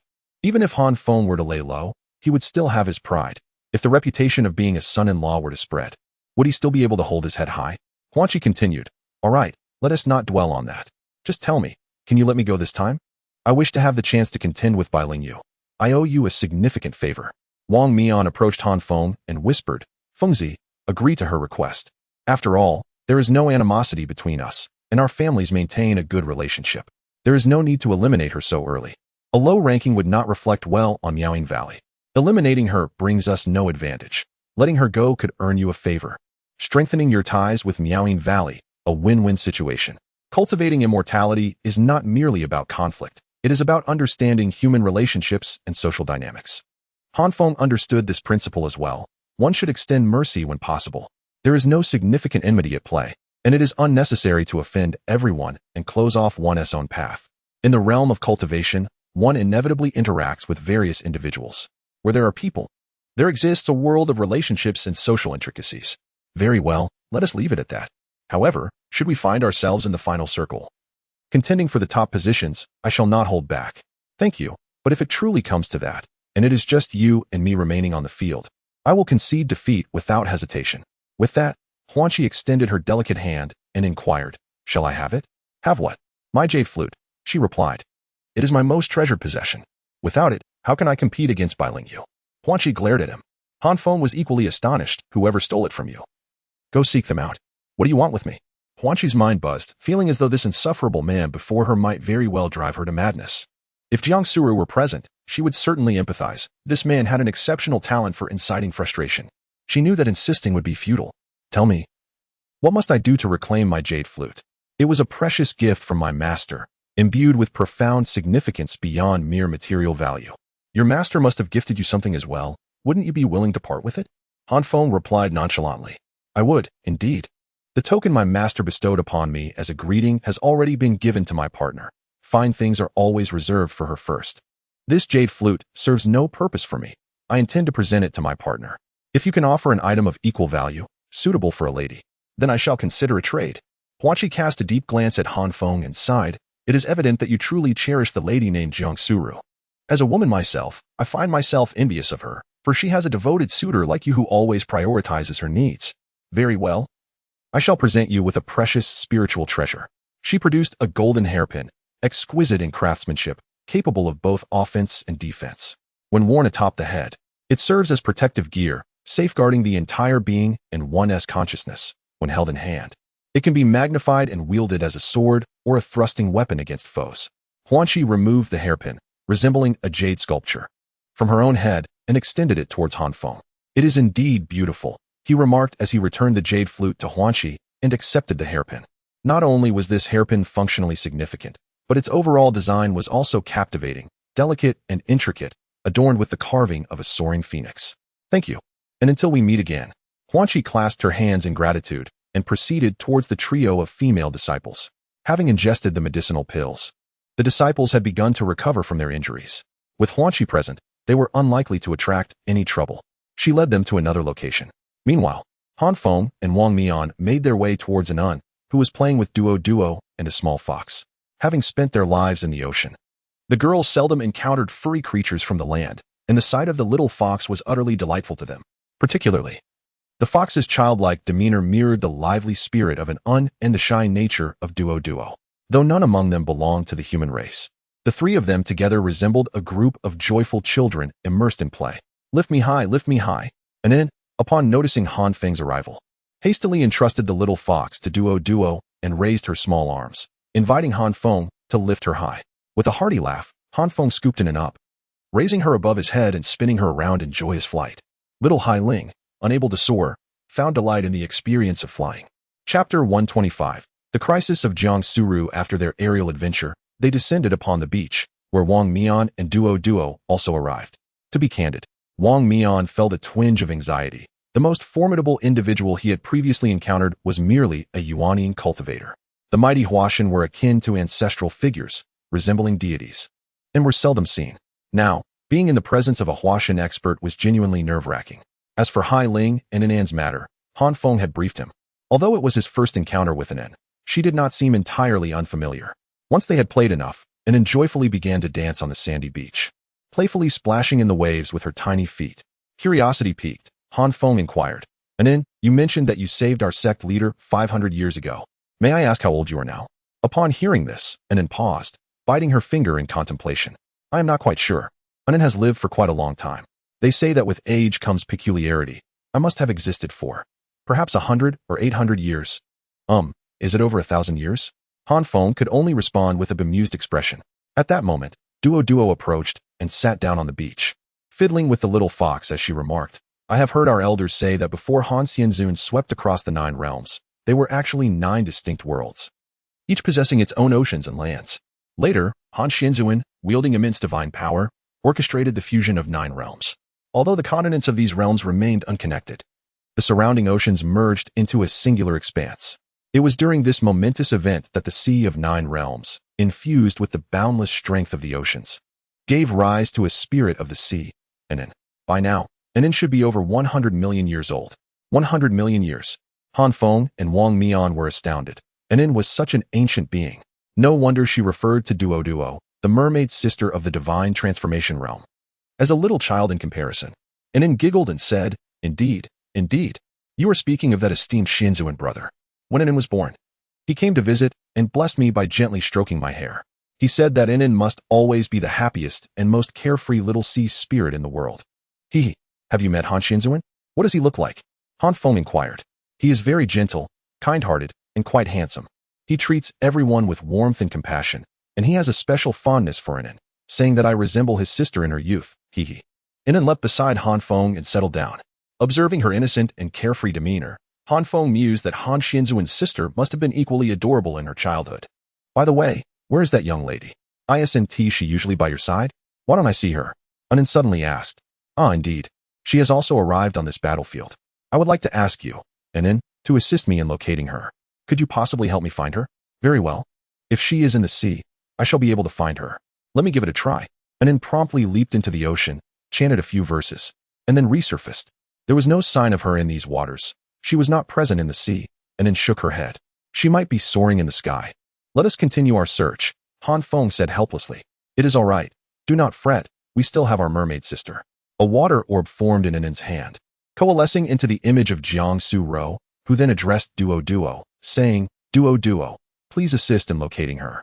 Certainly. Duo smiled gently, and with a leap, she plunged into the water. In the next moment, she soared upwards, her form transforming.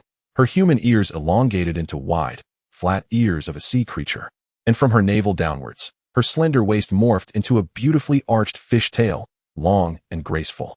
This was the true essence of a mermaid. Her previous human form was merely a guise.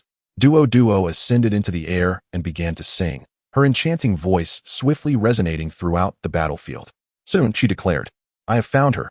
She appears to be in some peril, surrounded by over 100 individuals who are watching her intently, and a few are engaged in combat with her. She seems to be injured. What? Over 100 people? Han Feng's expression changed dramatically as he sprang to his feet. Where is she? On the northernmost second island, Jiang Suru clutched the wind spirit sword, her gaze vigilant upon the 4 individuals surrounding her, as well as the more than 100 figures in the distance. Beneath her feet lay 8 lifeless bodies, all of which she had slain. The origin of this conflict was as follows, for disciples of the Blood Cloud Palace had strategically placed a treasure, laying a trap that led others to mistakenly believe it was a gift from the organizers, meant for anyone to claim. They lay in wait, ready to strike down anyone who dared to take the prize. By sheer coincidence, Jiang Suru arrived at this very spot and picked up the treasure. The 4 disciples immediately emerged, engaging Jiang Suru in battle. Recognizing her as a disciple of the esteemed Master Siyu, they were aware of the irreconcilable enmity between the Blood Cloud Palace and Master Siyu. While they held no grievances against other disciples of the Yin-Yang sect, the sight of Master Siyu's disciple incited a thirst for vengeance. They openly derided Siyu, hurling vile insults that were utterly disgraceful and unfit for scrutiny. Deeply respecting her master, Jiang Suru, initially contemplating retreat, resolutely chose to confront them, determined to avenge her teacher. She aimed to demonstrate that the leader of the Yin-Yang sect was not to be disrespected by mere insects. Jiang Suru, possessing formidable strength, swiftly dispatched one of her foes. The remaining 3 struggled desperately against her prowess. However, as fate would have it, 2 fully equipped teams of Blood Cloud Palace disciples arrived on the scene. Upon witnessing their comrades besieging Jiang Suru, with one already fallen. They quickly grasped the situation through brief communication. They promptly revised their tactical approach, with one member joining the fray to maintain a quartet, while others spread out to summon reinforcements. As a prominent sect, Blood Cloud Palace had dispatched over 100 individuals to the arena, accompanied by numerous affiliated factions and families obedient to its command. After more than an hour of searching, they managed to locate over 20 disciples of Blood Cloud Palace and more than 80 from allied factions, encircling the area. The rules of the competition stipulated that no team could exceed 4 members. Though their combat prowess paled in comparison to Jiang Suru, their numerical superiority was an advantage. With each casualty, a replacement could swiftly take their place, allowing the relentless onslaught against Jiang Suru to persist.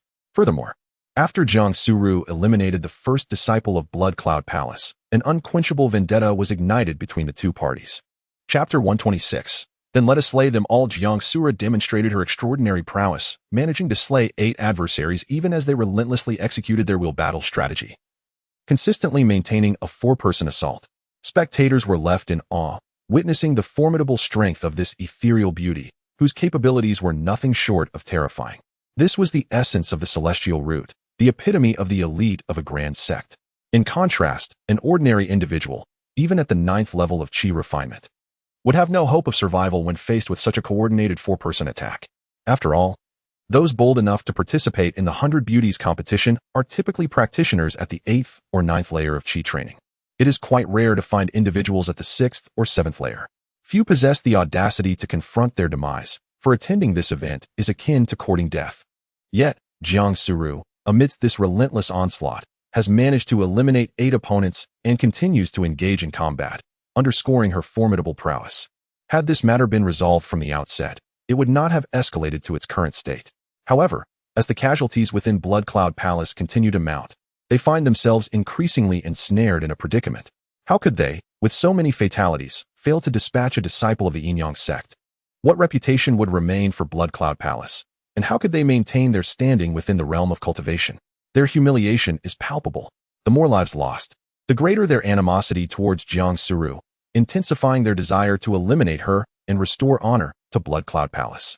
On Jiang Suru's side, despite her injuries and dwindling spiritual energy, she is yet to reach her limit and has refrained from shattering the talisman to escape.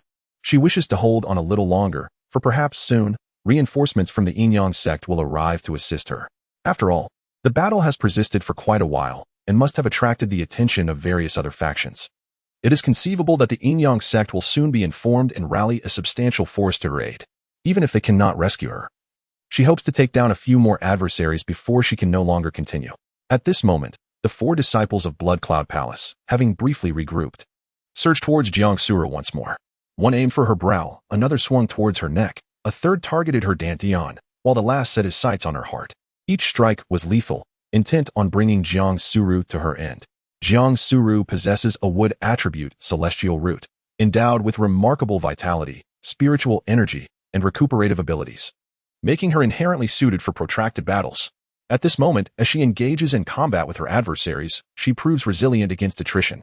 Suddenly, the behind her unfurls dramatically, sweeping outward with force to deflect the 4 swords, while a flurry of feathers, akin to arrows, darts forth in all directions. The 4 disciples hastily retreat, shielding themselves while swiftly reconfiguring their formation, one position diagonally above, another at the opposite diagonal below, and 2 flanking her, collectively besieging Jiang Suru. Surrounded by foes, even if she yearns to utilize her wings to flee, interception is inevitable. Should she abandon the battlefield, the next group would seize the opportunity to strike. Though she possesses the azure water pearl gifted by Feng, allowing her to escape into the depths of water, her current predicament on the island compels her to persist in the fray. Suddenly, a formidable surge of sword energy cleaves towards Jiang Suru. The force of the strike is overwhelming, crashing into her arm and shattering her protective spiritual artifact, inflicting a grievous wound deep enough to reveal bone. Jiang Suru gasps in shock, turning her gaze to the left, where an enemy has stealthily replaced their position. The newcomer is Zhong Quan, who has recently arrived and is of some renown within the Blood Cloud Palace, also a disciple of celestial roots at the 9th layer of chi refining. Regarded as a prodigy second only to Wang Ai. Upon his arrival, he immediately took the place of a Blood Cloud Palace disciple and personally launched an assault on Jiang Suru. They strike in unison, intent on a swift resolution, eager to eliminate her before she has the chance to shatter the token. With a thunderous roar, Zheng Quan lunged fiercely towards Jiang Suru. The remaining 3 disciples immediately joined the fray, directing their full assault against her. Had she been at her peak, Jiang Suru would have faced Zheng Quan without trepidation. However, in her current state, gravely injured and drained of spiritual energy, she found herself overwhelmed and unable to prevail against him. As she fended off their relentless attacks, she desperately sought to retrieve a token from her storage pouch to shatter it and escape the battlefield, for her life far outweighed her ranking. Yet, Zheng Quan swiftly unleashed a whip that ensnared her left hand, thwarting her attempts to grasp the token. With a fierce tug, he yanked her towards him, his sword aimed menacingly at her brow. At this critical moment, a figure descended from above, swift as a wraith, seemingly appearing out of nowhere. It entered the encirclement and delivered a powerful kick that sent Zheng Quan crashing to the ground. Han Feng and Wang Mian had been brought here by Duo and Dinan, as a formidable being in the transformation realm. Duo could traverse the distance in an instant. While she had promised not to assist Han Feng in battle, she had not prohibited aiding his journey. Han Feng soared into the air, delivering a kick that felled Zheng Quan, causing Jiang Suru to plummet, but he caught her in his arms. Han Feng! Jiang Suru exclaimed, filled with unbridled joy. With him by her side, she feared no foe. Meanwhile, Wang Mian charged forward, delivering a decisive punch that eliminated one of their adversaries. In the air, Han Feng and Wang Mian stood resolute with Jiang Suru, while the disciples of Blood Cloud Palace and their affiliates remained on high alert. The injuries are quite severe. Han Feng gazed at Jiang Suru's wounds. A frown of concern etched upon his brow.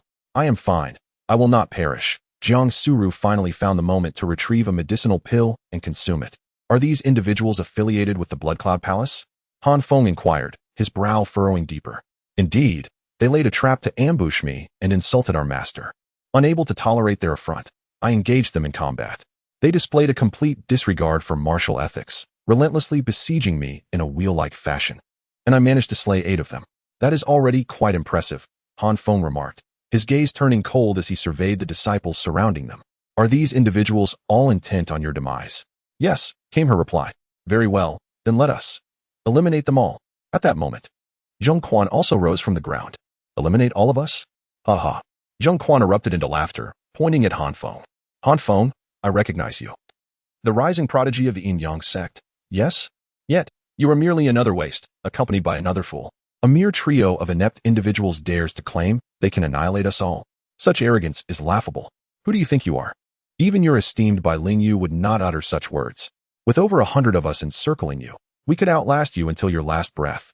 Han Feng drew forth his wind spirit sword, directing it menacingly at Zheng Quan, a sinister smile gracing his lips. You ought to comprehend the reality. It is you and your 100 comrades who are encircled by me. None of you shall escape. Chapter 127, The Wife-Protecting Madman. Han Laoma. Upon Han Feng's declaration, an uproar erupted in the outside world. The audacity of Han Feng is truly astonishing. I concede that he is formidable. Even Huanqi cannot rival him. However, to claim that he alone could vanquish over 100 opponents is rather presumptuous, is it not? Youthful exuberance, indeed. With a hint of talent, one often forgets the vastness of the world. In my own youth, I too was brash, but time has a way of tempering such fervor. In my view, Han Feng is not entirely to blame. After all, when outnumbered, if one were to succumb to despair, defeat would be inevitable. But let us be clear, the Bravado 1 projects may ultimately lead to a self-inflicted rebuke. I acknowledge Han Feng's prowess, akin to that of the 5 sons of men. Yet his arrogance is perilous. Stubbornness often leads to downfall. The fervor of youth is indelible, if one lacks determination in their younger days. What hope is there to be audacious in old age? It promises to be a spectacle indeed. I am eager to witness how Han Feng intends to confront such overwhelming odds. Anticipation stirs within me. Should a partner be subjected to such treatment, any man would find it intolerable. In my opinion, Han Feng must take decisive action, several must fall. Indeed, if I were in his position, witnessing my beloved suffer thus, I too would be driven to madness. Moreover, Huanqi has mentioned that Han Feng holds profound affection for his partner, always prioritizing their well-being. If I were fortunate enough to have a partner as breathtakingly beautiful as he, my devotion would know no bounds. I would remain by their side, day in and day out. This battle, being the most extensive, with over 100 projections converging, has captured the attention of everyone on the island. However, Han Feng did not hasten to avenge Jiang Suru. He turned around and retrieved a jade hairpin from his storage pouch, gently inserting it into Jiang Suru's hairdo. It was truly exquisite. I acquired this from Huanqi, a superior spiritual treasure that offers both protection and offensive capabilities. Once adorned, it shall safeguard you. You are so wonderful. Jiang Suru replied with a bashful smile, her heart warmed by the thoughtfulness of her beloved. Han Feng presents the superior spiritual treasure, the golden branch hairpin, to his partner. Receiving a tenfold return, along with a lower-grade artifact, the Soul Guardian Pin, which protects the soul and enhances spiritual attack. Would you like to claim it? Claim it. Thank you, Xinzi. In an instant, a deep blue pin appeared in Han Feng's hand, plain yet elegant, with a royal blue gem set at its tip. Could you please wear this for me? Han Feng's own hairdo merely featured a common silver pin and hairband, unremarkable in comparison. Very well. Jiang Suru replied with a gentle smile, removing Han Feng's original pin and replacing it with the new one. Han Feng beamed with pride, playfully pinching Jiang Suru's delicate cheek. This blissful scene drew envious glances from those around them, particularly from the disciples outside. Zheng Quan, witnessing Han Feng's ostentation yet reluctance to engage, seethed with jealousy as he observed the affectionate display between Han Feng and Jiang Suru. Han Feng, are you going to fight, or not? If you're too afraid to confront me, then shatter your token and concede. Zheng Quan's furious taunts echoed in the air. Han Feng disregarded him entirely, pivoting to thrust his sword with a swift, ghostly finesse, piercing through Zheng Quan's brow with a lightning-like strike. Zheng Quan had yet to comprehend the situation before he fell lifelessly to the ground. The hunt had commenced. Han Feng retrieved the Xianluo plate he had previously seized from Yi Qingyun and activated it, conjuring a vast bagua formation that spanned a radius of 1 mile. Its overwhelming suppressive force descending and significantly hampering the speed of those present. Unleashing his utmost velocity, Han Feng manifested ethereal wings that erupted with spiritual energy, moving like a specter as he swiftly wielded his sword, dispatching yet another disciple of the Blood Cloud Palace. At that moment, Jiang Suru and Wang Mian also regained their composure, immediately charging towards the two disciples. Han Feng, unfazed by the need for regrouping, surged into the throng of opponents. Four disciples promptly emerged from that direction, converging to confront Han Feng in a coordinated assault. With these four, along with the two engaged with Wang Mian and Jiang Suru, there were 6 combatants in total. This contravened the regulations, yet if Han Feng was considered a separate team, it danced on the edge of rule-breaking. Such ambiguous judgments were the bane of the referees. However, Han Feng remained unconcerned. Even if they all attacked him in unison, he bore no trepidation. With the prowess of the 13th layer of the Qi refinement stage, he stood in stark contrast to those of the foundation establishment stage. Aside from the inability to fly directly and engage in spiritual attacks, his raw strength was already akin to that of a peak foundation establishment practitioner at the lower tier. On this battlefield of the Qi refinement stage, Han Feng embodied an overwhelming force. His participation in the 100 Talents ranking was a mere exhibition of his superiority, rendering the competition inconsequential in his eyes. This was the essence of a prodigy. This was the essence of true strength. Han Feng swiftly evaded the attack, wielding the Wind Spirit Sword to execute a sweeping strike that severed the 4 assailants in half. With all his might, he demonstrated that these 4 could not withstand a single blow from him. This scene left the surrounding enemies and the onlookers in utter astonishment. Han Feng's decisive and unhesitating approach to killing shocked everyone present. They had not anticipated that, even before making any move against Jiang Suru, Han Feng would unleash a massacre upon them. Unfazed by their terror, Han Feng advanced with his sword drawn, swiftly claiming another life, a disciple of the Blood Cloud sect. Panic ensued among the onlookers as they began to flock toward the Blood Cloud sect disciples, for it was the sect that had summoned them here. Han Feng seized one of the disciples, who, before the sword could descend, cried out in despair, pleading for mercy, "Do not kill me. I did not lay a hand on your Dao partner. I was merely summoned by the Blood Cloud sect to make up the numbers." Han Feng scoffed coldly and inquired, "Then what purpose did your arrival serve? What were they to have you do?" "To kill your Dao partner," the disciple stammered. "Then that settles it. But I did not kill her. I did not even have my turn yet. I was merely watching from the sidelines." "No. You came here with the intent to kill her, and for that, you must perish. She is my Dao partner, even if you have not yet struck. You approach with murderous intent. The mere thought of harming her is unacceptable." With a precise and unyielding stroke, Han Feng severed the disciple's head from his body. Such was Han Feng's unwavering resolve. To contemplate inflicting harm upon her is utterly inconceivable. Upon hearing these words, Jiang Suru, who was engaged in combat with the enemy, found her tender heart completely captivated by Han Feng. She realized that having a partner who fiercely protects and cherishes her is truly invaluable. The audience outside erupted in astonishment. How unreasonable can Han Feng be? She was merely observing from the sidelines, not taking any action, yet he commenced a massacre purely based on perception rather than intention. Is he truly this domineering? Another wave of slaughter began, claiming another 10 lives. Was he truly intent on annihilating all over 100 individuals? All because they dared to assail his beloved? He is a fervent protector of his wife, a demon cultivator indeed. Chapter 128. Ascending to defeat the top rank in that moment. Everyone unanimously agreed that Feng was indeed a devoted protector of his beloved. After all, he had never killed anyone prior to this. The first disciple to ambush him was compelled to eliminate himself, marking the first bloodshed. Subsequently, 3 individuals attempted to rob him, only to find themselves countered and eliminated, yet without loss of life. When 4 members of the Blood Cloud Palace insulted Wang Mian, he merely injured 2 disciples and allowed Wang Mian to exact his revenge. They later challenged many others for practice in combat, but again, only eliminated opponents without taking lives. The arrogant and overbearing Huanxi from Miaoying Valley even derided him as a bumpkin, yet he refrained from killing her or even eliminating her, instead extending a gesture of goodwill. People began to perceive Feng as a figure of strength, yet possessing a kind heart and a commendable temperament.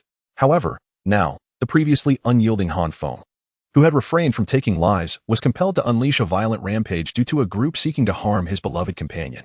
Without a trace of hesitation, he commenced his merciless slaughter. Though, according to the established rules, most merely stood by, refraining from intervention, such a passive stance was intolerable. Should one provoke me, I might extend my forgiveness, perhaps retaliating with equal measure. Yet, to threaten my wife was unequivocally unacceptable. After dispatching a dozen individuals, Feng continued his onslaught without faltering. Turning his wrath upon the remaining spectators, he adeptly manipulated the regulations, which permitted only 4 to confront him directly, while the others could only observe, powerless to act. Any breach of these rules would result in immediate elimination. Most, however, clung to a false sense of hope. A disciple from the Blood Cloud Palace bellowed, Feng clearly intends to annihilate us all. Let us unite our strength and extinguish him. Being eliminated is far preferable to losing our lives. Act swiftly. With that declaration, he charged towards Feng. Yet, not all disciples shared this sentiment. A senior from the Blood Cloud Palace remarked, "Our sect has sent only me to compete. I aspire to secure a commendable rank to return with good news. I cannot afford to be eliminated so soon. I bid you farewell." The grievances with Feng concerned the Blood Cloud Palace, not us. We shall continue our endeavors, perhaps even achieve a place among the top 100. It is not worth risking our own elimination for the sake of slaying Feng. With that, he darted away, convinced that Feng could not possibly slay so many. The disciples of the affiliated factions scattered in disarray, fleeing in all directions. They were merely a transient assembly, gathered to bolster the numbers of the Blood Cloud Palace, unwilling to sacrifice their lives for its sake. As they dispersed, only 4 disciples of the Blood Cloud Palace remained, who, too, dared not continue the fight and immediately took to the skies. Feng's target was precisely them. He swiftly pursued, unleashing his full combat prowess. And with a flurry of strikes, he dispatched all 4 Blood Cloud disciples. After eliminating the members of the Blood Cloud Palace, Feng did not pause, utilizing his terrifying speed to chase after his foes, striking down everything within sight. Those disciples were suppressed by the Xianluo plate, their movements shockingly sluggish. In this area, he moved like a bolt of lightning, always appearing unexpectedly behind the disciples, who realized too late that Feng had approached them from the rear. "Feng, do you intend to annihilate us completely?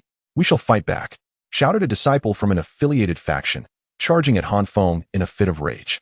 He had hoped to rally a group to his cause, but to his dismay, everyone was preoccupied with their own survival, indifferent to his plight. They did not need to outpace Feng. Merely outrunning their companions would suffice to delay him and afford them a chance to escape. Feng's speed reached its zenith. His wind attribute spiritual root combined with winged treasures and the 13th layer of chi refinement, enabling him to far surpass others in swiftness. Outside the fray, spectators counted the number of foes Feng had slain, while the expression on the Blood Cloud Palace Lord's face darkened to an extreme. He bellowed in fury, "This wretch is so ruthless, having slain countless innocent souls. It is utterly deranged. He is a demon cultivator and must be eradicated to uphold the dignity of our sect. Otherwise, if everyone acts in such a manner, will the realm of cultivation in the Min Kingdom not descend into a hellish nightmare, unleashing a torrent of bloodshed?" The headmaster Duanmu snorted coldly. "Anyone can utter such words. However, it is particularly hypocritical coming from your Blood Cloud Palace. You are notorious for your mercilessness within your sect. Slaughter is commonplace, and your disciples are filled with malevolence, quick to take lives to silence witnesses. Which of your disciples has not spilled blood? Moreover, Han Feng is not a demon cultivator. Throughout his time in the arena, he has not harmed a single individual who bore him no ill will. He reciprocates the treatment he receives from others. Is there any wrongdoing in that? Your Blood Cloud Palace has made it abundantly clear that you intend to slay our sect, Jiangsuru. Why is that?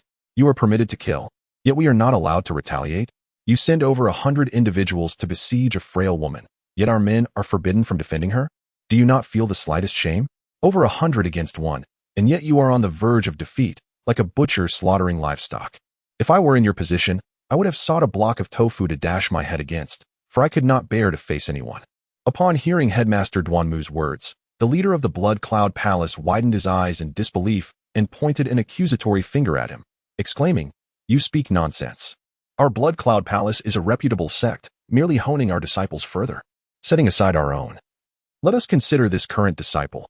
Han Feng's speed and combat prowess are undoubtedly beyond that of a mere foundation establishment cultivator. I suspect with great conviction that disciples from the Yin-Yang sect have infiltrated the battle. Your words are but empty noise. Previously, when Hailing and the mermaids offered their assistance, the 5 of us ventured inside, encountering Han Feng. Are you truly unable to discern whether his spiritual fluctuations belong to the foundation establishment or chi refinement stage? I did not use my divine sense for inspection. How could I ascertain whether his dantian harbors a chi si or a foundation platform without releasing it? Let us wait until he finishes, and we shall personally investigate. I stand firm in my integrity. As disciples of the Yin-Yang sect, we are indeed in the chi refinement stage. If we must go, then let us go. But do not weep when the truth rebukes you. Before long, the competition concluded. Han Feng himself did not keep count of how many opponents he had vanquished, nor did he have the leisure to tally them. However, there was a constant projection from the outside, diligently recording his victories. Han Feng's defeat count had ascended to the pinnacle, claiming the top spot. This contest had always been a chaotic free-for-all. An opponent could be defeated only to be swiftly overcome by another, leading to a relentless elimination process, coupled with the dense fog and limited visibility. Even formidable figures would be deemed exceptional with a mere 10 victories. Even those of the caliber of the 5 Sons of Men would boast at most 20 to 30 defeats. Yet Han Feng surged ahead, amassing over 100 victories. Previously, alongside Wang Mian, he had bested dozens, and this time he had slain over 80, instilling fear in more than 20 who promptly shattered their tokens to escape. Chapter 129. A peaceful time amidst the bloodied arena. There was no recourse. Their speed paled in comparison to Han Feng's, and they could be caught up to in an instant. Thus, they could only flee while others were being slain, counting themselves as survivors. Han Feng successfully claimed the top position, leading by a considerable margin. The audience's assessment of him outside is that he far surpasses the 5 Sons of Men, the false prodigy, the 5 Sons of Men, the true prodigy, the devoted husband, the foremost practitioner of the chi refinement stage in men. Upon noticing the absence of adversaries, Han Feng soared towards Jiang Suru and Wang Mian. Unexpectedly, just as he arrived, the previous 5 formidable figures re-entered the scene. Disciples pay their respects to the sect leader and esteemed elders. Han Feng saluted with clasped hands. What brings you here this time? The faces of King Jing and the others displayed a hint of embarrassment, as his words implied they were intentionally causing trouble for Han Feng. Sect leader Duanmu cleared his throat and said, Han Feng, your recent performance has been commendable. You have successfully ascended to the pinnacle of the defeat rankings. You must continue your efforts and maintain your standing. Your teachings are duly noted. Sect leader, Han Feng replied respectfully, then inquired, what exactly is your purpose for coming? Well, Han Feng, due to your exceptionally outstanding performance, the master of Blood Cloud Palace and numerous spectators have begun to suspect that you are a disguised foundation establishment cultivator. Hence, at everyone's request, we have come to personally ascertain your cultivation level. This is also to instill confidence in the spectators. Oh, I see.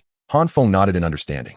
The probing of divine sense could only detect the abundant aura within him, but it could not discern the 13th layer of the chi refinement stage, as elevation to each layer does not leave a mark. Moreover, Han Feng was well aware that he could not resist their investigation.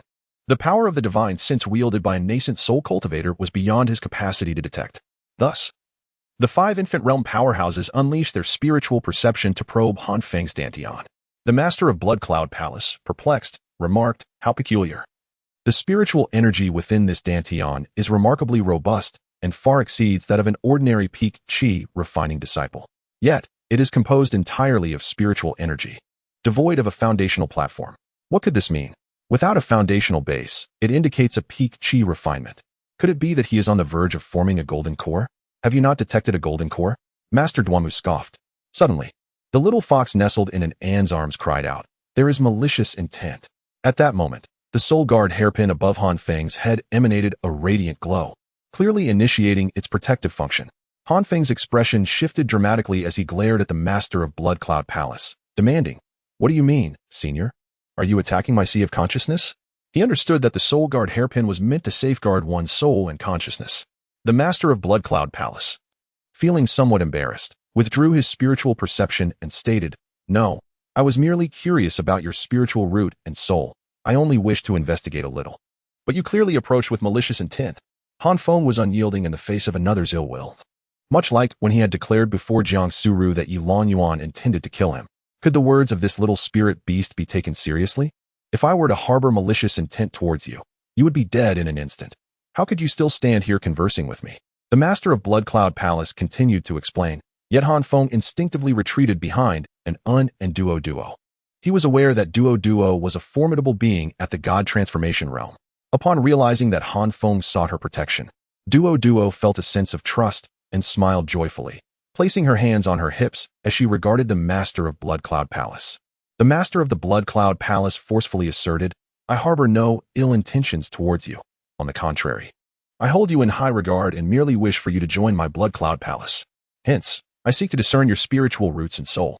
At such a tender age, you possess cultivation and combat prowess that far surpasses your peers, making you a rare prodigy. Remaining within the Yin-Yang sect is indeed a waste of your talents. Should you elect to join us, I would gladly take you as my disciple and even appoint you as the next holy son of the Blood Cloud Palace, dedicating all resources to nurture your potential. What say you?" Han Feng replied without hesitation, "Thank you for your kind offer, esteemed elder, but I have no intentions of joining another sect. My master treats me exceptionally well, and I do not wish to take another as my teacher." "Oh, it is see you, then so be it. However, should you ever reconsider or encounter difficulties, you are always welcome at my Blood Cloud Palace. We would be honored to have a prodigy like you." "I understand," Han Feng replied dismissively. The head of the Duanmu sect smiled with satisfaction and then cast a cold glance at the master of the Blood Cloud Palace, retorting sarcastically, "Some individuals should not covet exceptional disciples merely upon seeing their talents. The recruitment of disciples should not solely depend on others' qualifications but must also reflect one's own standards. Your Blood Cloud Palace is rife with turmoil, which is detrimental to the growth of disciples. The Yin-Yang sect is far superior. Enough of this banter, you two old fellows. Let us depart and not disturb the disciples' competition," urged King Jing, hastily ushering everyone away. Once they had left, Han Feng and the others finally landed at the island's edge. The little fox, in a rare moment of frustration, exclaimed, "How infuriating! That villain clearly approached with ill intentions. Do not speak so loudly. Our words can be overheard outside," Han Feng interjected. Shaking his head, he crouched at the water's edge, diligently cleaning his sword in a small shallows. "Unin, it is a pleasure to see you again," Jiang Suru said as she approached, lifting Unin high into the air. Unin erupted in joyful laughter. "Miss, did you miss me?" "Of course, I did," Jiang Suru replied, gently setting Unin down before turning to the mermaid beside them. "And who might this be?" Han Feng smiled. "This is Duo, a dear friend of Unin's. Also a mermaid, her so-called mermaid sister. I owe her gratitude, otherwise, I would not have found you." "Thank you, kind Duo, Jiang Suru said, bowing her head in appreciation. Duo shyly smiled but said nothing, leaping into the sea to frolic with her tail. Unin joined her, splashing in the water and playing together. Observing the two children in their delight, Han Feng felt his own tension dissipate. After washing his face, he stood and inquired, "How is your injury?" "Much improved. Being of the wood element, as long as I do not perish, my recovery is swift," Jiang Suru replied with a gentle smile. Han Feng nodded, glancing at the bloodstains on Jiang Suru's attire, and remarked, TSK, this is quite dirty. Is it still wearable?" The little fox chimed in. "Though it is a bit soiled, I find it rather beautiful. A good wash would make it quite presentable." Jiang Suru chuckled softly, casting a playful glare at the two before she leapt into the sea to cleanse the bloodstains from her body. Wang Mian, in solitude, silently washed his hands. "Han Feng, let us play with the little fox," Unin exclaimed joyfully, prompting the little fox to leap over. Han Feng sat on the shore, basking in the sunlight that pierced through the mist, feeling the gentle sea breeze as he watched several little spirits frolicking and laughing. He observed Jiang Suru's enchanting figure emerging from the water, and a sense of tranquil leisure enveloped him, as if time stood still. Chapter 130. Resetting the competition rules. Emerging from the sea, Jiang Suru had washed away all the blood from her clothes, discarding the tattered garments in the water. She waded through the waves, gradually approaching Han Feng, her clothes clinging to her body, accentuating her alluring curves, a veritable vision of beauty fresh from a bath. Han Feng glanced at her and raised his hand, summoning a gust of wind that dried her entirely. Humph. Only he was permitted to admire the delicate figure of the little soft meat. It was not for the prying eyes of others. Jiang Suru shot him a teasing look as she settled beside him, inquiring, "Didn't T. Wang Mian say you wouldn't participate? What brings him here now?" "That rascal sneaked in behind my back, fearing I would find out, yet I stumbled upon him shortly after my arrival. Ha ha ha." Jiang Suru nodded thoughtfully. "That's fine. I noticed just now that Wang Mian's strength is commendable. His physical defense may even surpass mine, along with a robust offensive capability. Perhaps his only flaw lies in close combat. Now, let us form a trio, for more than a day has passed, and I believe at least half of the participants have already departed. With the combined prowess of the three of us, we could traverse this arena with ease. Indeed, one need not ponder who my esteemed self is. My capabilities are formidable." Han Feng gestured towards Duo Duo, who was playfully splashing in the water with her mermaid tail, and said, "Do you see that mermaid? That is Duo Duo with her singular power. She could dominate the entire competition, including those formidable nascent soul experts outside the arena." "Ah, she is that powerful? What realm does she belong to?" "She is at the transformation realm." "Transformation? Transformation? The level of sect ancestors?" Jiang Suru exclaimed, her eyes widening as she gazed at the young girl swimming towards them, utterly astonished. "When I first learned of it, my reaction was similar to yours." Duo Duo reached the shore, performing a graceful flip, her fishtail transforming into elongated legs as she hopped over to Han Feng and declared, "You must not refer to me as a mere demon. The merfolk belong to the classification of beastmen, and beastmen are a branch of the human race. We are the human beings who dwell in the sea." "Oh, I see. So we are indeed of the same kin," Han Feng replied with a smile. "Precisely. To be accurate, the only true demon here is the little fox. An in is a little celestial being. We are all part of the human race." Duo Duo sat upon the sandy shore, picking up a small seashell the size of a thumb. She then plucked a strand of her own golden hair, which was quite long and intricately braided into a twisted form. After braiding it once more, she threaded it through the center of the seashell, crafting a bracelet-sized piece, which she offered to Han Feng. "What is this?" Han Feng inquired with curiosity. "It is a simple strand of hair and an ordinary seashell, woven together into a modest bracelet, symbolizing the blessing of the mermaid. May it bring you good fortune and peace in the days to come."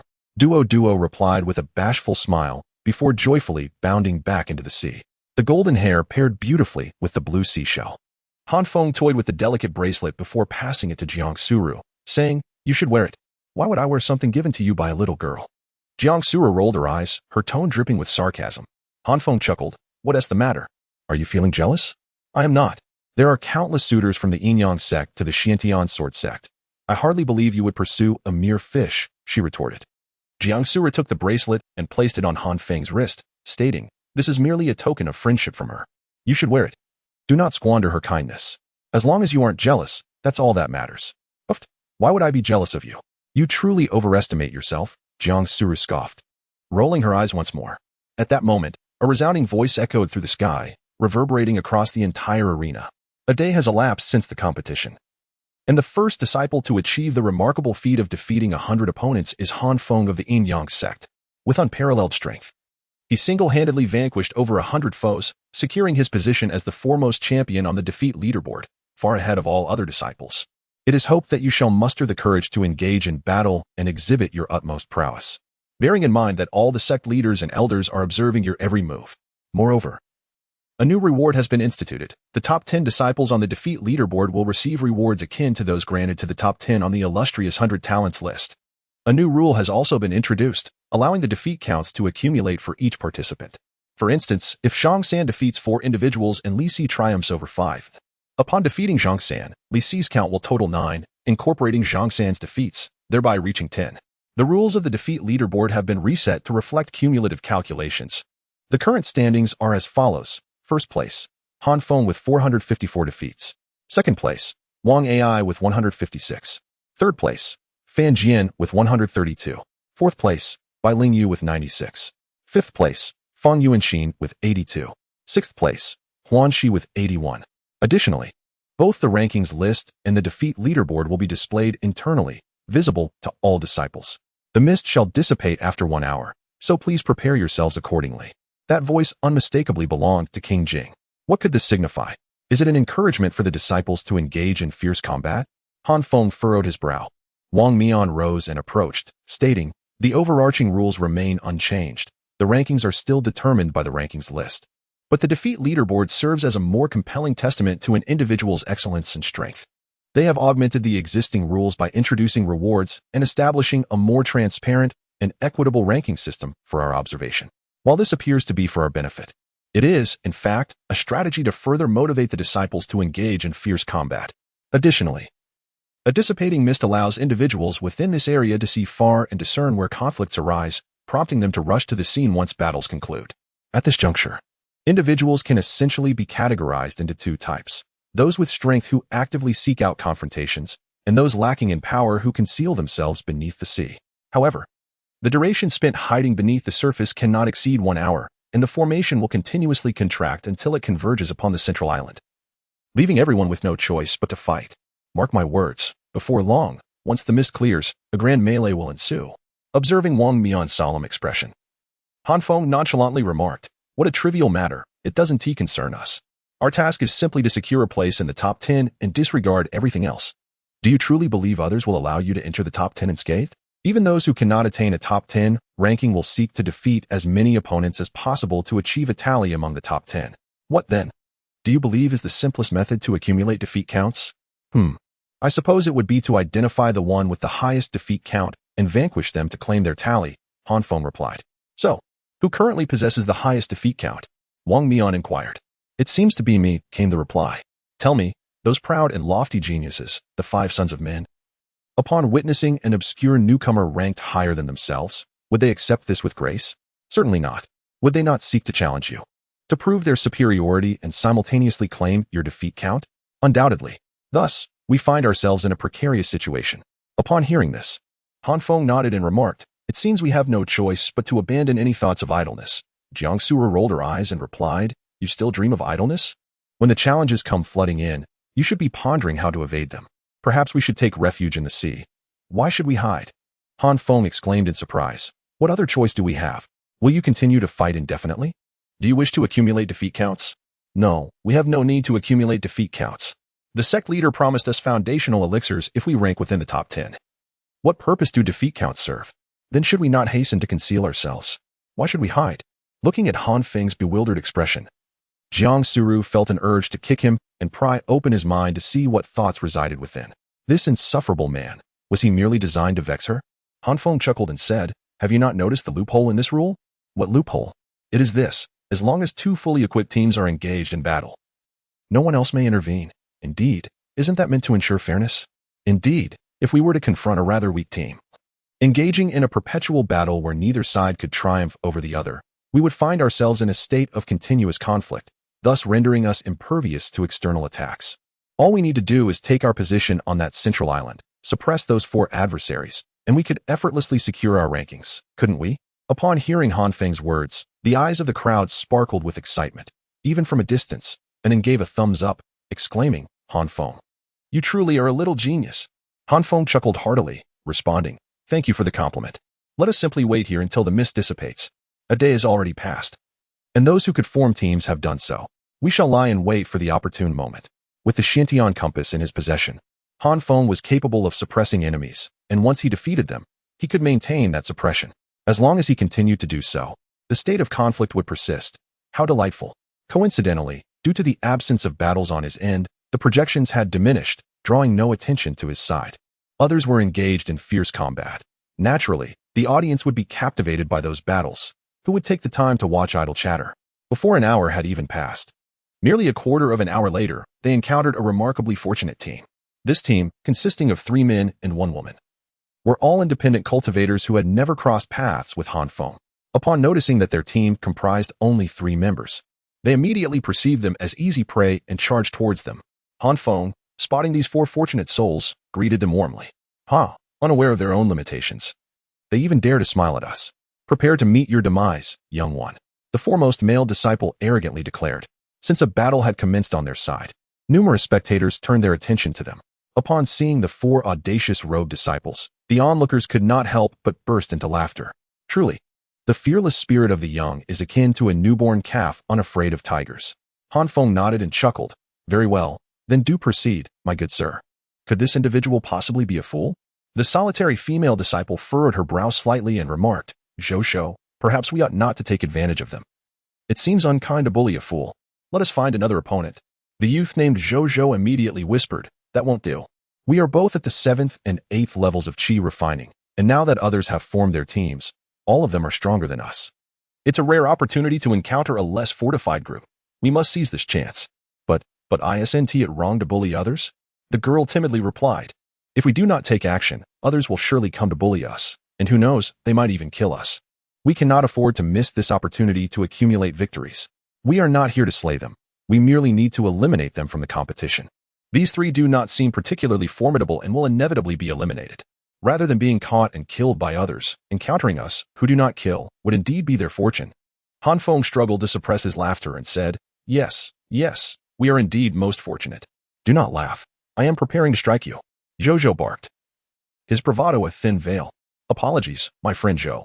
We are trained professionals and typically refrain from laughter, unless we cannot help ourselves. Beside them, Jiangsuru and Wang Mian could not help but chuckle, their shoulders heaving with suppressed laughter. Zhou, feeling humiliated, bellowed, you still dare to laugh? You're not just one fool, but three. Allow me to eliminate you, so you won't fall victim to other nefarious individuals. Thank you, you are rather kind. Feng responded sincerely. Under Zhou's lead, the four of them charged towards Feng and his companions. Wang Mian and Jiangsuru remained unmoved, further affirming Zhou's belief that they were indeed fools. However, at that moment, the large fool before them suddenly produced a compass, which then expanded dramatically, its diameter reaching a staggering 10 meters, enveloping all four of them within its confines. The larger the Xian compass, the more diluted its suppressive force, conversely. A smaller area equated to a greater force. Moreover, the efficacy was also contingent upon the cultivator's prowess. The emergence of this Bagua formation immediately subdued the four, rendering them utterly immobile.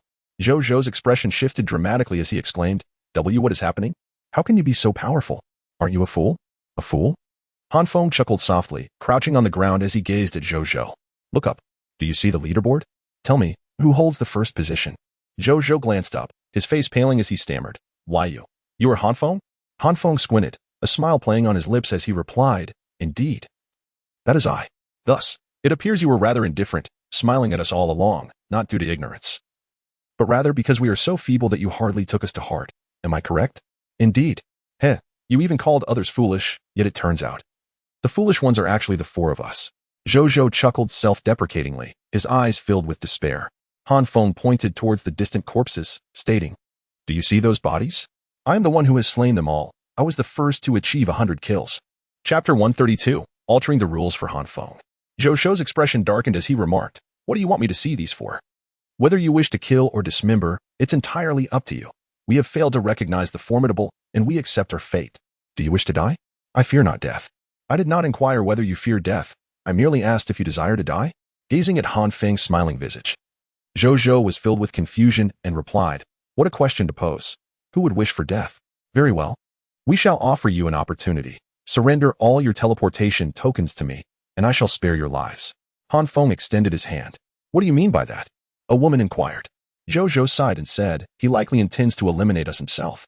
Well, it is better than death. Let us give them to him. Once we are outside, we can seek further training elsewhere. Very well then. Feng released his oppressive force, allowing the four of them to retrieve their teleportation tokens, which he then collected into his own hands. However, just as Zhou believed he was about to shatter the token, Feng unexpectedly stowed it away in his storage pouch. Zhou was taken aback, exclaiming, what are you doing? To which Feng replied, what am I doing? I merely deceived you into relinquishing your token. With this, even if you wish to escape, you shall find it impossible. I intend to torment you relentlessly, rendering you unable to live or die. Ha ha ha. Feng's face twisted with malice as he let out a sinister laugh, embodying the essence of a true antagonist. The four individuals instantly turned ashen, with one woman so terrified that she began to weep. Zhou, filled with fury, shouted, Feng, if you still consider yourself a man, grant us a swift end. We bear you no grudge. Why must you torment us in this manner? Is your Yin-Yang sect not a reputable faction? Why engage in such despicable acts? Feng retorted, because you all called me a fool, which irked me greatly. You humiliated me. and thus I shall return the humiliation tenfold. Ha ha ha. Zhou fumed, cursing vehemently, while the other three appeared utterly despondent, as if mourning a loss. Yet, Han Feng simply reclined on the ground, basking in the sunlight, utterly at ease. This scene left the onlookers bewildered, uncertain of his intentions. Han Feng had no desire to insult a few strangers. He merely sought to exploit a glitch and relax. Fighting was exhausting. Only a fool would engage in it. Furthermore, he was inadvertently assisting this group by helping them improve their ranking. The longer Han Feng remained, the longer they could stay, and the higher their rank would rise. After Zhou had vented his frustrations for quite some time, he realized that Han Feng remained utterly unperturbed, merely suppressing their movements to prevent chaos. Before long, an hour had elapsed, the mist within the arena dissipated entirely, and sunlight cascaded down, illuminating the entire scene with clarity. It was not long before a team noticed Han Feng's side and charged towards them. Just as they were about to strike, they discovered 7 individuals on the ground. What is going on? Why does your team have 7 members? One of the newcomers inquired. Not 7, but 9. And an duo approached, their faces adorned with cheerful smiles. Han Feng clarified, we 3 form one team, while these 4 constitute another. Did you not see that we are engaged in a fierce battle? You cannot interfere, so be on your way. And what about these 2? These 2 are sea monsters, not team members. They cannot participate in the battle. Han Feng, disinterested in elaborating on an and duo, casually dismissed the question. Well, in that case, let us go. The group departed. This scene sparked a tremendous uproar in the outside world. People finally grasped Han Feng's intentions. Damn it. Han Feng is exploiting the rules. During a battle, others are forbidden to intervene, as long as the 3 of them continue to engage with the opposing 4. Outside interference is impossible. Wow, what a brilliant strategy. How did I not think of this? They can maintain this stalemate, avoiding the elimination of their opponents, thereby ensuring their ranks ascend. If they occupy the central point, with the formation continually contracting, others will be eliminated, and they can secure a position in the top 10. As the arena dwindled down to just their 2 teams, they promptly eliminated the opposing faction, allowing Han Feng to secure the top position on the leaderboard. Such a rule contains a glaring loophole. It is astonishing how it could be manipulated in this manner. How utterly shameless. Han Laoma is not only ruthless and merciless but also cunningly ingenious, capable of devising such audacious tactics. Truly remarkable, this individual possesses extraordinary intelligence and is destined for greatness. Amidst the murmurs of the spectators behind them, the leaders of the 5 major factions found themselves in a quandary. They had already intervened twice in Han Feng's affairs, and now they faced the prospect of a 3rd intervention. The crux of the matter is that Han Feng had not violated any rules. Rather, it was the rules themselves that were flawed. In their attempts to counter Han Feng, they altered the regulations, eliminated the fog, and even introduced a defeat leaderboard, all to incite challenges against him. Yet, Han Feng consistently managed to find a way to navigate these obstacles. Should they issue another warning? Would they not be jeopardizing their own reputations as organizers? This Han Feng truly knows how to stir up trouble. After a while, numerous disciples sought to challenge them, but Han Feng deftly fended them off with the same excuse. Eventually, they noticed the formation in the distance contracting, prompting Han Feng to rise and stretch lazily. Let us ascend to the heights and calculate the center of this arena, he suggested. Once we ascertain the central point, we must occupy it.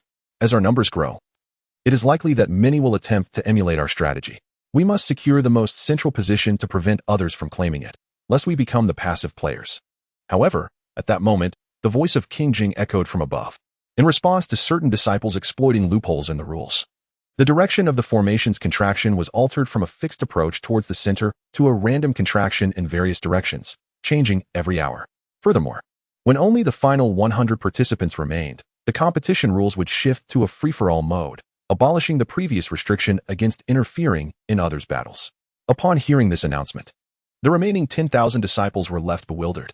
What did this mean? Why were the rules being altered again? Previously, the rule allowed for the cumulative tally of defeats, essentially favoring those who survived longer, culminating in the champion acquiring the total defeats of all participants. This rule was already absurd, rendering the defeat leaderboard meaningless. And now there was yet another change? Was there no shame? Would they even allow anyone to play?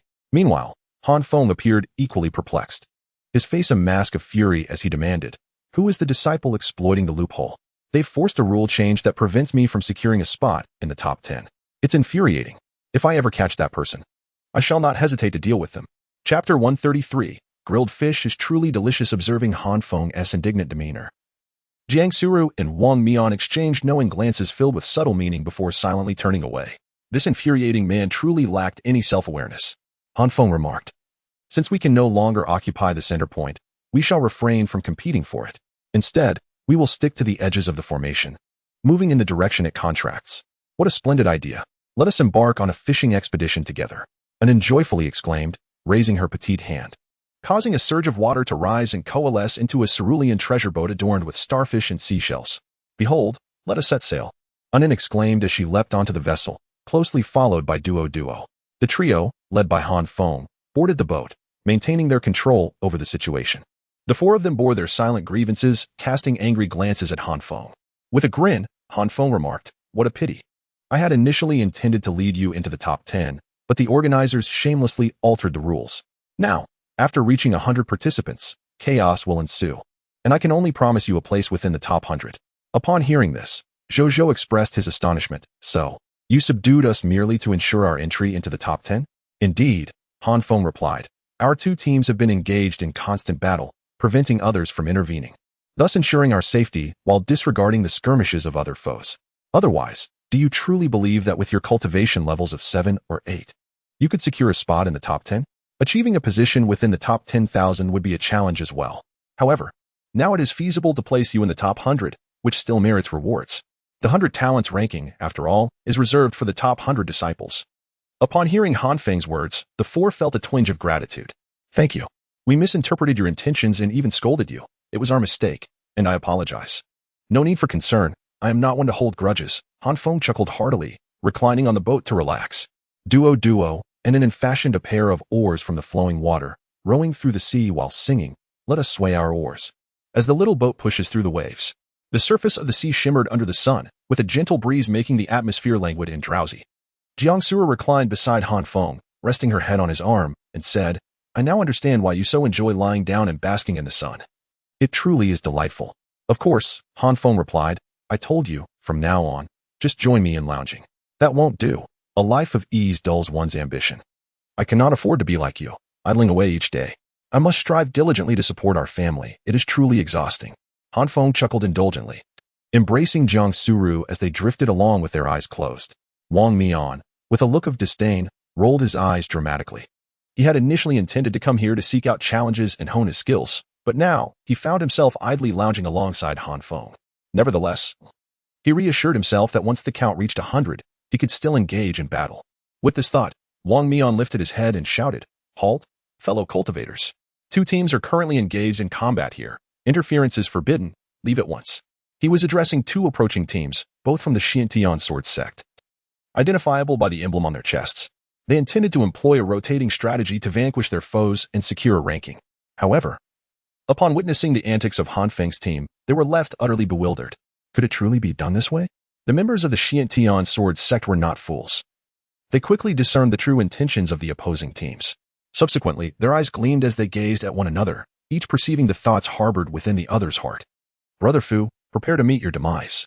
Brother Gua, I fear you not. Slay them. The 2 factions engaged in a fierce clash, their weapons clashing with a cacophony of sounds, yet in truth, it was merely their spiritual tools colliding, devoid of any spiritual energy. While the 2 teams battled, no one else dared to intervene. Barring unforeseen circumstances, these 2 squads were poised to advance into the top 100, much like Han Feng. Meanwhile, Han Feng and his small vessel continued their journey, and he even discovered 2 fishing rods from a confiscated storage bag, offering one to Jiang Suru while keeping the other for himself, casting lines into the water. As the formation gradually constricted, the number of individuals they encountered increased, and many were inspired by this audacious tactic, quickly seeking out others to discuss famed battles in pursuit of a place in the top 100. As time progressed, the formation dwindled, reducing the number of participants significantly. Han Feng's position atop the defeat leaderboard had long been usurped by another. Soon, another day passed, leaving merely half a day until the competition's conclusion. Han Feng's cunning method of mingling for rankings spread like wildfire, adopted by numerous contestants who learned that this strategy was of his own invention, silently lauding his ingenuity. Truly, he is an extraordinary individual. Before long, the formation shrank to encompass only a single island and a stretch of sea to the east, yet over 1,000 individuals remained within the confines. Among these, at least 100 teams were engaged in feigned combat. Moreover, there were even 8 individuals seated face to face on the ground, wielding swords to strike against each other's blades. Consequently, Other participants eager for conflict found themselves devoid of opponents. Han Feng and his companions were leisurely drifting on a small boat when suddenly, a group of figures rushed towards them from a distance, halting right before them. The leader was none other than Bai Lingyu, with no one following him, clearly indicating that he had formed his own team. Junior brother Han, junior sister Jiang.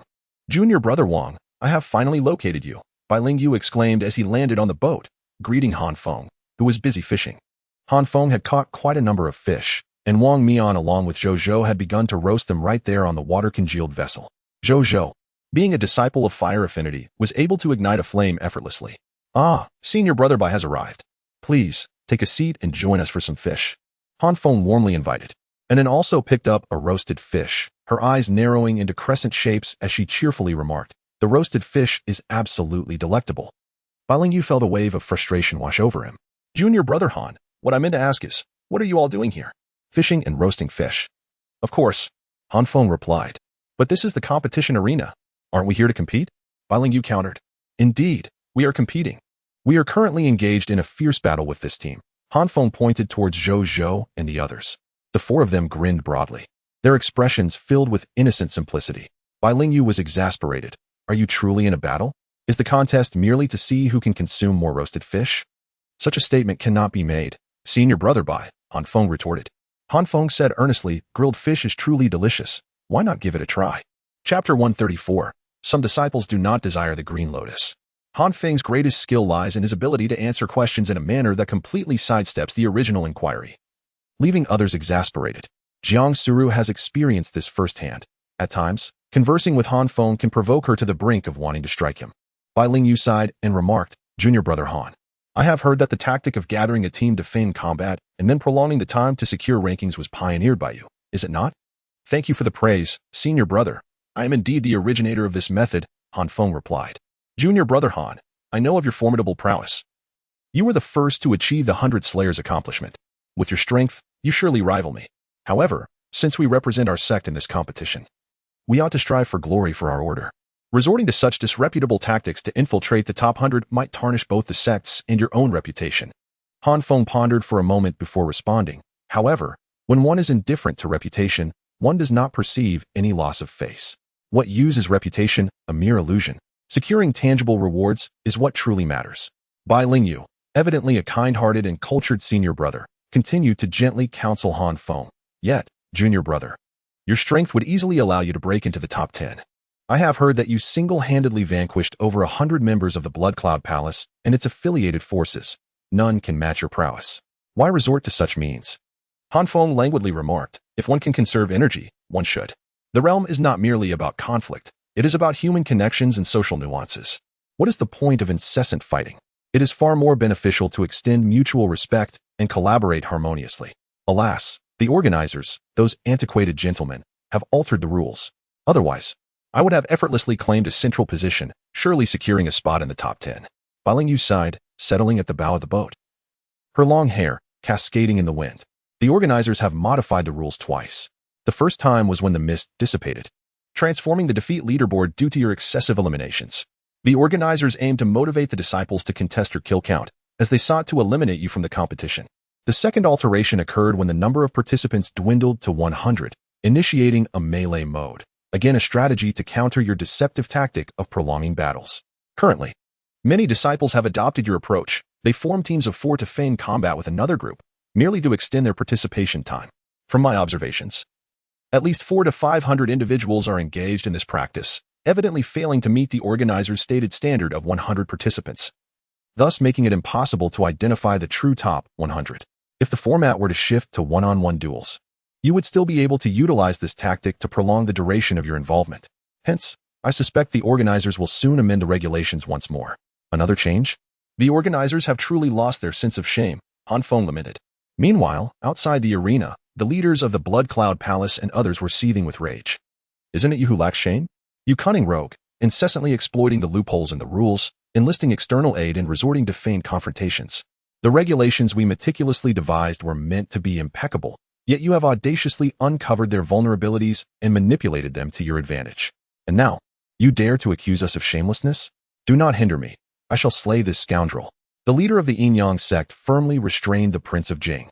For if he were to strike down Han Feng, what a disgrace it would be for a formidable nascent soul cultivator to bully a mere chi refinement disciple. Should he be defeated in return, the humiliation would be even greater. What? Defeated by him? A mere chi refinement disciple? Yet, he is accompanied by a bodyguard of the transformation stage. Are you certain you wish to proceed? Upon hearing this, the Prince of Jing quelled his fury and remarked, "What then? Shall we simply allow him to wreak havoc? Look at the current scene. How many disciples are engaged in feigned battles? If this continues, there will be no worthy contenders left. They will merely bask in the sun." The leader of the Xiantian sword sect suggested, if all else fails, let us amend the rules. Let it be a free-for-all. Let them engage as they wish. The strongest shall prevail, while the weaker shall be cast aside. The leader of Miaoying Valley, Qingxia, responded, however, this would undoubtedly favor the larger sections. With our greater numbers, we could easily conspire against the other independent disciples. What then? Shall we establish a tournament? One-on-one combat? How long would that take? This is untenable, and that is unfeasible. Pray tell, what should we do? Should we limit the number of participants in a team? How does that differ from the previous arrangements? In a direct confrontation among sects, merely securing a rank suffices. These influential leaders never anticipated that one day they would find themselves in a predicament, overwhelmed by a mere chi refinement disciple. The master of the Blood Cloud Palace sighed and remarked, given the current circumstances, we must relinquish all restrictions and allow our disciples to engage in a free-for-all. Victory will hinge solely on skill. We should seize this opportunity, as the disciples from various sects have yet to unite. There are only a little over 1,000 participants left, with merely 20 or so from each of our factions. However, this approach risks a single sect monopolizing the top 10 spots or the premature elimination of exceptionally strong disciples. Ultimately, it is certain that the victors will be our prominent sect's disciples, rendering this 100 talents ranking a farce. Has it not already devolved into a farce? Enough said. We find ourselves at an impasse. Indeed, our rules contain loopholes, and we shall not proceed in this manner in the future. Let us vote. Those in favor of a free-for-all, please raise your hands. Following this statement, King Jing was the first to raise his hand. Master Duanmu sighed and added, allowing the defeat count to accumulate is our gravest error. In this scenario, no one will willingly expend their spiritual energy to defeat others. Survival until the end will suffice to claim the defeat counts of the stronger opponents. Yet, there is little choice but to proceed thus. Constantly altering the rules will obliterate our credibility as organizers. Let us embrace the free-for-all and hasten the conclusion of this farce. After finishing his words, he too raised his hand in agreement. Qingxia let out a cold snort, remarking, isn't this the handiwork of your Yinyang sect disciples? That Han Feng, appearing honest and simple-minded, is, in fact, quite cunning, adept at playing the fool. I concur indeed. King Jing nodded and addressed those within the formation, stating, as this competition progresses, numerous disheartening occurrences have arisen. I hereby declare a final amendment to the rules. All restrictions are abolished, and a free-for-all will ensue. With rankings determined by the order of elimination, there will be no further changes. I urge certain disciples to exhibit some propriety and refrain from exploiting loopholes in the rules with their petty cleverness. Instead, they should strive to demonstrate their worth and redeem themselves. Chapter 135. The emergence of two major alliances. Who is he scolding? Han Feng inquired with curiosity. I don't know. It shouldn't be directed at you, Jiang Su'er replied in a tone meant to comfort. Bai Lingyu sighed and remarked, well, look at that. You have compelled the organizers to alter the rules again. Bah, what shamelessness. The rules they established were inherently flawed, and now they accuse me of being shameless. Bah. In the end, it will still culminate in a chaotic melee, so why not have a free-for-all from the very beginning? It seems tranquility is no longer an option. Han Feng said this, yet remained seated on the boat, continuing to fish. Bai Lingyu rose and stated, it appears we must first gather the disciples of the Yinyang sect together, ensuring we are united to prevent being picked off one by one. We must seek them out and provide protection. Upon hearing this, Han Feng smiled and inquired about the remaining numbers of each faction among the 5 great powers. Bai Lingyu replied that merely over 1,000 participants remained in the arena, with each faction having at most 20 individuals left. Indeed, merely a handful of 20, he continued. What is there to fear? Just sit back and relax. If a true melee were to ensue, how many can you truly protect? Or do you intend for the Yinyang sect to monopolize the top 10 positions? Han Feng chuckled softly and remarked, Brother Bai, consider this. If the melee is unleashed, and the other sects were to unite in a frenzied effort to eliminate the disciples of the smaller factions and the rogue cultivators, what would be the outcome? After a moment of contemplation, Bai Lingyu responded, they would band together to resist the major forces. Either they would be eliminated first, or the powerful sects would face the same fate. Precisely, Han Feng affirmed. Be it the major forces or the rogue cultivators, clever minds abound. The latter may be numerous but are inherently weak, akin to scattered sand. They are acutely aware that the larger factions will undoubtedly unite, leveraging their numbers to intimidate the fewer. Thus, they will likely preemptively form alliances to rid themselves of the major powers, particularly those capable of securing a place within the top 10, such as the 5 sons of men, who pose the greatest threat. Upon hearing this, Bai Lingyu's expression shifted noticeably as he exclaimed, "Then are we not in peril? The most prudent course of action now would be to unite with the other 4 factions, forming a coalition of the major powers to eliminate all rogue cultivators before we turn our swords against one another." Regrettably, the 5 factions are not united.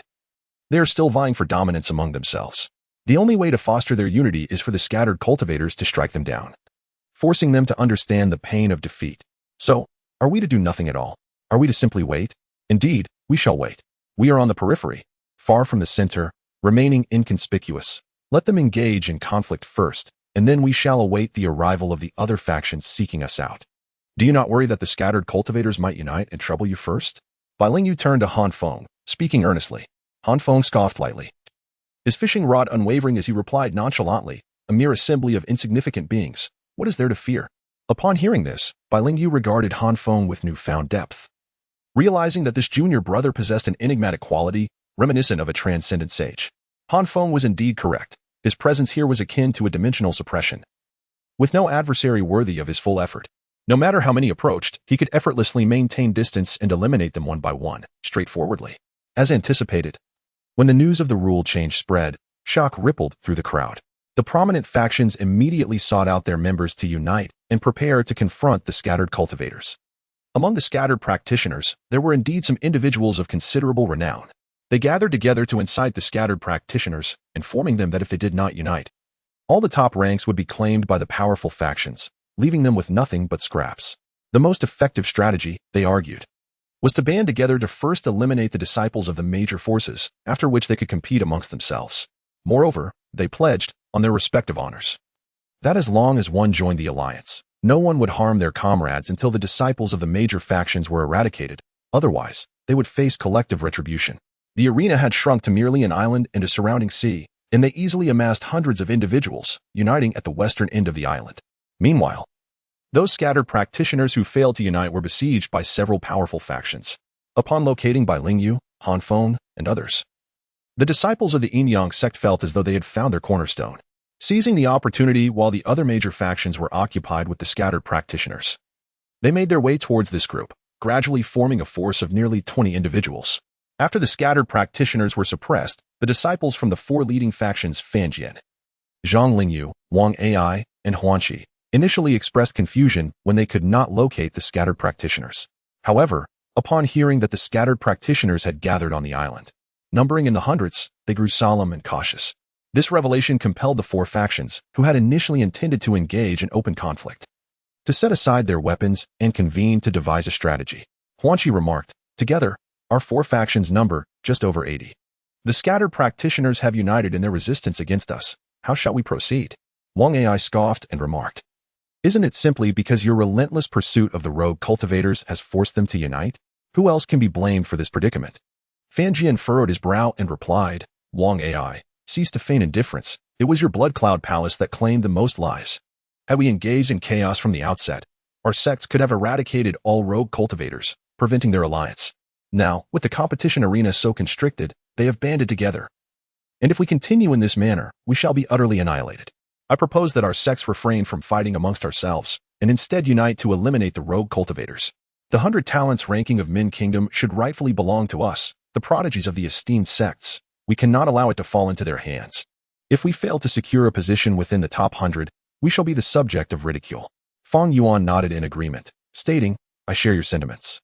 We have become the target of collective ire and must unite to vanquish those rogue cultivators first. It would be advantageous if senior brother Lingyu were here, so we could also enlist the Yin-Yang sect to join our coalition." Huanqi inquired, "Indeed, where has that fellow Bai Lingyu gone?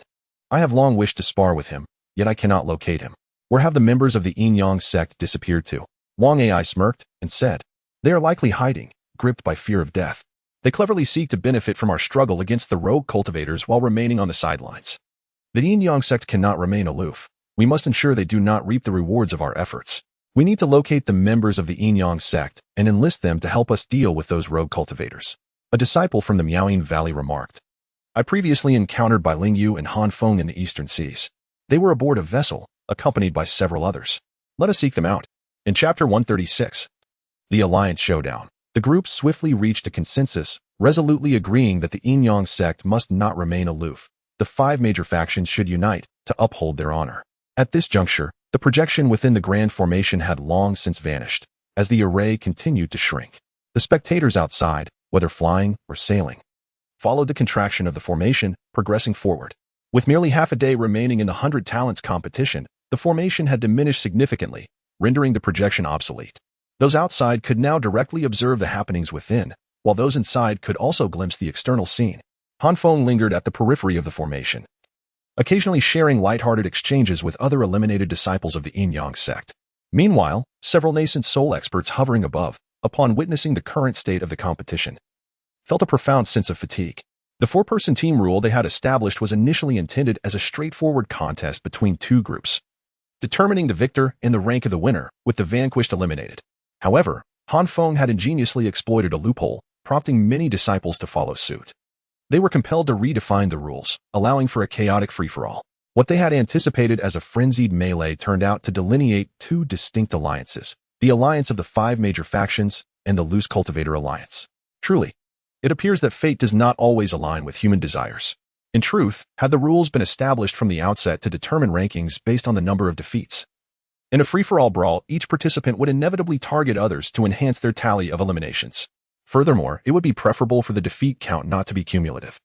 Vanquishing an opponent should only account for a single defeat to prevent scenarios where one individual, after laboriously besting several adversaries, is subsequently ambushed by a stealthy contender, thereby unjustly inflating their defeat count despite having only defeated one person.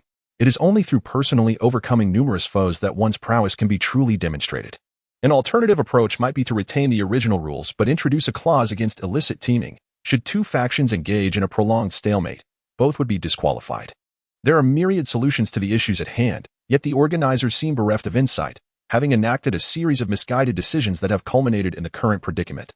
Now, one can only declare that all restrictions have been lifted. Let the battles commence freely, as the organizers have chosen to remain passive. The only requirement is to avert any large-scale fatalities. Soon, the representatives from the other 4 factions descended upon the location of the Yin-Yang sect. Oh my! So many people have arrived, exclaimed Inen with a cheerful grin, gazing at the figures in the sky. Upon hearing this, Wang Ai from Blood Cloud Palace observed Han Feng leisurely fishing, with his companions indulging in grilled fish. He scoffed derisively, while we are engaged in life-and-death struggles over there. You all seem to be on a vacation here? Enjoying your food and drink, how very leisurely. Han Feng, uninterested in engaging with such a foul-mouthed fool, continued his relaxed fishing. Duo furrowed her brow and inquired, Are you all once again planning to overwhelm us with sheer numbers? Upon encountering a young girl with golden hair, Wang Ai immediately erupted in anger, demanding, Who are you? Are you also a disciple of the Yin-Yang sect? Why do you not display the sect's insignia? At this moment, Duo, in her human form, was understandably mistaken for an ordinary human by Wang Ai. She earnestly replied, I am not a disciple of the Yin-Yang sect, but your numbers are overwhelming. It is unjust to bully the few. How dare you speak such nonsense here?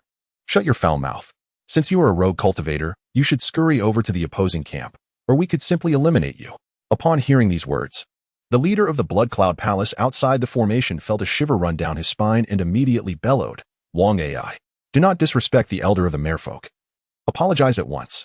Wang Ai lifted his gaze to meet the furious expression of his palace master outside the formation, his heart sinking as he turned in astonishment to the displeased Duo. Who is this little girl? A merfolk? An elder? Is she truly of such caliber that the palace master, a powerful nascent soul cultivator, refers to her as an elder? Instantly, Wang Ai transformed into a most accommodating figure, clasping his hands in a bow and stating, I pay my respects to the elder of the merfolk. Please forgive my transgressions. Duo pouted and retorted, You are impolite. I do not like you and will not play with you. With that, she settled beside Inen, taking her small hand in hers.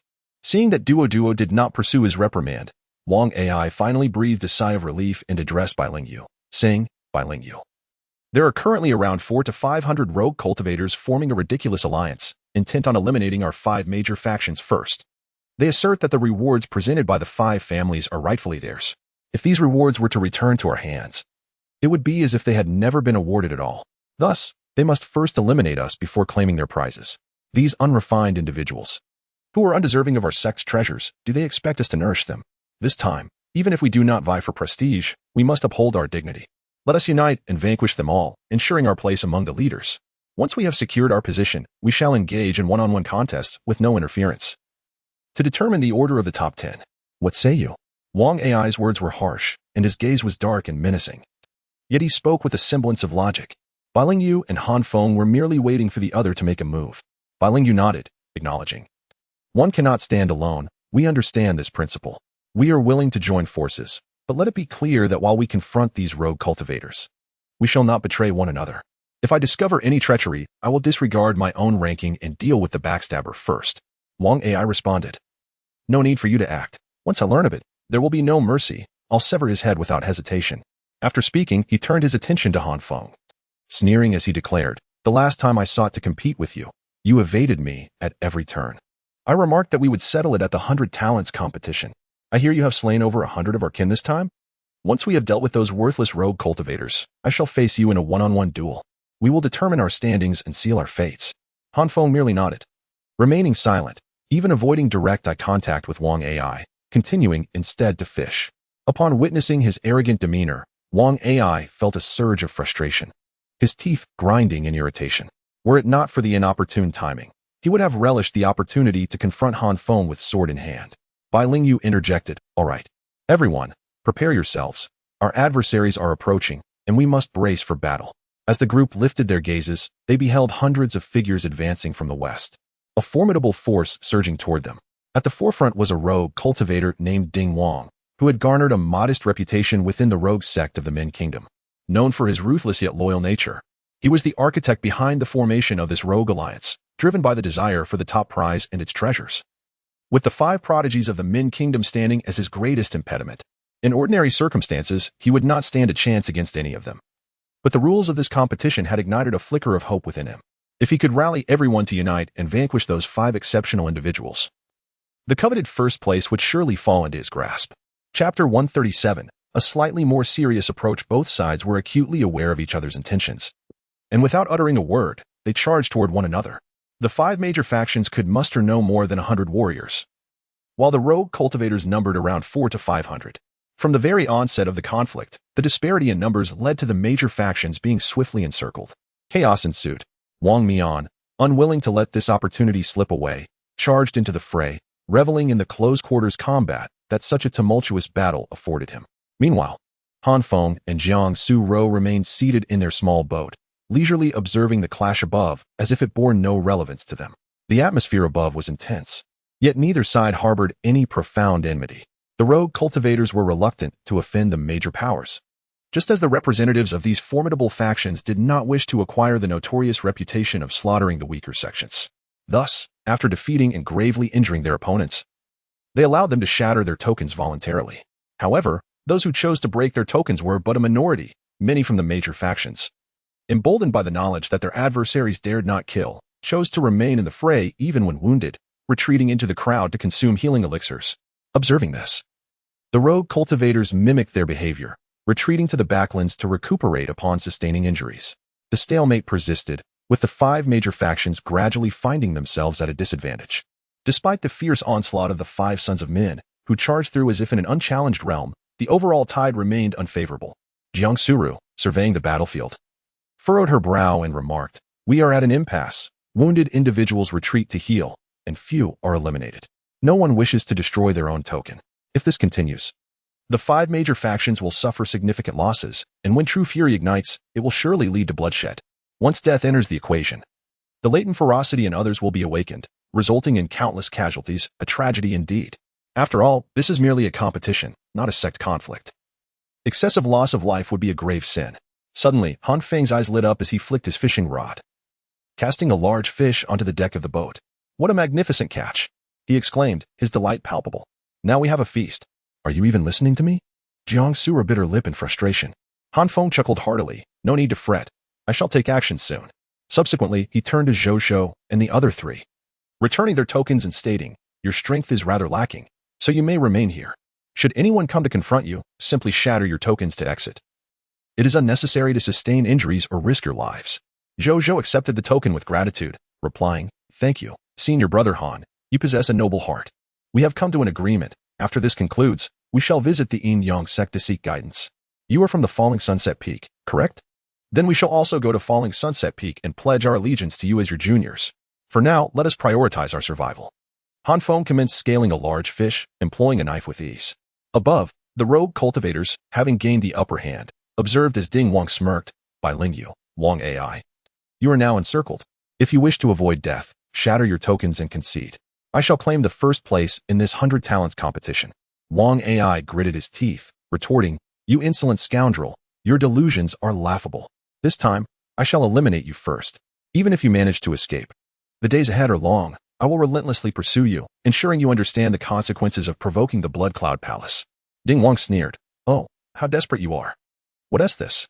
Your disciples of powerful factions find themselves unable to contend in the arena and resort to oppression, using your status and connections to bully others? How utterly ridiculous. Is this your personal conduct, or is it the manner of all disciples from your esteemed factions?" Fuming with rage, Wang AI gritted his teeth, raised his sword, and summoned a surge of blood energy, empowering his treasured blade before striking at Ding Wang. At this moment, he disregarded everything else, fixated solely on vanquishing Ding Wang. Although Ding Wang's strength does not surpass his, the numerous rogue cultivators hold the advantage and exhibit a commendable unity as they collectively besiege Wang AI. Enraged, Wang AI gritted his teeth and bellowed, "Focus, all of you. Quickly eliminate these pests. You all carry yourselves with such arrogance. Yet now that you face a mere handful of rogue cultivators, you've turned into spineless cowards?" Huan Chi's gaze swept across the battlefield, observing Bai Lingyu, Fan Jian, and Feng Yuan, all engaged in serious combat. She also noticed Han Feng aboard a nearby vessel, leisurely removing scales from a sizable fish. Seething with frustration, she shouted, "Han Feng, what on earth are you doing? Are you still a part of a major power? Stop slacking off and join the fight. I am well aware of your capabilities." Han Feng replied nonchalantly, "There is no need to rush. I'm merely waiting for the opportune moment to enter." "Are you waiting until we are all defeated? Do you intend to face those hundreds of rogue cultivators alone? Do not assume they will spare you." Upon hearing this, Han Feng sighed, discarding the fish and washing his hands in the seawater. Stretching languidly, he remarked, "Though the moment may not yet be ideal, it matters little. Let us take this a tad more seriously." With that, Han Feng spread his wings and brandished the wind spirit sword, addressing Jiang Suru, "You protect yourself. If you encounter peril, call for me, and I shall come to your aid." Having spoken, Han Feng soared into the air, circling the battlefield until he positioned himself behind the rogue cultivators. Upon noticing his presence, several of them swiftly broke away from the fray and charged towards him. The speed of Han Feng was astonishing, and in the blink of an eye, he appeared before his adversaries. With a swift stroke of his sword, a crescent-shaped beam of light, accompanied by a piercing wind, cleaved through the air and struck the group of disciples. A cry of agony escaped their lips as a gruesome wound marred their chests, sending them plummeting downwards. Han Feng, undeterred, charged toward a rogue cultivator, seizing him with a firm grip before violently hurling him eastward. The rogue soared through the air like a kite severed from its string, crashing forcefully against the formation, only to be teleported away and eliminated. With unrelenting vigor, Han Feng unleashed a barrage of grabs and throws, occasionally delivering swift kicks, casting one rogue after another against the barrier of the formation. This formation functioned as a teleportation array. Shattering a token would summon a radiant light that whisked individuals away. In a bid to prevent anyone from lurking idly, the organizers had designed the formation to continuously contract, ensuring that any contact with it would result in immediate elimination. This compelled the disciples to converge towards the center. The purpose of the formation was clear. Yet no one would be foolish enough to allow themselves to be ensnared and eliminated. They all maintained a prudent distance for their own safety. However, little did they anticipate that this formation, initially intended to intimidate the disciples, would be wielded by Han Feng in a novel manner. Was it not deemed difficult to take lives?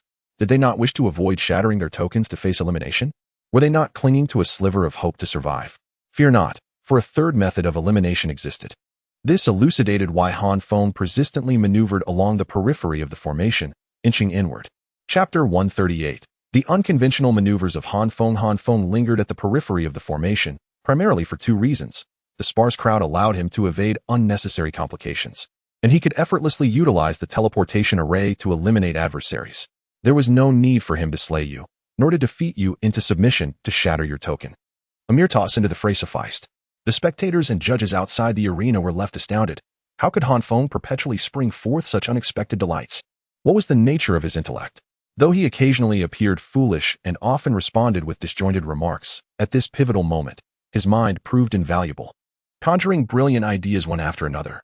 Inside the arena, the disciples were in awe of Han Feng's ingenious tactics, and soon they experienced a moment of clarity.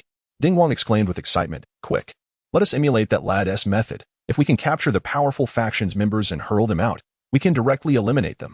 Wang Ai and others echoed his sentiments, urging their comrades to expel the rogue disciples. The rogue faction, being numerous, coordinated their efforts to seize a few individuals, dragging them towards the formation's barrier before casting them out. Witnessing this, Wang Mian smirked inwardly and ceased to hold back against the disciples in close proximity, delivering powerful blows to repel them. Suddenly, a sword struck the mechanism box on his back, nearly causing him to spew blood in frustration. "You may strike me, but do not dare harm my flying artifact."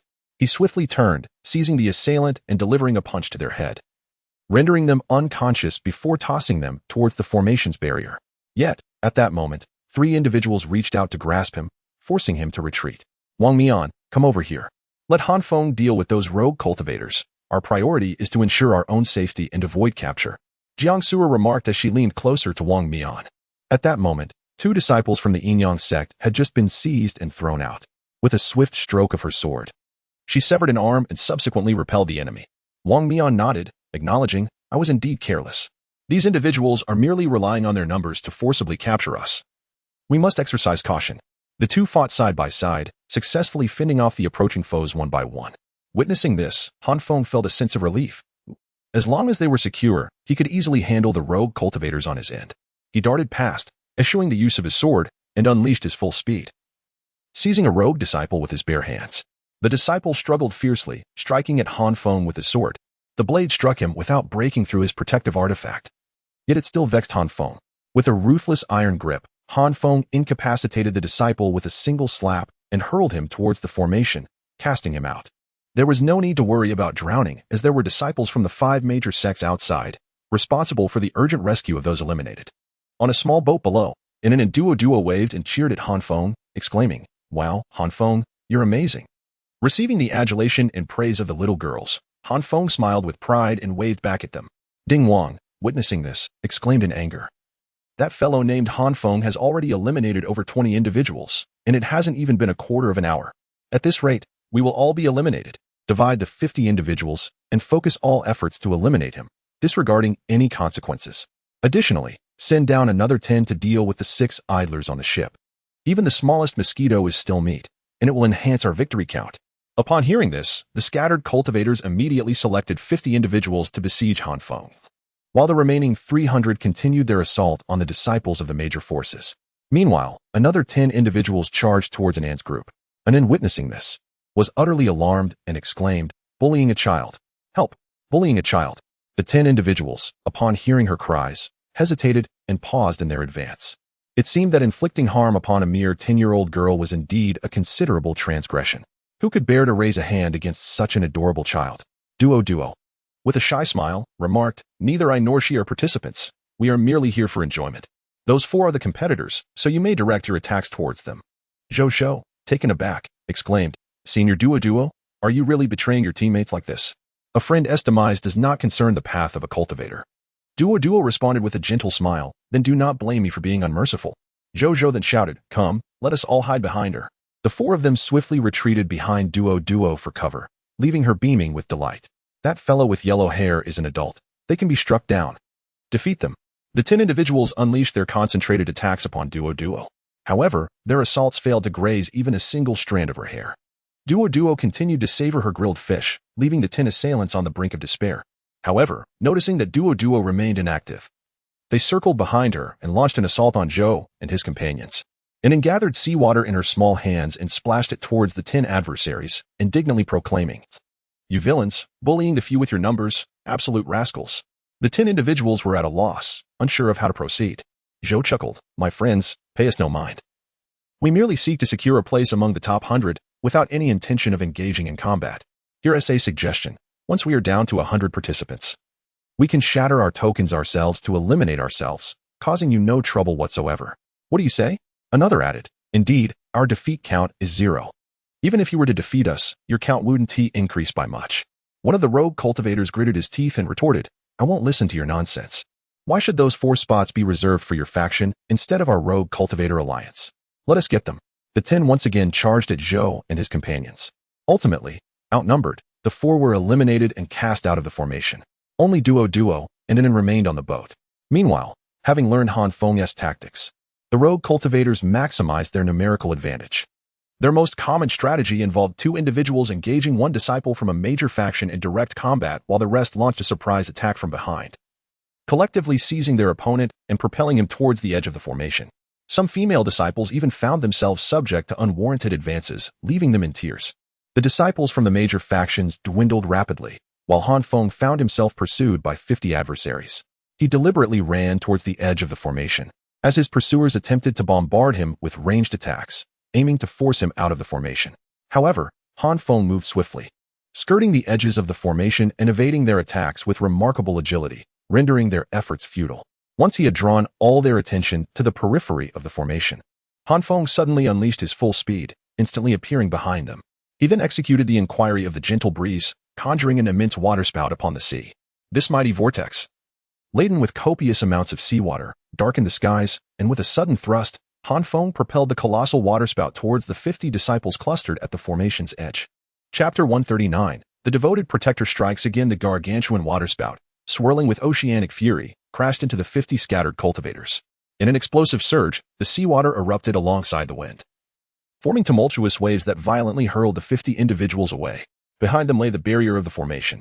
Amidst their agonized cries, all 50 were swiftly transported away. In an instant, the battlefield fell into an eerie silence. 1 strike, and 50 were vanquished? Previously, doubts lingered regarding Han Feng's reputed feat of slaying 100 foes, with many speculating that he had merely spent an entire day isolating the unwary. Yet now, it was evident that Han Feng's prowess was nothing short of terrifying, utterly dominating this arena. Outside, the leader of the Yin-Yang sect bellowed with laughter, declaring, Behold, this is the strength of our Yin-Yang sect disciples. As for who will claim the first position in this competition, I need not elaborate further. Observing the triumphant demeanor of sect master Duanmu, the other leaders seethed, their teeth nearly grinding to dust. Such an exceptional disciple. How could he not belong to our sect? In the arena, the scattered practitioners stared at one another in disbelief. After considerable effort, they were on the verge of overwhelming all the prominent forces present. At that moment, only the 5 from the Min Kingdom and the duo of Jiang Suru and Wang Mian remained. These 7 individuals were exceptionally formidable, proving difficult to subdue, while the disciples from the other major factions had all been captured and cast aside. They had originally believed that sending 50 individuals would suffice to focus their attacks on Han Feng and then eliminate these 7, thereby securing the top ranks for themselves. However, to their astonishment, Han Feng had effortlessly dispatched all 50 with a single move. Is this even human? Ding Wang exclaimed upon witnessing the scene. Let us not concern ourselves with him. Capturing 1 by 1 will take an eternity. We must avoid the edge of the formation, denying him any opportunity. Let us direct our efforts to eliminate these few first, starting with those from the Yin-Yang sect.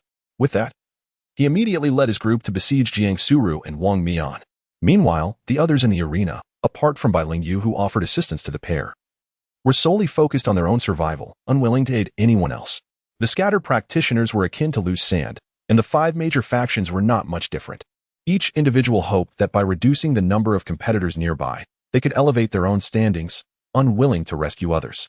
This was precisely why Han Feng could so easily toss out one opponent after another. When he apprehended someone, the others would refrain from intervening, at most launching attacks against him.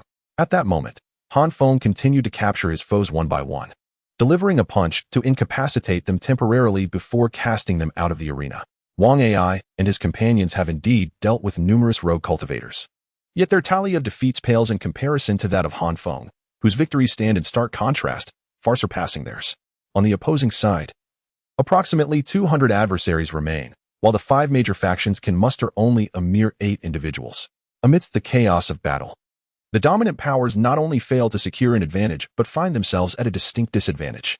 Han Feng, witnessing a throng of individuals surrounding Jiang Suru and Wang Mian, noted their injuries, their forms swaying precariously. It seemed they could not endure much longer before being compelled to shatter their tokens and concede defeat. Should they fall at this juncture, they would not even breach the top 100. Gritting his teeth in determination, Han Feng bellowed at the rogue cultivators, Hey, You worthless scoundrels! Is your sole prowess in preying upon women? Do you only know how to overwhelm the few with your numbers? Today, I shall turn the tide. If you possess any courage, come and assault me. I alone can vanquish you all. Filth, worthless pests, useless beings. Turn your gaze this way and witness how I shall deal with you. The rogue cultivators turned to face him, and to their astonishment, Feng hoisted one of their own, delivering a powerful blow to the cultivator's abdomen, causing him to spew forth blood before unceremoniously discarding him beyond the array like refuse. I am but a janitor here, tasked with clearing the refuse from this arena. Even rogues have their pride, and Feng's humiliating treatment ignited their fury. They abandoned the battlefield en masse, intent on eliminating Feng first. Observing this turn of events, Ding Wang shouted urgently, "Do not fall for his provocation. His speed is unmatched. You cannot hope to catch him. He is merely attempting to rescue these individuals. Return quickly. First, eliminate these few." However, now his cries have fallen on deaf ears as the multitude, incited by their wrath towards Feng, relentlessly pursues him with reckless abandon. At this moment, only 3 individuals remain steadfastly by Ding Wang's side. With great difficulty, Ding Wang turns to face the ominous expressions of the formidable talents surrounding him, seemingly acutely aware of his perilous predicament. Without a moment's hesitation, he pivots and flees. Yet, how could the vengeful Wang AI allow him to escape so easily? Wang AI, fueled by rage, accelerates to his maximum speed, swiftly closing the distance between them. He unleashes a surge of spiritual energy that yanks Ding Wang back, then, with a sudden flourish, draws his sword and decapitates him. Damn it, you insufferable pest! How dare you prattle on for so long? Wang AI's eyes blaze with fury. Meanwhile, Bai Lingyu, Fan Jian, and the others effortlessly dispatch the remaining 3 disciples, casting them beyond the confines of the grand formation.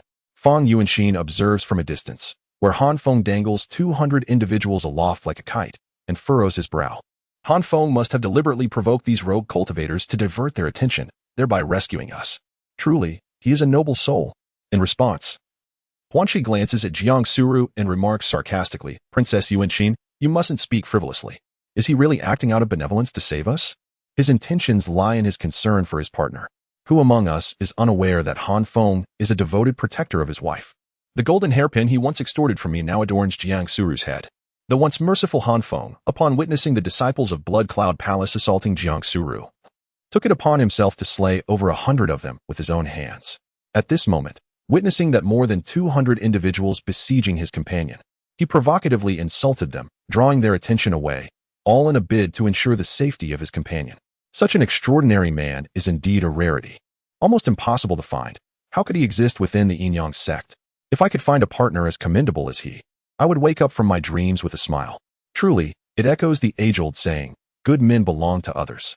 Beside them, Fan Jian, with a proud smile, declared, I could achieve that as well, but only if a woman worthy of such effort exists. Upon hearing this, Feng Yuan discreetly glanced at Bai Lingyu, his cheeks slightly flushed, before hastily turning away. Surely, my brother Lingyu could do the same.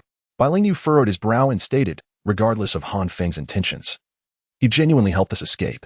Now that he has drawn those individuals away, we cannot leave him to confront them alone. We should linger behind those rogue cultivators, eliminating them one by one to amplify our advantage. Chapter 140. Resolving all rogue cultivators. Having spoken, Bai Lingyu immediately charged toward the rogue cultivators, followed without hesitation by Jiang Suru and Wang Mian. We should join them, Huanqi suggested to the other 2. Wang Ai scoffed, saying, what foolish heroism. I have no desire to owe him a favor. He assists me once, I help him deal with his foes, and that settles the debt. When we face off, I shall not hold back. Upon concluding his words, Wang Ai immediately charged forward, brandishing his bloodsword and rushing towards the enemy. The group pursued and attacked from behind the ranks of scattered cultivators, while Feng soared ahead, deftly maneuvering above the disciples and intermittently unleashing sword auras to strike at them. Noticing that his allies had caught up, Feng was invigorated and promptly retrieved the Xian Luopan, summoning an expansive Bagua formation that encompassed a radius of 1 mile. A formidable suppressive force descended abruptly, sweeping toward the disciples.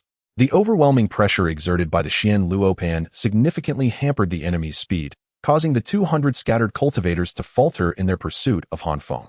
However, it was implausible for Feng to single-handedly suppress 200 foes. The expenditure of his spiritual energy would be excessive, and any retaliatory strikes from the enemy would inevitably affect him as well. Observing this, Feng Yuanjin swiftly raised her hand, conjuring a seal that she hurled into the sky. The seal descended, radiating light as it aimed to impose its suppression below. The combined might of the two treasures further decelerated the scattered cultivators. Who else possesses suppressive treasures? Come forth and assist in driving them back. We cannot hold out for long. Feng bellowed. The hallmark of a great sect lies in its abundance of treasures and resources. As members of the 5 Sons of Men, these individuals were certainly not devoid of suppression artifacts. Their previous restraint was merely a strategy to avoid overexertion and inadvertently benefit others. Now, with Han Feng and Feng Yuanjin leading the charge, the others ceased their reluctance. Wang Ai produced a blood-colored pagoda, and as it emerged, a wave of sanguine energy enveloped the area, saturating the entire formation with a pungent scent of blood. Fan Jian brandished a colossal sword, reciting an incantation before casting it into the heavens, unleashing a formidable pressure that cascaded downwards. Witnessing this, Bai Lingyu sighed, remarking, "Had you presented these treasures sooner, in conjunction with our fellow disciples, we would not have had to struggle against these rogue cultivators." Wang Ai scoffed. "Humph, did you not neglect to bring anything, Bai Lingyu? How dare you criticize us?" Bai Lingyu replied earnestly, "I genuinely did not possess any. Our yin-yang sect is rather frugal, typically. Aside from the introductory gift given to disciples on their initiation day, we receive nothing further. All must be earned or seized through one's own efforts. If memory serves, the artifact possessed by junior brother Han Feng was also acquired through force. Is your sect truly so stingy? What kind of great power operates in such a manner?" Fan Jian inquired, his brow furrowed in disdain. Bai Lingyu had no retort, while Han Feng, with utmost seriousness, interjected, "That is not entirely accurate. Our sect does indeed provide wives, one for each disciple." Jiang Sura shot him a fierce glare, before moving behind him, placing her palms on his back to channel spiritual energy, assisting him in suppressing the rogue cultivators within. Meanwhile, the other sect leaders cast skeptical glances towards sect leader Duanmu, who, feeling ashamed, lowered his head and murmured, "Acquiring what one desires through personal effort is the true path. One cannot rely on the charity of others." Sect leader Qingxiao rolled her eyes, retorting, "Humph, they are merely children, a gaggle of qi refining period youngsters. What capability do they possess to attain anything through their own endeavors? To resort to murder? To rob or to mine? If the sect does not provide for them, do they intend to let them starve? Will they allow them to perish at the hands of their enemies? It is quite shameful to speak so grandly while being so miserly." The leader of the Xiantian sword sect remarked, "Indeed, that old man Duanmu brings disgrace upon himself. We, the Xiantian sword sect, stand with you. By the way, Qingxia, how about we organize a joint gathering between our two sects in the near future? It would be an excellent opportunity for our disciples to get to know one another and foster communication. What do you think? Begone.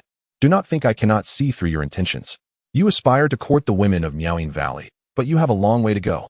In the arena, with the combined efforts of the 5 and the assistance of others, the over 200 rogue cultivators were finally subdued. Then, Han Feng bellowed, "Push with all your might. Expel them all, quickly." The group exerted their strength, simultaneously suppressing the opponents while pushing the entire formation outward. However, the rogue cultivators were not without their own defenses. They fiercely resisted the suppression, channeling their spiritual energy to counteract the formation's push. A stalemate ensued, with neither side able to gain the upper hand.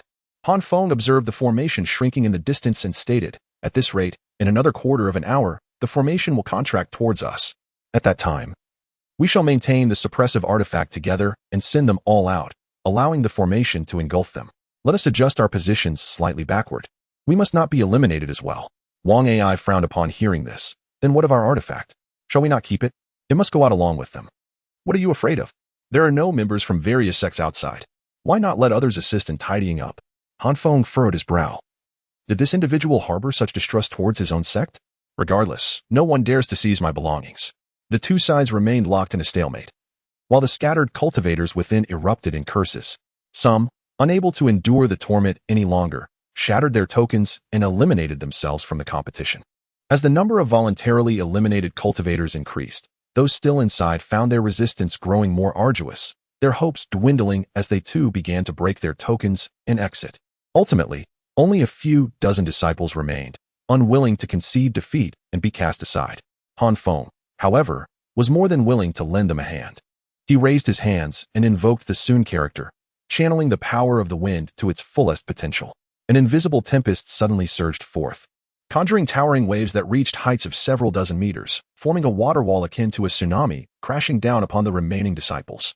The overwhelming force rendered the already exhausted disciples incapable of resistance, propelling them away and against the formation, resulting in their elimination. Yet, their perseverance was not in vain. At the very least, they had secured positions within the top 100, and 2 of the last eliminated disciples even fortuitously made it into the top 10. Thus, the top 10 of the 100 talents list was finally established, and the next phase would involve contending for their rankings. In the arena, only 8 individuals remained. They flew together towards the center of the island, distancing themselves from the formation. They all aspire to conquer their adversaries through genuine prowess, rather than being eliminated within the confines of the formation. Chapter 141. Raising the stakes for benefits. The 8 individuals convened at the heart of the island. And Feng directly inquired, "Esteemed colleagues, what shall we decide? With only 8 of us remaining, let us establish a set of rules for a fair duel." The spectators outside were all alert, their attention fixed on the arena. The moment for the ultimate confrontation had finally arrived. This was indeed a clash of true prodigies. Once she pondered aloud, what other course do we have? The most equitable method is undoubtedly to engage in pairwise duels, 8 participants for advancing to 2. And then 1 to emerge as the champion, is it not? Let us not forget, she continued, that the Yin-Yang sect still has 4 members present. Should these 4 unite and target us individually, we would be utterly defenseless. Indeed, the prevailing circumstances in the arena mirrored those of earlier confrontations.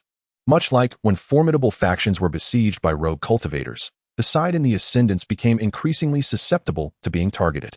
Wang Ai sneered. Then let us first join forces to eliminate the Yin-Yang sect. Feng Yuan furrowed his brow, responding, "Brother Wang, we cannot proceed in this manner. Han Feng and senior brother Lingyu from the Yin-Yang sect have bestowed great kindness upon us, assisting us significantly. We must not be ungrateful. This is not a commendable course of action. We have all shared life and death moments together. Why must we resort to violence and jeopardize our camaraderie? And what do you propose instead? Shall we settle this with a game of rock, paper, scissors?" Wang Ai retorted vehemently. Huan Qi stepped forward and declared, "The only reason I have not been eliminated thus far is due to Han Feng's mercy. Were it not for his leniency in the beginning, I would have met my end long ago. I owe him a debt of gratitude, and I have assured him that I shall not turn against him in the finals. My ultimate target has always been Bai Lingyu. The rest of you may choose your own adversaries." Wang Ai immediately interjected, "I intend to face Han Feng. This has been agreed upon for over a month, and no one else shall intervene." Fan Jian shrugged and remarked, "Then my opponent, alongside Princess Yuanxin, must be junior sister Jiang and this junior brother Wang." They all tacitly agreed to limit their confrontations to mere victories, ensuring that no one would take a life. The 4 of them had reached a consensus, yet the Yin-Yang sect had yet to consent. Han Feng raised his head and waved to the master above, calling out, "Master, look this way. Can you hear the disciples speaking?" Master Duanmu frowned and replied, "I can hear. What is it?" "Last time, you promised that anyone who made it into the top 10 would receive a foundation establishment pill. Is that correct?" "Indeed." Upon hearing this, the master's eyes widened in shock, and he bellowed, "Han Feng, what are you planning to do?" Before the collective gaze of the crowd, Han Feng produced his token, preparing to shatter it. Yes, he intended to eliminate himself. "Stop." The master roared in fury, wishing he could descend personally to stop Han Feng. Han Feng looked bewildered and asked, "What is the matter? What do you mean? What are you trying to say?" "I intend to leave," he replied. "There are still foes present, and your battles are not yet complete. What do you think leaving now signifies?"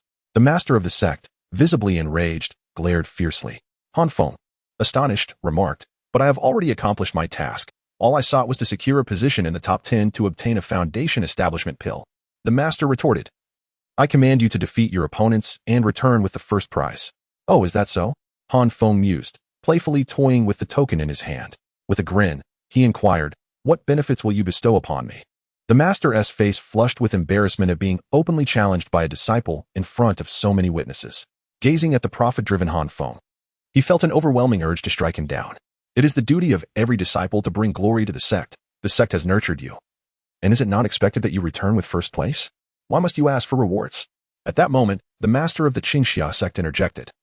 "You may be frugal, but you cannot deny it. If you wish to have a horse run, you must first provide it with fodder. Truly shameful."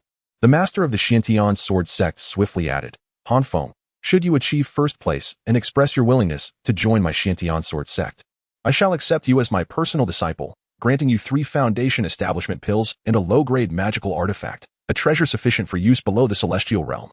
What say you?" The master of the sect scornfully exclaimed, "You old rogue. Do you have no shame, poaching my disciples before my very eyes? Humph. If you were too miserly to offer good rewards, who can you blame? Such promising talent should not be squandered within your Yin-Yang sect. Instead, it would be far better to bestow him upon our Xiantian sword sect." I see that Han Feng wields a sword, making him a suitable candidate for sword cultivation. The Lord of Blood Cloud Palace also expressed his willingness, stating that our palace would offer equal benefits and even a chance to cultivate within the Blood Ancestor's secret realm, provided Han Feng secures first place and joins our ranks. Furthermore, should Han Feng wish to bring his partner and companions along, Blood Cloud Palace would gladly accept them, granting them the status of direct disciples. Prince Jing, with a jovial demeanor, interjected, asserting that our royal family greatly values talent as well. Enough. Silence. The sect leader, exasperated, rolled his eyes and addressed Han Feng. One foundation establishment pill can enhance your success rate by 30%, and you may consume up to 3. I promise you. If you achieve first place, I shall grant you 3 foundation establishment pills, along with a low-grade wind attribute magic sword, and the opportunity to select any technique from the scripture pavilion. What do you think? After contemplating, Han Feng concluded that 3 foundation establishment pills would indeed ensure a successful cultivation. Additionally, he currently possessed only a low-grade magic artifact, the water-repelling golden pearl, granted to him. If he were to acquire the foundation establishment pills and the magic artifact, and subsequently gift them to Jiang Suru, they would receive even greater returns. In this manner, both of them would have a guaranteed ascension. Han Feng turned to Jiang Suru and Wang Mian, stating, I believe we should strive for this opportunity. After all, we are already within the top 10, ensuring a significant treasure haul, including pills and magical artifacts. If we manage to secure the first place, we shall be rewarded with an abundance of foundational elixirs. Wang Mian, although you possess foundational elixirs that serve no immediate purpose, you could auction them at the market, fetching tens of thousands of spirit stones, which could be exchanged for exquisite body-tempering treasures and medicinal pills. That is indeed a viable option. Wang Mian replied with a smile. It appears that the rewards for the top 3 are slightly more generous. Shall we strive to place among the top 3? Han Feng inquired. Jiang Suru frowned slightly and remarked, if it comes to a one-on-one confrontation, I fear that the 2 of us may not stand a chance against Fan Jian and Feng Yuanqing. Not to worry, I shall be there. Who would dare to challenge them one-on-one? Han Feng confidently declared. This way, Huanxi has long wished to duel with Bailingyu. I shall first deal with the other 3. And once the victor between Bailingyu and Huanxi is determined, I will eliminate the remaining competitor, thus ensuring our place among the top 3. However, those present were not deaf. Upon hearing Han Feng's intent to single-handedly vanquish them all, their eyes widened in disbelief. After all, these were the 5 talents of Min Country, the pinnacle of the Qi refinement stage. You intend to take on 5 opponents alone. Such audacity. Chapter 142, Team Combat. Crushing Wang Ai, Jiang Suru, and Wang Mian felt an overwhelming sense of disbelief. Although they had already infiltrated the top 10, they could not afford to remain passive and let Han Feng bear the brunt of the effort while they reaped the rewards. Jiang Suru shook her head and said, Han Feng, this is the final battle. Let Wang Mian and I handle it ourselves. The difference in rewards between the top 10 and the top 3 is not substantial. We entered the 100 Talents competition precisely for the opportunity to engage in fair and equitable contests with the outstanding disciples of other sections. In the end, even if defeat is inevitable, at least I shall not harbor regrets. Otherwise, whenever I reflect upon this matter, I would perceive myself as a failure, a coward, too timid to engage in a fair contest with others. Moreover, we are all disciples of the great forces of the Min Kingdom, united as comrades. I believe that even if senior brother Fan Jian and senior sister Feng Yuanqing were to vanquish us, they would not resort to lethal measures against us, would they? Feng Yuanqing smiled and replied, naturally, we are all friends here. It is merely a friendly contest, devoid of any deep-seated enmity. Right, senior brother Fan Jian? Fan Jian nodded with pride and stated, I shall show mercy. Wang Mian stretched his limbs and said, I have come here to hone my skills. To compete against the senior brother of the Xiantian sword sect is indeed a great honor. Oh, who is your master, and what is your specialty? Fan Jian inquired. I am Wang Mian, a disciple of Elder Panshan, he responded. Elder Panshan, you say? I am aware of him. He is a martial artist, is he not? A century ago, during the extermination of the Yunshao sect by the 4 great sects, Elder Panshan single-handedly shattered several nascent soul masters. As his disciple, you must also be adept in martial arts. Very well, I am eager to witness the prowess of the renowned Elder Panshan student. Pray enlighten me. Fan Jian clasped his hands in salute to Wang Mian and then drew forth his innate sword.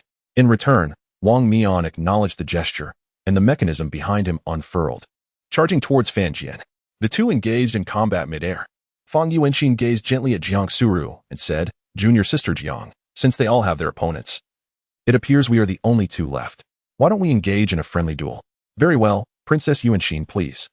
Jiang Sura twirled her sword in a dazzling display and engaged Feng Yuanxin in combat. Meanwhile, the enmity between Huanxi and Bailing Yu was evident.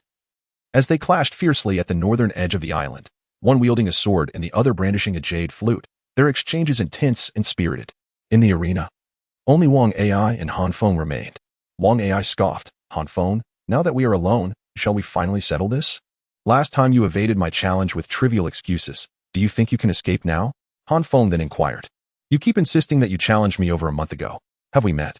Wang Ai was taken aback and replied, "At the judgment assembly of the Yin Yang sect, I proclaimed my intent to challenge you. Have you forgotten?"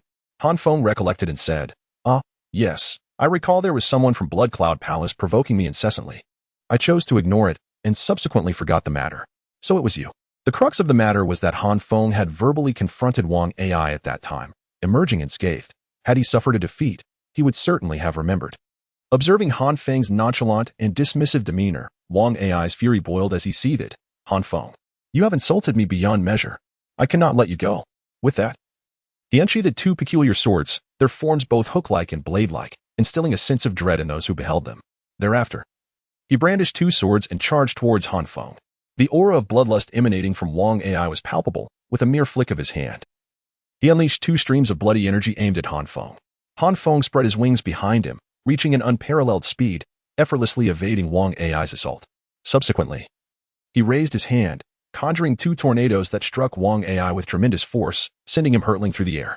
Wang Ai skidded back a considerable distance, crashing to the ground before stabilizing himself, his eyes wide with astonishment. He had not anticipated that the gusts of wind Han Feng casually unleashed would surpass his own peak strength. Previously, having witnessed Han Feng dispatching adversaries with ease, he had paid little heed to the depth of Han Feng's capabilities. Now, feeling the impact of those attacks, he finally comprehended the terror of Han Feng. Setting aside technique and supernatural prowess, it was the sheer power of their respective cultivation levels that rendered him utterly subdued. After all, despite Wang Ai's might, he was merely at the pinnacle of qi refinement, at the 9th layer, unable to transcend this limitation. In contrast, Han Feng stood at the 13th layer of qi refinement. Having previously single-handedly faced 100 opponents, engaging in a one-on-one duel was naturally a trivial matter for him. Rising from the ground, Wang Ai confronted Han Feng's onslaught, promptly retreating while simultaneously swinging his sword to clash against Han Feng's. Both combatants staggered back a few paces. Han Feng took flight once more, transforming into a swift gale, and in an instant appeared behind Wang Ai, delivering a powerful strike with his sword. Wang Ai could not evade this time. He was struck by Han Feng's sword upon his protective spiritual treasure. The treasure radiated brilliance, successfully deflecting Han Feng's strike. The reason these prodigies were able to withstand the siege of numerous scattered cultivators without defeat was twofold: their formidable strength and the abundance of protective treasures at their disposal. These defensive artifacts significantly ensured their safety. Although Wang Ai's spiritual treasure blocked Han Feng's attack, the recoil still sent him sprawling. He crashed heavily to the ground but quickly regained his footing, roaring as he charged towards Han Feng with his sword drawn. Han Feng, utilizing his agile movement, evaded Wang Ai's assault and struck down upon his head with a single stroke. Wang Ai once again fell awkwardly to the ground. Witnessing this spectacle, the onlookers grimaced. Who could have anticipated that Wang Ai, a paragon of the Blood Cloud Palace and one of the 5 Sons of Men Kingdom, would be so thoroughly dominated by Han Feng? The so-called 5 Sons of Men, in comparison to Han Feng, appeared utterly ineffectual. The leader of the Yin Yang sect laughed heartily, remarking that just a few months prior, Han Feng had been merely a disciple of lowly rank, biding his time while diligently cultivating in silence. Now, he had emerged spectacularly, soaring to great heights. Beside him, the master of the Blood Cloud Palace wore a displeased expression, snorting disdainfully. "Isn't this the fine disciple taught by Siyu? What connection does he have with you, old Duanmo?" After speaking, he turned to Wang Ai within the formation and bellowed, "Wang Ai, behold, the figure before you, Han Feng, is a disciple of Siyu. Reflect upon the enmity between Siyu and our Blood Cloud Palace. In this battle, victory is your sole mandate. Defeat is not an option." Chapter 143. Blood Cloud Thunder and Tornado. Upon hearing these words, Wang Ai rose from the ground, declaring loudly, "I shall obey your command." With that, he summoned his Crimson Treasure Tower, elevating it towards the heavens. An inexhaustible force of suppression cascaded downward, targeting Han Feng. The overwhelming pressure severely impeded Han Feng's speed, drastically diminishing his agility. Wang Ai scoffed, "Han Feng, aren't you swift? You remain audacious. Let us see how you evade this time." With a furious roar, His blood energy erupted, and he raised his twin swords, striking down upon Han Feng. Silently, Han Feng activated the Sun character technique, channeling the power of the wind into his wind spirit sword, delivering a fierce slash towards Wang Ai. The strike, imbued with an overwhelming force of tempestuous wind, sent Wang Ai crashing heavily to the ground. Indeed, Han Feng found it challenging to evade. His cultivation was suppressed, preventing him from unleashing his full potential. However, this did not imply that Wang Ai could easily triumph over him. In terms of raw power, Han Feng still far surpassed Wang Ai. Seeing his inability to overcome Han Feng, a fierce glint emerged in Wang Ai's eyes as he bellowed, "Han Feng, you have forced my hand." With that, he soared into the air on his sword, raising both hands high, summoning an endless tide of blood energy that ascended to the sky. This boundless blood energy stirred the clouds above, staining them crimson, and the vast expanse of blood clouds materialized, unleashing a formidable pressure that engulfed the surroundings. A voice outside exclaimed in astonishment, "Oh no, this is the Blood Cloud sect's secret technique, the Blood Cloud art. Once the Blood Cloud takes shape, it is nearly impossible to destroy, and it will summon crimson thunderbolts to strike at nearby foes. There is no escape, no refuge. Beneath the Blood Cloud, all is silent. I recognize this move as akin to forbidden sorcery. It harms both the target and the caster. It demands a certain level of power from the practitioner and can rebound upon them. Thus, should this technique be unleashed, if the caster fails to vanquish their enemy, they will find themselves in an unprecedented state of weakness, vulnerable to being slain by their adversary." Wang Ai was truly prepared to gamble his life against Han Feng. How terrifying. It was not even a matter of deep-seated enmity. Really, would they go so far as to kill one another? They were merely aiming to defeat each other. Should an ordinary disciple perish, it would be of little consequence. Did they truly think the leaders outside were inept? Wang Ai's eyes glowed with a swirling crimson energy, as if lightning flickered within. Under his command, the blood clouds above rumbled with thunder, crackling with flashes of light that seemed to coalesce into world-destroying bolts. Upon witnessing this, Han Feng furrowed his brow, and even Jiang Su Ro, who had been engaged in battle with Feng Yuan Xin from a distance, paused her assault and turned to observe.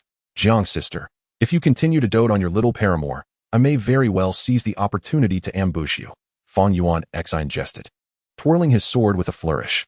Jiang Su Ro's cheeks flushed, and she redirected her focus to Feng Yuan Xin, engaging earnestly in combat once more.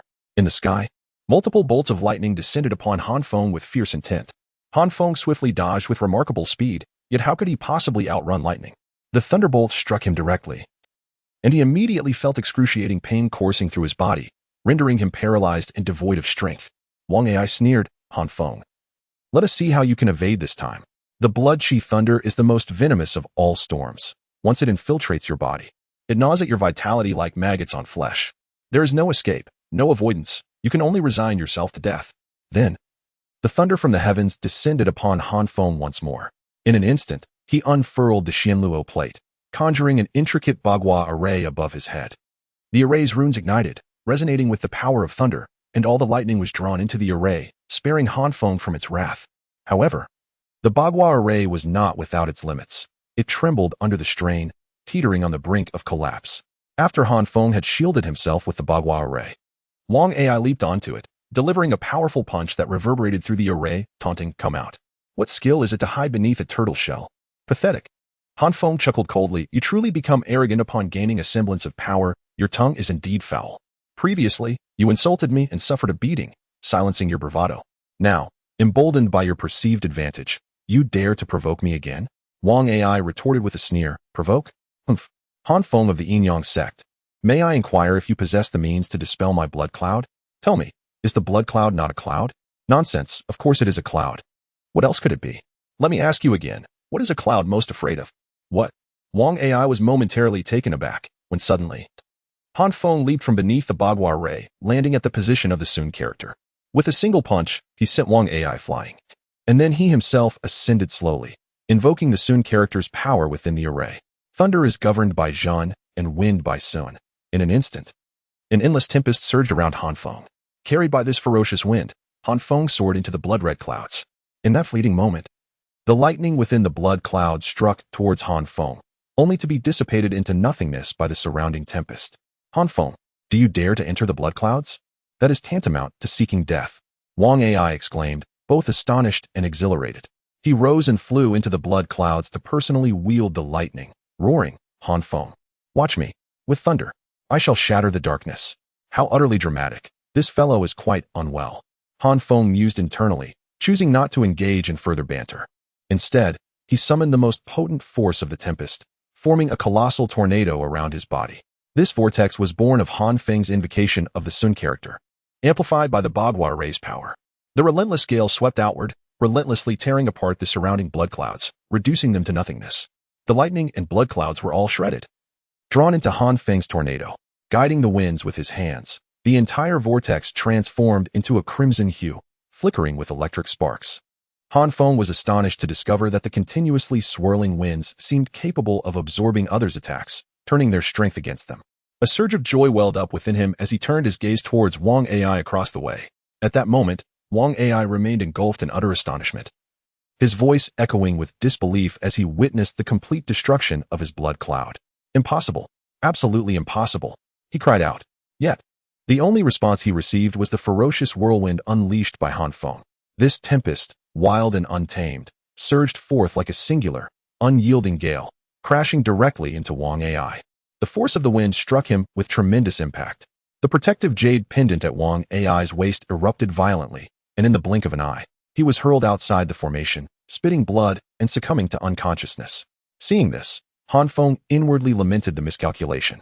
He had exerted too much force and should have aimed to incapacitate Wang Ai within the formation to seize his storage bag. Chapter 144. The Indomitable Wang Mian. This was not entirely Han Feng's fault, as it was the first time he had wielded such a technique. The wind bore within it the powers of the blood cloud and thunder, forces with which he was unfamiliar, all crashing down upon Wang Ai simultaneously. Had it not been for the formidable protective talisman adorning Wang Ai, he would have been torn to shreds on the spot. Of course, Han Feng had no intention of killing Wang Ai. Although he had previously slain numerous disciples of the Blood Cloud Palace, none held the significance of Wang Ai, the elder brother of the Qi refinement stage and a representative of their sect. Should Han Feng take Wang Ai's life, the Blood Cloud Palace would undoubtedly seek vengeance. Moreover, the palace master observed from above, any attempt on Wang Ai's life would surely provoke intervention. Similarly, despite Wang Ai's harsh words, repeatedly vowing to eliminate Han Feng, his threats were but bluster. His feelings towards Han Feng were merely rooted in defiance and provocation, devoid of any true enmity or life-and-death animosity. It was inconceivable for Wang Ai to slay the prodigious disciple Han Feng in the presence of the leader of the Yin-Yang sect. As the adage goes, the realm of cultivation is governed by human sentiments and social intricacies. Although he refrained from seizing the storage bag, Han Feng felt a twinge of regret, for it was undoubtedly a treasure worth possessing. The spectators outside rose to their feet, applauding fervently. Though the combat between Han Feng and Wang Ai was brief, it unfolded as a pinnacle battle of the Qi refinement stage, enlightening the audience to the fact that cultivators in this realm are not merely adept at wielding swords, but can also unleash dazzling and formidable spells that astound the senses. Particularly, Han Feng dominated the encounter, scarcely suffering any hits, a display of overwhelming prowess that elicited cheers from the crowd. They were indifferent to the outcome. Respect and admiration were due to the victor regardless. The master of Blood Cloud Palace dispatched attendants to carry Wang Ai for treatment, uttering little. It was evident to him the disparity in strength between Wang Ai and Han Feng. That Wang Ai could endure to such an extent was commendable. It was clear that this 100 Talents tournament had birthed a dark horse. Han Feng was exceedingly formidable. After vanquishing Wang Ai, Han Feng soared to An's small boat, joining her in duo. Although Jiang Suru and Wang Mian were engaged in their own battles, Han Feng had no intention of intervening. This was a friendly competition, a fair contest devoid of life-threatening peril. They were not bullying his beloved wife. He had no justification to intervene. Even if Jiang Suru were to be defeated, it would simply be a matter of skill, and she would have to accept the outcome gracefully. Moreover, although Jiang Suru currently finds herself at a disadvantage, she exhibits no signs of defeat. With her innate resilience and vitality attributed to her wood affinity, she engages fiercely with Feng Yuanxin. Jiang Suru, having only recently reached the 9th layer of the Qi refinement stage and still youthful, inevitably falls short when compared to the long-established powerhouses of the 5 Sons of Men. Nevertheless, she is not to be underestimated. Endowed with a heavenly spiritual root, she frequently receives guidance from the esteemed Master Siyu, and the resources of the Jiang family bolster her formidable strength. On another front, the battle between Wang Mian and Fan Jian is particularly captivating. Fan Jian, a swordsman, excels in the art of combat, launching relentless and fierce attacks. In contrast, Wang Mian possesses remarkable physical strength, choosing to confront Fan Jian's assaults head-on rather than evading them. All to seize the opportunity for close combat. Wang Mian's protective artifacts have been largely destroyed by Fan Jian, and he finds himself capable of shattering Fan Jian's defensive talismans with just a few strikes. This intense exchange leaves both combatants battered and bruised. Fan Jian bears the marks of his struggle with darkened eyes, a sunken chest, and a severed left arm, while Wang Mian's body is riddled with sword wounds, bleeding profusely and resembling a figure drenched in crimson. After engaging in over 100 rounds of combat, neither has emerged victorious. Meanwhile, Bai Lingyu has indeed determined the outcome against Huanqi. In a series of confrontations, Bai Lingyu withstands Huanqi's mental onslaught and unleashes her most ferocious thunderous assaults, ultimately defeating Huanqi. With injuries sustained and facing defeat, Huanqi has no choice but to concede, accepting the terms of their wager. The defeated must shatter their token to eliminate themselves from the contest. Before crushing the token, Huanqi wiped the blood from the corner of her mouth and sarcastically remarked, "Bai Lingyu, you are not as formidable as I expected." Bai Lingyu furrowed her brow and replied, "Junior sister Huanqi, it seems you are the one who has lost." "Indeed, but I still believe you lack strength." For Huanqi cast a sidelong glance at Han Feng, who was spinning in circles, and continued, "You took over 50 moves to defeat me, whereas Han Feng managed to conquer me in just 3. With that, Huanqi abruptly crushed the token and vanished from sight. Before her departure, she subtly instigated a conflict between Bai Lingyu and Han Feng, hoping to incite them into a confrontation. Bai Lingyu frowned and turned to face Han Feng. Yet she remained motionless. He could discern that both Feng Yuanqing and Jiang Suru were no match for him in this arena, and at this moment, Wang Mian and Fan Jian were nearly at a stalemate, having sustained mutual injuries. Even if one were to emerge victorious while the other was eliminated, the victor would pose no further threat to either him or Han Feng. Presently, the only contenders for the ultimate battle, vying for the championship, were he and Han Feng. He too yearned for a duel with Han Feng. However, there was no urgency. He did not wish for their conflict to allow other sects to reap the benefits. As he pondered this, a sudden shift occurred in the arena.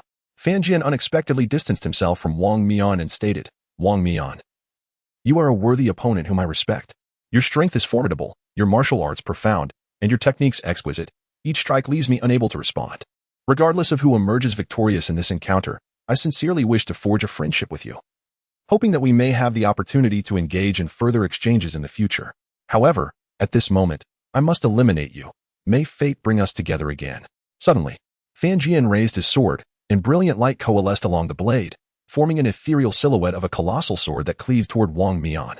This technique, known as one sword to open the heavens, unleashed a tremendous sword radiance, descending with unparalleled might, causing even Han Feng to feel a surge of tension.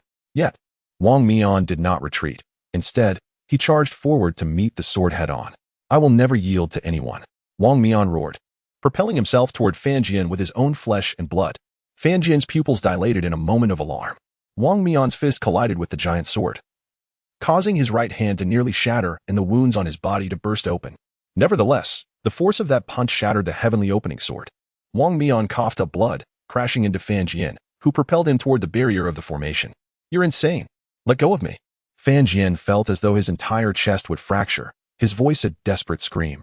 Yet Wang Mian pushed him relentlessly against the barrier, leading to his elimination. Wang Mian fell helplessly toward the ocean below, slipping into unconsciousness. He was Wang Mian, the indomitable Wang Mian. Chapter 145, the final battle with Bai Lingyu. Han Feng immediately surged forward at full speed to catch Wang Mian. At that moment, Wang Mian lay gravely injured and unconscious, prompting Han Feng to hastily administer a spirit revival pill. Although he lacked the spiritual energy for recovery, the pill could still mend his injuries.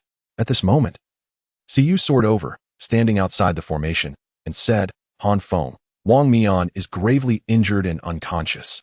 He no longer possesses the strength to continue fighting. Securing 5th place is already commendable. Please hand him over to me. I shall take him to receive treatment." "Thank you, master." Han Feng expressed his gratitude, and then, cradling Wang Mian, he tossed him to Siyu through the formation.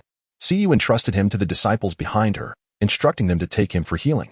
At this juncture, only 4 individuals remained on the field: Han Feng, Bai Lingyu, Jiang Suru, and Feng Yuanqing.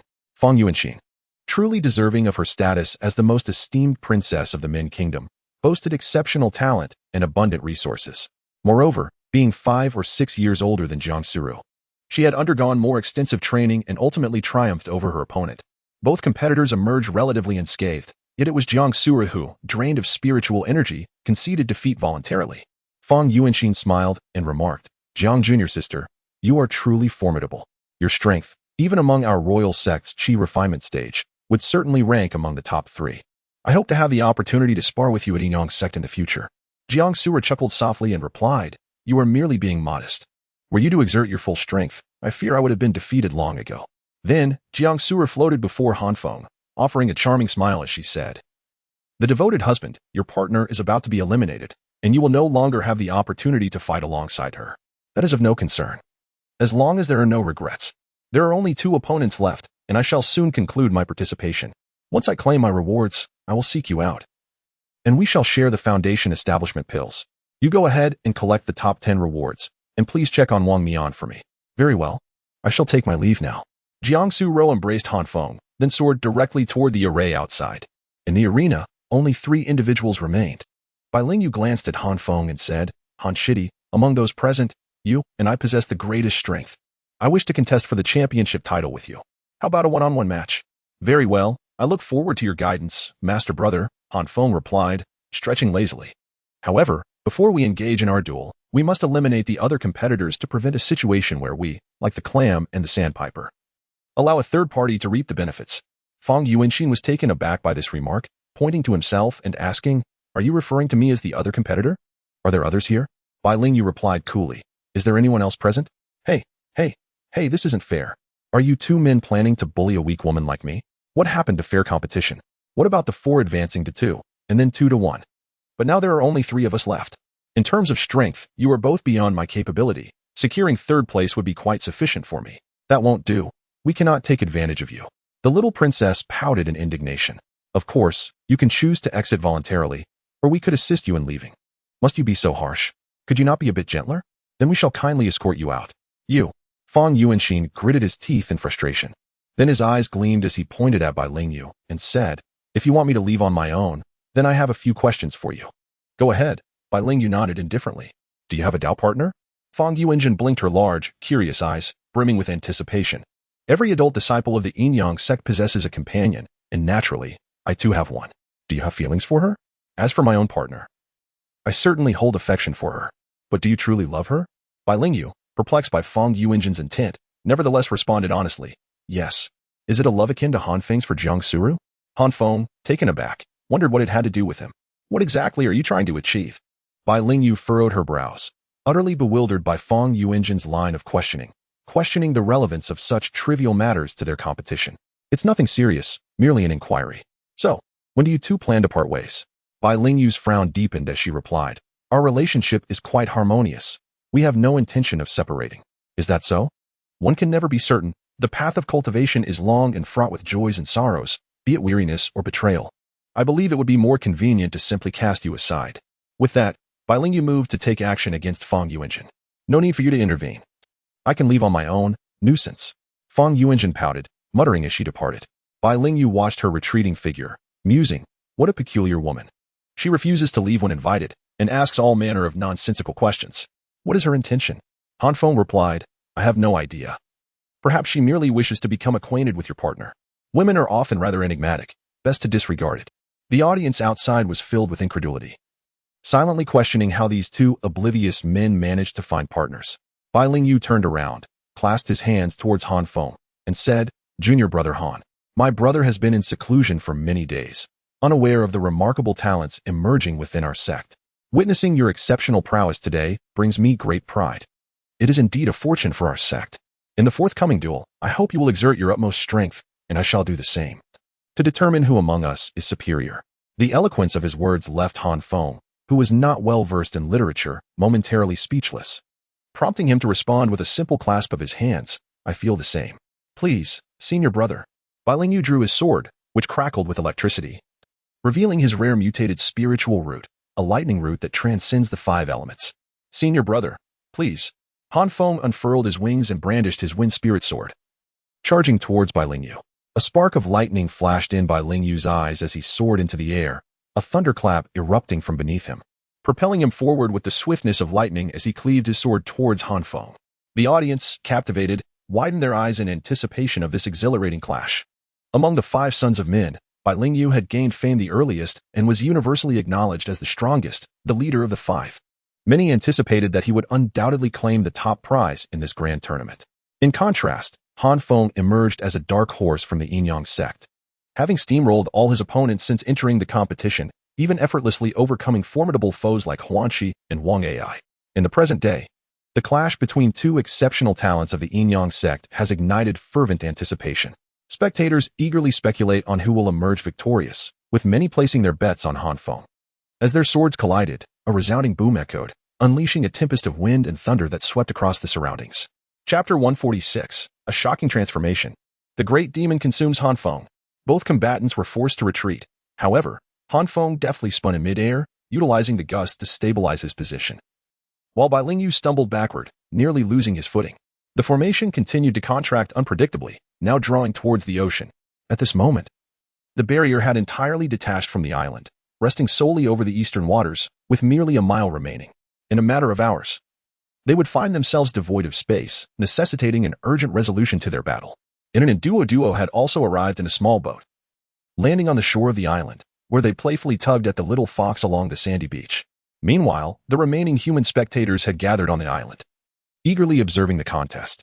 Han Feng and Bai Lingyu engaged in a fierce struggle, with howling winds and flashing lightning, creating a visually stunning spectacle. Han Feng, leveraging his swiftness, evaded Bai Lingyu's relentless thunder strikes, unleashing a torrent of wind blades in a counterattack. Bai Lingyu, renowned as the foremost among the five sons of men, exhibited formidable combat prowess, even at the pinnacle of the 9th layer of Qi training. For a quarter of an hour, the two engaged in a fierce battle, resulting in some injuries on Bai Lingyu, while Han Feng remained largely unscathed. Realizing he could not subdue Bai Lingyu in the short term, Han Feng immediately summoned the Xieluo Pan, conjuring a Bagua formation that descended from the sky to suppress Bai Lingyu. However, Bai Lingyu was no stranger to the Bagua. He swiftly repositioned himself to the Jin position, creating a dynamic equilibrium with Han Feng, who occupied the Sun position. The Jin character's suppressive effect on Bai Lingyu was minimal, allowing Han Feng to unleash a relentless assault bolstered by the power of the Sun character. A howling wind roared as the tempest swept fiercely, preventing Bai Lingyu from advancing even a single step. With a flicker of lightning in his eyes, Bai Lingyu raised his sword and pointed skyward, summoning a dark cloud that rapidly coalesced, unleashing a torrent of fierce lightning upon Han Feng. In response, Han Feng conjured a tornado beside him, attempting to deflect the descending bolts. Yet, the lightning summoned by Bai Lingyu was unlike Wang Ai's ominous thunder. It was the purest, most potent Yang thunder, unyielding and devastating. The numerous Yang bolts struck both the tornado and Han Feng himself. Han Feng immediately felt excruciating pain and paralysis coursing through his body, rendering him incapable of exerting strength. Seizing this opportunity, Bai Lingyu erupted with a surge of lightning, dashing towards Han Feng with ferocity. He wielded his sword, slicing through the gale and entering the eye of the tornado, delivering a thunder-infused strike directly onto Han Feng. The force of the blow sent Han Feng reeling backward, nearly plunging into the sea. Fortunately, he managed to use the wind to stabilize himself, swiftly pivoting to charge at Bai Lingyu. With a single swing, he struck Bai Lingyu, causing him to spit blood as he was sent flying. The prowess and realm of Han Feng surpassed those of Bai Lingyu. Han Feng is permitted numerous missteps, yet a single error on Bai Lingyu's part could lead to his severe downfall at Han Feng's hands. Following his forceful expulsion, Han Feng seized the advantage mercilessly, coalescing a gust of wind energy in his grasp and delivering a resounding blow upon Bai Lingyu, nearly casting him beyond the confines of the formation. Rising to his feet, Bai Lingyu, sword in tow, wiped the blood from the corner of his mouth and remarked, "Junior brother Han, this is truly exhilarating. I can see that in terms of strength and realm, I am not your equal. However, I possess one final technique. Should you withstand it, I shall willingly admit defeat." As he spoke, a tempestuous surge of thunder enveloped him, converging upon the sword he held. Observing this, Han Feng replied, "How enviable. Both you and Wang Ai harbor secret lethal moves, while I possess none. The scripture pavilion holds many treasures. Has the sect leader not selected suitable techniques for you?" Bai Lingyu inquired while concentrating on his lethal move. "Alas, you know how miserly that old man can be," Han Feng retorted, causing the head of the Duanmu clan on the island outside to bow his head in shame amidst a chorus of disdainful glances. "Very well then, upon our return home, I shall take you to select techniques. For now, prepare yourself, junior brother, for I am coming." With that, Bai Lingyu summoned a colossal sword of raging thunder, aimed directly at Han Feng. In response, Han Feng immediately conjured a whirlwind that enveloped him, stirring the depths of the ocean to counter his adversary's assault. Since this was a final confrontation and not a matter of life and death, there was no sense in retreating. Victory must be claimed with honor and integrity. A colossal sword of thunder struck down upon the whirlwind with a thunderous roar, the crackling lightning erupting instantaneously and surging through the water, striking Feng with tremendous force. Clearly, Feng was oblivious to the principle that water conducts electricity.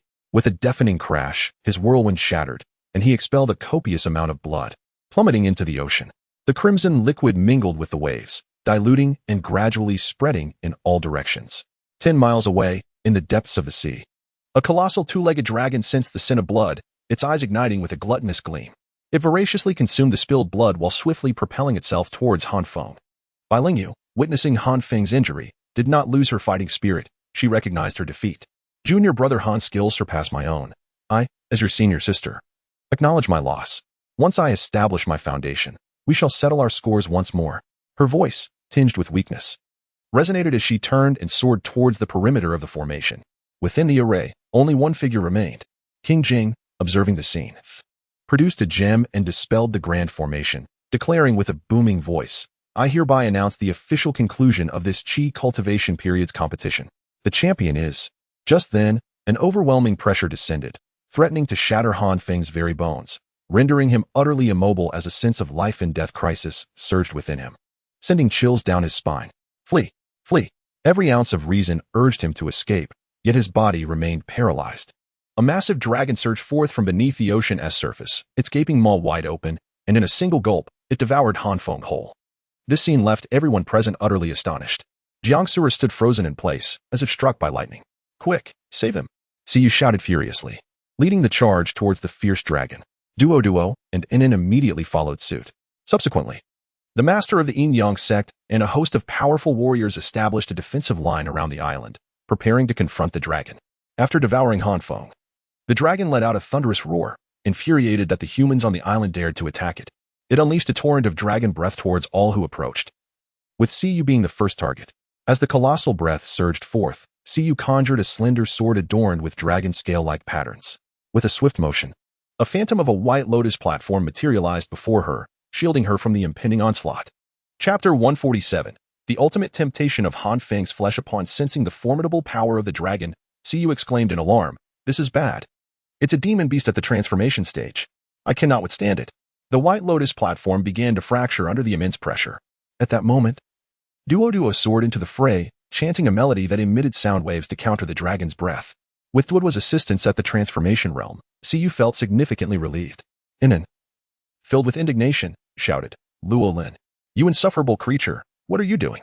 Release my dear friend at once." With that, Inen raised her hand, conjuring a wave that formed a massive hand, gripping the dragon's neck. The dragon, known as Luo Lin, roared in fury, "Sea spirit, mermaid, are you truly aiding humans against your own kin in the depths of the ocean?" Duo furrowed her brows and shouted, "We have a mutual non-aggression pact with the land-dwelling humans. What you choose to do in the sea is of no concern to me. But you must not harm my friends on land. Release him at once." "Cannot be released. He has already been digested." Long Lin scoffed, turning to dive beneath the waves. Upon hearing this, Jiangsu, who was flying toward them, found her mind blank, nearly tumbling into the sea.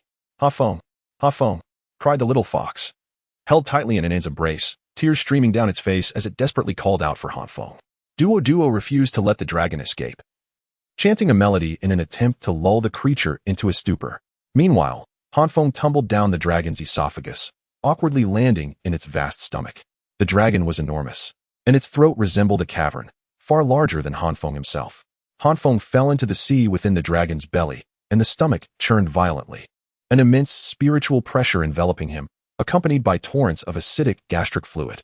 As a mere Qi refinement stage cultivator, he had been swallowed by a dragon of the transformation stage, with no hope of survival. However, just as he was about to be obliterated, the golden hair braided into his small seashell bracelet on his wrist suddenly radiated a brilliant light, forming a golden protective barrier around him. Floating amidst the foul stench of the dragon's stomach, Feng gazed around, illuminated by the gentle golden glow of the barrier. The surroundings were filled with murky, dark green gastric fluid, tainted by the remnants of putrid fish and rotten shrimp. The stomach continued to exude a horrifying pressure, intent on crushing Feng. While the undulating walls of flesh loomed ominously, Feng gazed at the bracelet adorning his wrist, murmuring, Is this the bracelet that Duo gifted me, protecting me? Did she not claim it to be merely an ordinary trinket? Clearly, Duo had deceived him. This bracelet symbolized the camaraderie of the merfolk and possessed the ability to provide protection in moments of life-threatening peril. It was perplexing. Why would this voracious creature choose to devour him among so many others? Was he truly more delectable than those formidable nascent soul masters? His demise seemed inevitable. Facing such a formidable beast, its mere presence exuding an aura of power, how could he possibly escape? At that moment, the long silent voice of the blessing broadcast pierced the air with a chilling tone, belonging to a girl. I have long warned you. Your bloodline is an exquisite temptation for certain powerful beings and great demons. Your flesh is far more potent than any elixir known to this world. As a descendant of the illustrious Han Xianzuan, your awakening of his bloodline bestows upon you immense advantages. Otherwise, how could you surpass your peers in cultivation? However, the downside is that these powerful beings and demons yearn to consume you whole.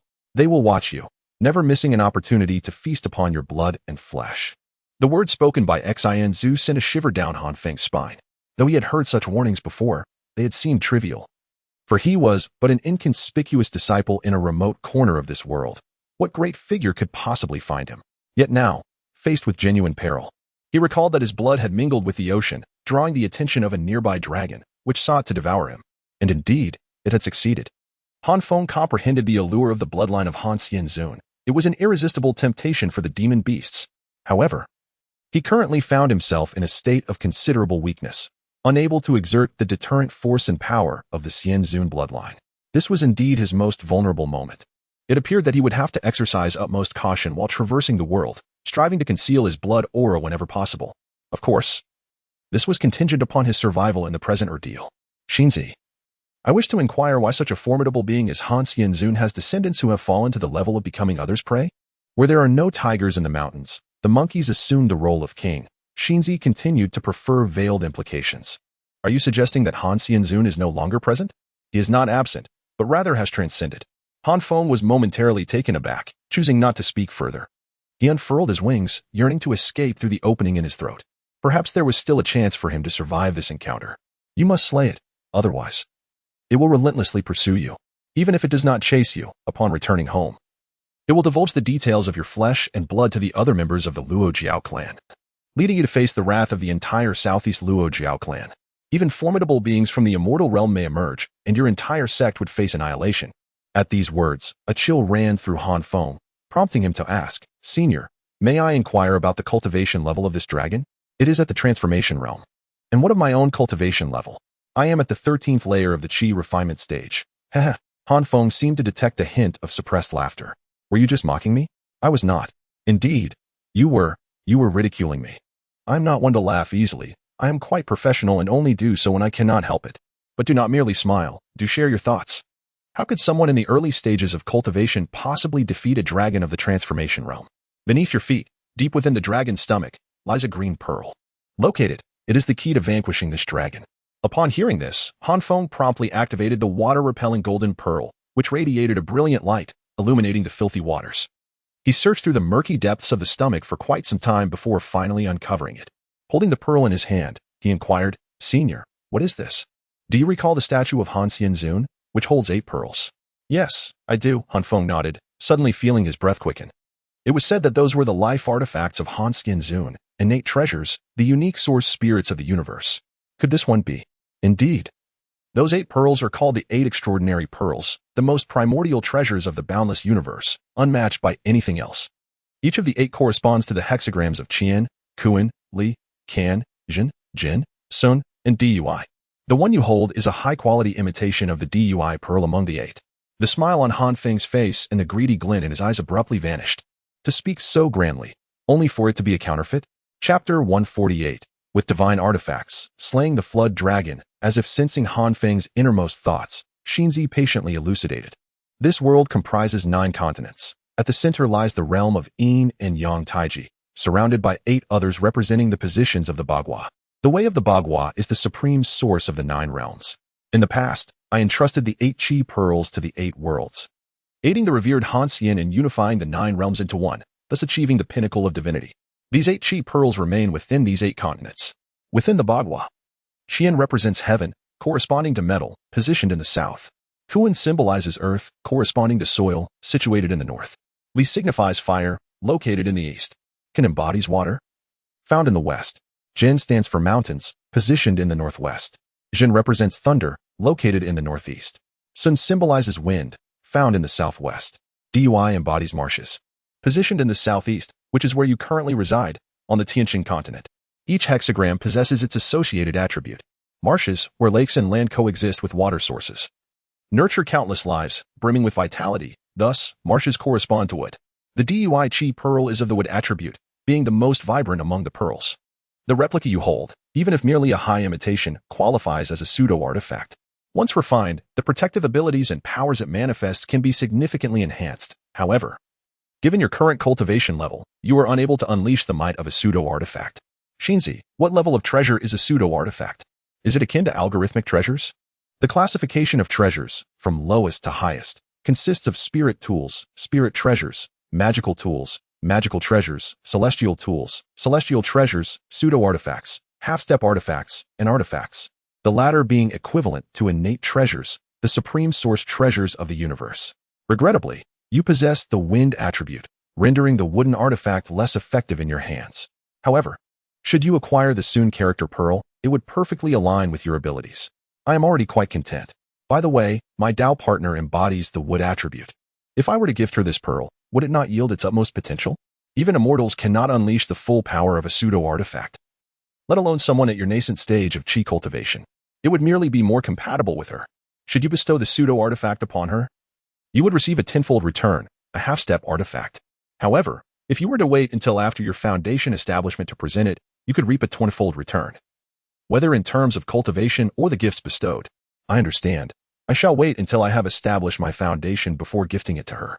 Furthermore, I must ensure that I succeed in my foundation establishment before her, so that upon her breakthrough, I may receive a 20-fold return.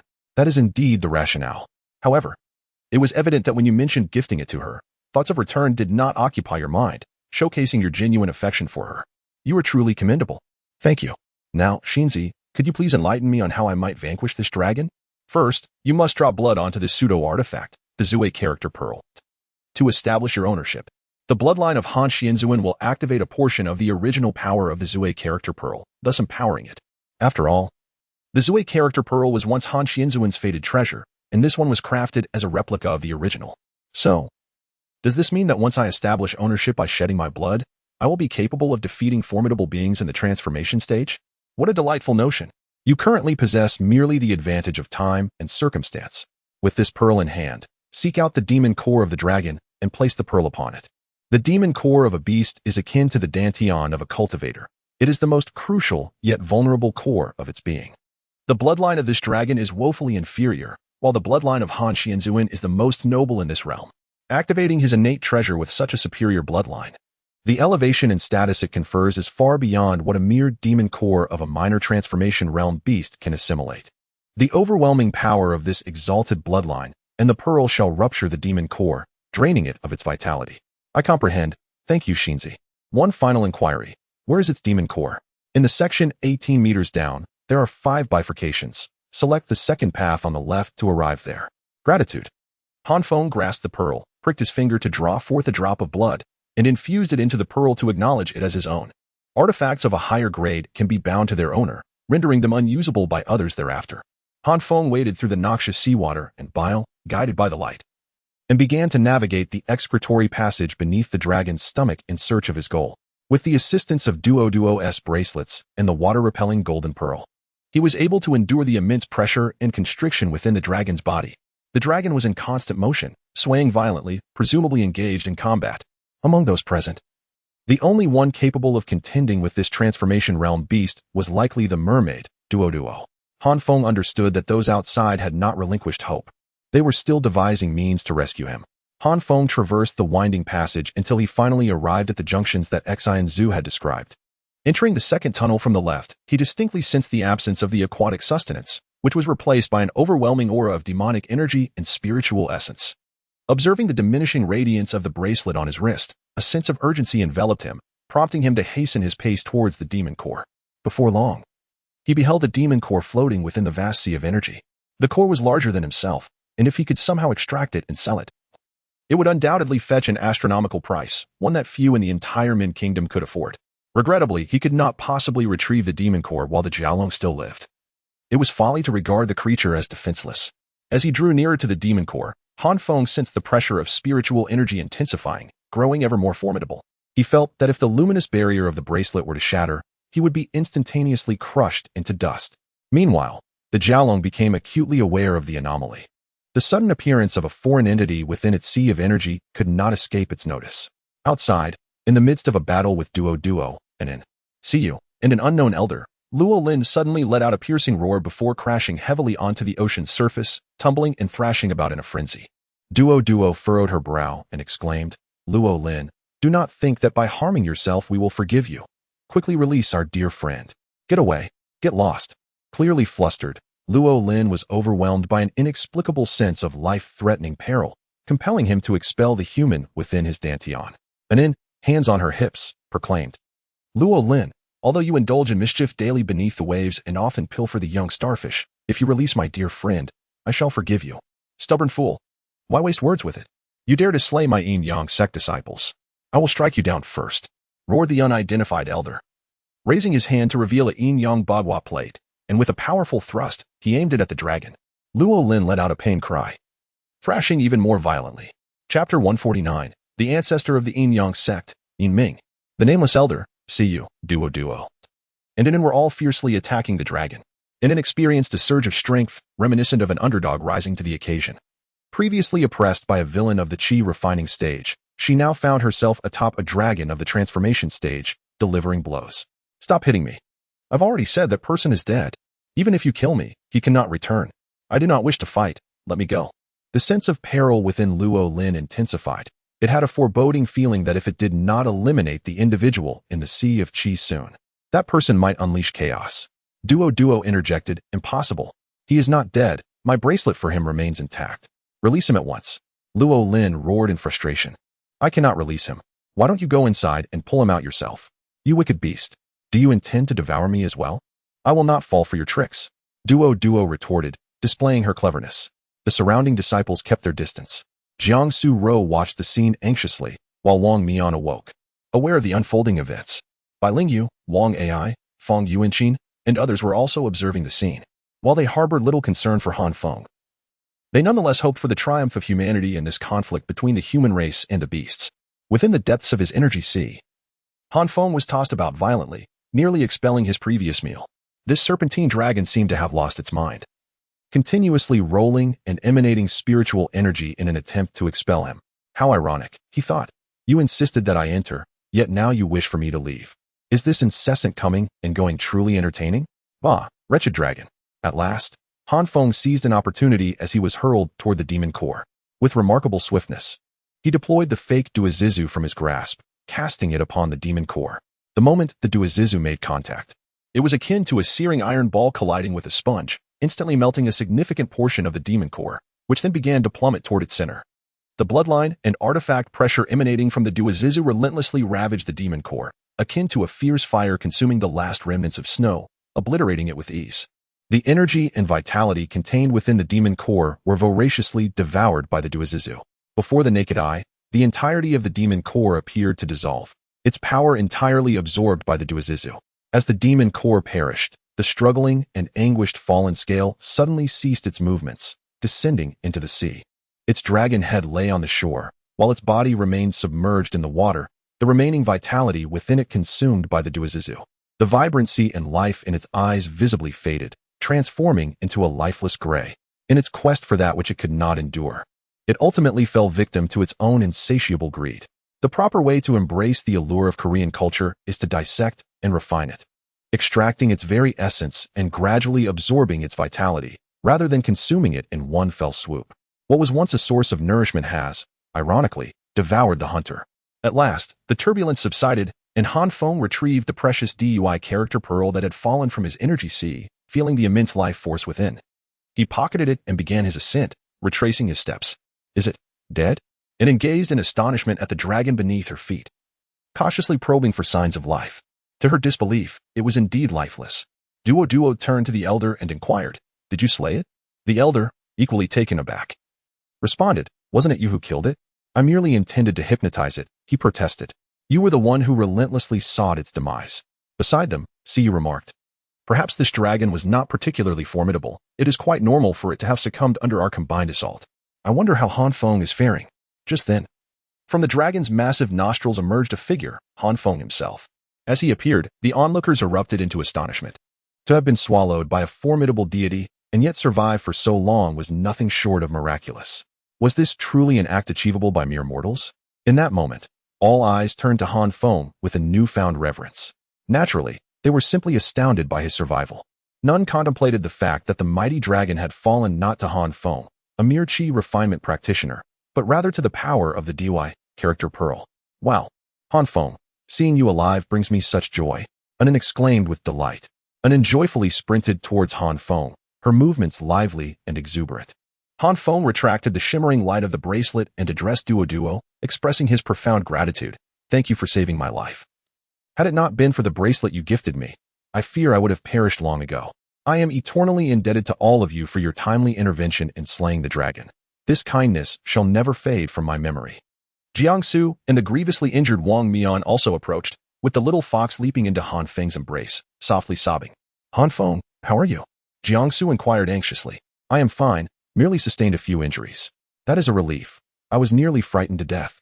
You truly are a survivor against all odds. Siyu approached, sheathed her sword, and with a furrowed brow asked, Feng, do you have any idea why that dragon sought to devour you? I have no clue. Does a beast such as that require a reason to feast on humans? Perhaps I stood too far out, in the easternmost waters, closest to the dragon, which is why it targeted me. That could indeed be the case. In the future, try to remain in more populated areas. Thank you, Master. Observing the injuries and fatigue etched upon Siyu's face, Feng understood that she must have been engaged in a fierce battle with the dragon to rescue him. This typically aloof and proud master, who often exuded an air of superiority, truly cared for her disciples when the situation demanded it. For the sake of a chi-training disciple, she was willing to risk her life against a formidable divine transformation beast. Feng felt deeply moved. Siyu then introduced. Feng, this esteemed individual is our sect's venerable ancestor and founder, Ancestor Ming. Come, pay your respects. Feng looked astonished at the seemingly ordinary elder. Hastily clasping his hands and bowing deeply, exclaiming, Disciple Feng pays his respects to the esteemed ancestor and expresses gratitude for your life-saving grace. There's no need for such formalities. Your name is Feng, correct? A promising youth, indeed. The old man shall remember you. Surviving this calamity is surely a sign of future blessings. Strive diligently in your cultivation, and may you soon attain great power. Thank you for your guidance, esteemed ancestor. Elder Ming nodded, and then turned his gaze towards the dragon corpse below, stating, This time, my retreat has not been without its rewards. The body of this dragon is replete with precious materials, invaluable for forging weapons and concocting elixirs. And then suddenly lifted her head and addressed Elder Ming, saying, The Luo Jiao clan is a communal group. What do you mean by that? If you take away and desecrate its corpse, do you wish to provoke the Luo Jiao clan into a relentless feud with your Yin-Yang sect? And then frowned slightly. The Luo Jiao clan is few in number, but possesses great strength and unity. They will not easily forgive the loss of their kin. In a typical battle, defeat is merely a matter of fate and can be accepted. However, to insult the remains is to create an irreconcilable enmity. Chapter 150. The overprotective husband bestows another gift, and Anne's words plunged the assembly into silence. The human representatives present furrowed their brows. The sea demons and humans generally maintained a respectful distance, for the sea demons could not survive on land. And humans had no inclination to dwell in the depths of the ocean. In the absence of disputes over territory, resources, and reproduction, the two tribes naturally find themselves devoid of significant conflicts. Such occasional frictions, resulting in casualties on both sides, are entirely normal. Neither party would instigate a large-scale war. As Anan aptly remarked, should the corpse of the dragon be divided, consumed, and sold for profit, it would transcend mere skirmishes and be deemed hunting. Such an act would be utterly intolerable to the proud dragon. Thus, I inquire, esteemed sea spirit elder, how shall we address this matter? Ming inquired. I shall take the corpse of the fallen dragon to the Lu Jiao tribe and convey the events as they unfolded. After all, it was Lu Jiao that initiated the provocation. And if they succumb due to their lack of skill, so be it. I will seek to mediate this issue, and let it be resolved thus. You all may return home without concern. My reputation still holds considerable weight. Observing Anan's demeanor, reminiscent of a little adult, the crowd could not suppress their laughter. This little sea spirit is truly delightful. Well then, Anin, let us return home. We have been out for several days now, Duo said, grasping Anin's hand. Certainly. Anin waved to Han Feng, saying, wherever the ends of the earth may lie, we shall meet again, my friend. The two entered the sea, dragging the dragon's corpse, which gradually succumbed to the depths. The 100 Beauties contest officially concluded, yet this edition showcased a magnificent battle of transcendent beings, thrilling the audience. Han Feng's name resonated throughout the nation, even extending its influence to surrounding regions, surpassing the 5 prodigies of the Min Kingdom to claim the first position. And managing to survive within the belly of a transformation realm beast, Han Feng's legendary feats have catapulted him to fame, establishing him as the foremost figure among the younger generation of the Min Kingdom. Alongside his burgeoning reputation, tales of his fierce protectiveness over his partner have also spread. It is said that while provoking Han Feng may result in a mere scuffle, should one dare to bully his beloved, he will fight to the bitter end, refusing to yield. Various factions and independent cultivators have returned to their respective abodes. The venerable elder Yin Ming promptly returned to the Yin Yang sect. Having been in seclusion for an extended period, his emergence was solely prompted by sensing the fluctuations of battle from the transformation realm nearby.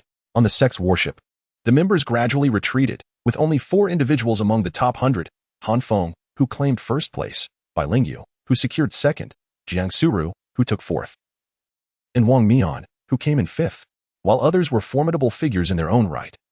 Han Feng and Wang Mian had been mere apprentices cultivating herbs together just months prior, yet now they basked in newfound glory. The sect leader presented them with rewards from the 100 Prodigies competition, which included various elixirs, spirit stones, and a spirit treasure for each participant. As the victor, Han Feng received a mid-grade spirit treasure, a flying sword, as part of the official accolades. However, the subsequent rewards were of greater significance. The Yin Yang sect had promised additional prizes for its disciples, granting each of the top 10 competitors a master-grade foundation-building pill. Han Feng, having triumphed, was entitled to 3 of these, in addition to a low-grade wind attribute divine sword and an opportunity to select a divine ability from the scripture repository. 3 foundation establishment pills and a divine sword were generously bestowed upon them, with the Sutra Pavilion requiring a selection upon their return. Han Feng held 3 foundation establishment pills in his left hand and a low-grade magical weapon, named Drunken Willow Sword, in his right. Meanwhile, Jiang Suru and Wang Mian, along with Bai Lingyu, also received foundation establishment pills. With great enthusiasm, Han Feng pulled Jiang Suru to the bow of the ship and stuffed all the items into her embrace, exclaiming with a smile, "These are all for you." Jiang Suru was taken aback by his words and had yet to respond when a wave of teasing voices erupted around them. The disciples of the Yin Yang sect, including the sect leader and Siyu, observed the pair with mischievous glances. "Oh, the devoted husband is presenting gifts to his wife," Wang Mian shouted in a sarcastic tone, provoking a chorus of laughter from the crowd. Jiang Suru's face flushed crimson as she hurriedly returned all the items to Han Feng, saying, "These are your rewards. Why are you giving them to me? I don't want them. I have foundation establishment pills, and you need to break through as well." From a distance, Siyu scoffed. "Are you suddenly being modest? Even if you refuse to accept them now, in due time, that magical weapon will end up in your hands. Just like those spring walking wind wings, which I personally crafted for Han Feng. After a few days, won't it find its way to you? Han Feng always thinks of you first when it comes to good things. You should accept them graciously and treat him well in return." Jiang Suru's face turned even redder, and she found herself at a loss for words. The disciples of the Yin Yang sect, both male and female, engaged in hushed discussions, with many male disciples lamenting how their partners compared unfavorably to Han Feng, whose treatment of his companion was the subject of admiration. Meanwhile, Han Feng found himself the target of unspoken disdain, labeled as a sycophant and a petty rival by some. Jiang Suru's cheeks flushed deeper as she quietly remarked, "Can't you just give it to me later? Look at how they're mocking me. Fear not, let them seethe with envy. I shall treat my wife well, and let their jealousy flourish," he replied confidently. "But if you give me one, I will have 4 foundation establishment pills, while you will have none. How about this? You give me 1, and we each have 2, increasing our success rate by 60%. What do you think?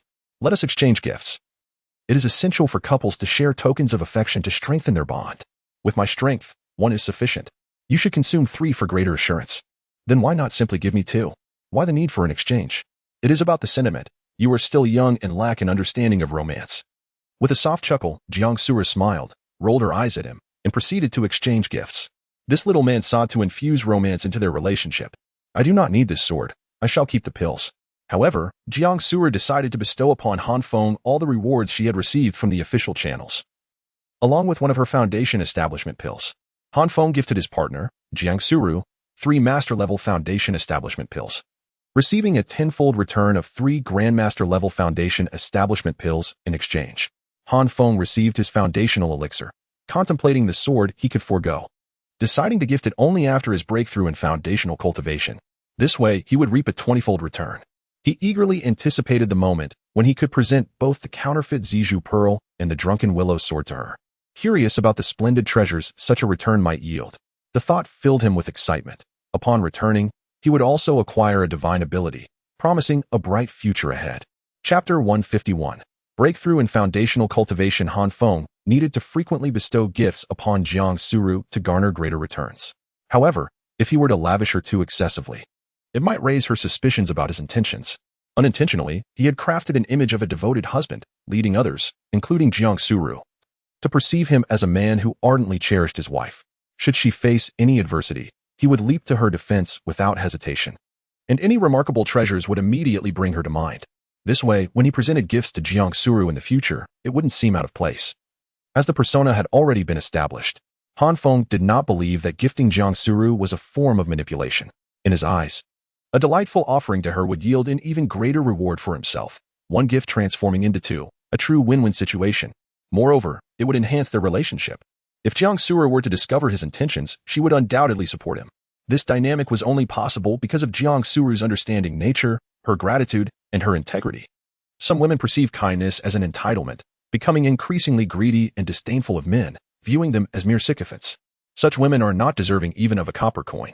The vessel sailed onward, arriving at the Yin-Yang sect, where the disciples disembarked. The trio of Han Feng soared towards the sunset peak.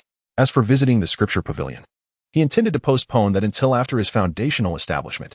Once he successfully established his foundation, he would become a direct disciple of Master Siyu, and he would then seek her assistance in selecting a powerful and suitable divine ability for himself. After all, Siyu's discerning eye would surely surpass his own. It is worth mentioning that during his recent encounter with the transformation stage flood dragon, Master Siyu fought valiantly against the beast with her nascent soul strength for an extended period, which revealed 2 significant truths. Firstly, it underscored the exceptional character of his master, who genuinely cared for her disciples. She had personally intervened during their previous ordeal with the Yi family. Secondly, it indicated that she was far from an ordinary nascent soul cultivator. It is said that the distinction between nascent soul and transformation stage is the most pronounced divide among cultivators. The 4 lower tiers consist of Qi refinement, foundation establishment, transformation, and nascent soul, a knowledge Han Feng possessed. While Qi refinement cultivators might occasionally challenge those at the foundation stage, nascent soul practitioners would find themselves at the mercy of transformation stage beings. The fact that Master Siyu could engage the flood dragon for such an extended duration without succumbing, despite the assistance from Duo and the esteemed ancestor Yin Ming, speaks volumes of her confidence in her own strength.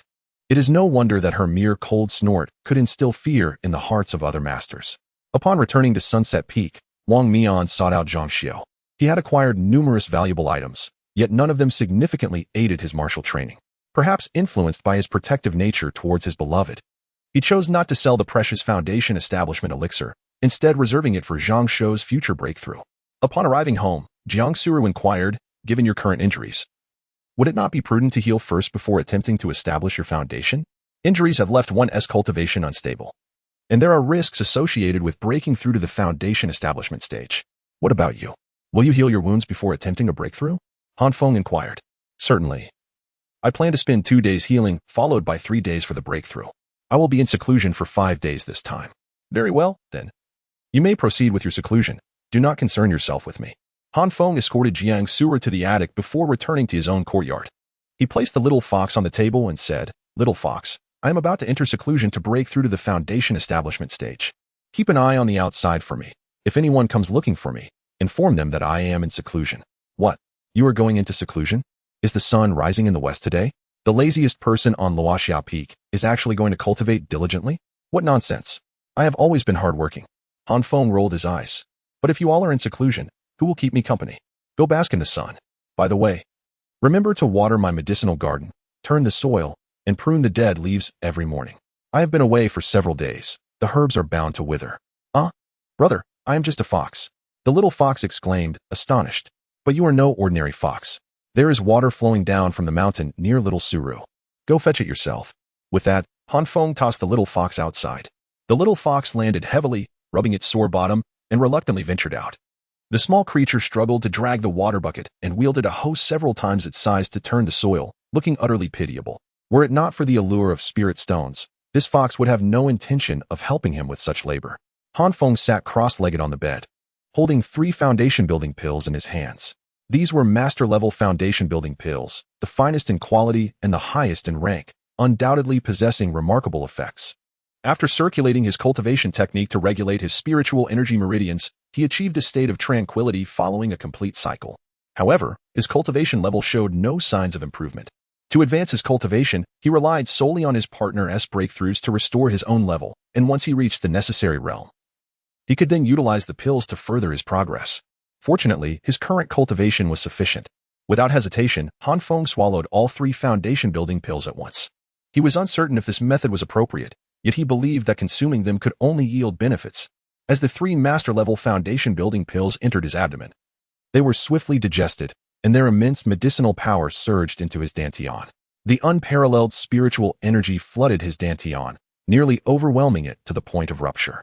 Harnessing this potent energy, Feng focused his mind and began to solidify his foundation within the dantian. Unlike his prior failures, with the aid of the 3 foundation-building pills, his foundation gradually began to take shape. It materialized as a sky-blue platform, reminiscent of ancient jade, slowly taking form, albeit still hazy, initially appearing as a mere vapor. Although the foundation was gradually coalescing, the medicinal power of the pills continued to dissipate and exert its influence, pushing Feng's dantian to its limits. The overwhelming energy surged through his meridians with reckless abandon, causing him to feel as if they might tear apart. Unbeknownst to him, blood was flowing from his 7 orifices, and he had no idea that consuming all 3 foundation-building pills in one go could lead to his catastrophic demise. Had he not possessed the bloodline of the esteemed Han Xianzuan, his robust physique would have been unable to withstand such potent medicinal effects. However, the relentless infusion of this elixir has not only expanded his meridians but also rendered them more solid and formidable. The foundation within his dantian has become increasingly distinct, signifying the successful culmination of his efforts.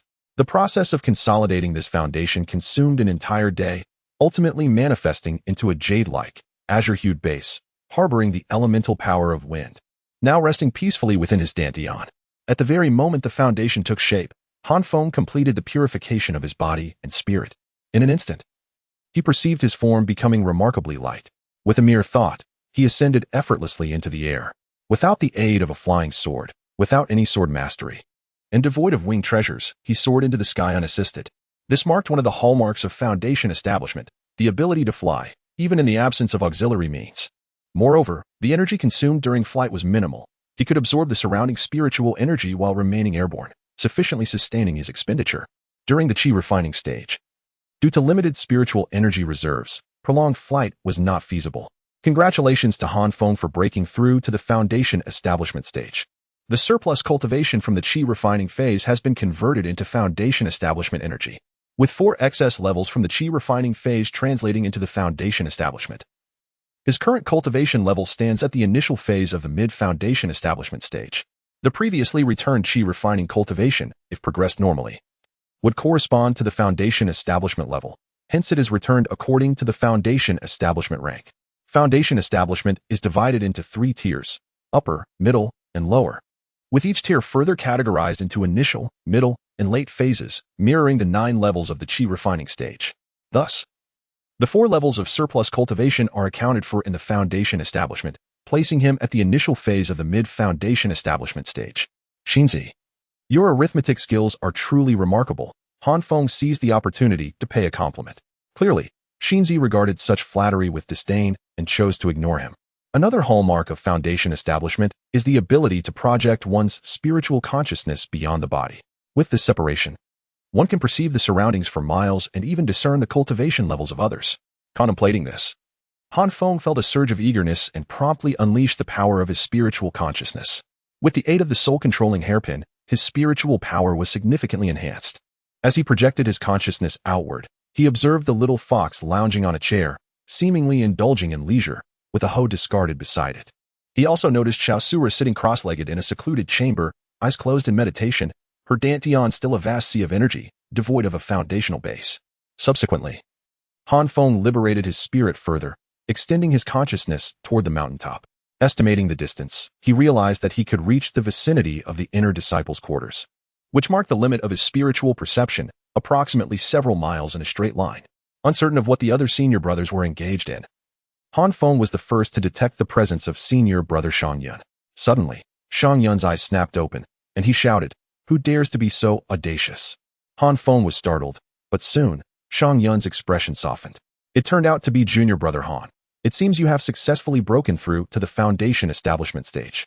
Senior brother, can you speak with me? It's quite a distance, Han Feng exclaimed in surprise. Ha ha ha, the applications of spiritual consciousness are boundless. It not only protects the soul but can also assault the enemy's consciousness alongside many auxiliary techniques.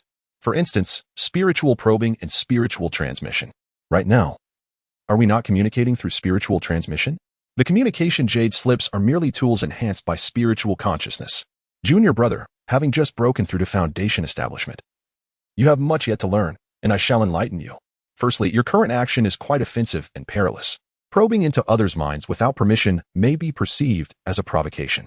After all, everyone has their privacy, yet not everyone possesses the formations and treasures to shield their consciousness. Your blatant intrusion into others' minds is a considerable offense. Remember, everyone possesses spiritual consciousness. When you probe into someone else's thoughts, they, too, can sense your intrusion. Imagine if you were bathing, or practicing a secret technique, or even engaging in dual cultivation with your partner, and suddenly someone intrudes upon your privacy. How would you feel? Senior brother is right. I was ignorant and have indeed committed an offense. Well, acknowledging one's mistakes is a good start. Fortunately, this time it was merely a probe between our brotherhood. Imagine, if you will, finding yourself in a desolate expanse, only to encounter a solitary figure. With caution, you seek to discern their cultivation level and release your spiritual consciousness to probe. To your astonishment, the individual turns out to be an enigmatic elder, a master of the nascent soul stage.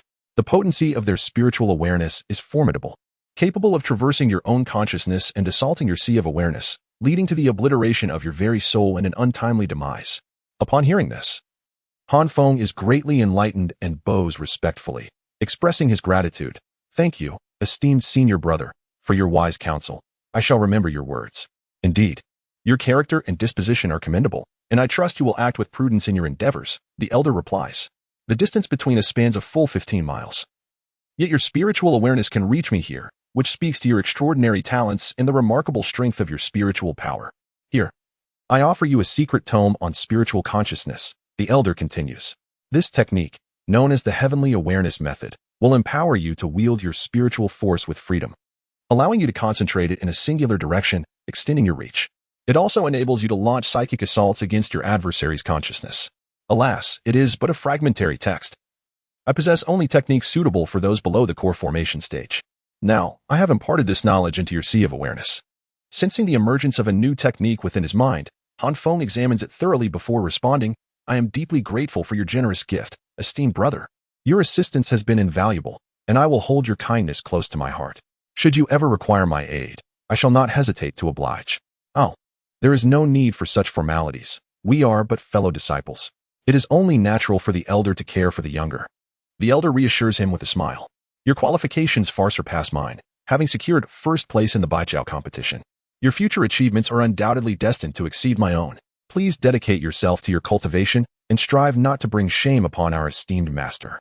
Speaking of which, you have now entered the foundation establishment stage. And I imagine Sister Jiang is on the verge of her breakthrough as well. Once the two of you achieve your breakthroughs, you will be recognized as direct disciples of our master.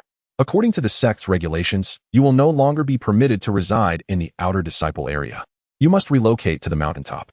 This rule is in place to prevent undue pressure on other Qi refining stage disciples, as it would be inappropriate for those who have established their foundations to remain below. In a few days, I shall assist you in selecting a suitable residence, and you and Sister Jiang will live together. Understood? Thank you, senior brother. Upon concluding the conversation, Han Feng retracted his consciousness, rose from his seat, stretched lazily, and made his way outside. Approaching the lounge chair, he playfully seized the little fox, remarking, "Ah, little fox, are you indulging in laziness again?" The little fox blinked its sleepy eyes, suddenly bristling with alarm, and shrieked, "A ghost! What are you screaming about?" "It is I, Han Feng, not a ghost," he replied with a furrowed brow. The audacity of this creature to mimic my voice. The little fox scrutinized him for a moment before saying, "You look far too frightening. Hurry and clean yourself up." Taken aback by the comment, Han Feng scanned himself with his consciousness and was startled by the sight. His 7 orifices were stained with dried blood, and his body was covered in a layer of grime akin to mud. Chapter 153, The Chaotic Yin-Yang / How Remarkable It Is That the Cleansing of One's Essence Could Be So Potent, Expelling All Impurities from Within the Body. I must hasten to bathe. Han Feng hurriedly made his way to the garden, his dwelling nestled beneath a large stone of Jiang Suru's loft. The water source above could be channeled down, so he grabbed a bamboo tube to let the water flow. Stripping off his garments, he commenced his bath. After refreshing himself, Han Feng donned his clothes and, cradling the little fox, ascended the mountain.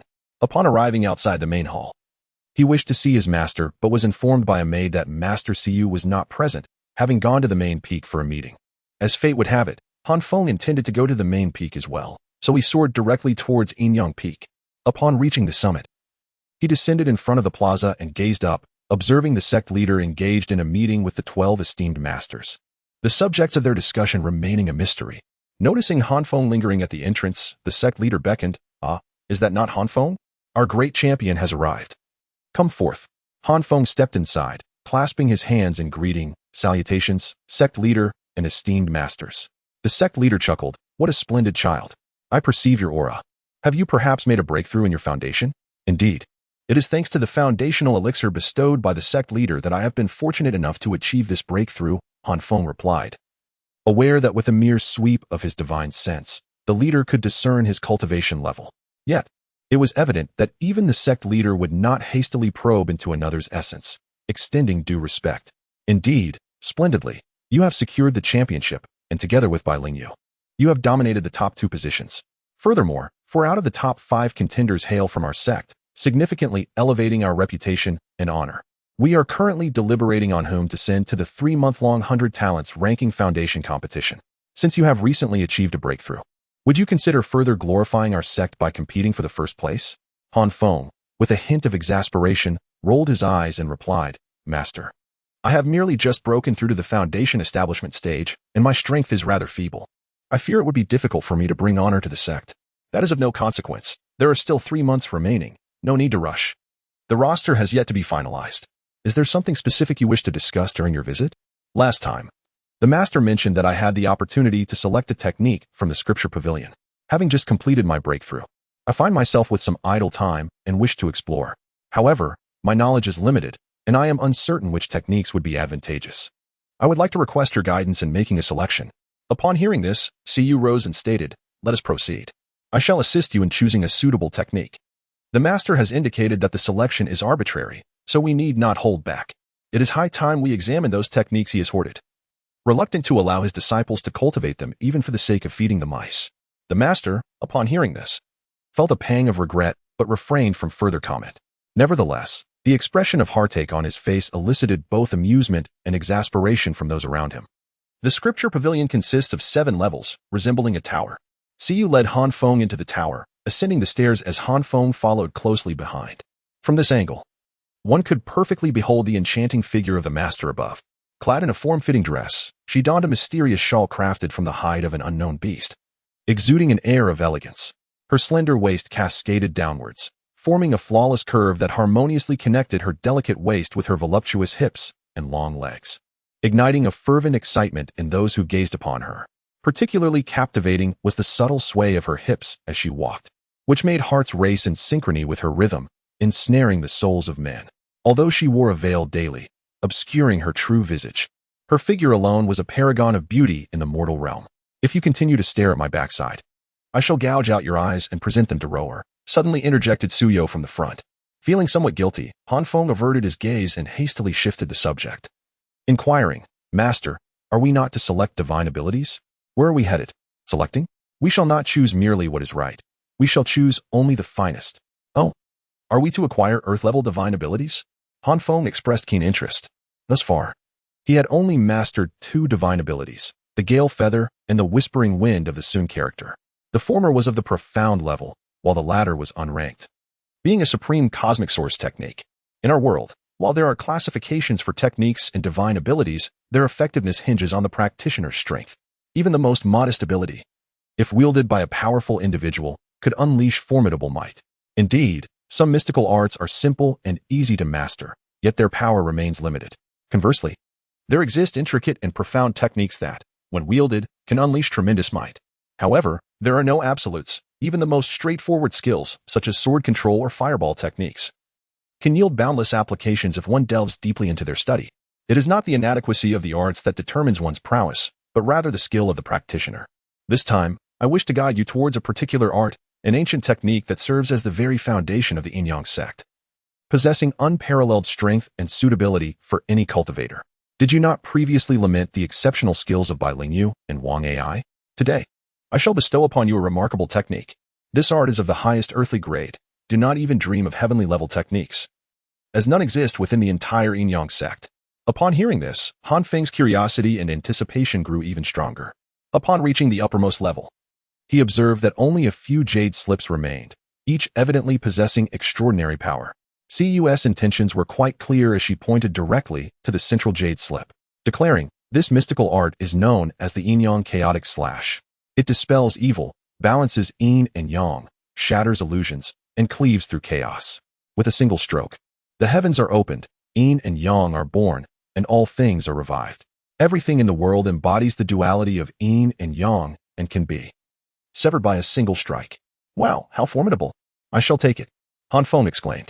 "Very well. Once you return, devote yourself to its cultivation. This technique is immensely powerful. Even that old dog Duanmu is reluctant to share it with me. Seize this opportunity before he changes his mind, memorize it, and then set it aside." "Understood." Han Feng, keenly perceptive, immediately grasped the jade slip without hesitation, committing the intricately complex mystical art to memory. "Thank you, master. By the way, may I bestow this divine ability upon my partner?" Han Feng inquired with curiosity. Upon hearing this, Cu cast a peculiar glance at Han Feng and remarked, "You truly are a devoted husband, always thinking of her first, even before mastering the divine ability yourself. Since you cherish her so deeply, why then do you steal glances at my figure?" Han Feng broke into a cold sweat, realizing his master's temperament was as unpredictable as the wind. Her words too candid for comfort. "Well, it is natural for one to appreciate beauty, is it not? Master, you are so enchanting. Like a celestial maiden descended to earth. Who wouldn't be tempted to gaze upon you? Anyone who fails to admire your form cannot be deemed a sane individual. They must surely be blind. My admiration for you is only normal, master, for you are the epitome of perfection, a divine gift from above." "Haha. You are quite the flatterer," Cu chuckled lightly. "According to the sect's regulations, only the one who comprehends it may wield it. Yet since the ability resides within your mind, it is ultimately your decision whom to impart it to. Whether it be your partner or even your master, it remains within your purview. However, dear disciple, I trust you wouldn't want your wife to discover that you have been casting your eyes upon other women, would you?" Chapter 154. The mysterious heritage of the master. Gazing into his master's expressive eyes, filled with intrigue and a hint of menace, Han Feng felt his anxiety intensify. "I understand, master, I truly do. It was merely a matter of acquiring the divine ability. As long as it did not involve his own body, he was untroubled. After all, Han Feng was acutely aware of the allure his physique held for others. Well then, that is settled. Let us proceed." Cu turned and descended the steps. Upon exiting the scripture pavilion, she swiftly led Han Feng towards the falling sunset peak. Han Feng, in turn, directly connected his consciousness with Cu, transmitting the profound technique of Yin-Yang chaos slash to her.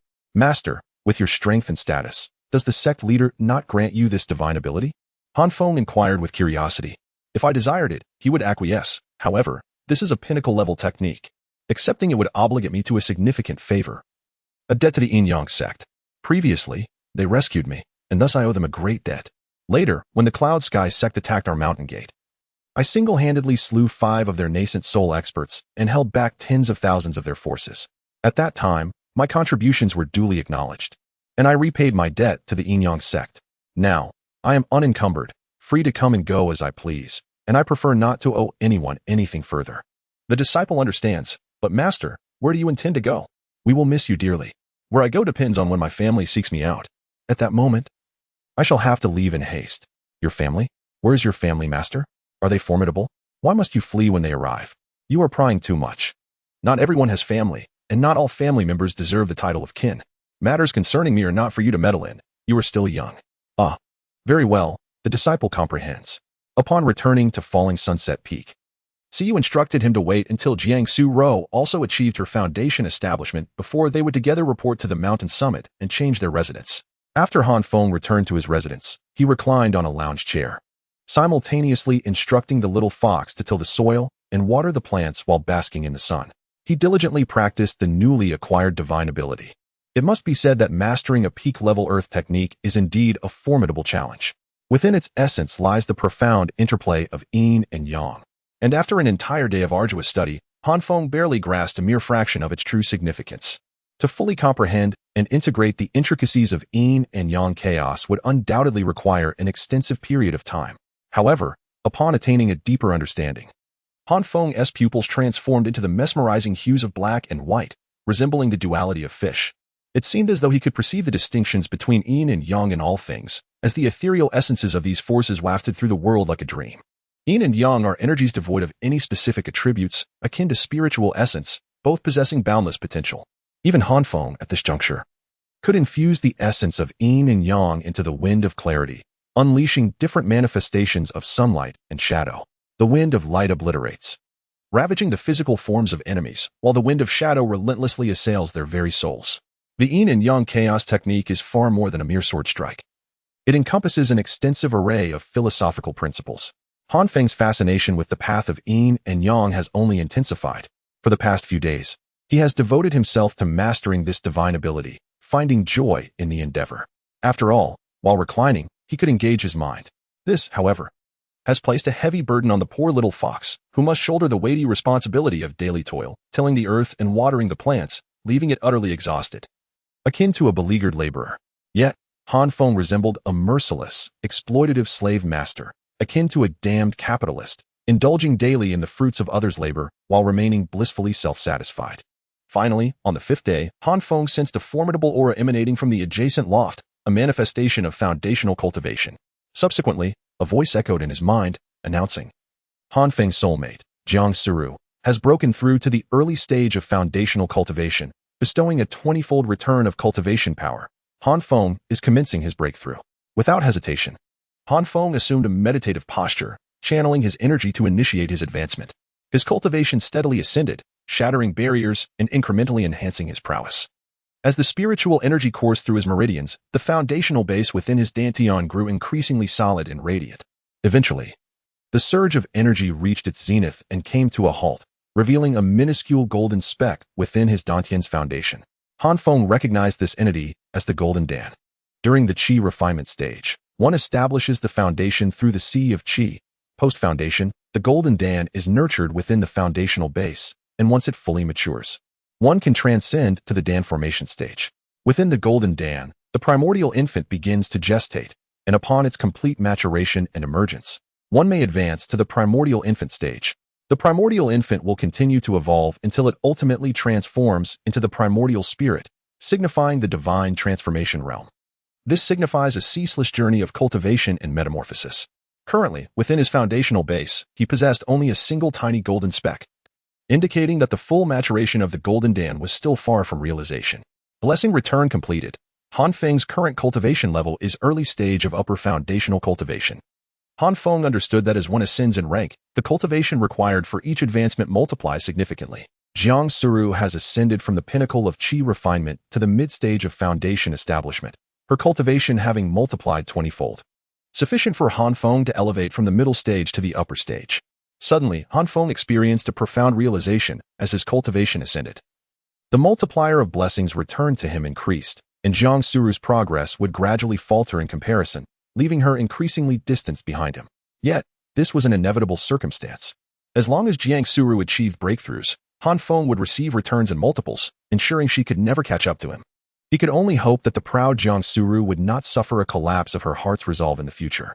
After Han Feng completed his breakthrough, he waited a moment longer until Jiang Suru emerged from her secluded chamber, gracefully descending towards him without wings or flying swords. Upon seeing her, Han Feng remained seated, extending his arms to invite her into his embrace. However, unexpectedly, he was interrupted midway.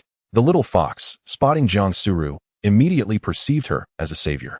tossing aside the hoe she had been wielding and leaping into Jiang Suru's arms, sobbing uncontrollably. Well, little sister Suro, you have finally arrived. I thought I would perish from bullying. This Han Feng is a wicked villain, a true scoundrel. He torments me, making me toil daily, hoeing and watering the fields. That hoe is enormous, several times larger than I am. I can hardly lift it. Little sister Suro, you must stand up for me.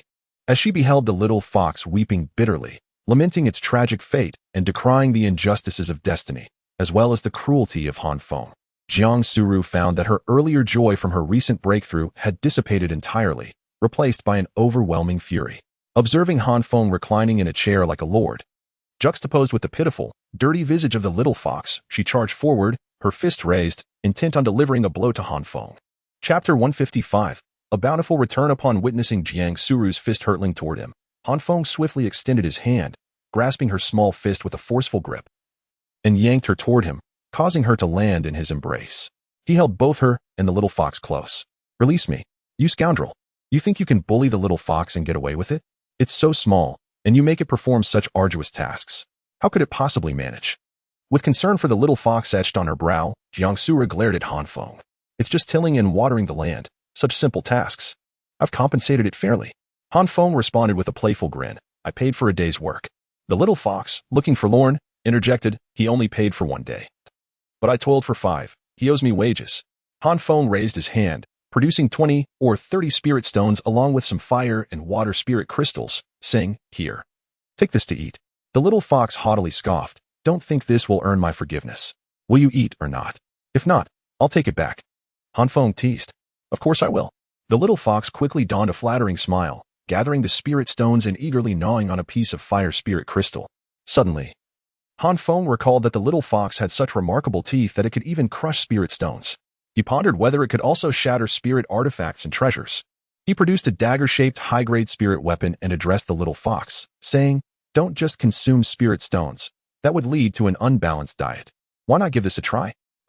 The little fox looked astonished, gazing at the dagger, uncertain of its meaning. Can this thing be eaten? Of course. It is crafted from formidable materials. Consuming it would be highly nutritious. This is dark iron, and it might even enhance your physical strength, Han Feng explained. He understood that the little fox was a 9-tailed sky-devouring fox, capable of devouring the heavens. Surely a mere spirit weapon would pose no challenge. Jiang Suru frowned and remarked, Little fox, don't listen to him. He is merely teasing you. Let us not play with him anymore. Before she could finish her sentence, the little fox bit into the dagger, effortlessly creating a significant gash. Wow, this is actually quite tasty. The little fox swiftly shattered the entire dagger, swallowing it with delight. Its large eyes sparkling as it looked at Han Feng and inquired, Is there more? There isn't any left, but in our future battles, you can directly bite your enemy's weapons and consume them, he suggested. What a splendid idea. The little fox beamed with joy, snuggling in Jiang Suru's embrace as it comfortably continued to munch on spirit stones. After helping Jiang Suru to her feet, Han Feng stood up and said to the little fox, You stay here and play. I need to attend to some matters with your sister, little Suro. Understood, replied the little fox sweetly. Han Feng led Jiang Suru to her attic, ascending to the 2nd floor. Both the master and the senior brother had mentioned that after we break through to the foundation establishment stage, we should report to the top floor and move to the mountain peak. Yes, I am aware of this matter. But I have lived in this attic for several years and have grown quite fond of it. The prospect of relocating brings a sense of reluctance. Let us postpone the move until tomorrow, she suggested. Indeed, there are a few things I wish to discuss with you. Han Feng gently pulled Jiang Suru to sit on the bed and continued, After my breakthrough to the foundation establishment stage, my senior brother bestowed upon me a divine ability. And I shall now pass it on to you. It is a form of spiritual awareness technique called the Heaven-S Insight Formula, which I will transmit to you now.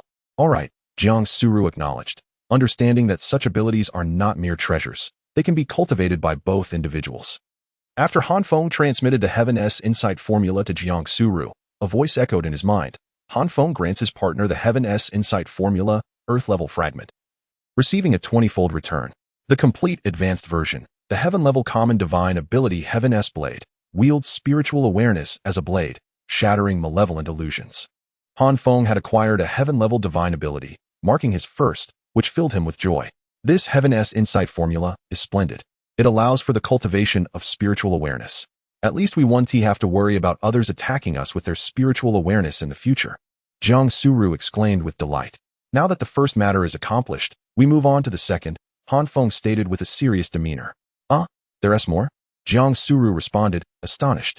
A few days ago, after my breakthrough, I visited my esteemed master, who took me to the scripture repository. There, I directly acquired the most formidable foundational divine ability of our sect, known as the yin-yang chaotic slash. This technique is based on our fundamental practice, the yin-yang harmonizing technique. It is a peak earth-level divine ability, boasting tremendous power. Should both of us master it, we could even execute it together, amplifying its might significantly. All right, then please impart it to me, Jiang Suru said, nodding slightly. Han Feng then transmitted the yin-yang chaotic slash to her. Han Feng bestows the peak earth-level divine ability. Yin-yang chaotic slash, upon his partner, receiving a 20-fold return. The peak heavenly-level divine ability, yin-yang life and death disc. Another technique flowed into Han Feng's mind. One far more complex than the yin-yang chaotic slash, primarily focused on suppression and annihilation as a form of area attack. Yet another heavenly-level technique. No less than the pinnacle of heavenly abilities. Han Feng's heart brimmed with joy. He felt he had struck a remarkable fortune this time. Now, onto the third matter. Han Feng said to Jiang Suru. Still immersed in the profound mystery of the divine abilities, Jiang Suru opened her eyes in astonishment. Is there more? Han Feng produced a bestowed inferior-grade magical weapon, the Drunken Willow Sword, and remarked, "This sword is for you. Until now, you have lacked a magical weapon. It is slender and quite flexible. I tried it, but it feels unwieldy in my hands. It is clearly a weapon suited for a woman. The sect leader must have intentionally chosen this to vex me. You may take it and use it." Han Feng feigned a look of disdain as he spoke. Jiang Suru gazed at him with a complex expression and said, "In the end, you still intend to gift me this sword, don't you? Yet, you possess no magical artifacts. The primary weapon you currently wield is merely a mid-grade spiritual treasure, a wind attribute flying sword. Though it is indeed a magical artifact. Even a low-grade one is typically employed by formidable beings such as those in the nascent soul and transformation stages. If you were to gift it to me, you would be left without a weapon, which I cannot accept. I have no fondness for it. If you choose to part with it, you might as well discard it for the little fox to consume." Han Feng, holding the sword, turned to leave. However, Jiang Suru showed no inclination to retain him. Instead, she watched him with keen interest, fully aware that he was teasing her. "First, tell me what you'll use if you give that to me. I have something even better. Show it to me," she urged, extending her small hand for Han Feng to reveal his offering. Yet, before she could accept the gift, Han Feng was not one to consider a return. With a smile, Han Feng replied, "Little Suru, if you accept this gift, will you agree to one condition? Consider it in exchange." Chapter 156. The Divine Artifact Gift to Little Suru. What condition? Jiang Suru inquired, intrigued. "No matter the condition. It is simply one that I will ask of you, and you must not refuse. A low-grade magical artifact in exchange for a request that cannot be denied. I believe that is a fair trade. Surely you cannot mean." A mischievous glint appeared in Jiang Suru's eyes, as if her thoughts had taken a rather playful turn. "Very well, I have acquiesced to your request. This sword shall belong to me, and I shall grant you any condition you desire without hesitation. It is settled." Han Feng placed the Drunken Willow Sword into her hands. Subsequently, an announcement resonated. Han Feng bestows the low-grade magical weapon Drunken Willow Sword to his partner Jiang Suru, receiving a 20-fold return, a high-grade magical weapon Windward Pavilion. In Han Feng's mind, an image of a folding fan materialized. It measured 1.5 feet in length, quite sizable for a paper fan, adorned with ink-wash paintings of mountains and waters, along with a depiction of an unknown species of mythical bird. He had presented a sword, only to receive a fan in return. Han Feng felt a surge of curiosity. Jiang Suru then inquired, "All right, now you may speak. What is your condition?" Han Feng smiled gently, gazing intently into Jiang Suru's eyes, and earnestly declared, "My condition is that from this moment forth, you shall not refuse any gift I present to you." Jiang Suru was momentarily taken aback.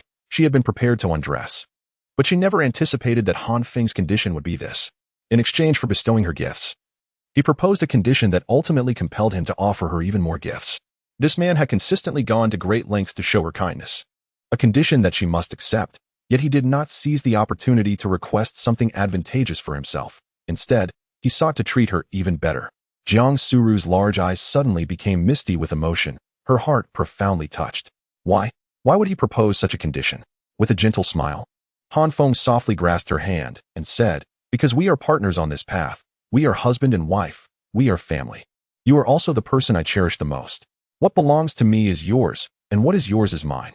Yet, You always insist on distinguishing between yours and mine. Everything we have is ours. It belongs to our household.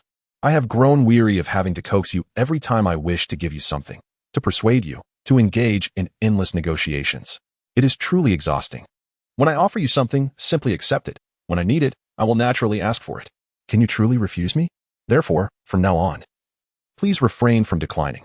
As she gazed into Han Feng's earnest eyes, Jiang Suru felt her heart melt with emotion.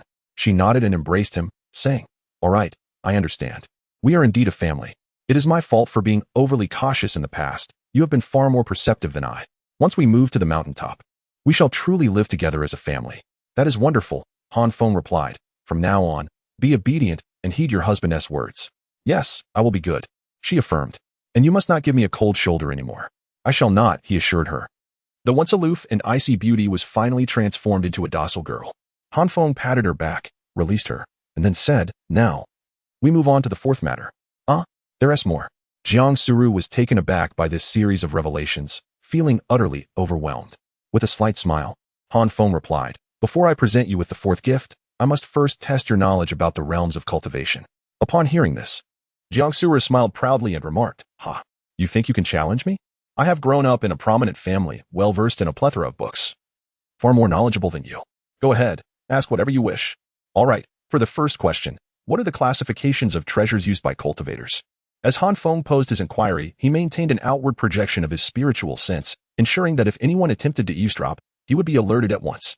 After a moment's contemplation, Jiang Suru replied, "From lowest to highest, they are spiritual tools, typically utilized by qi refining and foundation establishment cultivators. Next are spiritual treasures, generally employed by foundation establishment and core formation practitioners. Following that are magical instruments, which are typically used by nascent soul and transformation stage cultivators. Thus, if the sect leader grants you a low-grade magical instrument, it is indeed a remarkable gesture, a significant investment. After that come the magical artifacts, wielded by formidable beings. Beyond that lie celestial tools and celestial treasures, said to be used by legendary immortals. Further still, there are divine artifacts, which are rumored to be categorized into pseudo-divine artifacts, half-step divine artifacts, true divine artifacts, and innate treasures. However, these belong to the realm of legends, wielded by supreme beings of the universe, far beyond our reach. At a level we cannot even begin to comprehend. Han Feng raised his thumb in admiration and exclaimed, "Impressive. Truly, you are the erudite young lady. As formidable as they come." "Of course," she replied with confidence. "Now, for the second question. As practitioners of the yin-yang sect, we cultivate the path of yin and yang. The interplay of yin and yang gives rise to the four symbols, the 5 elements, and the 8 trigrams. These are the foundations of our techniques and the fundamental laws of the universe. Can you name the attributes corresponding to the 8 positions of the 8 trigrams?" "Certainly. This is fundamental knowledge. The Qian represents heaven and corresponds to metal, while Kuan symbolizes earth and corresponds to soil. Li signifies fire and can denote water. Zhen represents thunder. Zhen stands for mountains, and Sun embodies wind. These are your attributes. Lastly, Dui represents marsh and corresponds to wood, which is my attribute. Thus, you possess a wood attribute spirit root. If you were to acquire any treasures of the wood attribute, their power would surely be amplified, wouldn't it?" Jiang Suru nodded and remarked, "Indeed. Are you planning to gift me a treasure of the wood attribute? I would certainly not refuse." "You guessed correctly." Han Feng produced a faux Dui character pearl and placed it in Jiang Suru's hand. "Well, what is this? Such formidable wood attribute power, such a magnificent vitality. This does not resemble the strength of a mere magical item. Could it be a divine artifact?" Jiang Suru exclaimed, sensing the ethereal essence within. "No. Let us think bolder. Could it be an immortal device?" "No. Think even bolder. An immortal treasure?" "No. Unleash your imagination. Be even bolder." Han Feng encouraged with a smile. At that moment, Jiang Suru ceased to be astonished and scoffed. What nonsense! Could it possibly be a divine weapon? However, before her, Han Feng slowly nodded. Jiang Suru's eyes widened in disbelief. She realized Han Feng could not deceive her and had no reason to do so. This fake divine artifact must be among the lowest tier of divine weapons. Yet, it is still a divine artifact. Where did you acquire such a thing? This is indeed exceedingly precious. Even an immortal might be driven to frenzy over it. If this remains in our possession, we may find ourselves oblivious to our own demise. The principle of a commoner is innocent, yet bears the guilt of possessing a treasure is one that Jiang Suru comprehends well. Should others discover that we possess a divine artifact, it would undoubtedly incite a bloody storm throughout the 9 realms of cultivation. Chapter 157. The location of the true DUI character Pearl. Han Feng chuckled and inquired, "So, what do you propose we do? Shall we discard this counterfeit artifact?" "Discard it? But this is a divine artifact. Parting with it seems regrettable." Jiang Sura gazed at the orb in her hand, its deep green luminescence shimmering brilliantly, infused with an overwhelming vitality that captivated her senses. "Perhaps we should keep it and remain tight-lipped, safeguarding this secret as if it were a precious gem. Who knows? This counterfeit artifact might evolve into our most formidable weapon in the future. Place it within your sea of consciousness. This will not only protect your mind and soul, but also make it less detectable by others. Moreover, the boundless vitality contained within could render you nearly immortal, significantly enhancing your combat prowess. Its wood attribute resonates perfectly with you. One could even assert that, should you reach the status of an immortal, it would serve as your fated weapon. Within it lies the entire essence of a transformation stage dragon." "A dragon?" Jiang Suru exclaimed in astonishment. "Are you suggesting that the dragon that devoured you has had its vitality siphoned by this orb? Otherwise, do you think that dragon perished without reason? Do not underestimate the power of divine artifacts. It has now been activated by me. You may wield it at your discretion, so do tuck it away swiftly," Han Feng said with a playful grin. Jiang Suru, upon hearing this, extended her hand back and replied, "This is far too precious. I cannot accept it. You should keep it. After all, it was you who discovered it." Han Feng's expression turned icy in an instant. "What did you just promise me? You agreed that you would accept anything I give you in the future, and you must obediently be a good wife. Are you already going back on your word?" "No. It is simply too valuable. It is worth more than my life. Even if you sold me, you could not afford it," Jiang Suru protested. Before she could finish her sentence, Han Feng pulled her onto his lap. She lay across his thighs, her rear end elevated provocatively. Han Feng raised his hand and lightly smacked her backside. "Are you listening? If you misbehave, I'll have to discipline you." With that, he playfully delivered another slap to her soft dairy re, which yielded delightfully under his touch. Jiang Suru, both embarrassed and indignant, felt her cheeks flush with anger. "Let me go. How dare you strike me, you domestic abuser? Release me at once." "Oh, if you refuse to listen, how can I not teach you a lesson?" "I will continue to do so," Han Feng retorted, gently kneading her petite bottom while feigning another impending smack. "Please, no more. This is mortifying. I am not a child." "All right, I will be good. I will be good. Just let me go." Han Feng finally relented, yet he did not release her, instead allowing her to turn over and rest her head upon his lap. "Accept this. It is of the wood attribute and will be beneficial to you." "Very well. Thank you, my husband. How fortunate I am to have you," Jiang Sura replied, her heart overwhelmed with emotion as she gazed up at Han Feng. This man, regardless of the worth of any treasure, always thought of her first, presenting her with gifts, even if they were divine artifacts. "Han Feng, for this lifetime, I am yours. My love for you is unwavering, eternal." Jiang Suru's eyes glistened with unshed tears as she looked at him. Han Feng chuckled heartily and pressed his lips to hers. As passion deepened, the young couple soon became entwined in each other's embrace, indulging in their desires. After their union, they lay together, relishing the afterglow, wrapped in each other's arms.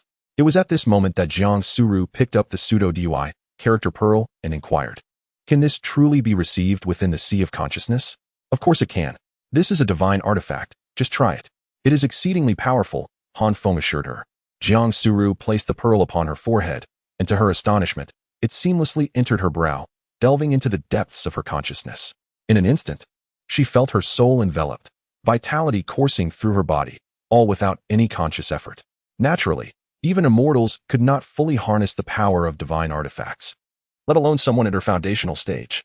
The sea of consciousness remained the sole domain impervious to other spiritual probing, making it the safest haven for the DUI character Pearl. Moreover, who could possibly discern that this was a divine artifact if it were not explicitly stated? At that moment, a voice echoed in Han Feng's mind. Han Feng has bestowed upon his partner a pseudo-artifact, the false coin word Pearl, and has received a 20-fold return.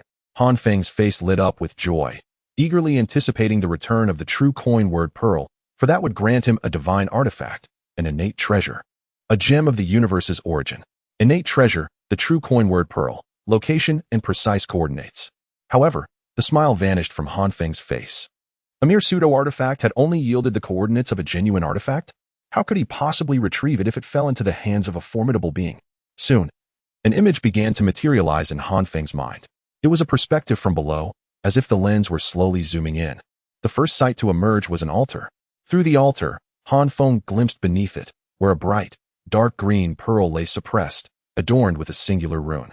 The rune featured 2 short lines, severed in the middle, and 2 longer lines below.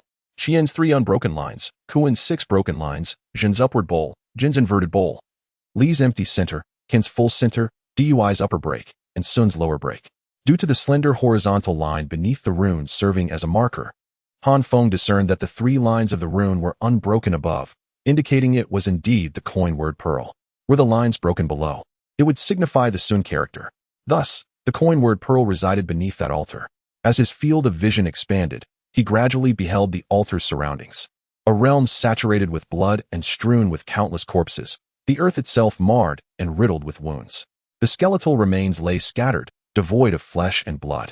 Surrounded by numerous scavengers, vultures soaring above, bats flitting about, and rodents, geckos, and pale lizards emerging from the ground, all fierce and malevolent creatures. Above this desolate land, rather than the sky, lay another expanse of earth. This was an underground realm, winding and serpentine like a cavern, adorned with numerous stalactites that emitted a faint glow. As Feng's perspective ascended higher, he beheld the entirety of this subterranean world and its intricate topography, discovering several entrances leading into it. Beyond this underground domain, peaks rose majestically, their surfaces marred by the ruins of dilapidated structures, as if abandoned for many years. Upon these heights, Feng observed several cultivators clad in royal attire standing guard. In the final scene, he glimpsed a collapsed archway, the remnants of which bore 3 damaged characters. Yinshao Sect. Chapter 158. The past of Yinshao Sect. How could you have fallen asleep so soundly? Jiang Suru inquired, her gaze fixed curiously upon Feng. He had been lost in contemplation of the vivid imagery, and she had initially assumed he had succumbed to slumber. I was not asleep, Feng reassured her, drawing her close. Little Suru, how much do you know about Yinshao Sect? Such events transpired merely decades ago. How could I not be aware? What prompted your sudden recollection of Yinshao Sect? It was nothing. I merely recalled that a few days ago, my master mentioned her involvement in the battle of Yinshao Sect, which piqued my curiosity regarding the demise of such a once mighty sect. In response, Jiang Suru patiently elucidated, indeed, as you have stated, the Yinshao Sect was once immensely powerful. In the past, it was not merely one of the 4 strongest sects of the Min Kingdom. It stood alone in its supremacy. The Yinshao Sect was the most formidable sect in the Min Kingdom, boasting not 1, but 2 transformation stage masters. During that time, none of our 4 sects could rival their might. The Yinshao Sect was located 1,000 miles south of the capital, positioned in the very heart of the Min Kingdom's most prosperous area. However, it is said that they acquired a malevolent artifact, the nature of which remains unknown. Yet it possessed the ability to significantly enhance one's strength. Such power, however, was not without its price. It demanded a blood sacrifice of the living. The 2 transformation stage ancestors of the Yinshao Sect, in their quest for even greater power, indiscriminately captured countless innocent civilians from their surrounding territories, bringing them back to the sect for blood rituals. The number of those sacrificed reached no fewer than 10 million, which accounted for nearly 1% of the Min Kingdom's population. Upon learning of these heinous acts, the royal family was incensed and ordered the Yinshao Sect to cease such practices. Yet, rather than retracting, the Yinshao Sect sought to annihilate all other sects in the Min Kingdom, vowing to slaughter all non-sect practitioners for their blood to nourish the malevolent artifact. Their first target was none other than our Yin-Yang Sect. They dispatched a transformation stage ancestor to lead the charge, with half of their disciples mobilizing for the initial assault on our sect. In that battle, our Yin-Yang Sect was drenched in blood. Under the leadership of the venerable ancestor Yin Ming, alongside our esteemed master, Siyu, and the ancestor of Panshan, we vowed to resist to the death. Many formidable warriors sacrificed their lives, allowing us to barely repel the onslaught of the Yinshao Sect. However, we were acutely aware that the Yinshao Sect had not exerted their full strength. Should they return, our Yin-Yang Sect would undoubtedly face the peril of extermination. Thus, our ancestors and the sect leader beseeched the royal family to summon several other sects to gather in the capital and deliberate on the grave matter of vanquishing the Yinshao Sect. Through our concerted efforts, the other sects became aware of the ambitions of the Yinshao Sect. If we did not unite, each sect would be picked off one by one, and the increasingly powerful Yinshao Sect would become an insurmountable force. Under such circumstances, how could any egg remain unbroken beneath a collapsing nest?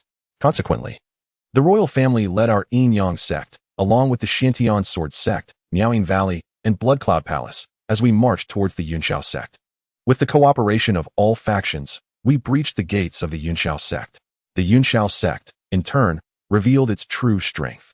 Not only did 2 of their transformation stage ancestors reach the late transformation stage, but their guardian beast, a majestic Qilin, also ascended to the transformation stage. The battle raged for several months, with the allied forces narrowly securing victory after expending tremendous effort to eradicate the Yunxiao sect. In the aftermath, they unearthed numerous mass graves beneath the Yunxiao sect, filled with the remains of countless innocent civilians who had been subjected to blood sacrifices. After the annihilation of the Yunxiao sect, they were unable to uncover the nature of the so-called evil artifact and returned empty-handed. Years passed, and many wandering cultivators sought to explore the ruins of the Yunxiao sect in search of treasure and adventure. However, due to an overwhelming surge of blood energy, numerous malevolent beasts emerged, leading to the untimely demise of many foundational and qi cultivating practitioners. In a fit of helplessness, the royal authority, in a bid to protect the populace and prevent the resurgence of these so-called evil entities, dispatched individuals to seal off the area. Numerous practitioners and soldiers were stationed there, including a Yuan Ying and several Jin Dan, ensuring that no one could enter. Following that incident, various sects and the populace at large abhorred the practice of blood sacrifices on mortals. This explains why, not long ago, the Yi family's heinous acts of murder and alchemy, which led to the slaughter of tens of thousands of innocents, stirred such a profound uproar across the nation. The country had endured great suffering, with many having survived from that era, thus rendering them particularly sensitive to such atrocities. Upon hearing this, Feng nodded in agreement and remarked, given these circumstances, why was the Yunxiao sect not mentioned during the trial of the Yi family? Wouldn't it have been more effective to label them with such a significant accusation? The Yunxiao sect remains a taboo. Many who lived through that time witnessed their fellow disciples, friends, and family fall victim to its blades. They have personally ventured into the Yunxiao sect, witnessing the mountains of corpses and seas of blood. The name Yunxiao sect casts an indelible shadow upon their hearts. Although we did not experience that era, we must show respect for their memories and avoid reopening old wounds. Such matters are seldom brought to light voluntarily. However, if one were to bring along a couple of flasks of wine and seek out a foundational disciple or a golden core elder who has surpassed the century mark, he would likely, while indulging in spirits, regale you with tales of the past. Indeed, the majority of individuals today have not experienced that era. Even my father had not been born during the great battle of the Yunxiao sect. I comprehend now. This implies that there are numerous formidable guardians stationed at the Yunxiao sect, preventing outsiders from entering, correct? Yes, but such restrictions are instituted for the protection of the cultivators, as the multitude of demonic beasts below is overwhelming. Although they may not possess great strength, their sheer numbers make it impossible for a few to withstand their onslaught. Why not eradicate these beasts then? It would be a thankless endeavor. Why engage in it? Jiang Suru, with a slight furrow of her brow, remarked. You seem rather eager to venture into the Yunxiao sect. I have no desire to go there. That place is fraught with peril. Feng chuckled softly and refrained from elaborating further. With powerful nascent soul and core formation experts guarding the area, in addition to the multitude of malevolent demonic beasts, it is truly a den of danger. It appears that one must wait until one grows stronger before contemplating the acquisition of the DUI character pearl.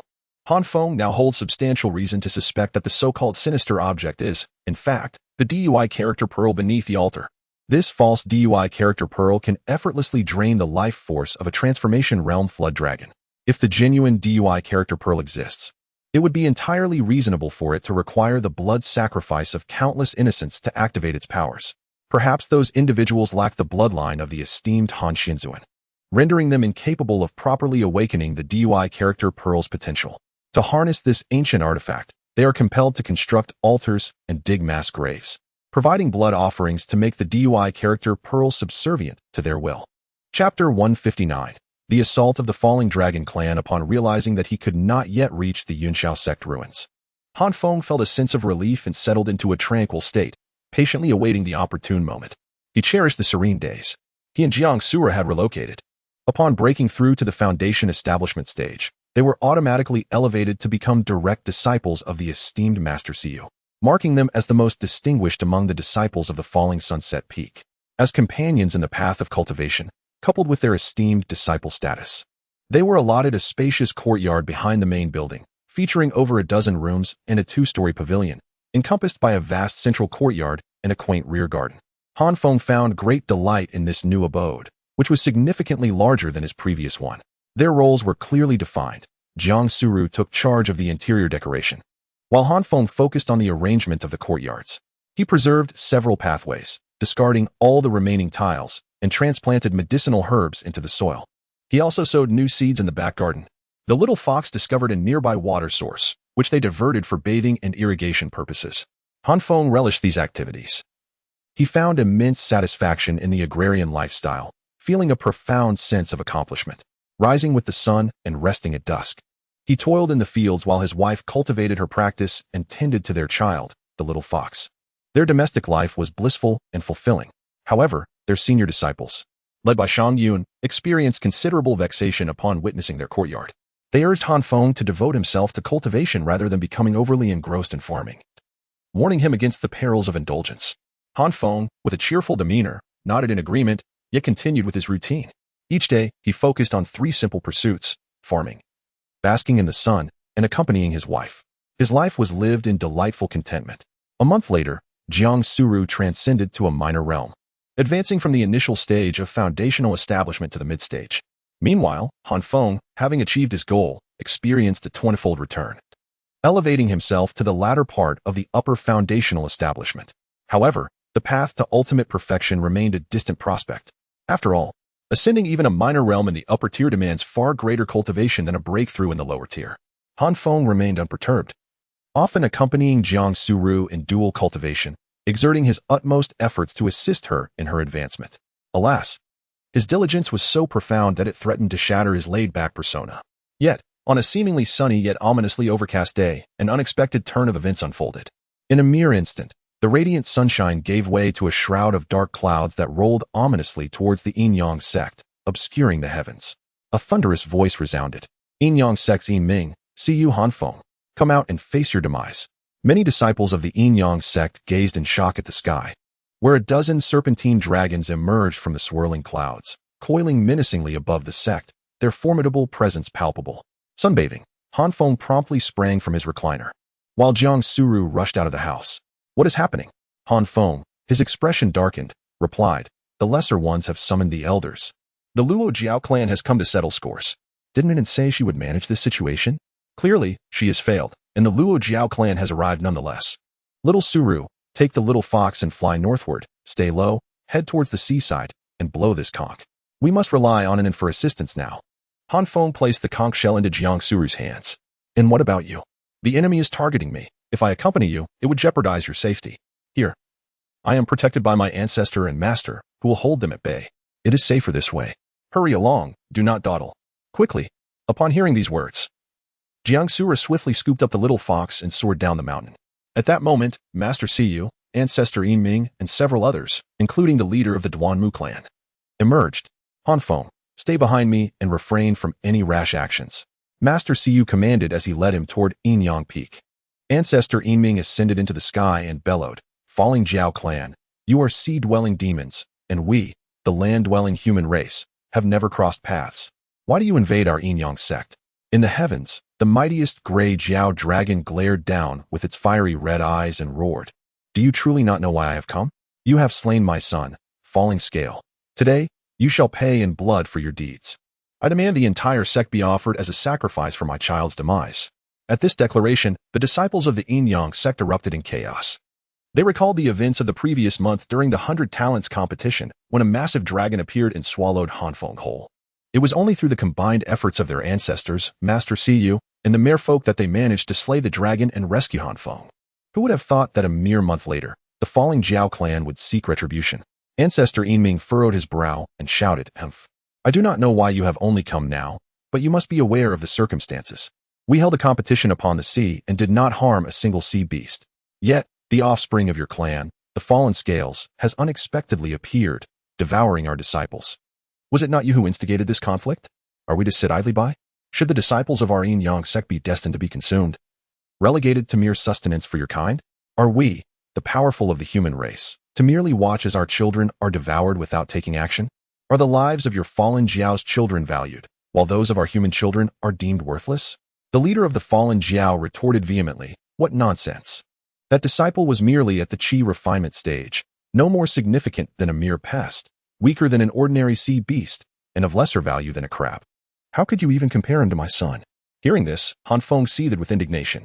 Is a mere insect's life of no worth? It was evident that ancestor Yin Ming was fiercely protective. He pointed at his adversary and exclaimed, according to your reasoning, strength grants one the liberty to act without regard for the peace between our races, does it? Your clan's members, unable to compete with us, have lost. Why do you seek to create further discord? Did not the sea spirit return the remains to you? Humph. If it were truly a matter of peers clashing, casualties would be unavoidable, and I would accept that. However, what has become of my son's demon core? Was it not seized by your hands? That core belonged to a transformation-level demon. Even if the fallen scales were to perish, the core could be given to another fallen Jiao, allowing a new transformation-level beast to emerge within a few years. Had the core remained, our clan's strength would not have suffered so greatly. Out of respect for the sea spirit, I would have refrained from troubling you. You have taken the demon core, which transforms our conflict into a massacre, a desecration against my kin. What demon core? What are you speaking of? Elder Yin Ming furrowed his brow. The battle was witnessed by countless humans, along with the sea spirits and mermaids as witnesses. We merely defeated the fallen scales and inadvertently killed him. We never took his demon core. We did not even pierce his hide. If you doubt my words, you may inquire. You may question the sea spirits. You speak nonsense. Where then has my son's demon core gone? If it was not stolen by you, could it have possibly self-destructed? The mother dragon was evidently furious, as any mother would be, unable to bear the loss of her offspring. How would I know where it went? We did not venture into your son's belly. There were many witnesses present. Would I dare lie? You merely seek an opportunity to invade our lands, to declare war upon our human race. Elder Yin Ming stood resolute, unyielding despite the presence of several formidable dragon spirits.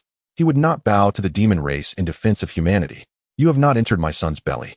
But that Han Feng did. Bring forth that Han Feng. The mother dragon's gaze swept across the assembly. At this moment, Han Feng could not remain hidden any longer. Don't go back. See, you grasped Han Feng's wrist, frowning in caution. It's all right. I shall remain here to speak. Han Feng nodded respectfully towards his master, then raised his head and clasped his hands, saying, I, Han Feng, a disciple of the Yin Yang sect, pay my respects to the esteemed elder of the Luo Jiao clan. Pray, what queries do you have? I am willing to provide answers. Was it not you who devoured my son? The elder inquired. Indeed, Han Feng replied. As a mere qi refining disciple, being consumed by a great demon of the transformation stage, one would expect to be reduced to mere muck in an instant. How is it that you have survived for so long? Because I possess a protective treasure bestowed upon me by a senior mermaid, which has fortuitously allowed me to endure. Very well, the elder continued. Then tell me, what has become of my son's demon core? Did you not take it? With a furrowed brow, Han Feng responded, Elder, is it conceivable that a humble qi refining disciple such as myself could approach and seize the demon core of a great demon of the transformation stage? Let us not forget, even the demon core of a deceased transformation stage demon could easily crush me. His words rang true, even in death. The demon core would be beyond the capability of a mere qi refining disciple to withstand. However, unbeknownst to others, Han Feng had relied on a pseudo-artifact activated by the bloodline of the Han Xian Zun to endure. After a moment of contemplation, the elder remarked, Yet you clearly possess the cultivation of an upper foundation establishment stage. If a qi refining disciple cannot withstand it, can a foundation establishment disciple do so?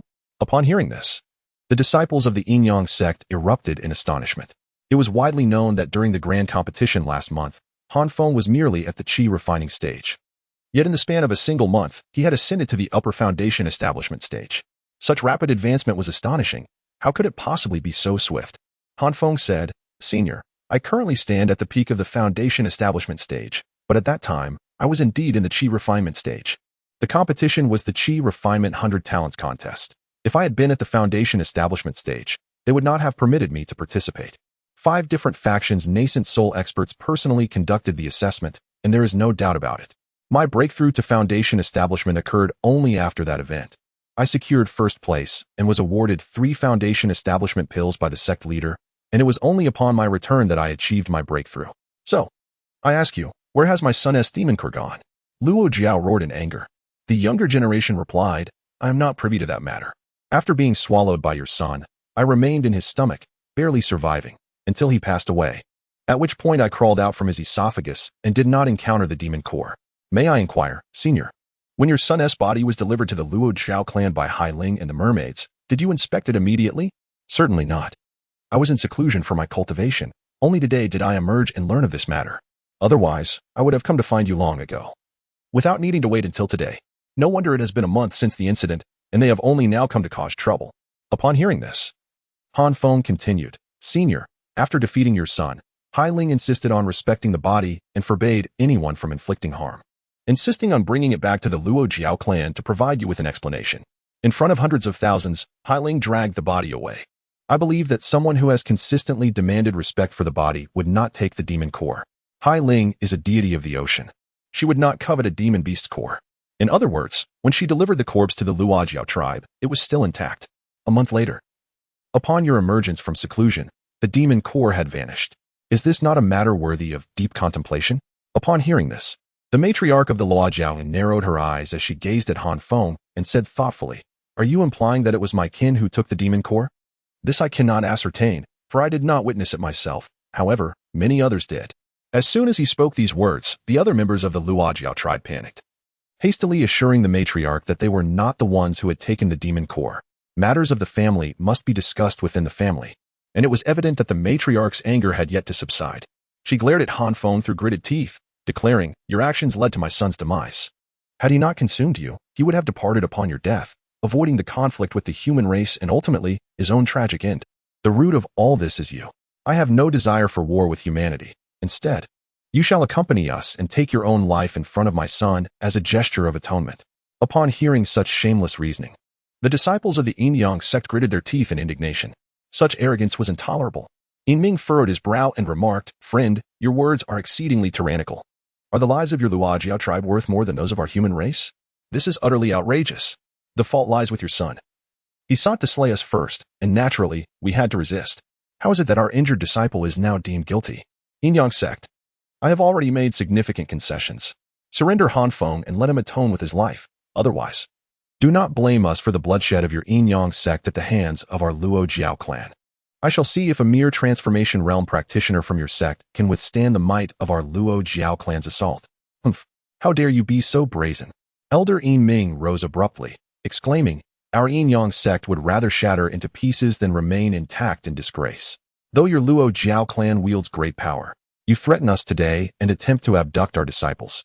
If other factions come to coerce us in the future, shall we continue to allow them to take our own? A sect that cannot protect its own disciples has no face to stand in this world. Luo Jiao clan, if you are intent on battle, then let us engage. Our Yin-Yang sect shall never submit to any adversary. Should you annihilate us, there will surely be others among the human race to seek vengeance for us. As long as a single disciple of the Yin-Yang sect remains, we shall endure. We would rather die standing than send our disciples away for the sake of safety. The human race knows no cowards. Upon hearing the words of the elder, all disciples of the Yin-Yang sect present were filled with righteous indignation and fervent resolve. With a sect such as this, how could one worry about a lack of unity? We would rather shatter into jade than remain intact in disgrace. Chapter 161. Sacrificing life for justice, betraying the sect, listening to the shouts of the disciples around him and observing the elder standing before him like an immovable mountain. Feng felt a tumult of emotions within his heart. This sect, every individual within it, seems to possess an undeniable charm. They are united, supportive, respectful of their elders, and compassionate towards the weak. This place is his home, a home he has inhabited for over 5 years, previously an inconspicuous presence. Feng now finds himself overwhelmed by a profound sense of belonging to this sect. Yet, the enemy is far too formidable. Must they resign themselves to perish at the hands of their adversaries? This calamity is not of his making, yet it has been inadvertently set in motion by him. His blood has summoned that great demon. Since it began with him, let it end with him. Feng stepped forward, addressing the Luo Jiao clan. I am willing to accompany you. I have no ties to the Yin-Yang sect. If you wish to take my life, then do so. It is of no concern to the Yin-Yang sect. Feng, see, you gritted her teeth, glaring at him. Feng turned, kneeling on the ground, bowing to his master. Master, allow me to address you as such one last time. I beg your forgiveness for my unfilial actions. I can no longer serve you. I am grateful for the nurturing from both you and the sect leader, and I also extend my thanks to our ancestors for their protection. I cannot bear to witness the suffering of our sect's members. Today, I declare my defection from the sect. Henceforth, my actions shall bear no connection to the Yin-Yang sect.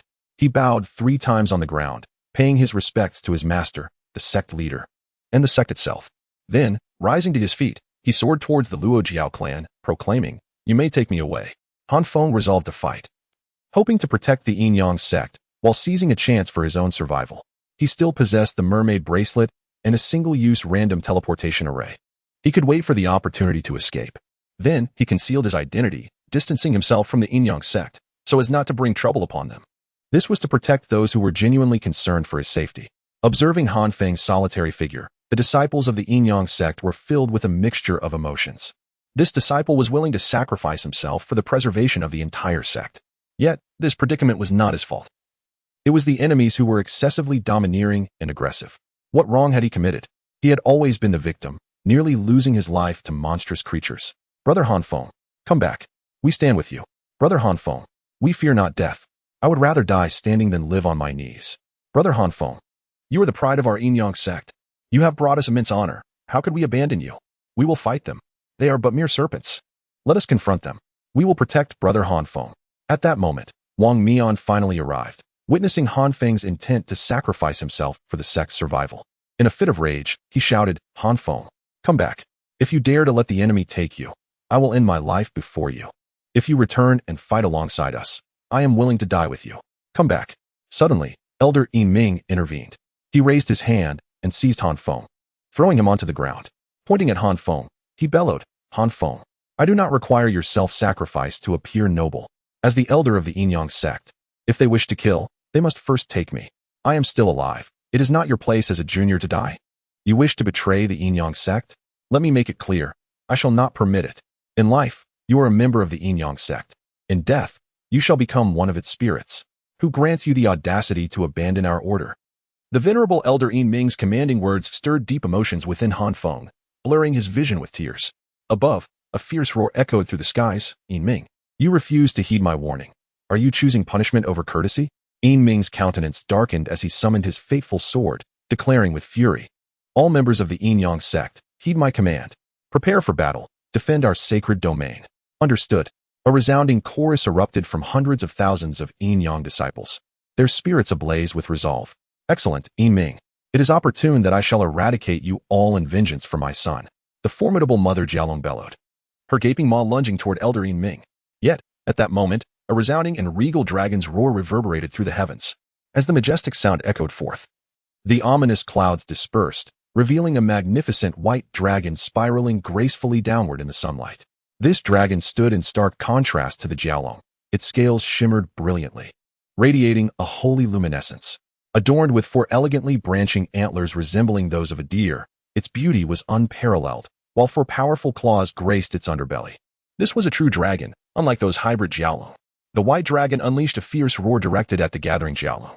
The once formidable group of descending flood dragons curled up in fear, trembling at the innate bloodline suppression exerted by the dragon lineage, which extinguished any flicker of resistance within them. We humbly pay our respects to the celestial dragon clan, stammered one of the trembling female flood dragons. It was only then that the onlookers discerned the charming sea spirit, and standing atop the head of the white dragon, hands on her hips, casting a fierce glare at the flood dragons. Upon seeing it, Han Feng's heart finally settled. Their situation was secure now that she had arrived. Subsequently, the white dragon in the sky shimmered and transformed into human form. She was a woman with flowing white hair elegantly styled into a beautiful updo, adorned in a flowing white dress and shawl. A trio of red marks graced her brow, her large eyes and pointed chin complemented by a round, delicate face, exuding an air of nobility and refinement. The previously trembling female flood dragon had referred to her as the Celestial Dragon Clan. Could it be that this dragon possessed the cultivation of an immortal? As Han Feng pondered this, ancestor Yi Ming of the Yin-Yang sect was the first to clasp his hands in reverence, proclaiming, Yi Ming of the Yin-Yang sect, I pay my respects to the Celestial One. The disciples below gasped in astonishment, their gazes fixated upon the dragon maiden. This was indeed their first encounter with the legendary immortal, or rather, the celestial dragon. The dragon maiden, unfazed by the acknowledgement, took Inan's hand and addressed the flood dragons languidly. Southwestern Flood Dragon Clan, I have just discovered that you appear to be a subordinate branch of the Azure Dragon Clan, specifically the Lesser Flood Dragon lineage, which is regarded as the most inferior of dragon bloodlines. Is that correct? We, the Celestial Dragon Clan, acknowledge that we are indeed the most wretched and mixed-blooded of the flood dragons, having fortuitously acquired a trace of dragon lineage.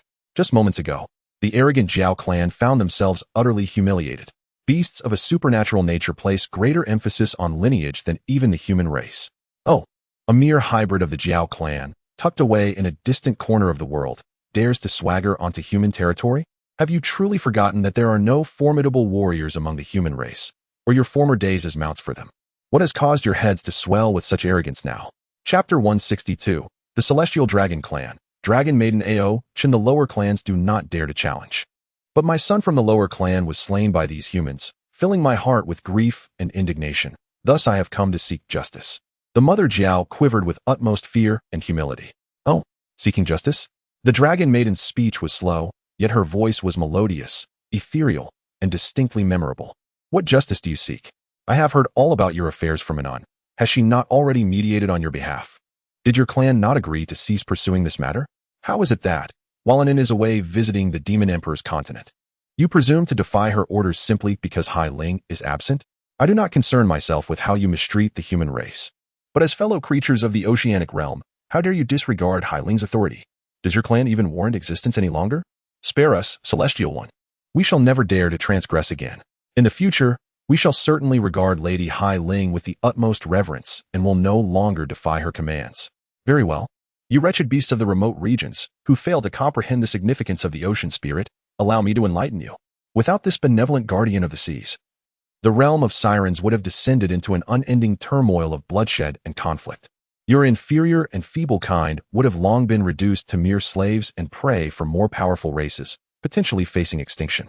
She has tirelessly dedicated herself to restraining the mighty and safeguarding the weak, which includes your kind. Yet, now that you perceive yourselves as strong, you believe you can disregard her guidance and oppress those even more vulnerable, forcing a mere human to sacrifice themselves for your kin. Is that so? You possess quite the audacity. The dozen or so trembling sea serpents dared not utter a word, not even a plea for mercy. The dragon maiden gently tugged at An's small hand and inquired, Anan, what do you think should be their punishment? After a moment's contemplation, Anan smiled and responded, let them return home. Is that truly a punishment? If you show them leniency this time, even more sirens will dare to defy your command in the future. Anan, holding her hand and pouting, replied, Oh dear sister dragon maiden, please forgive them. They have come to realize their mistakes. And, since you are also a siren, you must heed An's words as well. Thus, release them all. Alas, you and your whims. The dragon lady gently tapped An's forehead, letting out a resigned sigh. She addressed the fallen Jiao, stating, Since the sea spirit has already forgiven you, you may leave. Remember, do not err again. Otherwise, I shall not hesitate to demonstrate the might of the dragon clan. We shall not dare, we shall not dare, we shall depart at once. With that, the dozen or so fallen Jiao hastily retreated into the sea. Once they had departed, the members of the Yin-Yang sect finally exhaled in relief. Although they had prepared themselves for a fierce battle, the fact that this conflict could be resolved without bloodshed was undoubtedly the most favorable outcome. Anan grasped the dragon lady's delicate hand, joyfully exclaiming, Dragon sister, you are the best. Anan adores you. Come, let us share a kiss. She leaped up and planted a kiss on the dragon lady's cheek. You little rascal. The dragon lady playfully shot her a reproachful glance. Feng had often heard Anan speak of her two best friends, the dragon lady and the mermaid sister. Previously, he had met the mermaid duo, who had attained the divine transformation, and now he was graced with the presence of the celestial dragon lady. It was undeniable that the dragon lady exuded an aura of authority. Without uttering a single harsh word and maintaining a calm and gentle tone, she had nonetheless instilled a sense of fear that left the fallen Jiao with no inclination to resist. Dragon sister, this is Feng, my dear friend whom I often mention, and Anan enthusiastically introduced her companion. Feng, this is the dragon lady Ao Chin, also known as Sister Chin. She is the princess of the pure-blood white dragon clan, and she is truly formidable. Feng immediately clasped his hands in a gesture of respect and said, I am honored to meet you, esteemed dragon lady. The dragon maiden cast a fleeting glance at him, remaining silent. A mere ant from the foundation establishment stage of the human race hardly warranted her attention. At that moment, Jiang Suru finally arrived, cradling a small fox, and stood beside Feng. Upon seeing the little fox, Anan immediately bounded over, eager to play. Feng managed to evade the dragon maiden's scrutiny, but the fox captured her gaze, prompting her to speak leisurely. Interesting. A wave of caution surged within Feng. Could it be that the dragon maiden discerned the extraordinary lineage of the fox? Fortunately, she refrained from further comments, turning her attention to Yin Ming, the elder of the Yin-Yang sect, and slowly inquired, I did not expect to find a branch of the Yin-Yang sect here. Are you affiliated with the sect from the immortal spirit continent? Yin Ming forced a wry smile, and replied respectfully, "In truth, I have merely stumbled upon a fragment of the yin-yang harmonization technique. I would not dare to claim kinship with the esteemed sect of the immortal spirit continent. Indeed, I have not heard of the yin-yang sect establishing branches. Your choice of name seems rather presumptuous. However, the yin-yang sect has always been magnanimous, likely too indifferent to concern itself with you." Yet, the dragon maiden's gaze sharpened abruptly, as if she sought to pierce through Yin Ming, and she asked, "Why do you exude an elusive, otherworldly aura?" Taken aback, Yin Ming responded, "Otherworldly aura? Surely not. I have never encountered such entities.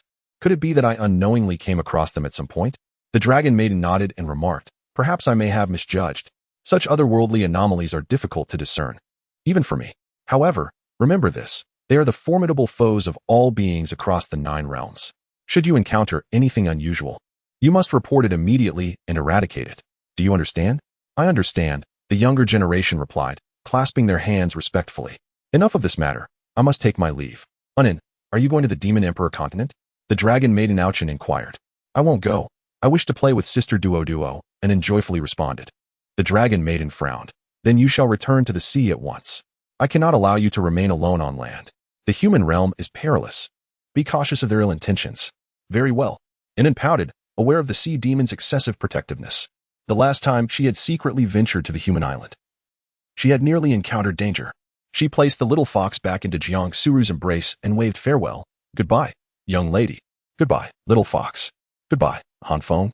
No matter how far apart we are, we must remember to meet again. Thank you this time, Inin. Next time, I shall bring a gift to play with you." Han Feng waved back at Inin. As the dragon maiden departed with Inin, the mysteries within Han Feng's heart only deepened. Chapter 163. The statue of Ancestor Xin. In the past of the yin-yang sect, with all outsiders having left, this grave crisis was thus averted. Observing the Jiao tribe in a state of fright, it was evident that they would hesitate to trouble the yin-yang sect on land again in the future. Numerous disciples cast admiring glances towards Han Feng.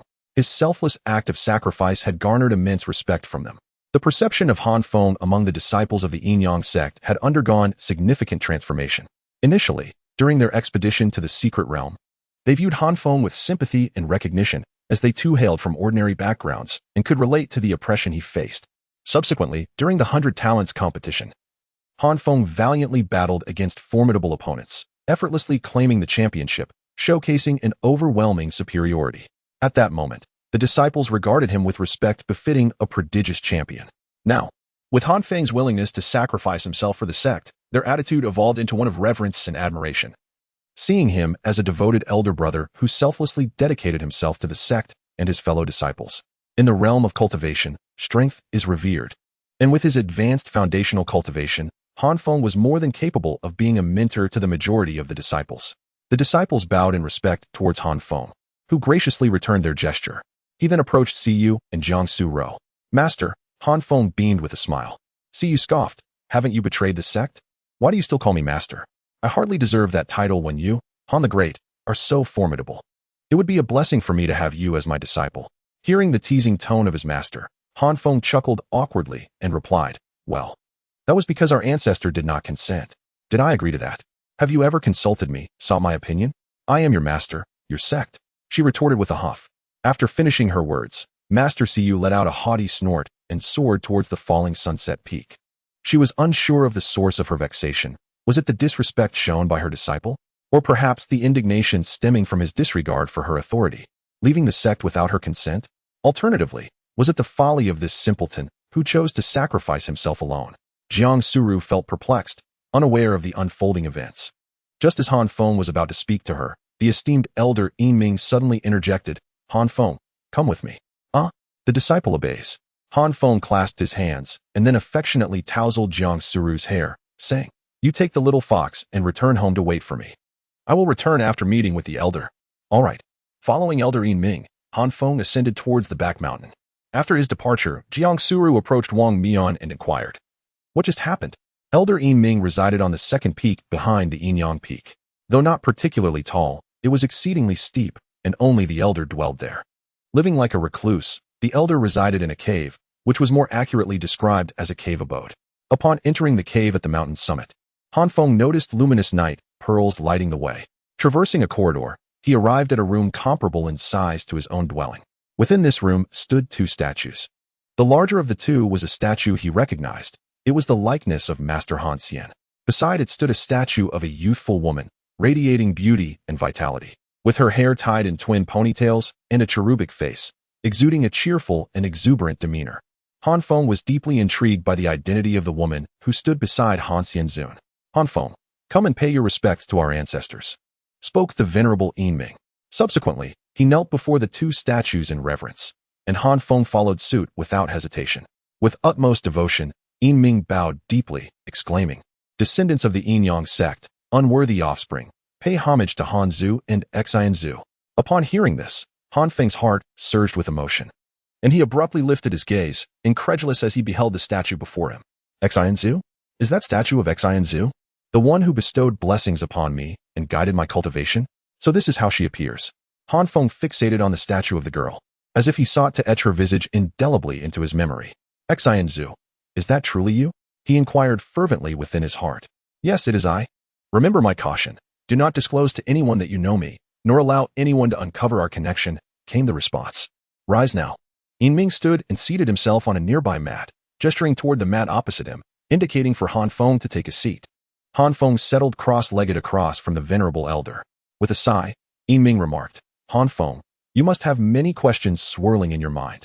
Indeed, ancestor. I have two queries. First, what is the Yin-Yang sect of the immortal spirit continent? Second, what is the nature of the extraterrestrial anomalies? Han Feng replied candidly. I can address both inquiries simultaneously. The Yin-Yang sect you are familiar with is, in essence, a false representation of the true Yin-Yang sect, Yin Ming elucidated. False. Han Feng furrowed his brow, gazing at him in disbelief. Indeed, the genuine Yin-Yang sect does not reside here, but rather in the realm of Xianling. Elder Yin Ming spoke slowly. You must have heard of our world, known as the Nine Realms, and its origin. Yes, I am aware that the Nine Realms were once 9 distinct worlds, later unified into one by Han Xianzun. Each continent is surrounded by interconnected seas, with the 8 continents surrounding one central land. Our current location, the Tianqing continent, lies in the southeast. The Yin-Yang sect is situated in the southeast corner of Tianqing continent, making it rather remote. Well, it is good that you know this. What I wish to convey is the origin of the Yin-Yang sect, which predates even Han Xianzun. In fact, Han Xianzun was merely a disciple of the Yin-Yang sect in his earlier days. Elder Yin Ming continued, leaving Han Feng utterly astonished. Is our Yin-Yang sect truly of such illustrious lineage? Elder Yin Ming elaborated. Initially, only 4 of the 9 realms were the domain of the human race, who cultivated martial arts. However, Han Xianzun, born in the Xianling continent, uniquely pioneered the path of immortality, thus establishing a cultivation system accessible to all. Before attaining enlightenment, he founded the Yunwu Hall, where he imparted knowledge and teachings. When one achieves enlightenment, all associated benefit. After Han Xianzun became the true deity of the 9 realms, the status of the Yin-Yang sect surged, positioning it as the nucleus of the universe and the origin of the immortal path, thus becoming the most formidable force within the 9 realms. The Yin-Yang sect is indeed formidable. Even in the present day, it is a realm teeming with immortals and sages, where any one of its members could effortlessly dominate the cultivation world of our Min nation. One can only imagine the immense power encapsulated within the name Yin-Yang sect. Chapter 164. The ancestors' long-cherished wish. Given the formidable nature of the Yin-Yang sect, one might wonder why the other sects seem to hold us in such low regard, inquired Han Feng with curiosity. This is due to the multitude of impostors in the world, in the remote corners of various lands. There exist sects that falsely proclaim themselves as the Yin-Yang sect, seeking to enhance their own stature by appropriating its esteemed name. The other sects merely regard us as one of those charlatans, dismissing us entirely. I continued, urging him not to interrupt. Many years ago, when the esteemed Han Xianzun vanquished a great enemy, humanity established dominion over the 9 realms, ushering in the era of cultivation. Subsequently, after many years, Han Xianzun, accompanied by his sister, XNZ, departed this world in search of realms beyond. His tale was destined to conclude there. However, after countless millennia, Han Xianzun and XNZ returned. Upon their return, their foremost task was to prepare the entire 9 realms for impending threats from beyond. The alien anomalies were drawing near. What transpired thereafter remains a mystery to me. Han Xianzun never reappeared in the 9 realms, and those alien anomalies failed to mount a significant incursion. It is unclear how he accomplished this. In his absence, XNZ ascended to the leadership of the 9 realms. While it is exceedingly difficult for the alien anomalies to manifest their true forms in the Nine Realms, there are occasions when they manage to do so. More often, they opt for parasitism and possession. The bizarre lacks logic and rules. It is driven solely by the primal instincts of occupation and consumption, a relentless evolution. They are devoid of names, and we remain oblivious to their species. For they are so utterly strange that we can only refer to them as the bizarre. This anomaly stands as the formidable foe of the entire Nine Realms. Xinzu, leading the formidable warriors of the Nine Realms, eradicated these descending aberrations, safeguarding our realms. She is a true hero of the human race. A great hero indeed. As this thought crossed his mind, the eyes of Elder Yin Ming were filled with anguish. Yet, a millennium ago, in the Yin Yang sect of the immortal spirit continent, Xinzu was suddenly accused of treachery, of betraying the Nine Realms. Those newly ascended powers united to banish her, reluctant to harm them and left with no other choice. Xinzu departed, disappearing without a trace. They continued to venerate Han Xianzun while demolishing all statues of Xinzu, casting this guardian of humanity, sister to Han Xianzun, into the role of a villain. Nevertheless, a faction remained, harboring a sense of justice, steadfast in their belief that Xinzu had not betrayed her kin or the Nine Realms. I, an ordinary disciple of the Yin Yang sect, count myself among them. Those of us who still uphold Xinzu's honor were likewise expelled, left to fend for ourselves. Some even sought to pursue us relentlessly. In despair, I fled. Escaping the Yin Yang sect, leaving the immortal spirit continent behind, traversing mountains and seas, arriving at the starry sky continent, to this desolate corner of the world, where I now struggle to survive. Although they have expelled me from the Yin Yang sect, my heart remains deeply attached to it. It is my home, my sect, my beloved homeland. Thus, I have returned here to reconstruct the Yin Yang sect, establishing a false version of it. After listening to the words of ancestor Yin Ming, Han Feng's heart was a tumultuous blend of emotions. He finally grasped the origins of the Yin Yang sect and the nature of the so-called otherworldly anomalies, resolving the doubts that lingered within him. Ancestor Xin truly is a person of great suffering. As the sister of Han Xianzun, the most noble identity in the universe, she has fought for humanity for over 1 billion years, only to be falsely accused of treachery, cast aside by those she once protected. It is no wonder that ancestor Xin chose to nurture him. He bears the bloodline of Han Xianzun, a descendant of the revered master. Moreover, ancestor Xin currently lacks her own power, necessitating the cultivation of strong individuals to aid her in combating the anomalies. As for the claim that ancestor Xin is indeed a traitor, Han Feng does not believe it, for throughout their encounters, she has consistently supported him. Without ancestor Xion's blessings of destiny, he would not be where he is today. In matters of kinship over reason, Han Feng would unhesitatingly stand by ancestor Xion's side. Thank you, ancestor, for your enlightenment. I understand, Han Feng expressed with a respectful clasp of his hands. Ancestor Yin Ming sighed and continued, Han Feng, these matters are unknown to any member of the Yin Yang sect. I have summoned you to share this because I see in you sincerity, courage, and a fearless kindness, as well as your exceptional talents and spiritual roots. Your future is boundless. I possess but a singular wish, to return to the enchanting realm of the immortal spirit continent, to rejoin the Yin Yang sect as one of its disciples, continuing to serve the sect, safeguarding the Nine Realms, and repelling external foes, even unto death, without regret. Yet, I find myself aged, my cultivation at the divine transformation stage affording me a mere 2,000 years of life. Should I fail to achieve a breakthrough, I fear that in but a few years, I shall meet my end. Though my return may be improbable, you are still youthful, an acolyte of the Yin Yang sect. A mere small nation like Min is not your ultimate destination. Your aspirations lie in the vast expanse beyond. Like a majestic eagle, you ought to spread your wings and soar to distant horizons. I implore you, should the day come when I pass from this world, to fulfill my dying wish, to carry your cultivated Yin Yang harmonization technique back to the grandest sect of the Nine Realms, the Yin Yang sect of the immortal spirit continent, to train, to grow, and to serve humanity in the defense against external adversaries. Can you promise me this? The disciple understands that if it is feasible, I shall certainly return to that legendary sanctum of cultivation, the true orthodox Yin Yang sect. If circumstances do not permit, I hope you will inter my ashes within the confines of the Yin Yang sect, or even outside its gates, so that I may gaze upon it from afar. Alas, the people there have changed, no longer possessing the purity of yore. Upon your arrival, remember to speak not of Xinzi, nor mention me. Simply declare your allegiance to the revered Han Xian. To utter Xinzi's name may bring you calamity.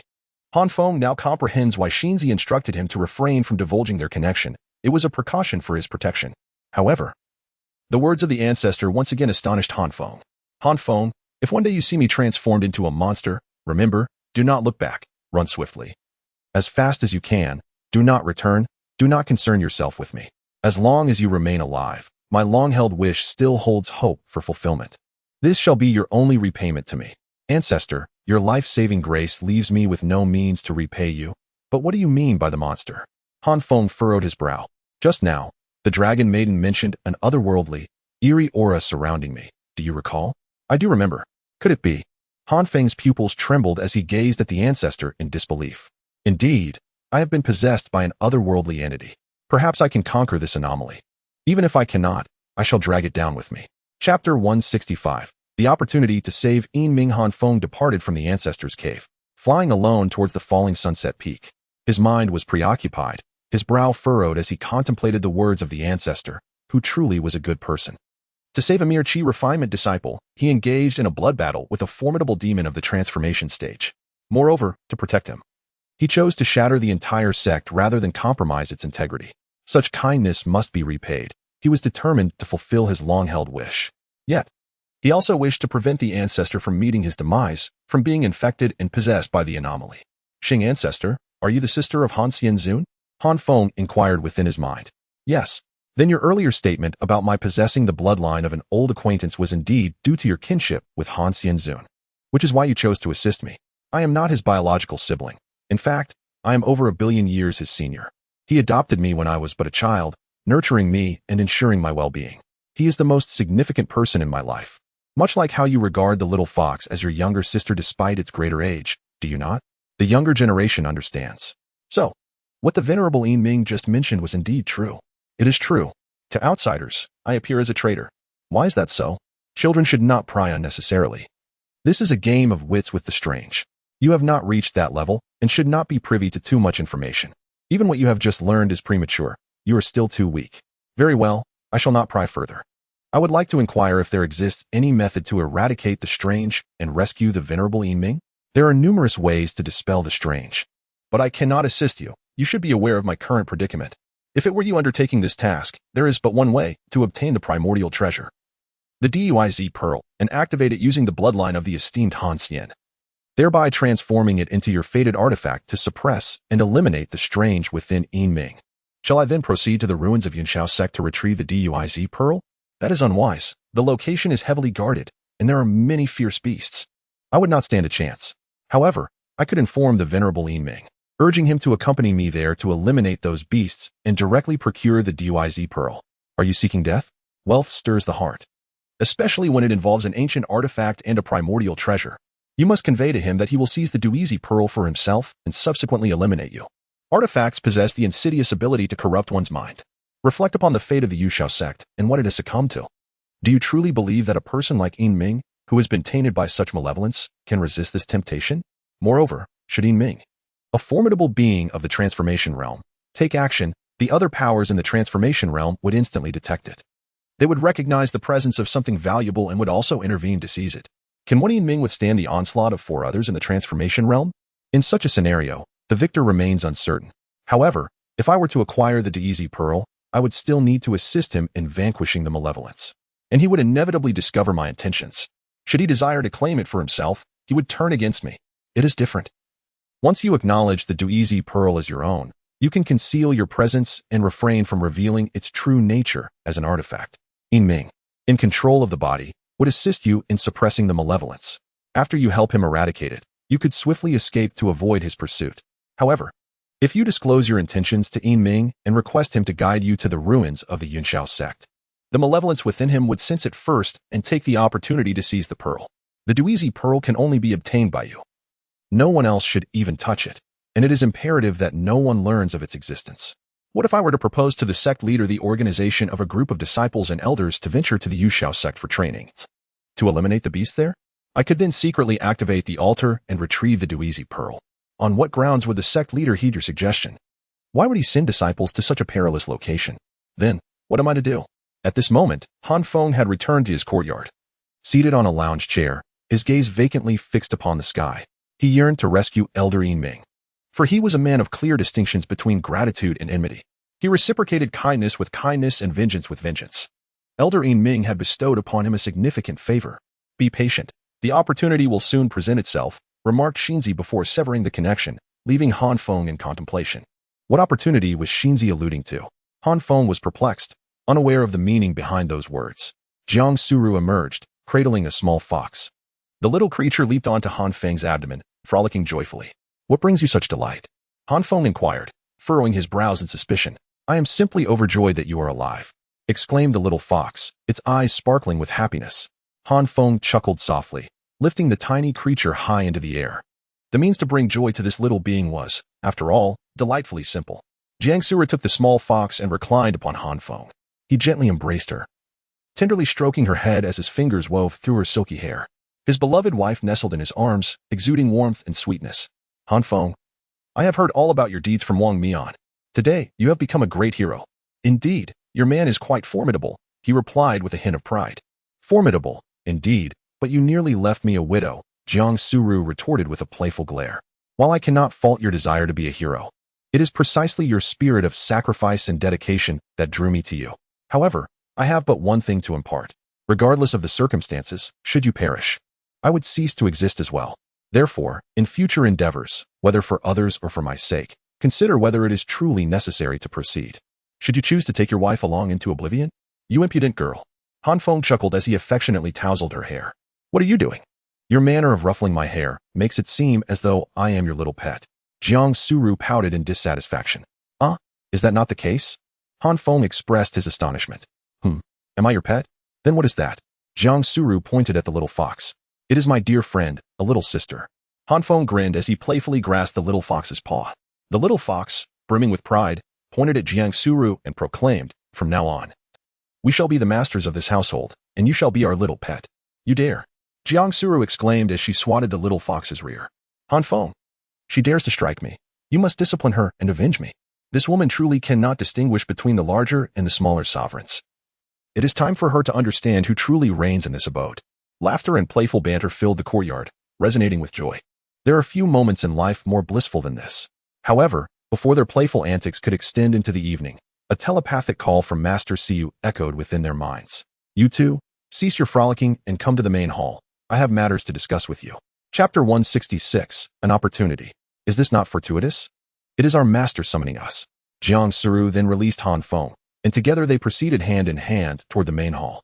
Upon entering the main hall, Han Feng encountered several familiar faces, his fellow disciples, a total of 5 in attendance. Each of them was known to him: Yao Lang, Duhua, Ming Qian, Hong Man. And Zhao Man notably, Hong Man, a gentleman of remarkable elegance and charm, exhibited a kind and amiable disposition towards his junior disciples. However, his relationship with Sister Zhao Man was fraught with tension. They often engaged in heated disputes over who truly deserved the title of Man-Man, occasionally escalating to physical confrontations. Yet, they were, in fact, partners in the way, leaving Han Feng occasionally perplexed regarding the nature of their relationship, whether their altercations were genuine or mere pretense. Despite their outward discord, their bond appeared to be quite profound. Sister Siyu reclined languidly on a chair, her long, immaculate legs crossed in a manner that was both alluring and provocative. Han Feng could not help but internally berate her, casting disapproving glances. Siyu's demeanor was relaxed, her face still veiled in mystery. Han Feng had yet to glimpse her true appearance. I have summoned you all today to announce a significant matter concerning the 100 Beauties rankings. Last month, the Qi cultivation stage competition concluded, and our Yin-Yang sect emerged victorious. In a little over a month, we shall face the Foundation Establishment Stage's 100 Beauties rankings. Again, we must select outstanding disciples to represent us in the competition. Among my disciples, you 5 possess the highest cultivation at the Foundation Establishment Stage. Thus, we of the Falling Sunset Peak intend to send you to participate in the 100 Beauties rankings. Do any of you have objections? Disciples have no objections. The 5 senior disciples instantly replied with clasped hands. Han Feng and Jiang Suru remained silent. Siyu's gaze fell upon Han Feng, and she lightly scoffed. Han Feng, with a bashful smile, replied, Master, my cultivation is rather shallow. I have only recently broken through to the Foundation Establishment Stage. It is truly unsuitable for me to participate in such intense battles. Moreover, this morning, a group of colossal dragons came to intimidate me, and I was so frightened that I almost fell into madness. I currently need time to recuperate my cultivation, and it may take 3 months to restore it. You? Frightened? I recall you did not seem particularly afraid when you went to face death alone. Upon hearing this, the 5 senior brothers and sisters burst into laughter. Feng, feeling somewhat embarrassed, said, "The aftermath is formidable, master. In that moment of fervor, one fears nothing, but now, reflecting on it, I still feel trepidation." A playful smile graced Siyu's lips as she said languidly, "Very well. If you choose not to go, that is your decision. However, Jiang Suru must attend. She is my direct disciple and must strive to bring honor to me." Feng hastily pulled Jiang Suru behind him. "Master. She is merely at the lower level of Foundation establishment. Those who compete must at least be at the upper level. It is far too perilous for her to go." "Indeed, it is perilous. The venue for this competition is significantly more dangerous than the previous sea domain. This time, the area is rife with bloodthirsty demonic beasts. There is but one rule: to slay the beasts and collect their heads. The one who brings back the most heads shall be declared the victor. There are no other rules, and there will not even be projections for external viewing. All disciples were permitted to enter, free to engage in combat as they pleased. Ultimately, the victor would be determined by who could present the most beastly heads. Yet, these beasts were far from benign. They thrived in the dark, sanguinary depths. Each one a bloodthirsty and frenzied creature. A moment's carelessness could lead to untimely demise. Moreover, there existed formidable beasts at the core formation stage, posing significant danger. Nonetheless, the rewards for this endeavor were exceptionally generous. The top 10 would receive tenfold the rewards of the Qi refinement competition. Furthermore, the sect leader had pledged that any of our members who achieved a top 10 finish would be granted an additional Xian Yuan pill upon returning to the sect. The mention of the Xian Yuan pill sparked a glimmer of excitement in the crowd, their breaths quickening. This was particularly true for the 5 senior disciples, who had been stagnating at the Foundation establishment stage for many years, yearning to break through to core formation, but to no avail. Securing a pill that could enhance their chances of reaching core formation would significantly elevate their success rate by 20%. The efficacy of the Xian Yuan pill was akin to that of the Foundation establishment pill, both designed to bolster breakthrough probabilities and nurture the Dantian. Yet the former was valued at several times the latter. While the Foundation establishment pill could triple one's chances, the Xian Yuan pill could only double them. Previously, Feng's breakthrough was a result of insufficient cultivation time. He had no opportunity to nurture his Dantian adequately, relying solely on the Foundation establishment pill for his advancement. Currently, his need for the Xian Yuan pill was not as pressing, as the golden core within him was still quite diminutive and required time for nurturing and growth, necessitating patience. With the bloodline of the revered Han Xian and an innate affinity for wind, his aptitude was extraordinary, aside from the inability to self-promote. His rate of nurturing the golden core surpassed that of ordinary individuals. Yet, even with such advantages, time was still a requisite. Unlike several of his senior brothers, whose golden pills had already matured but remained unhatched due to the overwhelming risks, Jiang Sura tugged at Feng's sleeve and whispered, "Do not go. It is far too perilous. We are not yet sufficiently strong, and it is not worth risking ourselves for a mere Xian Yuan Dan. We can devise a plan to obtain it when we are ready to break through." Feng replied softly, "You could convey your thoughts through spiritual sound. Others can hear us."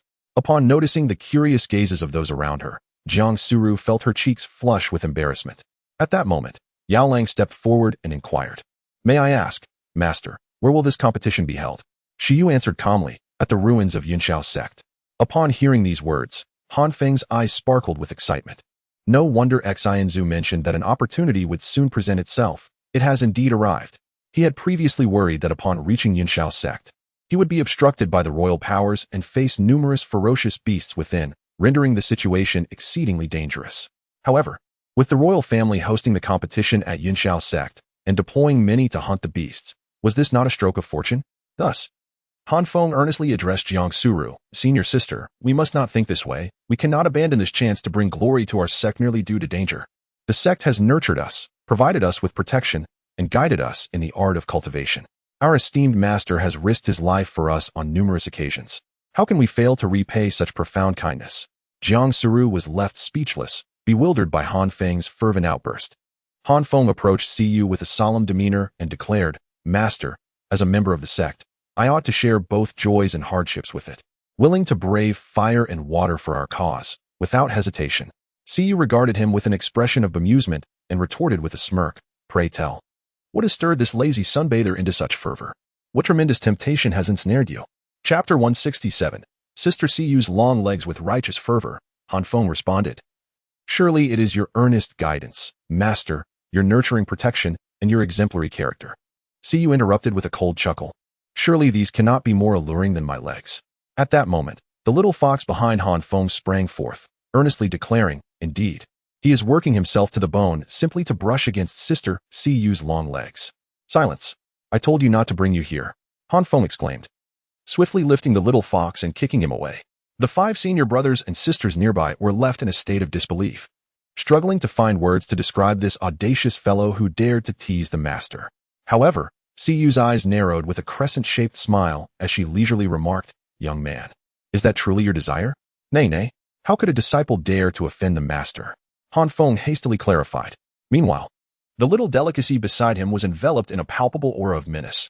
Humph, a man with lustful thoughts yet lacking the courage. Truly a creature who only rises with the promise of gain. One wonders what has captivated you this time. Since you are leaving, upon your return, do prepare diligently. For there remains more than a month's time. Strive to enhance your skills as much as possible. Furthermore, I hope that when you find the time, you can privately approach me and elucidate how you ascended from the Qi refining stage to the upper foundation establishment stage in merely 1 month. Han Feng, feeling guilty, turned away. I possess exceptional talent, he muttered. Humph, you may leave. I, too, must engage in my cultivation. With a wave of her hand, Siyu dismissed the crowd, and they promptly bowed and exited. Upon stepping outside, the little fox sat disconsolately on the ground, on the verge of tears. Jiang Suru, feeling a pang of sympathy, scooped it up and asked, does it hurt? It hurts terribly. Han Feng is a villain. He bullies me. Sister Xu Su, please punish him and avenge me. The little fox implored, its large eyes brimming with tears. Jiang Suru held it tenderly and then delivered a sharp slap to the little fox's rear. That LL teach you for your nonsense. Han Feng could be led to his demise because of you. Wow, you hit me too. You are all wicked. I shall run away from home. Run away, so you cannot find me, living each day in guilt. The little fox exclaimed in a fit of rage. But to no avail, as it was still taken away. Once home, Jiang Suru sat at the tea table, brewing tea as she spoke. Do you truly intend to go to the Yinxiao sect? Not long ago, you inquired about it, and I warned you of its dangers. Initially, you had no desire to participate in the Baiqiao competition. So what has prompted this change of heart upon hearing of the Yinxiao sect? Because I have an unavoidable reason to go, to repay a debt of gratitude. Han Feng sighed and explained. The artifact intrigued him, yet it was not an absolute necessity. However, in order to rescue the esteemed Elder Yin Ming, he felt compelled to participate, even if it meant confronting danger. His objectives diverged from those of the others, who were intent on vying for rankings. His aim was to obtain the DUI character pearl. In the hands of others, the pearl held no value. It would only be of significance in his possession, enabling him to save Elder Yin Ming. He refrained from voicing his suspicions about the multitude of secrets surrounding her, pondering whether she had a hidden master who had been secretly guiding and nurturing her. Jiang Suru rolled her eyes and picked up the little fox, gently petting its rear. Han Feng chuckled and shifted the topic, inquiring if she knew where one could procure rare materials for body refinement, substances that could enhance physical strength. Why not seek to bolster your martial prowess instead? Jiang Suru retorted with a slight pout, responding, are you trying to assist Wang Mian? Such treasures for increasing physical strength do exist, but they are hoarded by various esteemed families, none of whom are willing to part with them for sale, as these treasures are also beneficial to cultivators. However, my family possesses some. If you come with me to see my father, he can retrieve a few from the Jiang family storeroom. Very well. Tomorrow I shall first descend the mountain to sell some superfluous treasures in exchange for spirit stones. And then I will visit the Jiang family to procure some. Procure? Are you still considering yourself an outsider? Do you truly believe my father would accept your money? I cannot take advantage of you too much. In other families, they may not even sell to me. Enough with the pleasantries. Consider this as what I sought. Wang Mian is indeed diligent, with commendable martial talent, and he is also your good brother. His future achievements may well be boundless. Our Jiang family has, in essence, forged a connection with a potential powerhouse, thus making a prudent investment in the future. Do not overthink matters, truly. Having a well-connected partner is advantageous. What of indulging in a bit of soft living now and then? Let us not dwell on that. The upcoming 100 Talents competition poses considerable dangers. Will you accompany me? Certainly. We shall share both fortune and adversity. Jiang Suru stated unequivocally. Very well, let us embark together. We must remain united in all endeavors. Han Feng smiled, taking Jiang Suru's delicate hand and placing it against his cheek, grinning mischievously. However, you must strive to enhance your strength. With your foundation at the lower tier, you shall face considerable challenges there. You ought to break through to the middle tier of foundation cultivation. With the assistance of the pseudo-artifact, you should be able to unleash combat prowess at the peak of the foundational stage, and together we shall traverse the world, invincible, with no one capable of standing against us. That seems reasonable. There remains just over a month. I shall exert myself, and tomorrow, I will have my family send over some superior elixirs, striving to achieve a breakthrough to the middle tier of foundation cultivation before the competition commences. Additionally, I will request they send over some rare materials for body refining. However, I wish to convey this. People are fundamentally the same. While you may feel hesitant to accept items from my family, Wang Mian is equally disinclined to accept your generosity. Wang Mian, though appearing jovial and lighthearted, harbors a profound sense of pride within. You know him better than I do. He embodies an indomitable spirit, resolute and unwavering in the face of adversity. The individual he least wishes to concede to is none other than yourself. Fortunately, the rapport between you two is amicable, fostering a swift progression through mutual competition. Had your relationship been strained, you might have become bitter rivals. When presenting him with gifts, it is essential to consider his feelings. After hearing Jiang Suru's words, Han Feng concurred, recognizing their validity. Just as he is reluctant to accept the benevolence and charity of the Jiang family, Wang Mian similarly shuns such gestures. His pride is formidable. Unlike Han Feng, who, after 5 years of being derided as a failure, boasts an unwaveringly thick skin. Nevertheless, he resolved not to dwell on such matters. If necessary, he could simply offer his treasures for sale to Wang Mian, who, though affluent, finds himself lacking in suitable opportunities for purchase. Han Feng gently placed the little fox in its cozy nook outside, then returned to grasp Jiang Suru's hand with a serious expression, stating, "Our time is limited. We must seize the moment to cultivate our skills and endeavor to enhance our prowess." "Effort. Those words can escape your lips?" Jiang Suru replied, casting him a playful glance before beginning to disrobe. Chapter 168. Breakthrough in Cultivation. Preparing for expedition the following morning, Jiang Suru sat cross-legged on a mat, immersed in her practice, while Han Feng, rubbing his lower back, ventured into the courtyard with a hoe to till the soil. In the corner of the yard lay a pool, adorned with water spirit crystals, continuously yielding a flow of water. The little fox, with its tiny paws, grasped a small iron spade, diligently digging channels to irrigate the land. When the enchanting lady in a long dress entered, she was greeted by the sight before her. "Oh dear, how has my extraordinary brother-in-law transformed into a mere farmer?" Han Feng gazed at the flamboyant figure before him, and after a moment's contemplation, he recalled her identity based on her address and appearance. "Greetings, senior sister," Han Feng said, clasping his hands in respect. "Senior sister?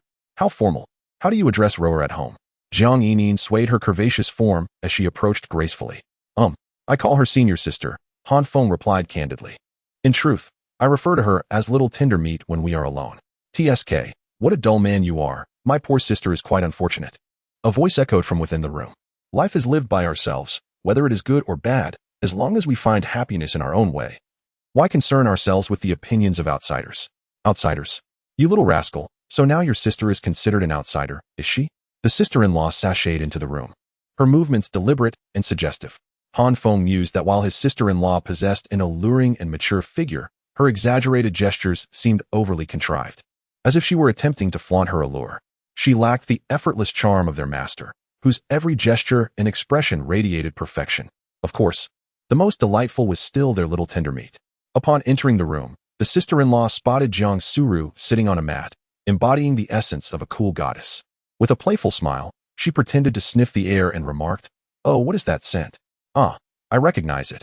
It's the odor of a foul man, mixed with something else entirely.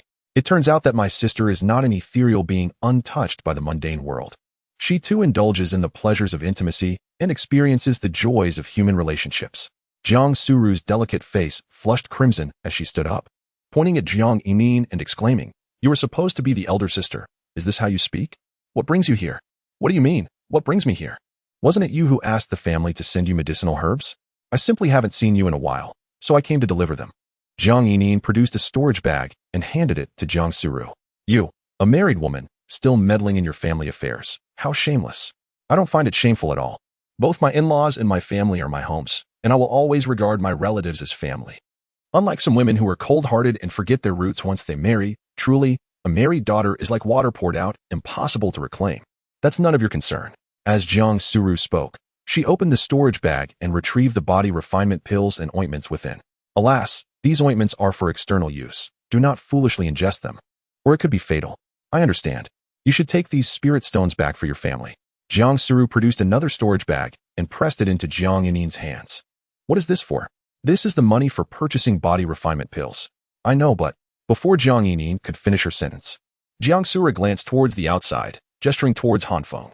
Jiang Yinin suddenly realized something, and a smile graced her lips as she spoke. Oh, my farmer husband. How should I put it? You could say he is a hero. The events that have transpired in his life are nothing short of extraordinary. I witnessed yesterday's occurrences. They were truly remarkable. Of course, my man is far more formidable than yours. Jiang Suru smiled proudly. Look at you, so pleased with yourself. Wasn't your choice of him made out of necessity? It seems you stumbled upon a treasure. With a playful grin, Jiang Suru gently pulled Jiang Yinin down to sit beside her, resting her small head on her shoulder. Sister, I feel so happy right now. As long as you are happy, that's what matters. Your brother and I are most concerned about you. He has surpassed both you and my brother in prowess now. I know. After the sisters shared heartfelt conversations for quite a while, Jiang Yinin finally took her leave. Subsequently, Han Feng and Jiang Suru headed to the back mountain to find Wang Mian. Han Feng presented all the treasures to Wang Mian, who at that time had moved in with Zhang Xiao, both residing in the back mountain area. After some haggling, Han Feng managed to sell the treasures for 2,000 spirit stones, unbeknownst to Wang Mian that Han Feng had spent 20,000 spirit stones to acquire them. Han Feng inquired if Wang Mian intended to participate in the Foundation establishment period's 100 talents ranking, to which Wang Mian replied that he would join if he could break through to his 7th rank martial artist before the competition. The esteemed elder from Panshan took 30 years to progress from a novice to a 7th rank martial artist, while Wang Mian aimed to achieve this feat within 3 months. This illustrates the distinction between those who are guided and those who are not, and it elucidates the reason behind Wang Mian's mastery of the most pristine ancient martial arts. Coupled with Wang Mian's unwavering dedication to his training, he devoted nearly every moment to rigorous practice, subjecting himself to grueling, hellish workouts each day. Consequently, Wang Mian's physique has transformed remarkably. His muscles have developed to an impressive degree, appearing robust and exuding a potent masculinity, embodying the ideal physique favored by women. However, Han Feng remarked that if Wang Mian continued on this path, he would soon cultivate the physique that men adore. Moderate exercise can attract women, while excessive training tends to draw the attention of men. Following their separation from Wang Mian, Han Feng and Jiang Suru returned to their respective homes. Having undertaken the responsibilities of the 100 Beauties competition, they were free from tasks for the next 2 months, allowing them to focus on their cultivation. Little Su Ro diligently practiced each day, while Han Feng basked in the sunlight, tending to flowers and grass, frolicking joyfully with the little fox, and indulging in tender moments with Su Ro. They enjoyed a harmonious existence, rising with the sun and resting at dusk. Han Feng even gathered an array of beautiful beads, journeying to the sea to summon Anan, spending a delightful half-day in her company. He entrusted Anan with a crescent-shaped hairpin as a gift for Duo, who had once saved his life. Lacking the means to repay her, he could only express his gratitude through this small token. While skirmishes were an occasional affair, the essence of their lives lay in the tranquility of their everyday existence. After a month, Jiang Suru successfully advanced to the mid-stage of Foundation establishment. Aware of her unstable foundation, she recognized the necessity to consolidate her base before pursuing further breakthroughs. After Han Feng's breakthrough with the delicate meat, he experienced a 20-fold return, elevating his cultivation level to the early stages of the peak Foundation establishment. It was the first time Han Feng learned that beyond the lower, middle, and upper tiers of Foundation establishment, there existed a peak layer, akin to the 13th layer of the Qi refinement stage. One could surmise that in fabricating these non-existent realms, Xinzi had indeed exerted considerable effort. Chapter 169, The Ruins of Yunxiao Sect. The journey commenced, yet Han Feng was puzzled. Despite having reached the early stages of peak Foundation establishment, the solitary golden elixir within his foundation had only grown marginally. It seemed this phenomenon did not correlate with the elevation of his cultivation level, but rather hinged upon the passage of time. Han Feng and Jiang Suru had successfully broken through, significantly enhancing their strength, fostering a robust confidence for the upcoming expedition to the Yunxiao sect. Half a month swiftly passed, and as Han Feng calculated the days, it was nearly October. With the weather gradually turning colder, it was time to arrange a protective formation for the medicinal herbs. Once all preparations were complete, Han Feng, accompanied by Jiang Suru, the little fox, and 5 fellow disciples, set forth towards the main peak under the guidance of Master Suyuzhang. The Yin Yang sect sent a modest contingent of fewer than 100 disciples, all at the Foundation establishment level. Han Feng encountered Wang Mian and Bai Lingyu. To his astonishment, Bai Lingyu had also advanced to the mid-level of Foundation establishment and was set to participate in the upcoming 100 Talents ranking. Junior brother Han, it's good to see you again. Bai Lingyu greeted him with a nod. Senior brother Bai, are you also participating this time? Han Feng inquired. Indeed. I had initially intended to remain in seclusion at home to cultivate diligently, preparing for a future contest with you, Junior brother Han.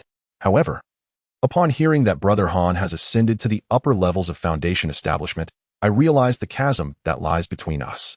To surpass you seems an unattainable aspiration in this lifetime. This competition presents an opportunity, a chance to hone my skills. Yet, brother Han, you must exercise caution this time. Having secured the championship previously, you have now become a target in the eyes of other sections. The 5 major factions appear harmonious on the surface. Yet beneath lies a web of intrigue and hidden currents. None wish to see a prodigy arise from a rival sect, as they would go to great lengths to stifle any potential threats. Thus, during this competition, you must remain vigilant. There will be no projections, and the battles will be chaotic and unregulated. While being wary of potential beast attacks, you must also be cautious of adversaries from other sections. Thank you, brother Bai. For your genuine concern, I will heed your advice, and you must also remain vigilant, for you are our esteemed senior brother of the Yin-Yang sect. Bai Lingyu's concern is sincere, and Han Feng naturally responds with politeness. Soon, everyone gathered. This time, leading the group is Master Siyu. Unlike the previous occasion that required extensive mobilization, each faction has only dispatched one nascent soul expert and a few core formation cultivators to handle any unforeseen circumstances. The Yin-Yang sect has not even sent any core formation members, allowing Siyu to accompany a group of Foundation establishment practitioners. After all, this time we are not in the ocean, a territory beyond human jurisdiction, where unexpected events are more frequent, necessitating heightened caution. An occurrence like the sudden emergence of the flood dragon that devoured Han Feng last time qualifies as an unforeseen circumstance. This time, the Yin-Yang sect has even opted not to use battle boats, as all participants are in the Foundation establishment stage and capable of sustained flight. Siyu led them directly westward. The ruins of the Yunxiao sect are situated in the central region of the Min Kingdom. After flying for 2 to 3 hours, they arrived at this area. Once the mightiest sect in the Min Kingdom, the Yunxiao sect sprawled over a vast expanse. Although it now lay in ruins, the remnants still spoke of its former splendor. Gazing at the place that mirrored his memories, Han Feng narrowed his eyes slightly, recalling the topography of that subterranean world in his mind. He was aware of the precise location of the Duizi pearl, which lay beneath one of the thousands of altars, with the pearl hidden beneath just one altar.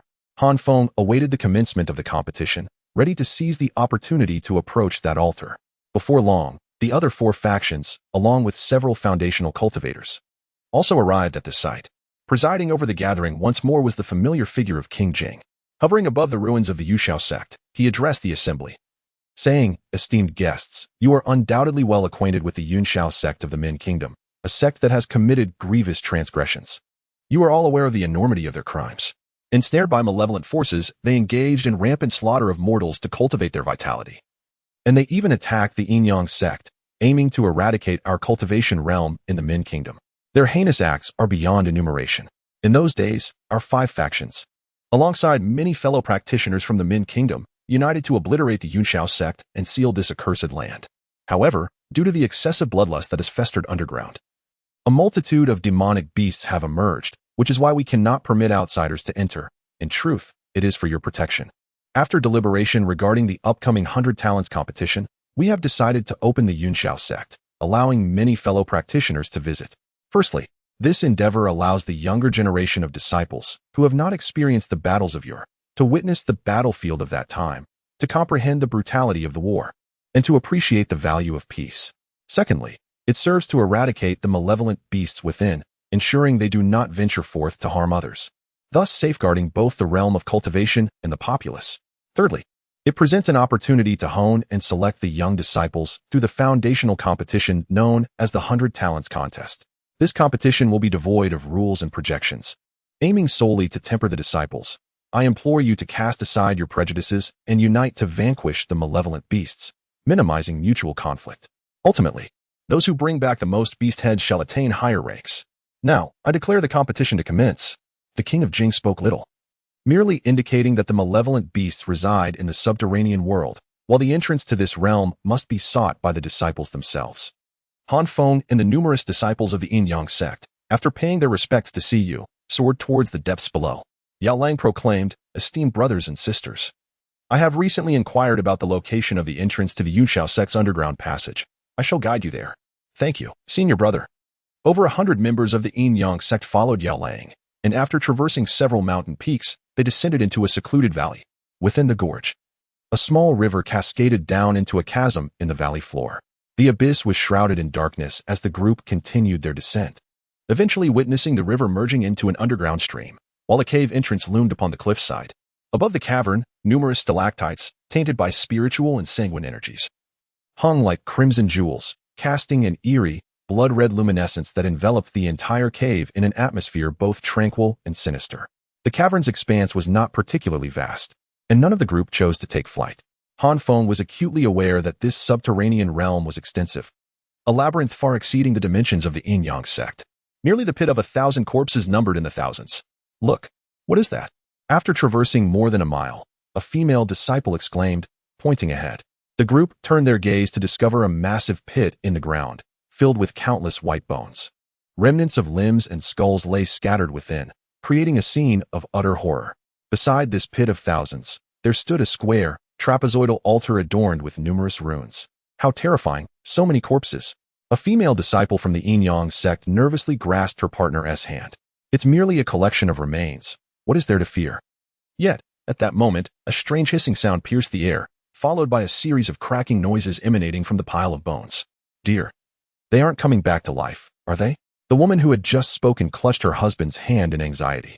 "Don't be afraid, my dear. I am here to protect you," her partner reassured her, patting her hand gently. The surrounding individuals were left bewildered, their expressions a mix of incredulity and annoyance. Was this couple truly here to provoke them? Yao Lang unleashed his spiritual sense, surveying the scattered bones. Suddenly, his expression shifted dramatically. "This is not good. There are a multitude of demon beasts below." Upon hearing this, the group immediately assumed a defensive stance. Feng produced his Fufeng Ke, while Jiang Sura brandished her Zui Lu Jian, both fully alert. A disciple from the Yin Yang sect scoffed, "Surely, this is a fortuitous occurrence. Do not forget that the sole rule this time is to hunt as many demon beasts as possible. The more, the merrier." Indeed, the rules for this event were straightforward. Following Feng's previous exploitation of a loophole, the organizers recognized a crucial truth. The more complex the rules, the more potential for exploitation. Conversely, simpler rules resulted in fewer loopholes. Thus, this time, they had condensed the regulations to a single directive, allowing for greater freedom of action. At that moment, the pile of bones erupted, and countless blood-red demon beasts, resembling lizards, surged forth from the pit, charging towards them. In the dim red light, the sheer density of the beast horde was imposing. The disciples immediately engaged in battle with the demon beasts. Feng gently waved his fan, causing the image of an unknown demon beast upon its surface to glow brightly. Waves of wind attribute energy transformed into razor-sharp blades, slicing through the advancing lizard-like beasts. The fierce wind blades were devastating, preventing any of the demon beasts from approaching. Most of these creatures were at the chi refining stage, their strength meager, while the individuals present were all Foundation establishment cultivators. Dealing with these feeble demon beasts was, naturally, an effortless endeavor. The number of chi refinement stage demonic beasts exceeded 10,000, easily dispatched by the people. However, it was evident that the situation would not conclude so simply. Soon, demonic beasts of the Foundation establishment stage began to appear. The lizard-like creatures of the chi refinement stage were merely the size of a human. Yet those of the Foundation establishment stage rivaled the size of a tiger. The lizard demonic beasts charged recklessly, each with blood-red eyes, emanating a crimson glow, baring their teeth as they lunged at Feng and his companions. Jiang Suru and Wang Mian closely followed Feng, for in such circumstances, none would dare to risk becoming a hero. Fortunately, the number of demonic beasts was not overwhelming, and soon, several rogue cultivators arrived. Upon witnessing the Yin Yang sect engaged in battle, they joined in to lend a hand, striking down a demonic beast when the opportunity arose, only to hastily collect their spoils. They dared not seize the beast slain by the Yin Yang sect. Instead, they sought to partake in the bounty. While the sect showed little concern for their presence, fostering a harmonious coexistence. After all, there were no rankings or accolades to be gained from defeating enemies. The primary focus remained on exterminating demonic beasts. Feng, while idly biding his time, managed to slay a demonic beast with minimal effort. Suddenly, from among the lizard demonic beasts before him, the largest let out a shrill cry. In unison, The lizards retreated a few paces, forming a dense formation, all opening their mouths wide. A noxious green mist erupted from their maws, surging towards the group. "This is bad. It's toxic mist. Retreat," Yao Lang shouted, urging everyone to fall back. However, the space was limited, and the toxic mist spread rapidly, closing in on them. No one knows the extent of the harm caused by this toxic mist, and no one dares to approach it. At this critical moment, Feng unfurled the fan in his hand and gave it a vigorous sweep. Instantly, a powerful gust of wind emerged, sweeping toward the toxic mist and driving it away. Subsequently, Feng skillfully maneuvered the tempest, guiding the noxious vapor back along the path from whence it came. Seeing this, Yao Lang exclaimed joyfully, "Well done, junior brother Han. Everyone, let us act swiftly and eliminate these monstrous beasts while we have the chance." United in purpose, the group launched their assault, and eventually, all the creatures within this pit of thousands were vanquished. Bai Lingyu stepped forward and proclaimed, "Esteemed fellow disciples, these beasts have been slain through our collective effort. Rather than tallying individual kills, why not divide the spoils equally among us? Junior brother Han has rendered a great service by dispelling the toxic mist and saving us all. Let us grant him the lion's share." The assembly expressed no dissent, and after counting the beasts, each person received roughly 100, while Feng was allotted 200. They were too weary to behead every creature. Transporting their heads would serve no greater purpose than carrying the corpses themselves, and who among them lacked a spare storage pouch? Before long, the site was entirely cleared. The remains in the pit were left in disarray. Yao Lang gazed upon the bodies inside. "They have been dead for many years. Dust to dust, let us allow them to rest in peace. Zhao Man, as you possess earth attributes and can manipulate the soil, would you be so kind as to bury them?" Zhao Man nodded, raising her hand as she unleashed 2 streams of spiritual energy, sweeping across the surrounding earth and displacing the soil to fill the vast pit of corpses. The crowd divided the spoils and continued onward. Along the way, they encountered a few minor groups of demonic beasts. However, their numbers were scant, and they were easily dispatched. Feng followed closely behind the main group, realizing that this approach was not sustainable, for his objective did not lie with these beasts. Thus, he stepped forward and addressed his fellow disciples, "Esteemed brothers, continuing to travel in this tight-knit group is not a viable strategy. The encounters we face consist solely of minor demonic beasts, and not every pit contains such creatures. The element of chance is overwhelmingly significant. Even when we do encounter some beasts, the spoils are insufficient for us all.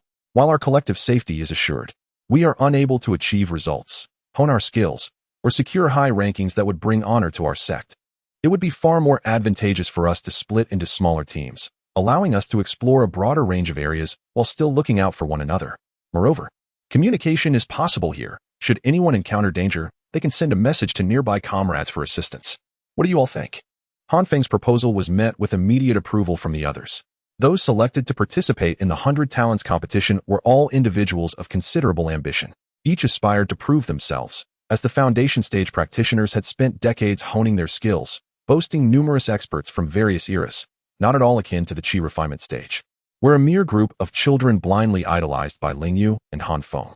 Chapter 171, The Maiden of the Mysterious Sound Valley. Ultimately, nearly 100 members of the Yin-Yang sect divided into several teams based on the quality of their relationships, embarking on their explorations at the bifurcation ahead. This expanse was vast, and the range of spiritual awareness achievable at the foundation establishment stage extended, at most, only a few miles. However, Feng's capabilities were somewhat greater. Having just reached the foundation establishment, he could sense a distance of over 10 miles, and now that range had increased to 30 miles. Yet, the exertion of fully unleashing one's spiritual awareness was considerable, and none would squander their energy idly unless they wished to risk fainting from overexertion. Feng chose not to bring anyone else along, taking only Jiang Suru and Wang Mian as they ventured deeper into the heart of the valley. "Little fox, I must implore you to remain utterly vigilant and alert. Should we encounter any sudden attacks from enemies or beasts, you must promptly alert us so we can prepare ourselves." "Understood?" Feng said, placing the little fox upon his shoulder. "Why? I thought once you acquired spiritual awareness, I would no longer be of use to you." The fox replied, "Maintaining constant spiritual awareness is exhausting. I am merely an ordinary cultivator at the foundation establishment stage, and I cannot sustain it for long." "Then how many spirit stones are you willing to expend to hire me?" the fox inquired. "I possess no spirit stones, but your labor can spare you from being struck. If you refuse to work, I shall have no choice but to strike you myself." "Brute! You wretched creature! You are the brute. I am human. I may not be human, but you are undoubtedly a dog. Enough of this banter. If you perform well this time, upon our return, I shall seek a handsome male fox from the spirit beast peak to be your companion. Han Feng, you are pushing your luck. The little fox. Upon hearing that Han Feng intended to sully himself with those vile beast bloodlines once more, was instantly enraged and unleashed a flurry of punches and kicks upon his head. Jiang Suru rolled her eyes, remarking that the blows were light, a fitting response to his incessant chatter. Han Feng chuckled mischievously and swiftly propelled himself forward. In truth, he maintained a constant awareness of his surroundings, limiting it to a radius of 1 mile to prolong its efficacy. Be cautious. Malicious intent detected. 5 miles ahead. The little fox suddenly exclaimed. Han Feng immediately focused, directing his perception toward the distance. There, 5 miles away, a colossal beast was engaged in a fierce battle with 5 female disciples from the Miaoying Valley. The confrontation was intense. The beast evidently at the pinnacle of the foundation establishment stage, its limbs crawling and its body adorned with scales. Behind it, a long tail, reinforced with a large bone encased in scales, swung like a heavy hammer, effortlessly sending one of the Miaoying Valley disciples flying. Though this matter did not concern Han Feng and his companions, the critical point was that this location served as an intersection of cave passages to delve deeper. They would need to pass through. It's fine, we shall proceed. Those Miaoying Valley disciples are engaged in battle with the beast. We shall not interfere and simply pass by. Han Feng assured them, leading the way forward. Along the 5-mile stretch, they casually dispatched several minor beasts, collecting them into their storage bags. Soon, they navigated through the winding passages and arrived at the intersection. At that moment, the enormous scaled beast continued its struggle against the disciples of Miaoying Valley. The wind surged forth, enveloping the three as they sought to navigate around the cavern wall. However, the disciples from Miaoying Valley were unwilling to let them pass. Brothers from the Yin-Yang sect, could you lend us your strength to slay this beast? Once accomplished, we shall share with you some of its flesh, blood, scales. And the demon core will belong to us, they implored. Han Feng dismissed their pleas, recognizing that the creature's formidable defenses would make it no easy task to vanquish. Even a combined assault from the 5 of them had proven futile, and he had no desire to squander time in this endeavor. He continued to maneuver, eager to move forward. Yet, one of the women abruptly charged towards them. Noticing her approach, Han Feng frowned and summoned a gust of wind, intending to repel her. Do not strike me. I am injured and merely wish to flee. I harbor no ill intentions towards you, she exclaimed in a flurry. At her words, Han Feng relented. If she posed no threat, he too preferred to avoid entanglements. However, just as she neared, she suddenly produced a demon beast egg and hurled it violently against the wall. The egg shattered instantly, releasing its viscous contents. Despite Han Feng's swift attempt to shield himself, the fluid splattered onto the 3 of them, darkening his expression immediately. The woman grinned triumphantly. Sisters, let us depart and leave this trouble to the formidable members of the Yin-Yang sect. The demon beast, drawn by the scent of the egg's remnants, let out a furious roar and charged at Han Feng and his companions. Meanwhile, the 5 disciples from Miaoying Valley turned to flee into another section of the cavern. They pilfered numerous beast eggs, inciting the wrath of the creature, which relentlessly pursued them at every turn. Consequently, they opted for this junction, a labyrinthine passageway, to engage in battle, awaiting the arrival of some fortunate souls to divert the beast's attention, thereby facilitating their escape. However, they did not anticipate that they had stirred a formidable opponent. Han Feng had no desire to court trouble or waste time, yet he was not one to cower from it. The adversary had encroached upon him, and he could not simply endure such insolence. Without hesitation, Han Feng unfurled his wings and soared with great speed, positioning himself behind the 5 disciples of Miaoying Valley. One by one, he seized them and flung them back towards the beast. The female disciple's countenance turned ashen, and she shouted in fury, Han Feng, you despicable scoundrel! You dare to use us as a shield against the beast? Are you even a man? This is truly beneath you. At her words, Han Feng could only laugh in exasperation, though he had merely been a passerby. Their attempt to deflect blame onto him had transformed him in their narrative into a base villain. The capacity of such women to distort the truth was indeed remarkable. Another female disciple, while battling the beast, remarked, Humph, what does it matter if he throws us back? We carry the essence of the beast eggs. It will surely pursue us. We shall take another route. Such a vile person deserves to meet his end in the jaws of the beast. Han Feng responded with a cold smirk. Ah, you ladies have truly opened my eyes. I merely passed through. Yet I find myself the target of the beast's aggression due to your actions, and now it is my fault? Or perhaps, because we are women, you believe I should be obligated to assist you? You are indeed a man. Is it not an inherent duty for men to protect women? The mere fact that you are entrusted with the task of attracting the malevolent beasts signifies a measure of respect towards you. Were it someone else, we would not even grant them such an opportunity. Your ingratitude is truly disheartening and repugnant. How can there exist such a lamentable man in this world? Very well. If that is the case, you may coexist with the beasts. Feng raised his hand and invoked the yin-yang life and death disc, summoning a colossal yin-yang bagua that filled the entire space with its presence.